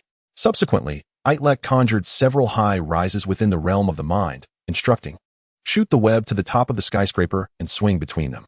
Following Itrek's guidance, launched a web and propelled herself into the air. From the inception of the realm of the mind, Itrek had configured all physical parameters to mimic those of the real world. Gravitational acceleration, air resistance, and the tensile strength of the web were all identical to reality. Embedded within Yi's very genes were Itrek's memories and knowledge. Akin to an infant instinctively knowing how to nurse, she possessed an innate talent for manipulating the web. Soon, mastered most of Spider-Man's abilities. However, her skills resembled those of the cinematic Spider-Man, devoid of any intellectual enhancements. Techniques like the web tendrils, which required extraordinary intellect to manipulate, were beyond her current grasp. Yet, this was inconsequential, for most individuals, including Octavius, were still unaware of their superpowers. After spending a full day and night within the realm of the mind, had adeptly honed her Spider-Man-like abilities, capable of wielding them with such authenticity that it was nearly indistinguishable from reality. Itrek utilized the 20-plus hours to rest within the tower, seated cross-legged in the central hall. His eyes closed as he allowed the fluttering butterflies to alight upon his shoulders and depart at will. This was a form of mental relaxation. For the first time, Itrek experienced the advantages of a new consciousness. The mental and physical exertion she consumed did not count against his own cognitive resources. Adding any detail to the realm of the mind required mental energy, yet I's consciousness represented a black box within that space. The processes of learning, experience absorption, lessons gleaned, and the summation of failures and successes required no oversight from Itrek. She could learn autonomously, much like a human. Itrek was exceedingly pleased with Yi's learning progress. The second step of his plan had been successfully accomplished. The next endeavor was to create a convincingly authentic third step. Presently, clad in Spider-Man's mask and bodysuit, could indeed blend in seamlessly, yet the challenge lay in the absence of a target to deceive. The realm of the mind encompassed only the two of them. Bestowing Spider-Man's powers upon her was not intended for his own amusement. The individual to be deceived was Octavius, who resided in the real world and currently, It was impossible to facilitate a meeting between EE and her. I.e., have you become proficient in the skills I entrusted to you? Itrek inquired. EE nodded enthusiastically, replying, I have mastered them quite well. My speed has increased significantly compared to before, especially when leveraging the height of buildings. Moreover, many previously inaccessible terrains are now within my reach. However, I am most curious about what lies above the third level of the tower. I just climbed up using the web. Itrek too felt a sense of curiosity. Although he had imagined this tower, it was not conjured from thin air. It represented a tangible manifestation of some external force within the mind, akin to how the sky and earth in the realm of the mind symbolized the superego and the ID, respectively, and the tower held its own symbolic significance. What did you observe above the third level? He queried. There, I encountered inexplicable resistance. The higher I ascended, the more I sensed a repulsive and attractive force. I could not advance further, only glimpsing a darkness more profound than the night sky. This outcome aligned with Itrek's expectations, and he chose not to dwell on it further, instead continuing the previous conversation. As it stands, since you have fully grasped the situation, I need you to assist me with a matter. EE found it rather peculiar that Itrek, the god of creation, would seek her help. However, upon reflecting, she came to an understanding. It seemed that Itrek could not constantly manifest in the realm of reality. For Itrek, the world within his mind was the reality that birthed her, and thus required her assistance in managing this world. EE formulated her conjecture, but Itrek shook his head and stated, Indeed, managing this world is one of your responsibilities. Yet there exists another task that necessitates your involvement. Certainly, in this world, I am omniscient and omnipotent, but in another realm, I am not the architect of the rules. EE's eyes widened in astonishment as she inquired, Are there, apart from the realm of reality, other parallel worlds? Itrek replied, Indeed, beyond your reality. There are countless virtual worlds, and this is the gateway to enter those realms. With a wave of his hand, Itrek conjured 2 gaming pods before them. Chapter 148, Creating a Game Character. The gaming pods resembled elongated ovoids, each capable of accommodating a single individual. EE recalled having seen such gaming pods before. The concept of gaming involved manipulating characters within a virtual world through peripherals such as keyboards, mice, game controllers, or even VR headsets. And the gaming pod offered a more immersive experience of the game's content. By entering the gaming pod, can one access the game world? Precisely. It is a virtual realm where you are required to assist me in accomplishing certain tasks. Itrek was not deceiving EE. For her, the reality held little significance, and the virtual world bore no distinction.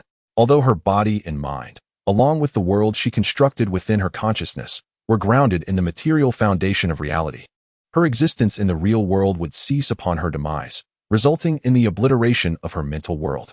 Nonetheless, in most instances, EE's living environment bore no relation to reality. It was solely dictated by her thoughts and emotions. The reality could transform into a desolate wasteland. Yet she could imagine her mental world flourishing with vibrancy. Conversely, in a prosperous reality, she could envision a scene of desolation within her mind.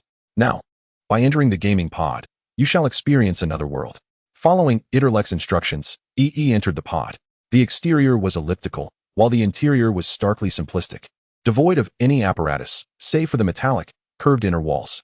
As the pod's door sealed shut, enveloping EE within, a surge of blue liquid ascended beneath her feet, rising beyond her knees and waist. She felt a sense of pressure as Itrek's voice resonated in her mind. EE, relax, it will not suffocate you. It serves to connect with your body and capture your movements. Taking a deep breath, she adjusted her mindset, allowing the liquid to rise past her chest and submerge her neck, flooding her mouth and nostrils, filling her lungs. Itrek withdrew from the mental realm and returned to the basement of the real world. Although over 20 hours had elapsed in the mental realm, only a few minutes had passed in reality. There, Itrek positioned EE, the gaming player, before a computer screen, providing her with a keyboard and mouse, preparing her to construct a character for the computer game. With deft fingers, Itrek weaved strands of silk, each thread moving with the agility of a white serpent, as countless lines intertwined in the air, crafting the human skeletal structure, including legs, spine, skull, and arms.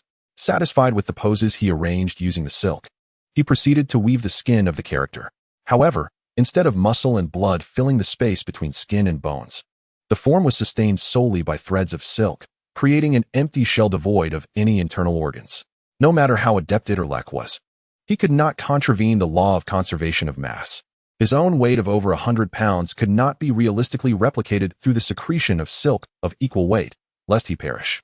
He lifted the silk figure and found it surprisingly light, akin to a bottle of mineral water. If E.E. were to control this body, she would struggle to embody Spider-Man, though the silk's tensile strength was remarkable, capable of withstanding force and impacts. Its weight was too insubstantial. Walking would feel as though she were floating, and shooting a silk strand to swing from a building would be futile, as the gravitational pull would be unable to overcome air resistance, causing her to be swept away like a kite in the wind. Yet, Itrek had already devised a solution, injecting water into it. He meticulously sealed the silk figure's skin until it was completely airtight, leaving a small opening at the top to insert a prepared water pipe. Turning on the faucet, he filled the figure with water and sealed it, expelling any trapped air bubbles. The density of the human form now closely resembled that of water. Itrek increased the power of the HANA reactor, using the silk to heat the water to 375 degrees, and made slight adjustments to the silk skin's elasticity and texture. After shaking hands with the figure, it felt remarkably lifelike. Itrek contemplated the future after the events of Avengers, Infinity War and Avengers Endgame. Once the climactic battle had concluded, the world would no longer require a superhero like him. He had previously envisioned opening a knitwear shop or a boutique for women's knitted apparel, but now, creating lifelike dolls seemed like a splendid alternative. With the game character established, the next step was to map the character's controls to the buttons on the controller. In simpler terms, pressing the space bar would allow the character to jump, while pressing the key would enable forward movement. Although E.E.'s consciousness remained a black box to Itrek, he could not directly discern her thoughts, nor could he connect her consciousness to the silk figure. He maintained complete control over the other substances within the mental realm, such as the liquid in the gaming pod. By sensing the state of the liquid, Itrek captured all of E.E.'s movements and mapped them onto the silk figure. Conversely, he relayed the sensations of touch, sound, and sight experienced by the silk figure back to the gaming pod in the mental realm, synchronizing the movements of the puppet in the real world with E.E. in her mental world. E.E., can you see me? Yes. Is this another world? E.E.'s voice resonated simultaneously in Itrek's mind and within the silk figure's throat, evoking a peculiar sensation in Itrek. Upon entering the gaming pod and being enveloped by the blue liquid, the world faded into darkness. When her eyes opened again, she beheld a youth clad in the attire of a high school student, surrounded by the disarray of a basement. Extending her fingers, she gazed down at her hands, which felt as though they were encased in white plastic gloves, woven from silk, filled with water, resembling translucent jade. To her astonishment, her hands could effortlessly clench into fists and extend, akin to controlling her arms within her mental realm. Furthermore, the sensations of pressure and temperature were indistinguishable, albeit with a somewhat eerie and grotesque appearance. E.E. expressed her thoughts to Itrek, who mused that if she had a mirror to see her own face, it would indeed be even more terrifying. In an effort to spare unnecessary complications while allowing E.E. to perceive the world through her own eyes, Itrek installed 2 rudimentary eyes within her eye sockets. These eyes were composed of densely packed neuronal filaments, offering clarity and light recognition comparable to that of the human eye, albeit resembling mere tufts of yarn. Chapter 149, Reality and Illusion. However, the appearance of Spider-Man was inconsequential, as long as the body's outline was accurate. Donning the mask and tight suit rendered all appearances identical. Itrek instructed E.E. to take a couple of steps and jump, and she moved just as he did when he impersonated Spider-Man, returning to the cerebral realm. He prompted E.E. to exit the gaming pod and continue her existence in the mental world while he re-entered the tangible realm, securely storing the Spider-Man puppet in a corner of the basement. The time spent crafting this doppelganger was predominantly dedicated to weaving and nurturing the puppet, while the creation of the new consciousness, E.E., and her training in the abilities of Spider-Man consumed less than 10 minutes in total. The passage of time within the cerebral world in relation to the real world is proportional to the speed of cerebral function. When Itrek and Tony entered Dr. Zola's memory world, 5 or 6 hours transpired in the memory realm, while merely 10 minutes elapsed in the real world. Given Itrek's mental prowess was several times that of Zola, he could naturally experience more events in the same span of real-world time. After 20 minutes, Itrek ascended the stairs once more, greeted Aunt May, and waited until the late hours of the night when she retired to slumber. He donned the Spider-Man uniform and leaped from the window, making his way to the rendezvous point with Octavius, the rooftop of PIM Technologies. The PIM building, alongside Stark Tower and Oscorp, ranks among the tallest edifices in New York City, standing as a triumvirate in the bustling Manhattan district. Itrek shot a web upwards, securing it to the curtain wall, and stepped back to tighten the web, launching himself upwards like an arrow drawn taut, spreading the webbed wings beneath his arms. He adjusted his position and landed steadily atop the PIM building. The rooftop was devoid of Octavius's presence, yet Itrek had already discerned her concealed location, lurking not far behind the entrance to the rooftop, observing in silence. Octavius was aware of Itrek's arrival, and he was likewise cognizant of her presence. However, she remained oblivious to the fact that he knew she was there. Itrek was uncertain of Octavius's intentions, why she had summoned him to this location only to conceal herself. Perhaps she aimed to ambush him, or perhaps it was a prank. Alternatively, she might harbor suspicions and wish to observe whether he would reveal any vulnerabilities while alone.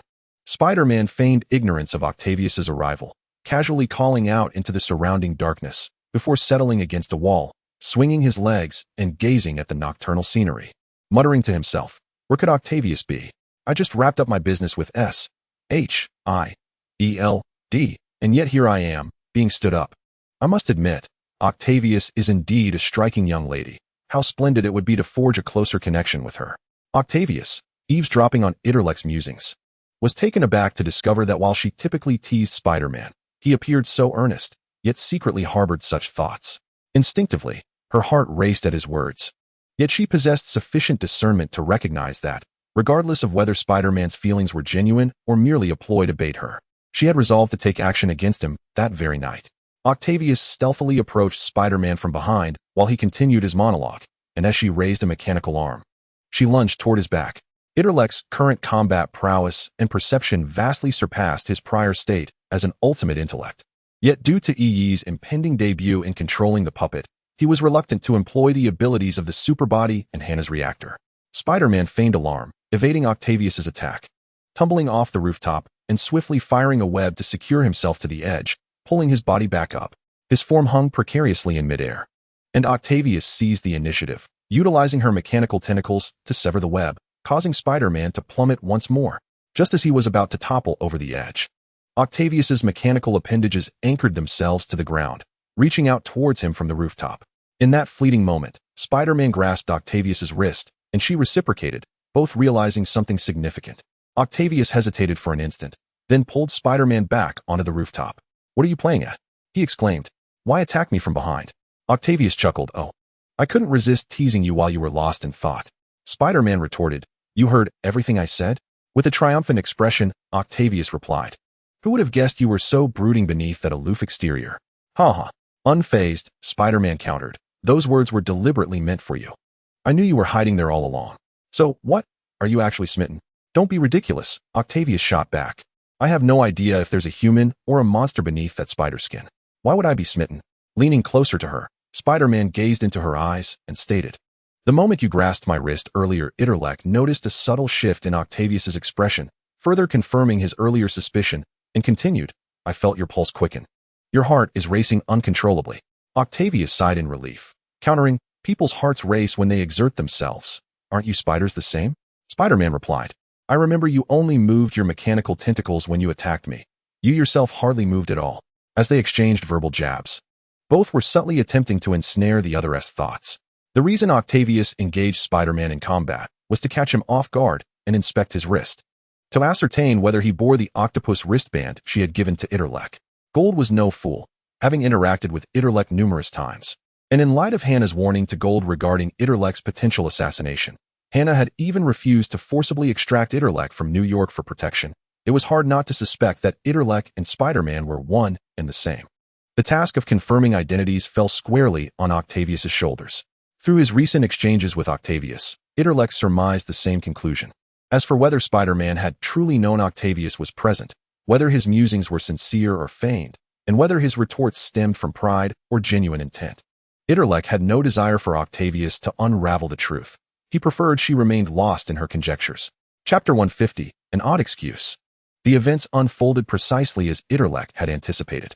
Octavius discreetly examined the octopus wristband's readings. It remained secured to her wrist, displaying a steady heartbeat.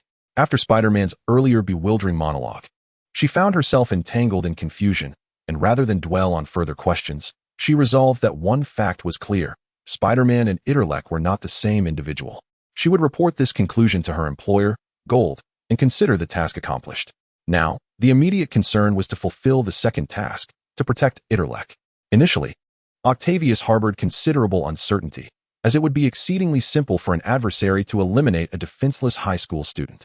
The only strategy she could conceive was to remain in constant vigilance around Itrek. However, due to her impending meeting with Spider-Man, she did not adhere to the octopus hand signals tonight and instead refrained from lying in ambush near Itrek. This task was undeniably challenging. Yet the arrival of Spider-Man provided her with a formidable ally, regardless of whether his interest lay in her or Itrek. With the assurance that Itrek and Spider-Man were not one and the same, Octavius found no reason to doubt Spider-Man's departure in New Mexico. Spider-Man was acutely aware of this. In Octavius's perception, after assisting her in apprehending the impersonator Itrek, Ned in disguise, he had received a summons from S.H.I.E.L.D. to embark on a mission, which only concluded with his return now. I heard S.H.I.E.L.D. tasked you with capturing the Hulk. Were you successful? Octavius inquired.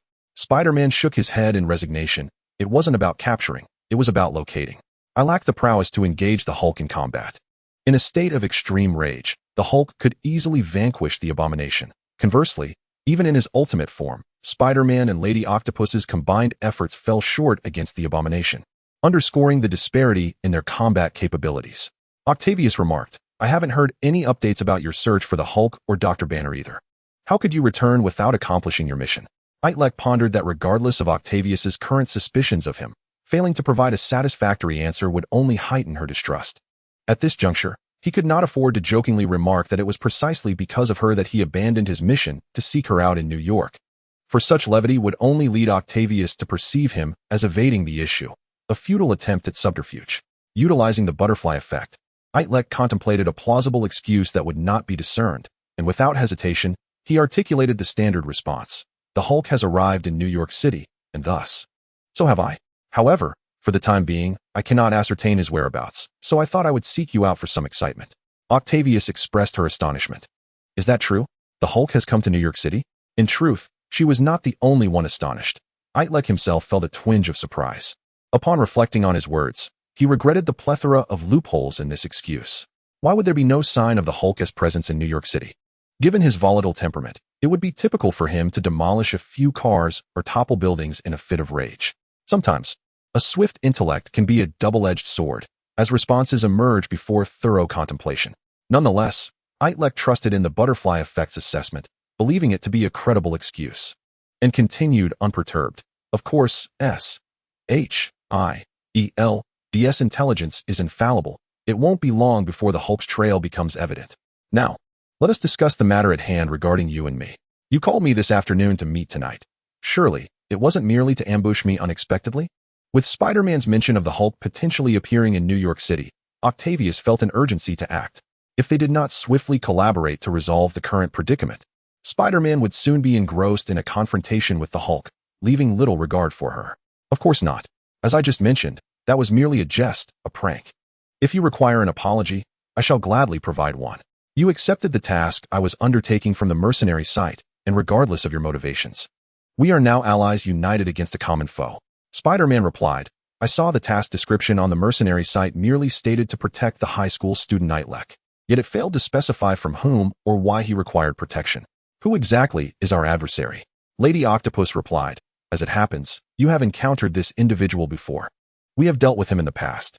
Do you recall the last mission we undertook together? Spider-Man inquired, are you referring to Dr. Connors? He was the mastermind behind our previous task in New Mexico involving Itrek. However, if memory serves, he only intended for Itrek to solve an equation. What would compel him to want to kill him? Moreover, didn't Kingpin abandon this endeavor? Or is it possible that Connors did not fully remedy the lizard, thus posing a threat to you? Octavius shook her head. No, Spider-Man, we are not discussing the same matter. The lizard is dead. What? The lizard is dead? Octavius affirmed. Indeed, he perished 2 weeks ago. I do not consider our extraction of Itrek from the hotel as a mission. What I was referring to was our task in North Carolina. That was a true mission. 6 months ago, the lizard was incarcerated due to your intervention, coinciding with his encounter with Sandman in prison. Sandman severely injured him, and subsequently, General Ross learned of this, believing that such powers could counter the Hulk's brute strength. He commanded Emil Blonsky, who later became the Abomination, to transport Sandman and everything associated with him, including the incapacitated lizard, to a military base in Georgia for research purposes. Consequently, Itrek was entrusted by both S.H.I.E.L.D. and Hell's Kitchen to intercept Emil's convoy. S.H.I.E.L.D. aimed to thwart General Ross's plans against the Hulk, while Hell's Kitchen sought to rescue the lizard. At that time, Spider-Man, disguised as Mr. Octopus, and Lady Octopus engaged the abomination, yet they were ultimately unable to overcome him. They resorted to cunning tactics to extract the lizard and return him to Hell's Kitchen. However, the lizard was gravely wounded and remained in a coma, prompting Kingpin to enlist the assistance of the top bioexpert, Dr. Connors, for his treatment. Connors stipulated that Itrek be part of the arrangement, leading to the subsequent events in New Mexico. Spider-Man queried, "How did the lizard die? What connection does his death have to this situation?" Chapter 151, The Green Sandman.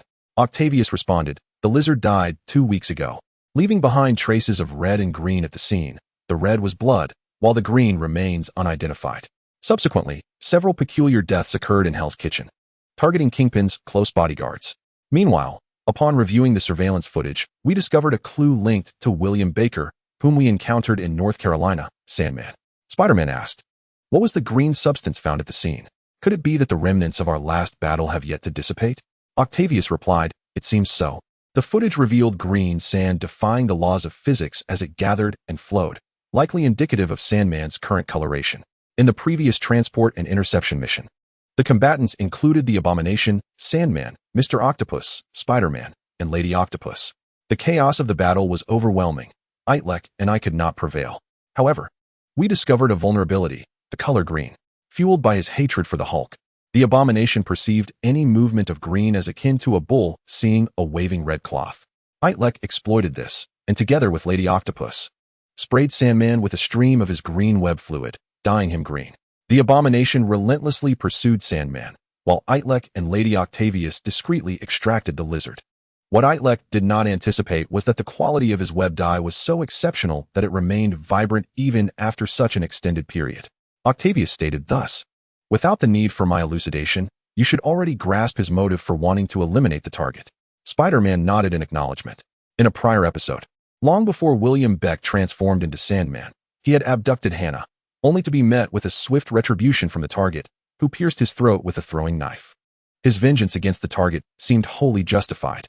As for Sandman's desire to avenge himself against both Hannah and William, it was self-evident. Kingpin had caused the death of William's daughter, prompting William to seek vengeance against Kingpin's offspring.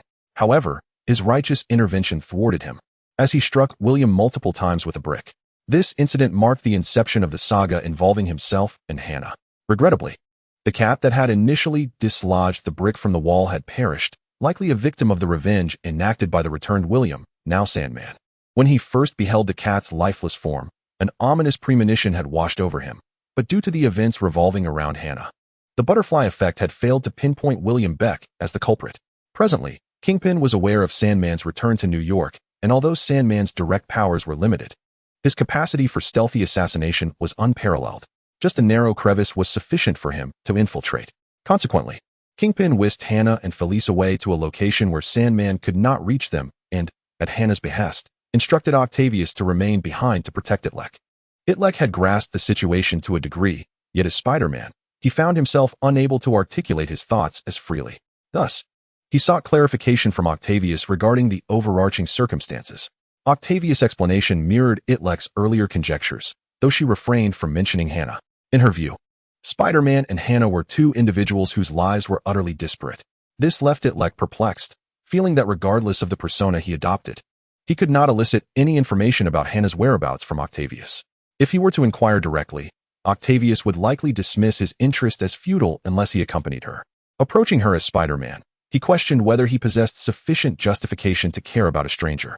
However, now that Itrek had identified the enemy, he realized how to bring Hannah back. Kingpin had taken her away due to the threat Sandman posed, and all that remained was to eliminate Sandman. After hearing Octavius' account, Spider-Man declared, "Our current mission is to safeguard Itrek from harm at the hands of Sandman. This task is neither overly difficult nor particularly simple. We have witnessed Sandman's capabilities in North Carolina. He can transform his body into fine grains of sand, infiltrating any location. If we merely monitor and protect Itrek passively, we will inevitably fall victim to Sandman's cunning, leading to a successful ambush. He proposed a proactive approach. I suggest we take the offensive, rather than remaining defensive in our protection of Itrek. We should confront Sandman directly and eliminate him. Octavius shook her head. You make it sound straightforward. But Sandman's defenses are formidable. Physical attacks have little effect on him. What do you propose we do? Itrek recognized that it was time to leverage his unique advantages as a traveler from another dimension. The natives of this parallel world were unaware of Sandman's vulnerabilities, believing him invincible, even against foes like the Hulk and Abomination. Yet he had seen films and read comics that revealed Sandman's greatest fear, water. There's an adage that says, when the enemy comes, let the earth be flooded with water. Spider-Man responded to Octavius. We shall adapt our strategies as needed. Sandman's abilities are unique, so we should employ various methods against him. High heat, extreme cold, sound waves, and, of course, water. One of these should prove effective in countering his powers. The pressing issue is that the enemy is in plain sight while we remain concealed. Our first step must be to invert this dynamic. We shall use Itrek as bait to draw Sandman out, and then unleash our prepared arsenal against him. Octavius interjected, but Spider-Man, Itrek is our charge. You cannot toy with his safety. Rest assured, as long as I draw breath, he shall remain unharmed. Spider-Man and Octavius established their plan, preparing to commence their operation in a couple of days. After concluding his nocturnal discussion with Octavius, Itrek returned home, climbed through the window, and allowed Spider-Man's suit to dissipate before burrowing into bed to slumber. The following day, at the high school, as the students entered the classroom awaiting the teacher's arrival, Itrek sat in his seat, eager to reclaim the octopus wristband from Ned to reattach it to his wrist. The previous night, Ned had donned the wristband, deceiving Octavius and granting Itrek a reprieve, allowing him to create the new consciousness, EE, and her corporeal form capable of manipulation in the real world. Starting today, Octavius and EE, masquerading as Spider-Man, would protect Itrek, and he was determined to keep Octavius from discovering that the wristband had not been on him during his meeting with Spider-Man the previous night. Lost in thought, Ned entered the classroom with his backpack, appearing fatigued as if he had not rested well the night before. Chapter 152, The Return of the Wristband. As soon as Ned arrived, Itrek approached him, speaking in hushed tones. Ned, what were you up to last night? Ned, lifting his weary eyelids, inquired, last night? I didn't do anything. Itrek pulled Ned aside and whispered, really? You didn't engage in any mischief? Ned, feeling a twinge of guilt, retorted defiantly, of course. I didn't do anything wrong. Why do you ask? Itrek sighed in relief, saying, that's good to hear. This morning, when I entered school, Octavius stopped me, insisting on checking if I was wearing the octopus wristband. Ned, puzzled, asked, isn't that her gift to you? Does she want it back? It's more complicated than that. Ned, Itrek explained. The octopus wristband isn't merely decorative. It possesses additional functions, such as GPS tracking the wearer's location and utilizing a gyroscope to monitor arm movement for tracking daily steps. This morning, she confronted me, claiming that the data from the wristband last night was erroneous. Ned, growing anxious, asked, what kind of problem? The issue lies in the incompatibility of location tracking with arm movement monitoring. What does that mean? Simply put, during the late hours of last night, while the wristband detected vigorous arm movements, the GPS did not indicate that you were moving, which is inconsistent with walking. You see, this could easily lead to some implications. More importantly, as you know, Octavius has been pursuing me, but I've been coldly rejecting her. However, the wristband's monitoring last night made her feel triumphant, and she just stopped me, questioning whether I had a fetish, suggesting I had done something strange with her little octopus.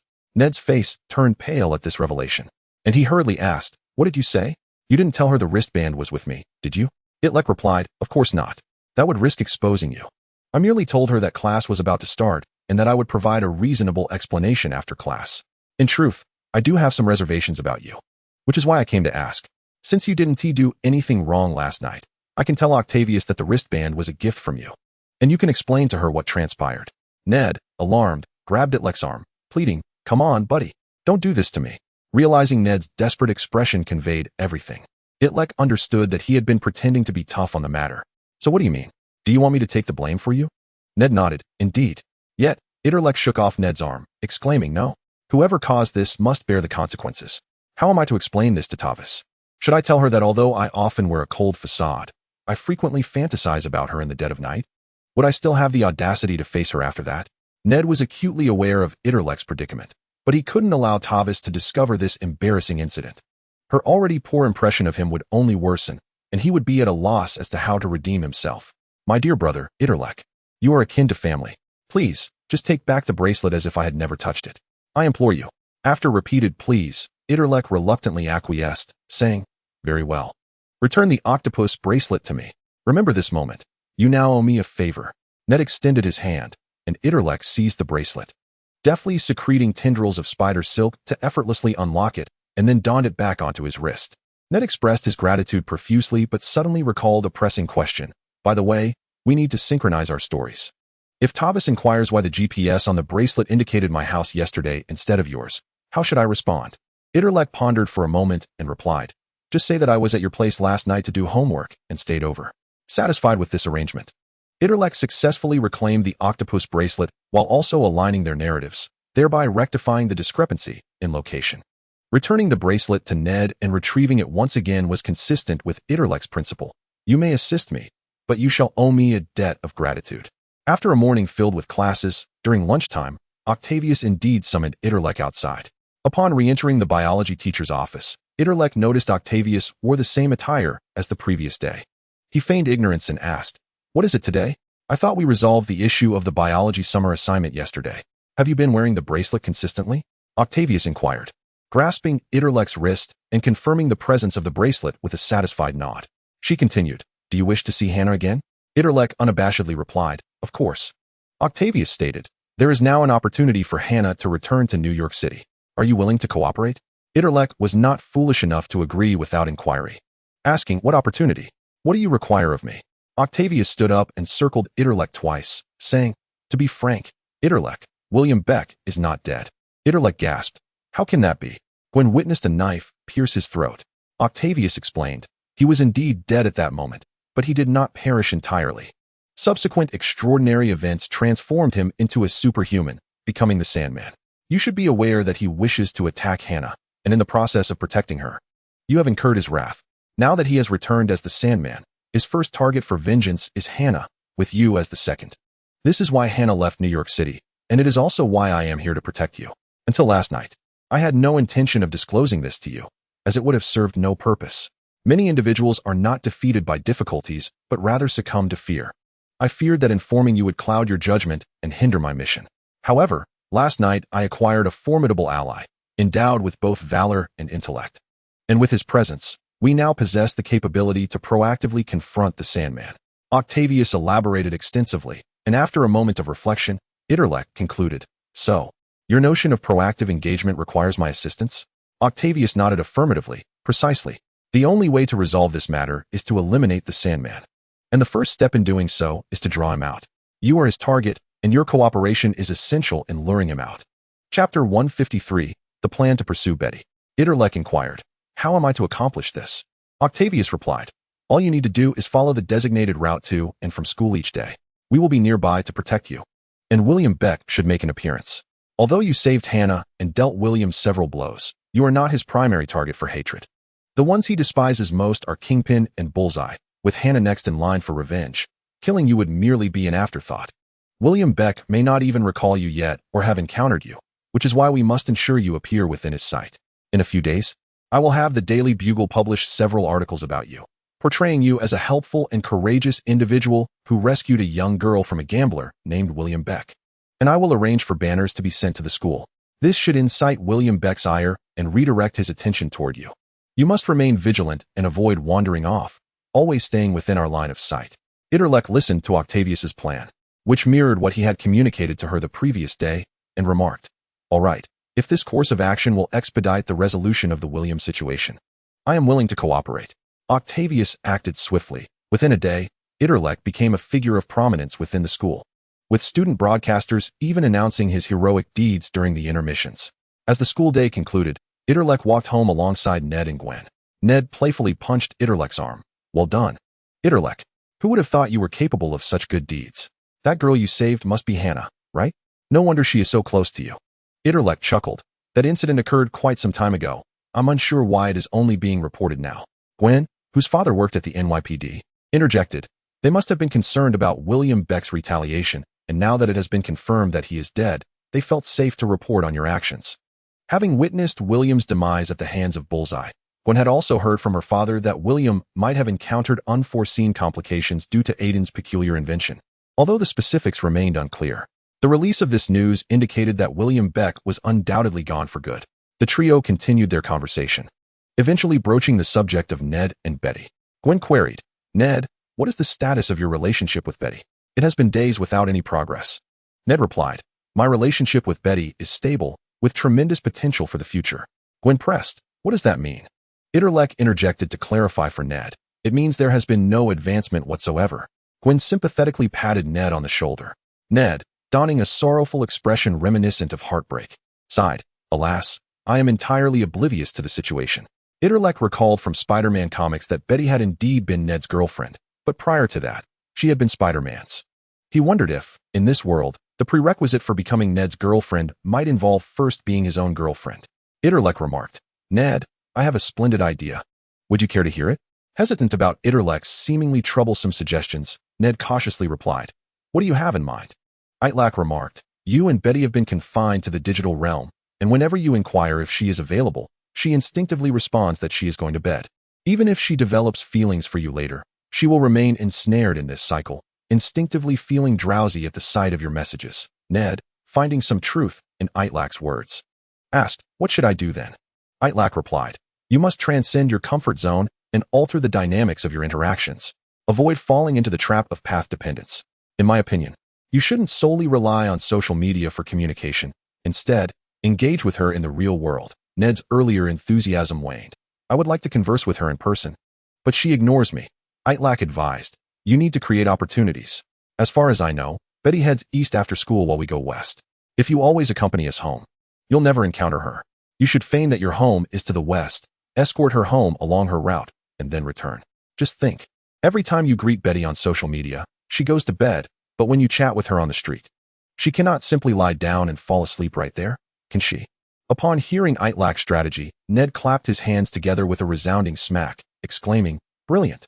Tomorrow after school, I will first find Betty, walk her home, and then return."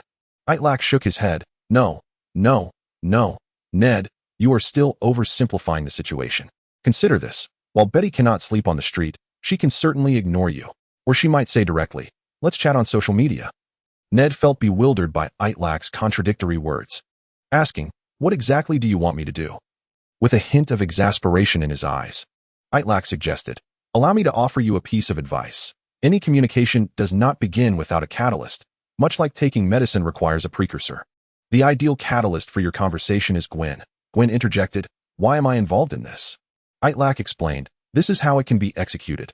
After school, Gwen can pretend to walk with Betty, initiating a conversation with her. There is no aggressiveness between girls, so Betty is unlikely to reject her. While they are engaged in conversation, you can join them. With Gwen as a mutual acquaintance, the three of you can enjoy a pleasant chat. After a while, Gwen can say she has to head home, leaving just you and Betty. People's attitudes tend to have inertia. Betty cannot suddenly switch from a cheerful and friendly demeanor to coldness just because Gwen leaves. She will likely continue the conversation in the same pleasant spirit, and that would be a success, wouldn't it?" Ned applauded in delight, and Gwen, after some persuasion from him, agreed to the plan, recognizing it was not too burdensome for her to facilitate Ned accompanying Betty home. Itrek concluded, "Nurturing a relationship is not an overnight endeavor. It requires sustained effort. For the next few days, you should refrain from walking home with me and focus on Betty instead. I will return home alone." Chapter 154, The Green Giant? Itrek and Ned agreed that they would not walk home together for the next few evenings to avoid being caught in the chaos should the Sandman strike. As the trio made their way home, laughing and joking under the setting sun, they parted ways at the intersection, each returning to their own abode. Itrek's altruistic deeds, spurred by Octavius, garnered a fair bit of attention in the local news, and he felt compelled to boast a little before Aunt May. "Aunt May, I'm back. Did you see the news today?" Aunt May placed a hand over her heart, visibly shaken. "Of course I did. It was utterly terrifying." Noting her reaction, Itrek questioned, "What news did you see?" "Aunt May, surely the report on the Green Giant." "The Green Giant has come to New York," she replied, increasing the volume on the television as a journalist appeared on screen, reporting the unfolding events. The footage displayed not the Green Giant himself, but rather the aftermath of destruction, crushed cars, a wall with a massive hole, and bricks scattered across the ground. The area had been cordoned off, with NYPD officers conducting searches, accompanied by several figures in black, resembling S.H.I.E.L.D. agents. The reporter, positioned at a distance, focused the camera on the damaged wall, stating, "Dear viewers, observe. This destruction is clearly not the result of an explosion. Look closely at the indentation in the wall. It resembles the outline of a hand, albeit one several times larger than that of a normal person." The lens then shifted to deep impressions on the ground. The reporter continued, "And here, these deep craters. Who possesses feet large enough to leave such prints in asphalt, if not the Green Giant?" Itrek recalled his encounter with Octavius just a couple of days prior, when she had questioned why he had not sought out the Green Giant, but instead returned to New York. The answer provided by the butterfly effect had indicated that the Green Giant was indeed in New York, a prediction that had now come to pass. However, this situation posed a dilemma. One could not contend with both the Green Giant and the Sandman simultaneously, and Itrek was uncertain about whom he should confront. Seeing the news report, Aunt May expressed her concern. "Dear little Itrek, perhaps you should refrain from attending school for a few days and rest at home. I heard reports indicating that a series of destructive events had begun to unfold in New York City over the past couple of weeks, though at that time, the destruction was not severe enough to confirm the Green Giant's involvement. Those reports were suppressed by the NYPD. Only now has the level of devastation escalated to a point that could only be attributed to the Green Giant. This is exceedingly dangerous." Felicia's decision to leave New York was undoubtedly wise, yet Itrek detected a flaw in Aunt May's reasoning. Prior to the Avengers, the Green Giant, or Hulk, and Dr. Bruce Banner were two distinct entities. Hence, while in the Hulk form, he was incapable of controlling his rage. It was only after Avengers, Infinity War that Hulk and Banner's consciousness began to merge, allowing the Green Giant to gradually attain rationality and even evolve into a beloved public figure. Aunt May claimed that the Green Giant had arrived in New York 2 weeks prior. If he could not control his inner fury, how could he have concealed himself all this time? The remnants of destruction were merely evidence of his rampage, not the Green Giant's true form. Furthermore, the 2-week timeline was suspiciously coincidental, aligning with the moment Hannah departed New York and the Sandman's arrival. Itrek was not inclined to believe this was mere coincidence. He planned to utilize the butterfly effect to analyze the situation upon returning home. After dinner, he returned to his bedroom and discovered a plethora of missed calls on his phone, all directed to his Spider-Man identity, including calls from S.H.I.E.L.D. and Octavius. Itrek found himself at a loss regarding whom to return the call. Just then, Octavius's phone call came through again. Upon answering, a sense of urgency was evident in her tone. "Spider-Man, have you seen the news? You mean about the Green Giant?" "Yes, indeed, the Green Giant. I understand you returned to New York to confront him, and now that he has emerged, it is only natural for S.H.I.E.L.D. to call upon you for assistance. The crux of the matter is that I have just dispatched the report regarding Itrek's act of bravery today, and William Baker is poised to take action against him imminently. You cannot abandon me in this predicament. I am in dire need of your assistance." Itrek comprehends Octavia's sentiments. Her battle strategy is intricately designed with Spider-Man's involvement. Otherwise, relying solely on the prowess of Lady Octopus would not suffice to severely damage Sandman. "Very well. I shall deliberate on your request, and once the matter concerning Sandman is resolved, I will turn my attention to the Hulk." Itrek restrained Octavius, just as Coulson's call came through, compelling Itrek to answer the phone with some trepidation. "Hello, Itrek. How have you been? A month has passed, and you must have grown even more handsome. Speak plainly. Do not beat around the bush," he continued with a chuckle. "Hey, Spider-Man, as S.H.I.E.L.D's most reliable and stable asset, the weight of responsibility rests heavily upon your shoulders. It would not be an exaggeration to assert that the safety of New York City hinges entirely on you. You are the hero of this city and of humanity. We require a beacon of hope to illuminate the darkness." Itrek retorted coldly, "Is this about the Hulk? I refuse to participate. Is S.H.I.E.L.D. reduced to relying solely on me? I was the one who thwarted General Ross. I was the one who wielded the hammer in New Mexico. And I was the one who replaced Tony's reactor. You must remember, I am still just a teenager, and I am still attending school." Coulson's tone remained lighthearted, unperturbed.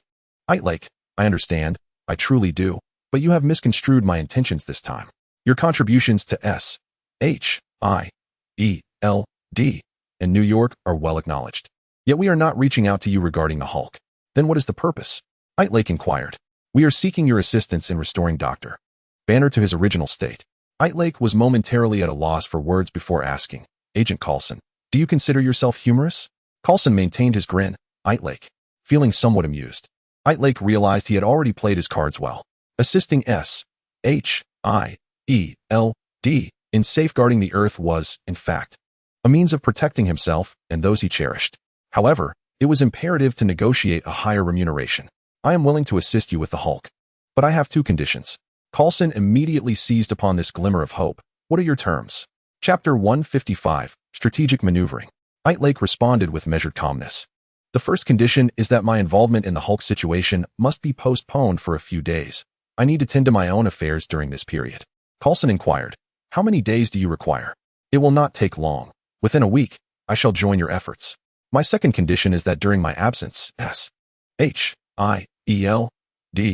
may deploy other resources to locate the Hulk. This matter is no longer my concern. If you find him, that would be splendid. But in the interim, I request that you undertake a particular task. What task? Fabricate the scene. Coulson was perplexed. Fabricate the scene? What scene are you referring to? Create a false narrative of the destruction attributed to the Hulk, mimicking his method of devastation upon buildings and vehicles, and simulate Hulk sightings throughout New York City. 2 or 3 incidents daily, in random locations across the boroughs. Coulson was bewildered. The recent reports regarding this case had already been withheld from the public for an extended period by S.H.I.E.L.D. and the NYPD, only disclosed under pressure from a handful of insipid journalists to avert public panic. Now, Itrek was proposing that he forge evidence of Hulk's destruction? I can acquiesce to your request, but why must we do this? Itrek replied, this will aid in forthcoming matters. You need only follow my instructions. The timing for further explanations is not yet ripe.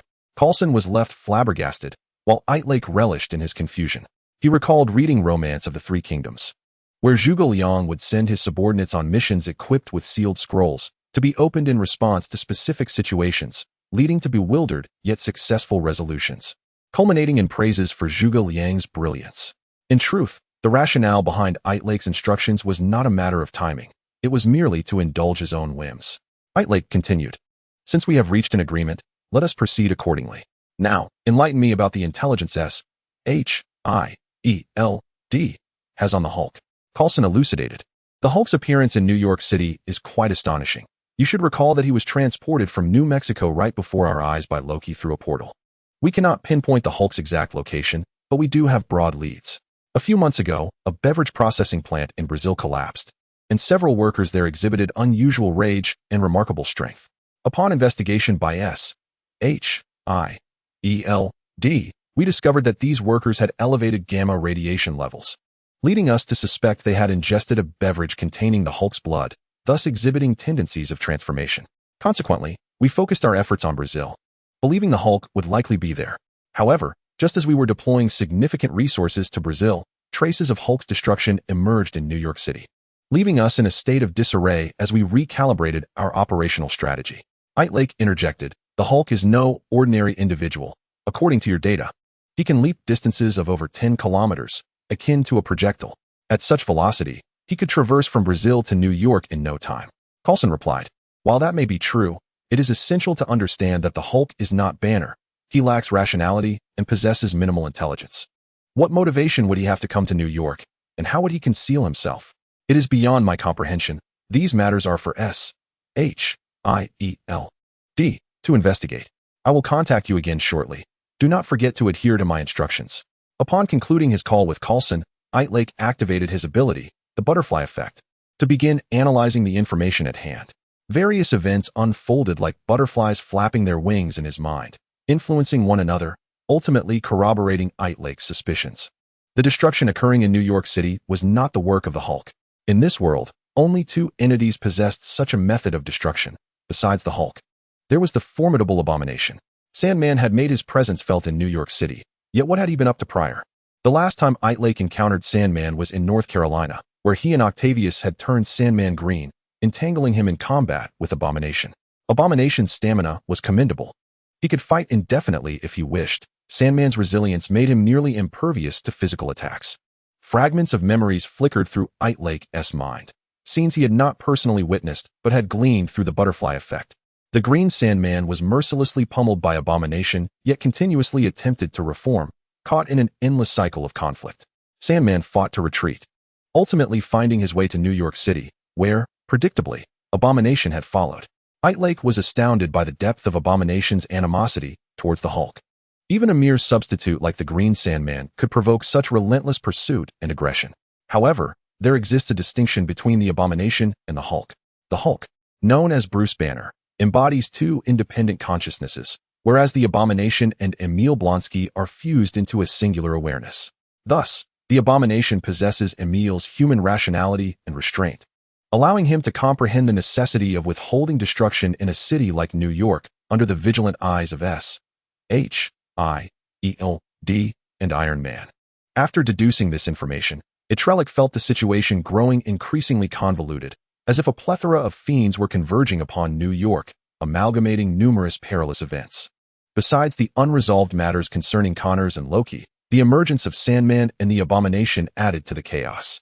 Itrek had yet to clarify how to address this series of dilemmas, so he resolved to focus on the immediate issues at hand. With this thought in mind, Itrek entered the realm of his mind, intending to inform EE that action was imminent. The towering edifice within his mental landscape stood at the very heart of this world. However, EE was nowhere to be found. EE, an independent consciousness, could be manipulated and transformed by Itrek, yet her will remained beyond his control. EE, where are you? Itrek concentrated, altering the rules of sound propagation within this world to amplify his voice across the expanse. Soon, he heard EE's voice from above. Itrek, I apologize, I am here. With a thud, EE fell to the ground, convulsing briefly and bleeding profusely, thereafter becoming motionless. Chapter 156, The Holy Land. Itrek sensed EE's consciousness fading and hastily reassembled her physical form. While he could not directly control EE's awareness, he wielded complete dominion over this world, including the very essence of her existence, her corporeal vessel. Itrek summoned his thoughts, restoring EE to her original state.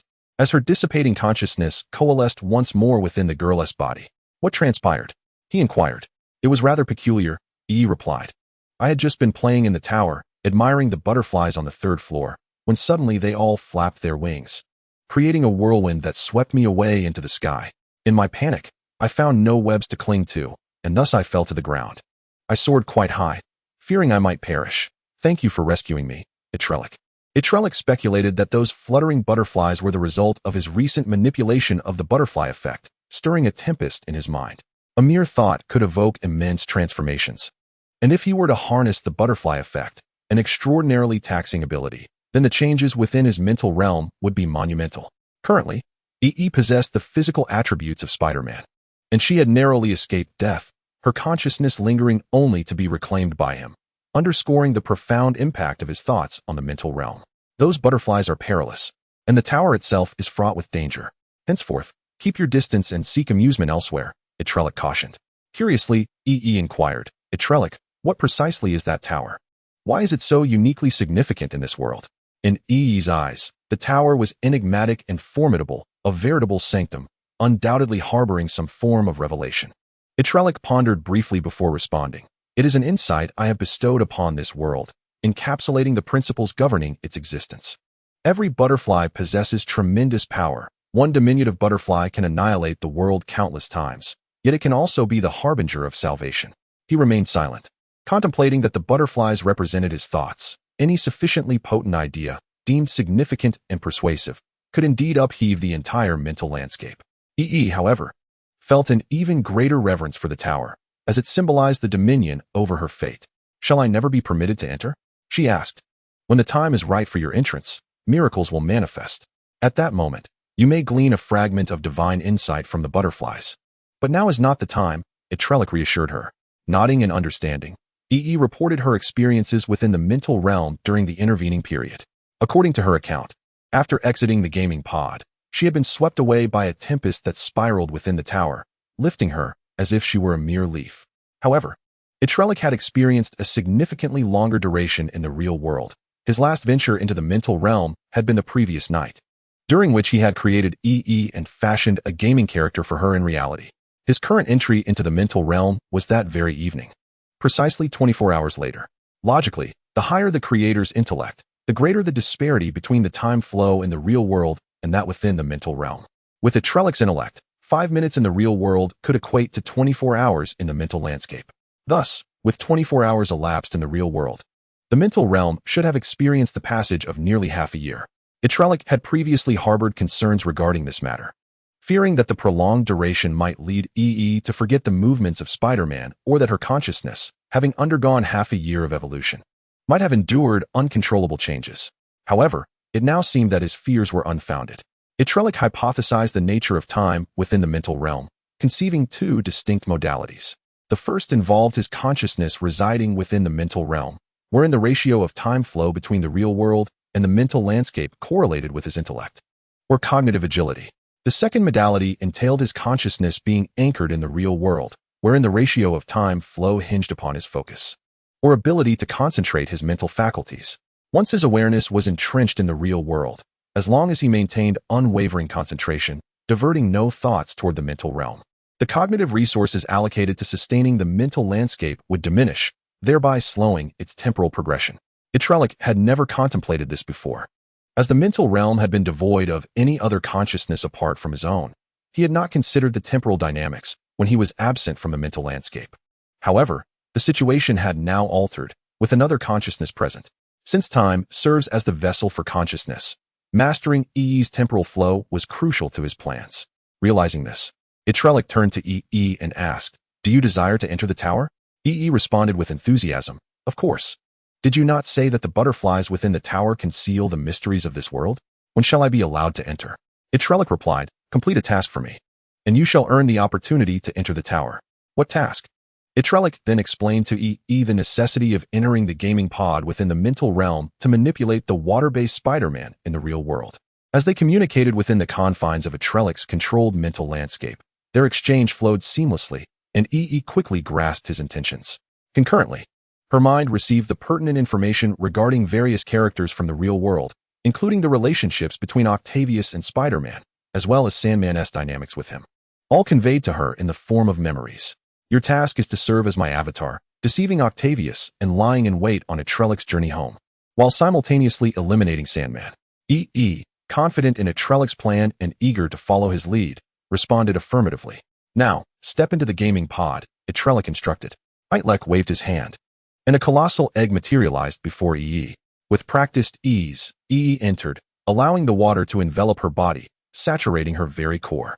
Due to the independence of EE's consciousness, Itrek was unable to connect her awareness with the puppet made of spider silk. Instead, he could only create a correspondence between the controllable elements within his mental realm and the puppet.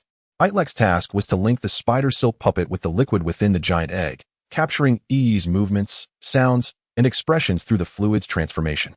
Chapter 157. Let the bullets fly for a while. A few minutes later, disturbances arose in the basement beneath Itrek's residence. As a white puppet woven from spider silk began to stir, as if the new world had just awakened. In his mental realm, Itrek addressed EE. "Once you have acclimated to your body, come up." EE controlled the white puppet, opening the basement door, launching spider silk to adhere to the walls, and leaping into the air. Itrek had already informed EE of his location. She recognized that the open window on the third floor was his position and soared towards it on her strands of silk. EE landed gracefully within Itrek's chamber, where he shot spider silk at the puppet, weaving a red Spider-Man suit. Clad in this attire, EE looked indistinguishable from Spider-Man. "Itrek, do you need me to seek out Octavius now?" EE inquired.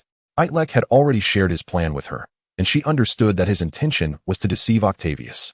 However, Itrek replied, "Now is not the time to find Octavius. First, venture outside. Although I have imparted the geography of New York City to you, it is best to experience it firsthand. Also this evening, you should confront a few villains to hone your skills and discern how Spider-Man's powers manifest in this world compared to the Hightower world." Grateful for Itrek's meticulous consideration, EE responded, "All right, I'll remain discreet. While practicing, I must ensure that my identity remains concealed from others." Itrek shook his head. "No. Tonight you shall act heroically and boldly. Announce to New York City that Spider-Man has returned. The more people who see you, the better." EE expressed her confusion. "The more people who see me, the more flaws I might reveal, making it easier for them to suspect my true identity." Itrek reassured her, "Do not worry. An absence of flaws is the greatest flaw. You know J.Cho, correct?" Born from Itrek's memories, EE retained some of his recollections and replied, "Yes. He is a genius singer, known for his catchphrase, 'I-O, not bad.'" Itrek recounted, "Once, a contest was held to imitate J.Cho, attracting lookalikes and soundalikes from all over the country. Coincidentally, the real J.Cho, intrigued and free at the time, also entered the competition. Remarkably, the true J.Cho did not win. The champion of the imitation contest resembled him even more closely. E responded, while I know of J.Cho, I have no recollection of this story. Itrek explained, this is a piece of heartwarming wisdom inscribed in the reader. It is fictional, yet it conveys certain truths. Can you grasp it? E scratched her head. What truth is that? Itrek elaborated. Whether it is a person or an object, their true essence and the perception held by others intersect, but do not fully coincide.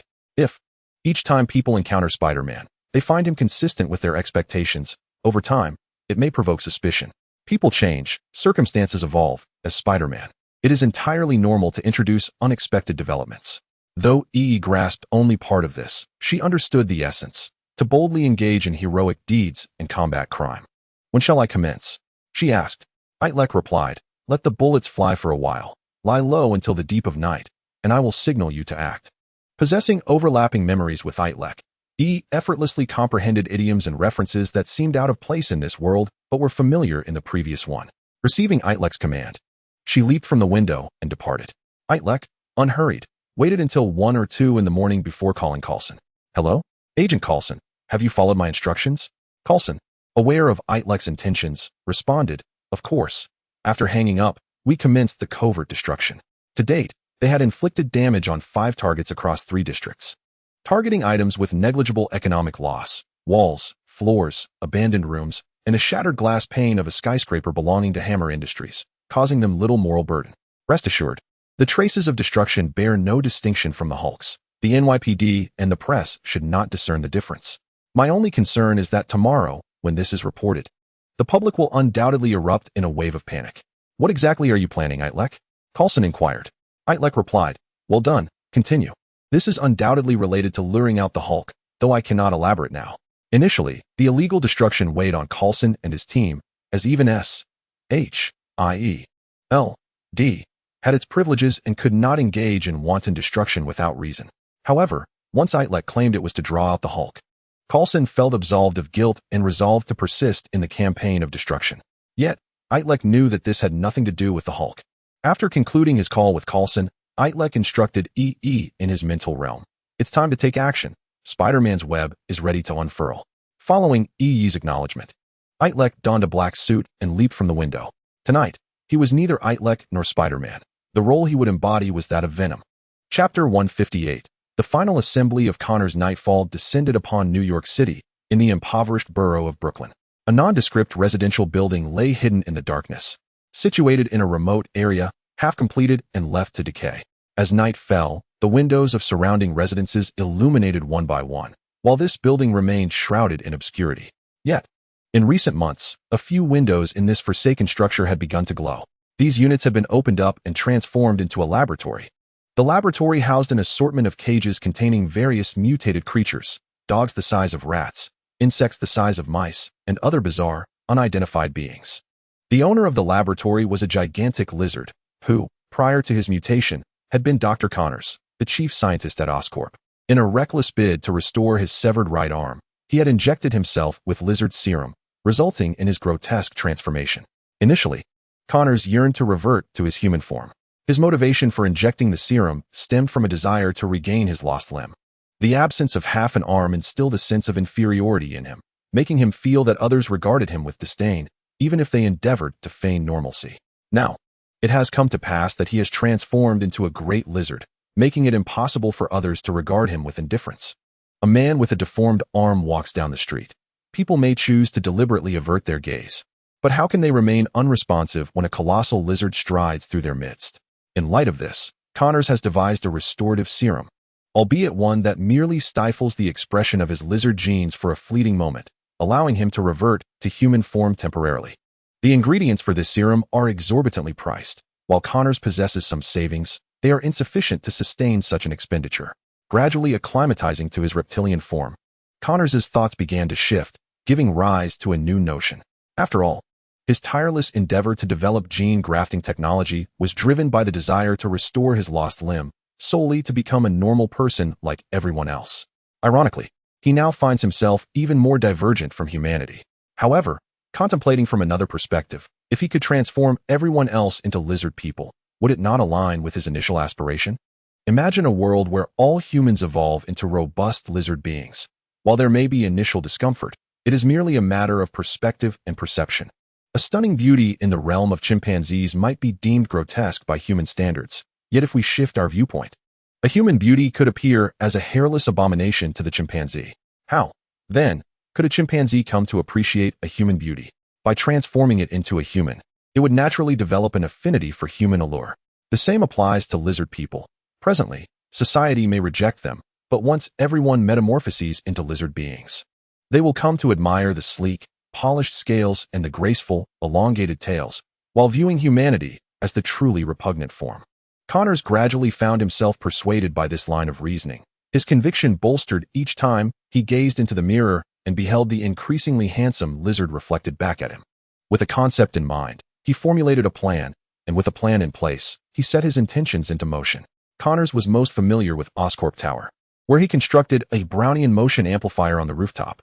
Utilizing this height advantage, he could significantly enhance the instrument's efficacy. Once completed, he intended to inject the lizard gene serum, enabling the transformation of the entire city's populace into formidable lizard people. However, of late, Connors encountered minor difficulties. The assembly of the device was proving to be less than straightforward. He surmised that the challenges stemmed from two primary factors. Firstly, the inherent complexity of the Brownian motion amplifier structure made the manufacturing and assembly process prone to error. Secondly, to operate and assemble it himself, he would need to revert to human form. Yet the duration of the restorative serum's effectiveness was regrettably brief, preventing him from completing the assembly in one continuous session. Nevertheless, these were trifling matters. After a fortnight of diligent effort, Connors had rectified all potential errors in the device, and tonight would mark the final touches. In high spirits, Connors reclined on a bench designed for lizards, with a large hole for his tail, eagerly awaiting the arrival of midnight. He counted the seconds on the clock, casually picking up a newspaper to peruse the headlines. Reports indicated the resurgence of the Hulk in New York City, with numerous instances of destruction already documented. Spider-Man has been missing for precisely 50 days. Will he ever return to combat crime in the city? An exclusive interview with Itrek. Ordinary high school student Itrek bravely repelled a robber. Whiplash Ivan has self-harmed in prison and has been urgently transported to the hospital. Connors skimmed through the articles, time slipping away with each page turn, yet none of the news resonated with him, including Itrek's name. He had no need for the radioactive decay equation anymore. Ironically, the plan was set to succeed tonight, independent of that equation. The only concern lingering in Connors' mind was the Hulk. While the giant remained elusive, his trail of destruction could potentially disrupt Connors' plans and damage the Brownian motion amplifier. But upon further reflection, Connors dismissed this as mere paranoia. After all, the device was situated atop Oscorp Tower. How likely was it that the Hulk would venture to such heights? Moreover, once the assembly was complete tonight and the serum added tomorrow, New York would soon transform into a realm of lizard people. Surely, fortune would not conspire against him, allowing the Hulk to wreak havoc within mere hours of completion. Chuckling to himself, Connors set aside the newspaper, rose from the bench, and noted that it was already 1 a.m, time to commence his mission. In human form, Connors would have taken a taxi to Oscorp Tower, as he lacked a driver's license, but now he could traverse the streets on all fours. A shadow darted between the streets and buildings, swiftly scaling Oscorp Tower to reach the rooftop. Connors injected a vial of restorative serum into his skin, his massive lizard form beginning to shrink, reverting to human shape. He wasted no time, hurriedly opening his backpack to attend to the apparatus. The final adjustments took approximately 2 hours. Connors administered several doses of serum to endure the time, finally settling into place with a sense of satisfaction. This was indeed a flawless device. By tomorrow, it would facilitate the evolutionary leap for all of New York. Regrettably, in this moment, he had no one with whom to share his joy. Unbeknownst to Connors, just below the edge of the rooftop, a shadow dangled from a web. Chapter 159, Destruction. The serum's efficacy waned, and Connors reverted to his lizard form, departing with a sense of fulfillment. Everything was in place. All that remained was to retrieve the nebulized lizard serum tomorrow night and inject it into the device for success. After Connors' departure, Itrek ascended via the web. Recently, Itrek had been engaged in an intellectual duel with Connors, pitting their wits against one another through modifications to the Brownian motion amplifier. Connors corrected errors, while Itrek introduced new ones. Over time, Itrek found himself outmaneuvered. The errors he introduced had to be ones that Connors could comprehend, attributing them to his own oversight, thus avoiding suspicion. Yet, such errors were amendable by Connors, leading to a curious outcome. The amplifier became increasingly refined through their alternating corrections. Initially, it could only cover half of New York City with the lizard serum. Now, it could nearly encompass the entire state. More critically, Itrek could no longer discern possible mistakes Connors might make. Without a new strategy to obstruct him, Connors' plan was on the brink of success. But what strategy could he employ? Direct destruction was out of the question. Itrek had once deemed it unacceptable, but now he saw possibilities. The abomination had arrived in New York City, though everyone except Itrek and Sandman believed it to be the Hulk, regardless of its identity. A force of destruction had emerged within the city. Moreover, Itrek had manipulated events over the phone, urging Coulson and the S.H.I.E.L.D. agents to amplify this chaos artificially. Now, Itrek could confidently masquerade as the abomination, wreaking havoc in a designated location. Naturally, he chose the rooftop of Oscorp Tower for his destructive endeavors.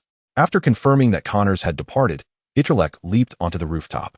Since becoming a superhuman, apart from testing his strength under Tony's encouragement at the S.H.I.E.L.D.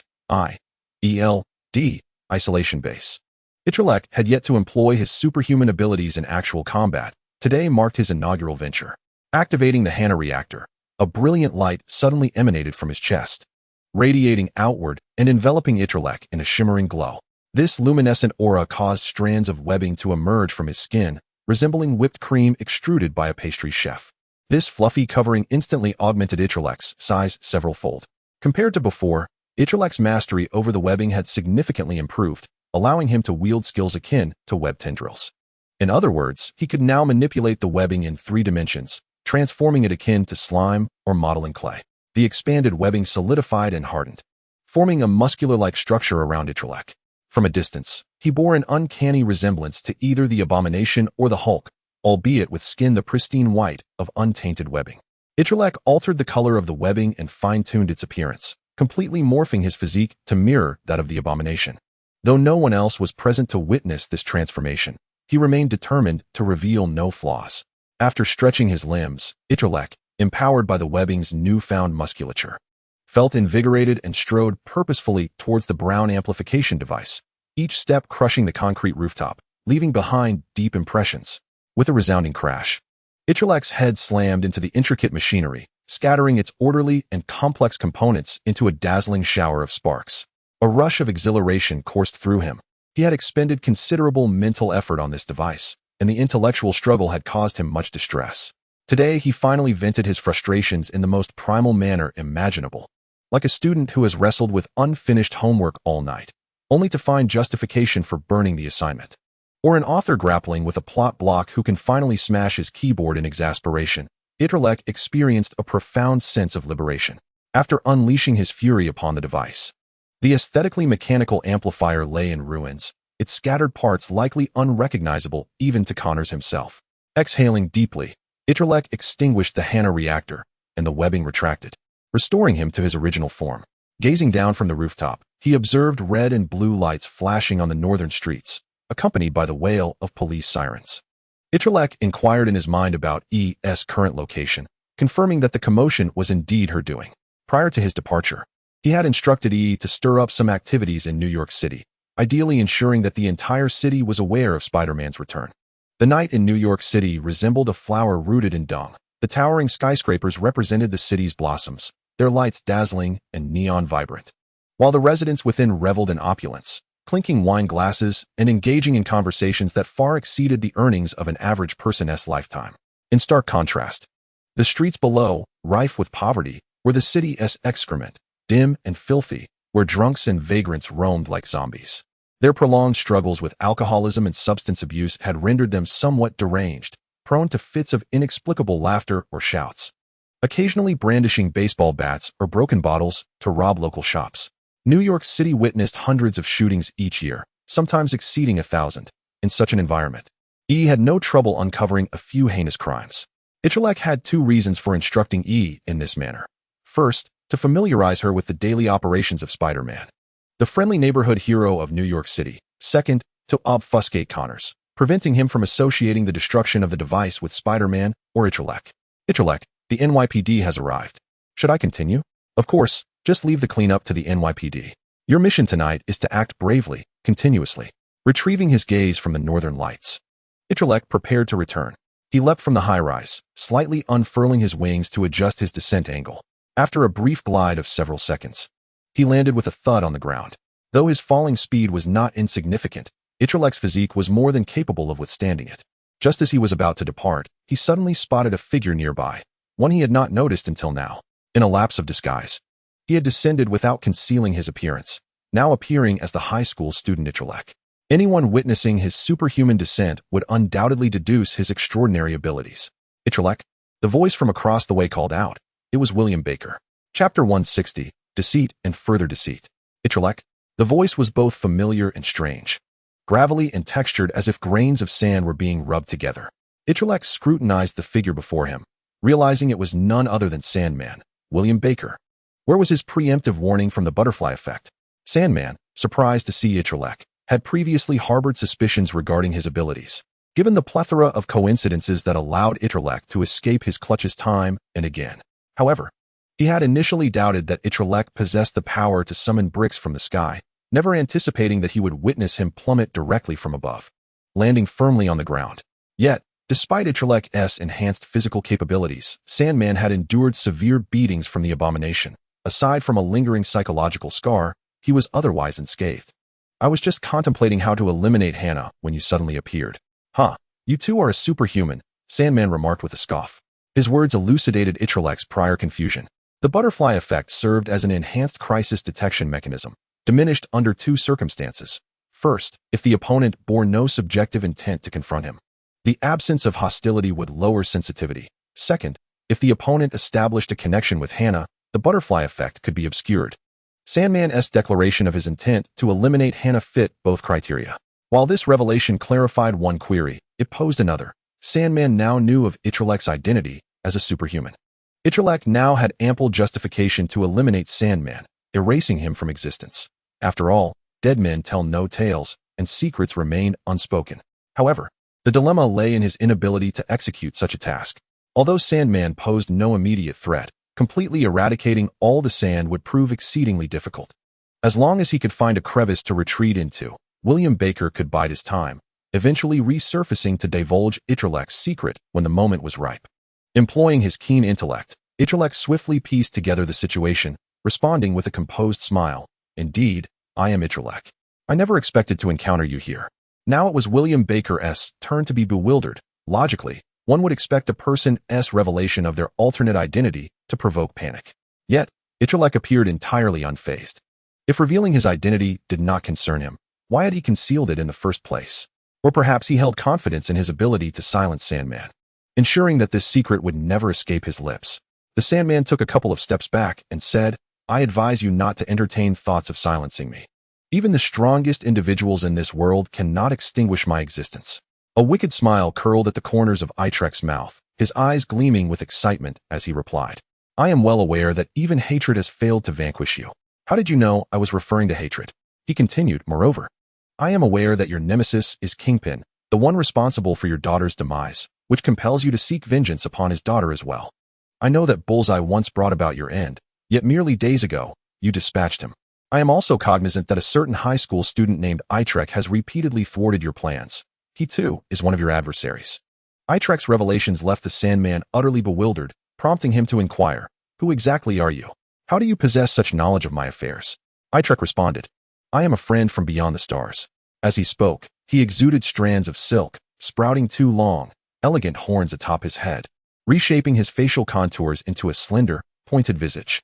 He then wove a green cloak from the silk behind him, declaring, You may call me Loki. Loki? The one who appeared at Midtown High? No, the reports claimed you were merely a mutant with superpowers. How have you transformed into an extraterrestrial? At that time, Loki had been pursued by Captain America, Iron Man, and Black Widow, infiltrating Midtown High and ensnaring an entire class of students, only to have his illusion exposed by Itrek. This incident led to the lockdown of Midtown High for investigation, with S.H.I.E.L.D. and the NYPD presenting to the media the explanation that it was merely an uncontrolled mutant with antisocial tendencies attempting to terrorize the school. Itrek remarked, If you choose to believe the NYPD, then there is little I can do. We shall part ways here, for I am unwilling to collaborate with a fool. Though the insult irked the Sandman, the mention of collaboration piqued his interest. This individual had just leaped from the upper floor, exhibiting a physical prowess that was evidently beyond Itrek's capabilities. A video had circulated of Loki being caught by the Hulk, tossed about like a rag doll, under normal circumstances. A mere mortal would have been reduced to a pulp. Yet, astonishingly, Loki had risen again to cast illusions after being battered. Having viewed that video, the Sandman now connected the remarkable physical strength with the person before him who had leaped unscathed from above, confirming their identity as one and the same. Furthermore, Loki's recent display of shape-shifting had transformed him from Itrek into the form of an alien prince, a testament to his mastery of illusion. The Sandman inquired, "Collaboration? What led you to consider partnering with me?" Itrek replied, "You are not the only one wishing for Itrek's demise. Do not forget, had he not stabbed me in the back at Midtown High, I would not have fallen into the clutches of S.H.I.E.L.D. You have witnessed my abilities. I am a prince from Asgard, and the secrets of you earthlings are laid bare before me. I can uncover any information, including that of your enemies." The Sandman interrupted, "Can you assist me in locating Kingpin?" Itrek responded, "Not only Kingpin, but also his daughter, his wife, and his underlings. I know where they all are. However, before we proceed, we must eliminate our common foe." "You mean Itrek?" "Precisely." The Sandman scratched his head, perplexed. "Given your immense power, why not eliminate him yourself?" Itrek feigned indignation. "Isn't this rather obvious?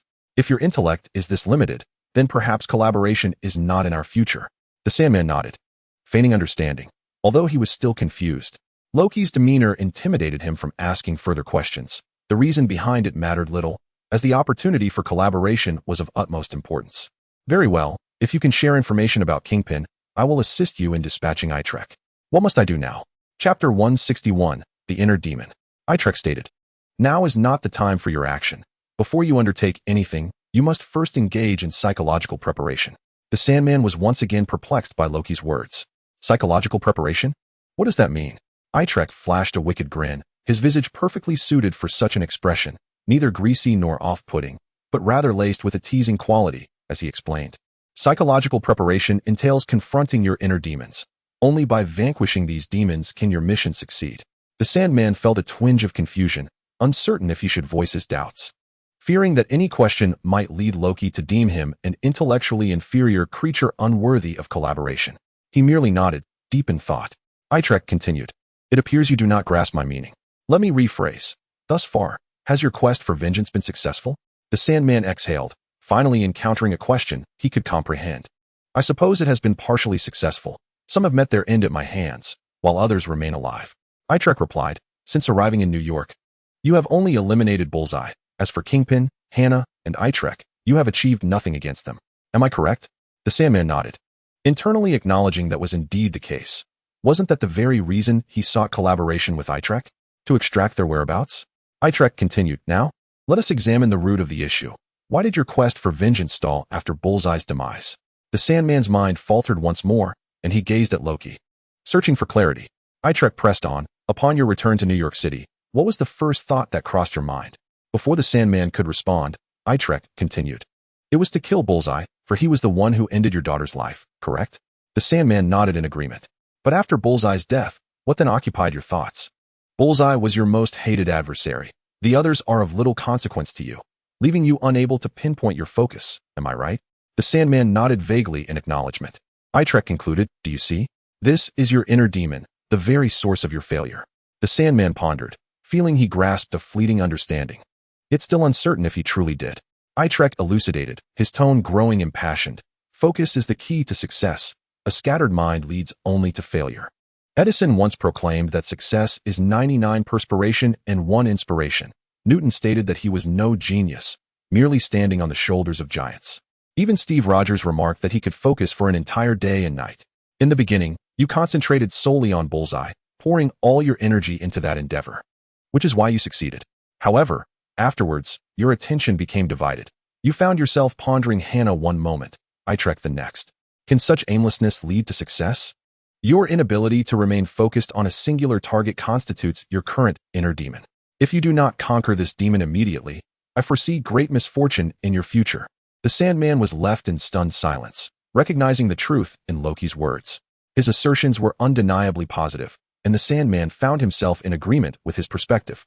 So, my task now is to conquer my inner demons and regain my focus? Indeed, Itrek affirmed. Identify a singular objective and pursue it relentlessly. Do not turn back upon encountering obstacles. Should you collide with a wall, break through and continue forward. The Sandman nodded earnestly, clenching his fists, resolved. Very well. I shall establish my goal now. But who shall be the target? Itrek said. Of course, it must be Itrek. One must commence with the simplest tasks. If one cannot sweep their own room, how can they hope to conquer the world? From now on, you must concentrate solely on avenging yourself against Itrek. Do not allow thoughts of others, such as Hannah or Jean, to distract you. Those matters will only serve to divert your focus. Do you understand? Understood. After Itrek's extensive psychological guidance, the Sandman finally dispelled his inner demons and successfully aligned himself with Itrek's path. Itrek's actions were not solely to protect Hannah. He also sought to monitor the Sandman's movements. When he had unexpectedly encountered the Sandman earlier, the butterfly effect had failed to detect the Sandman's intentions for two reasons. First, the Sandman had no desire to kill Itrek, and second, his thoughts were occupied with Hannah. When an adversary's hostility is directed towards oneself, the butterfly effect is amplified. Conversely, when one's thoughts are consumed by someone else, it can obscure the perception of the butterfly effect. By addressing the Sandman's inner turmoil, Itrek drew him back into the realm of the butterfly effect's perception, and because the Sandman focused his animosity on Itrek's predictions of the Sandman's future actions became remarkably clear.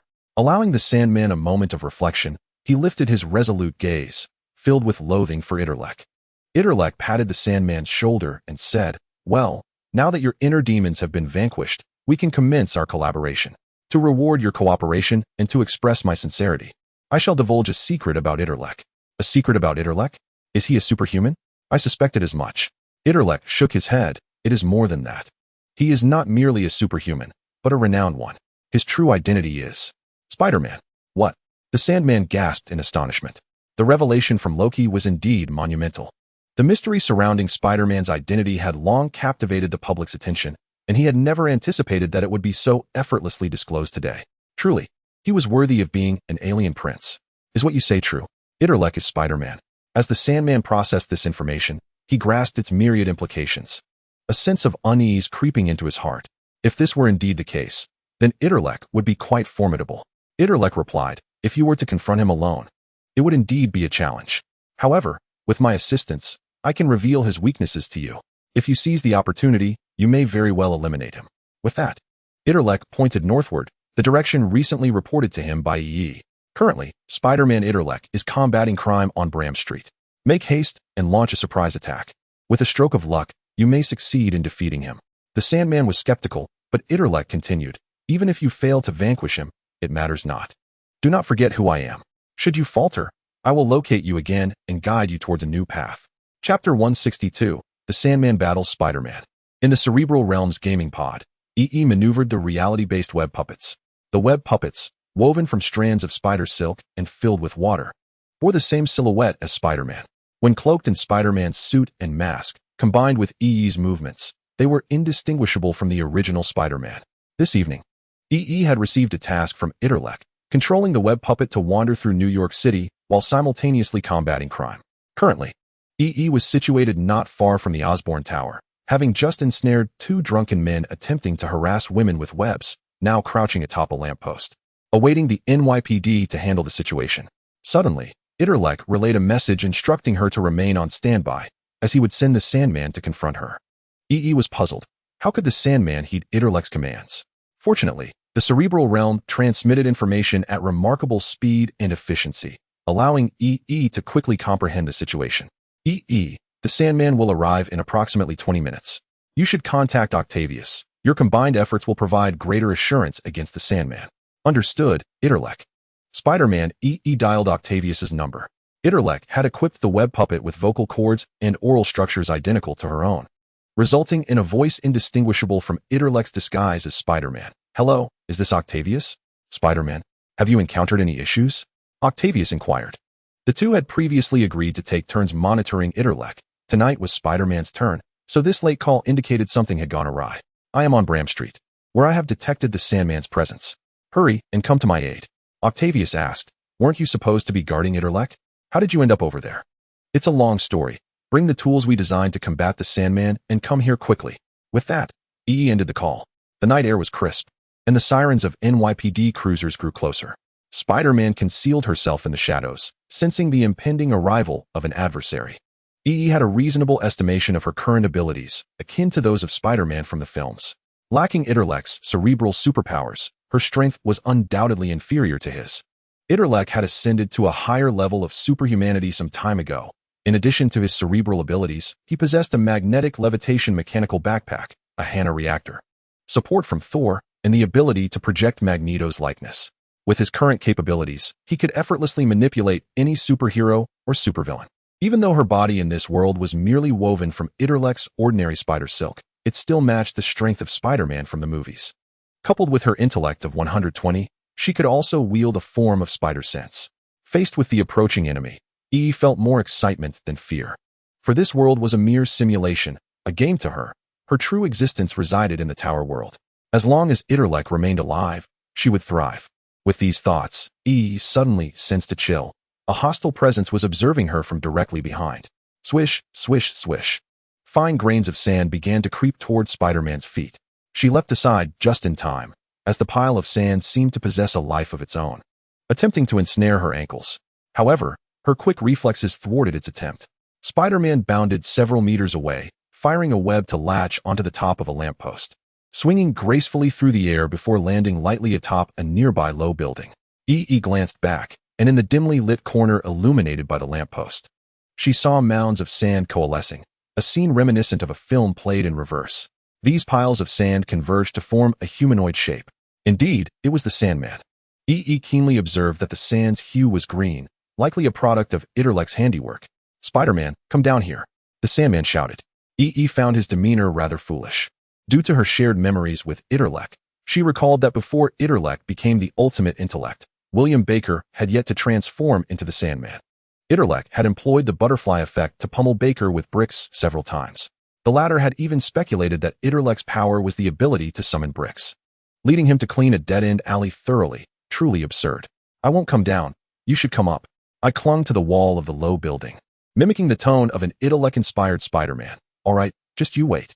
The Sandman's silhouette crumbled once more into a swirling mass of sand, rushing toward Spider-Man like a surging green tide. However, I observed that the Sandman's speed was not particularly rapid in his flowing sand form. He moved slower than an ordinary human sprinter. It was utterly impossible for him to catch up. Nevertheless, I understood the terrifying nature of the Sandman. His strength did not lie in direct confrontation. Rather, his advantages resided in his immunity to physical attacks, rendering him nearly immortal, and his ability to stealthily infiltrate, striking without warning. This was also the reason why Kingpin feared him. While Kingpin's formidable fists might disperse the Sandman in a direct clash, once the Sandman set his sights on someone, that individual would live in constant trepidation, fearing that sand might invade their nostrils in the depths of sleep, wreaking havoc upon their lungs. Yet, I remained unperturbed by the Sandman. Kingpin had taken his wife and daughter to a safe location, whereas she had concealed herself in a refuge far more secure, one that did not exist in this world, rendering the Sandman unable to locate her. Rather than fleeing, I slowed her pace, awaiting the Sandman's approach. Itrek had assigned her the task of holding off the Sandman until Octavius arrived. The Sandman, unsuspecting, transformed his green sand into minions and lunged at I, who adeptly evaded him. NYPD patrol cars, alerted by reports, surrounded both ends of the street. Officers exited their vehicles. Recognizing that both combatants were superpowered, they hesitated to intervene, crouching or standing behind their vehicles, pointing their handguns at the direction of Spider-Man and the Sandman. Captain George Stancy contacted S.H.I.E.L.D. via radio, knowing that only they could handle such superhumans. The battle between Spider-Man and the Sandman had caused considerable damage, with the pavement and buildings suffering greatly. The officers recognized Spider-Man, aware that although he operated outside the law to punish villains, he represented the side of justice. Consequently, the green mass opposing Spider-Man was undoubtedly a threat to New York. With George's implicit consent, the officers opened fire on the Sandman. Chapter 163, The Glass Man. The gun muzzles spat flames as bullets flew toward the Sandman, stirring up clouds of dust, yet the bullets sank into the sand without inflicting any harm, merely slowing his movements. Spider-Man leaped between the buildings and lampposts, while the Sandman surged forward like flowing water, chasing after him. In her mind, I calculated that she had called Octavius about half an hour ago. It was nearly time for her arrival, wasn't it? Just then, her spider sense alerted her to a figure rapidly moving atop a high building 10 meters to her right. Surely her reinforcements. Spider-Man intentionally drew the battle to the right, retreating to the wall of the high building, clinging to the window ledge. The Sandman followed closely, surging toward the wall below. Suddenly, a figure leapt from the sky, the lower part igniting in flames as it charged toward the Sandman. Sensing the ill omen above, the Sandman hastily dispersed, forming a circular donut shape. As the fiery figure landed at the center of the ring, through the neural connections of her spider silk puppet, I observed closely and recognized the figure as a woman adorned with four mechanical tentacles at her waist, her hair swept back by a headband, and her striking dark green eyes, an unmistakable representation of the Octavius that Itrek had described. This was the first time I encountered Octavius in reality, and inexplicably, her heart fluttered as if struck by something profound. Itrek had harbored ambiguous feelings for Octavius, emotions that had surfaced during their first mission to rescue Hawkeye. At that time, Octavius had playfully teased Itrek, and although he outwardly rejected her advances, seeds of attraction had already taken root in his subconscious. The subsequent events between them only deepened his feelings, culminating in his realization that Octavius had grown parallel to Hannah within his subconscious. This prompted him to sever the symbolic rose representing Octavius, cleansing himself of those ambiguous sentiments. Regardless of whether these feelings could be classified as affection or love, they had undeniably existed, recorded in Itrek's memory. A portion of this memory was inherited by I, fortuitously encompassing the earlier, unbroken segment of his feelings. Why are you just standing there? Come down and help. Octavius beckoned to Spider-Man on the wall. Despite the mask, she sensed something peculiar in Spider-Man's gaze. His movements somewhat stiff. I leaped down, spinning a whirlwind of webbing to sweep away the debris surrounding Octavius, inquiring, Octavius, do you have all your equipment? Of course. Let us proceed as planned. Itrek and Octavius had devised a strategy to confront the Sandman. Although Octavius struggled with the Sandman's near immunity to physical attacks, Itrek understood that the Sandman's greatest weakness lay in water. However, this insight, gleaned from films prior to her crossing over, was not something she could share openly. Thus, Itrek had provided Octavius with vague guidance on employing methods beyond direct physical impact to combat the Sandman. These strategies included high-temperature incineration, light radiation, and strong corrosive liquids, among which water flow was also a viable option.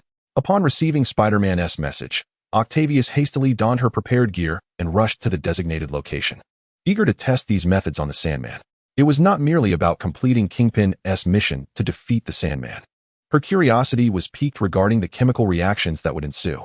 One of Octavius's mechanical tentacles had been modified into a flamethrower, and the flame seen during her descent had originated from it. Let us see if this can handle the Sandman, Octavius proposed. Although I already knew the answer from Itrek, she cooperatively replied, all right, I'll support your strategy. The Sandman, overhearing their exchange, scoffed. His greatest fear was an enemy escaping, hiding far away where he could not reach them. However, he welcomed any intent of the opposition to confront him. Spider-Man ceased his evasive maneuvers and plunged into the sand, where the Sandman gathered into human form, attempting to seize Spider-Man. Just as their hands were about to meet, Spider-Man's webbing abruptly contracted, propelling him upward. The Sandman missed his grasp, and Octavius, poised with a mechanical tentacle, unleashed a torrent of flame toward him. The NYPD officers watching were momentarily blinded by the brilliance, shielding their eyes with their arms, while the Sandman had nowhere to evade, engulfed entirely by the flames. Octavius did not anticipate the success of this baiting tactic, completely exhausting the fuel in her flamethrower. 5 minutes later, the temperature of the entire street seemed to rise. As the flames dissipated, a figure stood motionless where the Sandman had been. The silhouette appeared semi-transparent and glass-like, shimmering in green, resembling a mannequin crafted from a beer bottle. The outline unmistakably mirrored that of William Baker, reflecting in Octavius's lenses, coinciding with the excitement gleaming in her eyes. We did it, Ms.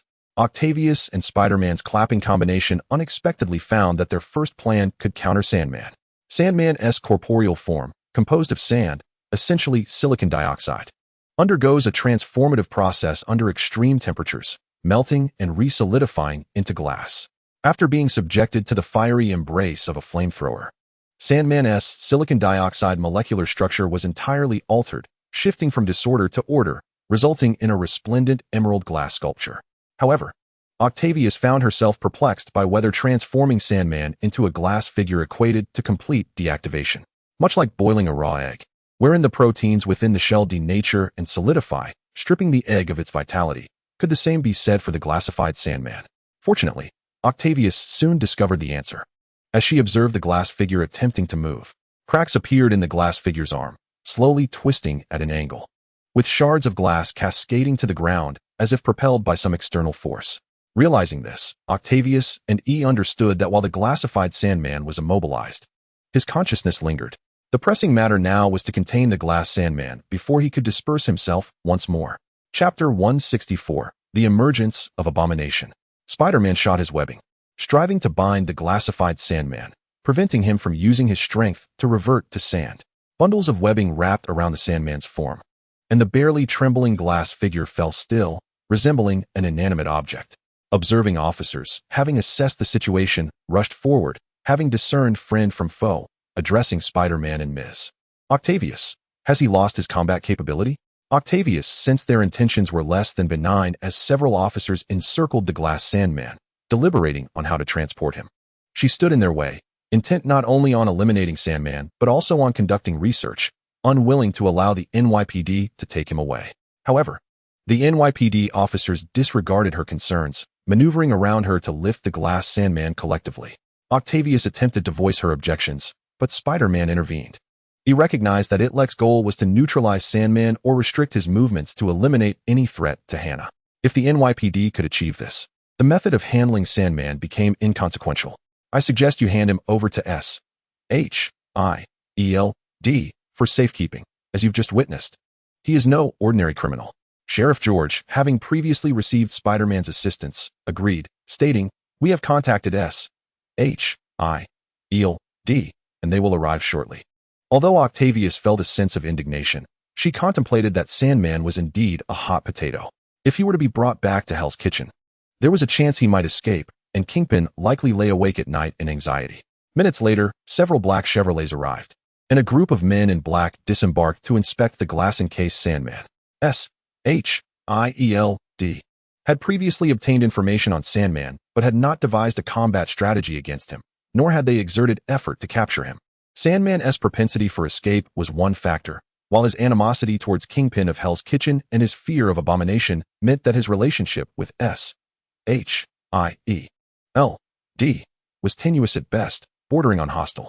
Following the NYPD's report, S.H.I.E.L.D.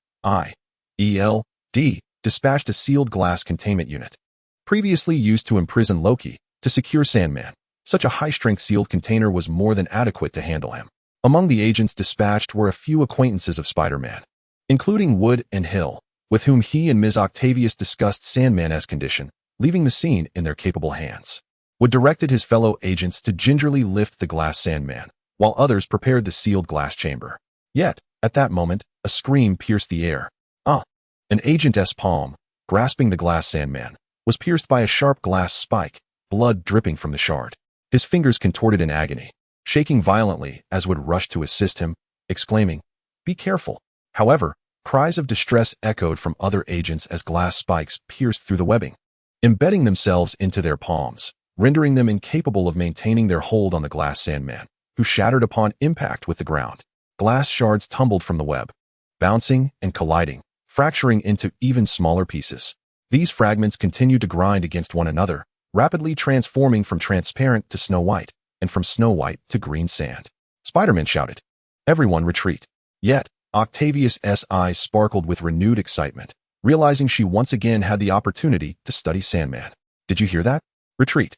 Octavius' voice resonated louder than Spider-Man's, her tone infused with exhilaration. Those without superpowers promptly withdrew, placing their hopes in Spider-Man and Ms. Octavius. Unwilling to prolong the situation, proposed the optimal solution. "Ms. Octavius, let us try using water this time." Excellent. The water-based strategy was indeed part of Octavius's plan, requiring a fire hydrant nearby. Having rehearsed this tactic, Spider-Man swiftly seized a mechanical tentacle and dashed toward the distance. This tentacle, specially modified, possessed moderate strength yet could be stretched like a spring, equipped with a water pump. He propelled the tentacle towards the hydrant, But at that moment, a cacophony erupted from the distant street, akin to the thundering of drums, shaking the ground and instilling a sense of panic. He halted, bewildered by the commotion, only to witness a colossal shadow soar through the sky, crashing down upon Sandman's location like a cannonball. S.H.I.E.L.D.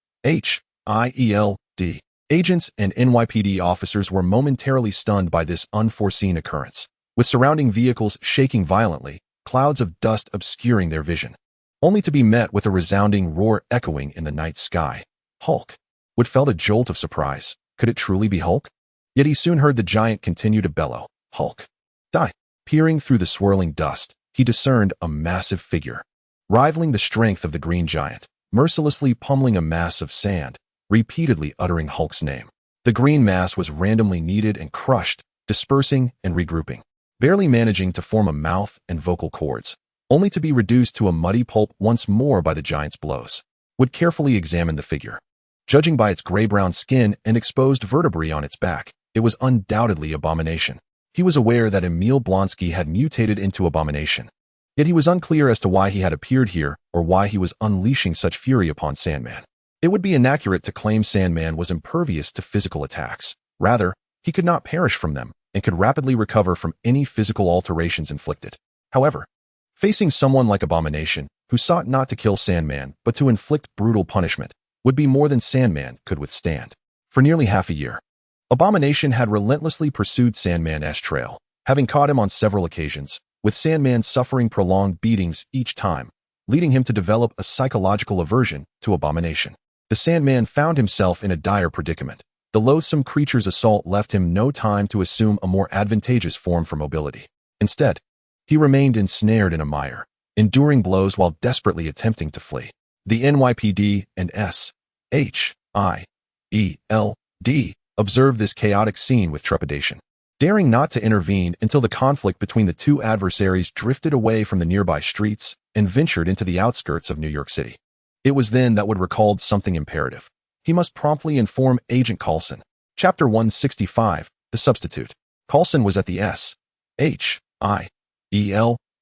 Trident headquarters, dispatching agents to execute the tasks assigned by Itrek.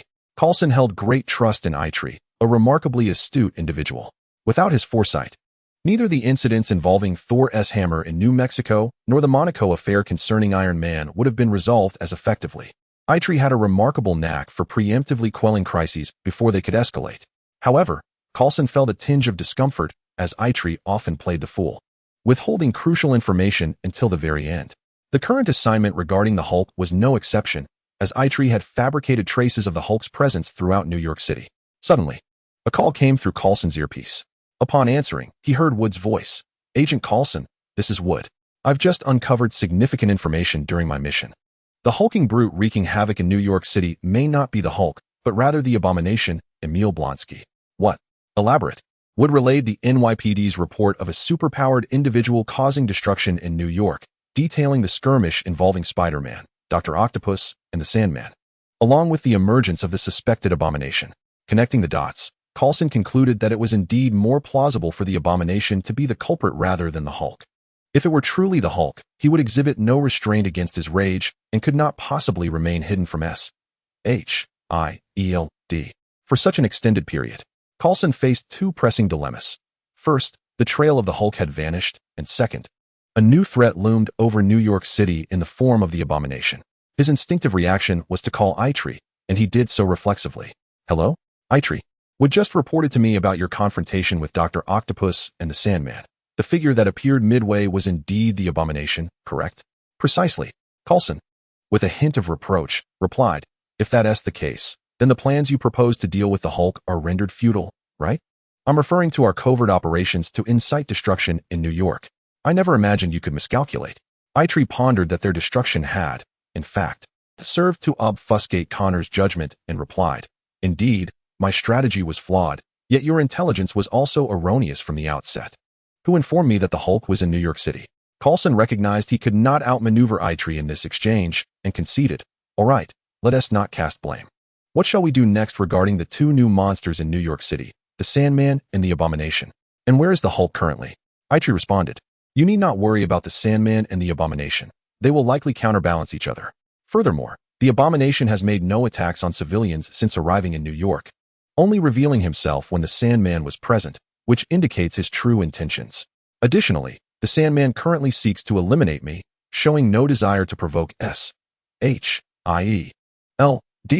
or the NYPD.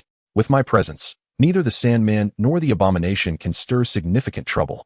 As for your second inquiry regarding the Hulk, that is a matter for S.H.I.E.L.D. to investigate. With that, Itrek abruptly ended the call. Coulson, feeling resigned, instructed his agents to halt their current tasks. The search for the Hulk was to recommence. The silver lining was Itrek's assurance that he could manage the Sandman and the Abomination, instilling Coulson with a degree of trust in Itrek, allowing him to focus on locating the Hulk. As for the method of search, Coulson began to formulate a plan. Over a year prior, S.H.I.E.L.D. Director Nick Fury had proposed the formation of the Avengers, an assembly of Earth's mightiest heroes to confront extraterrestrial threats. This initiative had fostered a collaboration between S.H.I.E.L.D. and Tony Stark, even aiding in his recovery and the development of a more powerful arc reactor. Given Stark's indebtedness to S.H.I.E.L.D., the task of locating the Hulk could be entrusted to him. Once Itrek concluded the call, he fell into contemplation. By employing the butterfly effect, he could roughly deduce the Hulk's location. However, finding the Hulk was not his immediate priority. New York City was entangled in a web of complications, notably the looming threat of the Abomination. Have you finished your call? The Abomination's voice was deep and menacing, towering over Itrek by a considerable margin, with arms thicker than Itrek's. Half an hour earlier, the Abomination had pursued the Sandman, striking as he ran, eventually leading them to the desolate outskirts of New York City. Successfully evading Itrek, Dr. Octopus, and the agents of S.H.I.E.L.D., Itrek instructed E to return home while he donned Spider-Man's suit and mask, hastening to follow the Abomination's trail. While E and Dr. Octopus struggled to keep pace with the Abomination, Itrek, powered by the Hana reactor, could match his speed. Moreover, as soon as the Abomination revealed himself, the trajectory of his subsequent movements would become apparent through the butterfly effect. The Sandman had fled, and the Abomination, bewildered, scanned his surroundings, only to spot Spider-Man trailing behind. The Abomination, once a soldier before his transformation, was not inherently a nefarious sociopath, but rather lost his reason when consumed by hatred for the Hulk. Hey, big guy, I know what you're looking for. The Abomination, having just beaten the Sandman, recognized E in her Spider-Man attire, showing no surprise at Spider-Man's pursuit. Of course, you know, I'm after the Hulk. Itrek had no intention of correcting the Abomination's misconceptions, though he could surmise the underlying dynamics. It was a subconscious evasion and fear. The Abomination feared the Hulk and dared not confront him directly, thus projecting his animosity onto anything green. In the past, when beasts were used for labor and whipped by their masters, they accumulated resentment. If a master carelessly cast aside his coat, the beast would vent its fury upon the garment, tearing it to shreds, only to regain composure afterward. The beast dared not attack its master, knowing full well that such an act would lead to its demise. The Abomination's hatred for all things green was similarly misplaced. The true source of his suffering was the Hulk, who had repeatedly thwarted him. What purpose did it serve to unleash fury upon a mere color? Upon the emergence of the Green Sandman, the Abomination had found a convenient outlet for his frustrations. Chapter 166, The Desert Marvel. The Sandman was not merely green. He possessed the resilience of a living punching bag, with relatively low offensive power, occasionally retaliating, making him the perfect target for the Abomination's rage. This was the underlying reason the Abomination mistook the Sandman for the Hulk, compounded by the disturbances in Emil's brain following his transformation. Itrek chose not to delve deeper. The paramount concern was that the Abomination was an adversary he could unite against. We now share a common objective, to vanquish the Hulk. In pursuit of this goal, I believe we can unite our efforts. But how shall we join forces? No, wait, why should I place my trust in you? Itrek replied. Because I possess complete knowledge of the Hulk's movements and can assist you in locating him. I understand the Hulk better than anyone else. Do you know how the Hulk came to be in his current state? What do you mean? The entity, known as Abomination, felt a tightening in his heart. As if a veil obscured the truth he was reluctant to confront, while Spider-Man seemed poised to pierce through that veil. Itrek continued. The Hulk was once a towering figure of strength, yet now he has become a mere heap of green quicksand. Only a select few are privy to the reasons behind this transformation, and I am among them. You should know that Nick Fury was in the process of assembling the Avengers, and among the designated members were myself and the Hulk. The Hulk's power was deemed formidable, prompting Nick Fury to administer a liquefying agent, rendering the Hulk into the liquid form you see before you. Furthermore, I am intimately aware of the Liquid Hulk's other movements. If you choose to trust me, I assure you that locating the Liquid Hulk will be a certainty. A sudden clarity enveloped Abomination.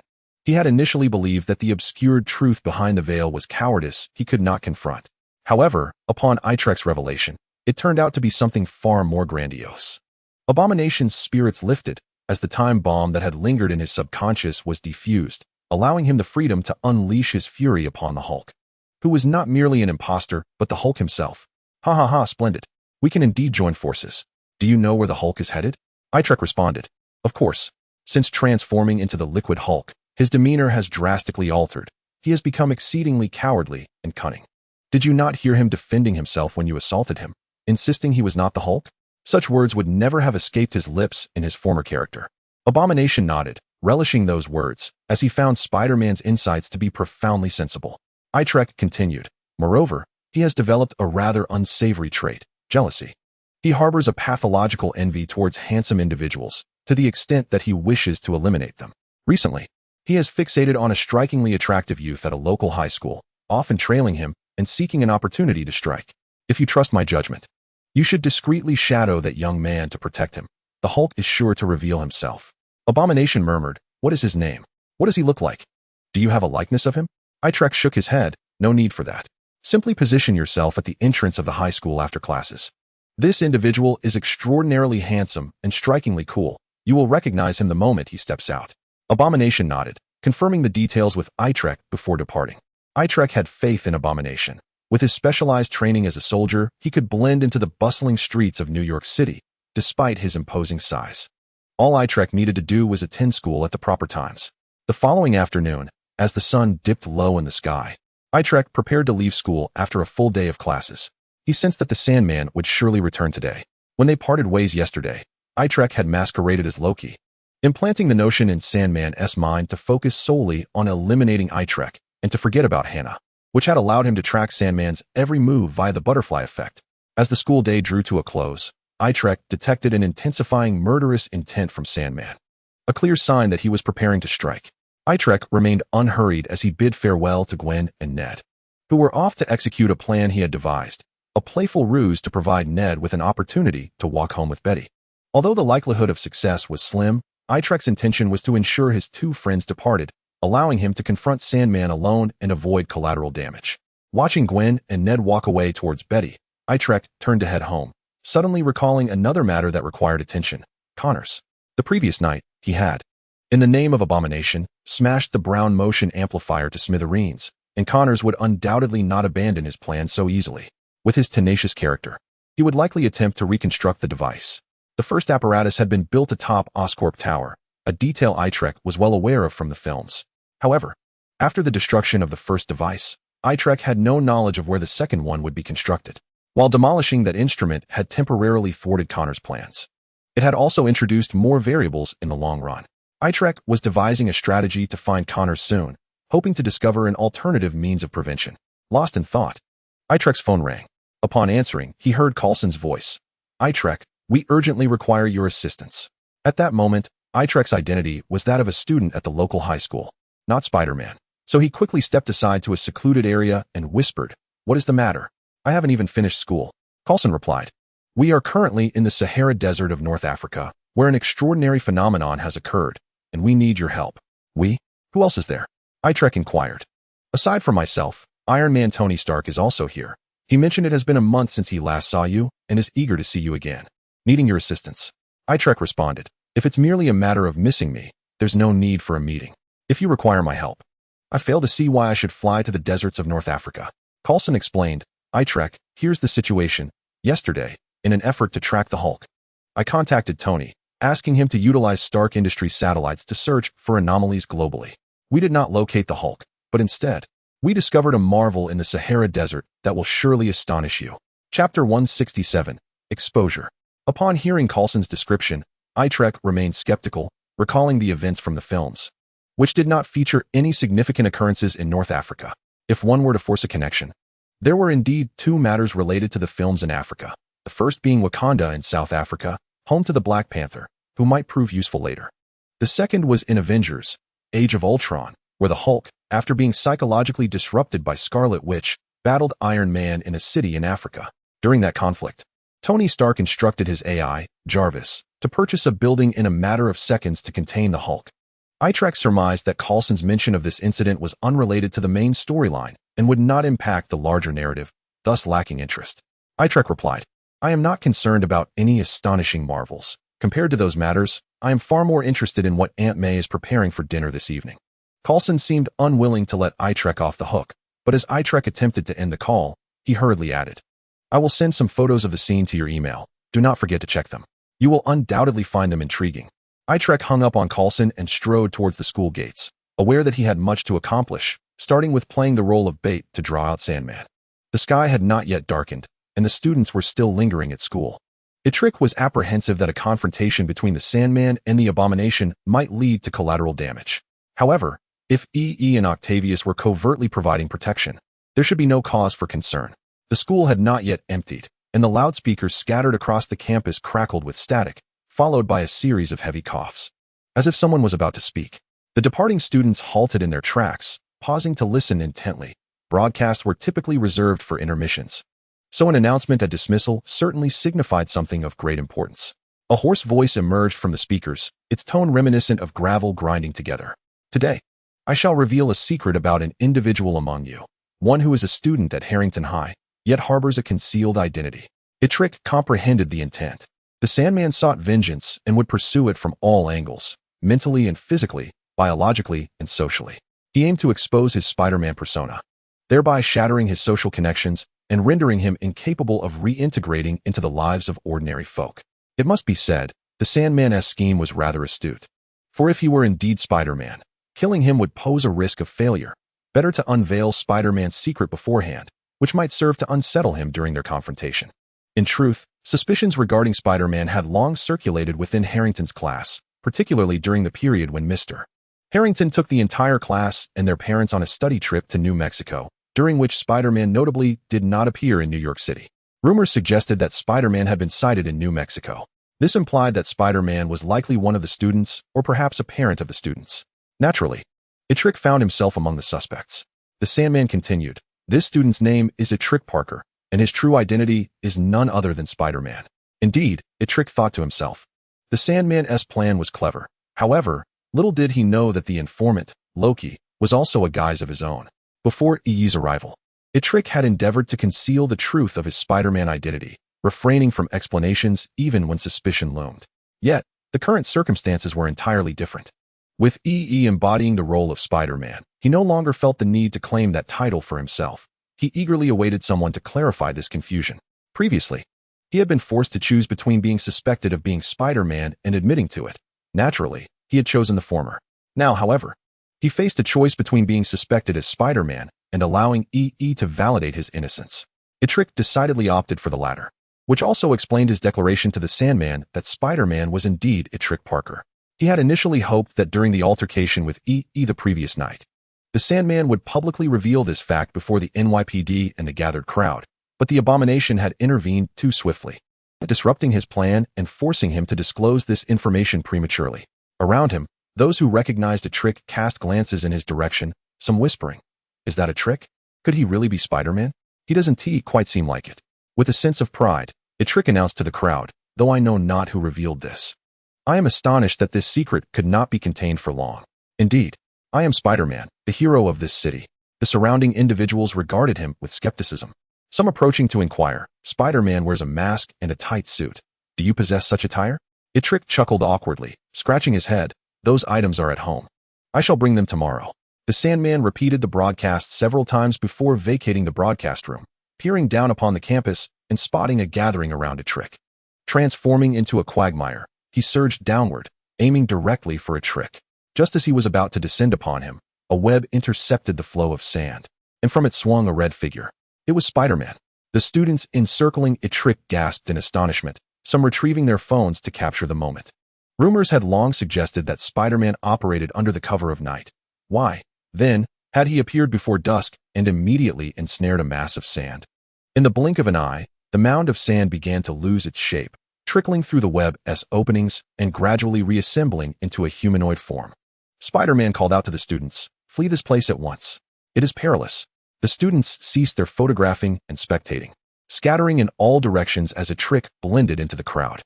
Such a commotion at the school would undoubtedly alert the abomination, who would likely arrive swiftly.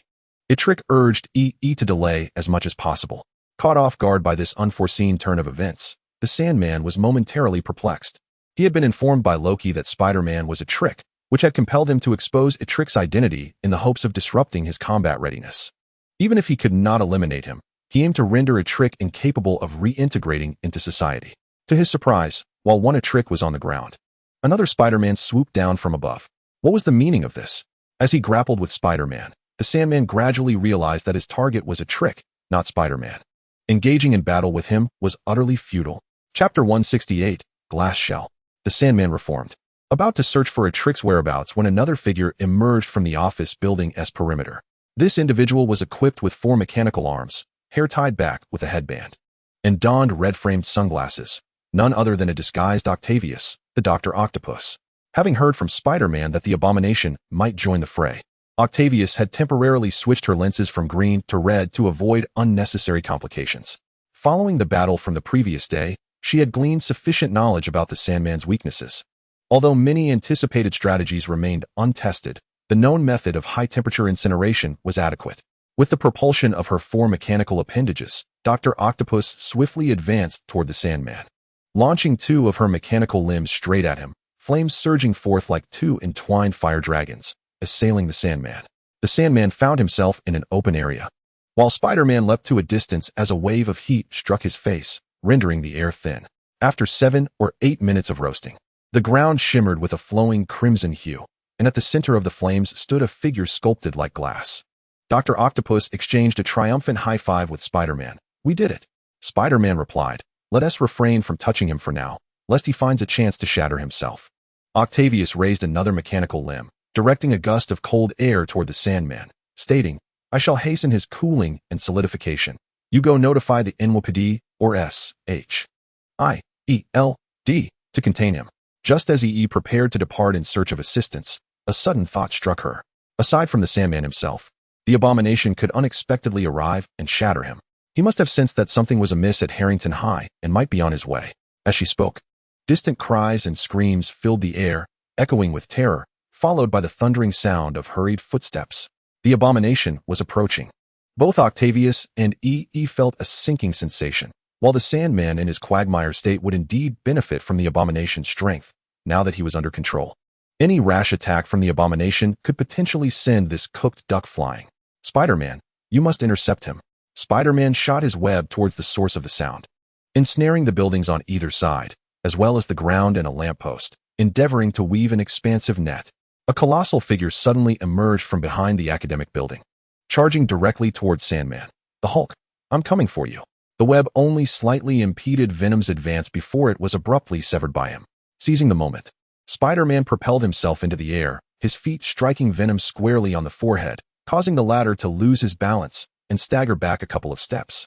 Venom regained his footing and noticed 2 figures standing in his way, Spider-Man and Dr. Octopus. Unbeknownst to Venom, the Spider-Man he had conversed with the previous night was the itsy-bitsy version, and the one before him was merely a puppet manipulated by Thea. He inquired, "Spider-Man, what do you intend to obstruct me for?" Dr. Octopus replied, "Sandman has already been subdued. Your assistance is no longer required here." The reference to Sandman irked Venom greatly, yet he was too disinterested to engage in an explanation. What vexed him further was that he had not come to assist them in controlling the Liquid Hulk. His objective was to eliminate him. "Step aside. I want to take down the Hulk." Dr. Octopus extended her tentacles ahead, and a wall of flames instantly erupted from the ground. Venom, seeing the glass-formed Hulk behind the two, raised his enormous hands and slammed them down onto the ground. A gust of wind surged outward, extinguishing the flames, while jagged fissures tore through the earth, spreading towards Sandman. "This is bad." Thea flipped backward, her hands weaving, attempting to mend the cracks in the ground with her webbing, but the disparity in strength proved insurmountable, and the fissures ultimately spread beneath Sand's feet. The glass Sandman struggled to maintain his balance and toppled sideways under the severe disturbance. Dr. Octopus, unwilling to continue confronting Venom, shot him a fierce glare before darting towards Sandman. Venom, however, felt triumphant as the opportunity to fight again had finally arrived. Yet, as they approached Sandman, they discovered that the shards of glass scattered on the ground were not, as they had been the previous day, grinding and reconstituting into grains of sand, but lay still, lifeless, as though inert. Dr. Octopus pondered this anomaly, while Thea picked up a shard of glass, examining it closely. The glass was merely a thin layer, not solid blocks. And she gasped, "It's an empty shell." At the moment Dr. Octopus unleashed flames upon Sandman, only the outer layer of sand remained, while the majority of the components had burrowed underground to escape amidst the firelight. In truth, after being subdued by the intense heat the previous day, Sandman had devised a strategy for his next encounter. Once solidified into glass, he could break himself into numerous smaller pieces, and through the friction of these fragments, he could revert to his sandy form. Therefore, he could effectively separate into several small pieces before solidification, meaning that as long as he wasn't melted into one whole, there remained a chance for escape. Sandman's plan was simple. The previous night, he had been compelled to take on a human form due to Spider-Man's interference, leading to his melting by Dr. Octopus's heat. This time, however, he merely needed to shift into his sand form before she unleashed her flames. In a bid to buy time, he retained a thin outer shell to deceive Spider-Man and Dr. Octopus, facilitating his subsequent actions. Sandman understood that his true target was Thea, not Dr. Octopus or Spider-Man. Having glimpsed Thea earlier, he intended to seize this opportunity for a swift escape. After eliminating Thea, his mission would be accomplished, and he would no longer have to cross paths with either Dr. Octopus or Spider-Man. As he dove from the broadcasting room, Sandman spotted the direction in which Thea was fleeing, transforming into a torrent of flowing sand, propelling himself toward her escape route. Behind the dormitory, in a secluded corner, Sandman passed through the building's base and caught sight of a figure ahead, none other than the hidden Thea. "Kid, prepare to meet your end." Sandman lunged forward. Yet Thea remained unfazed, saying, "You've arrived." Sandman was taken aback. Why was this kid not afraid? Thea continued, "How did my plan fare? Successfully drawn Spider-Man here. However, you failed to seize the opportunity to expose his identity before everyone, and instead, you came here to find me." Sandman, bewildered, thought, "What do you mean? Aren't you Spider-Man?" No, you are Spider-Man according to Loki's claims. But now the facts have proven that assertion incorrect. What does it mean for you to lure Spider-Man here?" As Sandman's thoughts spiraled into confusion, Thea's appearance began to shift. Chapter 169, The Path Revealed. Thea secreted webbing, transforming his appearance, manifesting a metallic, horned crown atop his head, draping himself in a green robe, while his features grew gaunt and angular. Sandman recognized him. This was Loki, the one he had encountered at Oscorp. Honestly, Sandman had a favorable impression of Loki for the positive energy he had imparted, deeply believing that focusing on such qualities could indeed assist him in eliminating Thea. Yet, why had Loki appeared at Midtown High today? Moreover, why was it that every time he encountered Loki, it was while he was disguised as Thea? Or could it be before Sandman could fully contemplate whether Loki was impersonating Thea or vice versa? Thea spoke first. "Focus is a beautiful quality, but when you focus, do not forget to analyze, for otherwise, it becomes recklessness." Sandman nodded, seemingly grasping some truth, yet feeling utterly perplexed. As if he had 100 questions but did not know where to begin. "Are you Thea or Loki?" Loki scoffed disdainfully. And Sandman realized this question would prompt Loki to question his intelligence, leading to a critique of the necessity for collaboration. He hurriedly clarified, No, I am not questioning anything. I merely wish to understand the situation. I am genuinely a bit confused, even unsure of what the question is." This sensation was akin to an itch on his back that he could not quite scratch. Loki, shaking his head slowly, replied, "Let me assist you with your inquiry. What you wish to ask is why I have repeatedly disguised myself as Thea, correct?" Sandman nodded emphatically, recognizing this as the crux of the matter. A reasonable answer would largely resolve his confusion. However, Loki did not respond. Instead, he posed a question. "Then let me ask you, why has Spider-Man appeared at Midtown High today?" Sandman furrowed his brow in bewilderment. He had simply appeared. What more was there to it? Loki continued, "Spider-Man typically prowls at night, as he must masquerade as Thea during the day at Midtown High. But why has he made an appearance before school has even let out today?" Sandman shook his head again, and Loki pressed on. "Only in recent days have I discovered that Thea is Spider-Man. Upon learning this, I shared your desire to expose his identity, albeit through different means. You chose to bellow in the broadcasting room, a foolish approach. As no one would heed the words of a superpowered criminal, my method was to devise a scheme to draw him out. So you disguised yourself as Thee? Indeed. Today I don the guise of Itrek upon my arrival at school, for it is imperative that there be no two Itreks within the premises. The authentic Itrek must retreat into the identity of Spider-Man. I anticipated your intentions to seek trouble with Itrek today, yet that lad, though strikingly handsome, possesses an intellect that rivals his appearance, rendering his evasion in a crowd as effortless as child's play. Thus, I intentionally adopted this persona to draw him out. The conclusion of the school day presented an opportune moment, as he would surely follow me, seeking a secluded spot post-school to clarify the situation. At that moment, you broadcasted an announcement from the broadcasting room, and to my astonishment, after concluding your speech, you lunged directly at me. Now, I trust you comprehend who your true adversary is? The Sandman, ensnared in confusion after being continuously outmaneuvered by Itrek, scratched his head and inquired, "So, whom should I attack? How can I discern whether Itrek is the genuine article or merely your masquerade?" Loki replied, "It is quite simple. I will impersonate Itrek. But I have neither the inclination nor the reason to pose as Spider-Man. Therefore, Spider-Man must be Itrek, yet Itrek is not necessarily Itrek." The Sandman nodded slowly, realizing, in other words, my opponent is not Itrek, but Spider-Man. Loki bestowed upon him a thumbs up, and at last, the Sandman grasped the concept. Indeed, henceforth, you need not pursue Itrek. Focus solely on tracking Spider-Man.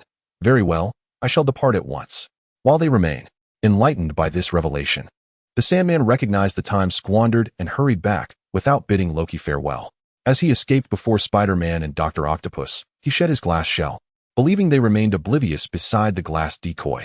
Retracing his steps, he encountered Dr. Octopus and Spider-Man engrossed in examining the remnants of his departure, their figures obstructing the view of the glass dummy, preventing the Sandman from discerning the unfolding events. Dr. Octopus, Octavia, herself was unaware of what she was investigating. Having just shattered the glass figure, she discovered the Sandman's escape, prompting her, Spider-Man, and the Goblin to consider splitting up to locate the Sandman and prevent him from causing harm. However, Spider-Man suddenly seemed to recall something, instructing Octavia to remain where they were while directing the Goblin to find a place to conceal and ambush. Octavia, perplexed, questioned the necessity of ambushing when the Sandman had already fled. The Goblin, having been swayed by his conversation with Spider-Man the previous night, trusted him and complied by hiding as instructed. This course of action was motivated by Itrek's inner world, which informed her that the Sandman would surely return, prompting them to feign ignorance regarding the glass decoy. Itrek grasped Octavia's hand, positioning herself before the glass figure, while the Sandman reveled in his psychological triumph. Realizing these fools remained stationed there, the objective was Spider-Man, to stealthily approach him from behind while he was otherwise occupied. Boom. Before the Sandman could finalize his strategy, a colossal shadow descended from above, shattering his form into disarray. The Hulk, I shall vanquish you. Meanwhile, Itrek reverted to his original form. Surmising that the confrontation between the Sandman, Itrek, Octavia, and the Goblin would not conclude swiftly. Thus, he had no reason to intervene and opted to return home. Itrek relished the leisure, as the Sandman's target was initially himself, yet he was notably absent from the fray. He felt a sense of relief, grateful for the creation of Itrek, a free will that helped him evade so many entanglements. As he pondered, his phone emitted a series of beeps, not a call or a text, but an alert for an incoming email. It was a missive from Coulson. Chapter 170, The Vortex. Just as Coulson had articulated during their phone conversation, he indeed sent Itrek images. The first was an aerial view of the Sahara Desert, a boundless expanse of golden hues. Yet, at the center of the image, there was a vortex, devoid of surrounding reference points. It was impossible to ascertain the vortex's dimensions. The second image offered a different aerial perspective, wherein the shape of the vortex had altered, yet several black dots appeared along its periphery. Itrek scrutinized these dots, concluding they were vehicles. The vehicles, positioned at the edge of the vortex, resembled flies perched around a round table. By this scale, the vortex's diameter must exceed 1,000 meters. Beneath each image, Coulson provided corresponding descriptive text, leaving Itrek astonished at the audacity of whoever could create such a monumental vortex in that locale. Even more astonishing was the subsequent GIF, which, whether accelerated or not, displayed this vortex, spanning an area comparable to a county, commencing to spin. This revelation heightened Itrek's alertness.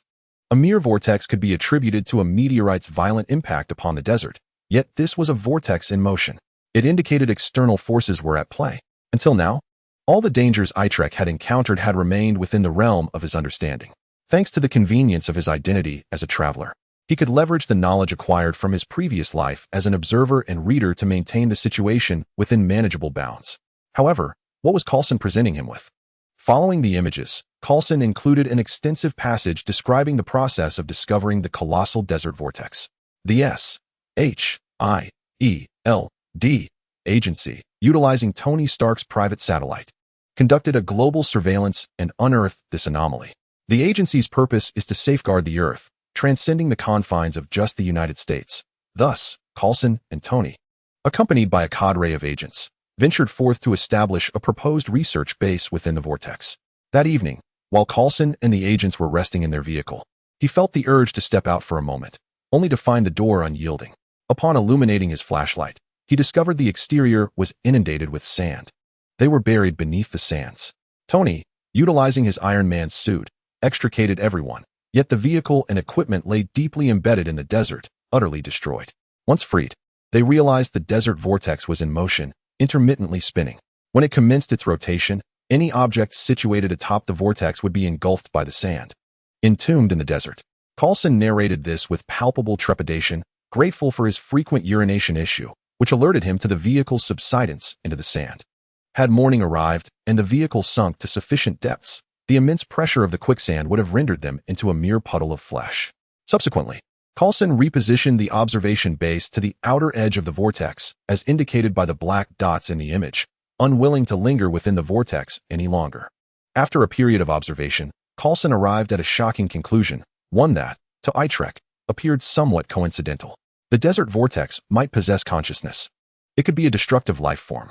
Each time Coulson attempted to drive a probe into the vortex, it seemed to sense his approach and would begin to rotate. Coulson's information regarding the giant desert vortex was limited to this, followed by an extensive flattery directed at Itrek, expressing his desire to assist in addressing this matter using his abilities. Itrek, accustomed to Coulson's obsequious language, was nonetheless struck by one particular phrase that resonated deeply within him. "It is well known to you, Itrek, that our awareness of Hannah's circumstances is substantial. Yet, you must comprehend that her departure was not solely due to the Sandman, but more precisely, the imminent crises. As long as crises persist on Earth, the ordinary life you yearn for remains an elusive dream, such as the destiny of superheroes." Itrek remained impervious to the motivational platitudes of others. He himself was oblivious to the myriad of encouragements he had dispensed. However, what Coulson stated was undeniably a reality. The essence of a world where supervillains frequently emerge to wreak havoc is that sacrifice is ever present. Within this context, the likelihood of fatality for ordinary individuals, devoid of superpowers, is significantly heightened. Moreover, should these innocuous souls happen to linger in proximity to superheroes or share a unique bond with them, their chances of demise multiply exponentially. In truth, even Itrek himself could not entirely evade such peril. His residence at Aunt May's was a consequence of his parents perishing in a conspiracy-laden aviation disaster. Time relentlessly advances, never receding, having embarked upon a timeline fraught with greater chaos and an abundance of villains than in the first Avengers film. He could never return to the tranquil days of attending school alongside Hannah. Unless all crises were eradicated, her distance from him might well be a blessing. Yet, how did Coulson discern the nature of his relationship with Hannah? This bald-headed man was rather inquisitive. Itrek messaged Coulson, indicating that he would arrange for transportation to the site in a few days to assess the situation. Upon returning home, he recognized that he needed to attend to matters in New York City before venturing into the desert vortex. EE reported that the Sandman had been vanquished by the Abomination, though it remained uncertain if he would return. Itrek mused that the Sandman had been sufficiently misled into believing that the Spider-Man controlled by EE was actually him, while the true Itrek had been mistaken for Loki. The plan was to ensure the Sandman remained subdued by the Abomination. EE, you will assume the guise of Spider-Man and continue to associate with the Abomination. The Sandman will seek you out. Furthermore, should Octavius inquire, you may explain that while you are not Itrek, you have successfully convinced the Sandman that you are. After relaying these necessary instructions to EE, Itrek resumed preparations for the night's endeavors. New York City harbored more than one supervillain. Connors would not easily relent. In the dead of night, within a laboratory constructed from several abandoned residential buildings, Connors was meticulously reassembling a device. The sound of knocking echoed from outside the window, prompting Connors to lift his gaze. He was on the 5th floor, so who could possibly be rapping at the glass? Cautiously grasping a steel pipe, Connors approached the window and opened it. "Hello, Dr. Connors. I've finally tracked you down." "Spider-Man, clad in a red spandex suit, dangled outside the window, waving enthusiastically at Connors. Chapter 171, Therapeutic Dialogue with Connors. Connors instinctively shielded the device he was assembling. He had no desire for it to be destroyed once more. Spider-Man, what brings you here? Itrek replied, that question should be posed by me. Why, as the chief scientist of Oscorp, have you established a laboratory in such a secluded, derelict building? And what curious creatures are confined within? Spider-Man glanced over Connor's shoulder to the cages in the corner, housing various mutated specimens. This is none of your concern. It is my own affair, Connors retorted, asserting that his experiments were neither illegal nor immoral, and that Spider-Man, as an auxiliary member of the NYPD, had no jurisdiction over him. More critically, the efficacy of the serum was fleeting, and he would soon revert to his lizard form. At that juncture, things would become far less clear.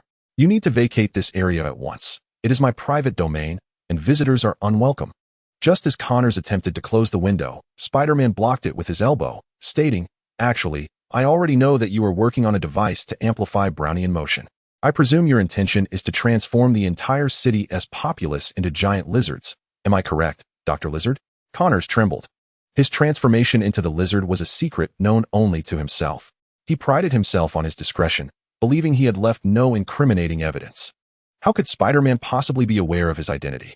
With his hand raised in front of his chest, Spider-Man interjected, hold on, my purpose here is not to thwart you.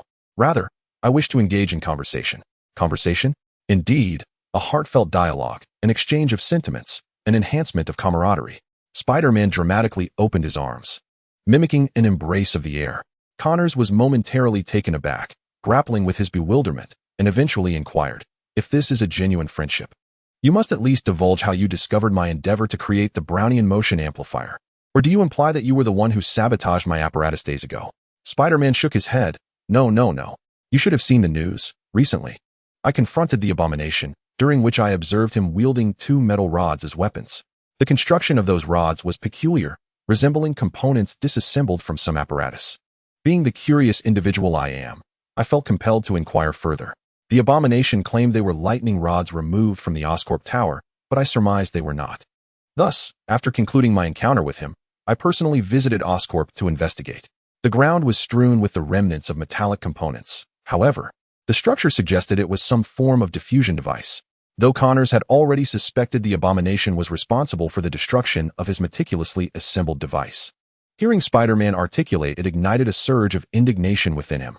At that moment, the effects of the serum were rapidly waning, and coupled with his emotional upheaval, a deep green hue began to manifest upon Connor's neck as layers of scales emerged. Spider-Man leaped into the room, observing silently, even assisting Connors in closing the window.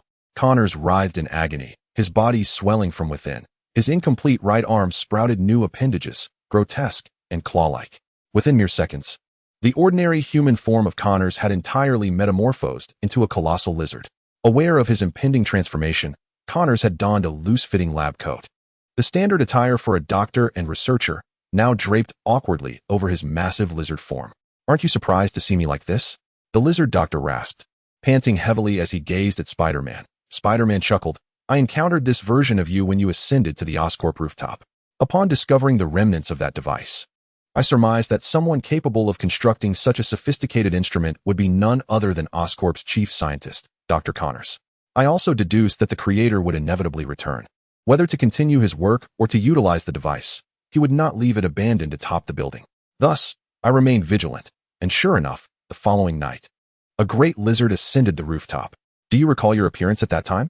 Connors certainly did. He had ascended the rooftop bearing a large canister of lizard serum, having completed the device the day prior, ready to fill it with the serum and activate the machine.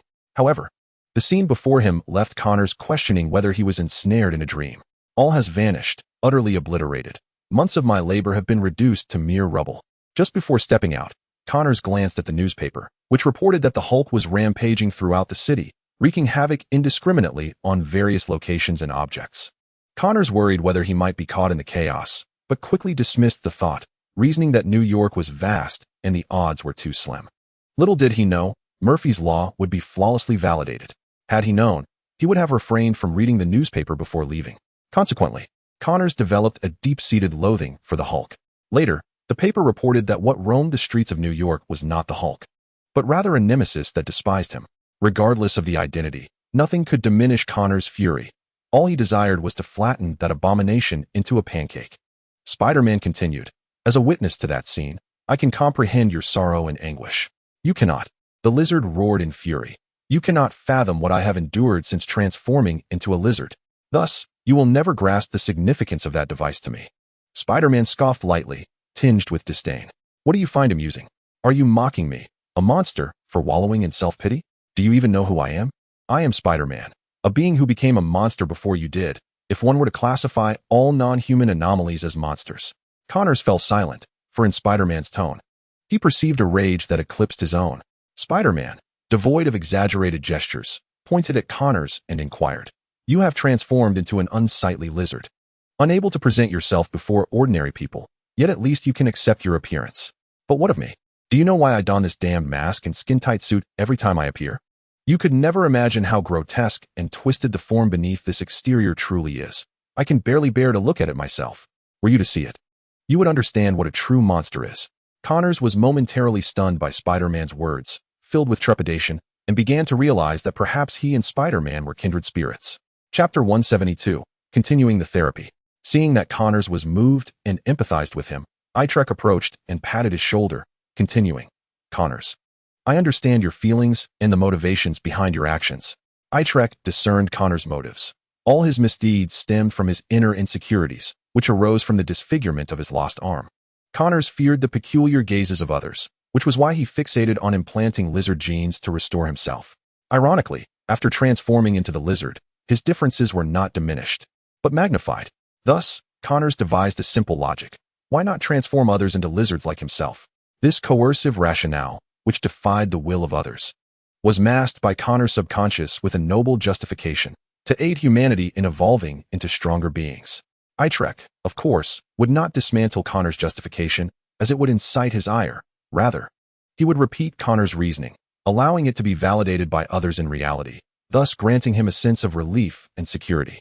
This was akin to informing the abomination that the Sandman was not a mere man, but a liquid Hulk. Your motivation is to facilitate the evolution of humanity, enabling them to become stronger beings. I wholeheartedly endorse this. Spider-Man's endorsement astonished Connors, who listened as Spider-Man elaborated. People invariably despise change because they are uncertain whether it will yield good or ill. Yet we know. If I were to choose before being bitten by that fateful spider, I would undoubtedly opt for humanity. However, given the choice now, I would select the latter. Itrek recognized that he was merely fabricating a narrative. After all, it was his orchestration that led to the spider's bite. Nevertheless, the essence of therapy lies in its emotive power rather than its veracity. What matters is what Connors chooses to believe. Upon hearing Spider-Man's words, Connors felt a refreshing relief, akin to gulping down a chilled bottle of soda on a sweltering summer day. The lizard's wide maw curved into a contented smile as he inquired, "So you mean to say you endorse me, and have come here to assist me in executing my plan?" Spider-Man nodded, then shook his head. Connors frowned in confusion, prompting Spider-Man to explain.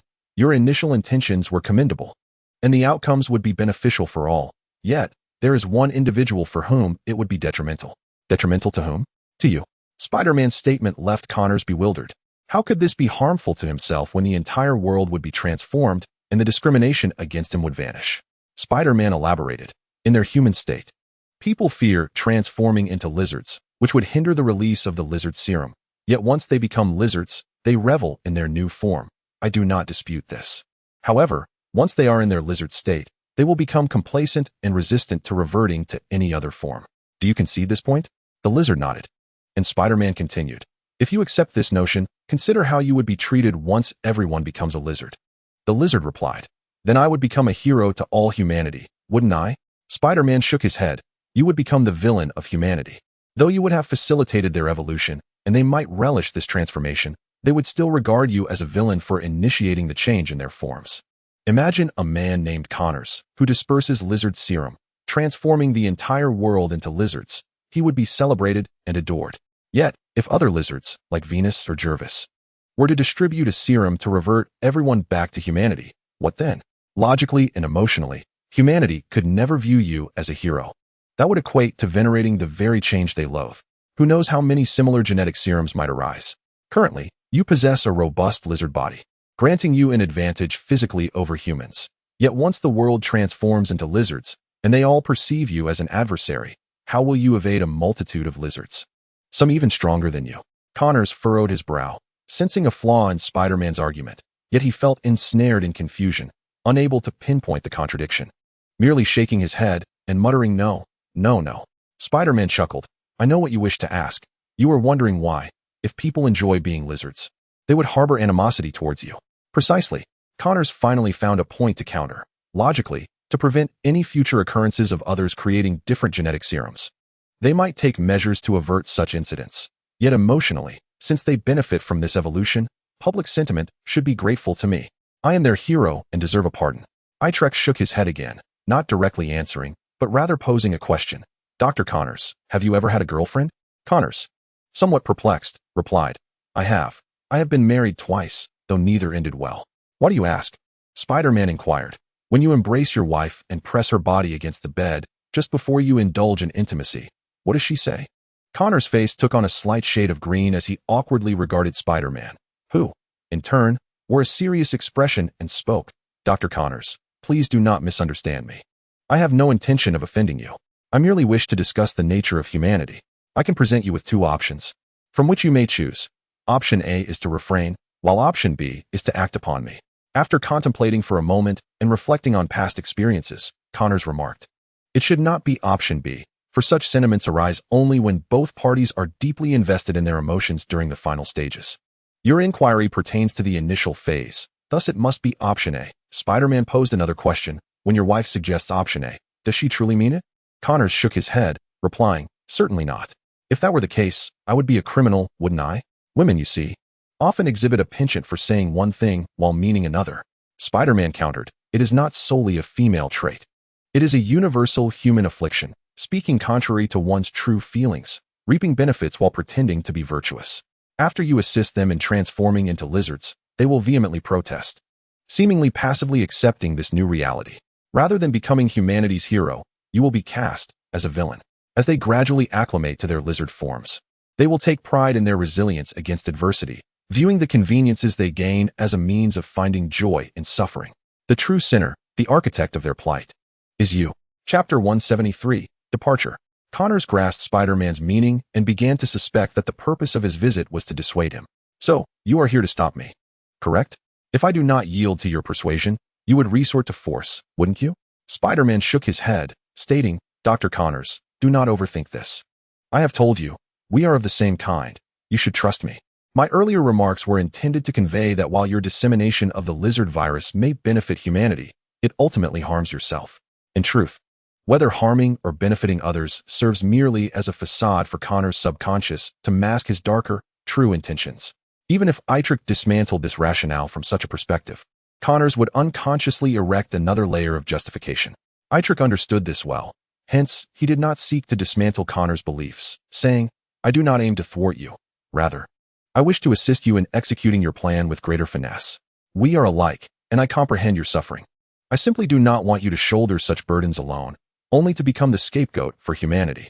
Connors felt a lump in his throat at Spider-Man's words, filled with gratitude as he asked, so, what should I do? Spider-Man replied, there is indeed a way, but it requires involving your wife for clarification. Connors interjected, you need not feel embarrassed. We are engaged in a serious discussion regarding a psychological academic issue. If you desire your wife to swiftly transition from passively rejecting option A to actively embracing option B, what course of action would you take? The quickest method would be to truly halt your advances when she hesitantly protests, thereby relinquishing control to her. This would alter her state of saying one thing while meaning another, and she might even adopt a more proactive stance. Connors nodded, recalling that he had indeed employed such tactics in the past, adding a layer of enjoyment to their intimate encounters. Spider-Man continued, the crux lies in whether you grant the initiative and choice to the other party. This principle equally applies to your plan of transforming humanity into lizards. Facilitating their acceptance of becoming lizards is simple. You merely need to step back after their transformation. Connors appeared to grasp the essence of Spider-Man's explanation, urging him to elaborate. Once they have all transformed into lizards, they will paradoxically resent this change. You can then step back and present them with a sufficient dosage of the remedy to revert to humanity, allowing them to choose. By bestowing upon them the initiative and choice, they can no longer feign virtue while reaping rewards. If they genuinely detest their lizard state, and wish to revert to humanity. They may readily ingest the remedy. Yet, I assure you, no one will do so. Consequently, no one will blame you. They will be compelled to confront their true thoughts. And you will emerge as humanity's hero. Connors slowly nodded, expressing his agreement with Spider-Man's proposal, though he found the repeated references to his wife somewhat discomforting. However, the dilemma remains. I have yet to develop a remedy capable of permanently restoring individuals from lizard form to humanity. Itrek chuckled inwardly, recognizing that Connors was finally catching on. Indeed, therein lies the crux of the issue. If you wish to become humanity's hero and avoid the burden of becoming a scapegoat after achieving significant success, your immediate task is to formulate a sufficient quantity of a restorative remedy that will allow the entire world to revert permanently to humanity before releasing the lizard serum. Spider-Man's words resonated powerfully, illuminating Connor's mind with clarity. He fell into a profound silence, and after several moments, he resolved to act, striking his left fist against his right palm with determination. Very well. I shall begin developing the permanent restorative remedy at once. Itrek departed from Connor's laboratory, estimating that given Connor's capabilities, it would take at least half a month to create the permanent restorative remedy. During this interval, he anticipated that Connors would refrain from undertaking any endeavors in New York City. Moreover, before leaving, Itrek advised Connors to wait for him to return before releasing the lizard serum, ensuring they would act in unison. This would afford him ample time to fulfill Coulson's commission and investigate the mysterious swirling vortex in the desert. After devising an excuse with Aunt May, Itrek seized the opportunity over the weekend to board a S.H.I.E.L.D. vehicle heading to North Africa. Itrek planned that should he be unable to return by the weekend, he would enlist Ned's help in securing a leave of absence from Mr. Harrington. Such matters were easily manageable. Once aboard the Chevrolet provided by S.H.I.E.L.D., the vehicle sped toward the coast, where, at a deserted beach, it activated flight mode. The four wheels pivoted 90 degrees, and flames erupted from the axles as they ascended into the sky. The agent at the helm was Hill, resembling her cinematic portrayal with a refined, narrow face and elegantly curled lashes. Exuding the characteristic poise of a seasoned agent, she gripped the steering wheel, her gaze fixed ahead, exuding an air of cool confidence. Could you perhaps divulge what precisely Coulson aims to achieve? Itrek inquired. If it merely involves my presence for reconnaissance, S.H.I.E.L.D. scientists could certainly manage that. Hill replied, No, you overestimate the capabilities of S.H.I.E.L.D. scientists. They are not as proficient as you presume. This is neither Midtown High nor Hell's Kitchen. There is no need for subterfuge, for we have thoroughly investigated your background. You masqueraded as an exemplary student at Midtown High and as a Spider-Man with physical superpowers in Hell's Kitchen, yet we are aware that your greatest superpower lies here. Hill tapped her finger against her temple, indicating the mind. You need not be on guard with us. You can place your complete trust in our intentions.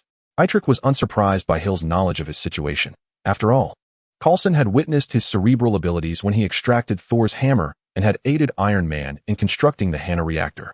At that time, when he and Tony entered Zola's mind and displayed extraordinary capabilities, he had requested Tony to keep it a secret from everyone. Yet this would not prevent Tony from broadly praising and extolling his talents before S.H.I.E.L.D.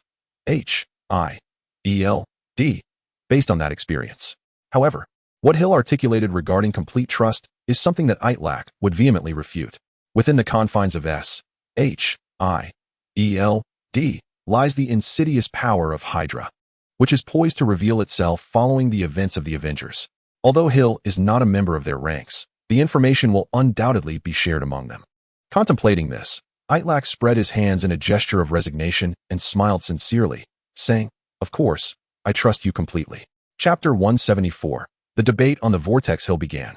In truth, if it were merely a vast vortex situated in the desert, director Nick Fury would not be overly concerned.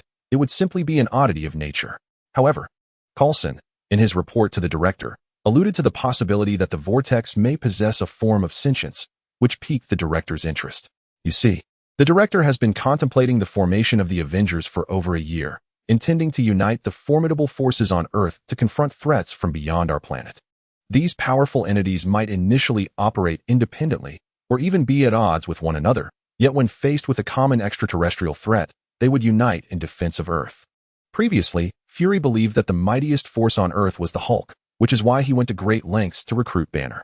Now, however, a new formidable force has emerged. this colossal desert vortex. Itrek nodded, acknowledging that Nick Fury's thoughts were not misguided. If the immense vortex indeed possessed consciousness, it would represent a unique form of life on Earth. Being a life form, it could exhibit agency and possess the potential to become a member of the Avengers.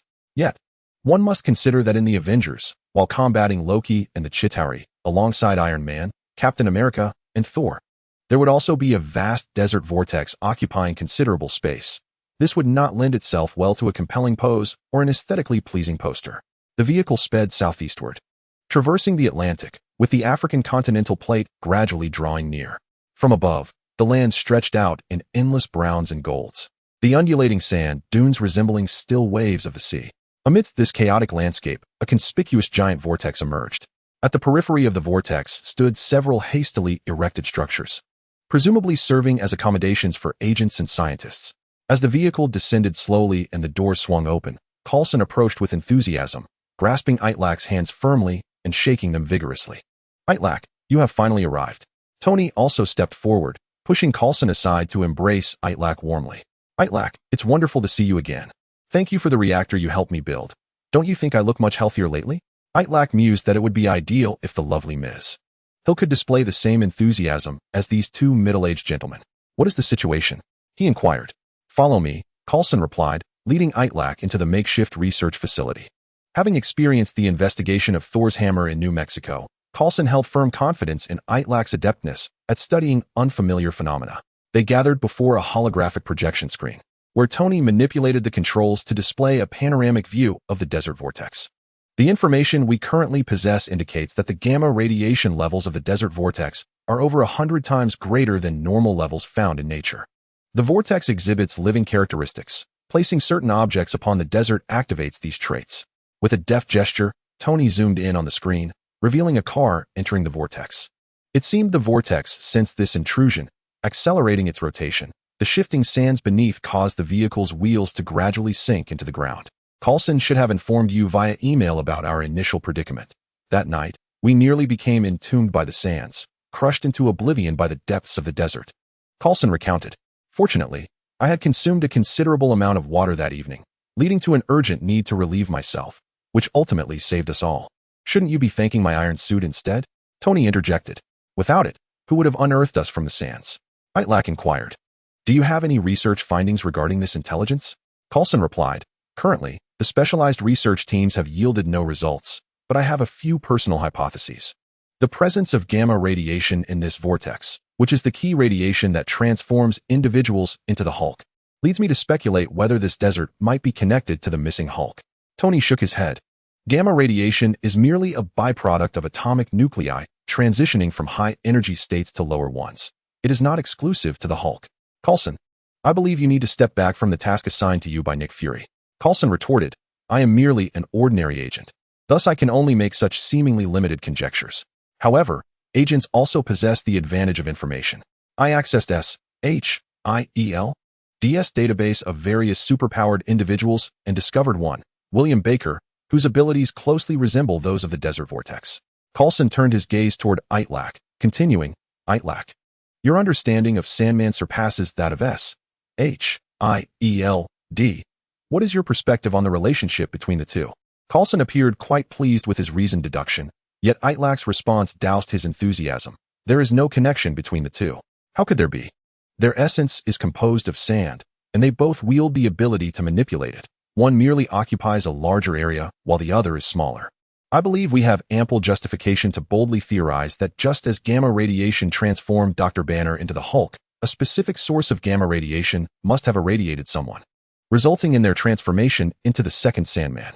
A single drop of ink in a basin of water becomes diluted. Similarly, the second Sandman, upon entering the Sahara, became diluted among the endless sands, rendering him larger and slower. Itrek did not concur with Coulson's assertion. William Baker became Sandman due to a conspiracy with intern Aiden from Oscorp against him. They believed their powers were related to bricks, prompting Aiden to create a silica catalyst gun to turn bricks into sand. Later, as William was on the brink of death, with a throat wound inflicted by the target, the liquid from the silica catalyst gun flowed into his neck, granting him the ability to transform into sand. William Baker had not been exposed to gamma radiation, nor did he possess gamma levels exceeding natural limits. Coulson disagreed with Itlek's viewpoint, yet both of them exist in a sandy state and can manipulate sand. Just because William Baker did not become Sandman due to gamma radiation does not imply that gamma radiation cannot turn someone into Sandman. How can you assert they are unrelated? Itlek replied, I cannot ascertain whether the essence of the desert vortex is indeed sand. However, the information we currently possess does not substantiate that the desert vortex can manipulate sand with the same finesse as Sandman. Cannot manipulate sand? Then how did our vehicle become engulfed? Tony chimed in. Indeed, we conducted experiments. Even objects with a lower density than sand, if they produce sufficient noise, will be consumed by the sand. Chapter 175. Herr Itlek manipulated the holographic screen, replaying the footage of the vortex consuming the vehicle, stating, Sandman can control sand with precision, commanding every grain at will. Observe closely, the power of the vortex's sand emanates from other sand. Seeing that Coulson still did not comprehend, Itlek constructed a physical model of an ideal rope from the database, tugging one end to create a ripple on the screen. This virtual rope undulated into an S-shaped wave, extending infinitely. Itlek remarked, if the Sandman's control over sand resembles a serpent's command over its body, then the vortex's dominion over sand is akin to the tremor of this rope. A serpent can autonomously alter its shape, with every segment of its body equipped with muscles, thus powering its control system. However, the rope derives its energy solely from its starting point, rendering subsequent waves impossible to finally manipulate. Coulson, upon hearing Itlek compare the desert vortex to an inanimate object, countered, that's impossible. We observed the vortex devouring objects of lesser density.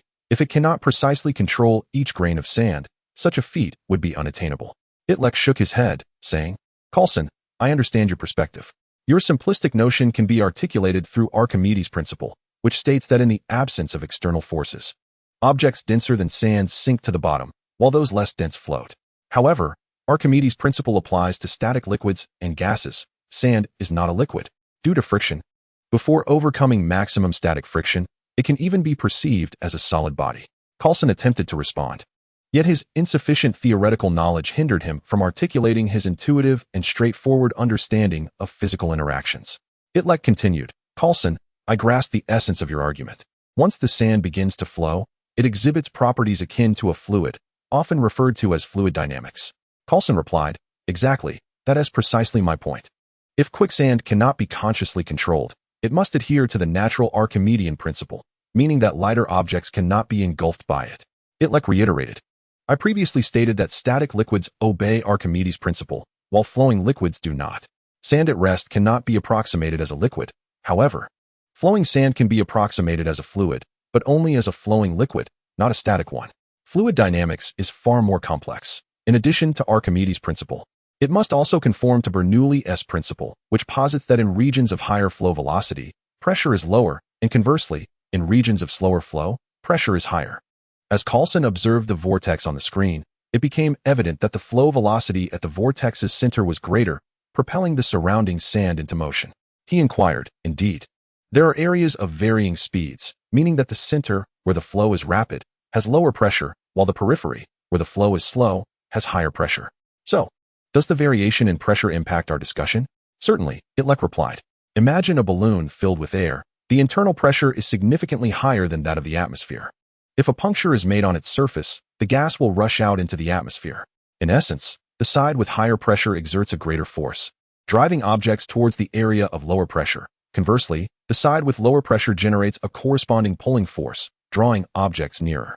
Coulson's eyes widened in realization, and he clapped his hands, exclaiming, oh, so, it is Bernoulli's principle that overcomes Archimedes' principle, pulling objects from the periphery towards the center. But wait, this still doesn't explain why they sink. Itlek sighed, noting that while clever minds often lack hair, Coulson was an exception. It seemed he needed to exert more effort, perhaps to achieve a hairstyle akin to his superior S, in hopes of aligning his thoughts with his own. This indicates that the region of highest flow velocity is not at the surface of the vortex's center, but directly beneath it, where an area of even faster flow and lower pressure exists. This revelation left Coulson thoroughly enlightened, yet somewhat disheartened. So, you mean to say this vortex is merely a collection of inanimate objects, lacking consciousness? Itlek shook his head once more, clarifying. I merely stated that the sand is inanimate and cannot be controlled grain by grain. I did not imply that conscious beings do not exist here. Otherwise, The vortex would not react when you make noise, nor would it settle when you leave. Tony, who had been quietly listening to their conversation, finally grasped Itlek's explanation and offered a metaphor in a straightforward manner, saying, "So, the desert vortex is not the embodiment of that conscious entity. If I were to draw an analogy, the vortex is akin to the hair of that entity, moving in response to its head shaking, but not truly under its control. Is that correct, Itlek?" Itlek nodded, and both turned their gaze towards Coulson, who scratched his balding head and replied, "Of course, I understand. If you were to use this analogy with the director, he might not comprehend it, as he is quite unfamiliar with the concept of hair, but I have some knowledge. Without further ado, since we have formulated this hypothesis, let us validate it." Itlek declared. Deep within the vortex's center, there should be a source of power. The reason behind the desert's rotation, representing the area of highest velocity and lowest pressure, as well as the location of that formidable being's essence. I propose that Mr. Stark modifies the Iron Man suit, transforming the flame-jetting apparatus into a shield tunneling component, while utilizing the existing Bernoulli principle within the vortex to navigate the suit to the power source, thereby allowing us to make direct contact with its essence. Coulson felt a resurgence of hope. It appeared that inviting Itlek had indeed been a fortuitous decision. In less than half a day, he had devised a feasible investigative plan, a stark contrast to the previous state of confusion experienced by all the scientists who had been merely circling around the vortex before his arrival. Itlek and Tony were both action-oriented. The latter jettisoned a suit from the sky, and the two began their modifications. This suit was tasked with tunneling through the sand, requiring the flame-jetting device to be transformed into a drilling propulsion system. In the laboratory, only Tony and Itlek remained, and Itlek no longer hesitated to employ the Hana reactor and Spider-Man's extraordinary abilities. He enveloped the area with black webs, channeling energy from the Hana reactor into the silk at his fingertips, utilizing lasers to weld the exosuit. Chapter 176, Infuriated. As the suit needed to excavate through the sand, it was designed to consume the sand ahead and expel it through a circulatory system running through its torso, using the expelled pressure to propel the suit forward.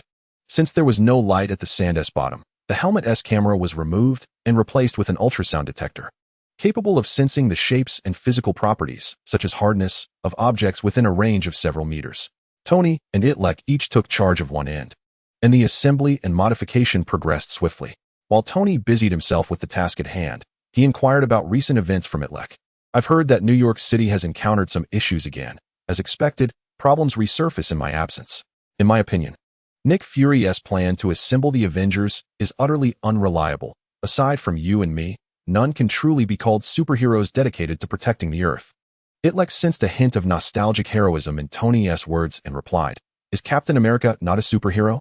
Tony scoffed lightly, his tone dripping with disdain. "If we were to consider the era of 70 years ago, Steve might indeed qualify as a superhero. However, in today's world of rapid technological advancement, we no longer require relics of the past. My suit of armor is comparable to that of Captain America's strength. If it falls short, I shall simply construct two. As for Black Widow and Hawkeye, they are inconsequential in comparison. And the Hulk? He possesses the might to rival dozens of your suits. While his power is indeed formidable, can you assert with certainty that he is here to protect the Earth rather than to wreak havoc upon it? In my estimation, the only two individuals with a lucid awareness to safeguard our planet, endowed with sufficient power, are you and I. Perhaps instead of heeding Nick Fury's call to form the Avengers, we should establish our own Steel Spider alliance.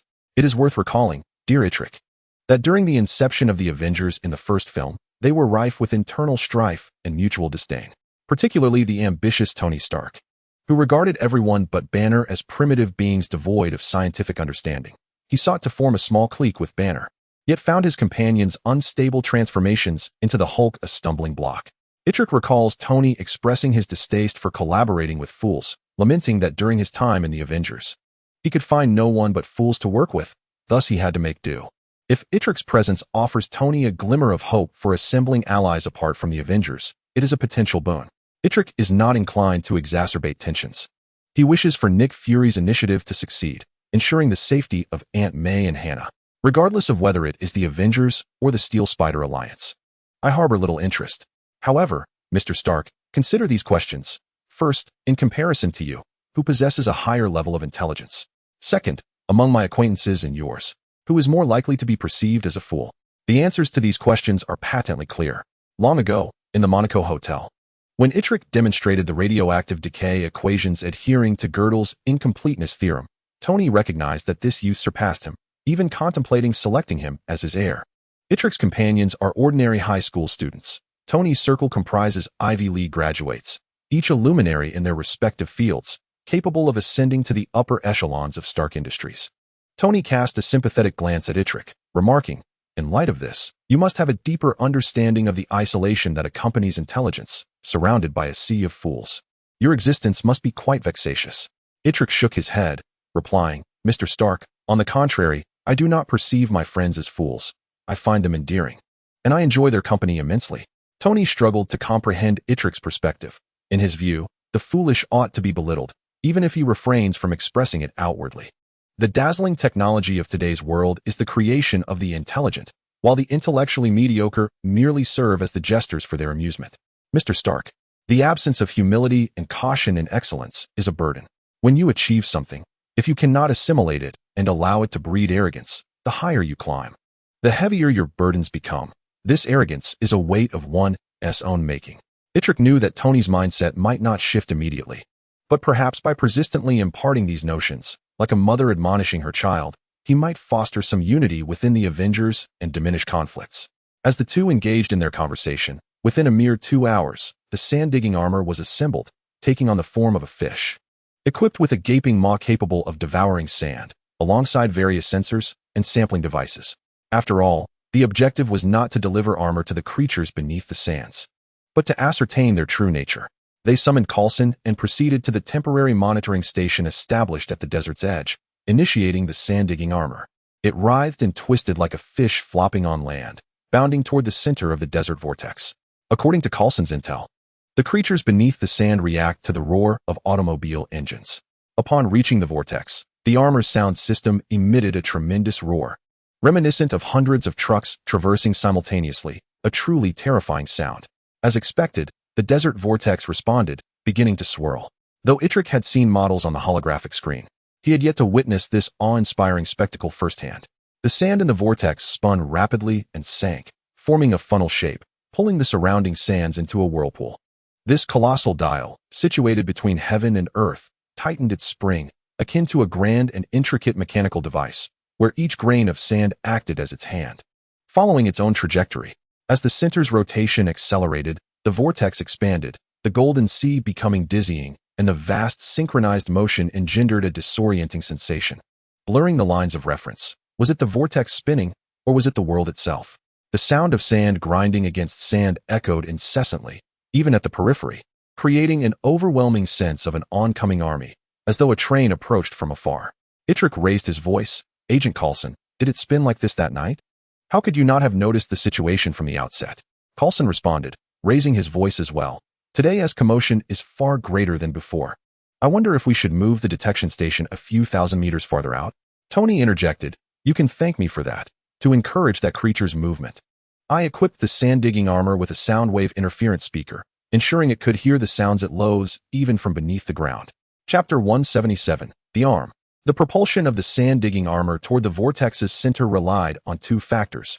First, the Bernoulli effect of the quicksand, which naturally drew the armor toward the center. Second, the armor's own excavation and sand-dispensing mechanisms, allowing it to actively control its direction amidst the deluge of sand.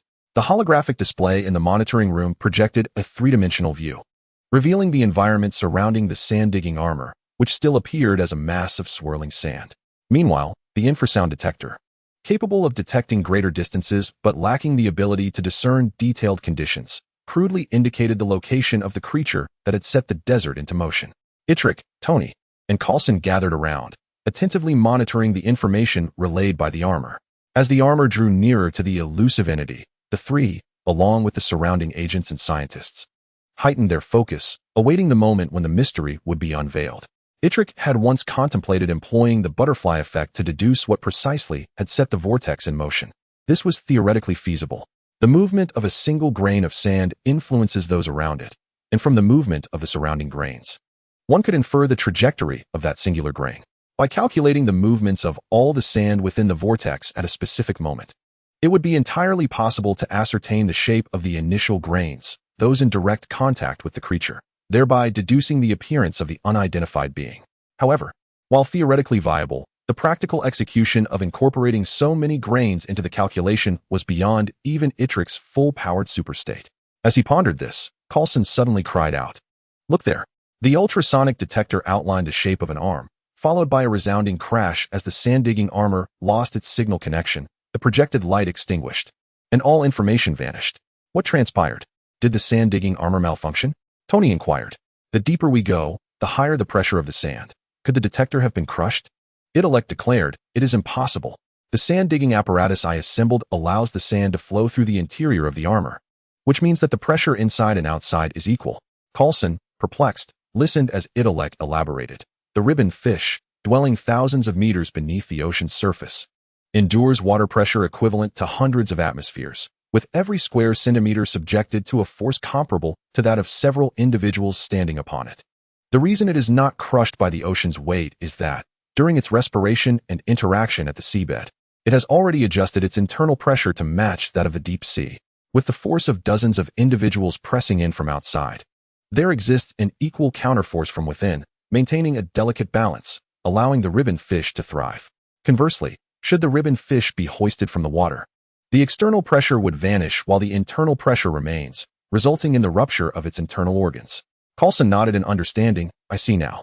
I've never consumed fresh ribbon fish. It turns out they perish from their own internal pressure during capture."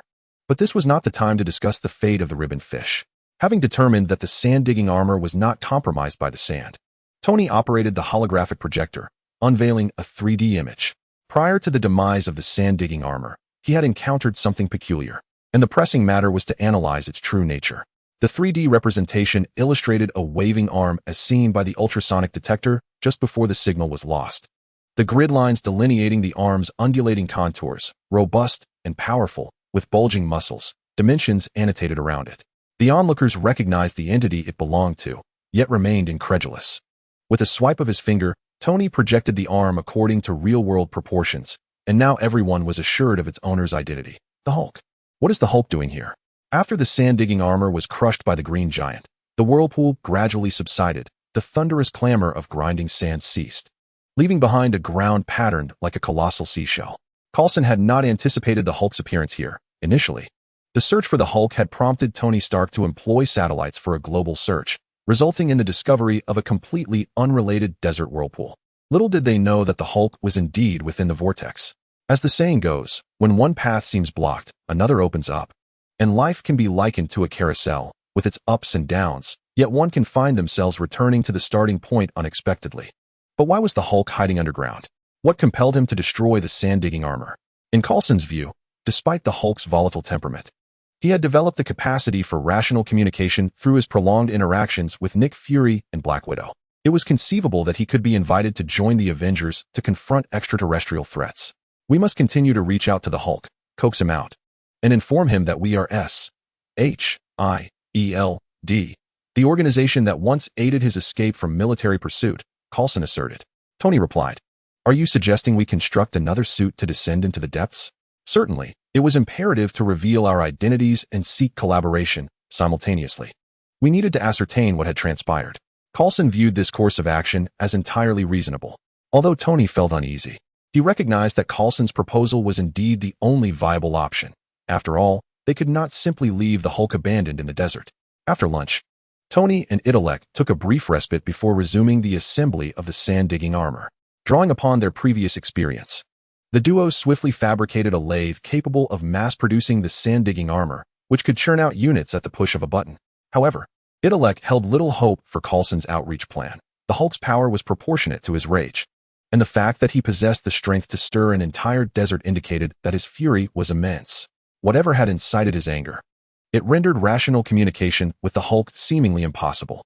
But what could have caused such wrath?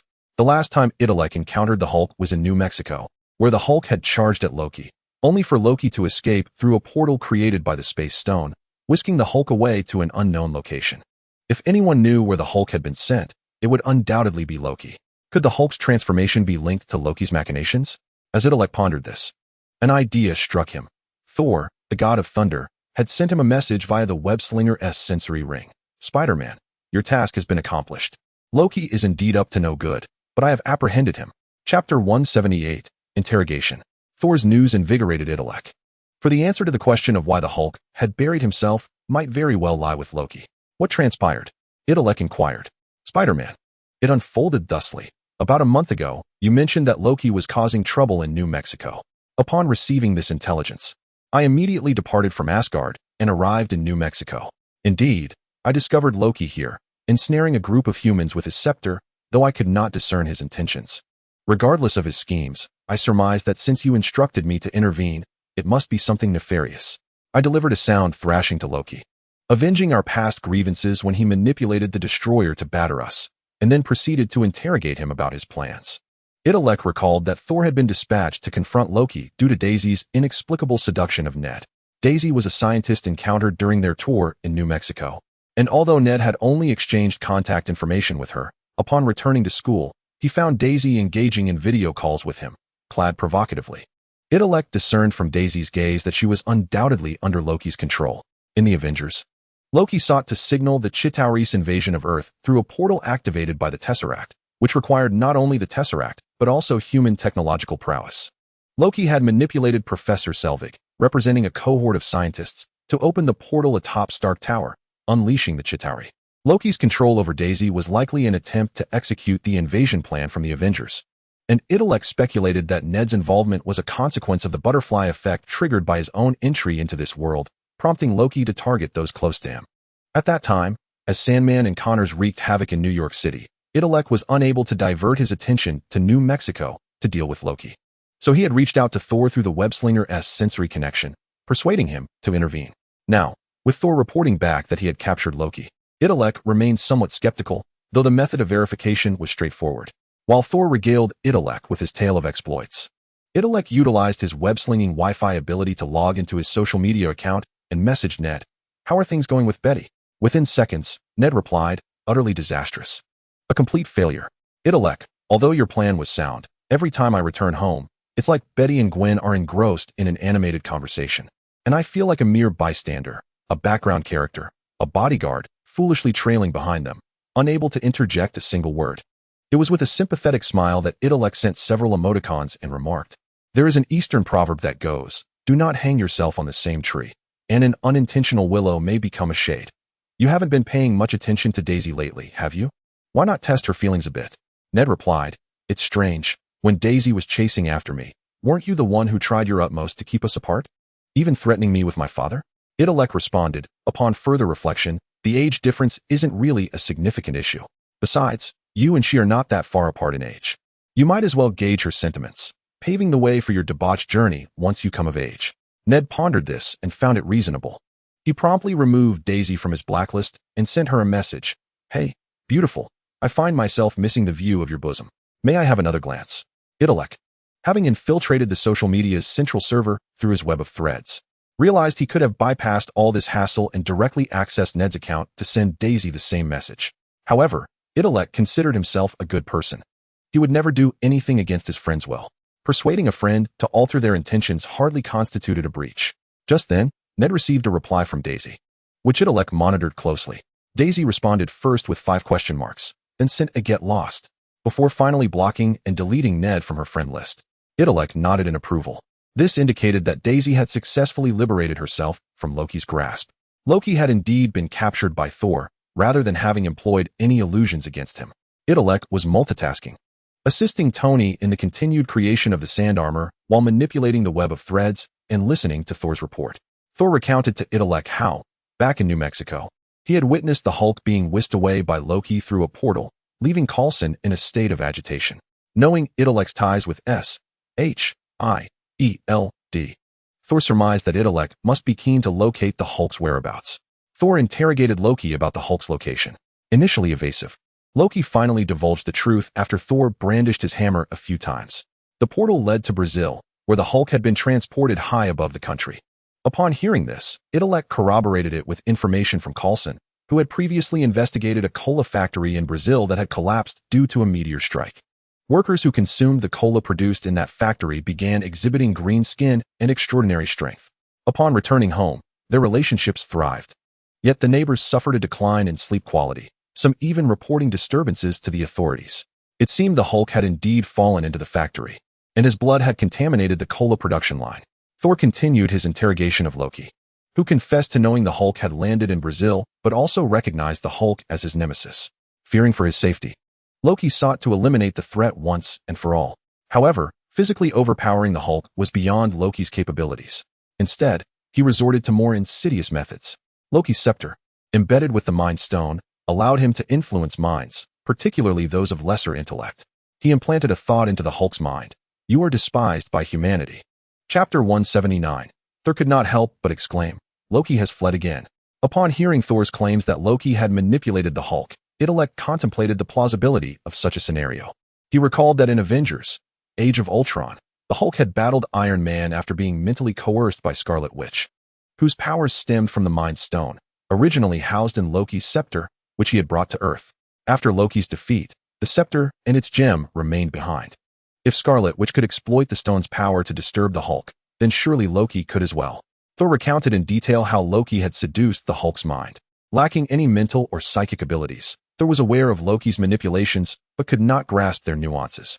In contrast, Intellect's superior intellect enabled him to see through Loki's deceptions. After implanting the notion of humanity's disdain for the Hulk, Loki twisted the Hulk's perception of previous alliances with S.H.I.E.L.D, framing their collaboration as mere exploitation rather than genuine camaraderie.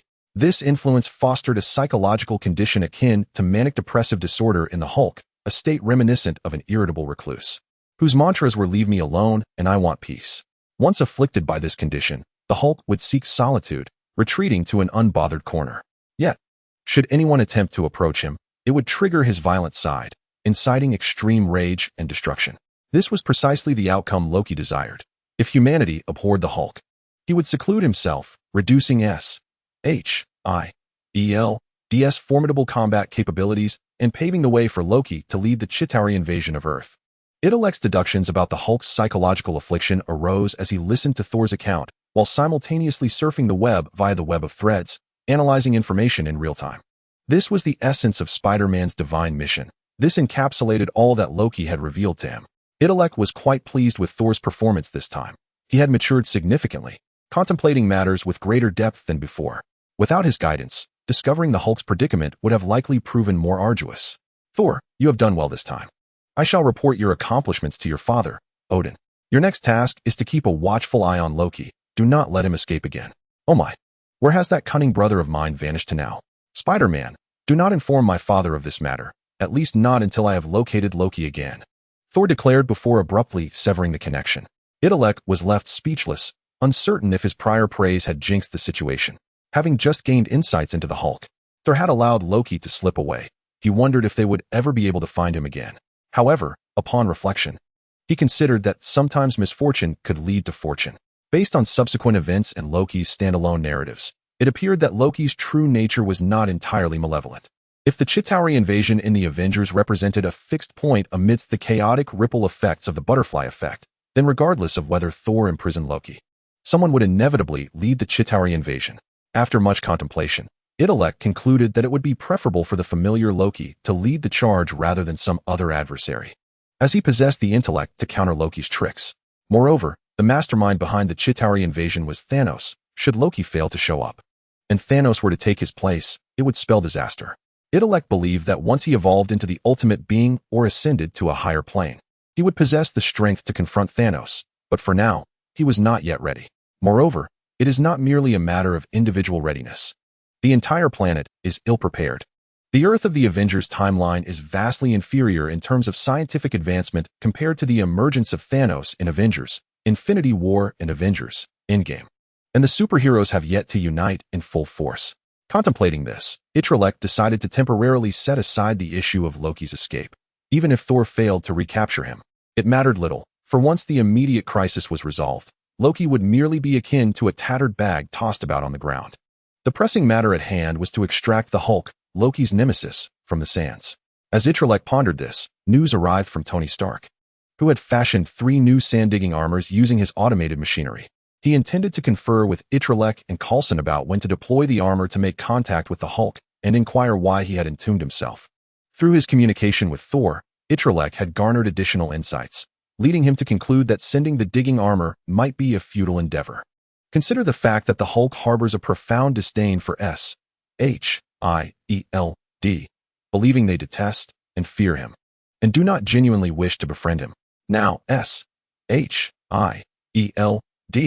was dispatching unmanned, remote-controlled armors to engage with him. The deployment of such soulless automatons signifies two things. Firstly, a palpable fear of the Hulk, and secondly, a lack of sincerity in mending relations with him, both of which would undoubtedly incite his wrath. I doubt it will be of any use, Itrek stated. His words fell like a bucket of cold water upon Coulson's unprotected head. Why do you say that? Coulson inquired. Itrek concealed Thor's covert reports on the matter, framing it as his own analysis. In my assessment, the Hulk has retreated into a psychological corner, exhibiting behavior akin to that of an autistic individual, hiding in a corner and attacking anything that approaches. Coulson was quite displeased with Itrek's pessimistic outlook at such a critical juncture. 3 new sand-digging armors were ready to be deployed, and yet Itrek was voicing doubts. Itrek had no intention of forcing Coulson to alter his course of action immediately.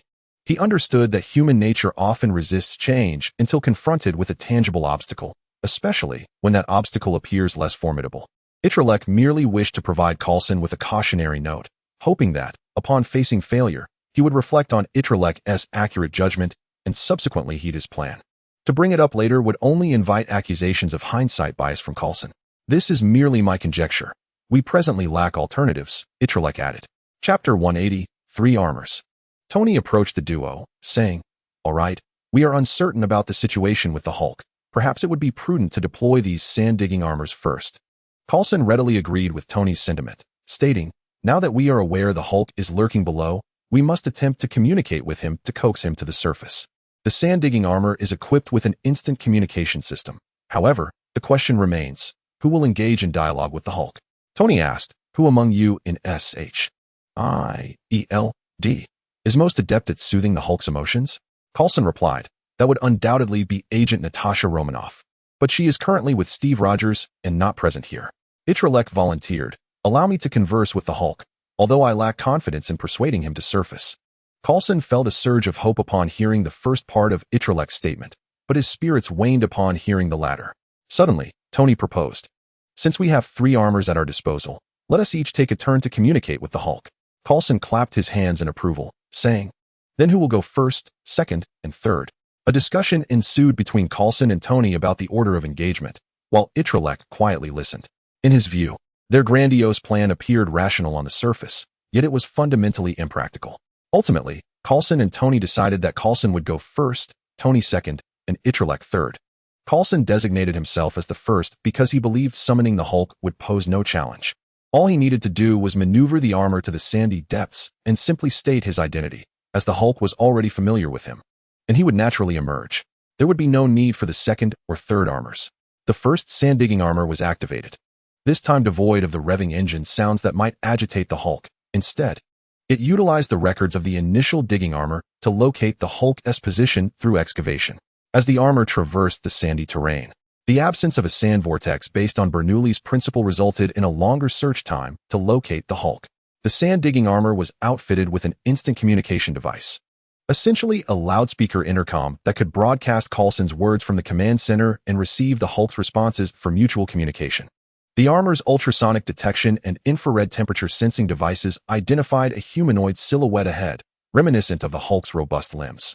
Both the armor and the Hulk lay deeply buried beneath the sand, with an estimated distance of 10 to 20 meters between them, a range within which the communication device's sound should be audible to the Hulk. Coulson exchanged glances with Itrek, signaling, "Watch closely. Once I speak to the Hulk, he will surely come forth," and directed his voice into the microphone. "Hulk, I am Coulson, an agent of S.H.I.E.L.D. We have collaborated before in New Mexico." The loudspeaker of the sand-digging armor emitted the same message into the depths. "Hulk, I am Coulson, an agent of S.H.I.E.L.D. We have." Yet, before he could finish, the stillness of the sand erupted into motion, and a powerful arm emerged, seizing the armor's neck and wrenching it with a resounding crack. Coulson was left in a state of shock, while Tony remarked, "Perhaps the Hulk did not hear clearly. I have equipped a backup instant communication device at the chest area."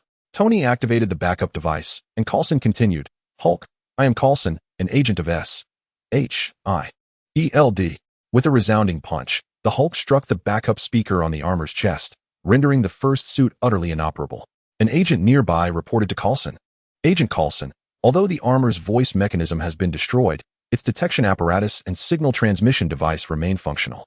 Observe the fluctuations in gamma radiation surrounding him. Itrek, Tony, and Coulson leaned in to investigate, with Coulson scratching his head, pondering the fluctuating gamma radiation concentrations and what they might signify. Itrek stated, "Please overlay the fluctuations and the time coordinates with Agent Coulson's voice track into a single graph." The agents complied with Itrek's request, and the screen displayed the gamma radiation concentrations, gradually revealing their implications. As Coulson mentioned his identity, the gamma radiation levels spiked dramatically when he referred to S.H.I.E.L.D. The levels surged even further. Coulson, having interacted with the Hulk on numerous occasions, understood that the gamma radiation emitted from the Hulk indicated both his fury and power. This meant that the higher the gamma radiation levels, the more formidable and enraged the Hulk became. However, Coulson found himself perplexed as to why the Hulk reacted with such rage upon hearing his name, and why his anger intensified at the mention of S.H.I.E.L.D. Coulson felt utterly innocent and aggrieved. He had done nothing to provoke the Hulk. So why was he met with such hostility? Tony patted Coulson on the shoulder and remarked, "Stop sulking like a scorned woman. Now, watch me." As planned, the second sand digger suit descended into the sandy terrain, with Tony assuming the role of mediator with the Hulk. He took heed of Coulson's prior experiences, positioning the sand digger 50 meters above the Hulk. This distance was relatively secure, providing ample reaction time should the Hulk decide to wreak havoc. Moreover, being stationed above the Hulk meant that if he chose to pursue, the suit could ascend rapidly, potentially drawing the Hulk out into the open. Itrek observed Tony's maneuvering with a knowing smile, fully aware of Tony's ulterior motives, pondering to himself that he was aiming for something quite sweet. Tony settled the sand digger in its designated spot and activated the loudspeaker, addressing the Hulk below. "Hulk, this is Tony Stark. We've met before. Back when we captured Loki together in the city."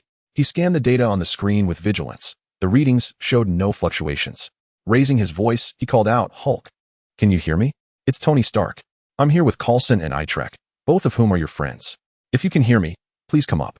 Chapter 181. Sincerity. The Hulk's silence was unsettling. Tony and Coulson exchanged glances. Coulson speculated, "Could it be that we're too far away for the Hulk to hear us?" Tony replied, "The loudspeaker can penetrate 50 meters of sand. If the Hulk is still in his original position, he should be able to hear me." Coulson queried, "What if the Hulk has moved from that spot? Would he not hear us then?" "I cannot say. The efficacy of sound transmission above 50 meters is uncertain," Tony admitted. "If he continues to remain unresponsive, I will have to lower the suit further, but the closer we get to the Hulk, the greater the danger to the suit."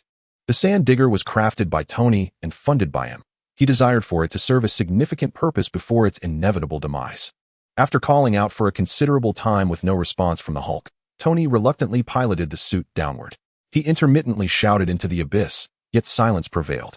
Upon descending 50 meters, where the Hulk had been mere moments prior, Tony found the area vacant. Coulson's anxiety grew. They had finally tracked the Hulk, and if he had fled, it would spell disaster. Tony shared this concern, pushing the sand digger deeper and activating the maximum power of the ultrasonic and infrared sensors.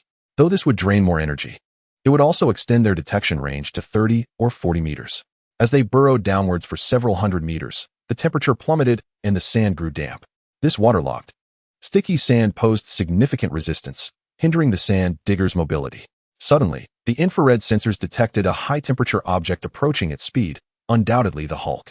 Just as Tony was about to speak, the control screen fizzled out, and the sand digger was crushed into a lump of metal by the Hulk beneath the earth. Frustrated, Tony slammed the control panel, feeling deflated like a punctured balloon, another fruitless endeavor. Itrek chimed in, "This isn't entirely without merit. Look, we've uncovered this." "What is that?" Tony inquired. Itrek brought up the data logs from the second sand digger's last moments, stating, "The Hulk's current position is nearly 500 meters lower than before, and the gamma radiation he emits is several magnitudes higher than previously recorded. This indicates that our actions have driven him further away, intensifying his rage. If we continue to send suits down, the Hulk will only retreat deeper, growing angrier still." Coulson was at a loss. It seemed Itrek was reluctant to pilot the third sand digger. However, aside from sending a suit down to engage with the Hulk, what other options did they have? Itrek, sensing Coulson's lingering hope, offered, "If you wish, I can grant you the opportunity to pilot the third suit." Coulson, not naive, realized that if Itrek himself could not succeed, he likely would not fare any better. Yet, Itrek appeared unhurried, leaving Coulson uncertain whether he was indifferent or merely confident. "You were correct earlier, Itrek." Coulson recalled Itrek's earlier pessimistic predictions before they launched the Sand Digger. "What is your perspective on this matter?" Itrek replied, "My view is straightforward. As I have previously articulated, the Hulk's current condition resembles a classic mental disorder, specifically a form of aggressive autism. He trusts no one, concealing himself, and violently attacks anyone who finds him. This explains his aversion to the sound of engines, which signals the approach of military or S.H.I.E.L.D. Moreover, the unfortunate truth is that when the Hulk becomes agitated, his combat capabilities increase rapidly. The more enraged he becomes, the stronger he grows, complicating our attempts to engage him." Coulson nodded in acknowledgement. Previously, he might not have accepted Itrek's assertions, but after experiencing setbacks, he recognized the wisdom in Itrek's words. "You make a valid point. But how do we resolve this issue now?" Itrek took a confident sip of cola and replied, "Agent Coulson, if you sought my assistance and I declined, what would you do?" Coulson had often requested Itrek's help and had some experience in this regard, yet certain things were difficult to articulate. Tony, however, interjected without hesitation. "Of course, you'd call me, extolling my abilities and flattering me." Coulson, displeased, interrupted Tony, "What nonsense. Is it fair to call S.H.I.E.L.D. seeking superheroes for assistance mere flattery?" Itrek disregarded their banter, continuing, "What if I still refused?" Coulson pondered, "Itrek, I noticed you recently borrowed a book titled Romance of the Three Kingdoms from the library at Midtown High. I found it intriguing as well. If you still refuse, I shall adopt the approach of Liu Bei visiting Zhuge Liang thrice. Surely, my sincerity will move you." Itrek nodded, surprised that S.H.I.E.L.D. had researched him so thoroughly, even noting his extracurricular reading. Inviting me to help and coaxing both Zhuge Liang and the Hulk out of hiding are fundamentally the same. Why can't you grasp that? You are correct that sincerity is essential when seeking assistance. Imagine if you sent other agents to deliver the message or dispatched an unmanned drone. How would that be perceived? Coulson acknowledged the truth in Itrek's words. Initially, he had regarded the Hulk as a brawny brute lacking intellect, deeming etiquette unnecessary. Yet he had never considered that, afflicted by a mental disorder, the Hulk's psyche might be far more sensitive and fragile. Are you suggesting that my approach toward the Hulk lacks sincerity? Precisely. To heal a mind afflicted by autism requires genuine sincerity. Coulson inquired, "What should we do to appear sincere?"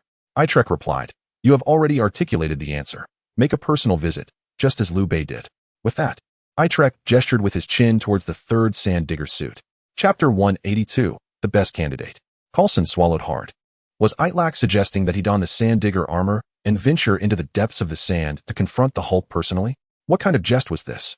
If Itrek's hypothesis proved accurate, and the Hulk could be swayed by his presence, that would be ideal.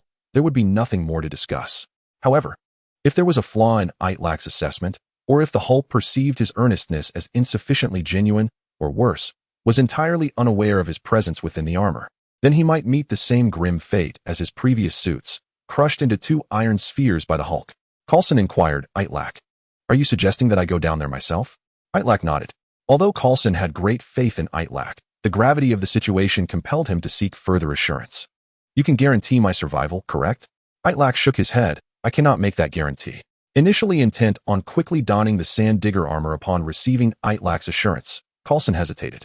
"You can't guarantee it? So I might end up dead?" Itrek nodded. "That is a possibility." Tony interjected, "Itrek, didn't you just say that the key to overcoming autism was sincerity? Since Coulson is already going down, does your judgment still hold that the Hulk will kill him? Even if that is the case, you should at least wait until Coulson descends to inform him." Coulson, initially believing Tony was genuinely advocating for him, nearly laughed in frustration upon hearing the latter part of the statement. Itrek clarified to Tony, "I did indeed mention that sincerity is the remedy for autism. However, we must not forget that the Hulk's mental affliction is not merely autism. It is a form of manic autism. Sincerity may address his autism, yet it cannot alleviate his mania." Coulson's concern lingered. What if the Hulk suddenly succumbed to his mania and pulverized him? What, then, is the remedy for mania? Itrek's fingers danced over the keyboard, retrieving psychological articles from major scientific journals, all previously accessed via the web of threads. With a simple input of a URL, he could present them. Coulson and Tony perused several papers on treating manic disorders, which included electroconvulsive therapy, the administration of sedatives, and psychological counseling. Coulson shook his head. These methods required the Hulk's cooperation, and given that he currently rebuffed any approach, how could one possibly persuade him to take medication? A spark of inspiration struck Tony. Dry sand is an insulator, while moist sand is a conductor. When I was maneuvering the sand digger armor stealthily, I discovered that the sand deep beneath the Hulk's location was moist. I believe we can lure the Hulk deeper into the wet sand or send the armor down with water to moisten the sand around him. Then, we could deploy another armor equipped with capacitors to stealthily approach him from both sides and deliver a shock from a distance. Itrek shook his head. That approach is ill-advised.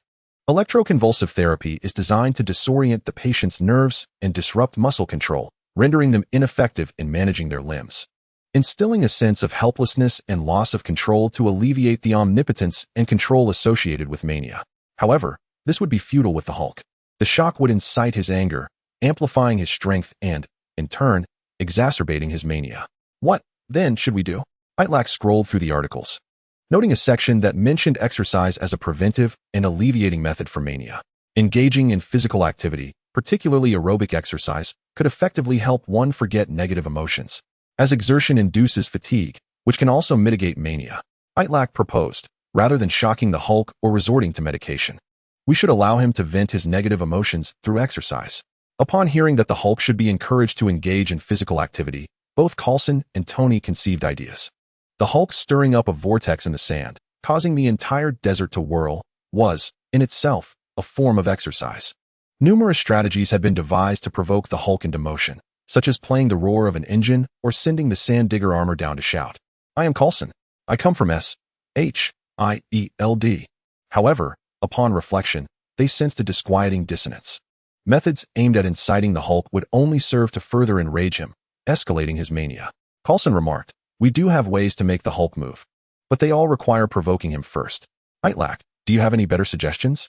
Itrek responded, "It is quite simple. We send someone down to the depths of the sand, find the Hulk, and engage him in earnest and patient dialogue. If the Hulk becomes agitated and attempts to strike, this individual cannot retaliate, but must endure the blows. This method allows for the Hulk to exercise without inciting his rage, enabling him to vent his frustrations."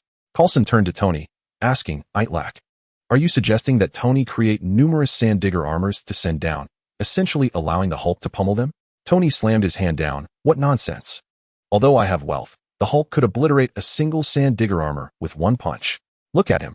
He could throw millions of punches without tiring. Are you attempting to bankrupt Stark Industries and force me to work for Nick Fury at S.H.I.E.L.D.? Itrek quickly intervened. No. That is not what I meant. Did I not just say that if we send down unmanned armors, it would lack sincerity? While it may treat the Hulk's mania, it cannot address his autism." Coulson's face paled. Did this mean that not only would they send down the sand digger armor, but it would also require a living person inside each suit? Though S.H.I.E.L.D. had many agents, they could not possibly send each one down as a punching bag for the Hulk. Itrek continued, "We can first outline the necessary criteria. Firstly, this person must be alive and capable of sincerely communicating with the Hulk. Secondly, they need to possess extraordinary resilience to withstand the Hulk's strikes, ensuring that they remain safe until the Hulk tires and can continue to communicate honestly.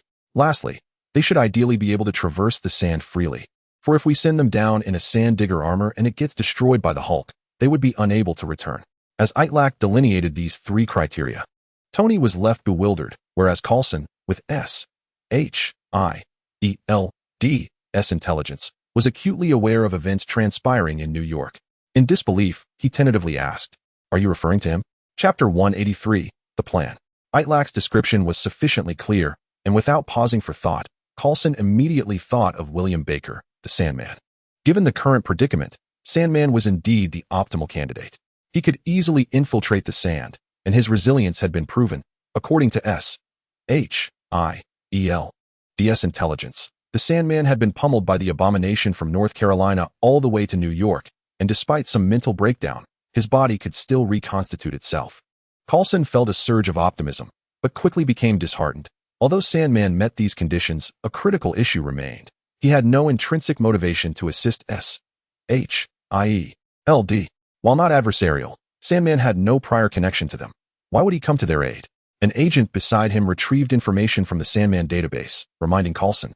Agent Coulson, according to the latest intelligence, there is a new intersection between Sandman and S.H.I.E.L.D. As he spoke, the screen displayed a network diagram centered on the name William Baker and his likeness, connecting to other entities and tasks, with lines annotating his relationships with each party. On the screen, the reality unfolded. William Baker had engaged in combat yesterday alongside Spider-Man, Dr. Octopus, and the Sandman, the latter three inexplicably united against a common foe. Spider-Man, who maintained a cooperative relationship with S.H.I.E.L.D., was likely viewed with disdain by the Sandman. Upon reviewing this report, Coulson furrowed his brow, casting a glance at Itrek, whose eyes mirrored his concern, a sentiment echoed by Tony Stark. What perplexed them was the apparent contradiction. Spider-Man was right before them. Yet intelligence reports indicated his reappearance in New York City. Coulson inquired, "What is the situation? Itrek, would you care to elucidate?" Itlek's brow knitted tighter than theirs as he retorted, "Why should I explain? Someone is impersonating me, yet you seek clarification from me, the victim, instead of confronting the false Spider-Man." Coulson was momentarily speechless, while Tony remarked, "Regardless of the circumstances, it seems the Sandman is unlikely to collaborate with us." Itrek shook his head, "Not necessarily. I could attempt to persuade him." "You? In what capacity?" Tony questioned, perplexed. Having observed the adversarial connection between William Baker and Itrek within the Sandman's network, was there another identity Itrek could assume to engage with Baker? Itrek replied, "Of course. As Itrek, if I present myself in New York City, the Sandman will be inclined to approach me." Before William transformed into the Sandman, I had struck him with a brick on several occasions. He would likely seek vengeance, thereby saving me the trouble of finding him. Yet, our objective extends beyond merely locating the Sandman. It is paramount that he assists us in retrieving the Hulk. Given your enmity, would he aid you? Itrek displayed a confident smile. "Mr. Stark, you are aware of my numerous superpowers, but there exists one that you have yet to witness." "What superpower?" "It is known as talk therapy, a method of verbal intervention that can either unravel or entangle the heartstrings of the interlocutor." Coulson interjected, "I have witnessed this before.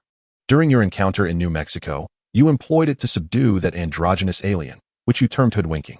Regardless of whether it is talk therapy or hoodwinking, you all must trust me. I shall journey to New York and summon the Sandman." The following morning, the alluring agent Hill drove a car, ferrying Itrek across the Atlantic back to New York City. Hill found it curious that, despite this mission seemingly destined for failure, Itrek exhibited no signs of disappointment, but rather an air of inevitability. "Has the rescue mission for the Hulk failed?" Hill inquired. "Not yet," Itrek replied. "If it has not failed, why return to New York City?" Itrek cryptically responded, "For confidential reasons." Hill rolled her eyes at Itlek's reflection in the rearview mirror and fell silent. As they approached New York City, Itrek posed an unusual question. "Agent Hill, what do you suppose happens if a bag of sand is tossed into the sea?" Hill found Itlek's inquiry baffling, but, adhering to Nick Fury's directive to comply with Itrek until the Hulk was dealt with, she answered, "It should sink. If the waters are tumultuous and aligned with the currents, the sand would be dispersed across the Earth's oceans." "What is the purpose of your question?" Itrek refrained from responding directly, well aware that occasionally veering off topic serves as a means of maintaining an aura of grandeur. S.H.I.E.L.D. should have discerned the Sandman's weaknesses by now. Correct? Hill nodded. "Currently, there are few recorded encounters with the Sandman, yet they hold significant reference value. In North Carolina, during your confrontation with Dr. Octopus, water was your weapon of choice. When the Abomination fought the Sandman, it was through sheer physical force, while in New York City, Dr. Octopus resorted to fire. Of these methods, the second was entirely ineffective against the Sandman, and the third has been countered. The first, while effective, merely weakens him without the capacity to subdue or eliminate him." Itrek remarked, "In medicine, it is a grave error to disregard dosage when discussing toxicity. If something can weaken the Sandman, it must surely be detrimental to him. Should the quantity of this harmful substance be sufficiently ample, it could do more than merely weaken him. It might very well lead to his demise." Hill, astute and quick-witted, soon grasped Itlek's implication. "You are suggesting that if the Sandman is submerged in the ocean, he would be unable to reconstitute himself?" Itrek nodded, contemplating further. "However, prior to that, we must ensure the Sandman retrieves the Hulk from his sandy prison. I have devised a plan." Itlek's thoughts raced ahead, leaving Hill struggling to keep pace. Sensing her difficulty, Itrek reassured her, "You need not comprehend every detail. Doing so might expose vulnerabilities to the Sandman. Simply follow my lead when the time comes." Hill acquiesced with a nod. Hours later, their Chevrolet returned to New York City, and Itrek was in no rush to confront the Sandman. Having already discerned the Hulk's location, he knew that as long as he refrained from disturbing him, the Hulk would remain immobilized. Chapter 184. Mischief. Itrek first returned home to cleanse himself. The desert winds had stirred up considerable sand, leaving his hair laden with grit. Aunt May inquired about his absence over the weekend, to which Itrek replied he had been partaking in a sand sculpture contest at the local high school, enjoying the company of 2 sand sculptors. Aunt May smiled with satisfaction, pleased to see her child had grown and sought out companionship.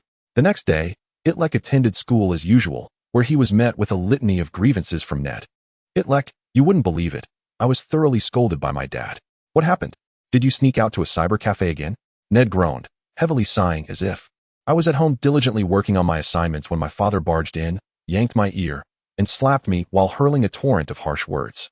Gwen, seated in front of Itrek and Ned, turned around. Her father being a police officer, she was particularly sensitive to issues of law and order. Ned, should we consider having someone from the community visit your home?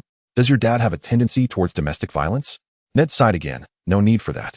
It's not entirely my dad's fault. If anyone is to blame, it's that wretched, sharp-chinned woman, Daisy. Gwen was puzzled, the name sounding familiar, yet not immediately placing it. As she prepared to ask Ned further, he slumped over his desk, ignoring her. However, Itrek understood the situation well. A few days prior, he had encouraged Ned to message Daisy to test if she had indeed freed herself from Loki's influence, resulting in Ned sending her an unambiguously inappropriate message. Naturally, now that Daisy had regained her faculties, she would not entertain Ned's advances, and reporting him to her father was a predictable response. Just then, Itrek received a message from EE within the realm of his mind. Since yesterday, Itrek had left notes in this mental domain, instructing EE to update him on recent events upon awakening from her gaming pod. He had refrained from waking her immediately, fearing she might be embroiled in combat with the Sandman or in the company of Octavius. Forcing EE from the real world could lead to the immediate loss of control over her spider silk puppet, resulting in her collapse. Having just departed from Octavius, EE returned to the mental realm, answering Itrek. In recent days, EE has donned the guise of Spider-Man and has been in the company of Octavius and the Abomination. Before Itrek departed to investigate the desert vortex, he undertook 2 significant actions. First, he instructed Connors to halt the development of the Brownian motion amplifier and instead prioritize the creation of the antidote to revert the lizard back to human form.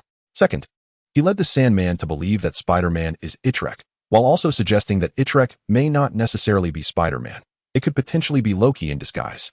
Given the Sandman's firm conviction and the earlier mental conditioning Itrek instilled in him, that he must focus intensely and single-mindedly on eliminating Itrek, it's evident that the Sandman is now determined to devise ways to kill Spider-Man. Should it merely be EE, the Sandman would find her relatively easy to confront. After all, even the most diligent individuals occasionally falter.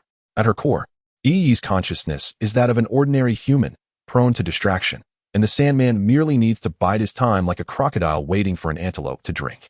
However, the complication lies in the presence of 2 formidable allies by EE's side. Octavius, who is committed to employing various physical and chemical methods against the Sandman, and the Abomination, who treats the Sandman as an indestructible punching bag. Over the weekend, the Sandman has endured considerable suffering at the hands of these 2, particularly from the latter. Although the Abomination's fists can pulverize him only for him to reconstitute, it does not imply he is impervious to pain. In truth, the agony of his sandy form being torn apart by external forces is comparable to that experienced by a human, perhaps even more excruciating. While a human succumbs to overwhelming trauma and experiences a finality free of further suffering, the Sandman can only endure perpetual restoration followed by relentless assault. The psychological torment the Sandman has faced in recent days has been more harrowing than the journey from North Carolina to New York at the hands of the Abomination. Previously, he was in flight. Now, he actively seeks out the Abomination.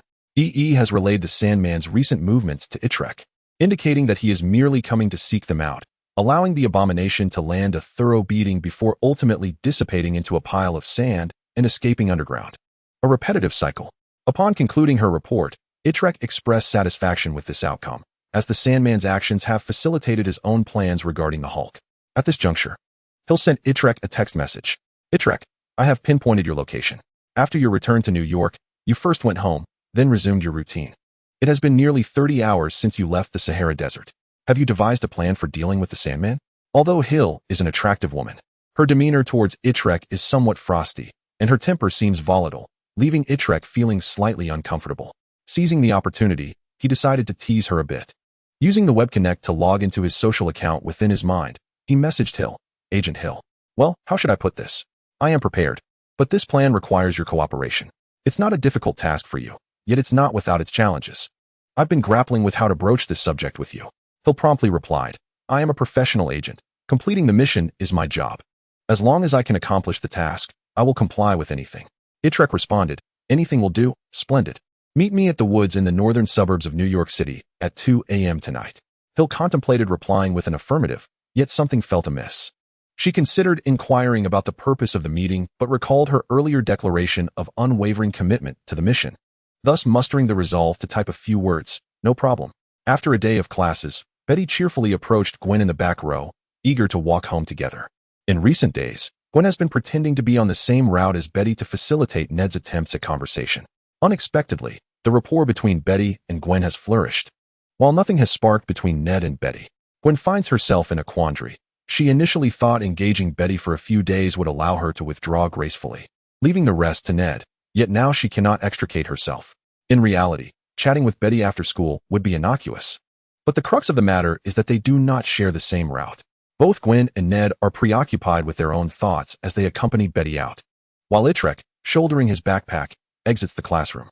Chapter 185, The Rescue of the Sandman. Upon returning home as usual, Itrek began preparing for the tasks ahead. He first contacted E.E., inquiring about her current whereabouts.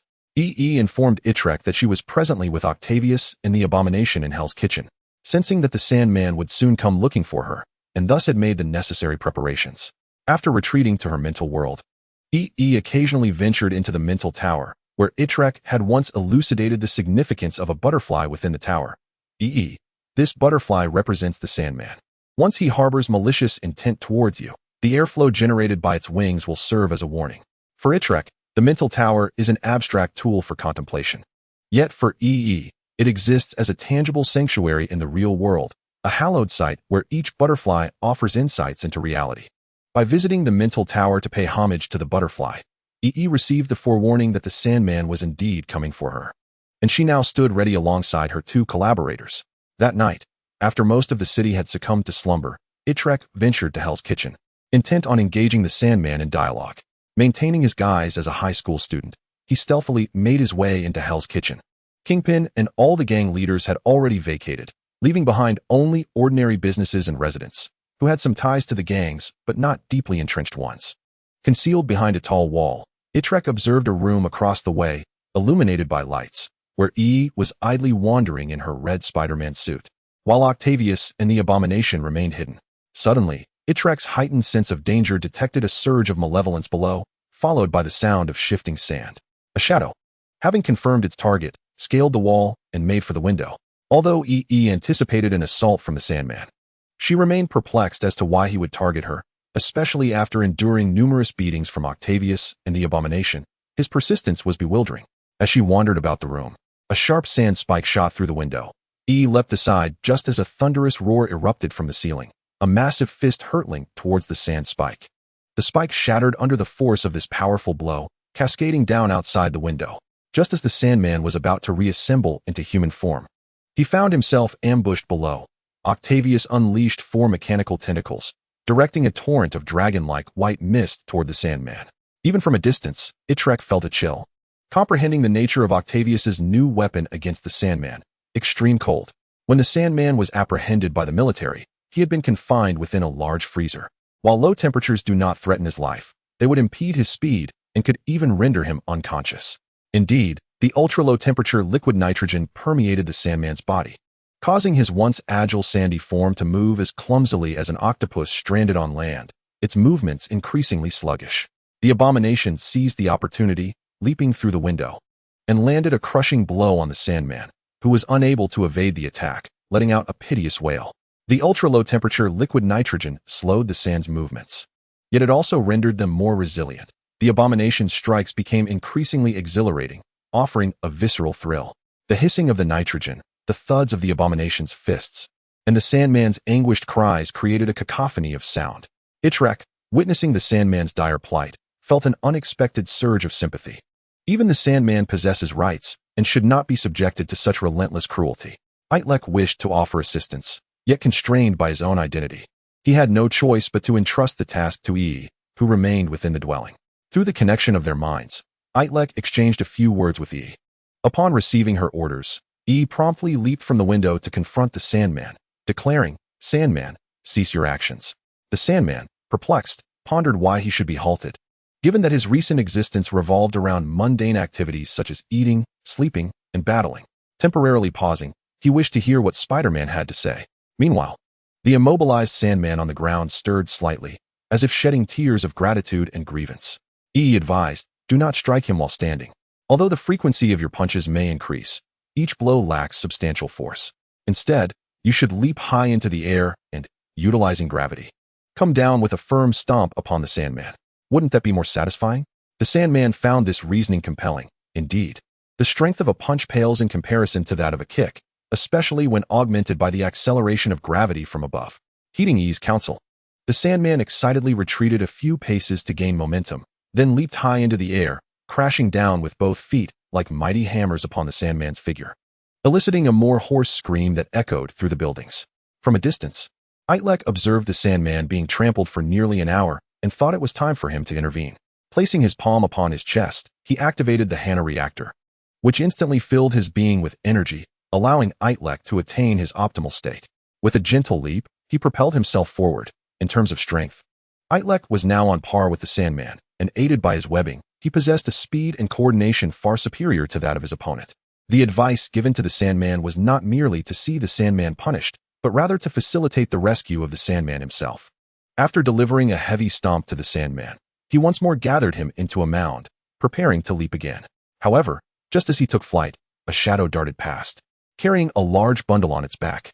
Itrek had woven a pocket from his web, taking advantage of the Sandman's momentary distraction to rush over and secure the frozen Sandman within it. Itrek's speed was overwhelming, and the darkness of the night concealed his actions from both the Sandman and Octavius, who remained unaware of any irregularities until the Sandman leaped once more, only to realize that beneath his feet was not the familiar texture of the Sandman. "Where's the Sandman?" Octavius queried, upon recognizing the peculiar sound of his landing. She hurried over to discover that the Sandman had vanished without a trace. This is strange. Logically, the Sandman should have significantly slowed down after being cooled.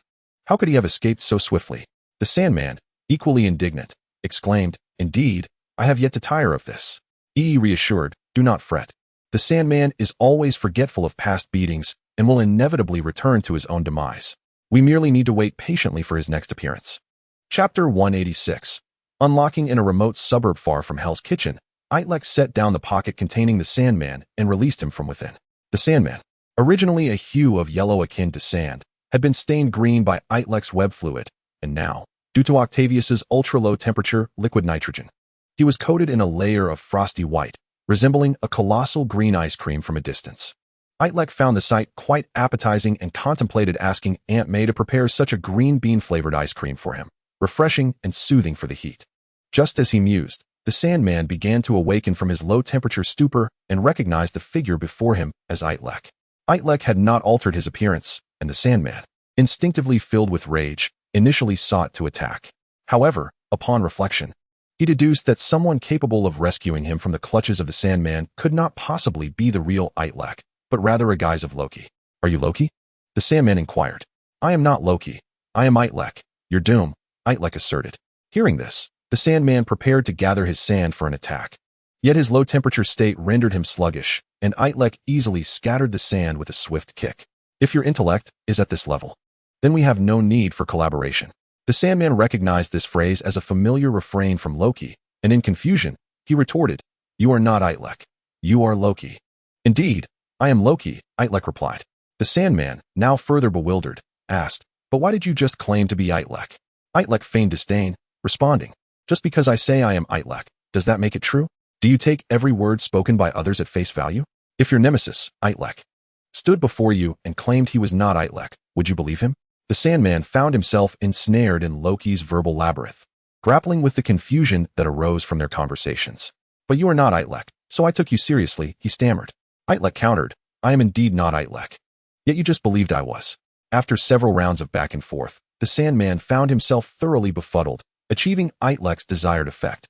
A clear-headed opponent would be more challenging to manipulate. Very well, I can temporarily tolerate your foolishness. Whether we continue our partnership depends on your performance. Now, tell me what transpired. The Sandman was reluctant to lose such an ally as Loki. Without him, he was uncertain how long he would endure the Sandman's assaults. I followed your instructions diligently, persistently seeking Spider-Man, also known as Itrek, for a one-on-one confrontation. However, he was always surrounded by the Sandman and Octavius, leaving me with no opportunity to strike. As you can see, I was the one receiving the blows.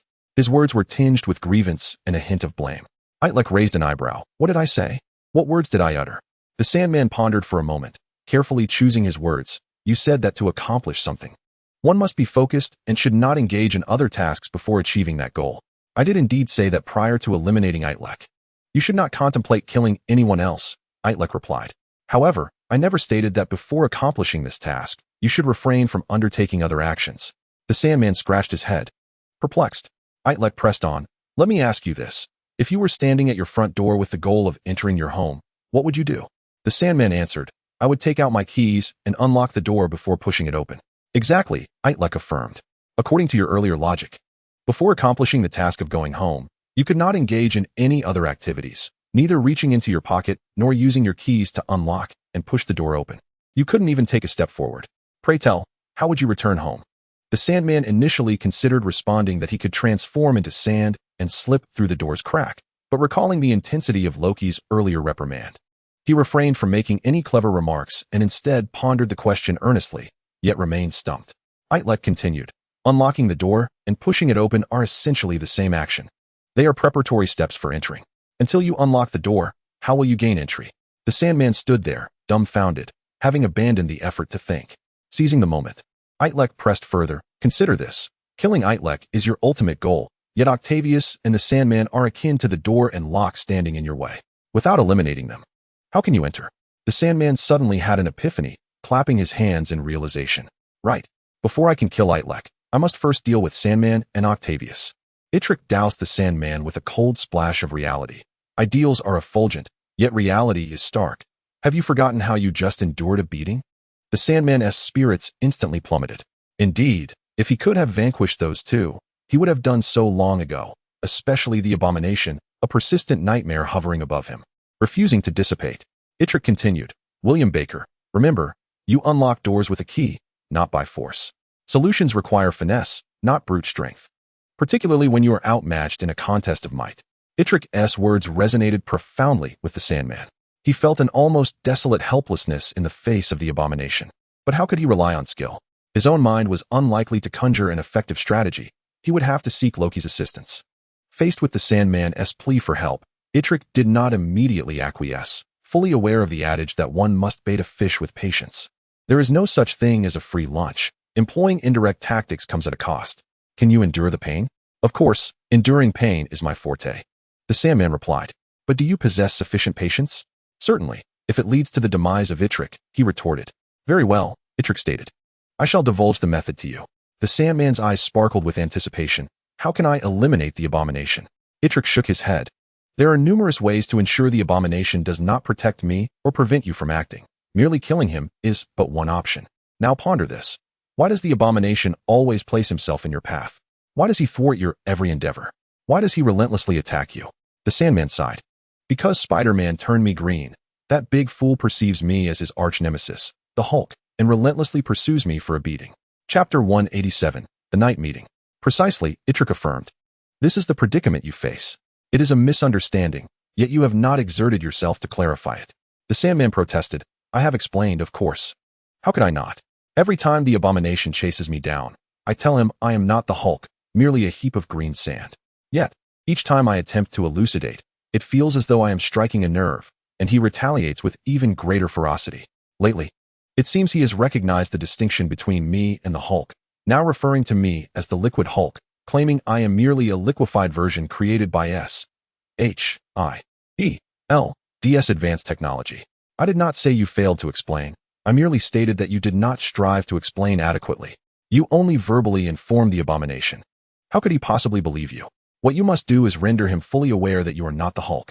A light bulb flickered in the Sandman's mind, and he exclaimed, "Of course. I have a brilliant idea. I will locate the Hulk and arrange for him to confront the Abomination. Upon encountering the true Hulk, the Abomination will surely realize that the Hulk has not been liquefied by S.H.I.E.L.D, thereby understanding that I am not some ludicrous liquid Hulk. Once that transpires, I shall be free from the Abomination's pursuit." However, the Sandman reconsidered, realizing that executing this plan would not be so straightforward. The first challenge lay in finding the Hulk, while the second challenge would be persuading the Hulk to battle the Abomination. The Sandman furrowed his brow, at a loss for ideas. Itrek interjected, "I, the Prince, can indeed reveal the Hulk's location and even escort you there." Suspicious, the Sandman inquired, "How do you know where the Hulk is? Have you forgotten my powers?" Itrek replied, "I can manipulate minds. Many core members of S.H.I.E.L.D have become my puppets. Recently, I received intelligence from within S.H.I.E.L.D, indicating the Hulk's whereabouts, deep within a desert, which I believe is well within your area of expertise." As he spoke, Itrek dialed S.H.I.E.L.D, having already instructed her to wait for him in the outskirts earlier that afternoon. After a few rings, S.H.I.E.L.D answered the call, and before she could speak, Itrek breezily remarked, "Hello, my lovely. Have you arrived?" S.H.I.E.L.D was displeased by the term of endearment, but as a professional agent, her priority was the mission, particularly avoiding personal sentiments. She responded coldly, "I have arrived. Where are you?" Itrek replied, "I will send you my location. Appear within my line of sight in 10 minutes. The Sandman, somewhat confused, asked, "Prince Loki, who are you calling?" "It is an agent from S.H.I.E.L.D, named S.H.I.E.L.D. She is under my control, and the information regarding the Hulk was extracted from her." The Sandman admired Loki, showering him with praise. Suddenly, four vertical pillars of fire descended from the sky, revealing a vertically ascending black Chevrolet. The vehicle halted before Itrek, and a stunning female agent clad in black leather emerged, her form accentuated by the fitted uniform, rendering the Sandman momentarily awestruck. S.H.I.E.L.D had been following Itrek's orders, parking the vehicle in the outskirts while awaiting his arrival. Uncertain of the reasons behind Itrek's instructions, she was nonetheless wary of potential adverse scenarios. Agents possessed the ability to masquerade as thieves, spies, and assassins, but they could also impersonate courtesans or mistresses, using such relationships to gain trust, particularly as a beautiful agent. Though S.H.I.E.L.D had never engaged in such activities before, she resolved to comply with Itrek's orders if he compelled her to do so, preparing for the worst. Her icy exterior masked her internal turmoil as she exited the vehicle and noticed another presence beside Itrek, cursing him inwardly for his audacity. Yet upon closer inspection, she realized that the figure beside Itrek was none other than William Baker, the Sandman. Having researched Itrek, S.H.I.E.L.D recognized their enmity. How could these two adversaries stand side by side without any apparent intent to fight? To quell the Sandman's doubts, Itrek instructed, "My dear, please display your identification to the Sandman." S.H.I.E.L.D realized that Itrek was far from ordinary. Previous investigations by S.H.I.E.L.D might have been erroneous, and perhaps the animosity between the Sandman and himself was merely a facade for S.H.I.E.L.D's benefit. Though she desired to confront Itrek, she noted the meaningful glance he cast towards the Sandman and understood that it would be prudent to follow his lead for the time being. Intending to report back to S.H.I.E.L.D later, S.H.I.E.L.D retrieved her S.H.I.E.L.D identification and presented it to the Sandman, who scrutinized it under the car's headlights. The name and photograph matched S.H.I.E.L.D perfectly and combined with the high-tech Chevrolet. There was no doubt she was indeed an agent of S.H.I.E.L.D. The Sandman circled S.H.I.E.L.D, pinching her smooth cheek, and asked Itrek, "Has she truly been brainwashed and controlled by you?" As S.H.I.E.L.D was about to react with a kick of indignation, she suddenly grasped her role as a victim of Itrek's manipulation. Although bewildered by the situation, she sensed its connection to the Sandman's scheme to unearth the Hulk and thus remained still, refraining from any act of defiance. Itrek, noticing the Sandman's discomfort at the cheek pinching, gently pried his hand away, saying, "Do refrain. If you persist, you may awaken her." S.H.I.E.L.D, appearing dazed, felt a surge of gratitude towards Itrek for rescuing her from an awkward situation. Itrek then playfully pinched S.H.I.E.L.D's cheek as well, declaring, "There is a limit to how many times I can pinch in a day. Besides, I have yet to do so today. My dear, do share with the Sandman what S.H.I.E.L.D has discovered in the deserts of North Africa." S.H.I.E.L.'s face flushed a deep crimson as she finally awaited Itrek's release to delve into the matter at hand. She thought to herself. Since Itrek had instructed her to speak to the Sandman, this must surely be within Itrek's control. Thus, she feigned a state of stupor and dutifully informed the Sandman. S.H.I.E.L.D has discovered traces of the Hulk in the Sahara Desert of North Africa. The Hulk has buried himself deep within the desert, and despite several digging suits dispatched by S.H.I.E.L.D and Iron Man, they have yielded no results. Currently, the Hulk continues to dig deeper into the desert, and S.H.I.E.L.D is unable to detect his whereabouts. Chapter 188, A Mental Challenge. S.H.I.E.L.D conveyed the essential details about the Hulk to the Sandman, who listened intently. As a lone rogue supervillain, he possessed limited channels for reliable information, thus unaware of the Hulk's transportation by Loki or his current status beneath the Sahara. After S.H.I.E.L.D finished speaking, she stood rigidly, uncertain of what to do next. The Sandman circled around S.H.I.E.L.D twice and queried Itrek. Does this individual seem a bit dull? Is she speaking the truth? Itrek noted S.H.I.E.L.'s lack of preparation and her immediate adjustment to play the role of a puppet under his control, albeit her performance was somewhat excessive, appearing rather vacant. However, this was precisely Itrek's intention in toying with S.H.I.E.L.D. After all, she always spoke to him in a frigid manner. Rest assured, while she may appear somewhat dim-witted, her mind remains sharp. If you doubt me, I shall pose her a question. At this moment, Itrek turned his back to the Sandman, facing S.H.I.E.L.D, his visage adorned with playful mockery. Little beauty, the Sandman now questions your intellect. Tell me, what is 1 plus 1? Suppressing her frustration, S.H.I.E.L.D internally raged with 1,000 expletives, yet maintained an impassive exterior as she replied, 1 plus 1 equals 2. Itrek continued then. Under what circumstances does 1 plus 1 equal 3? S.H.I.E.L.D, like a robot, replied monotonously, 1 plus 1 never equals 3 under any circumstance. Itrek spread his hands toward the Sandman. You answer. The Sandman retorted, foolishness. It equals 3 when calculated incorrectly.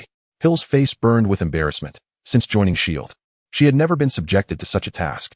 Itrek, unfazed, posed several more riddles to S.H.I.E.L.D, such as how many monkeys were on a tree and how many were on the ground, and queries about acne, to which S.H.I.E.L.D could not respond, while the Sandman answered each with ease. The Sandman remarked, Your Highness, I believe this person has a problem with her intellect. Her words cannot be fully trusted. Itrek cryptically replied, There is an Eastern proverb, those who associate with the red become red, those who associate with the black become black. It is not that S.H.I.E.L.D is dim, but rather that you have grown wiser in my company. The Sandman felt elated. Listening to Loki's esoteric musings had often left him in a state of confusion, yet he had unknowingly enhanced his own intellect in the process. Joyfully, the Sandman declared, and Itrek turned to S.H.I.E.L.D. Do you have anything to say? S.H.I.E.L.D imitated the Sandman's address and stated, I too wish to remain by your side, Your Highness, in hopes of becoming more intelligent. S.H.I.E.L.D felt quite foolish uttering those words. Itrek, having frolicked with the Sandman and S.H.I.E.L.D for a while, said to the Sandman, There is no time to waste. We must proceed to the Sahara Desert immediately. The Sandman inquired, But the Sahara Desert is so far. How shall we get there? Itrek gestured toward the black Chevrolet driven by S.H.I.E.L.D. S.H.I.E.L.D flew over from the desert in this very vehicle. We shall also fly in her car. The trio entered the vehicle, with S.H.I.E.L.D at the wheel, Itrek in the passenger seat, and the Sandman in the back. The car ascended vertically, soaring southeast as they aimed to traverse the Atlantic Ocean en route to Africa. As a professional agent, S.H.I.E.L.D quickly composed herself, recognizing that in this mission, Itrek was not only a collaborator but also the orchestrator. Harboring any personal grievances could jeopardize the mission. The vehicle swiftly departed New York City. Soaring over the vast expanse of the Atlantic, beneath them a boundless sea of blue, stretching infinitely. S.H.I.E.L.D recalled Itrek's earlier words about casting a handful of sand into the ocean, which would be thoroughly diluted, tantamount to obliteration. Clearly, this alluded to the Sandman's vulnerability. If cast into the sea, he would perish. Now, as they traversed the Atlantic, she wondered how Itrek had planned this. Stealing a glance at Itrek, she refrained from voicing her thoughts, mindful of the Sandman's presence in the back seat. Itrek, sensing her unspoken words, discreetly extended a translucent thread from his fingertips, connecting to S.H.I.E.L.'s wrist. In her mind, S.H.I.E.L.D heard Itrek's voice. Our consciousness is linked by this thread. There is no need to vocalize, merely think. And I shall hear you. S.H.I.E.L.D furrowed her brow, mentally chiding. Itrek, I have no issue performing as if under mental control before the Sandman. But why did you not inform me beforehand? Itrek replied, Because I trust in your ability to adapt. As it turns out, your response was quite commendable, appearing convincingly vacant. S.H.I.E.L.D retorted, I was unprepared mentally. My on-site reactions were akin to that of a fool. Your actions seemed designed to embarrass me. Oh, how did you know that? You just thought that. Well, those matters are irrelevant. What is of concern is this. Why is the Sandman in our vehicle?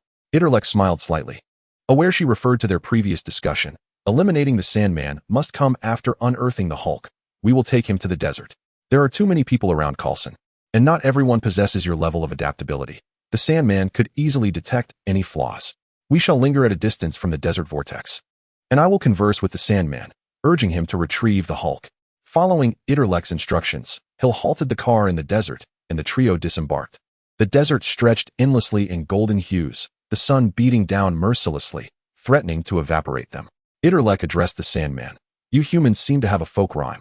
The first line goes, the sun shines bright overhead. The Sandman chimed in, yes, yes. The second line is the cactus smiles at me. Hill found herself at a loss for words regarding the two childish individuals. Yet she discerned from Itrek's tone that he was not merely playing a role before William Baker as an earthling. Itrek said to the Sandman, the Hulk lies beneath this sand. Our next task is to summon him and ensure his return to New York City. Hill thought to herself how facilely Itrek spoke. While the Sandman could indeed merge with the sand, he was, at best, a reusable digging suit. How could they possibly summon the Hulk? Chapter 189, Military Training. The Sandman, too, was perplexed.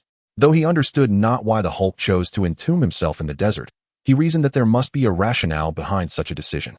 Moreover, since S.H.I.E.L.D. had failed to excavate the Hulk after extensive efforts, how could he succeed where they had not? Expressing his doubts, the Sandman was met with Itrek's solemn and earnest expression, his tone laced with disappointment and reproach. William Baker, after all this time with me, how have you learned nothing? The Sandman, bewildered, responded instinctively, it is focus. Itrek closed his eyes and shook his head meaningfully. The Sandman gazed at Itrek, patiently awaiting an answer. After a moment of contemplation, he suddenly exclaimed, wrong. Utterly wrong. Hill was taken aback by Itrek's loud outburst.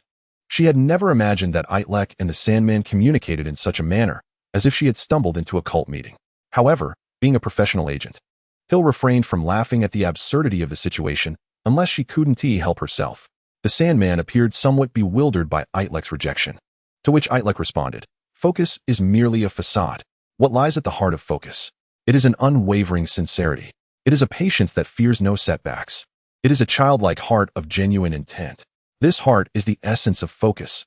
Itrek pounded his left side where his heart lay, and the Sandman listened intently. Hill, unable to suppress her amusement any longer, burst into laughter. The Sandman, irate, slapped Hill on the head, exclaiming, His Highness is imparting wisdom to us. What are you laughing at? Hill recognized her lapse in decorum, failing to fulfill her role, and mumbled, I just can't comprehend whether His Highness is speaking of 3 hearts or 1. The Sandman was about to express his anger, but paused. Recalling that he too had pondered the same question, feeling equally perplexed, Itrek interjected, although this isn't the crux of the matter, I can provide an explanation. Listen closely. When does 1 + 1 = 3?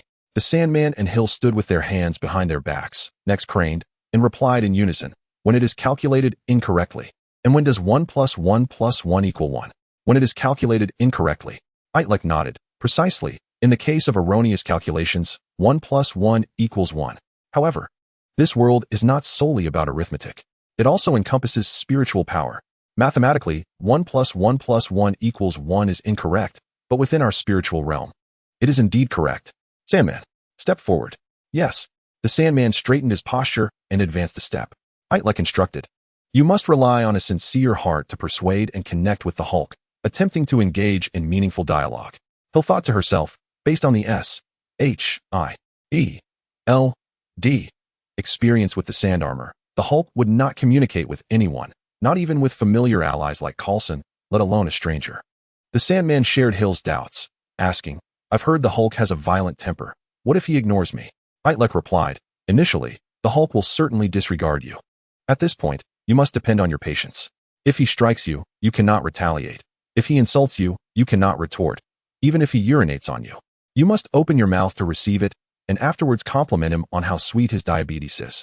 The Sandman felt somewhat nauseated, but for the sake of defeating Itrek, he deemed it worthwhile and inquired, once the Hulk acknowledges me, what should I say? I can't possibly tell him that Abomination mistook me for you and needs your help to clarify, so I can proceed to eliminate Itrek without concern. Itrek shook his head. Of course, you cannot say that. Instead, you must speak from your heart, telling the Hulk that there is a very bad villain in New York City named Abomination who wishes to challenge him. If he does not accept the challenge, Abomination will kill all the citizens of New York. The Sandman frowned, unsure if it was Loki's profound words or his own sluggish thinking, and asked, Your Highness, didn't you just say to rely on a sincere heart? Why then speak falsely to the Hulk? Itrek responded, William, your understanding needs refinement. What I mean is, as long as you possess a genuine heart, even if your words are false, they will resonate as truth. If you comprehend, waste no time, go at once. The Sandman mentally repeated the steps Loki had shared, feeling confident he would not err. After bidding farewell to Loki, he submerged into the sand, seeking the Hulk beneath the surface. Once the Sandman departed, Hill remained standing, hesitating. She was uncertain whether the Sandman was still nearby or if Itrek expected her to continue her role. Itrek remarked, Agent Hill, the Sandman has left. We can take a moment to rest in the car. Hill's rigid posture relaxed as if a deflated balloon, finally exhaling a sigh of relief. This period had felt like an eternity, rife with torment. The physical strain was bearable for an agent, yet the mental anguish was intolerable. Watching the two fools perform had nearly stifled her laughter to the point of injury, and worse still, she had to shamefully participate in their antics. Upon returning to the Chevrolet, Hill asked, Itrek, are you certain the Sandman can truly summon the Hulk? Itrek replied, I have previously explained the Hulk's issues. He suffers from a form of aggressive autism. He requires a target who will not retaliate, to alleviate his rage, and he needs sincere communication to overcome his isolation. Beyond these generalities, what he truly desires is to be needed by humanity, and the Sandman must convey to him that he is essential to the citizens of New York. This is also the reason the Hulk will emerge from the desert. Hearing Itrek's explanation, Hill felt somewhat reassured, though memories of the embarrassing performance still flushed her cheeks. She said, Itrek, I would like to make a request. Regarding the recent events, as well as last night's incidents, those mortifying moments, could you refrain from mentioning them to S.H.I.E.L.D? I believe they are irrelevant to the subsequent efforts to rescue the Hulk and do not warrant inclusion in the mission report. Itrek, not wishing to further embarrass Hill, replied, No problem. Chapter 190. Dear Hulk, hello. Itrek leaned back against the seat of the Chevrolet. The scorching sun outside making the sand feel like it could be used to roast chestnuts with a sprinkle of sugar or brewed into Turkish coffee with a metal cup. Yet inside the car, it remained pleasantly cool. The air conditioning system was of excellent quality, designed under the direct supervision of director Nick Fury. Itrek chuckled inwardly, recalling the scene from Captain America, The Winter Soldier, where Nick Fury drove this very Chevrolet while fleeing from Hydra. The vehicle sustained considerable damage from their pursuit. In a moment of desperation, Nick Fury had attempted to activate the vertical takeoff system, only to be informed it was damaged. And when he sought to use the weapon system, he was met with the same response. In his frustration, he had asked, What, then, is not damaged? The car's AI system had replied, The air conditioning system is fully operational. Itrek remembered this as a humorous moment in the film. Hill, wishing to quell her curiosity, engaged Itrek in conversation, asking, Itrek, what should we do next? Nothing for now. Just drive the car a bit farther away and wait quietly.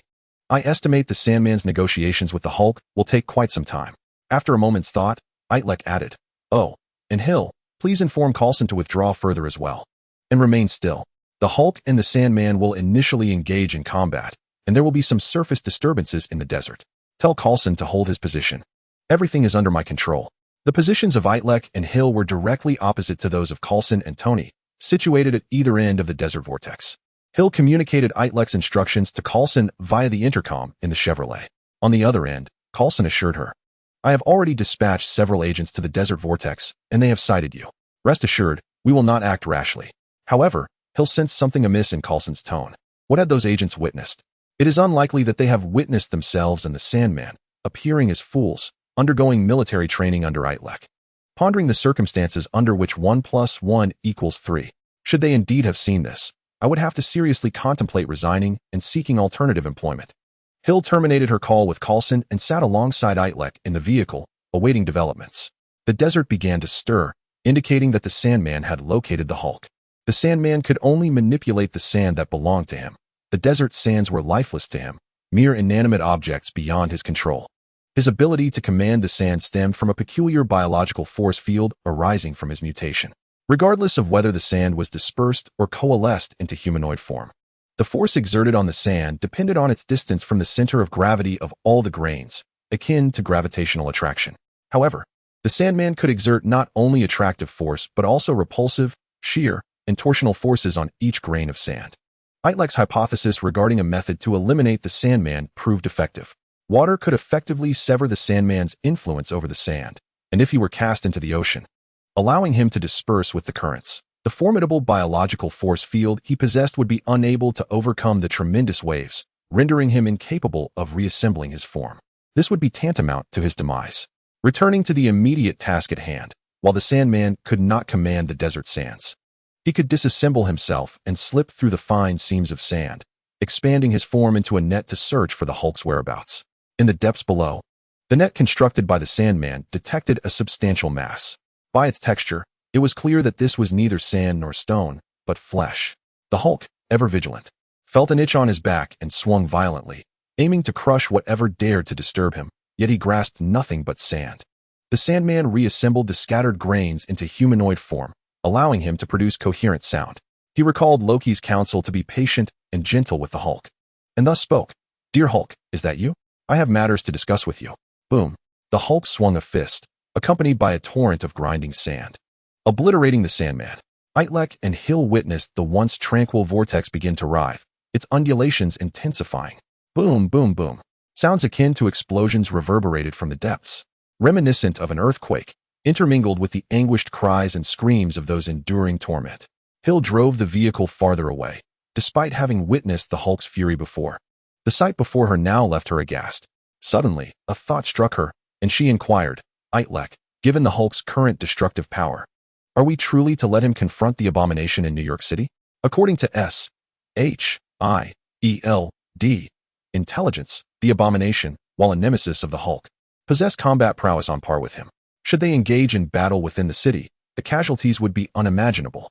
Itrek chuckled, "Rest assured, the abomination will not engage the Hulk." S.H.I.E.L.D found herself perplexed by Itrek's statement. Based on his prior conversation with the Sandman, the abomination harbored a deep-seated hatred for the Hulk, and upon encountering the genuine article, they would surely clash ferociously. Itrek elaborated, "Indeed, the abomination despises the Hulk. But what drives a person to such extreme hatred?" Having studied psychology, S.H.I.E.L.D replied, "There is a saying that the peak of fear is anger. Is that what you mean?"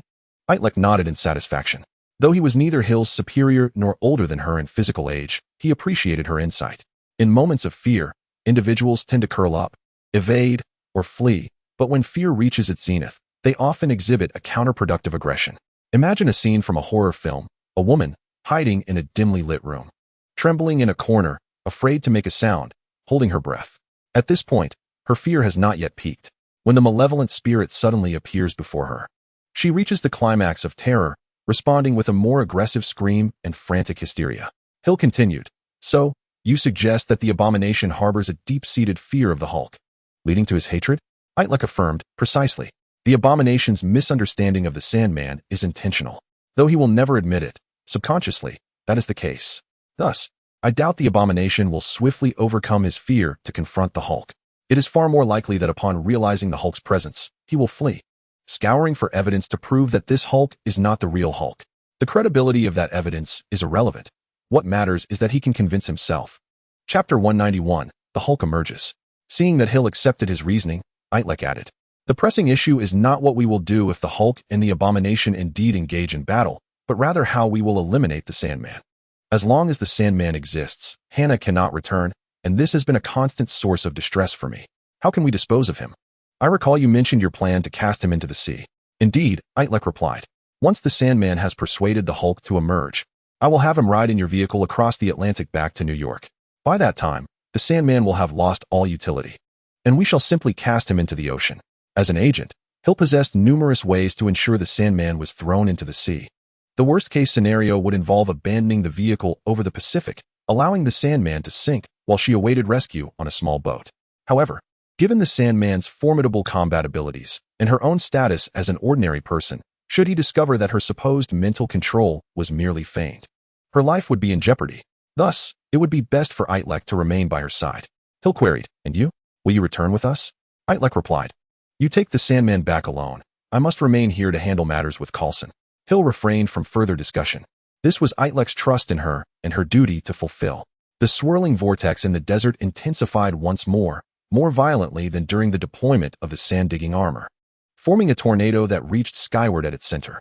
The yellow sands surged like a tempestuous sea, disassembling and reassembling. To Itrek's surprise, this awe-inspiring natural phenomenon persisted for over 80 hours, spanning more than 3 days. During this time, Itrek and Hill remained in the vehicle. Itrek maintained remote communication with Ned and EE in New York, orchestrating an elaborate ruse to distract Mr. Harrington and Aunt May. With the presence of Hannah's reactor, Itrek required neither sustenance nor sleep. Hill, on the other hand, retrieved food and water from the trunk when hunger struck and when fatigue set in. She would rest briefly at the wheel. The stark temperature fluctuations of the desert left Hill feeling slightly unwell. On the third day, the tumultuous sands began to settle. Itrek ascended to the roof of the vehicle, peering through binoculars. He observed that the sands at the center of the desert gradually turned green, coalescing into a humanoid form. It was the Sandman. Beside the Sandman, the ground heaved, and a massive green figure emerged. Itrek's eyes lit up. Indeed, the Sandman had successfully coaxed the Hulk out. A sense of accomplishment welled within Itrek as he set aside thoughts of opposing forces, realizing he had successfully manipulated the Sandman, who, as his protege in the art of persuasion, had now matured into a formidable player in his own right. "Let us proceed," said Itrek. "Agreed," Hill replied, driving towards the eye of the vortex, where the Hulk was engaged in conversation with the Sandman. After 3 days of venting his wrath, the temper of the Hulk had indeed diminished significantly, as evidenced by his reduced stature. When enraged, he would swell to a towering height. Yet now he stood merely at 2.5 meters. Moreover, his demeanor towards Sandman appeared rather amicable, for the latter played the role of a tireless therapist, enduring both verbal and physical assaults, ultimately guiding the Hulk out of his isolation. The Hulk inquired, "Sandman, when shall we seek out Abomination?" Sandman hesitated, reluctant to allow Loki to overhear the Hulk's peculiar nickname for him. Hill had become accustomed to the eccentricities surrounding Sandman and found amusement in the absurdities associated with him. Yet, the Hulk paid little heed, delivering a light yet firm slap to the back of Sandman's head, causing a shower of sand to scatter, and demanded, "Speak up. Big Sandy, when shall we embark?" "I suppose we shall go shortly," Sandman stammered.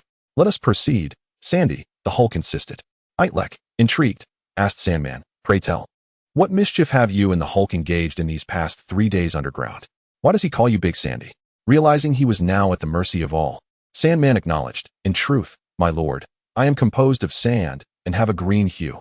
Thus the Hulk dubbed me Sandy. This predicament is all Spider-Man's fault. It was he who dyed me green. I shall exact my vengeance upon him." The Hulk was displeased with Sandman's silence. "Hey, little Sandy, do speak. When are we going after Abomination?" Sandman could not ascertain the timing. It all hinged on Loki's directives. Itrek interjected, "We shall return immediately. Yet our vehicle is ill-equipped to transport you. Let us devise a plan here." The Hulk expressed his frustration. Hulk must save New York. Hulk desires battle. Hulk shall vanquish Abomination. Hill contemplated the next steps now that the Hulk had emerged. It was imperative to revert him back to his human form, Banner. Remaining in Hulk state would be exceedingly difficult to control. However, with Sandman present, soothing the Hulk proved challenging. While Hill believed Sandman's combat prowess held little weight against Itrek, his remarkable ability to flee was a concern, especially given their current desert surroundings. The immediate task was to stabilize Sandman and, according to Itrek's plan, have him board the vehicle, traversing the Atlantic, and subsequently eliminate him, thus rendering him entirely Sandy. Hill grappled with a dilemma, whether to persuade and calm the Hulk into regaining his senses, or to first secure Sandman and cast him into the Atlantic. Itrek pondered this conundrum as well, believing that no issue could not be resolved through dialogue. He addressed Sandman, "William, Hulk's size is too great to fit in the vehicle. It would be prudent to revert him to Bruce Banner's human form first, and once we reach New York, we can unleash Hulk upon Abomination." Sandman complied without question. Yet the Hulk was incensed. "No? Hulk is Hulk. Hulk shall not become Banner. Hulk seeks Abomination." Ignoring the Hulk's protests, Itrek cast a glance at Hill, urging her to begin pacifying the Hulk. Chapter 192. Hulk disbelieves your words. Hill grasped Itrek's intent. S.H.I.E.L.D. possessed a strategy for managing the uncontrollable Hulk. The Hulk's mentality resembled that of a 5 or 6-year-old child, requiring the gentle touch of a soothing caregiver to calm him as he cried and screamed, and then, when he least expected it, to administer a tranquilizer. Previously, Agent Natasha Romanoff, the Black Widow, handled such matters, and while Hill's beauty was comparable to Natasha's, Itrek believed her even more stunning, deeming her capable of this task. Having prepared for such an eventuality, Hill approached the Hulk with deliberate steps, attempting to stroke his massive hand. However, The Hulk was unyielding during these 3 days. Sandman had incessantly whispered about defeating Abomination and saving New York, and he did not wish to succumb to slumber before facing Abomination. He swung a fist towards Hill. The Hulk's fist was immense and round, his arms thick and lengthy, and the force behind it was tremendous. Should it connect with Hill, the result would be catastrophic. Hill, fundamentally an ordinary human, was momentarily paralyzed, frozen in place despite her strong mental fortitude. The gust from the approaching punch whipped her short hair back, prompting Itrek to leap forward, enveloping Hill and pulling her aside. Hill's garment was nearly torn by the wind from the Hulk's punch, missing her by mere inches. The consequences would have been dire, rendering her a second Sandman in that moment. Itrek, protective of Hill yet indifferent towards the sand, thrust Hill aside. But Sandman could not evade the Hulk's fist, resulting in a catastrophic blow, scattering green powder in all directions. Sandman stood dazed, suddenly aware of the tragic absurdity of his existence, slowly reassembling the sand atop his head. Yet, the Hulk did not relent. Seeing Itrek rescue Hill only fueled his inexplicable fury, and he charged towards them, forming his hands into a hammer to strike. Itrek, unable to flee, activated the Hana reactor's maximum power, and a plethora of neural strands erupted from his back, weaving into a thick, tentacle-like appendage to shield himself. Boom. The collision of fists and tentacle produced a circular shockwave that carved a deep crater in the sand, sending debris spiraling outward like a mushroom cloud. The Hulk, unaccustomed to encountering such formidable resistance, was momentarily taken aback, realizing that his powerful leap had been effortlessly countered with a single hand. With the Hana reactor at full power, Itrek's combat prowess exceeded that of Abomination. Under the Hulk's relatively subdued anger, he even stood a chance against him. However, Itrek was disinclined to continue the fight. The more he clashed with the Hulk, the angrier the latter would become, and he lacked confidence in defeating a furious Hulk. Moreover, calming the Hulk necessitated stabilizing Sandman, preventing him from becoming suspicious. Itrek needed to portray himself as Loki in front of Sandman, who was well aware that Loki would be tossed around like a ragdoll upon encountering the Hulk. At that moment, Sandman remained lost in sorrow, his mind not yet fully restored, unable to witness the battle between himself and the Hulk. It was imperative to cease hostilities with the Hulk immediately, otherwise, their efforts could end in vain. With both Hulk and Sandman escaping, the Hulk continued to advance towards Itrek, who urgently raised his hand to halt him. "Stop. We shall seek Abomination at once." Hearing this, the Hulk felt a wave of relief wash over him, asking, "Now tell me, where is New York?" "Hulk will go."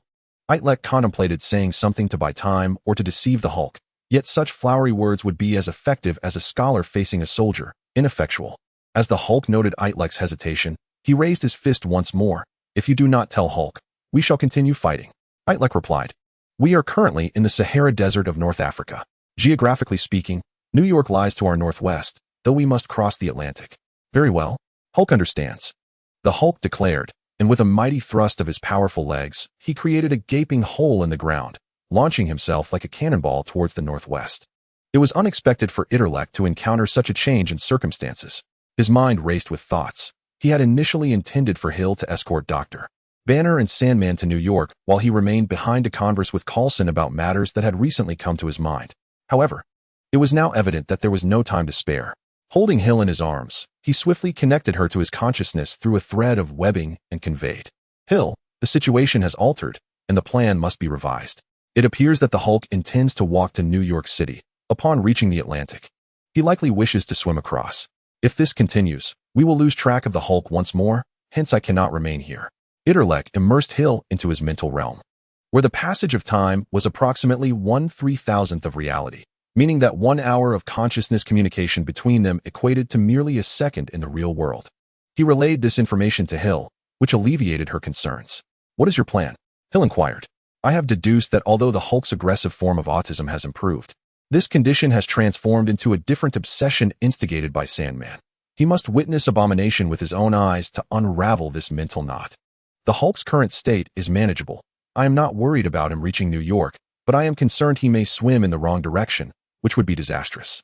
I plan to pursue the Hulk, guiding him to New York. The task of throwing Sandman into the sea will have to be entrusted to you." Hill nodded.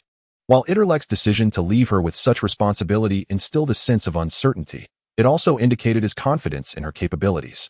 "You must see this task through. Should any mishap occur, I will be unable to come to your rescue," Itrek cautioned. Hill scoffed. "Itrek, let me ask you this.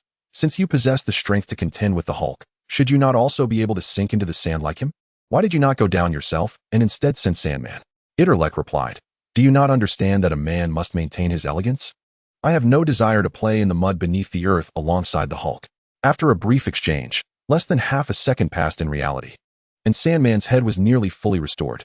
Itrek rushed over to him and said, William, I must take my leave. You need to get into Hill's vehicle shortly. Do you understand? With that, he sprinted off in the direction the Hulk had gone. Chapter 193, Itrek and Hannah. In a flash, Itrek vanished, leaving only Hill and Sandman in the desert. To be frank, without Itrek's support, confronting this immensely powerful being alone was somewhat daunting for Hill. Regaining her composure, she followed Itrek's plan. William Beck, the prince has instructed me to take you back to New York City immediately. Sandman, puzzled, responded, hasn't the Hulk already returned? Wouldn't meeting Abomination resolve the misunderstanding? Hill explained, that would not solve the problem. When the Hulk encounters Abomination, Abomination will not distinguish between you and the Hulk. Both of you must stand before him simultaneously for him to ascertain that you are not the Hulk and vice versa. Upon hearing Hill's reasoning, Sandman found it compelling, and the urgency of the situation pressed upon them. The Hulk's recent leap in the desert resembled a cannonball launch, each jump covering several kilometers. Though she had not witnessed how he swam, she surmised he would be equally swift in water. If the Hulk arrived in New York first and engaged Abomination in battle, that muddle-brained fool would undoubtedly mistake her liquid form for a solid one, resulting in even greater animosity directed towards her in future confrontations. With this in mind, Sandman urged Hill to hurry into the vehicle. Then let us move quickly. They entered the car, which rotated its wheels 90 degrees and ignited flames downward, ascending vertically. Hill felt reassured that Sandman chose not to sit in the passenger seat, but rather in the back, allowing for more straightforward maneuverability. Once the vehicle soared above the Atlantic, Hill resolved to activate the vehicle's separation function for safety. The rear compartment would detach from the front, the rear losing power and plunging into the sea, while the front transformed into a small single-person rocket, continuing its journey back to New York City. Hill was well-versed in the car's functions and felt confident. Yet she was wary of raising Sandman's suspicions. If he discovered her vulnerabilities prematurely, her life would be forfeit. As she piloted the vehicle over the expanse of the desert, hovering only a couple of 100 meters above the golden sands, she suddenly spotted two figures, a man and a woman, ambulating slowly, leaving long footprints behind, indicating they had been traveling for quite some time. Initially intending to fly past without interference, she thought it impossible to assist every lost traveler in the desert, especially with pressing matters at hand. Hill planned to send their coordinates to Coulson after dealing with Sandman, as they appeared capable of surviving until help arrived. However, upon glancing at the car's surveillance screen, she recognized one of the figures. It was Itrek. Hadn't he gone after the Hulk? What was he doing in the desert with another girl? Pondering for a moment, Hill concluded that something must have occurred, prompting a change in plans. It would be wiser to stop and inquire about the situation, even with Sandman and the girl as potential distractions. Itrek's ability to connect through webbing allowed for silent communication through physical contact. The prince is below. Let us investigate, Hill suggested. Sandman, having also spotted Itrek, was equally intrigued by the girl beside him and yearned to clarify the matter. The vehicle halted before Itrek, and Hill discreetly accessed the S.H.I.E.L.D. information platform to glean details about the girl. Name: Hannah Cleese. Age: 16. Summary: formerly attended a local high school, potentially shares mutual feelings with Itrek, information provided by Coulson. Indeed, it was she, but how did she and Itrek find themselves together in the desert? Hill's knowledge of Hannah extended beyond the information displayed on the screen, as she had uncovered more during her investigation of Itrek. Additionally, she learned from Tony Stark that Itrek had murmured Hannah's name while on the cusp of consciousness during the development of a new elemental reactor, which inspired Tony to name the new element after her. Throughout her interactions with Itrek, Hill had noted that he was remarkably rational. He could jest with Sandman one moment and immediately strategize how to eliminate him the next, devoid of any emotional entanglements. Hill surmised that for someone like Itrek, Hannah might represent his Achilles heel. His demeanor would likely differ in her presence, revealing a side of him that was not so calculated. As Hill and Sandman disembarked and approached Itrek and Hannah, the four exchanged glances, enveloped in a palpable awkwardness, none daring to speak. Hill believed she should remain silent, still under the influence of a controlled state, struggling to comprehend even the simplest of equations. Meanwhile, Sandman perceived this as a trial bestowed upon him by Loki. Upon first encountering Hannah, he contemplated that his moment for vengeance had arrived, for Gold had slain his daughter, and now he sought to eliminate his daughter, Hannah. However, upon further reflection, Loki had once instructed himself that to achieve greatness and reach his ultimate goals, one must maintain unwavering focus. At present, he needed to concentrate solely on devising a strategy to eliminate Itrek. Only upon the successful completion of this objective could he contemplate the demise of Hannah. Loki had successfully captured Hannah, clearly testing his own resolve. The Hulk had sought out Abomination, and it was likely that Abomination would soon come to recognize and rectify their misunderstanding, thus ceasing to obstruct Loki's assassination of Itrek. Once Itrek was dispatched, Loki would undoubtedly reward himself with Hannah, effortlessly eliminating her. Hannah, somewhat bewildered, could not fathom why these two individuals stood between her and young Itrek. The woman was strikingly beautiful, dressed as if she were an operative, the other, a repulsive green creature resembling a moldy matcha cake. Suddenly, a thought struck Hannah. Was this not the Sandman that Kingpin had mentioned? She had heard whispers of the Sandman returning to New York for vengeance, seeking retribution against those who had wronged him, having already slain Bullseye and many key figures from Hell's Kitchen, forcing Kingpin to flee the city with her, leaving Itrek behind. With this realization, Hannah timidly retreated behind Itrek, attempting to grasp his hand. However, Itrek displayed a hint of impatience, stepping aside while casting his gaze over the two before him. Chapter 194, The Rooftop Construction. Both Hill and Sandman perceived this subtlety. Sandman believed it was only natural, for in his eyes, Itrek was merely a manifestation of Loki. Although he was uncertain why Loki had suddenly brought Hannah along, he surmised that Loki had deceived Hannah into following him under the guise of Itrek. Hill, however, found it perplexing. The records indicated a strong rapport between Itrek and Hannah. Why then did Itrek exhibit such impatience towards her? Hill was confounded, yet mindful of Sandman's presence. She refrained from inquiring further, resolving to communicate with Itrek via thought transmission when the opportunity arose. Sandman recognized this as a trial set forth by Loki, steadfastly avoiding any glance at Hannah, and remarked, "Your Highness, what brings you back?" Hill echoed, "Indeed, Your Highness, what brings you back?" Itrek cleared his throat and vaguely responded, "Some circumstances arose, and I suddenly recalled certain matters that require my attention. Hill, take me to New York City immediately." The quartet, Itrek, Hill, Sandman, and Hannah, boarded a Chevrolet, with Itrek seated beside Hill in the front passenger seat. Hill thought this might be an opportune moment for communication, inadvertently brushing against Itrek's hand while shifting gears, requesting a connection of their minds. Sitting in the rear, Hannah had long since grown wary of Hill, and witnessing this exchange only fueled her silent ire. Yet, Itrek displayed no reaction, his eyes brimming with disdain. Hill pondered, had Itrek developed a sudden aversion to women in the few minutes since they had last spoken? Just moments ago, Hannah had attempted to engage him, yet now he seemed irked by her mere presence. If he was unwilling to initiate a mental connection, should she proceed with the established plan once they soared over the Atlantic? An hour later, as Hill drove over the Atlantic, she contemplated the dire consequences of jettisoning the rear half of the vehicle into the sea. Sandman would undoubtedly perish, yet Hannah would likely drown as well. Moreover, judging by Itrek's demeanor, something had transpired, but would this incident affect their plan to eliminate Sandman? Hill subtly probed, "Your Highness, if you wish to expedite our arrival in New York, this vehicle can separate into two halves. Should we activate this feature?" Itrek shook his head, "No. The four of us must arrive in New York together." Hill understood Itrek's intent. It appeared Sandman still held value. As they arrived in New York City, Itrek declared, "Let us proceed to Stark Tower." Both Hill and Sandman were perplexed. Had they set aside the matters concerning the Hulk and Abomination? Unable to contain his curiosity, Sandman voiced his concern, to which Itrek replied, "I will explain later. I have devised a solution that will yield lasting results. Hill, take me to Stark Tower at once."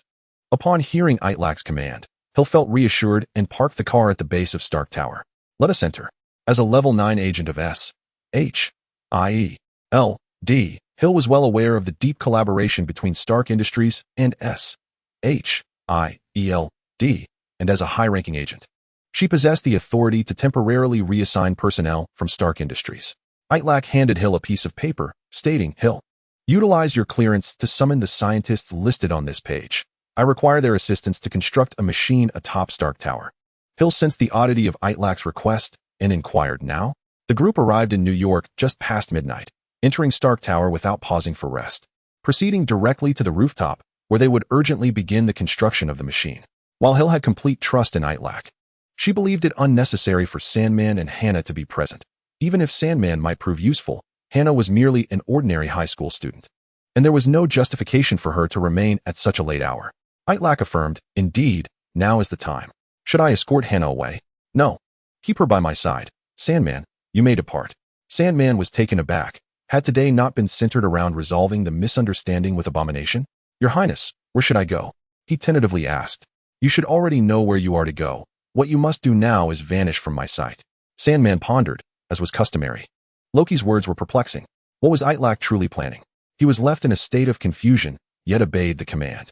Sandman flowed down from the rooftop, disappearing into the night, and upon witnessing his departure, Hannah exhaled in relief, slightly easing her tension. Itrek addressed Hill, "You must trust me. By the end of tonight, you will understand the transformation I have undergone."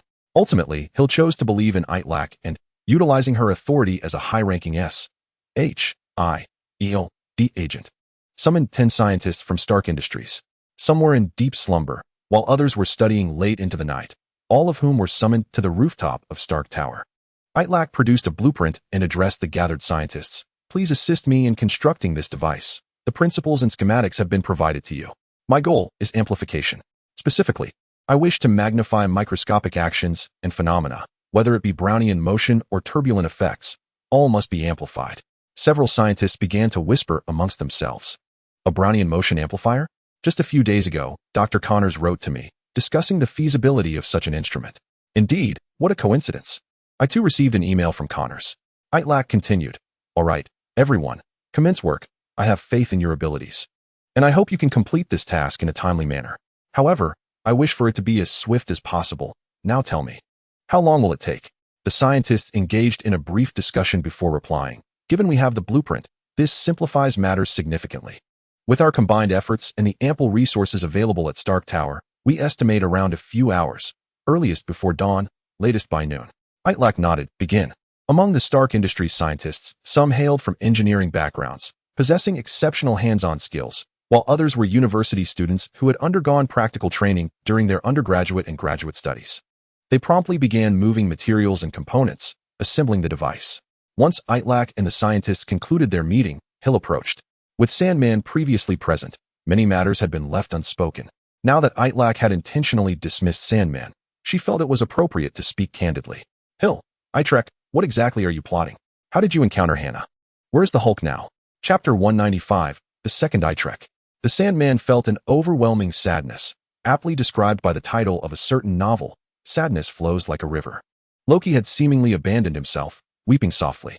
The Sandman was perplexed by Loki's drastic change in temperament and his sudden return with Hannah.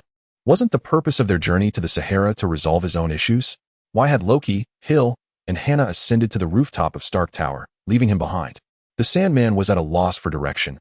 Loki had told him to go wherever he wished, as long as he stayed out of sight. Uncertain of Loki's intentions and wary of seeking out Spider-Man again, the Sandman aimlessly wandered through the city.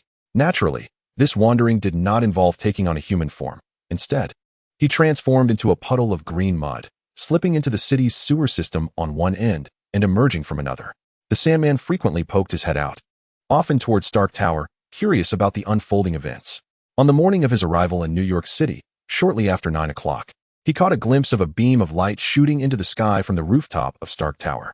He felt a sense of relief, clearly. Loki was not one to prioritize romantic pursuits over friendships.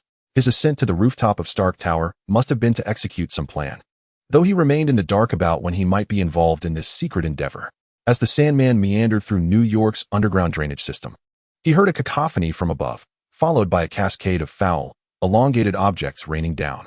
The rushing water swept him away, and he attempted to resist, but a plunger from above forced him along. He was carried along with the debris, navigating countless twists and turns underground, until the pipes widened, gathering the city's filth.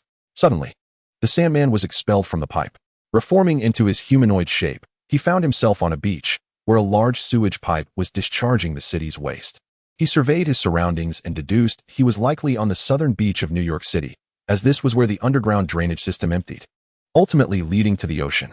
Rising from the damp sand, he contemplated returning to the city when he suddenly noticed tumultuous waves in the distance, as if something was hurtling towards him. The Sandman quickly retreated, not wishing to be swept into the sea. The approaching object drew nearer, stirring up massive waves that spread like colossal wings. The Sandman could hardly fathom the size of the vessel capable of creating such turbulence. Soon, he discerned that this so-called vessel was composed of two parts, the Hulk below and Itrek above.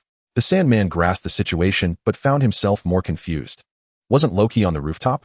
How had he ended up in the ocean?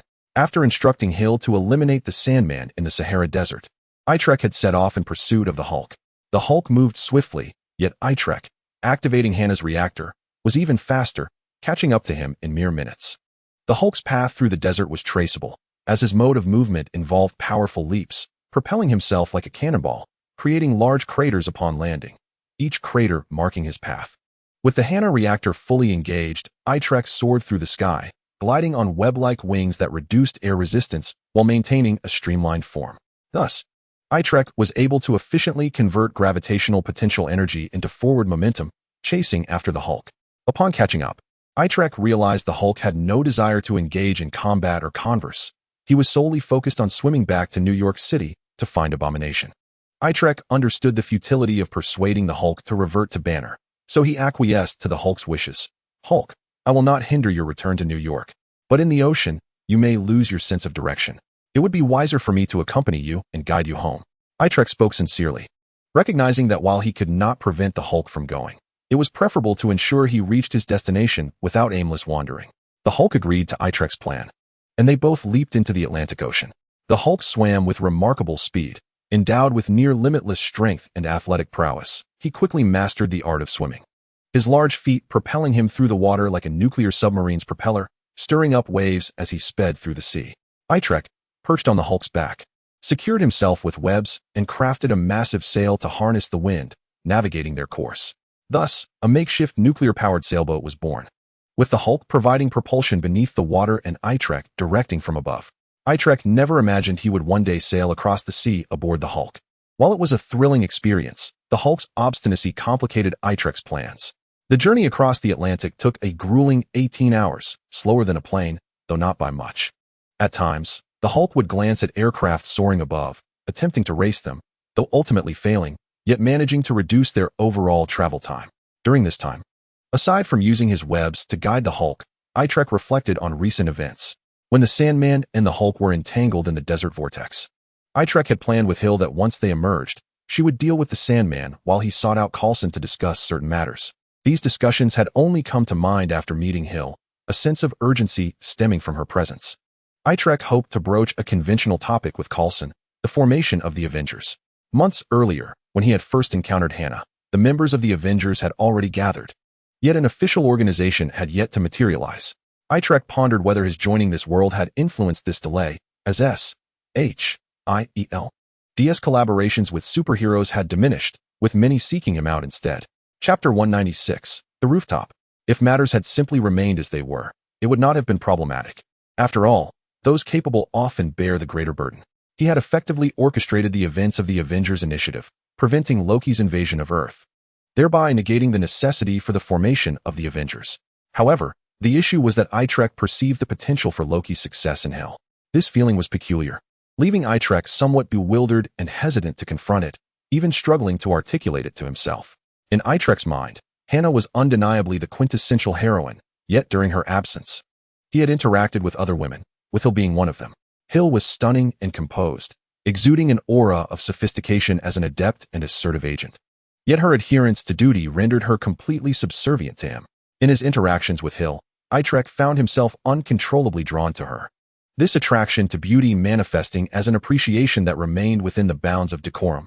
Outwardly, he exhibited no inappropriate behavior. However, what perplexed Itrek was that whenever Agent S.H.I.E.L.D. evoked a sense of affection within him, his mind would invariably conjure images of Loki, particularly the scene of Loki leading the Chitauri in their invasion of Earth. This fondness felt akin to a fissure, tearing through the fog and granting Itrek a clearer view of the world around him. He found himself bewildered by this phenomenon. Did his increasing affection for S.H.I.E.L.D. somehow allow him to foresee the future? Or was it merely an elaborate deception orchestrated by some external force, compelling him to envision a false reality?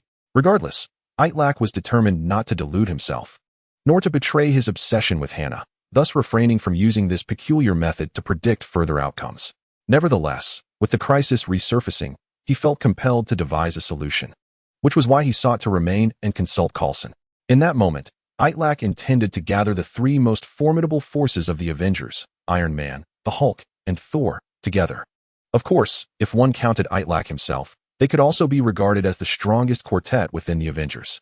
Keeping these powerful individuals close would enable them to engage in team-building exercises with Coulson and strategize their next steps. However, plans are often thwarted by unexpected developments. Once the Hulk emerged, he promptly took off, and Itrek found himself without the time to summon Thor from Asgard, leaving only Tony and Coulson, two middle-aged men. In the desert, Itrek piloted the Hulk, navigating via satellite navigation, and arrived at a beach in the southern part of New York where it met the ocean. From a distance, he spotted a green lump standing on the shore, but the surrounding splashes obscured his view. As he leaped ashore, he realized it was none other than Sandman. Itrek was puzzled. Wasn't he this creature supposed to have been cast into the sea by Hill? His survival indicated a failure on Hill's part. Itrek activated the butterfly effect, hoping to glean clues about Hill's whereabouts from Sandman, but to no avail. He could not ascertain Hill's location. Noticing that Sandman regarded him with an expression devoid of hostility, but rather filled with anticipation, Itrek mused that the worst-case scenario was that Sandman believed Hill's time under his control had expired, prompting him to seek her demise. This implied that even if Sandman were to kill Hill, he did not perceive it as a conspiracy between himself and Hill. As expected, Sandman slithered over and inquired, "Your Highness, what brings you here?" Itrek responded, "Where is Hill? Wasn't she supposed to be with you?" Sandman looked confused and replied, "Shouldn't Hill be with you? Why are you asking me?" Itrek deduced that Sandman's words contained significant implications. Firstly, it was clear that Sandman had not harmed Hill, and secondly, what did he mean by suggesting that Hill was with him? Did he imply that Hill had sent Sandman to find him? Sandman, equally perplexed by Itrek's statement, seemed to suggest that after parting in the desert, Loki had not encountered Hill. No, Sandman clarified. Hill should be on the rooftop of Stark Tower with you. Then you sent me flying down, claiming you were constructing some device. What device atop Stark Tower? Itrek recalled that in the Avengers, Loki had been accompanied by scientists on the rooftop of Stark Tower, crafting a device capable of amplifying the Space Stone, which utilized this apparatus to open a portal and summon the Chitauri army into New York. What device? It was something like an amplifier, wasn't it? Indeed. Sandman appeared somewhat bewildered, as Itrek exclaimed, "You've been duped. That person is not me. It is the real Itrek, and he is deceiving you." Sandman's eyes widened as he reflected on the many inconsistencies, realizing, it truly is the case. That lad must be Itrek, otherwise, he wouldn't have brought Hannah with him. I thought it was you testing me. Hannah? Are you saying she is also on the rooftop of Stark Tower? Sandman nodded, about to respond when the Hulk delivered a powerful punch, reducing Sandman to a puddle of mud. "You big lump of sand. Quickly tell me, where is Abomination? Speak." Upon hearing that Hannah was on the rooftop of Stark Tower, Itrek knew he could no longer afford to hesitate. He calculated that temporarily entrusting the Hulk to Sandman would likely pose no significant risk and might even teach Sandman a lesson. "Hulk, we must have arrived in New York. This big lump of sand knows where Abomination is. Once he returns to human form, you can interrogate him about Abomination's location and have him lead you there." With that, Itrek launched himself towards the direction of Stark Tower. He sensed that the other individual impersonating him was likely Loki. But why was he with Hannah? Hannah represented a blind spot in his butterfly effect calculations, which explained why he could not discern her actions. Itrek swung through the towering skyscrapers of the city on strands of web, the beams of light atop Stark Tower flickering ominously. His instincts telling him that this could very well be the portal intended to usher the Chitauri into Earth, mirroring the scenes depicted in the film. Upon reaching Stark Tower, the colossal beam of light reached its zenith, prompting Itrek to shoot a web and propel himself upward like a slingshot, tracing an arc through the air before landing on the rooftop. There, he encountered a massive machine firing lasers into the sky, at the center of which glimmered a blue cube, the Tesseract. Just then, he heard Hannah's voice cry out in alarm, "Itrek! Itrek, is that you?" Hannah asked, her gaze shifting between him and another version of Itrek, while Hill appeared equally bewildered by the emergence of yet another Itrek. Recognizing the doppelganger, Itrek, even before evolving into his ultimate form, could easily pierce through Loki's illusions, and now it was a mere formality. "He is Loki." As he spoke, the full power of Hannah's reactor ignited, accelerating with remarkable speed, leaving only an afterimage behind. A tendril shot forth from behind Loki, piercing through his chest. Loki's illusion shattered, instantly transforming from the guise of a high school student back into the Asgardian prince, adorned with a horned crown and a green cloak. Loki's form dissipated into the void, reappearing dozens of meters away on the rooftop, clutching the tesseract. Itrek's previous assault had severely injured him. His green cloak now stained with blue blood, creating a grotesque sight. Just as Itrek prepared to advance again, Loki's figure faded into the void and vanished. The butterfly effect informed Itrek that Loki had sustained heavy injuries and fled, now possessing the tesseract to facilitate instantaneous teleportation, rendering Itrek unable to pursue him. The pressing matter at hand was the situation before him. Surveying the rooftop, Itrek noted that aside from the enormous machine, there were also Hill, Hannah, and 10 scientists and engineers present.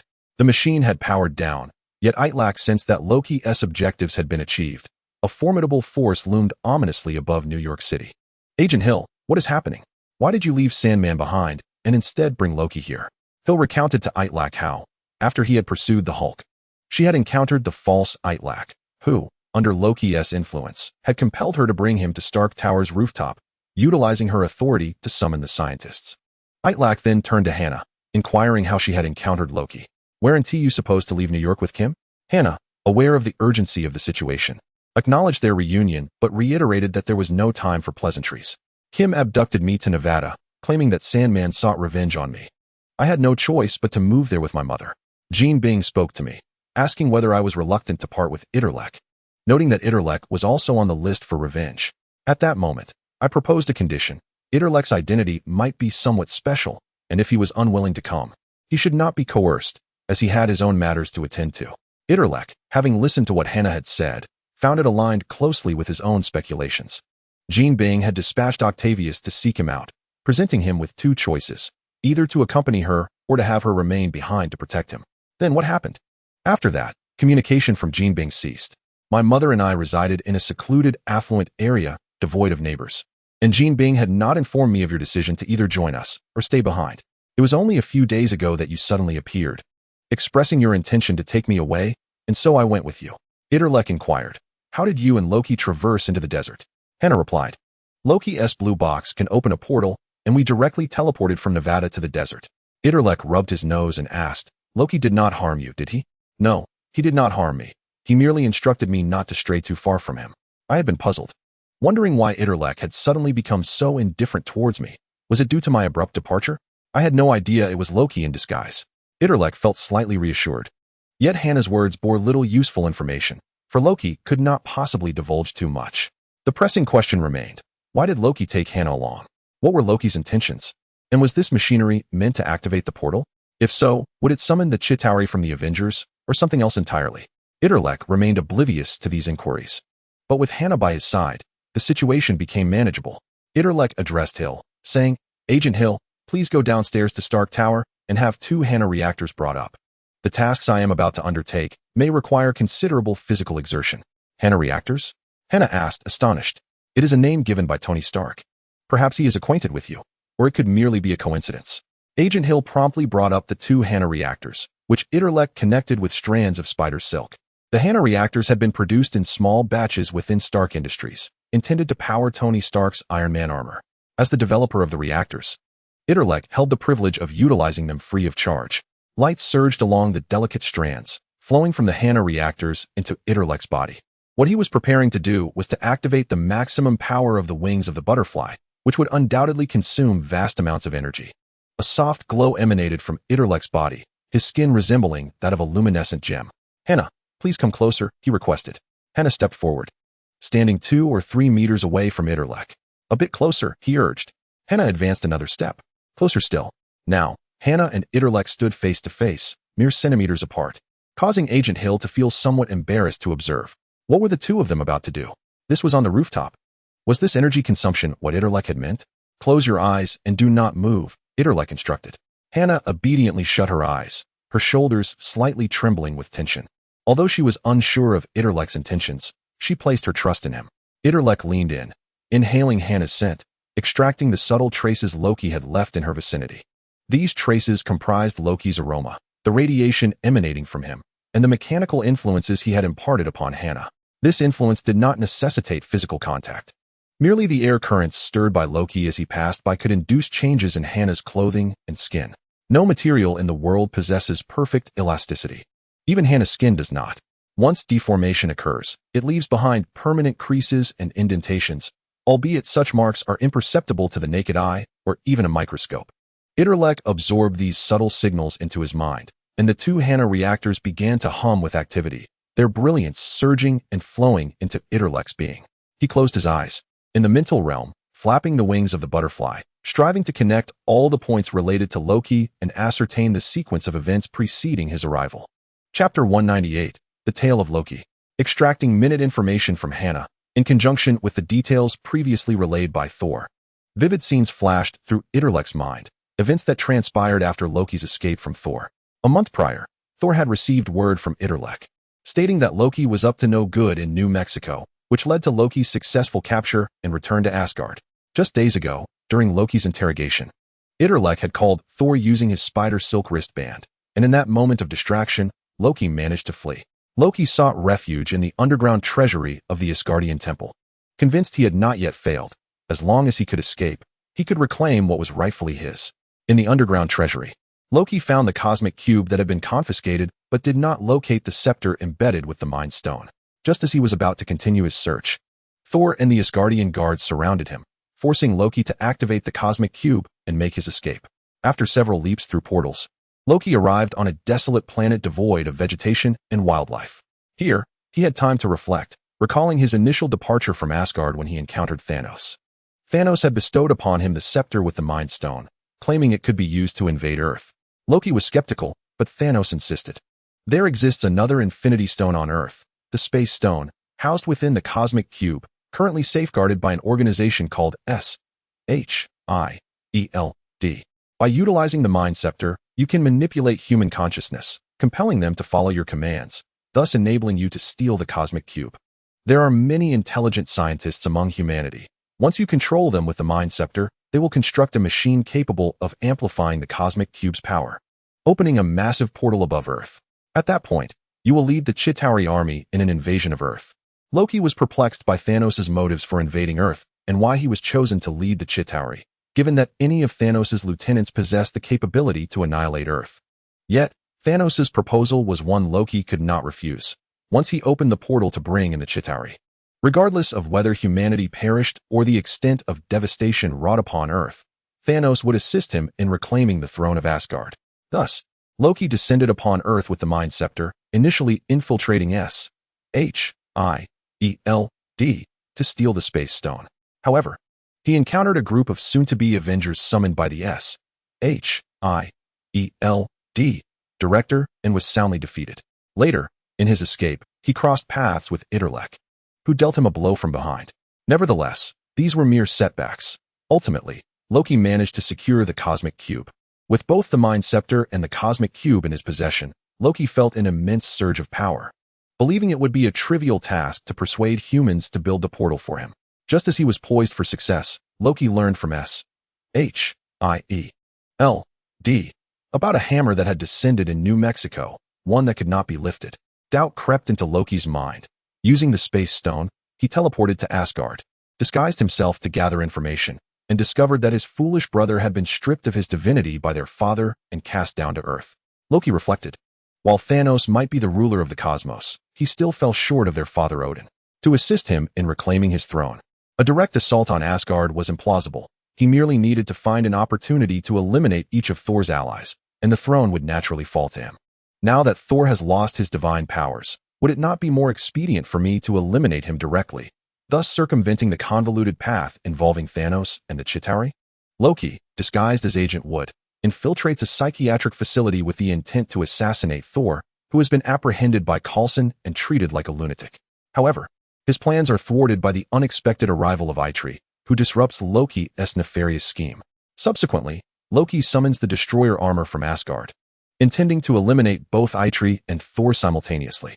Yet, Itrek's possession of Magneto's levitating spider backpack proves to be a countermeasure against the metallic armor, and together with Thor, they manage to overpower Loki. Defeated, Loki does not flee far. After lying low in New Mexico for a while, he resumes his machinations. This time, having learned from his previous missteps, Loki resolves to heed Thanos' advice, utilizing the powers of the Space Stone and the Mind Stone to manipulate scientists into opening a portal. However, Just as Loki's plans to recruit the scientists are in full swing, Thor's hammer strikes him with a thunderous blow, leaving him dazed. Loki is captured and brought back to Asgard, where he is interrogated by Thor. During the interrogation, Loki divulges a wealth of information while also extracting crucial details from Thor. He learns that Itrek discovered his whereabouts in New Mexico and informed Thor, leading to his capture. All of this is due to that scoundrel, Itrek. Loki pounds the ground in frustration, cursing Itrek for dragging him to this desolate place. As he circles the ground in a fit of rage, contemplating his next move, Loki reflects that he should adhere to Thanos' directive to continue causing chaos on Earth, open a portal, and summon the Chitauri army. Yet, the dilemma lies in the fact that while he possesses the Tesseract, the Space Stone, the Mind Scepter, the Mind Stone, has been lost since Thor captured him. Loki realizes he cannot rely on his own abilities to construct a device to amplify the Space Stone, nor can he summon a cadre of scientists to assist him in this endeavor. Though Loki is the god of mischief, he cannot simply deceive anyone at will, especially not a group of exceptionally intelligent scientists. This predicament leaves Loki in a quandary. At that moment, the barren planet begins to tremble, startling Loki. The ground cracks open, oozing thick, viscous liquid that appears to writhe. Just as Loki prepares to escape through a portal, the viscous substance speaks. Loki, when will you open the portal? Are you planning to leave our planet without bringing good news? Loki recalls that Thanos once provided him with coordinates, and it dawns on him that he inadvertently teleported to this location, which is the Chitauri homeworld. The original plan was to open a portal after preparing adequately, but in his haste, he stumbled upon this place. However, given the appearance of these Chitauri, or rather this puddle of them, they seem to lack any combat prowess. Can these gelatinous beings truly conquer Earth? Chapter 199, Under Thanos' Gaze. The Chitauri are a haughty, spineless species, their forms varying from jellyfish-like to octopus-like, and even resembling spiraled ice cream. Loki remarks, given your appearance, even if a portal were opened, you would struggle against humanity.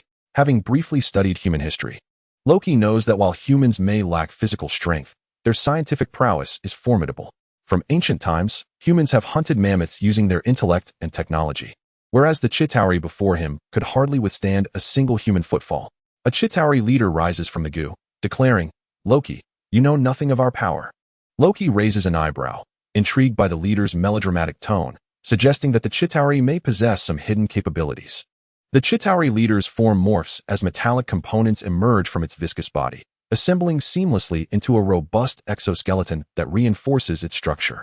It turns out that while Chitauri bodies may be frail, they possess advanced technology that allows them to internally store armored suits and equip themselves when necessary.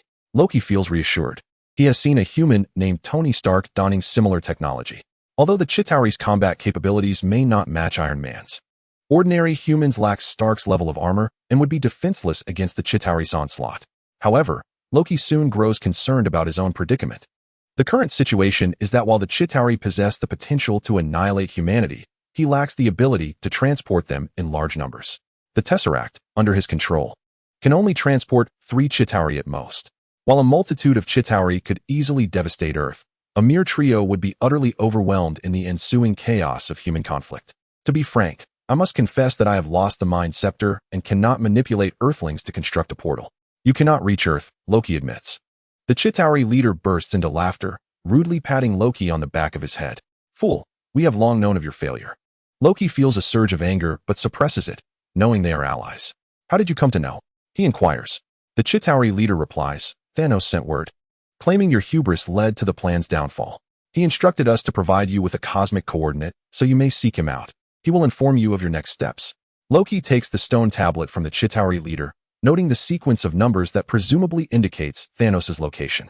With determination, Loki resolves to seek him out for the sake of Asgard's throne.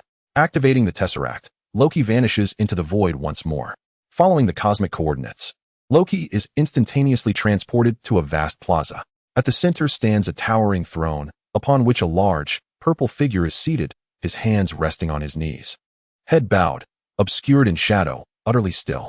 Loki recognizes this as Thanos and is about to approach when the Black Order, guardians of Thanos, intervene.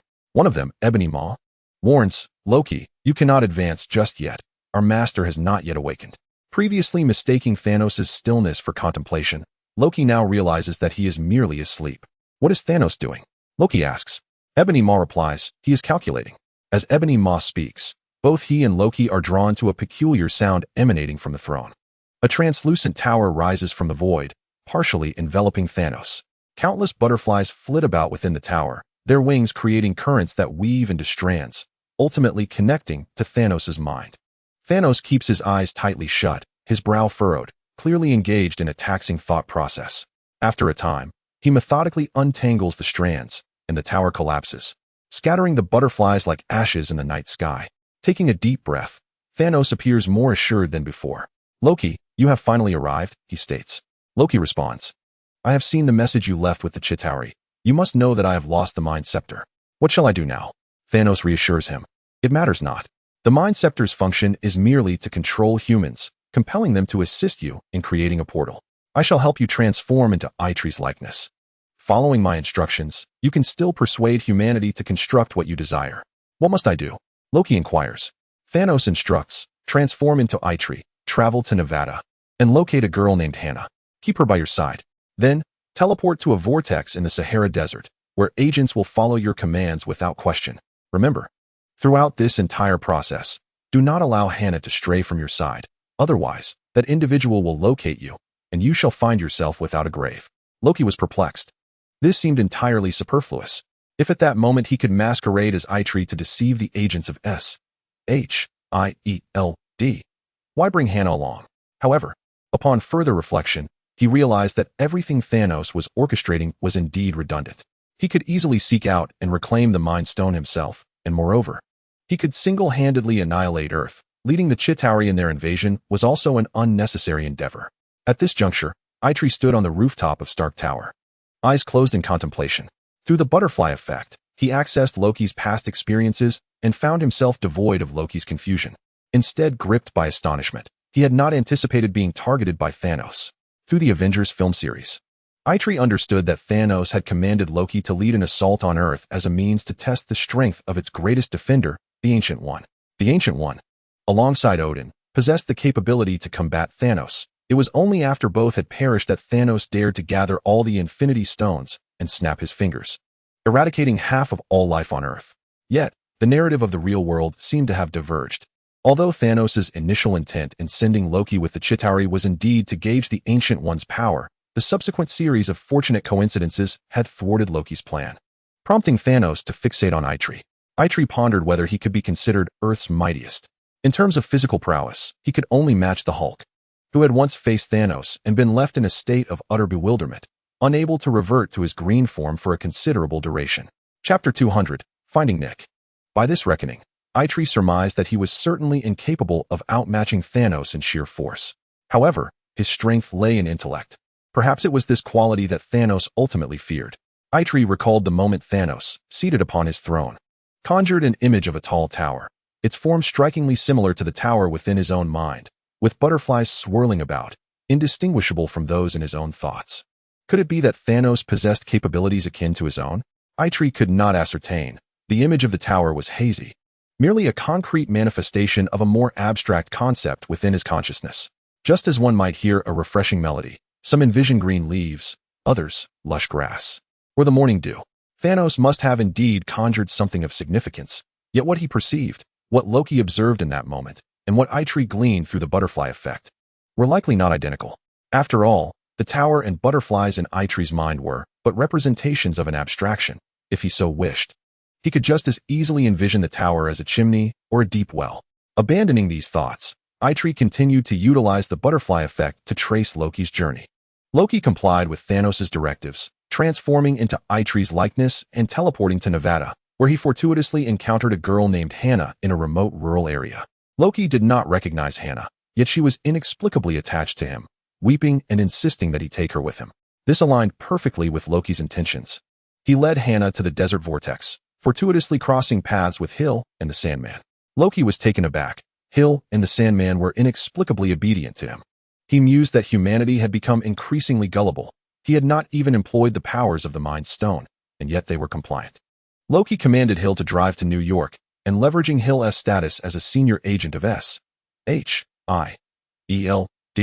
he assembled a cadre of scientists who constructed a device to amplify the space stone within 10 hours, successfully opening a portal in the sky. Thus, the timeline reached its present moment. Itrek nodded to himself. Many of the questions that had previously troubled him were now elucidated. Thanos' reason for insisting that Loki keep Hannah close was to probe his abilities and vulnerabilities.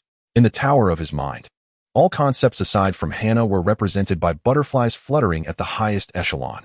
Hannah alone was a rose that pierced through 3 layers of the tower, her roots firmly embedded in the earth.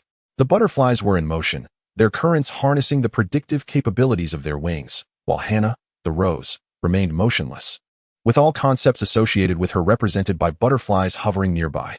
The closer these butterflies were to the rose, the slower their movement. Those closely linked to Hannah became butterflies resting momentarily upon the rose, as still and unpredictable as she was. Clearly, Loki's decision to keep Hannah beside him was to obscure his own abilities, rendering him incapable of predicting his actions. As for why his fondness for S.H.I.E.L.D evoked thoughts of Loki, that too was explicable.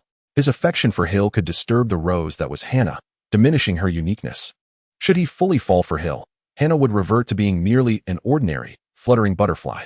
Such a disturbance would lift Hannah's veil, exposing matters that lay hidden in the blind spots of the butterfly wings, allowing him to faintly perceive what transpired within. Having unraveled these thoughts, Itrek lifted his gaze. The light from the 2 Hannah reactors began to dim, ceasing to provide Itrek with energy. Itrek inquired, "How long have I been contemplating this?"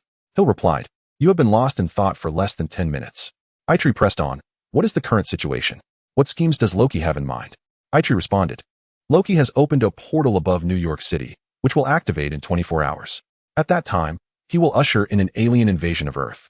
The surrounding scientists were left in shock, utterly unprepared for the realization that they had unwittingly become accomplices in an alien invasion. S.H.I.E.L.D, frantic, asked, "Is there any way to close the portal within this time frame?" Itrek shook his head. "The portal is powered by the energy of the Tesseract. To close it, we must find Loki, reclaim the Tesseract, and utilize its energy to shut it down." S.H.I.E.L.D was as anxious as an ant on a hot stove. On one hand, Earth faced destruction, while on the other, she bore a share of the responsibility for this calamity. In contrast, Itrek and Hannah remained unperturbed. "Itrek, Hannah, why are you not anxious?" Hannah was calm because Itrek was untroubled. She felt reassured, believing that even if the sky were to fall, all would be well. Itrek remained composed because he had witnessed the first Avengers film. An alien invasion of Earth was a cliched trope, ultimately thwarted by the superheroes. A sequence of events he remembered vividly. When the Chitauri invaded New York under Loki's command, Iron Man handled the aerial assault. Thor dealt with area of effect damage. Captain America, Black Widow, and Hawkeye took care of ground-level skirmishes and posed for the cameras, while the Hulk was tasked with smashing Loki. The rescue of New York unfolded with an air of calm. The only significant threat was the nuclear bomb. When the government saw the Chitauri spiraling out of control, they launched a nuclear strike on New York City. At that moment, Tony Stark, the Iron Man, made a dazzling entrance, carrying the bomb and hurling it into the portal, where it detonated back in the Chitauri's home world. In his assessment of the Avengers film series, Itrek believed that the 3rd and 4th installments were executed exceptionally well, with intricate foreshadowing and seamless logic, complemented by stunning special effects. In contrast, the first 2 films felt somewhat perfunctory and formulaic. S.H.I.E.L.D implored Itrek, "What are we to do now?" Itrek pondered. With Loki now departed, he must be seeking the Chitauri. This indicates that within 24 hours, Loki will undoubtedly lead the Chitauri to invade. Thus, the immediate course of action is to locate director Nick Fury of S.H.I.E.L.D. In the film, the primary force against Loki and the Chitauri comprises the 6 members of the Avengers, and it is reasonable to assume that reality mirrors this. Let us proceed to the Trident base. Are you referring to the S.H.I.E.L.D. base? Indeed, Itrek replied. You must have faith in your director. He is undoubtedly preparing a strategy to counter the extraterrestrial threat. And what about me?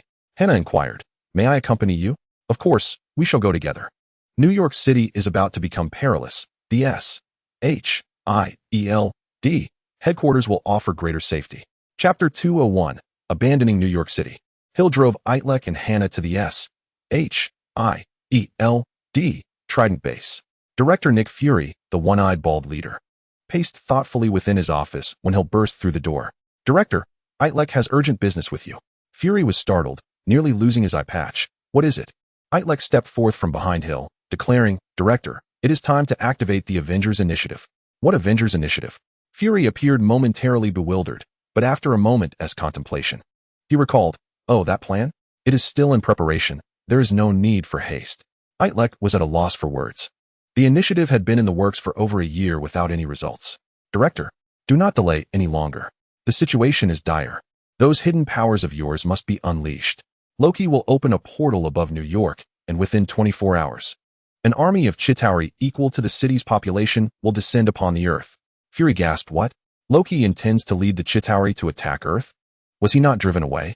Hill interjected, Director, what Itrek states is indeed factual. We cannot afford to waste any more time. Activate your ace in the hole. Fury shrugged. To speak candidly, I truly possess no such ace. A year ago, I did indeed rally Tony Stark, Steve Rogers, Black Widow, Banner, and Hawkeye under the pretense of saving the world, aiming to form an Avengers team to combat extraterrestrial threats. However, as you are aware, Itrek, during our discussions, Loki infiltrated S.H.I.E.L.D. and was subsequently defeated, only to escape into the city S.H.I.E.L.D, where his deceit was unraveled by you. At that time, we assessed Loki to be weaker than Earth's mightiest mutants, posing no genuine threat. Consequently, the members of the Avengers expressed their desire to withdraw from the organization, deeming its establishment unnecessary. As an alien who could be outmaneuvered by a high school student did not warrant the world's strongest uniting against it. Thus, the Avengers initiative was shelved, and everyone returned to their respective pursuits. Fury's account resonated with Itrek's thoughts. Each time he thwarted Loki's schemes, he prevented significant destruction, leading Earth's superheroes to underestimate the necessity of forming the Avengers. Yet now, as the moment of reckoning approached, their presence was essential, even without prior preparation. One must make do with what they have. Director Nick, where are those superheroes now? Is it still feasible to summon them? Fury replied, Iron Man, Tony Stark, is in the Sahara Desert of Africa with Coulson. I cannot ascertain how long it will take for him to return. Captain America, Steve Rogers, is on a mission in Eastern Europe. Black Widow is in South America dealing with mercenaries, and Hawkeye is in Japan confronting the local underworld. To gather them and organize a fighting force will require at least 3 days. Silence enveloped the group, and Fury continued, Itrek, if your claims are indeed valid, we can utilize the resources at S.H.I.E.L.D. headquarters for a swift relocation. This means we can designate New York as a buffer zone, allowing the Chitauri to wreak havoc while we take this time to assemble the Avengers. Furthermore, the events transpiring in New York will undoubtedly ignite the fighting spirit of those Avengers, compelling them to unite. This tactic was reminiscent of Fury's strategy in the Avengers, where he used Coulson's demise at Loki's hands to galvanize the Avengers. Now, rather than using Coulson, he would employ the citizens of New York as sacrifices to inspire the Avengers. Yet, Itrek momentarily found himself at a loss for alternatives. If the annihilation of New York was an unavoidable reality, then neither S.H.I.E.L.D. nor he should feel guilt over the advantages they could seize. Hill, prepare for the relocation immediately. We shall head westward. Itrek, you will be among the first to depart. It is crucial for you to regroup and fulfill your role. Suddenly, Itrek recalled, Aunt May. I cannot leave just yet. If I must depart, I must take Aunt May with me. Fury replied, if you wish to bring others along, that is permissible, but S.H.I.E.L.D. is about to relocate, and we lack the manpower for additional personnel. This endeavor falls to you, and time is of the essence. I hope you can expedite your efforts. Hill remained at S.H.I.E.L.D. headquarters while Itrek and Hannah exited the Trident building to seek Aunt May. Hannah had heard every word exchanged between Fury and Itrek, and she spoke. Itrek, are we truly abandoning all of New York City? Itrek responded, with my abilities alone, I cannot prevent the invasion of extraterrestrials. Our only option now is to retreat. Hannah fell silent, trailing behind Itrek. The pedestrians on the streets appeared oblivious to the impending crisis. Some hurried along, while others gazed toward Stark Tower, where a faint column of light lingered in the air. Itrek refrained from utilizing his powers. Flying openly in broad daylight would incite chaos. The two hailed a cab to their apartment building. Just as they were about to ascend, Itrek was struck by a realization. Aunt May remained unaware of his identity as a superpowered individual. How could he possibly explain this to her? A cascade of concerns flooded his mind. If his identity as a superpowered being were to become public, his school life would be irrevocably altered. He wondered if he could still maintain friendships with Ned and Gwen. Then he reflected, in just a few hours, New York City would face destruction, and the high school would cease to exist. Whether or not his identity was revealed, the past could not be reclaimed. With this thought, Itrek halted his ascent, prompting Hannah to inquire, what is it? I was just considering, Hannah, If I take Aunt May and you with me, what becomes of Ned and Gwen? What about Mr. Harrington? Even if I manage to rescue them, what of Gwen's parents? What of Ned's father and grandmother? Everyone has loved ones who are significant to them, and those loved ones have their own connections. If I flee, I will be unable to protect those I wish to safeguard. Hannah sighed, recognizing the weight of his concerns. Chapter 202, A Clever Ruse. Following Hannah's sigh, she murmured softly, "Little Itrek, you have changed." Though her voice was barely a whisper, to Itrek it resounded like thunder. He indeed had transformed. A year prior, he would have recklessly intervened to save someone he barely knew, even at the weakest stage of his powers, expending tremendous energy just to utilize the most rudimentary butterfly effect at the risk of losing consciousness. And now, faced with the demise of all citizens, one can remain utterly indifferent, even calculating how long it would take for the Chitauri to eliminate these lives and how much time it could afford the S.H.I.E.L.D and the Avengers to mount their counteroffensive. When did one undergo such a transformation? Was it with each evolution, each ascent to a higher pinnacle of intellect? With every increment in cognitive prowess, one's rationality soared, while, conversely, empathy diminished, rendering one increasingly callous. In the mind of Itrek, a celestial battle raged. Two forces entwined in conflict. One sought to elevate the tower of intellect skyward into the dark abyss above, while the other endeavored to anchor it firmly to the ground. Itrek, unwilling to succumb to weightlessness, unwilling to lose himself, felt a surge of hope as the rose within the tower sprang into action, its stem penetrating the edifice. Roots firmly embedding themselves in the earth below, branches and vines securing the tower steadfastly. Itrek sensed the turbulent waves of his mental realm stabilize, yet remained oblivious to the source of this oscillation. Upon opening his eyes, he beheld Hannah, grasping one of his hands. "Itrek, what is the matter?" she inquired. Itrek seized Hannah's hand and sprinted downstairs, to which Hannah asked, "Aren't we going to inform Aunt May?" Itrek replied resolutely, "There is no need, for I intend to save the entire city." In mere moments, Itrek wove a Spider-Man suit for himself and fashioned a female Spider-Man headpiece for Hannah, saying, "Hannah, climb onto my back." "All right." Itrek hoisted Hannah onto his back and launched himself into the air, slinging webbing that glided above the streets, eliciting gasps of astonishment from passers-by. "Look, it's Spider-Man." "Hey, Itrek, where are we headed?" Hannah inquired, nestled against his back. "To Stark Tower. I have matters to attend to." With Hannah in tow, Itrek soared to the rooftop of Stark Tower, where the device constructed by Loki's scientists to amplify the cosmic cube's energy lay dormant. Loki had already absconded with the cosmic cube. The machine no longer operated, rendering its destruction futile, as the portal was already in the process of opening. "Hannah, wait for me here." Itrek set Hannah down on the rooftop and climbed down its edge, crashing through a window to infiltrate Stark Tower's interior. Itrek was well aware of the location of Hannah's reactor within Stark Tower. To expedite matters, he resolved to employ the most forceful approach. Hannah heard a cacophony of shattering glass from below, and within 5 minutes, Itrek returned to the rooftop, carrying 5 of Hannah's reactors. "Are you going to use them to save New York?"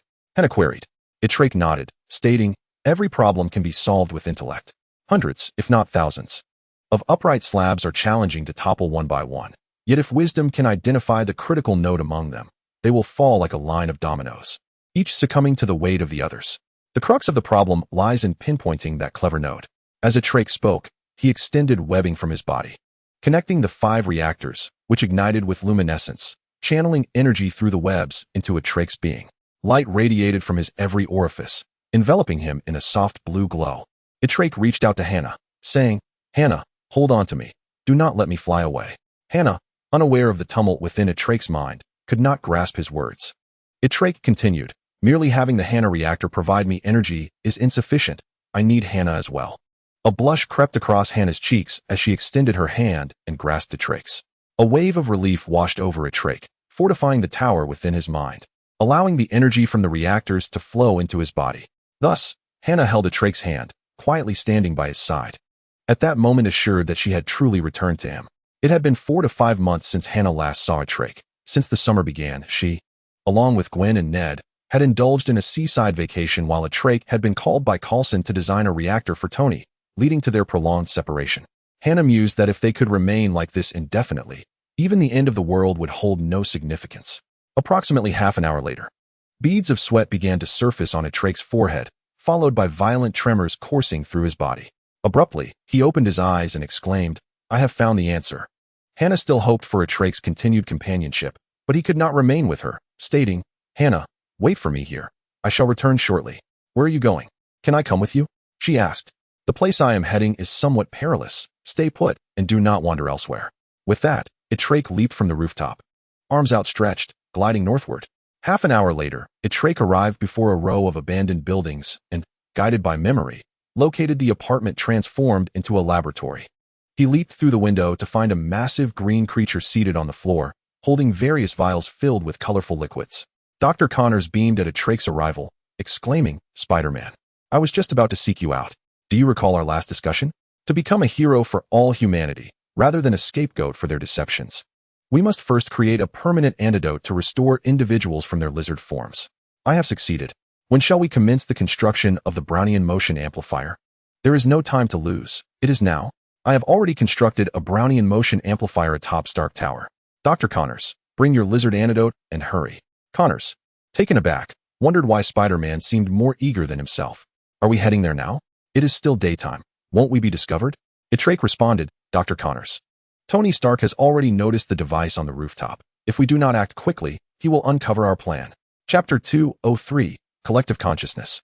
Connors recognized the urgency and hastily rummaged through the lab to retrieve a large barrel of lizard antidote, enough to transform the entire population of New York into lizard people. "Without delay, let us go," Dr. Connors declared, hefting the barrel and leaping from the window, with Itrek following closely behind as they raced towards Stark Tower. Passers-by gasped in astonishment, having never encountered such a colossal lizard. Minutes later, Connors and Itrek scaled the rooftop of Stark Tower. Itrek had previously instructed Hannah to distance herself from the apparatus, seeking refuge in a corner. Spotting the enormous green lizard that spoke, Hannah gasped, covering her mouth in disbelief. "Dr. Connors, this device can amplify the effects of Brownian motion, and we have several reactors at our disposal for power. We must act swiftly." Connors filled the amplifier with the lizard antidote, while Spider-Man shot webs to connect the apparatus to Hannah's reactor, allowing waves of energy to surge into it. Guided by Itrek, the device flickered back to life, this time amplifying the effects of particle diffusion instead of the power of the space stone. The lizard antidote erupted like an explosion, instantly dispersing from the rooftop and enveloping the entirety of New York City. Both Itrek and Connors, having undergone genetic grafting, remained unaffected by the antidote, with the first to be impacted being Hannah, still hidden in the corner of the rooftop. Hannah inhaled the scent of fresh grass, and then her body began to swell. The first to snap was the metallic hook of her lingerie, followed by her garments that were completely torn apart, expanding in volume instantaneously by several times, transforming into an immense and formidable lizard. Such a transformation manifested throughout New York, as countless cars were lifted by the colossal lizards, while pedestrians fled in terror, horrified by their own transformations and those of others. Within mere minutes, New York City metamorphosed into a city of lizards. After activating the portal, Loki utilized the powers of the Space Stone to teleport back to the Chitauri's planet. At that moment, the Chitauri were eagerly anticipating battle, each shedding their sticky, gel-like forms to reveal the metallic exoskeletons hidden within, morphing into formidable steel mechs. Loki appeared on the planet and summoned a Chitauri compatriot, instructing him to inform their leader that the portal would open in a matter of hours, urging them to prepare for an assault. The Chitauri leader confronted Loki, questioning, "Why have you only just arrived? How prepared are we?" Loki was dissatisfied with the Chitauri's attitude. After all, Thanos had stated that he would lead the Chitauri in the invasion of Earth. Why had he been relegated to a mere errand boy? Clearly, it was necessary to assert his significance. Loki declared, "In this operation, whether you advance or retreat, you must heed my command. For only I can perceive the opening and closing of the portal. When I order you to attack, you shall attack. When I command retreat, you shall withdraw. Should you fail to return in time, and the portal closes, you will be stranded on a devastated Earth, left to fend for yourselves." The Chitauri leader acknowledged Loki's reasoning, responding, "Very well, I permit you to join our ranks, thus enabling us to communicate with one another." The Chitauri's life forms were unique. Each could split into multiple Chitauri, and conversely, many could amalgamate into a single entity. This collective existence endowed the Chitauri with a shared consciousness, allowing them to perceive and upload their thoughts to a communal mind, akin to a vast group chat encompassing all. Loki felt a twinge of discomfort. He was to lead them, yet it now felt as if he was the beneficiary of the Chitauri's favor. The Chitauri leader grasped one of Loki's hands, and before Loki could comprehend the situation, A sharp blade sliced across his skin, blood dripping into the Chitauri leader's being. Now, you have earned the honor of becoming one of us. Any inquiries regarding the portal's status may be communicated within our collective consciousness, and all Chitauri will receive your messages. Loki closed his eyes, striving to attune himself, only to be inundated by a cacophony of sounds, arguments, flirtations, and incessant chatter. The Chitauri leader did not instruct Loki on how to navigate this collective consciousness, leaving him to figure it out. Eventually, Loki discovered how to initiate and terminate the group chat and found his method of communication within it. The Chitauri leader prompted, Loki, convey to us the combat capabilities of the humans, so we may prepare accordingly. Loki painted a mental image of humanity, detailing their general stature below 2 meters, devoid of fangs, claws, or armored exoskeletons, resembling defenseless, feeble worms. The Chitauri erupted into laughter. Who would have thought that Thanos intended for us to combat such a swarm of insects? Given our prowess, one Chitauri could easily dispatch 20 humans. Our numbers are roughly equivalent to those of New York City, not exceeding 10 million. At this rate, the entire city will be purged within a day. Loki could hardly tolerate the Chitauri leader's arrogance. Inexplicably, he even felt a desire for their failure. Though he refrained from expressing this sentiment within the collective consciousness, merely stating, beyond ordinary humans, there exist superheroes among them. He then shared the general profiles of Iron Man, Captain America, and others. These superheroes were not present in New York City at the moment, yet their capabilities were not to be underestimated. The Chitauri leader laughed boastfully once more. Loki, do you not comprehend? We Chitauri can amalgamate. No matter how formidable Iron Man may be, he cannot withstand the combined might of 100, 1,000, or 10,000 Chitauri, especially since we number in the millions. Chapter 204, The Chitauri Clash with the Lizard Men. Loki, suppressing his irritation, awaited alongside the Chitauri for over 10 hours until the space stone began to stir. The portal is opening. Charge, he commanded. The Chitauri leader dismissed Loki's orders with disdain, and the others paid him no heed, remaining poised for their leader's directive. The Chitauri leader shouted, advance. The Chitauri emerged from their forms, donning their armor and taking humanoid shape, soaring towards the void in the sky. Meanwhile, above New York City, a wormhole the size of a plaza materialized, and beams of light rained down like a torrential downpour, striking the ground. The Chitauri leader raised his laser gun, exclaiming, it is time for slaughter. Let us kill with abandon, leaving no survivors. However, before he could finish, a massive lizard struck him with its tail, sending him crashing into a wall, embedding him within the crevice. The great lizard roared, its unrefined throat and mouth articulating. Is it you who has turned us into this? The Chitauri leader extricated himself from the rubble, recalling Loki's warning that most humans were small and frail. This great lizard could not be a mere human, but perhaps a mutant. Such aberrations were rare, and with concentrated force, they could surely be vanquished. The Chitauri leader called out for assistance, only to find that others were similarly besieged, each encircled by 5 or 6 lizard men, unable to break free. Resigned, the Chitauri leader pondered the sudden appearance of so many great lizards, yet knew they had no choice but to confront the challenge. The Chitauri's essence, akin to glue, allowed them to meld their metallic meshs, adapting their forms to counter their adversaries. Recognizing the lizard men's overwhelming strength, the leader resolved to employ a more agile strategy.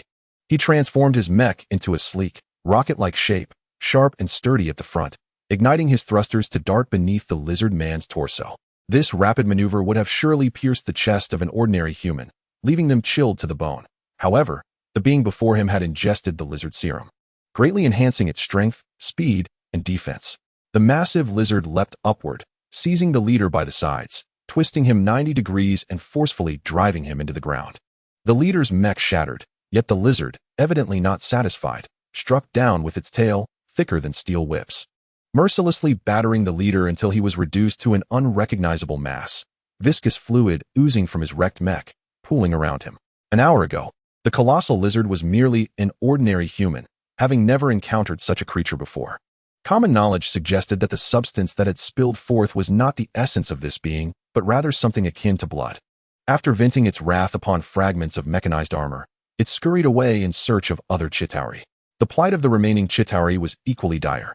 New York City boasted a population exceeding 8 million, and the Chitauri numbered nearly the same. Initially, they believed that the combat prowess of humanity was less than 1/20th of their own.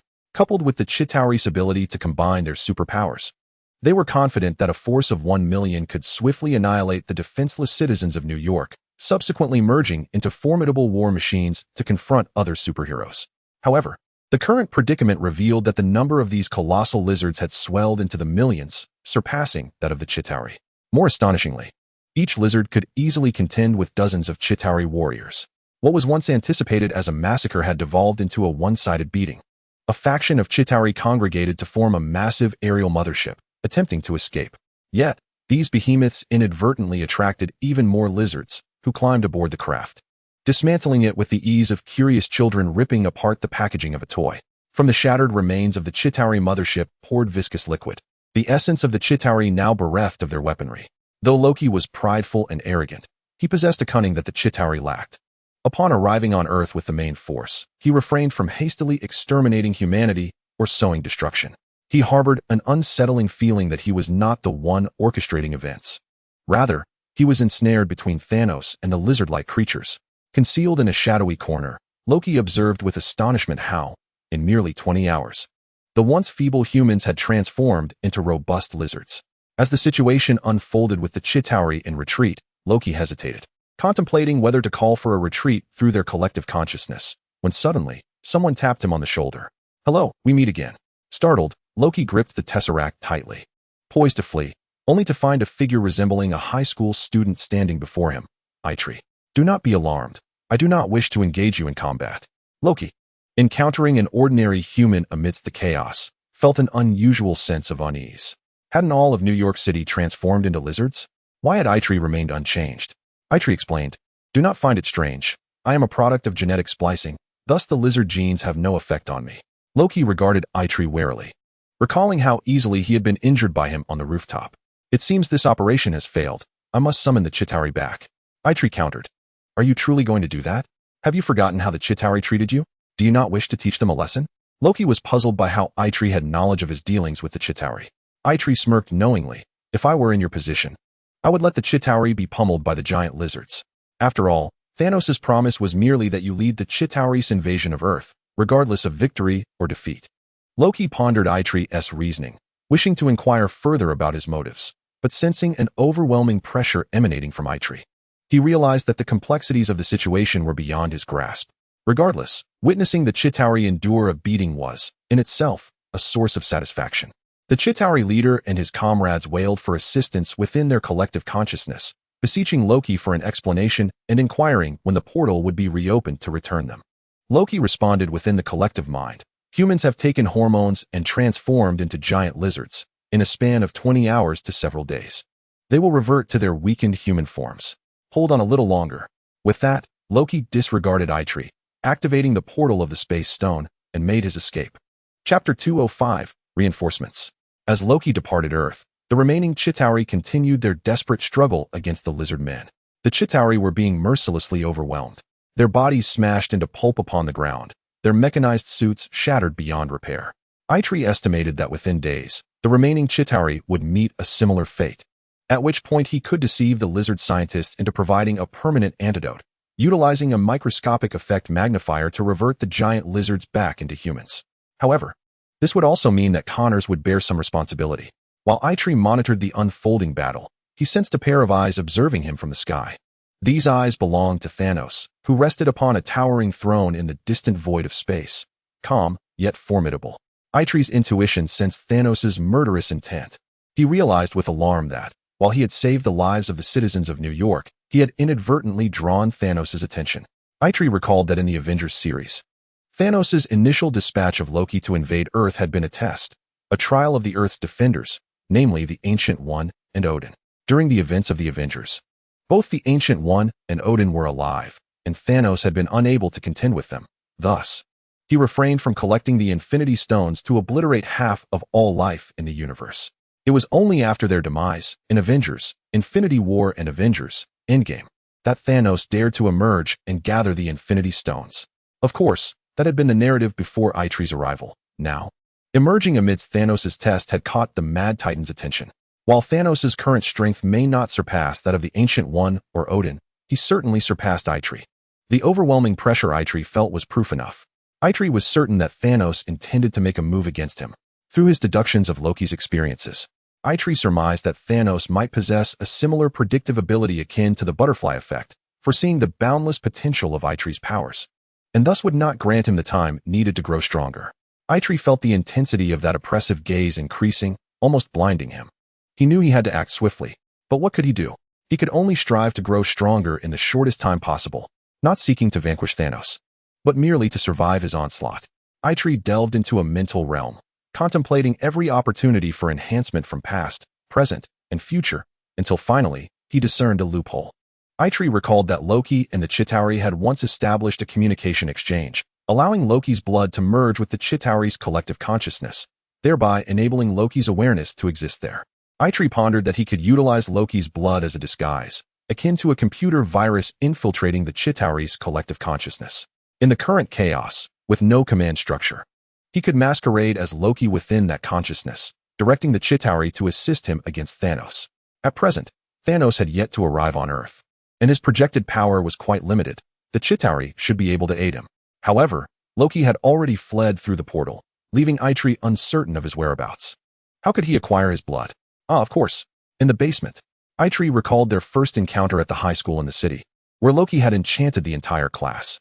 Itrek had seen through Loki's illusion and had stabbed him with a silver dagger, which had been stained with Loki's blood.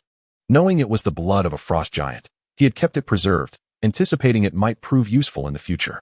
With this thought, Itrek hurriedly dashed out of the room, racing towards his home. In that instant, a Zeta Reticulan engaged in combat with a lizard man was struck by a tail, hurtling towards Itrek like a cannonball. Strangely, Itrek's butterfly effect failed to register this impact until it was nearly upon him, caught only by the periphery of his vision. Itrek swiftly leapt aside, yet despite his agile reflexes, a bloodied gash was etched across his cheek by the metallic exoskeleton of the Zeta Reticulan. As Itrek wiped the blood from his face with his thumb, a chill coursed through him. Since his arrival in this world, he had never sustained an injury while confronting whips, sandmen, abominations, or even Thor, yet today he was wounded by an object plummeting from the sky. A suspicion began to form in his mind, prompting him to accelerate his pace. This must be the work of Thanos. The flutter of a butterfly in South America could unleash a tornado in North America. Such was the power of the butterfly effect, a testament to intellect. Only with sufficient intelligence and computational prowess could one orchestrate death from 1,000 miles away. Thanos, unbeknownst to him, was likely on some distant planet, manipulating events on Earth through a mechanism akin to the butterfly effect. The chain of influence was exceedingly intricate. Itrek's own butterfly effect had scarcely been computed before he was struck. At that moment, a colossal Zeta Reticulan mothership was dismantled by the lizard men, crashing down, its trajectory precisely aimed at Itrek. Having learned from his recent experience, Itrek dispersed his webbing into the air, each strand woven with neural fibers capable of perceiving their surroundings. As he observed the approaching behemoth, he swiftly evaded to the side, only to witness the mothership collide with a skyscraper, which subsequently crumbled, sending debris cascading toward a row of apartments. Itrek recognized the building ahead as the one where Aunt May and he resided. She had likely transformed into a large lizard by now. Even if she had not confronted the Zeta Reticulans, her current form should be resilient enough to survive the collapse. However, the dagger lay within the basement of that very apartment. Should the basement be destroyed, retrieving the dagger would become a formidable challenge. Itrek could not guarantee that the butterfly effect would aid him in locating the dagger, nor could he ascertain whether Thanos was aware of his plan, potentially having contingencies to erase the blood from the dagger after the building's collapse. He had no choice but to halt the building's descent. Itrek launched his webbing, securing it to the flanking skyscrapers, creating a vast net to intercept the falling structure. Yet, the force of the collapsing skyscraper was compounded by the impact of the mothership, threatening to drag the surrounding buildings down upon him. Itrek maximized the output of the Hana reactor, feeling tendrils of webbing extend from beneath his skin, ready to withstand the impending disaster.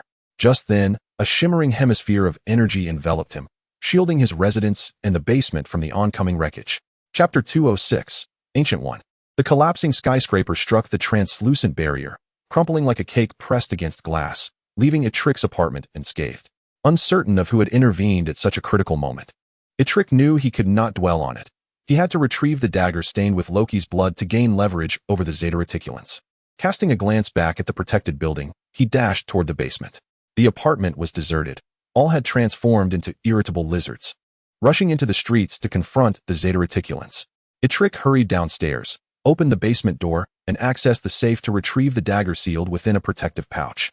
While the genetics of frost giants were not the pinnacle of strength, Loki's blood, intertwined with the consciousness of the entire Zeta Reticulan race, was a key to unlocking immense power, the gateway to all Zeta Reticulans. Itrek secured the pouch to his person and exited the basement, recalling that Hannah remained at Stark Tower.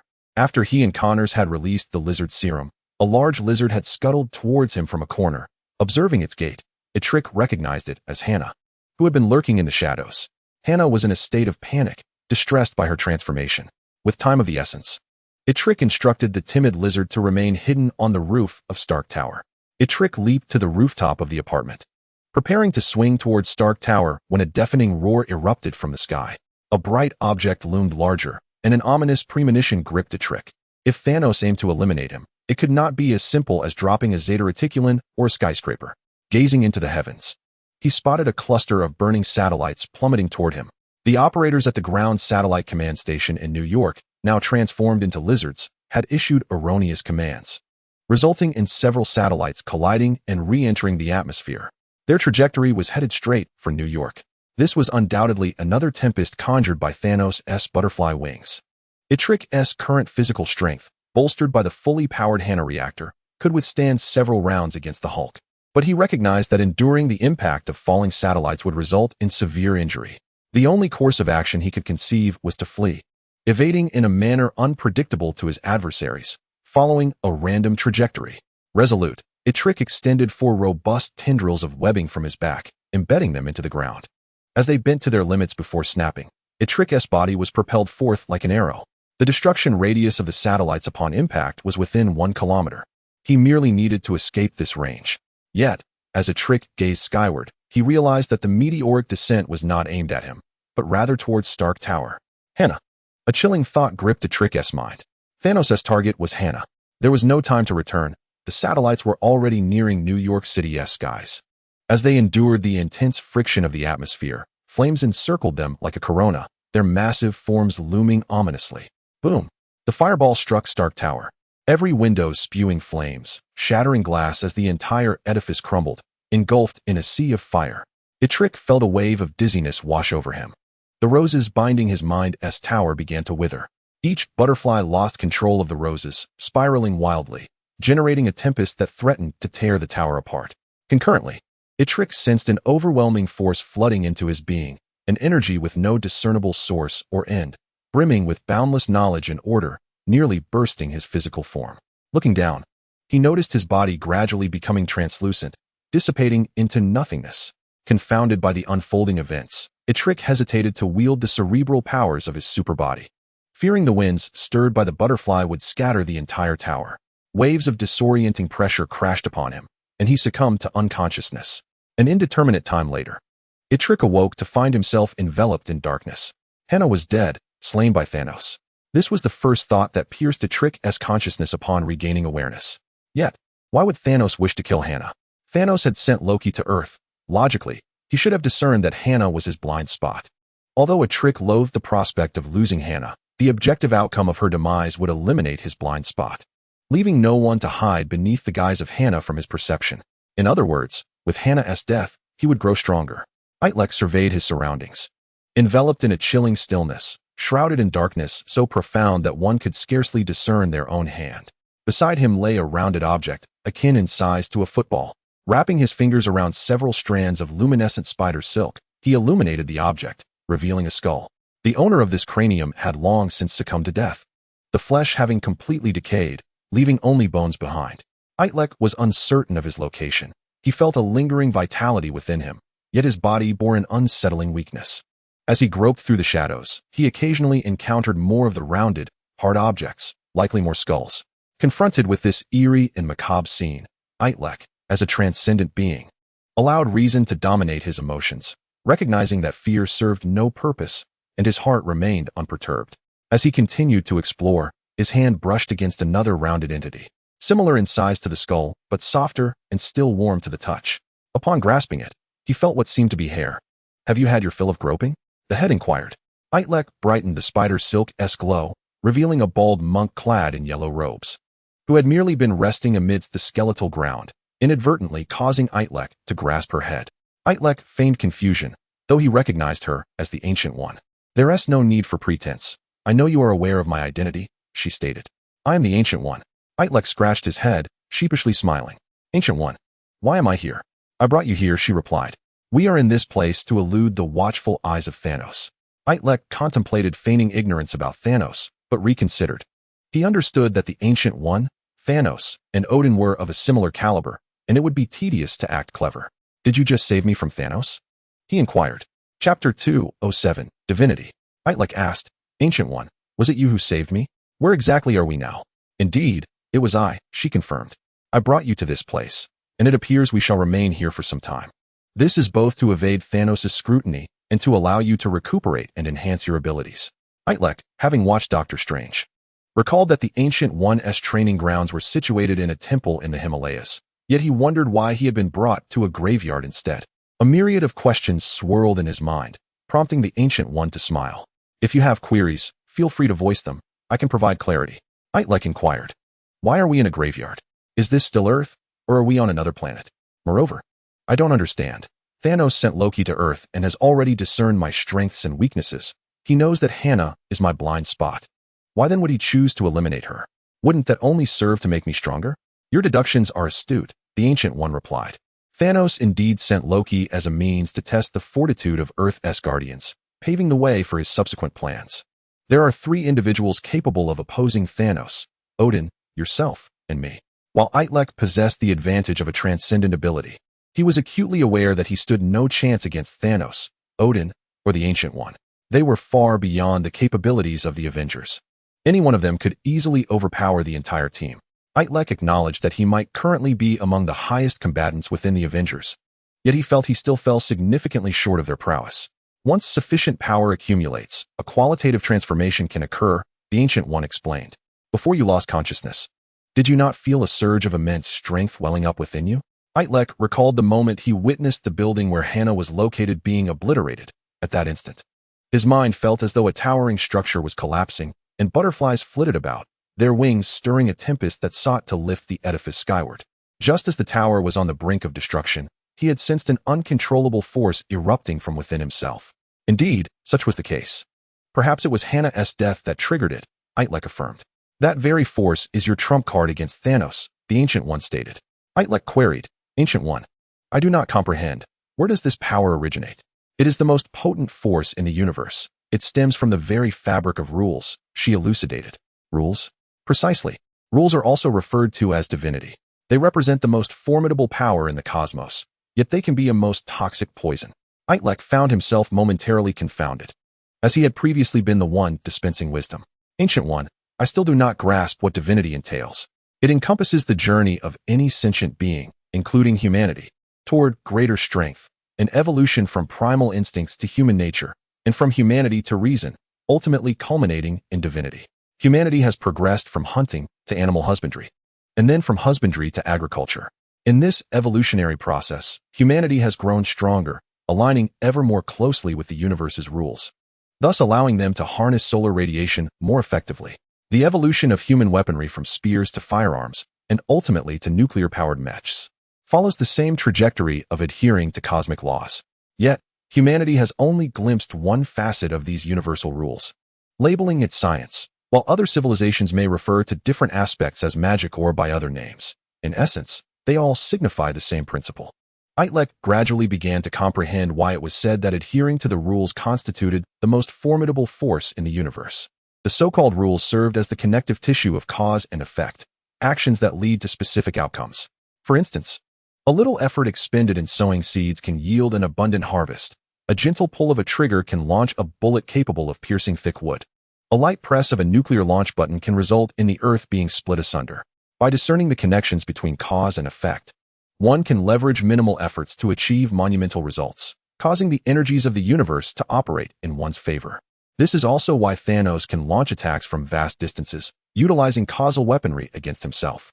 Consequently, a notion that had long been forming in Itrek's mind began to crystallize. The potency of the butterfly effect hinges upon one's understanding of the universe's rules. Without knowledge of Newton's 3 laws, one could scarcely wield the butterfly effect to land a precise strike on Sandman. Similarly, If Thanos lacks comprehension of the implications of general relativity at vast distances, he would be unable to accurately target Hannah with a satellite. However, Itrek mused that this seemed to dwell within the realm of reason, devoid of any divine essence.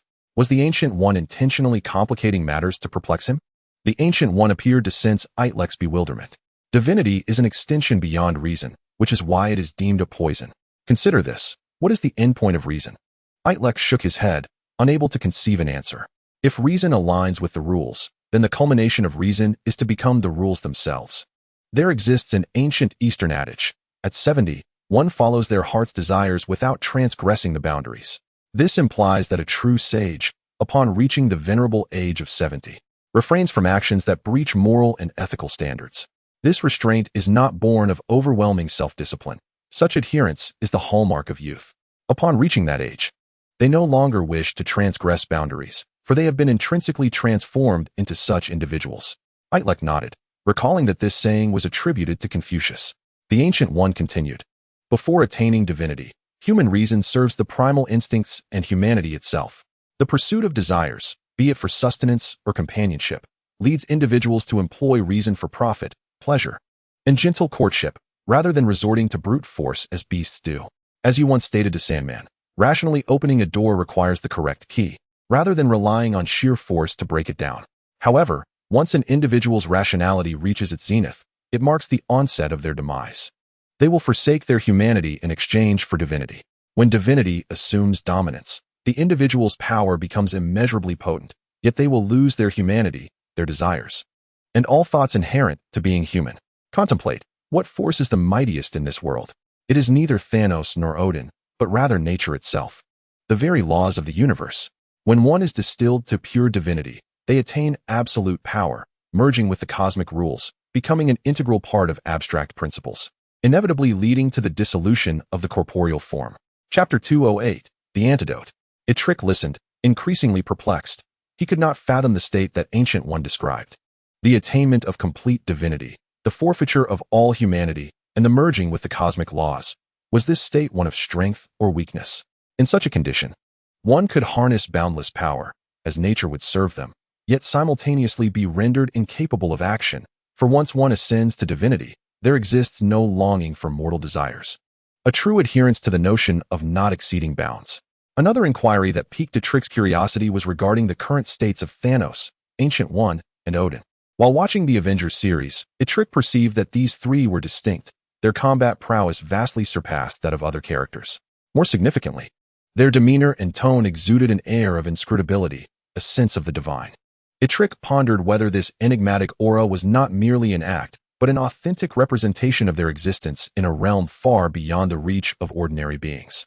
Itrek posed the question, since I achieved divinity the moment I lost Hannah, what of you, Thanos and Odin? Have you attained divinity as well? Ancient One smiled with a hint of resignation and replied, indeed, we have all reached a stage of possessing divinity. Our powers are commensurate, which is why Thanos refrains from acting recklessly. However, as I mentioned earlier, divinity is a potent elixir and a poison, without an appropriate antidote. Excessive use of divinity leads to merging with the cosmic laws, resulting in the loss of one's consciousness. Itrek felt a jolt at the notion of an antidote for divinity. From Ancient One's words, it appeared that achieving divinity and immense power could culminate in defeating Thanos, only to meet one's end thereafter. Yet, it seemed that possessing divinity was not an irrevocable path to destruction. Ancient One continued, there exists an antidote for divinity, though it varies for each individual. It is an abstract concept that can pull one back from divinity to humanity, or even to a primal state. Among the three of us, myself, Odin, and Thanos, only Thanos currently possesses a distorted antidote. Odin once had one, but subsequently lost it. As for me, due to my path of cultivation, the possibility of having an antidote is non-existent. After the initial attainment of divinity, the purification of divinity becomes an irreversible process. Without an antidote, there is only a dead end. Itrek found Ancient One's explanation too abstract and inquired, Ancient One, what precisely is your antidote? And what is mine? Ancient One responded, allow me to enter your mental realm. I will show you your antidote. Itrek grasped Ancient One's hand, connecting with her through strands of thought, enabling her entry into his mental realm. Ancient One surveyed the tower within Itrek's mind and remarked, each individual's mental realm is subtly unique. People imbue abstract concepts with concrete imagery based on their past experiences and preferences. For instance, you see, in your mental realm, the earth symbolizes your primal and human nature. It is where your appetites, love, kinship, and friendship reside, innate qualities that require no education or knowledge to exist. Ancient One then pointed to the towering edifice that stood between heaven and earth, noting that the third level of the tower, representing rationality, had been illuminated, with countless butterflies flitting about. This tower embodies the abstract concept of your rationality, where you engage in thought, analysis, and prediction. It is detached from your preferences and emotions, grounded in the rules of the real world, the very laws of the universe. She gestured toward the sky, saying, "And there lies your divinity." As Itrek listened to Ancient One's elucidation of the mental realm, he grasped much. He had recently felt as though the tower in his mind was on the verge of collapse, threatened by whirlwinds of butterflies, symbolizing the transition from rationality to divinity. Each time he held Hannah's hand, this sensation would abate, suggesting a profound connection. Ancient One, having instantaneously traversed into the interior of the tower, discovered the rose representing Hannah and smiled. "So now you should comprehend what your antidote is." Itrek nodded, recalling the moment when he had overexerted himself while devising a strategy to confront the Chitauri invasion, ultimately seeking aid from the celestial realm, which nearly led to the tower's disintegration. It was this rose, piercing through the tower and anchoring it to the earth, that prevented his consciousness from fully ascending to divinity. As Itrek and Ancient One explored the tower of his mental realm, they were astonished to find that the rose remained, with numerous butterflies perched upon it. This indicated that the butterfly effect caused by Hannah was still in play, implying that she was indeed alive. Ancient One maintained her composure, stating, "Of course, Hannah is still alive. I can pull you back from the brink of collapse toward divinity. Rescuing Hannah from those falling satellites is a far simpler task." "Where's Hannah now?" Itrek inquired. "I have brought her here," Ancient One replied. "Thanos desires her demise. Should that occur, you would, like Odin, lose your antidote. And death, or merging with the cosmic laws, would become your ultimate fate." Ancient One added, "However, she is not yet ready to meet you, as she believes her current appearance is unappealing, though her condition is a result of your own actions." Itrek recalled that Hannah was likely still in her great lizard form. Since Ancient One had taken measures to protect her, he felt reassured. The pressing matter remained to clarify the current circumstances, leading him to ask, "Ancient One, I have one more question. I understand that my antidote is Hannah, but what about you, Odin and Thanos? You mentioned that only Thanos possesses an antidote. Does that not imply a grim fate for you and Odin?" Ancient One explained, "The antidote represents that which one holds most dear and cares for deeply. It typically evolves from primal urges into the love that embodies humanity. I am a monk dedicated to asceticism, and thus my means of gaining power is through abstinence, rendering me devoid of an antidote. Odin once possessed an antidote in the form of his dearly beloved deceased wife, the Earth Mother Jord, Thor's late mother. Frigga is now Odin's second wife. Although Odin shares a strong bond with Frigga, he can never forget Jord. She remains the antidote to his divinity." Chapter 209, Fury. After absorbing Ancient One's insights, Itrek connected the dots with the narrative he had gleaned from the past. Indeed, both Odin and Ancient One met their demise. And only after their deaths did Thanos dare to seek the Infinity Stones scattered across the cosmos, extinguishing half of all life. Yet, the deaths of Ancient One and Odin in the film seemed arbitrary. Upon reflection, it appeared to be a narrative contrivance. As two of the most formidable forces, there was no compelling justification for their deaths, seemingly orchestrated solely to clear the path for Thanos. Through Ancient One's elucidation, Itrek comprehended that the deaths of both Ancient One and Odin were inevitable, a consequence of the immense power they wielded. Itrek inquired once more, "By the way, Master Ancient One, I recall you mentioning that Thanos is the only one among the three of you who possesses an antidote, albeit a twisted one. What exactly is Thanos' antidote?" The Ancient One replied, "The antidote to Thanos' divinity is death. Within the realms of bestiality and humanity, alongside the primal urges of lust, there exists the instinct for slaughter. Thanos fell in love with a woman who, strictly speaking, is neither a person nor even a living being. She is an abstract concept. She is the goddess of death." Itrek reflected upon the films and comics he had previously seen regarding Thanos. In the Avengers film, the goddess of death did not make an appearance.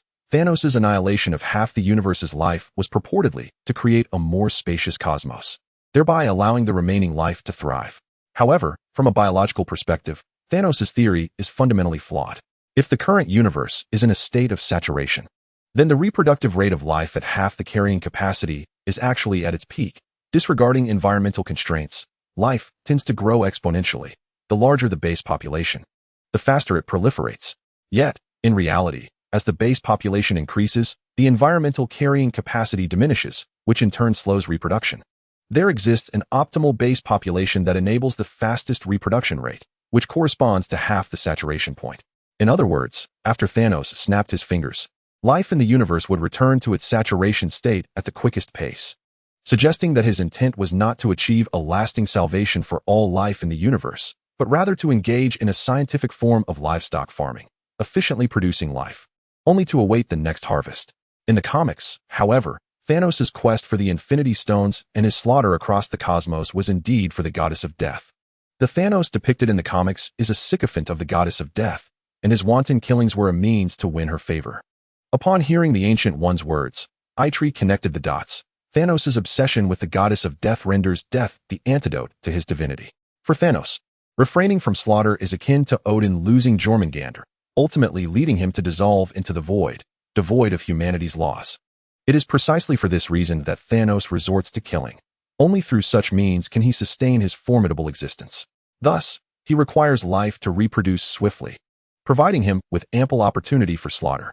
The Ancient One exited Itrek's mental realm, stating, "Therefore, you should now comprehend the reason we conceal ourselves in the cemetery behind the monastery." Itrek suddenly understood. They were in a foreboding graveyard, saturated with the essence of death. Hiding here would render them undetectable by Thanos. Much like Loki concealed beside Hela remained unnoticed by her, both hidden within the blind spots of one another. Itrek wished to inquire further, but the Ancient One tossed a plastic bag to him, saying, "There are matters you must discern for yourself. Now follow me. I sense that our time, both Odin's and mine, is running short, and the ensuing events rest upon your shoulders." Itrek caught the plastic bag, within which lay a bloody dagger, the very one he had retrieved from the basement. He followed the Ancient One deeper into the graveyard, entering an underground tomb where a glimmer of light beckoned. The Ancient One pushed open a door, revealing a spacious hall beyond. In a corner of the hall, a large lizard curled up. Upon noticing Itrek's entrance, it pressed itself further into the corner, lowering its head. The Ancient One traced a circle in the air with her finger, activating a small portal that crackled with sparks, the other side leading to Connors's clandestine laboratory. She reached through the portal, pulling out a small vial containing a potion, resembling an oral liquid, and addressed Itrek. "This is the potion you persuaded Connors to create, capable of restoring your form permanently. Now, give it to Hela." Itrek approached Hela, saying, "Hela, drink this, and you shall be restored." Hela's lizard-like fingers were too cumbersome to grasp the vial, so Itrek instructed her to open her mouth and directly poured the potion inside. Hela's body began to shrink. Her coarse scales regressed into smooth, fair skin, her skeletal structure morphing into that of a human. Hela gazed in astonishment at her 10 delicate fingers, akin to tender green onions, but soon realized her embarrassing predicament. Having transformed from a lizard, her clothing had all been torn asunder, leaving her completely exposed before Itrek, prompting her to cover herself with both hands. The Ancient One, having anticipated this, had already turned her back, while Itrek felt a wave of embarrassment wash over him, his vision blurring with the sight before him. He extended his hand, shooting webs toward Hela, intending to weave her a garment for modesty. The Ancient One, still facing away from them, seemingly nonchalantly snapped her fingers, igniting the webs mid-air, reducing them to ashes. The flames elicited a soft gasp of surprise from Hela as she instinctively sought refuge. Itrek, undeterred, continued to shoot webs, while the Ancient One snapped her fingers repeatedly, severing the threads. Itrek's face flushed with embarrassment at Hela's state, and he turned to glare at the Ancient One, who still did not turn around, chuckling. "Isn't this appearance of Hela precisely to your liking?" Itrek felt a profound sense of humiliation for both himself and Hela. The ember of rage ignited by the Ancient One surging to his head, and he unleashed his webbed tendrils toward her back in fury. Itrek's current strength was comparable to that of the Hulk, yet the Ancient One could effortlessly withstand a punch from the Hulk. In that moment of striking, Itrek did not consider the disparity between them, nor did he ponder whether angering the Ancient One might hinder their collaboration against Thanos. He was consumed solely by rage. The Ancient One extended 6 hands from her flowing robes, effortlessly blocking Itrek's tendrils from 6 directions. Itrek's webbed appendages were grasped firmly in her hands, unable to advance. The Ancient One remarked, "The so-called antidote is to transcend reason, rather than be shackled by it." Itrek, I hope you remember this. With that, she handed Itrek a robe resembling Hela's form, saying, have her wear this. Chapter 210, Zero and Infinity. Hela, her face flushed, remarked, all right, I've put it on. Itrek turned to look. The robe fit her well, but the Ancient One had only provided the robe, leaving her without undergarments or shoes. Hela patted barefoot on the carpet, emboldened now that the Ancient One had departed, and asked, Itrek, was that person called the Ancient One? What has she brought us here for? Also, why did I turn into a giant lizard? Why are there extraterrestrials invading New York City? And what about the artificial satellites crashing into Stark Tower?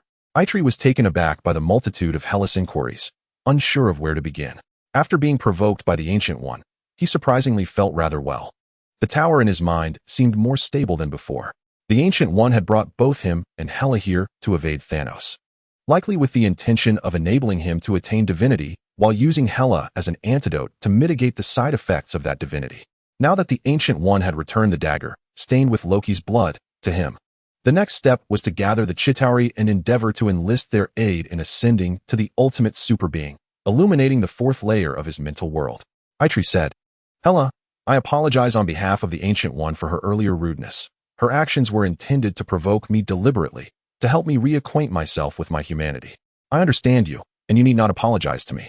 Hela blushed slightly and replied, well, you aren't exactly a stranger to it. Itrek was momentarily stunned, and upon noticing his confusion, Hela added, have you forgotten? That time in the hotel bathroom. It was only then that Itrek recalled the moment when Hannah was abducted by the Target Eye, her body stained with the blood of William Baker. The Target Eye had taken Hannah to a hotel to bathe and change clothes. During that time, he had remotely controlled several small spiders to form letters on the bathroom wall, instructing Hannah on how to cooperate with him against the Target Eye. Hannah remarked, Itrek, you cannot deny it. At that moment, you used the spiders to spell out letters asking if I remembered them. And only after I nodded did you allow the spiders to leave. Indeed, if he could see Hannah's nod, there was no reason he could not observe other details. Oh, did you know I was Spider-Man back then? Hannah continued.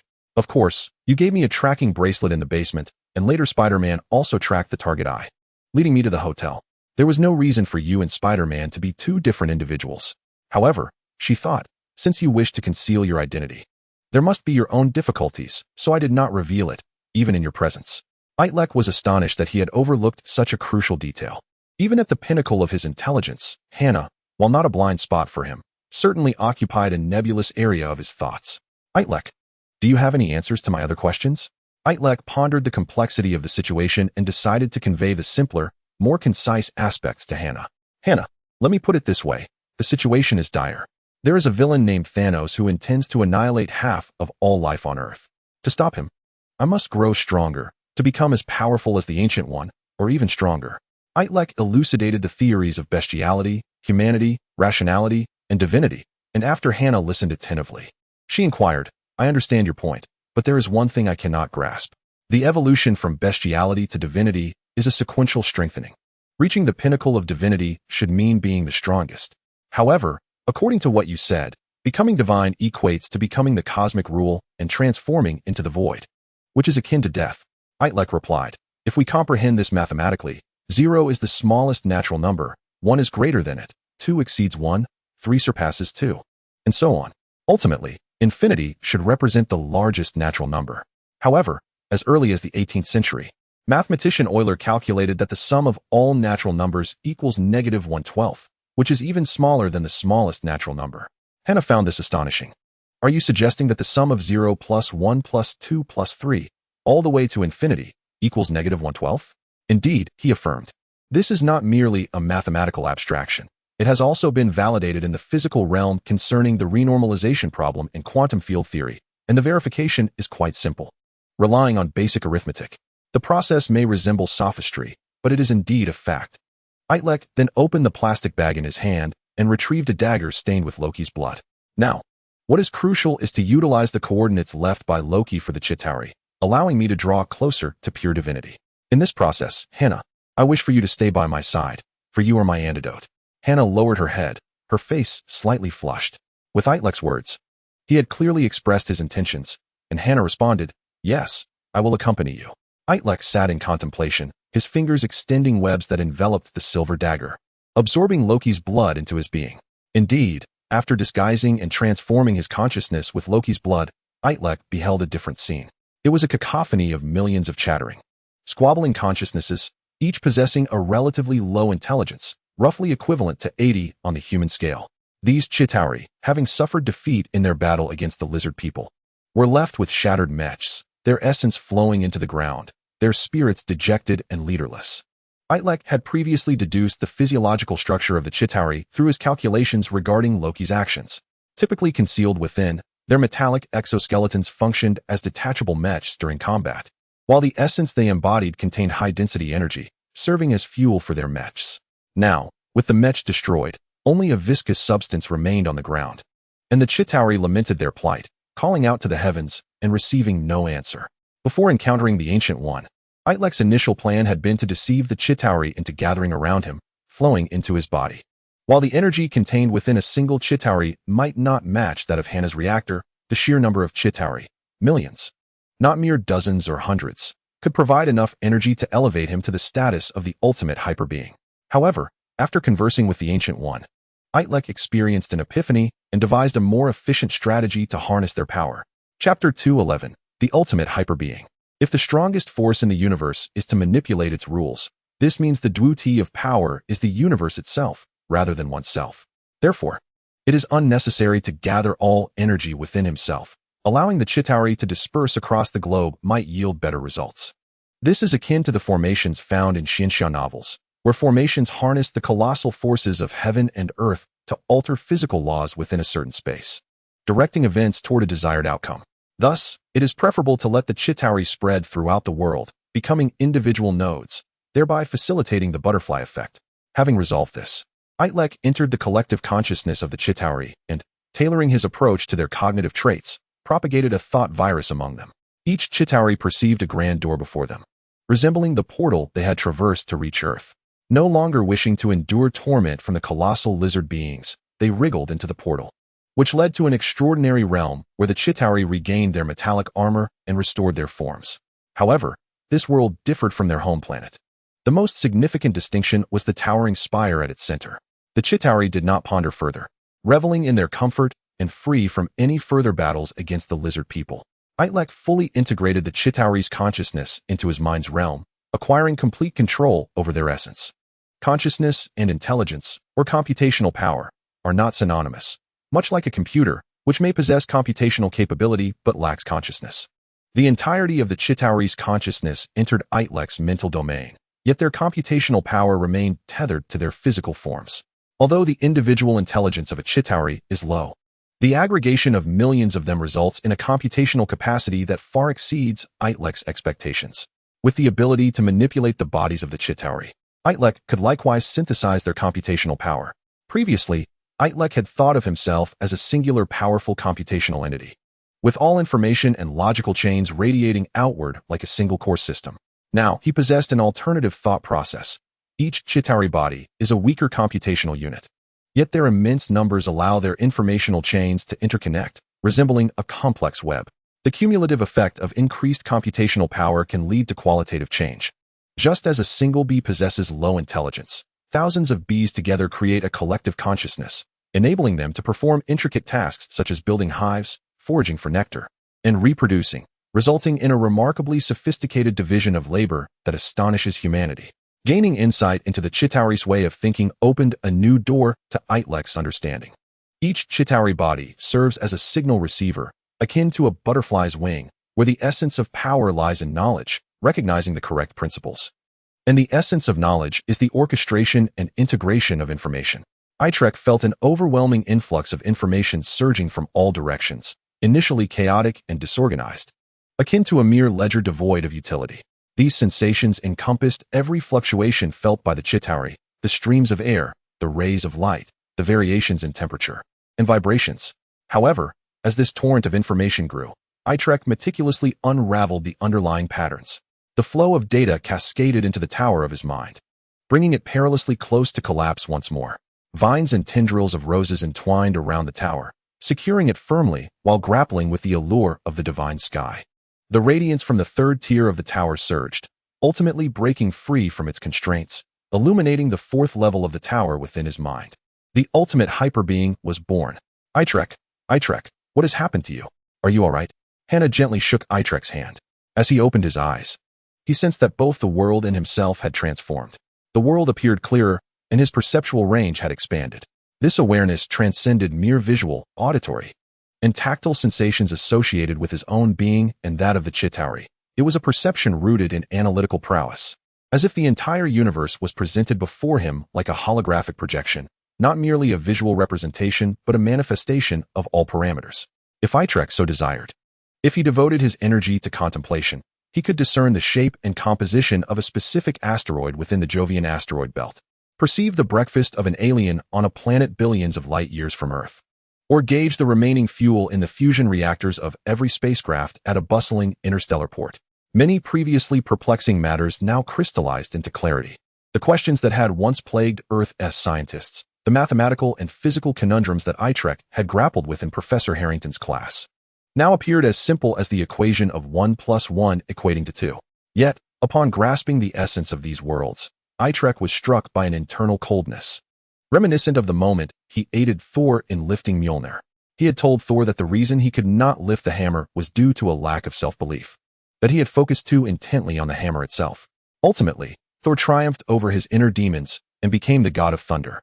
However, the actual reason for his inability lay in the macroscopic manifestation of the observer effect. Should this cold, unfeeling physical law be conveyed to Thor, it was likely that he would not ignite with the same fervor nor heed Itrek's counsel. Itrek's current predicament bore a similar nature. Once he perceived all the laws governing the universe, it became exceedingly difficult to invest emotion. All love, hatred, and enmity appeared to lack significance. Humanity was merely a collection of atoms assembled according to established principles, and the emotions attributed to the brain were nothing more than stress responses triggered by neural activity. To love someone, to hate someone, to harm someone, or even to take a life was merely a recombination of atoms, scarcely touching upon the level of protons. Fundamentally akin to an object falling when released into the air. Upon understanding the law of gravity, no one would harbor resentment towards an object for its descent, nor would anyone fall in love with it for doing so. This mirrored Itrek's own experience. Having discerned the majority of the universe's laws, he similarly lost the capacity for love and hatred. To him, everything in existence seemed as it ought to be, leading him into a state of nihilism where all good and evil became devoid of meaning. Consequently, Itrek felt the terrifying nature of divinity. He realized he had lost the impetus to undertake any action. If everything was meant to be as it was, then so be it. Chapter 212, Escape. Gazing at Hannah before him, Itrek seemed to experience a different sentiment. As he focused his attention on her, various parameters regarding Hannah manifested in his mind. No longer was she merely a pristine and attractive girl. Through the thin fabric of her monk's robe, Itrek discerned every detail of her physical form. As his attention deepened, Hannah appeared to him as an assemblage of cells, her fair skin composed of epidermis and dermis, with a thinner stratum corneum and a higher concentration of collagen in the dermis. In Itrek's eyes, Hannah's thoughts seemed exceedingly simple. The intricate web of brain cells and interlaced neural synapses now resembled the simplest of circuit boards. Press a button, and the corresponding light would illuminate. A shiver ran through Itrek as he suddenly realized that Hannah was not a being of free consciousness, but a machine equipped with a detailed manual. He could predict with clarity and precision how she would respond to any utterance, expression, or action he might exhibit. He comprehended the means to elicit greater affection from her, to inspire hatred, to receive a kiss, or even to brainwash her into becoming his obedient servant, all perfectly clear to him. In that moment, Itrek recognized that his relationship with Hannah had lost all significance. The future was entirely predetermined, devoid of surprises, unexpected events, anticipation, or anxiety, a relationship no different from one with a mere doll. His gaze towards Hannah grew increasingly frigid, his body fading into an ethereal transparency, as if he were on the verge of dissolving into the void. Hannah slowly opened her arms, gently embracing Itrek from behind, her chest pressing against his back. He felt the warmth and softness upon his back, his face heating up as he inhaled sharply, his cold eyes rekindled. "Itrek, do you feel better?" Hannah whispered softly into his ear, her warm breath tickling him. Itrek's heart raced. Upon looking at Hannah again, he realized he could no longer analyze her using the powers of his mind, even in the state of the ultimate hyperbeing. He exhaled deeply, realizing that sometimes clarity is not a blessing, and murmured, "Thank you, Hannah, for bringing me back." Hannah released her embrace, a blush creeping onto her face. The two stood facing each other, awkward and uncertain of what to do next. The hall contained only the two of them, the flickering candlelight illuminating the rosy hue on Hannah's cheeks, a color so alluring that Itrek suddenly lunged at her, pinning her wrists above her head with one hand. Hannah stifled a soft gasp, turning her head aside, her eyes shimmering with glistening tears, her body yielding like a lamb awaiting slaughter. Itrek felt the rose within the tower growing wildly, its tendrils wrapping around every brick of the tower, gradually tightening, hinting at another impending collapse. He breathed out a long sigh, releasing Hannah. I'm sorry. Hannah was indeed the antidote to divinity, but if he were to completely dispel that divinity now, the power it conferred upon him would vanish entirely. Before confronting Thanos, Itrek could not afford to do so. As Hannah adjusted her disheveled robe, she softly murmured, "It's all right," bringing Itrek back to his senses. "Hannah, without you, I would not have been able to retain my humanity after becoming the ultimate hyper being. Thank you. I believe Thanos will attempt to eliminate you first if he seeks to confront me. Will you stay by my side?" Hannah nodded, taking Itrek's hand. And together they exited the ancient tomb in search of the Ancient One. Just hours prior, Itrek had entered the tomb as a weakened, injured hyper being. Now, he emerged as a fully realized ultimate hyper being. Itrek could not sense the presence of the Ancient One nearby and was unsure of her whereabouts. Yet he felt subtle movements within the ground around him. The scattered bones upon the ground exhibited faint signs of movement, prompting Hannah to gasp in alarm as one of the arm bones bounced and collided with her shin. Immediately sensing the precariousness of the situation, Itrek drew a large circle in the air with his fingers, conjuring a portal, and grasped Hannah, pulling her through. Just as they entered the portal, before it could close, Itrek and Hannah found themselves in an alternate realm, witnessing the burial ground engulfed in roaring flames, reducing everything to smoldering ashes. Before the heat and light could envelop them, Itrek promptly sealed the portal. In stark contrast to the darkness of the burial ground, the new world was bathed in bright sunlight, bustling with a crowd in a marketplace where individuals carried baskets and bags, while others led children by the hand.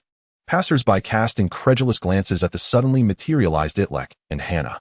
Utilizing his cerebral abilities, Itrek hypnotized the surrounding populace to a degree, rendering himself and Hannah invisible in their consciousness. Hannah, rising on her toes, leaned closer to Itrek and whispered, "What has transpired, Itrek?" Connecting Hannah's consciousness with his own through strands of thought, Itrek swiftly elucidated her queries within the realm of his mind. Thanos has but 3 adversaries in the universe: Ancient One, Odin, and myself. The other 2 lack a remedy and will gradually succumb to divine consumption. Thanos aims to eliminate you, thus sealing the fate of myself and the others in death. Once he dispatches you, his only task remaining will be to await the demise of any who might rival him.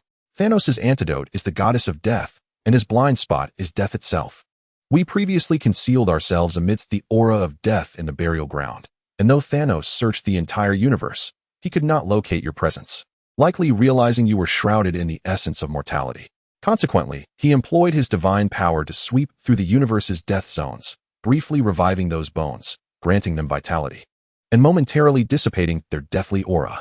This act illuminated your presence, akin to a light piercing through darkness. Hannah finally comprehended the reason behind the bones movement and inquired further. "But what of that portal? I have seen it before when Loki used the Tesseract to open one in the Sahara Desert. Is the Tesseract in your possession now?" Itrek shook his head with a smile. "Indeed, that portal was activated by the Tesseract, yet it is not with me." Chapter 213, An Alliance. Noting Hannah's confusion, Itrek continued to clarify. "The Tesseract remains in Loki's possession, but I utilized the cerebral abilities of the ultimate hyper being to pinpoint Loki's location, then employed the butterfly effect to inadvertently compel Loki to activate the portal. To him, it was merely a small insect that flew up his nose, causing him to sneeze, inadvertently dislodging the Tesseract, which shimmered as it fell. However, he was oblivious to the meticulous calculations behind the timing of the insect's arrival and the angle at which the Tesseract fell. Hannah's mouth gaped in astonishment. She had not anticipated Itrek possessed such capabilities. "So, no matter what the object is, regardless of whose hands it rests in, you can borrow it for your use?" Itrek nodded. Divinity itself adheres to the cosmic laws. It harnesses the rules of the universe. The Tesseract, irrespective of its current owner, belongs to the universe, and thus, it is inherently accessible to me. In the realm of the mind, time flowed at an exceedingly slow rate. When Itrek was still the ultimate human, the time ratio between the mental realm and the real world had already reached 60-1, and now, in the state of the ultimate hyper-being, the mental realm was nearly stagnant compared to reality. As Itrek pondered a return to the real world, Hannah asked, "Where have we been transported in the real world?" Itrek replied, "To a small-town marketplace in South America, devoid of any deathly essence. We must flee swiftly." However, Hannah was reluctant to leave so soon. She wished to linger longer in the mental realm with Itrek. Itrek guided her through the mental world, showcasing the consciousness of the Chitauri and the towering spire within, where roses blossomed. Intrigued by the roses, Hannah grasped Itrek's hand, noticing the vines tightened their embrace, only to relax when she released him. A thought crossed her mind, causing her to blush as she asked, "What did the vines feel like back then?" Itrek stepped closer, lowering his gaze to meet hers. "Shall we not try here?" Hannah turned away, murmuring, "Let us return to the real world. After defeating Thanos, you may experiment as you wish."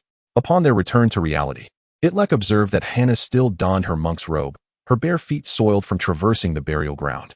Using strands of web fluid, he cleansed her legs and feet, then fashioned a pair of shoes and trousers for her.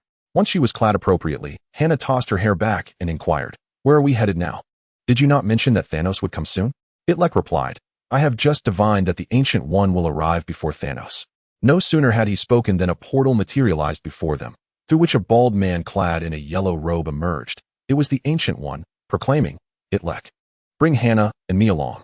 Itrek led Hannah through the portal, and the Ancient One regarded Itrek's state with satisfaction, evidently pleased that he had successfully transcended to the ultimate hyper-being.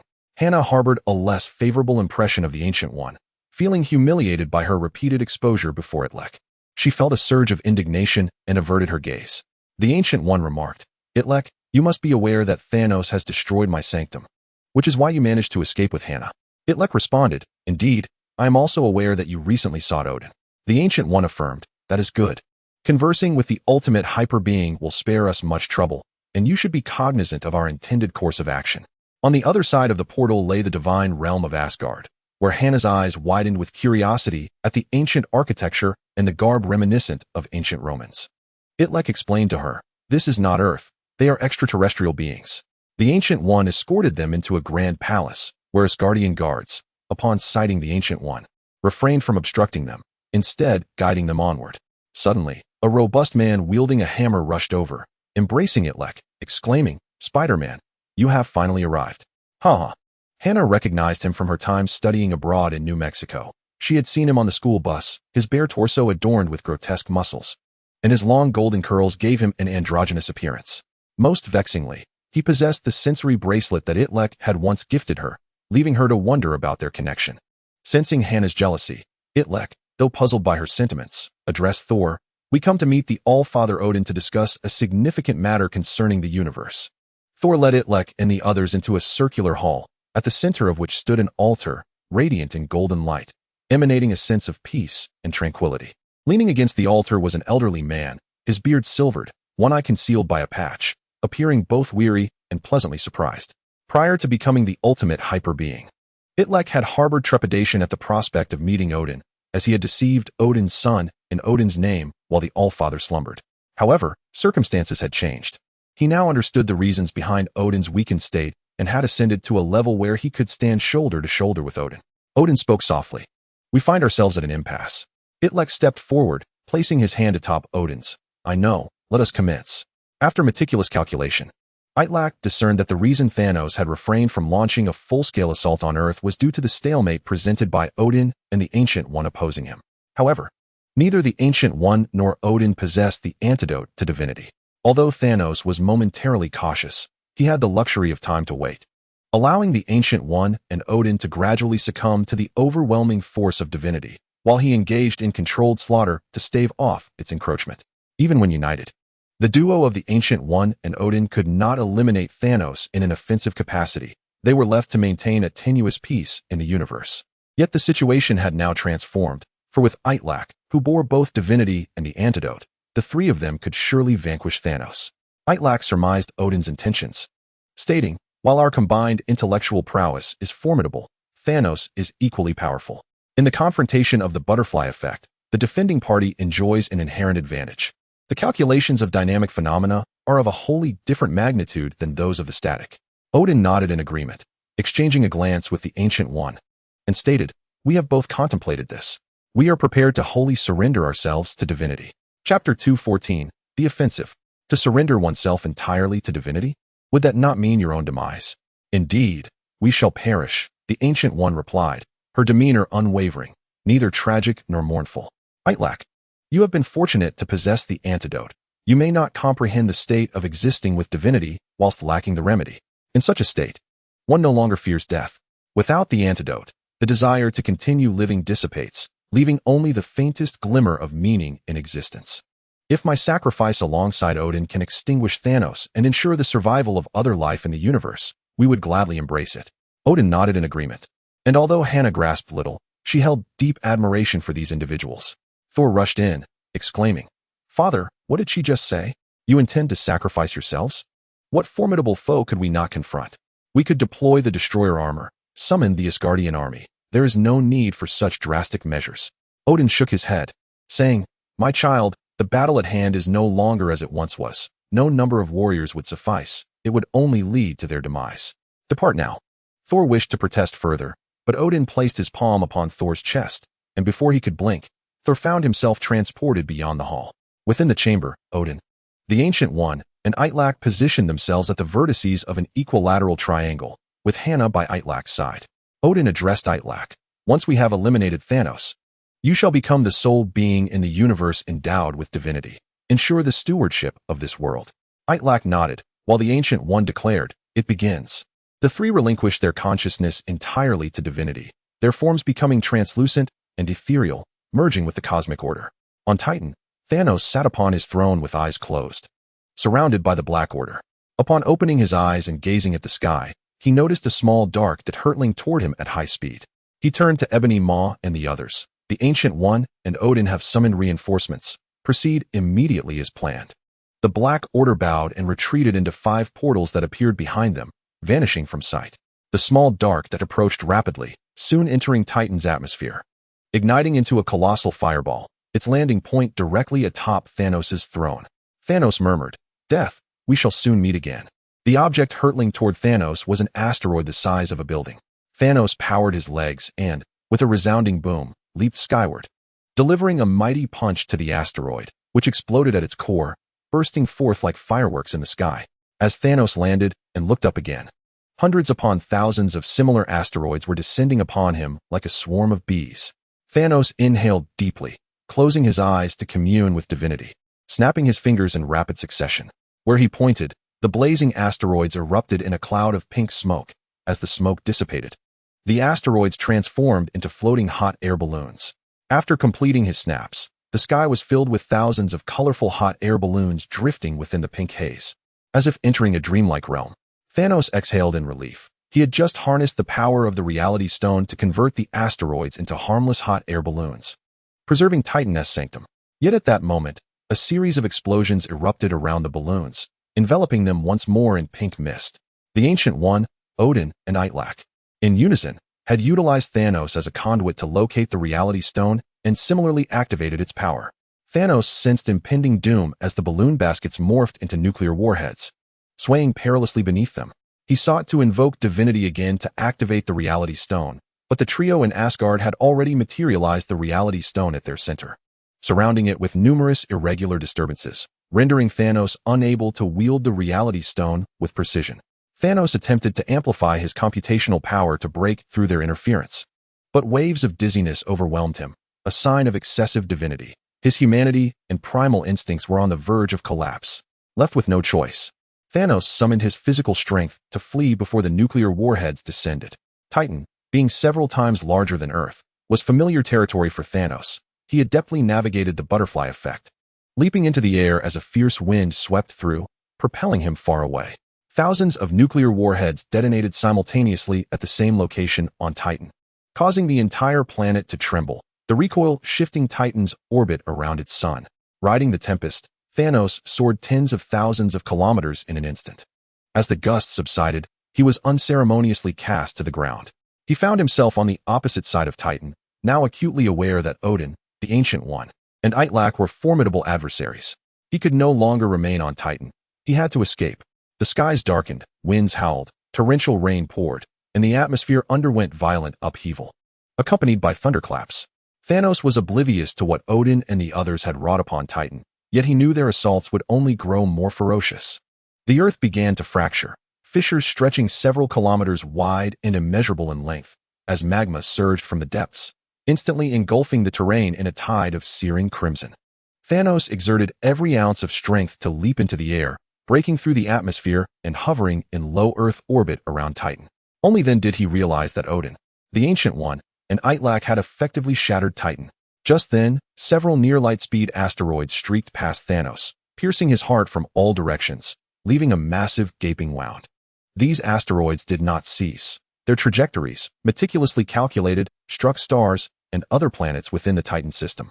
The stars were breached by the asteroids, resulting in supernova explosions. The blinding brilliance that followed unleashed intense thermal radiation, incinerating Thanos and the surrounding planetary debris. The entire Titan system became a furnace, and the one being melted within it was the grievously wounded Thanos, suspended in the vacuum. Thanos' consciousness gradually waned. In his final moments, he sought to immerse himself entirely in divinity, a last-ditch effort, when he suddenly perceived whispers in his ears. His spirit jolted.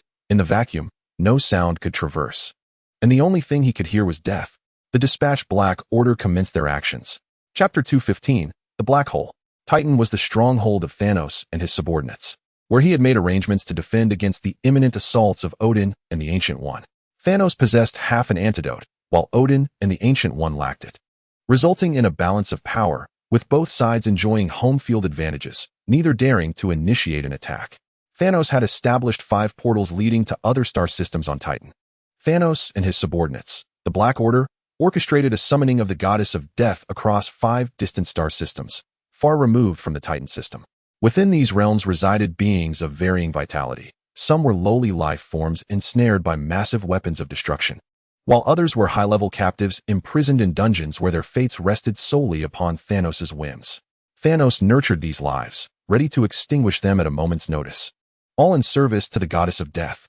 Death, as an abstract concept, possesses the potential to be personified, with the degree of its manifestation contingent upon the rate of mortality throughout the cosmos.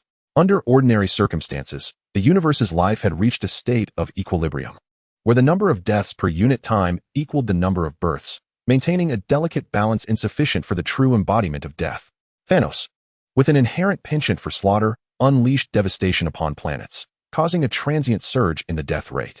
This act resulted in death taking form, leaving a kiss upon Thanos' cheek, thereby igniting his infatuation with death and granting him a remedy for his divinity.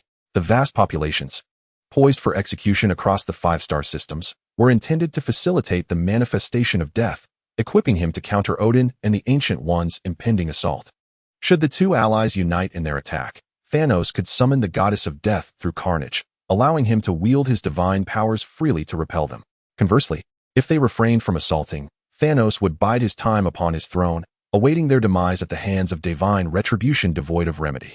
Yet, he never anticipated the emergence of a variable like Itrek on Earth, who became the 4th being in the universe to possess divinity and, moreover, held the complete antidote. Before Odin, the Ancient One, and Itrek launched their joint offensive on Titan, Thanos sensed a disturbance and swiftly commanded his subordinates to prepare the 5-star systems, triggering a massacre to manifest the goddess of death. At that moment, he heard death's whispers, and a sense of calm washed over him. As the Black Order unleashed havoc across the other star systems, death's manifestation transcended mere whispers. Thanos felt the caress of the goddess of death's hair against his cheek, her arms enveloping his neck, and her chest pressing against his back. Turning around, Thanos beheld death in its most tangible form. The goddess of death, now partially personified, exuded unparalleled beauty. Her visage was as pale as frost, her lips a deep, somber purple, while below her chest swirled ethereal purple smoke, shifting and coalescing. Thanos caressed the back of Death's head and bestowed upon her a kiss of affection, solidifying both his humanity and bestial nature, thus liberating his divine essence. In an instant, his wounds healed, and Thanos' body began to fade into transparency, merging with the void. This divine essence embodied the power of a god, with death by his side. Thanos felt akin to a deity. Just as the trio from Asgard cleverly tracked the reality stone through Thanos, he, in turn, discerned their positions thanks to their impending assault. The skies above Asgard darkened ominously, with Thanos hovering above the planet. Odin, the Ancient One, and Itrek were taken aback by Thanos' proactive approach. which disrupted their calculations and plans. Or had the near-divine Thanos anticipated their every move? Itrek remarked, this plan would have unfolded flawlessly on Titan. However, executing it in Asgard introduces numerous variables. Odin's gaze turned icy as he declared, for the time being, we must sacrifice the citizens of Asgard. Itrek, afterward, you can utilize divinity to resurrect them. Itrek nodded in agreement, initiating the final calculations alongside Odin and the Ancient One. Before Thanos could launch an attack against Asgard and the trio, he found himself suspended in the vacuum above the planet when suddenly, a portal materialized before him. As he turned to flee, another portal opened behind him. Surrounding him like the countless eyes of wolves in a dark forest, an array of portals enveloped Thanos, forming a spherical confinement. Each portal erupted with radiant white light, each beam potent enough to vaporize flesh in an instant. Supported by the goddess of death, Thanos resisted the searing pain with his rapid healing ability, yet the torment remained unbearable. He yearned to escape, but found himself immobilized, identifying the nature of each portal. What emerged were white orbs, each the size of a fist, emitting scorching rays of light, stars summoned from across the universe by Odin, the Ancient One, and Itrek, compressed to a mere 15 centimeters in diameter, hurtling towards Thanos from every direction. The mass of each star was several 100,000 times that of Earth, exponentially increasing their gravitational pull. Due to their minuscule size, the distance between them and Thanos was but a fraction of Earth's radius, amplifying the gravitational force by an astronomical factor. The combined attraction from each star amounted to trillions of times Thanos' own weight. Odin, the Ancient One, and Itrek opened thousands of portals, summoning tens of thousands of stars that scorched Thanos, tearing his body asunder. As the celestial bodies exited the portals, their mutual gravitation drew them closer, colliding with Thanos' dismembered form. The immense mass and diminutive size resulted in the repulsive forces between molecules and atoms being vastly overshadowed by the gravitational pull, leading to a catastrophic collapse of this conglomerate of stars and Thanos into a singularity. This was the final gambit of Odin, the Ancient One, and Itrek, to imprison him within a black hole. The celestial cluster above reduced Asgard to ashes, leaving only the four within the hull momentarily alive. As the light from the heavens dimmed, indicating the nearing formation of the black hole, even light itself would be unable to escape. Odin and the Ancient One began to fade into the void, having expended their remaining humanity to vanquish Thanos. Before succumbing, Odin imparted his final consciousness to Itrek. Asgard will be destroyed in this battle. You must use your divinity to revive Thor and the citizens of Asgard after some time. Chapter 2:16, Swimwear. As one who once wielded both divinity and its antidote, Odin bequeathed his understanding of divinity to Itrek. Divinity possesses the power to resurrect life. However, two categories of individuals cannot be revived through its might. The first are those consumed by their own divinity, merging with the cosmic order, such as myself and the Ancient One. Thus, do not waste efforts attempting to revive us. The second consists of those who embody the antidote to divinity. This is why I could not bring back Geordi. Once Hannah perishes, you too will be unable to resurrect her. They are blind spots to divinity, immune to its effects. Do not squander your strength in vain. Focus on reviving those lost in this calamity. A sudden epiphany struck Itrek, as the butterfly effect vaguely hinted at a possibility. He inquired, but have you considered that while it may be impossible to resurrect your beloved Geordi in the subsequent timeline, one could push the timeline back to alter the reality of her demise, allowing her to live? Odin weakly shook his head, replying, it is futile. I have attempted this countless times, returning to the past to warn her before her death. However, within a space-time twisted by some divine force, the births corresponding to the antidote, love, and death are fixed nodes. It is inevitable. Each journey back only deepens my love for her, amplifying my anguish at losing her. I can no longer endure such torment. The current timeline is the result of my 67th attempt to return to the past. My feelings for her have reached their zenith. I cannot bear the pain of loss any longer, nor do I possess the courage to try again. Odin exhaled, a sense of relief washing over him. It seemed that death might indeed serve as a liberation for him. As Odin and the Ancient One gradually faded, their forms dissipating into the void, the sky darkened further, with all light being consumed by a black hole, creating a distorted vortex in the heavens. Itrek grasped Hannah's hand, activating his divine essence to open a portal, leading them away from this place of chaos. Moments later, Itrek and Hannah found themselves on a secluded planet in a distant corner of the universe. Before his demise, Odin had intended to resurrect Asgard and the people of the nearby planets affected by the black hole. but this could only be accomplished once he had regained his strength. After vanquishing Thanos, Itrek's physical condition was akin to that of Odin and the Ancient One, both in a state of extreme weakness, with his mental fortress at risk of being shattered by the divine sky at any moment. Holding Hannah's hand, he felt the warmth emanating from her palm, grounding his humanity. Are the Ancient One and Odin truly gone? Hannah inquired. Itrek nodded, explaining that they had perished in a bid to save this world, taking Thanos down with them. A hint of sorrow flickered in Hannah's eyes as she leaned against Itrek's shoulder. She had never fathomed the universe could be so perilous, where a mortal's fate hung by the whims of the divine. Itrek wrapped his arm around Hannah's shoulders, snapping his fingers.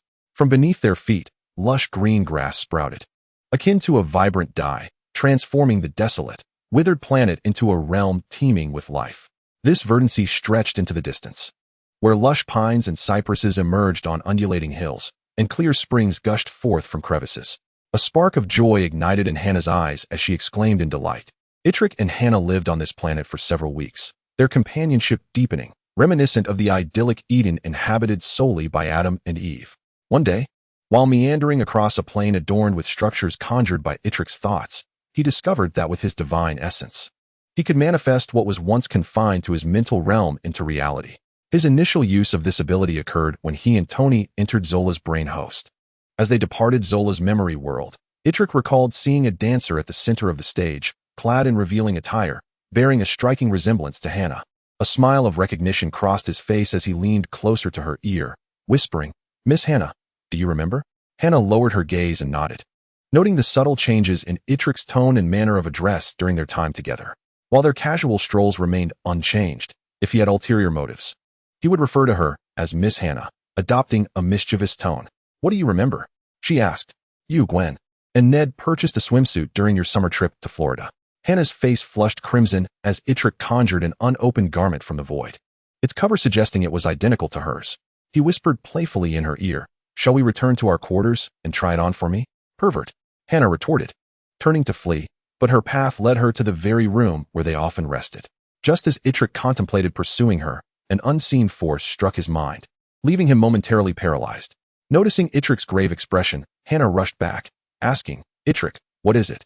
"Trouble. Thanos is not dead." "How is that possible? Wasn't he consumed by the black hole?" "It's the butterfly effect." Itrek took Hannah's hand, stepping into the portal, leaving the Eden-like planet behind, uncertain of their destination.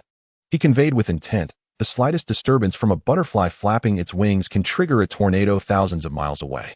The plan we devised to confront Thanos, with Odin, the Ancient One, and myself, was meticulously orchestrated.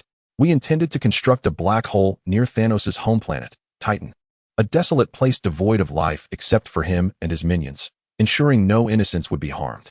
However, we failed to anticipate that Thanos had left a contingency in place. His minions annihilated countless lives, materializing the goddess of death, granting him a brief reprieve, allowing him to escape into Asgard. At that moment, we erroneously assumed Thanos would strike first, prompting us to activate the black hole, ensnaring him, Asgard, and nearby lives within its grasp. Yet, we overlooked the crucial detail that the goddess of death becomes more tangible with the accelerated death rate of cosmic life. Hannah's realization dawned upon her. So, by killing the inhabitants of Asgard and the surrounding galaxies, it further solidified the goddess of death, enabling her to pull Thanos back from the brink of divinity? Itrek affirmed, "Precisely. Had our original plan proceeded, Odin, the Ancient One, and Thanos would have simultaneously reached the threshold of irretrievable divinity. Thanos is immensely powerful. The butterfly effect favors defense. Even united, our trio would only barely reach his divine limits. However, the deaths of those lives elevated that threshold, allowing Thanos to escape by sheer luck." As they spoke, they emerged from the portal, returning to New York City, appearing in May's home. May rushed forward, her hands trembling as she grasped Itrek's and Hannah's hands. "Itrek, where have you been? How did you arrive here?" "Something terrible has happened in New York." Itrek gently patted May's hand, reassuring her, I know, May. Rest assured, I will resolve everything." Gazing outside, he observed chaos in the streets, with people fleeing in terror from an unseen Grim Reaper. Some began to dissolve mid-stride, transforming into ash and vanishing into the air, eliciting horrified gasps from those around them.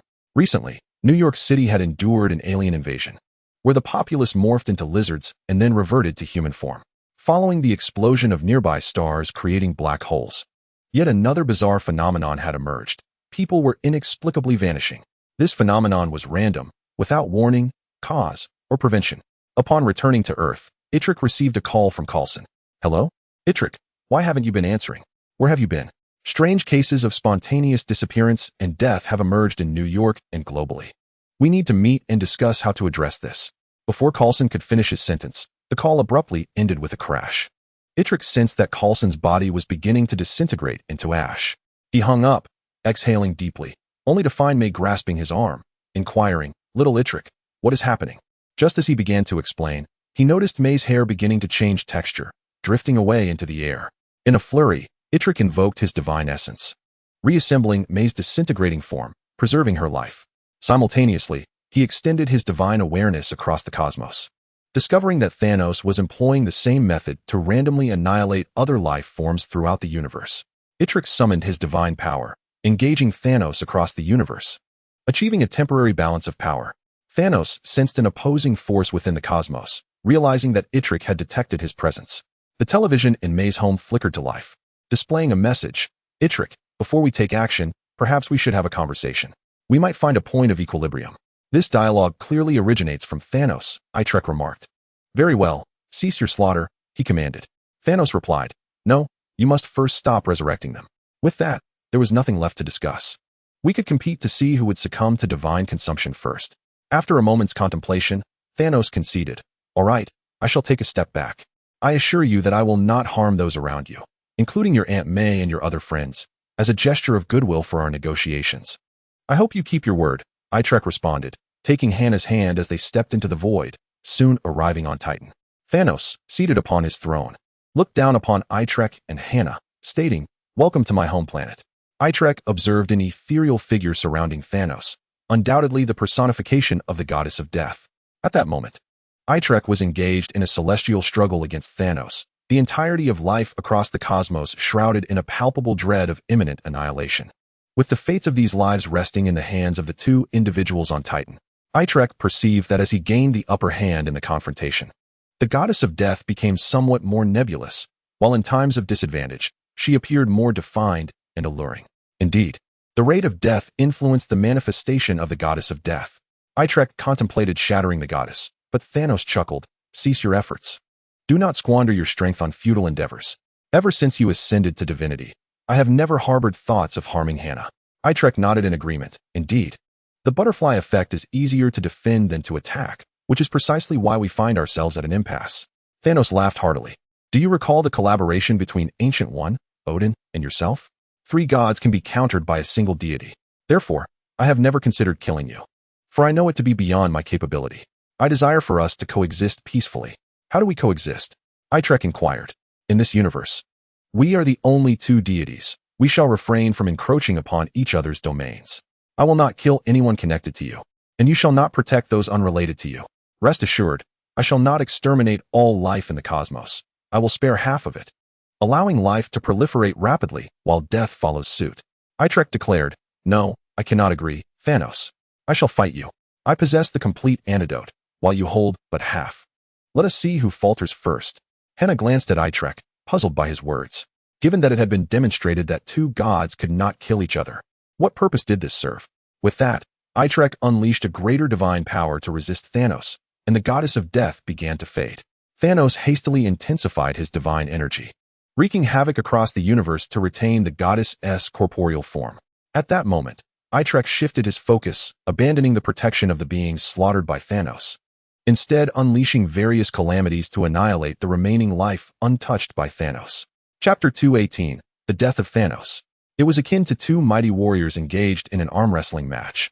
While both were evenly matched, one suddenly withdrew strength, pulling back rather than pushing forward, causing the situation to swiftly tilt in favor of the other. Itrek's divine essence ceased to restrain Thanos' power and instead aided him. The 2 gods unleashed a torrent of violence, with no mortal force capable of halting their rampage across the cosmos. The image of the goddess of death became increasingly vivid. The once ethereal goddess now revealed her curves and form, lying corporeally in Thanos' embrace. Thanos, astonished that the goddess he had longed for had manifested before him, rushed forward to hold her tightly. Life throughout the universe began to dissipate at an alarming rate, as cataclysms erupted across every planet harboring life. Initially, people randomly turned to ash, but once Itrek intervened, floods, tornadoes, volcanic eruptions, and earthquakes were unleashed, while the stars of their respective galaxies either flared into explosions or collapsed into black holes. In mere moments, life in the universe withered, leaving it desolate. Correspondingly, the goddess of death became increasingly seductive, and Thanos found himself irresistibly drawn to her, burying his face in her bosom and indulging in actions too indecent to describe. Setting aside Thanos and the goddess of death, Itrek took Hannah and departed Titan, wandering through the desolate cosmos. Hannah, perplexed, inquired, "Itrek, what have you just done? Why has the goddess of death suddenly become so clear?" "I merged my divinity with Thanos's, annihilating all life in the universe. This is the only method to defeat him." "You mean to destroy Thanos's divinity? But the cost of sacrificing all life in the universe is too great." Itrek replied, "The people of Asgard can be resurrected. Life throughout the universe can likewise be restored. It appears that dealing with Thanos is relatively simple, yet I am uncertain if my powers suffice for their resurrection." Itrek and Hannah lingered in a secluded corner of the universe, awaiting the moment. Suddenly, Itrek's eyes widened. The tower within Thanos' mind has collapsed. With that, they once again stepped into the void, returning to Titan, where Thanos lay naked upon the ground, gazing up at the starry sky after his outburst of emotions. Hannah, unable to bear the sight, turned her head away. When the antidote to divinity is excessively consumed, one is inevitably drawn back to humanity and primal instincts. A realization Itrek had come to understand. However, for Thanos, the acquisition of the goddess of death might be his one and only chance. Despite knowing it could be a trap set by Itrek, both his most primitive animalistic instincts and the human desire for the goddess of death overwhelmed him. "Thank you. At least you have allowed me to possess her." Itrek sensed that Thanos' divinity had vanished, reduced to a mere mortal once again. Though he retained the formidable physique of a Titan, in the face of divinity or the power of the universe, he was but an ant beneath a giantess foot. Itrek asked, "Will you resist further?" "Of course, I do not wish for death to consider me a coward." Thanos, rising from the ground, could only approach Itrek and Hannah on foot, having lost his divinity. Thanos' physical strength surpassed that of the Hulk, but Itrek had no desire to mock or humiliate him. With a mere snap of his fingers, he caused Thanos' rushing figure to vanish like a pencil drawing erased from existence. "Go meet death." This time, Thanos was truly dead. Yet Hannah saw no joy of victory upon Itrek's face. Itrek spoke, "Hannah, we are faced with two choices. The first is to disregard the deceased in this universe. It would be only the two of us, and we could live together eternally. The second is to save those who have perished. But doing so may result in my own demise at the hands of divinity." Hannah, confused, replied, "How could that be? You are now the sole deity in the universe. Resurrecting everyone should be effortless for you. If that proves difficult, we can rest and recuperate, reviving them step by step." Itrek explained, "The slaughter of all life in the world was an act we undertook together with Thanos. Resurrection is far more complex than annihilation and requires careful calculation. Moreover, if we decide to resurrect, it must be done swiftly. While life has ceased, the inorganic remains continue to move and interfere. The cumulative butterfly effect across the universe means the longer we delay, the greater the challenges will become." Hannah grasped Itrek's hand tightly, her gaze unwavering as she declared, "Revive them, Itrek, I believe in you."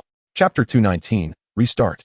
In the early morning, sunlight streamed through the gaps in the curtains, illuminating the bed and piercing Hannah's eyes. As she rubbed her eyes, she discovered her hands damp and her pillows soaked with tears. Hannah's mother, Felice, knocked twice on the bedroom door before entering. "Little Hannah, today marks your first day at the city high school. Be sure not to be late." "Oh, my dear, why are you crying?" "I think I just had an extraordinarily long dream."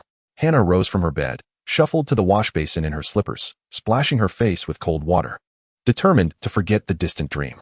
Gradually, she emerged from her daze, recalling that she had recently moved to New York City with her mother and completed her enrollment procedures.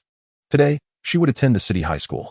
After finishing her morning routine, Felice prepared breakfast for her, consisting of 2 Mexican chicken wraps. "Mom, one is enough for me." "Why are there 2? Felice replied, "Hannah, have you forgotten what that monk said yesterday? You should eat one and take the other to that person."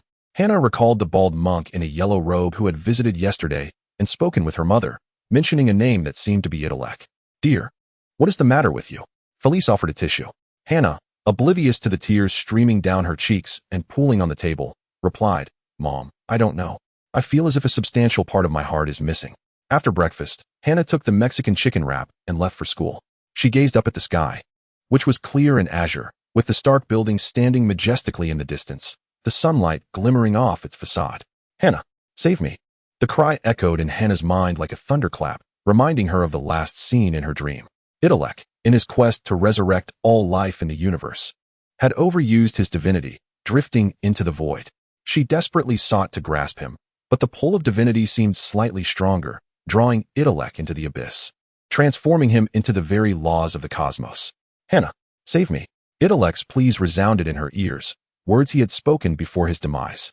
But how could she save him now? Rubbing her temples, Hannah strained to recall what Itrek had said before his disappearance. "Hannah, do not blame yourself. The blame lies with me. If you had not successfully brought me back with both humanity and ferocity, it would mean I did not love you enough." In recent times, she reflected on their shared experiences, realizing that her devotion to him far exceeded his to her. Hannah sighed, understanding that Itrek's demise stemmed from the fragility of the rose, from his insufficient affection for her. But why had she returned to the past? Everyone was alive. The only explanation was that Itrek had reset the timeline. Suddenly enlightened, Hannah remembered Itrek's assertion that his divinity had no effect on her, so she was the only one aware of the timeline's renewal. Thus, everything began anew. The present should mirror the dream, or rather the previous timeline, where she would be subjected to William Beck's influence. Just as the thought crossed her mind, someone covered her mouth and pulled her into an alley. "Kin has killed my daughter. I demand your life in return." Hannah calmed herself, ceasing her struggles, for she knew Itrek would soon appear. Indeed, just as in the previous timeline, a brick fell from the wall, striking William Beck on the head, and a young man seized Hannah's hand, leading her out of the alley. Her heart raced as she was pulled along. This individual was Itrek, though he appeared not to recognize her. At that moment, Itrek was still weak from his overuse of the butterfly effect, feeling somewhat dizzy. Hannah offered him the Mexican chicken wrap her mother had prepared. "Thank you for saving me. My name is Hannah." "Thank you. I am Itrek." Hannah felt a pang of bitterness, cursing Itrek for having done so many wrongs to her while now acting like a stranger. What troubled Hannah even more was the knowledge that she would have to relive their past experiences and make Itrek love her even more than before. With a quiet sigh, she accompanied Itrek to school, stealing glances at him, yet he remained unresponsive. In the following days, Hannah transferred to Itrek's class, and Felice visited him to discuss matters, suggesting that Hannah temporarily stay with Aunt May and Itrek. They concealed part of the truth from Hannah, claiming it was to protect her from the homeless man who had been troubling them, but Hannah knew it was because Kin was searching for her. During this time, Hannah yearned to draw closer to Itrek, but he remained as unyielding as a block of wood. On the 7th day of their stay at Aunt May's, Hannah expressed her concerns to Itrek, fearing further harassment from the homeless man. Itrek offered her some comforting words and promised to take her to the basement after dinner, where he had his secret weapons.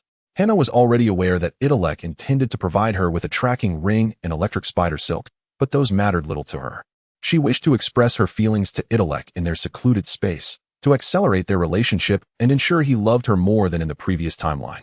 After dinner, Hannah followed Itrek to the basement, where he tinkered with his inventions, introducing them to her. Seizing a moment, Hannah interjected, "Itrek, I suddenly recalled something. I remembered why you asked Odin that particular question." "Odin? What Odin? What are you talking about, Hannah?" She replied, "Before Odin's demise. You asked him why he didn't reset the timeline to save his beloved, Jody. What did Odin say?" Odin replied that he could not bear the thought of returning to the past, reliving his memories with her, as it would only deepen his love for her and intensify his pain in losing her. "You must have sensed that our affections were insufficient to combat the divinity required to resurrect the entire universe, foreseeing the eventual reset of the timeline." However, upon careful reflection of Odin's words, it became clear that since his aim in restarting the timeline was to save Jody repeatedly, he evidently retained his memories. Thus, Itrek, you should still remember me. You still possess your divinity, do you not? Itrek set down his trinkets and smiled. "Miss Hannah, you remain as astute as ever." Upon hearing her name, Hannah blushed, relieved that her guess had proven correct. "It is not so much my cleverness. You have already provided me with hints."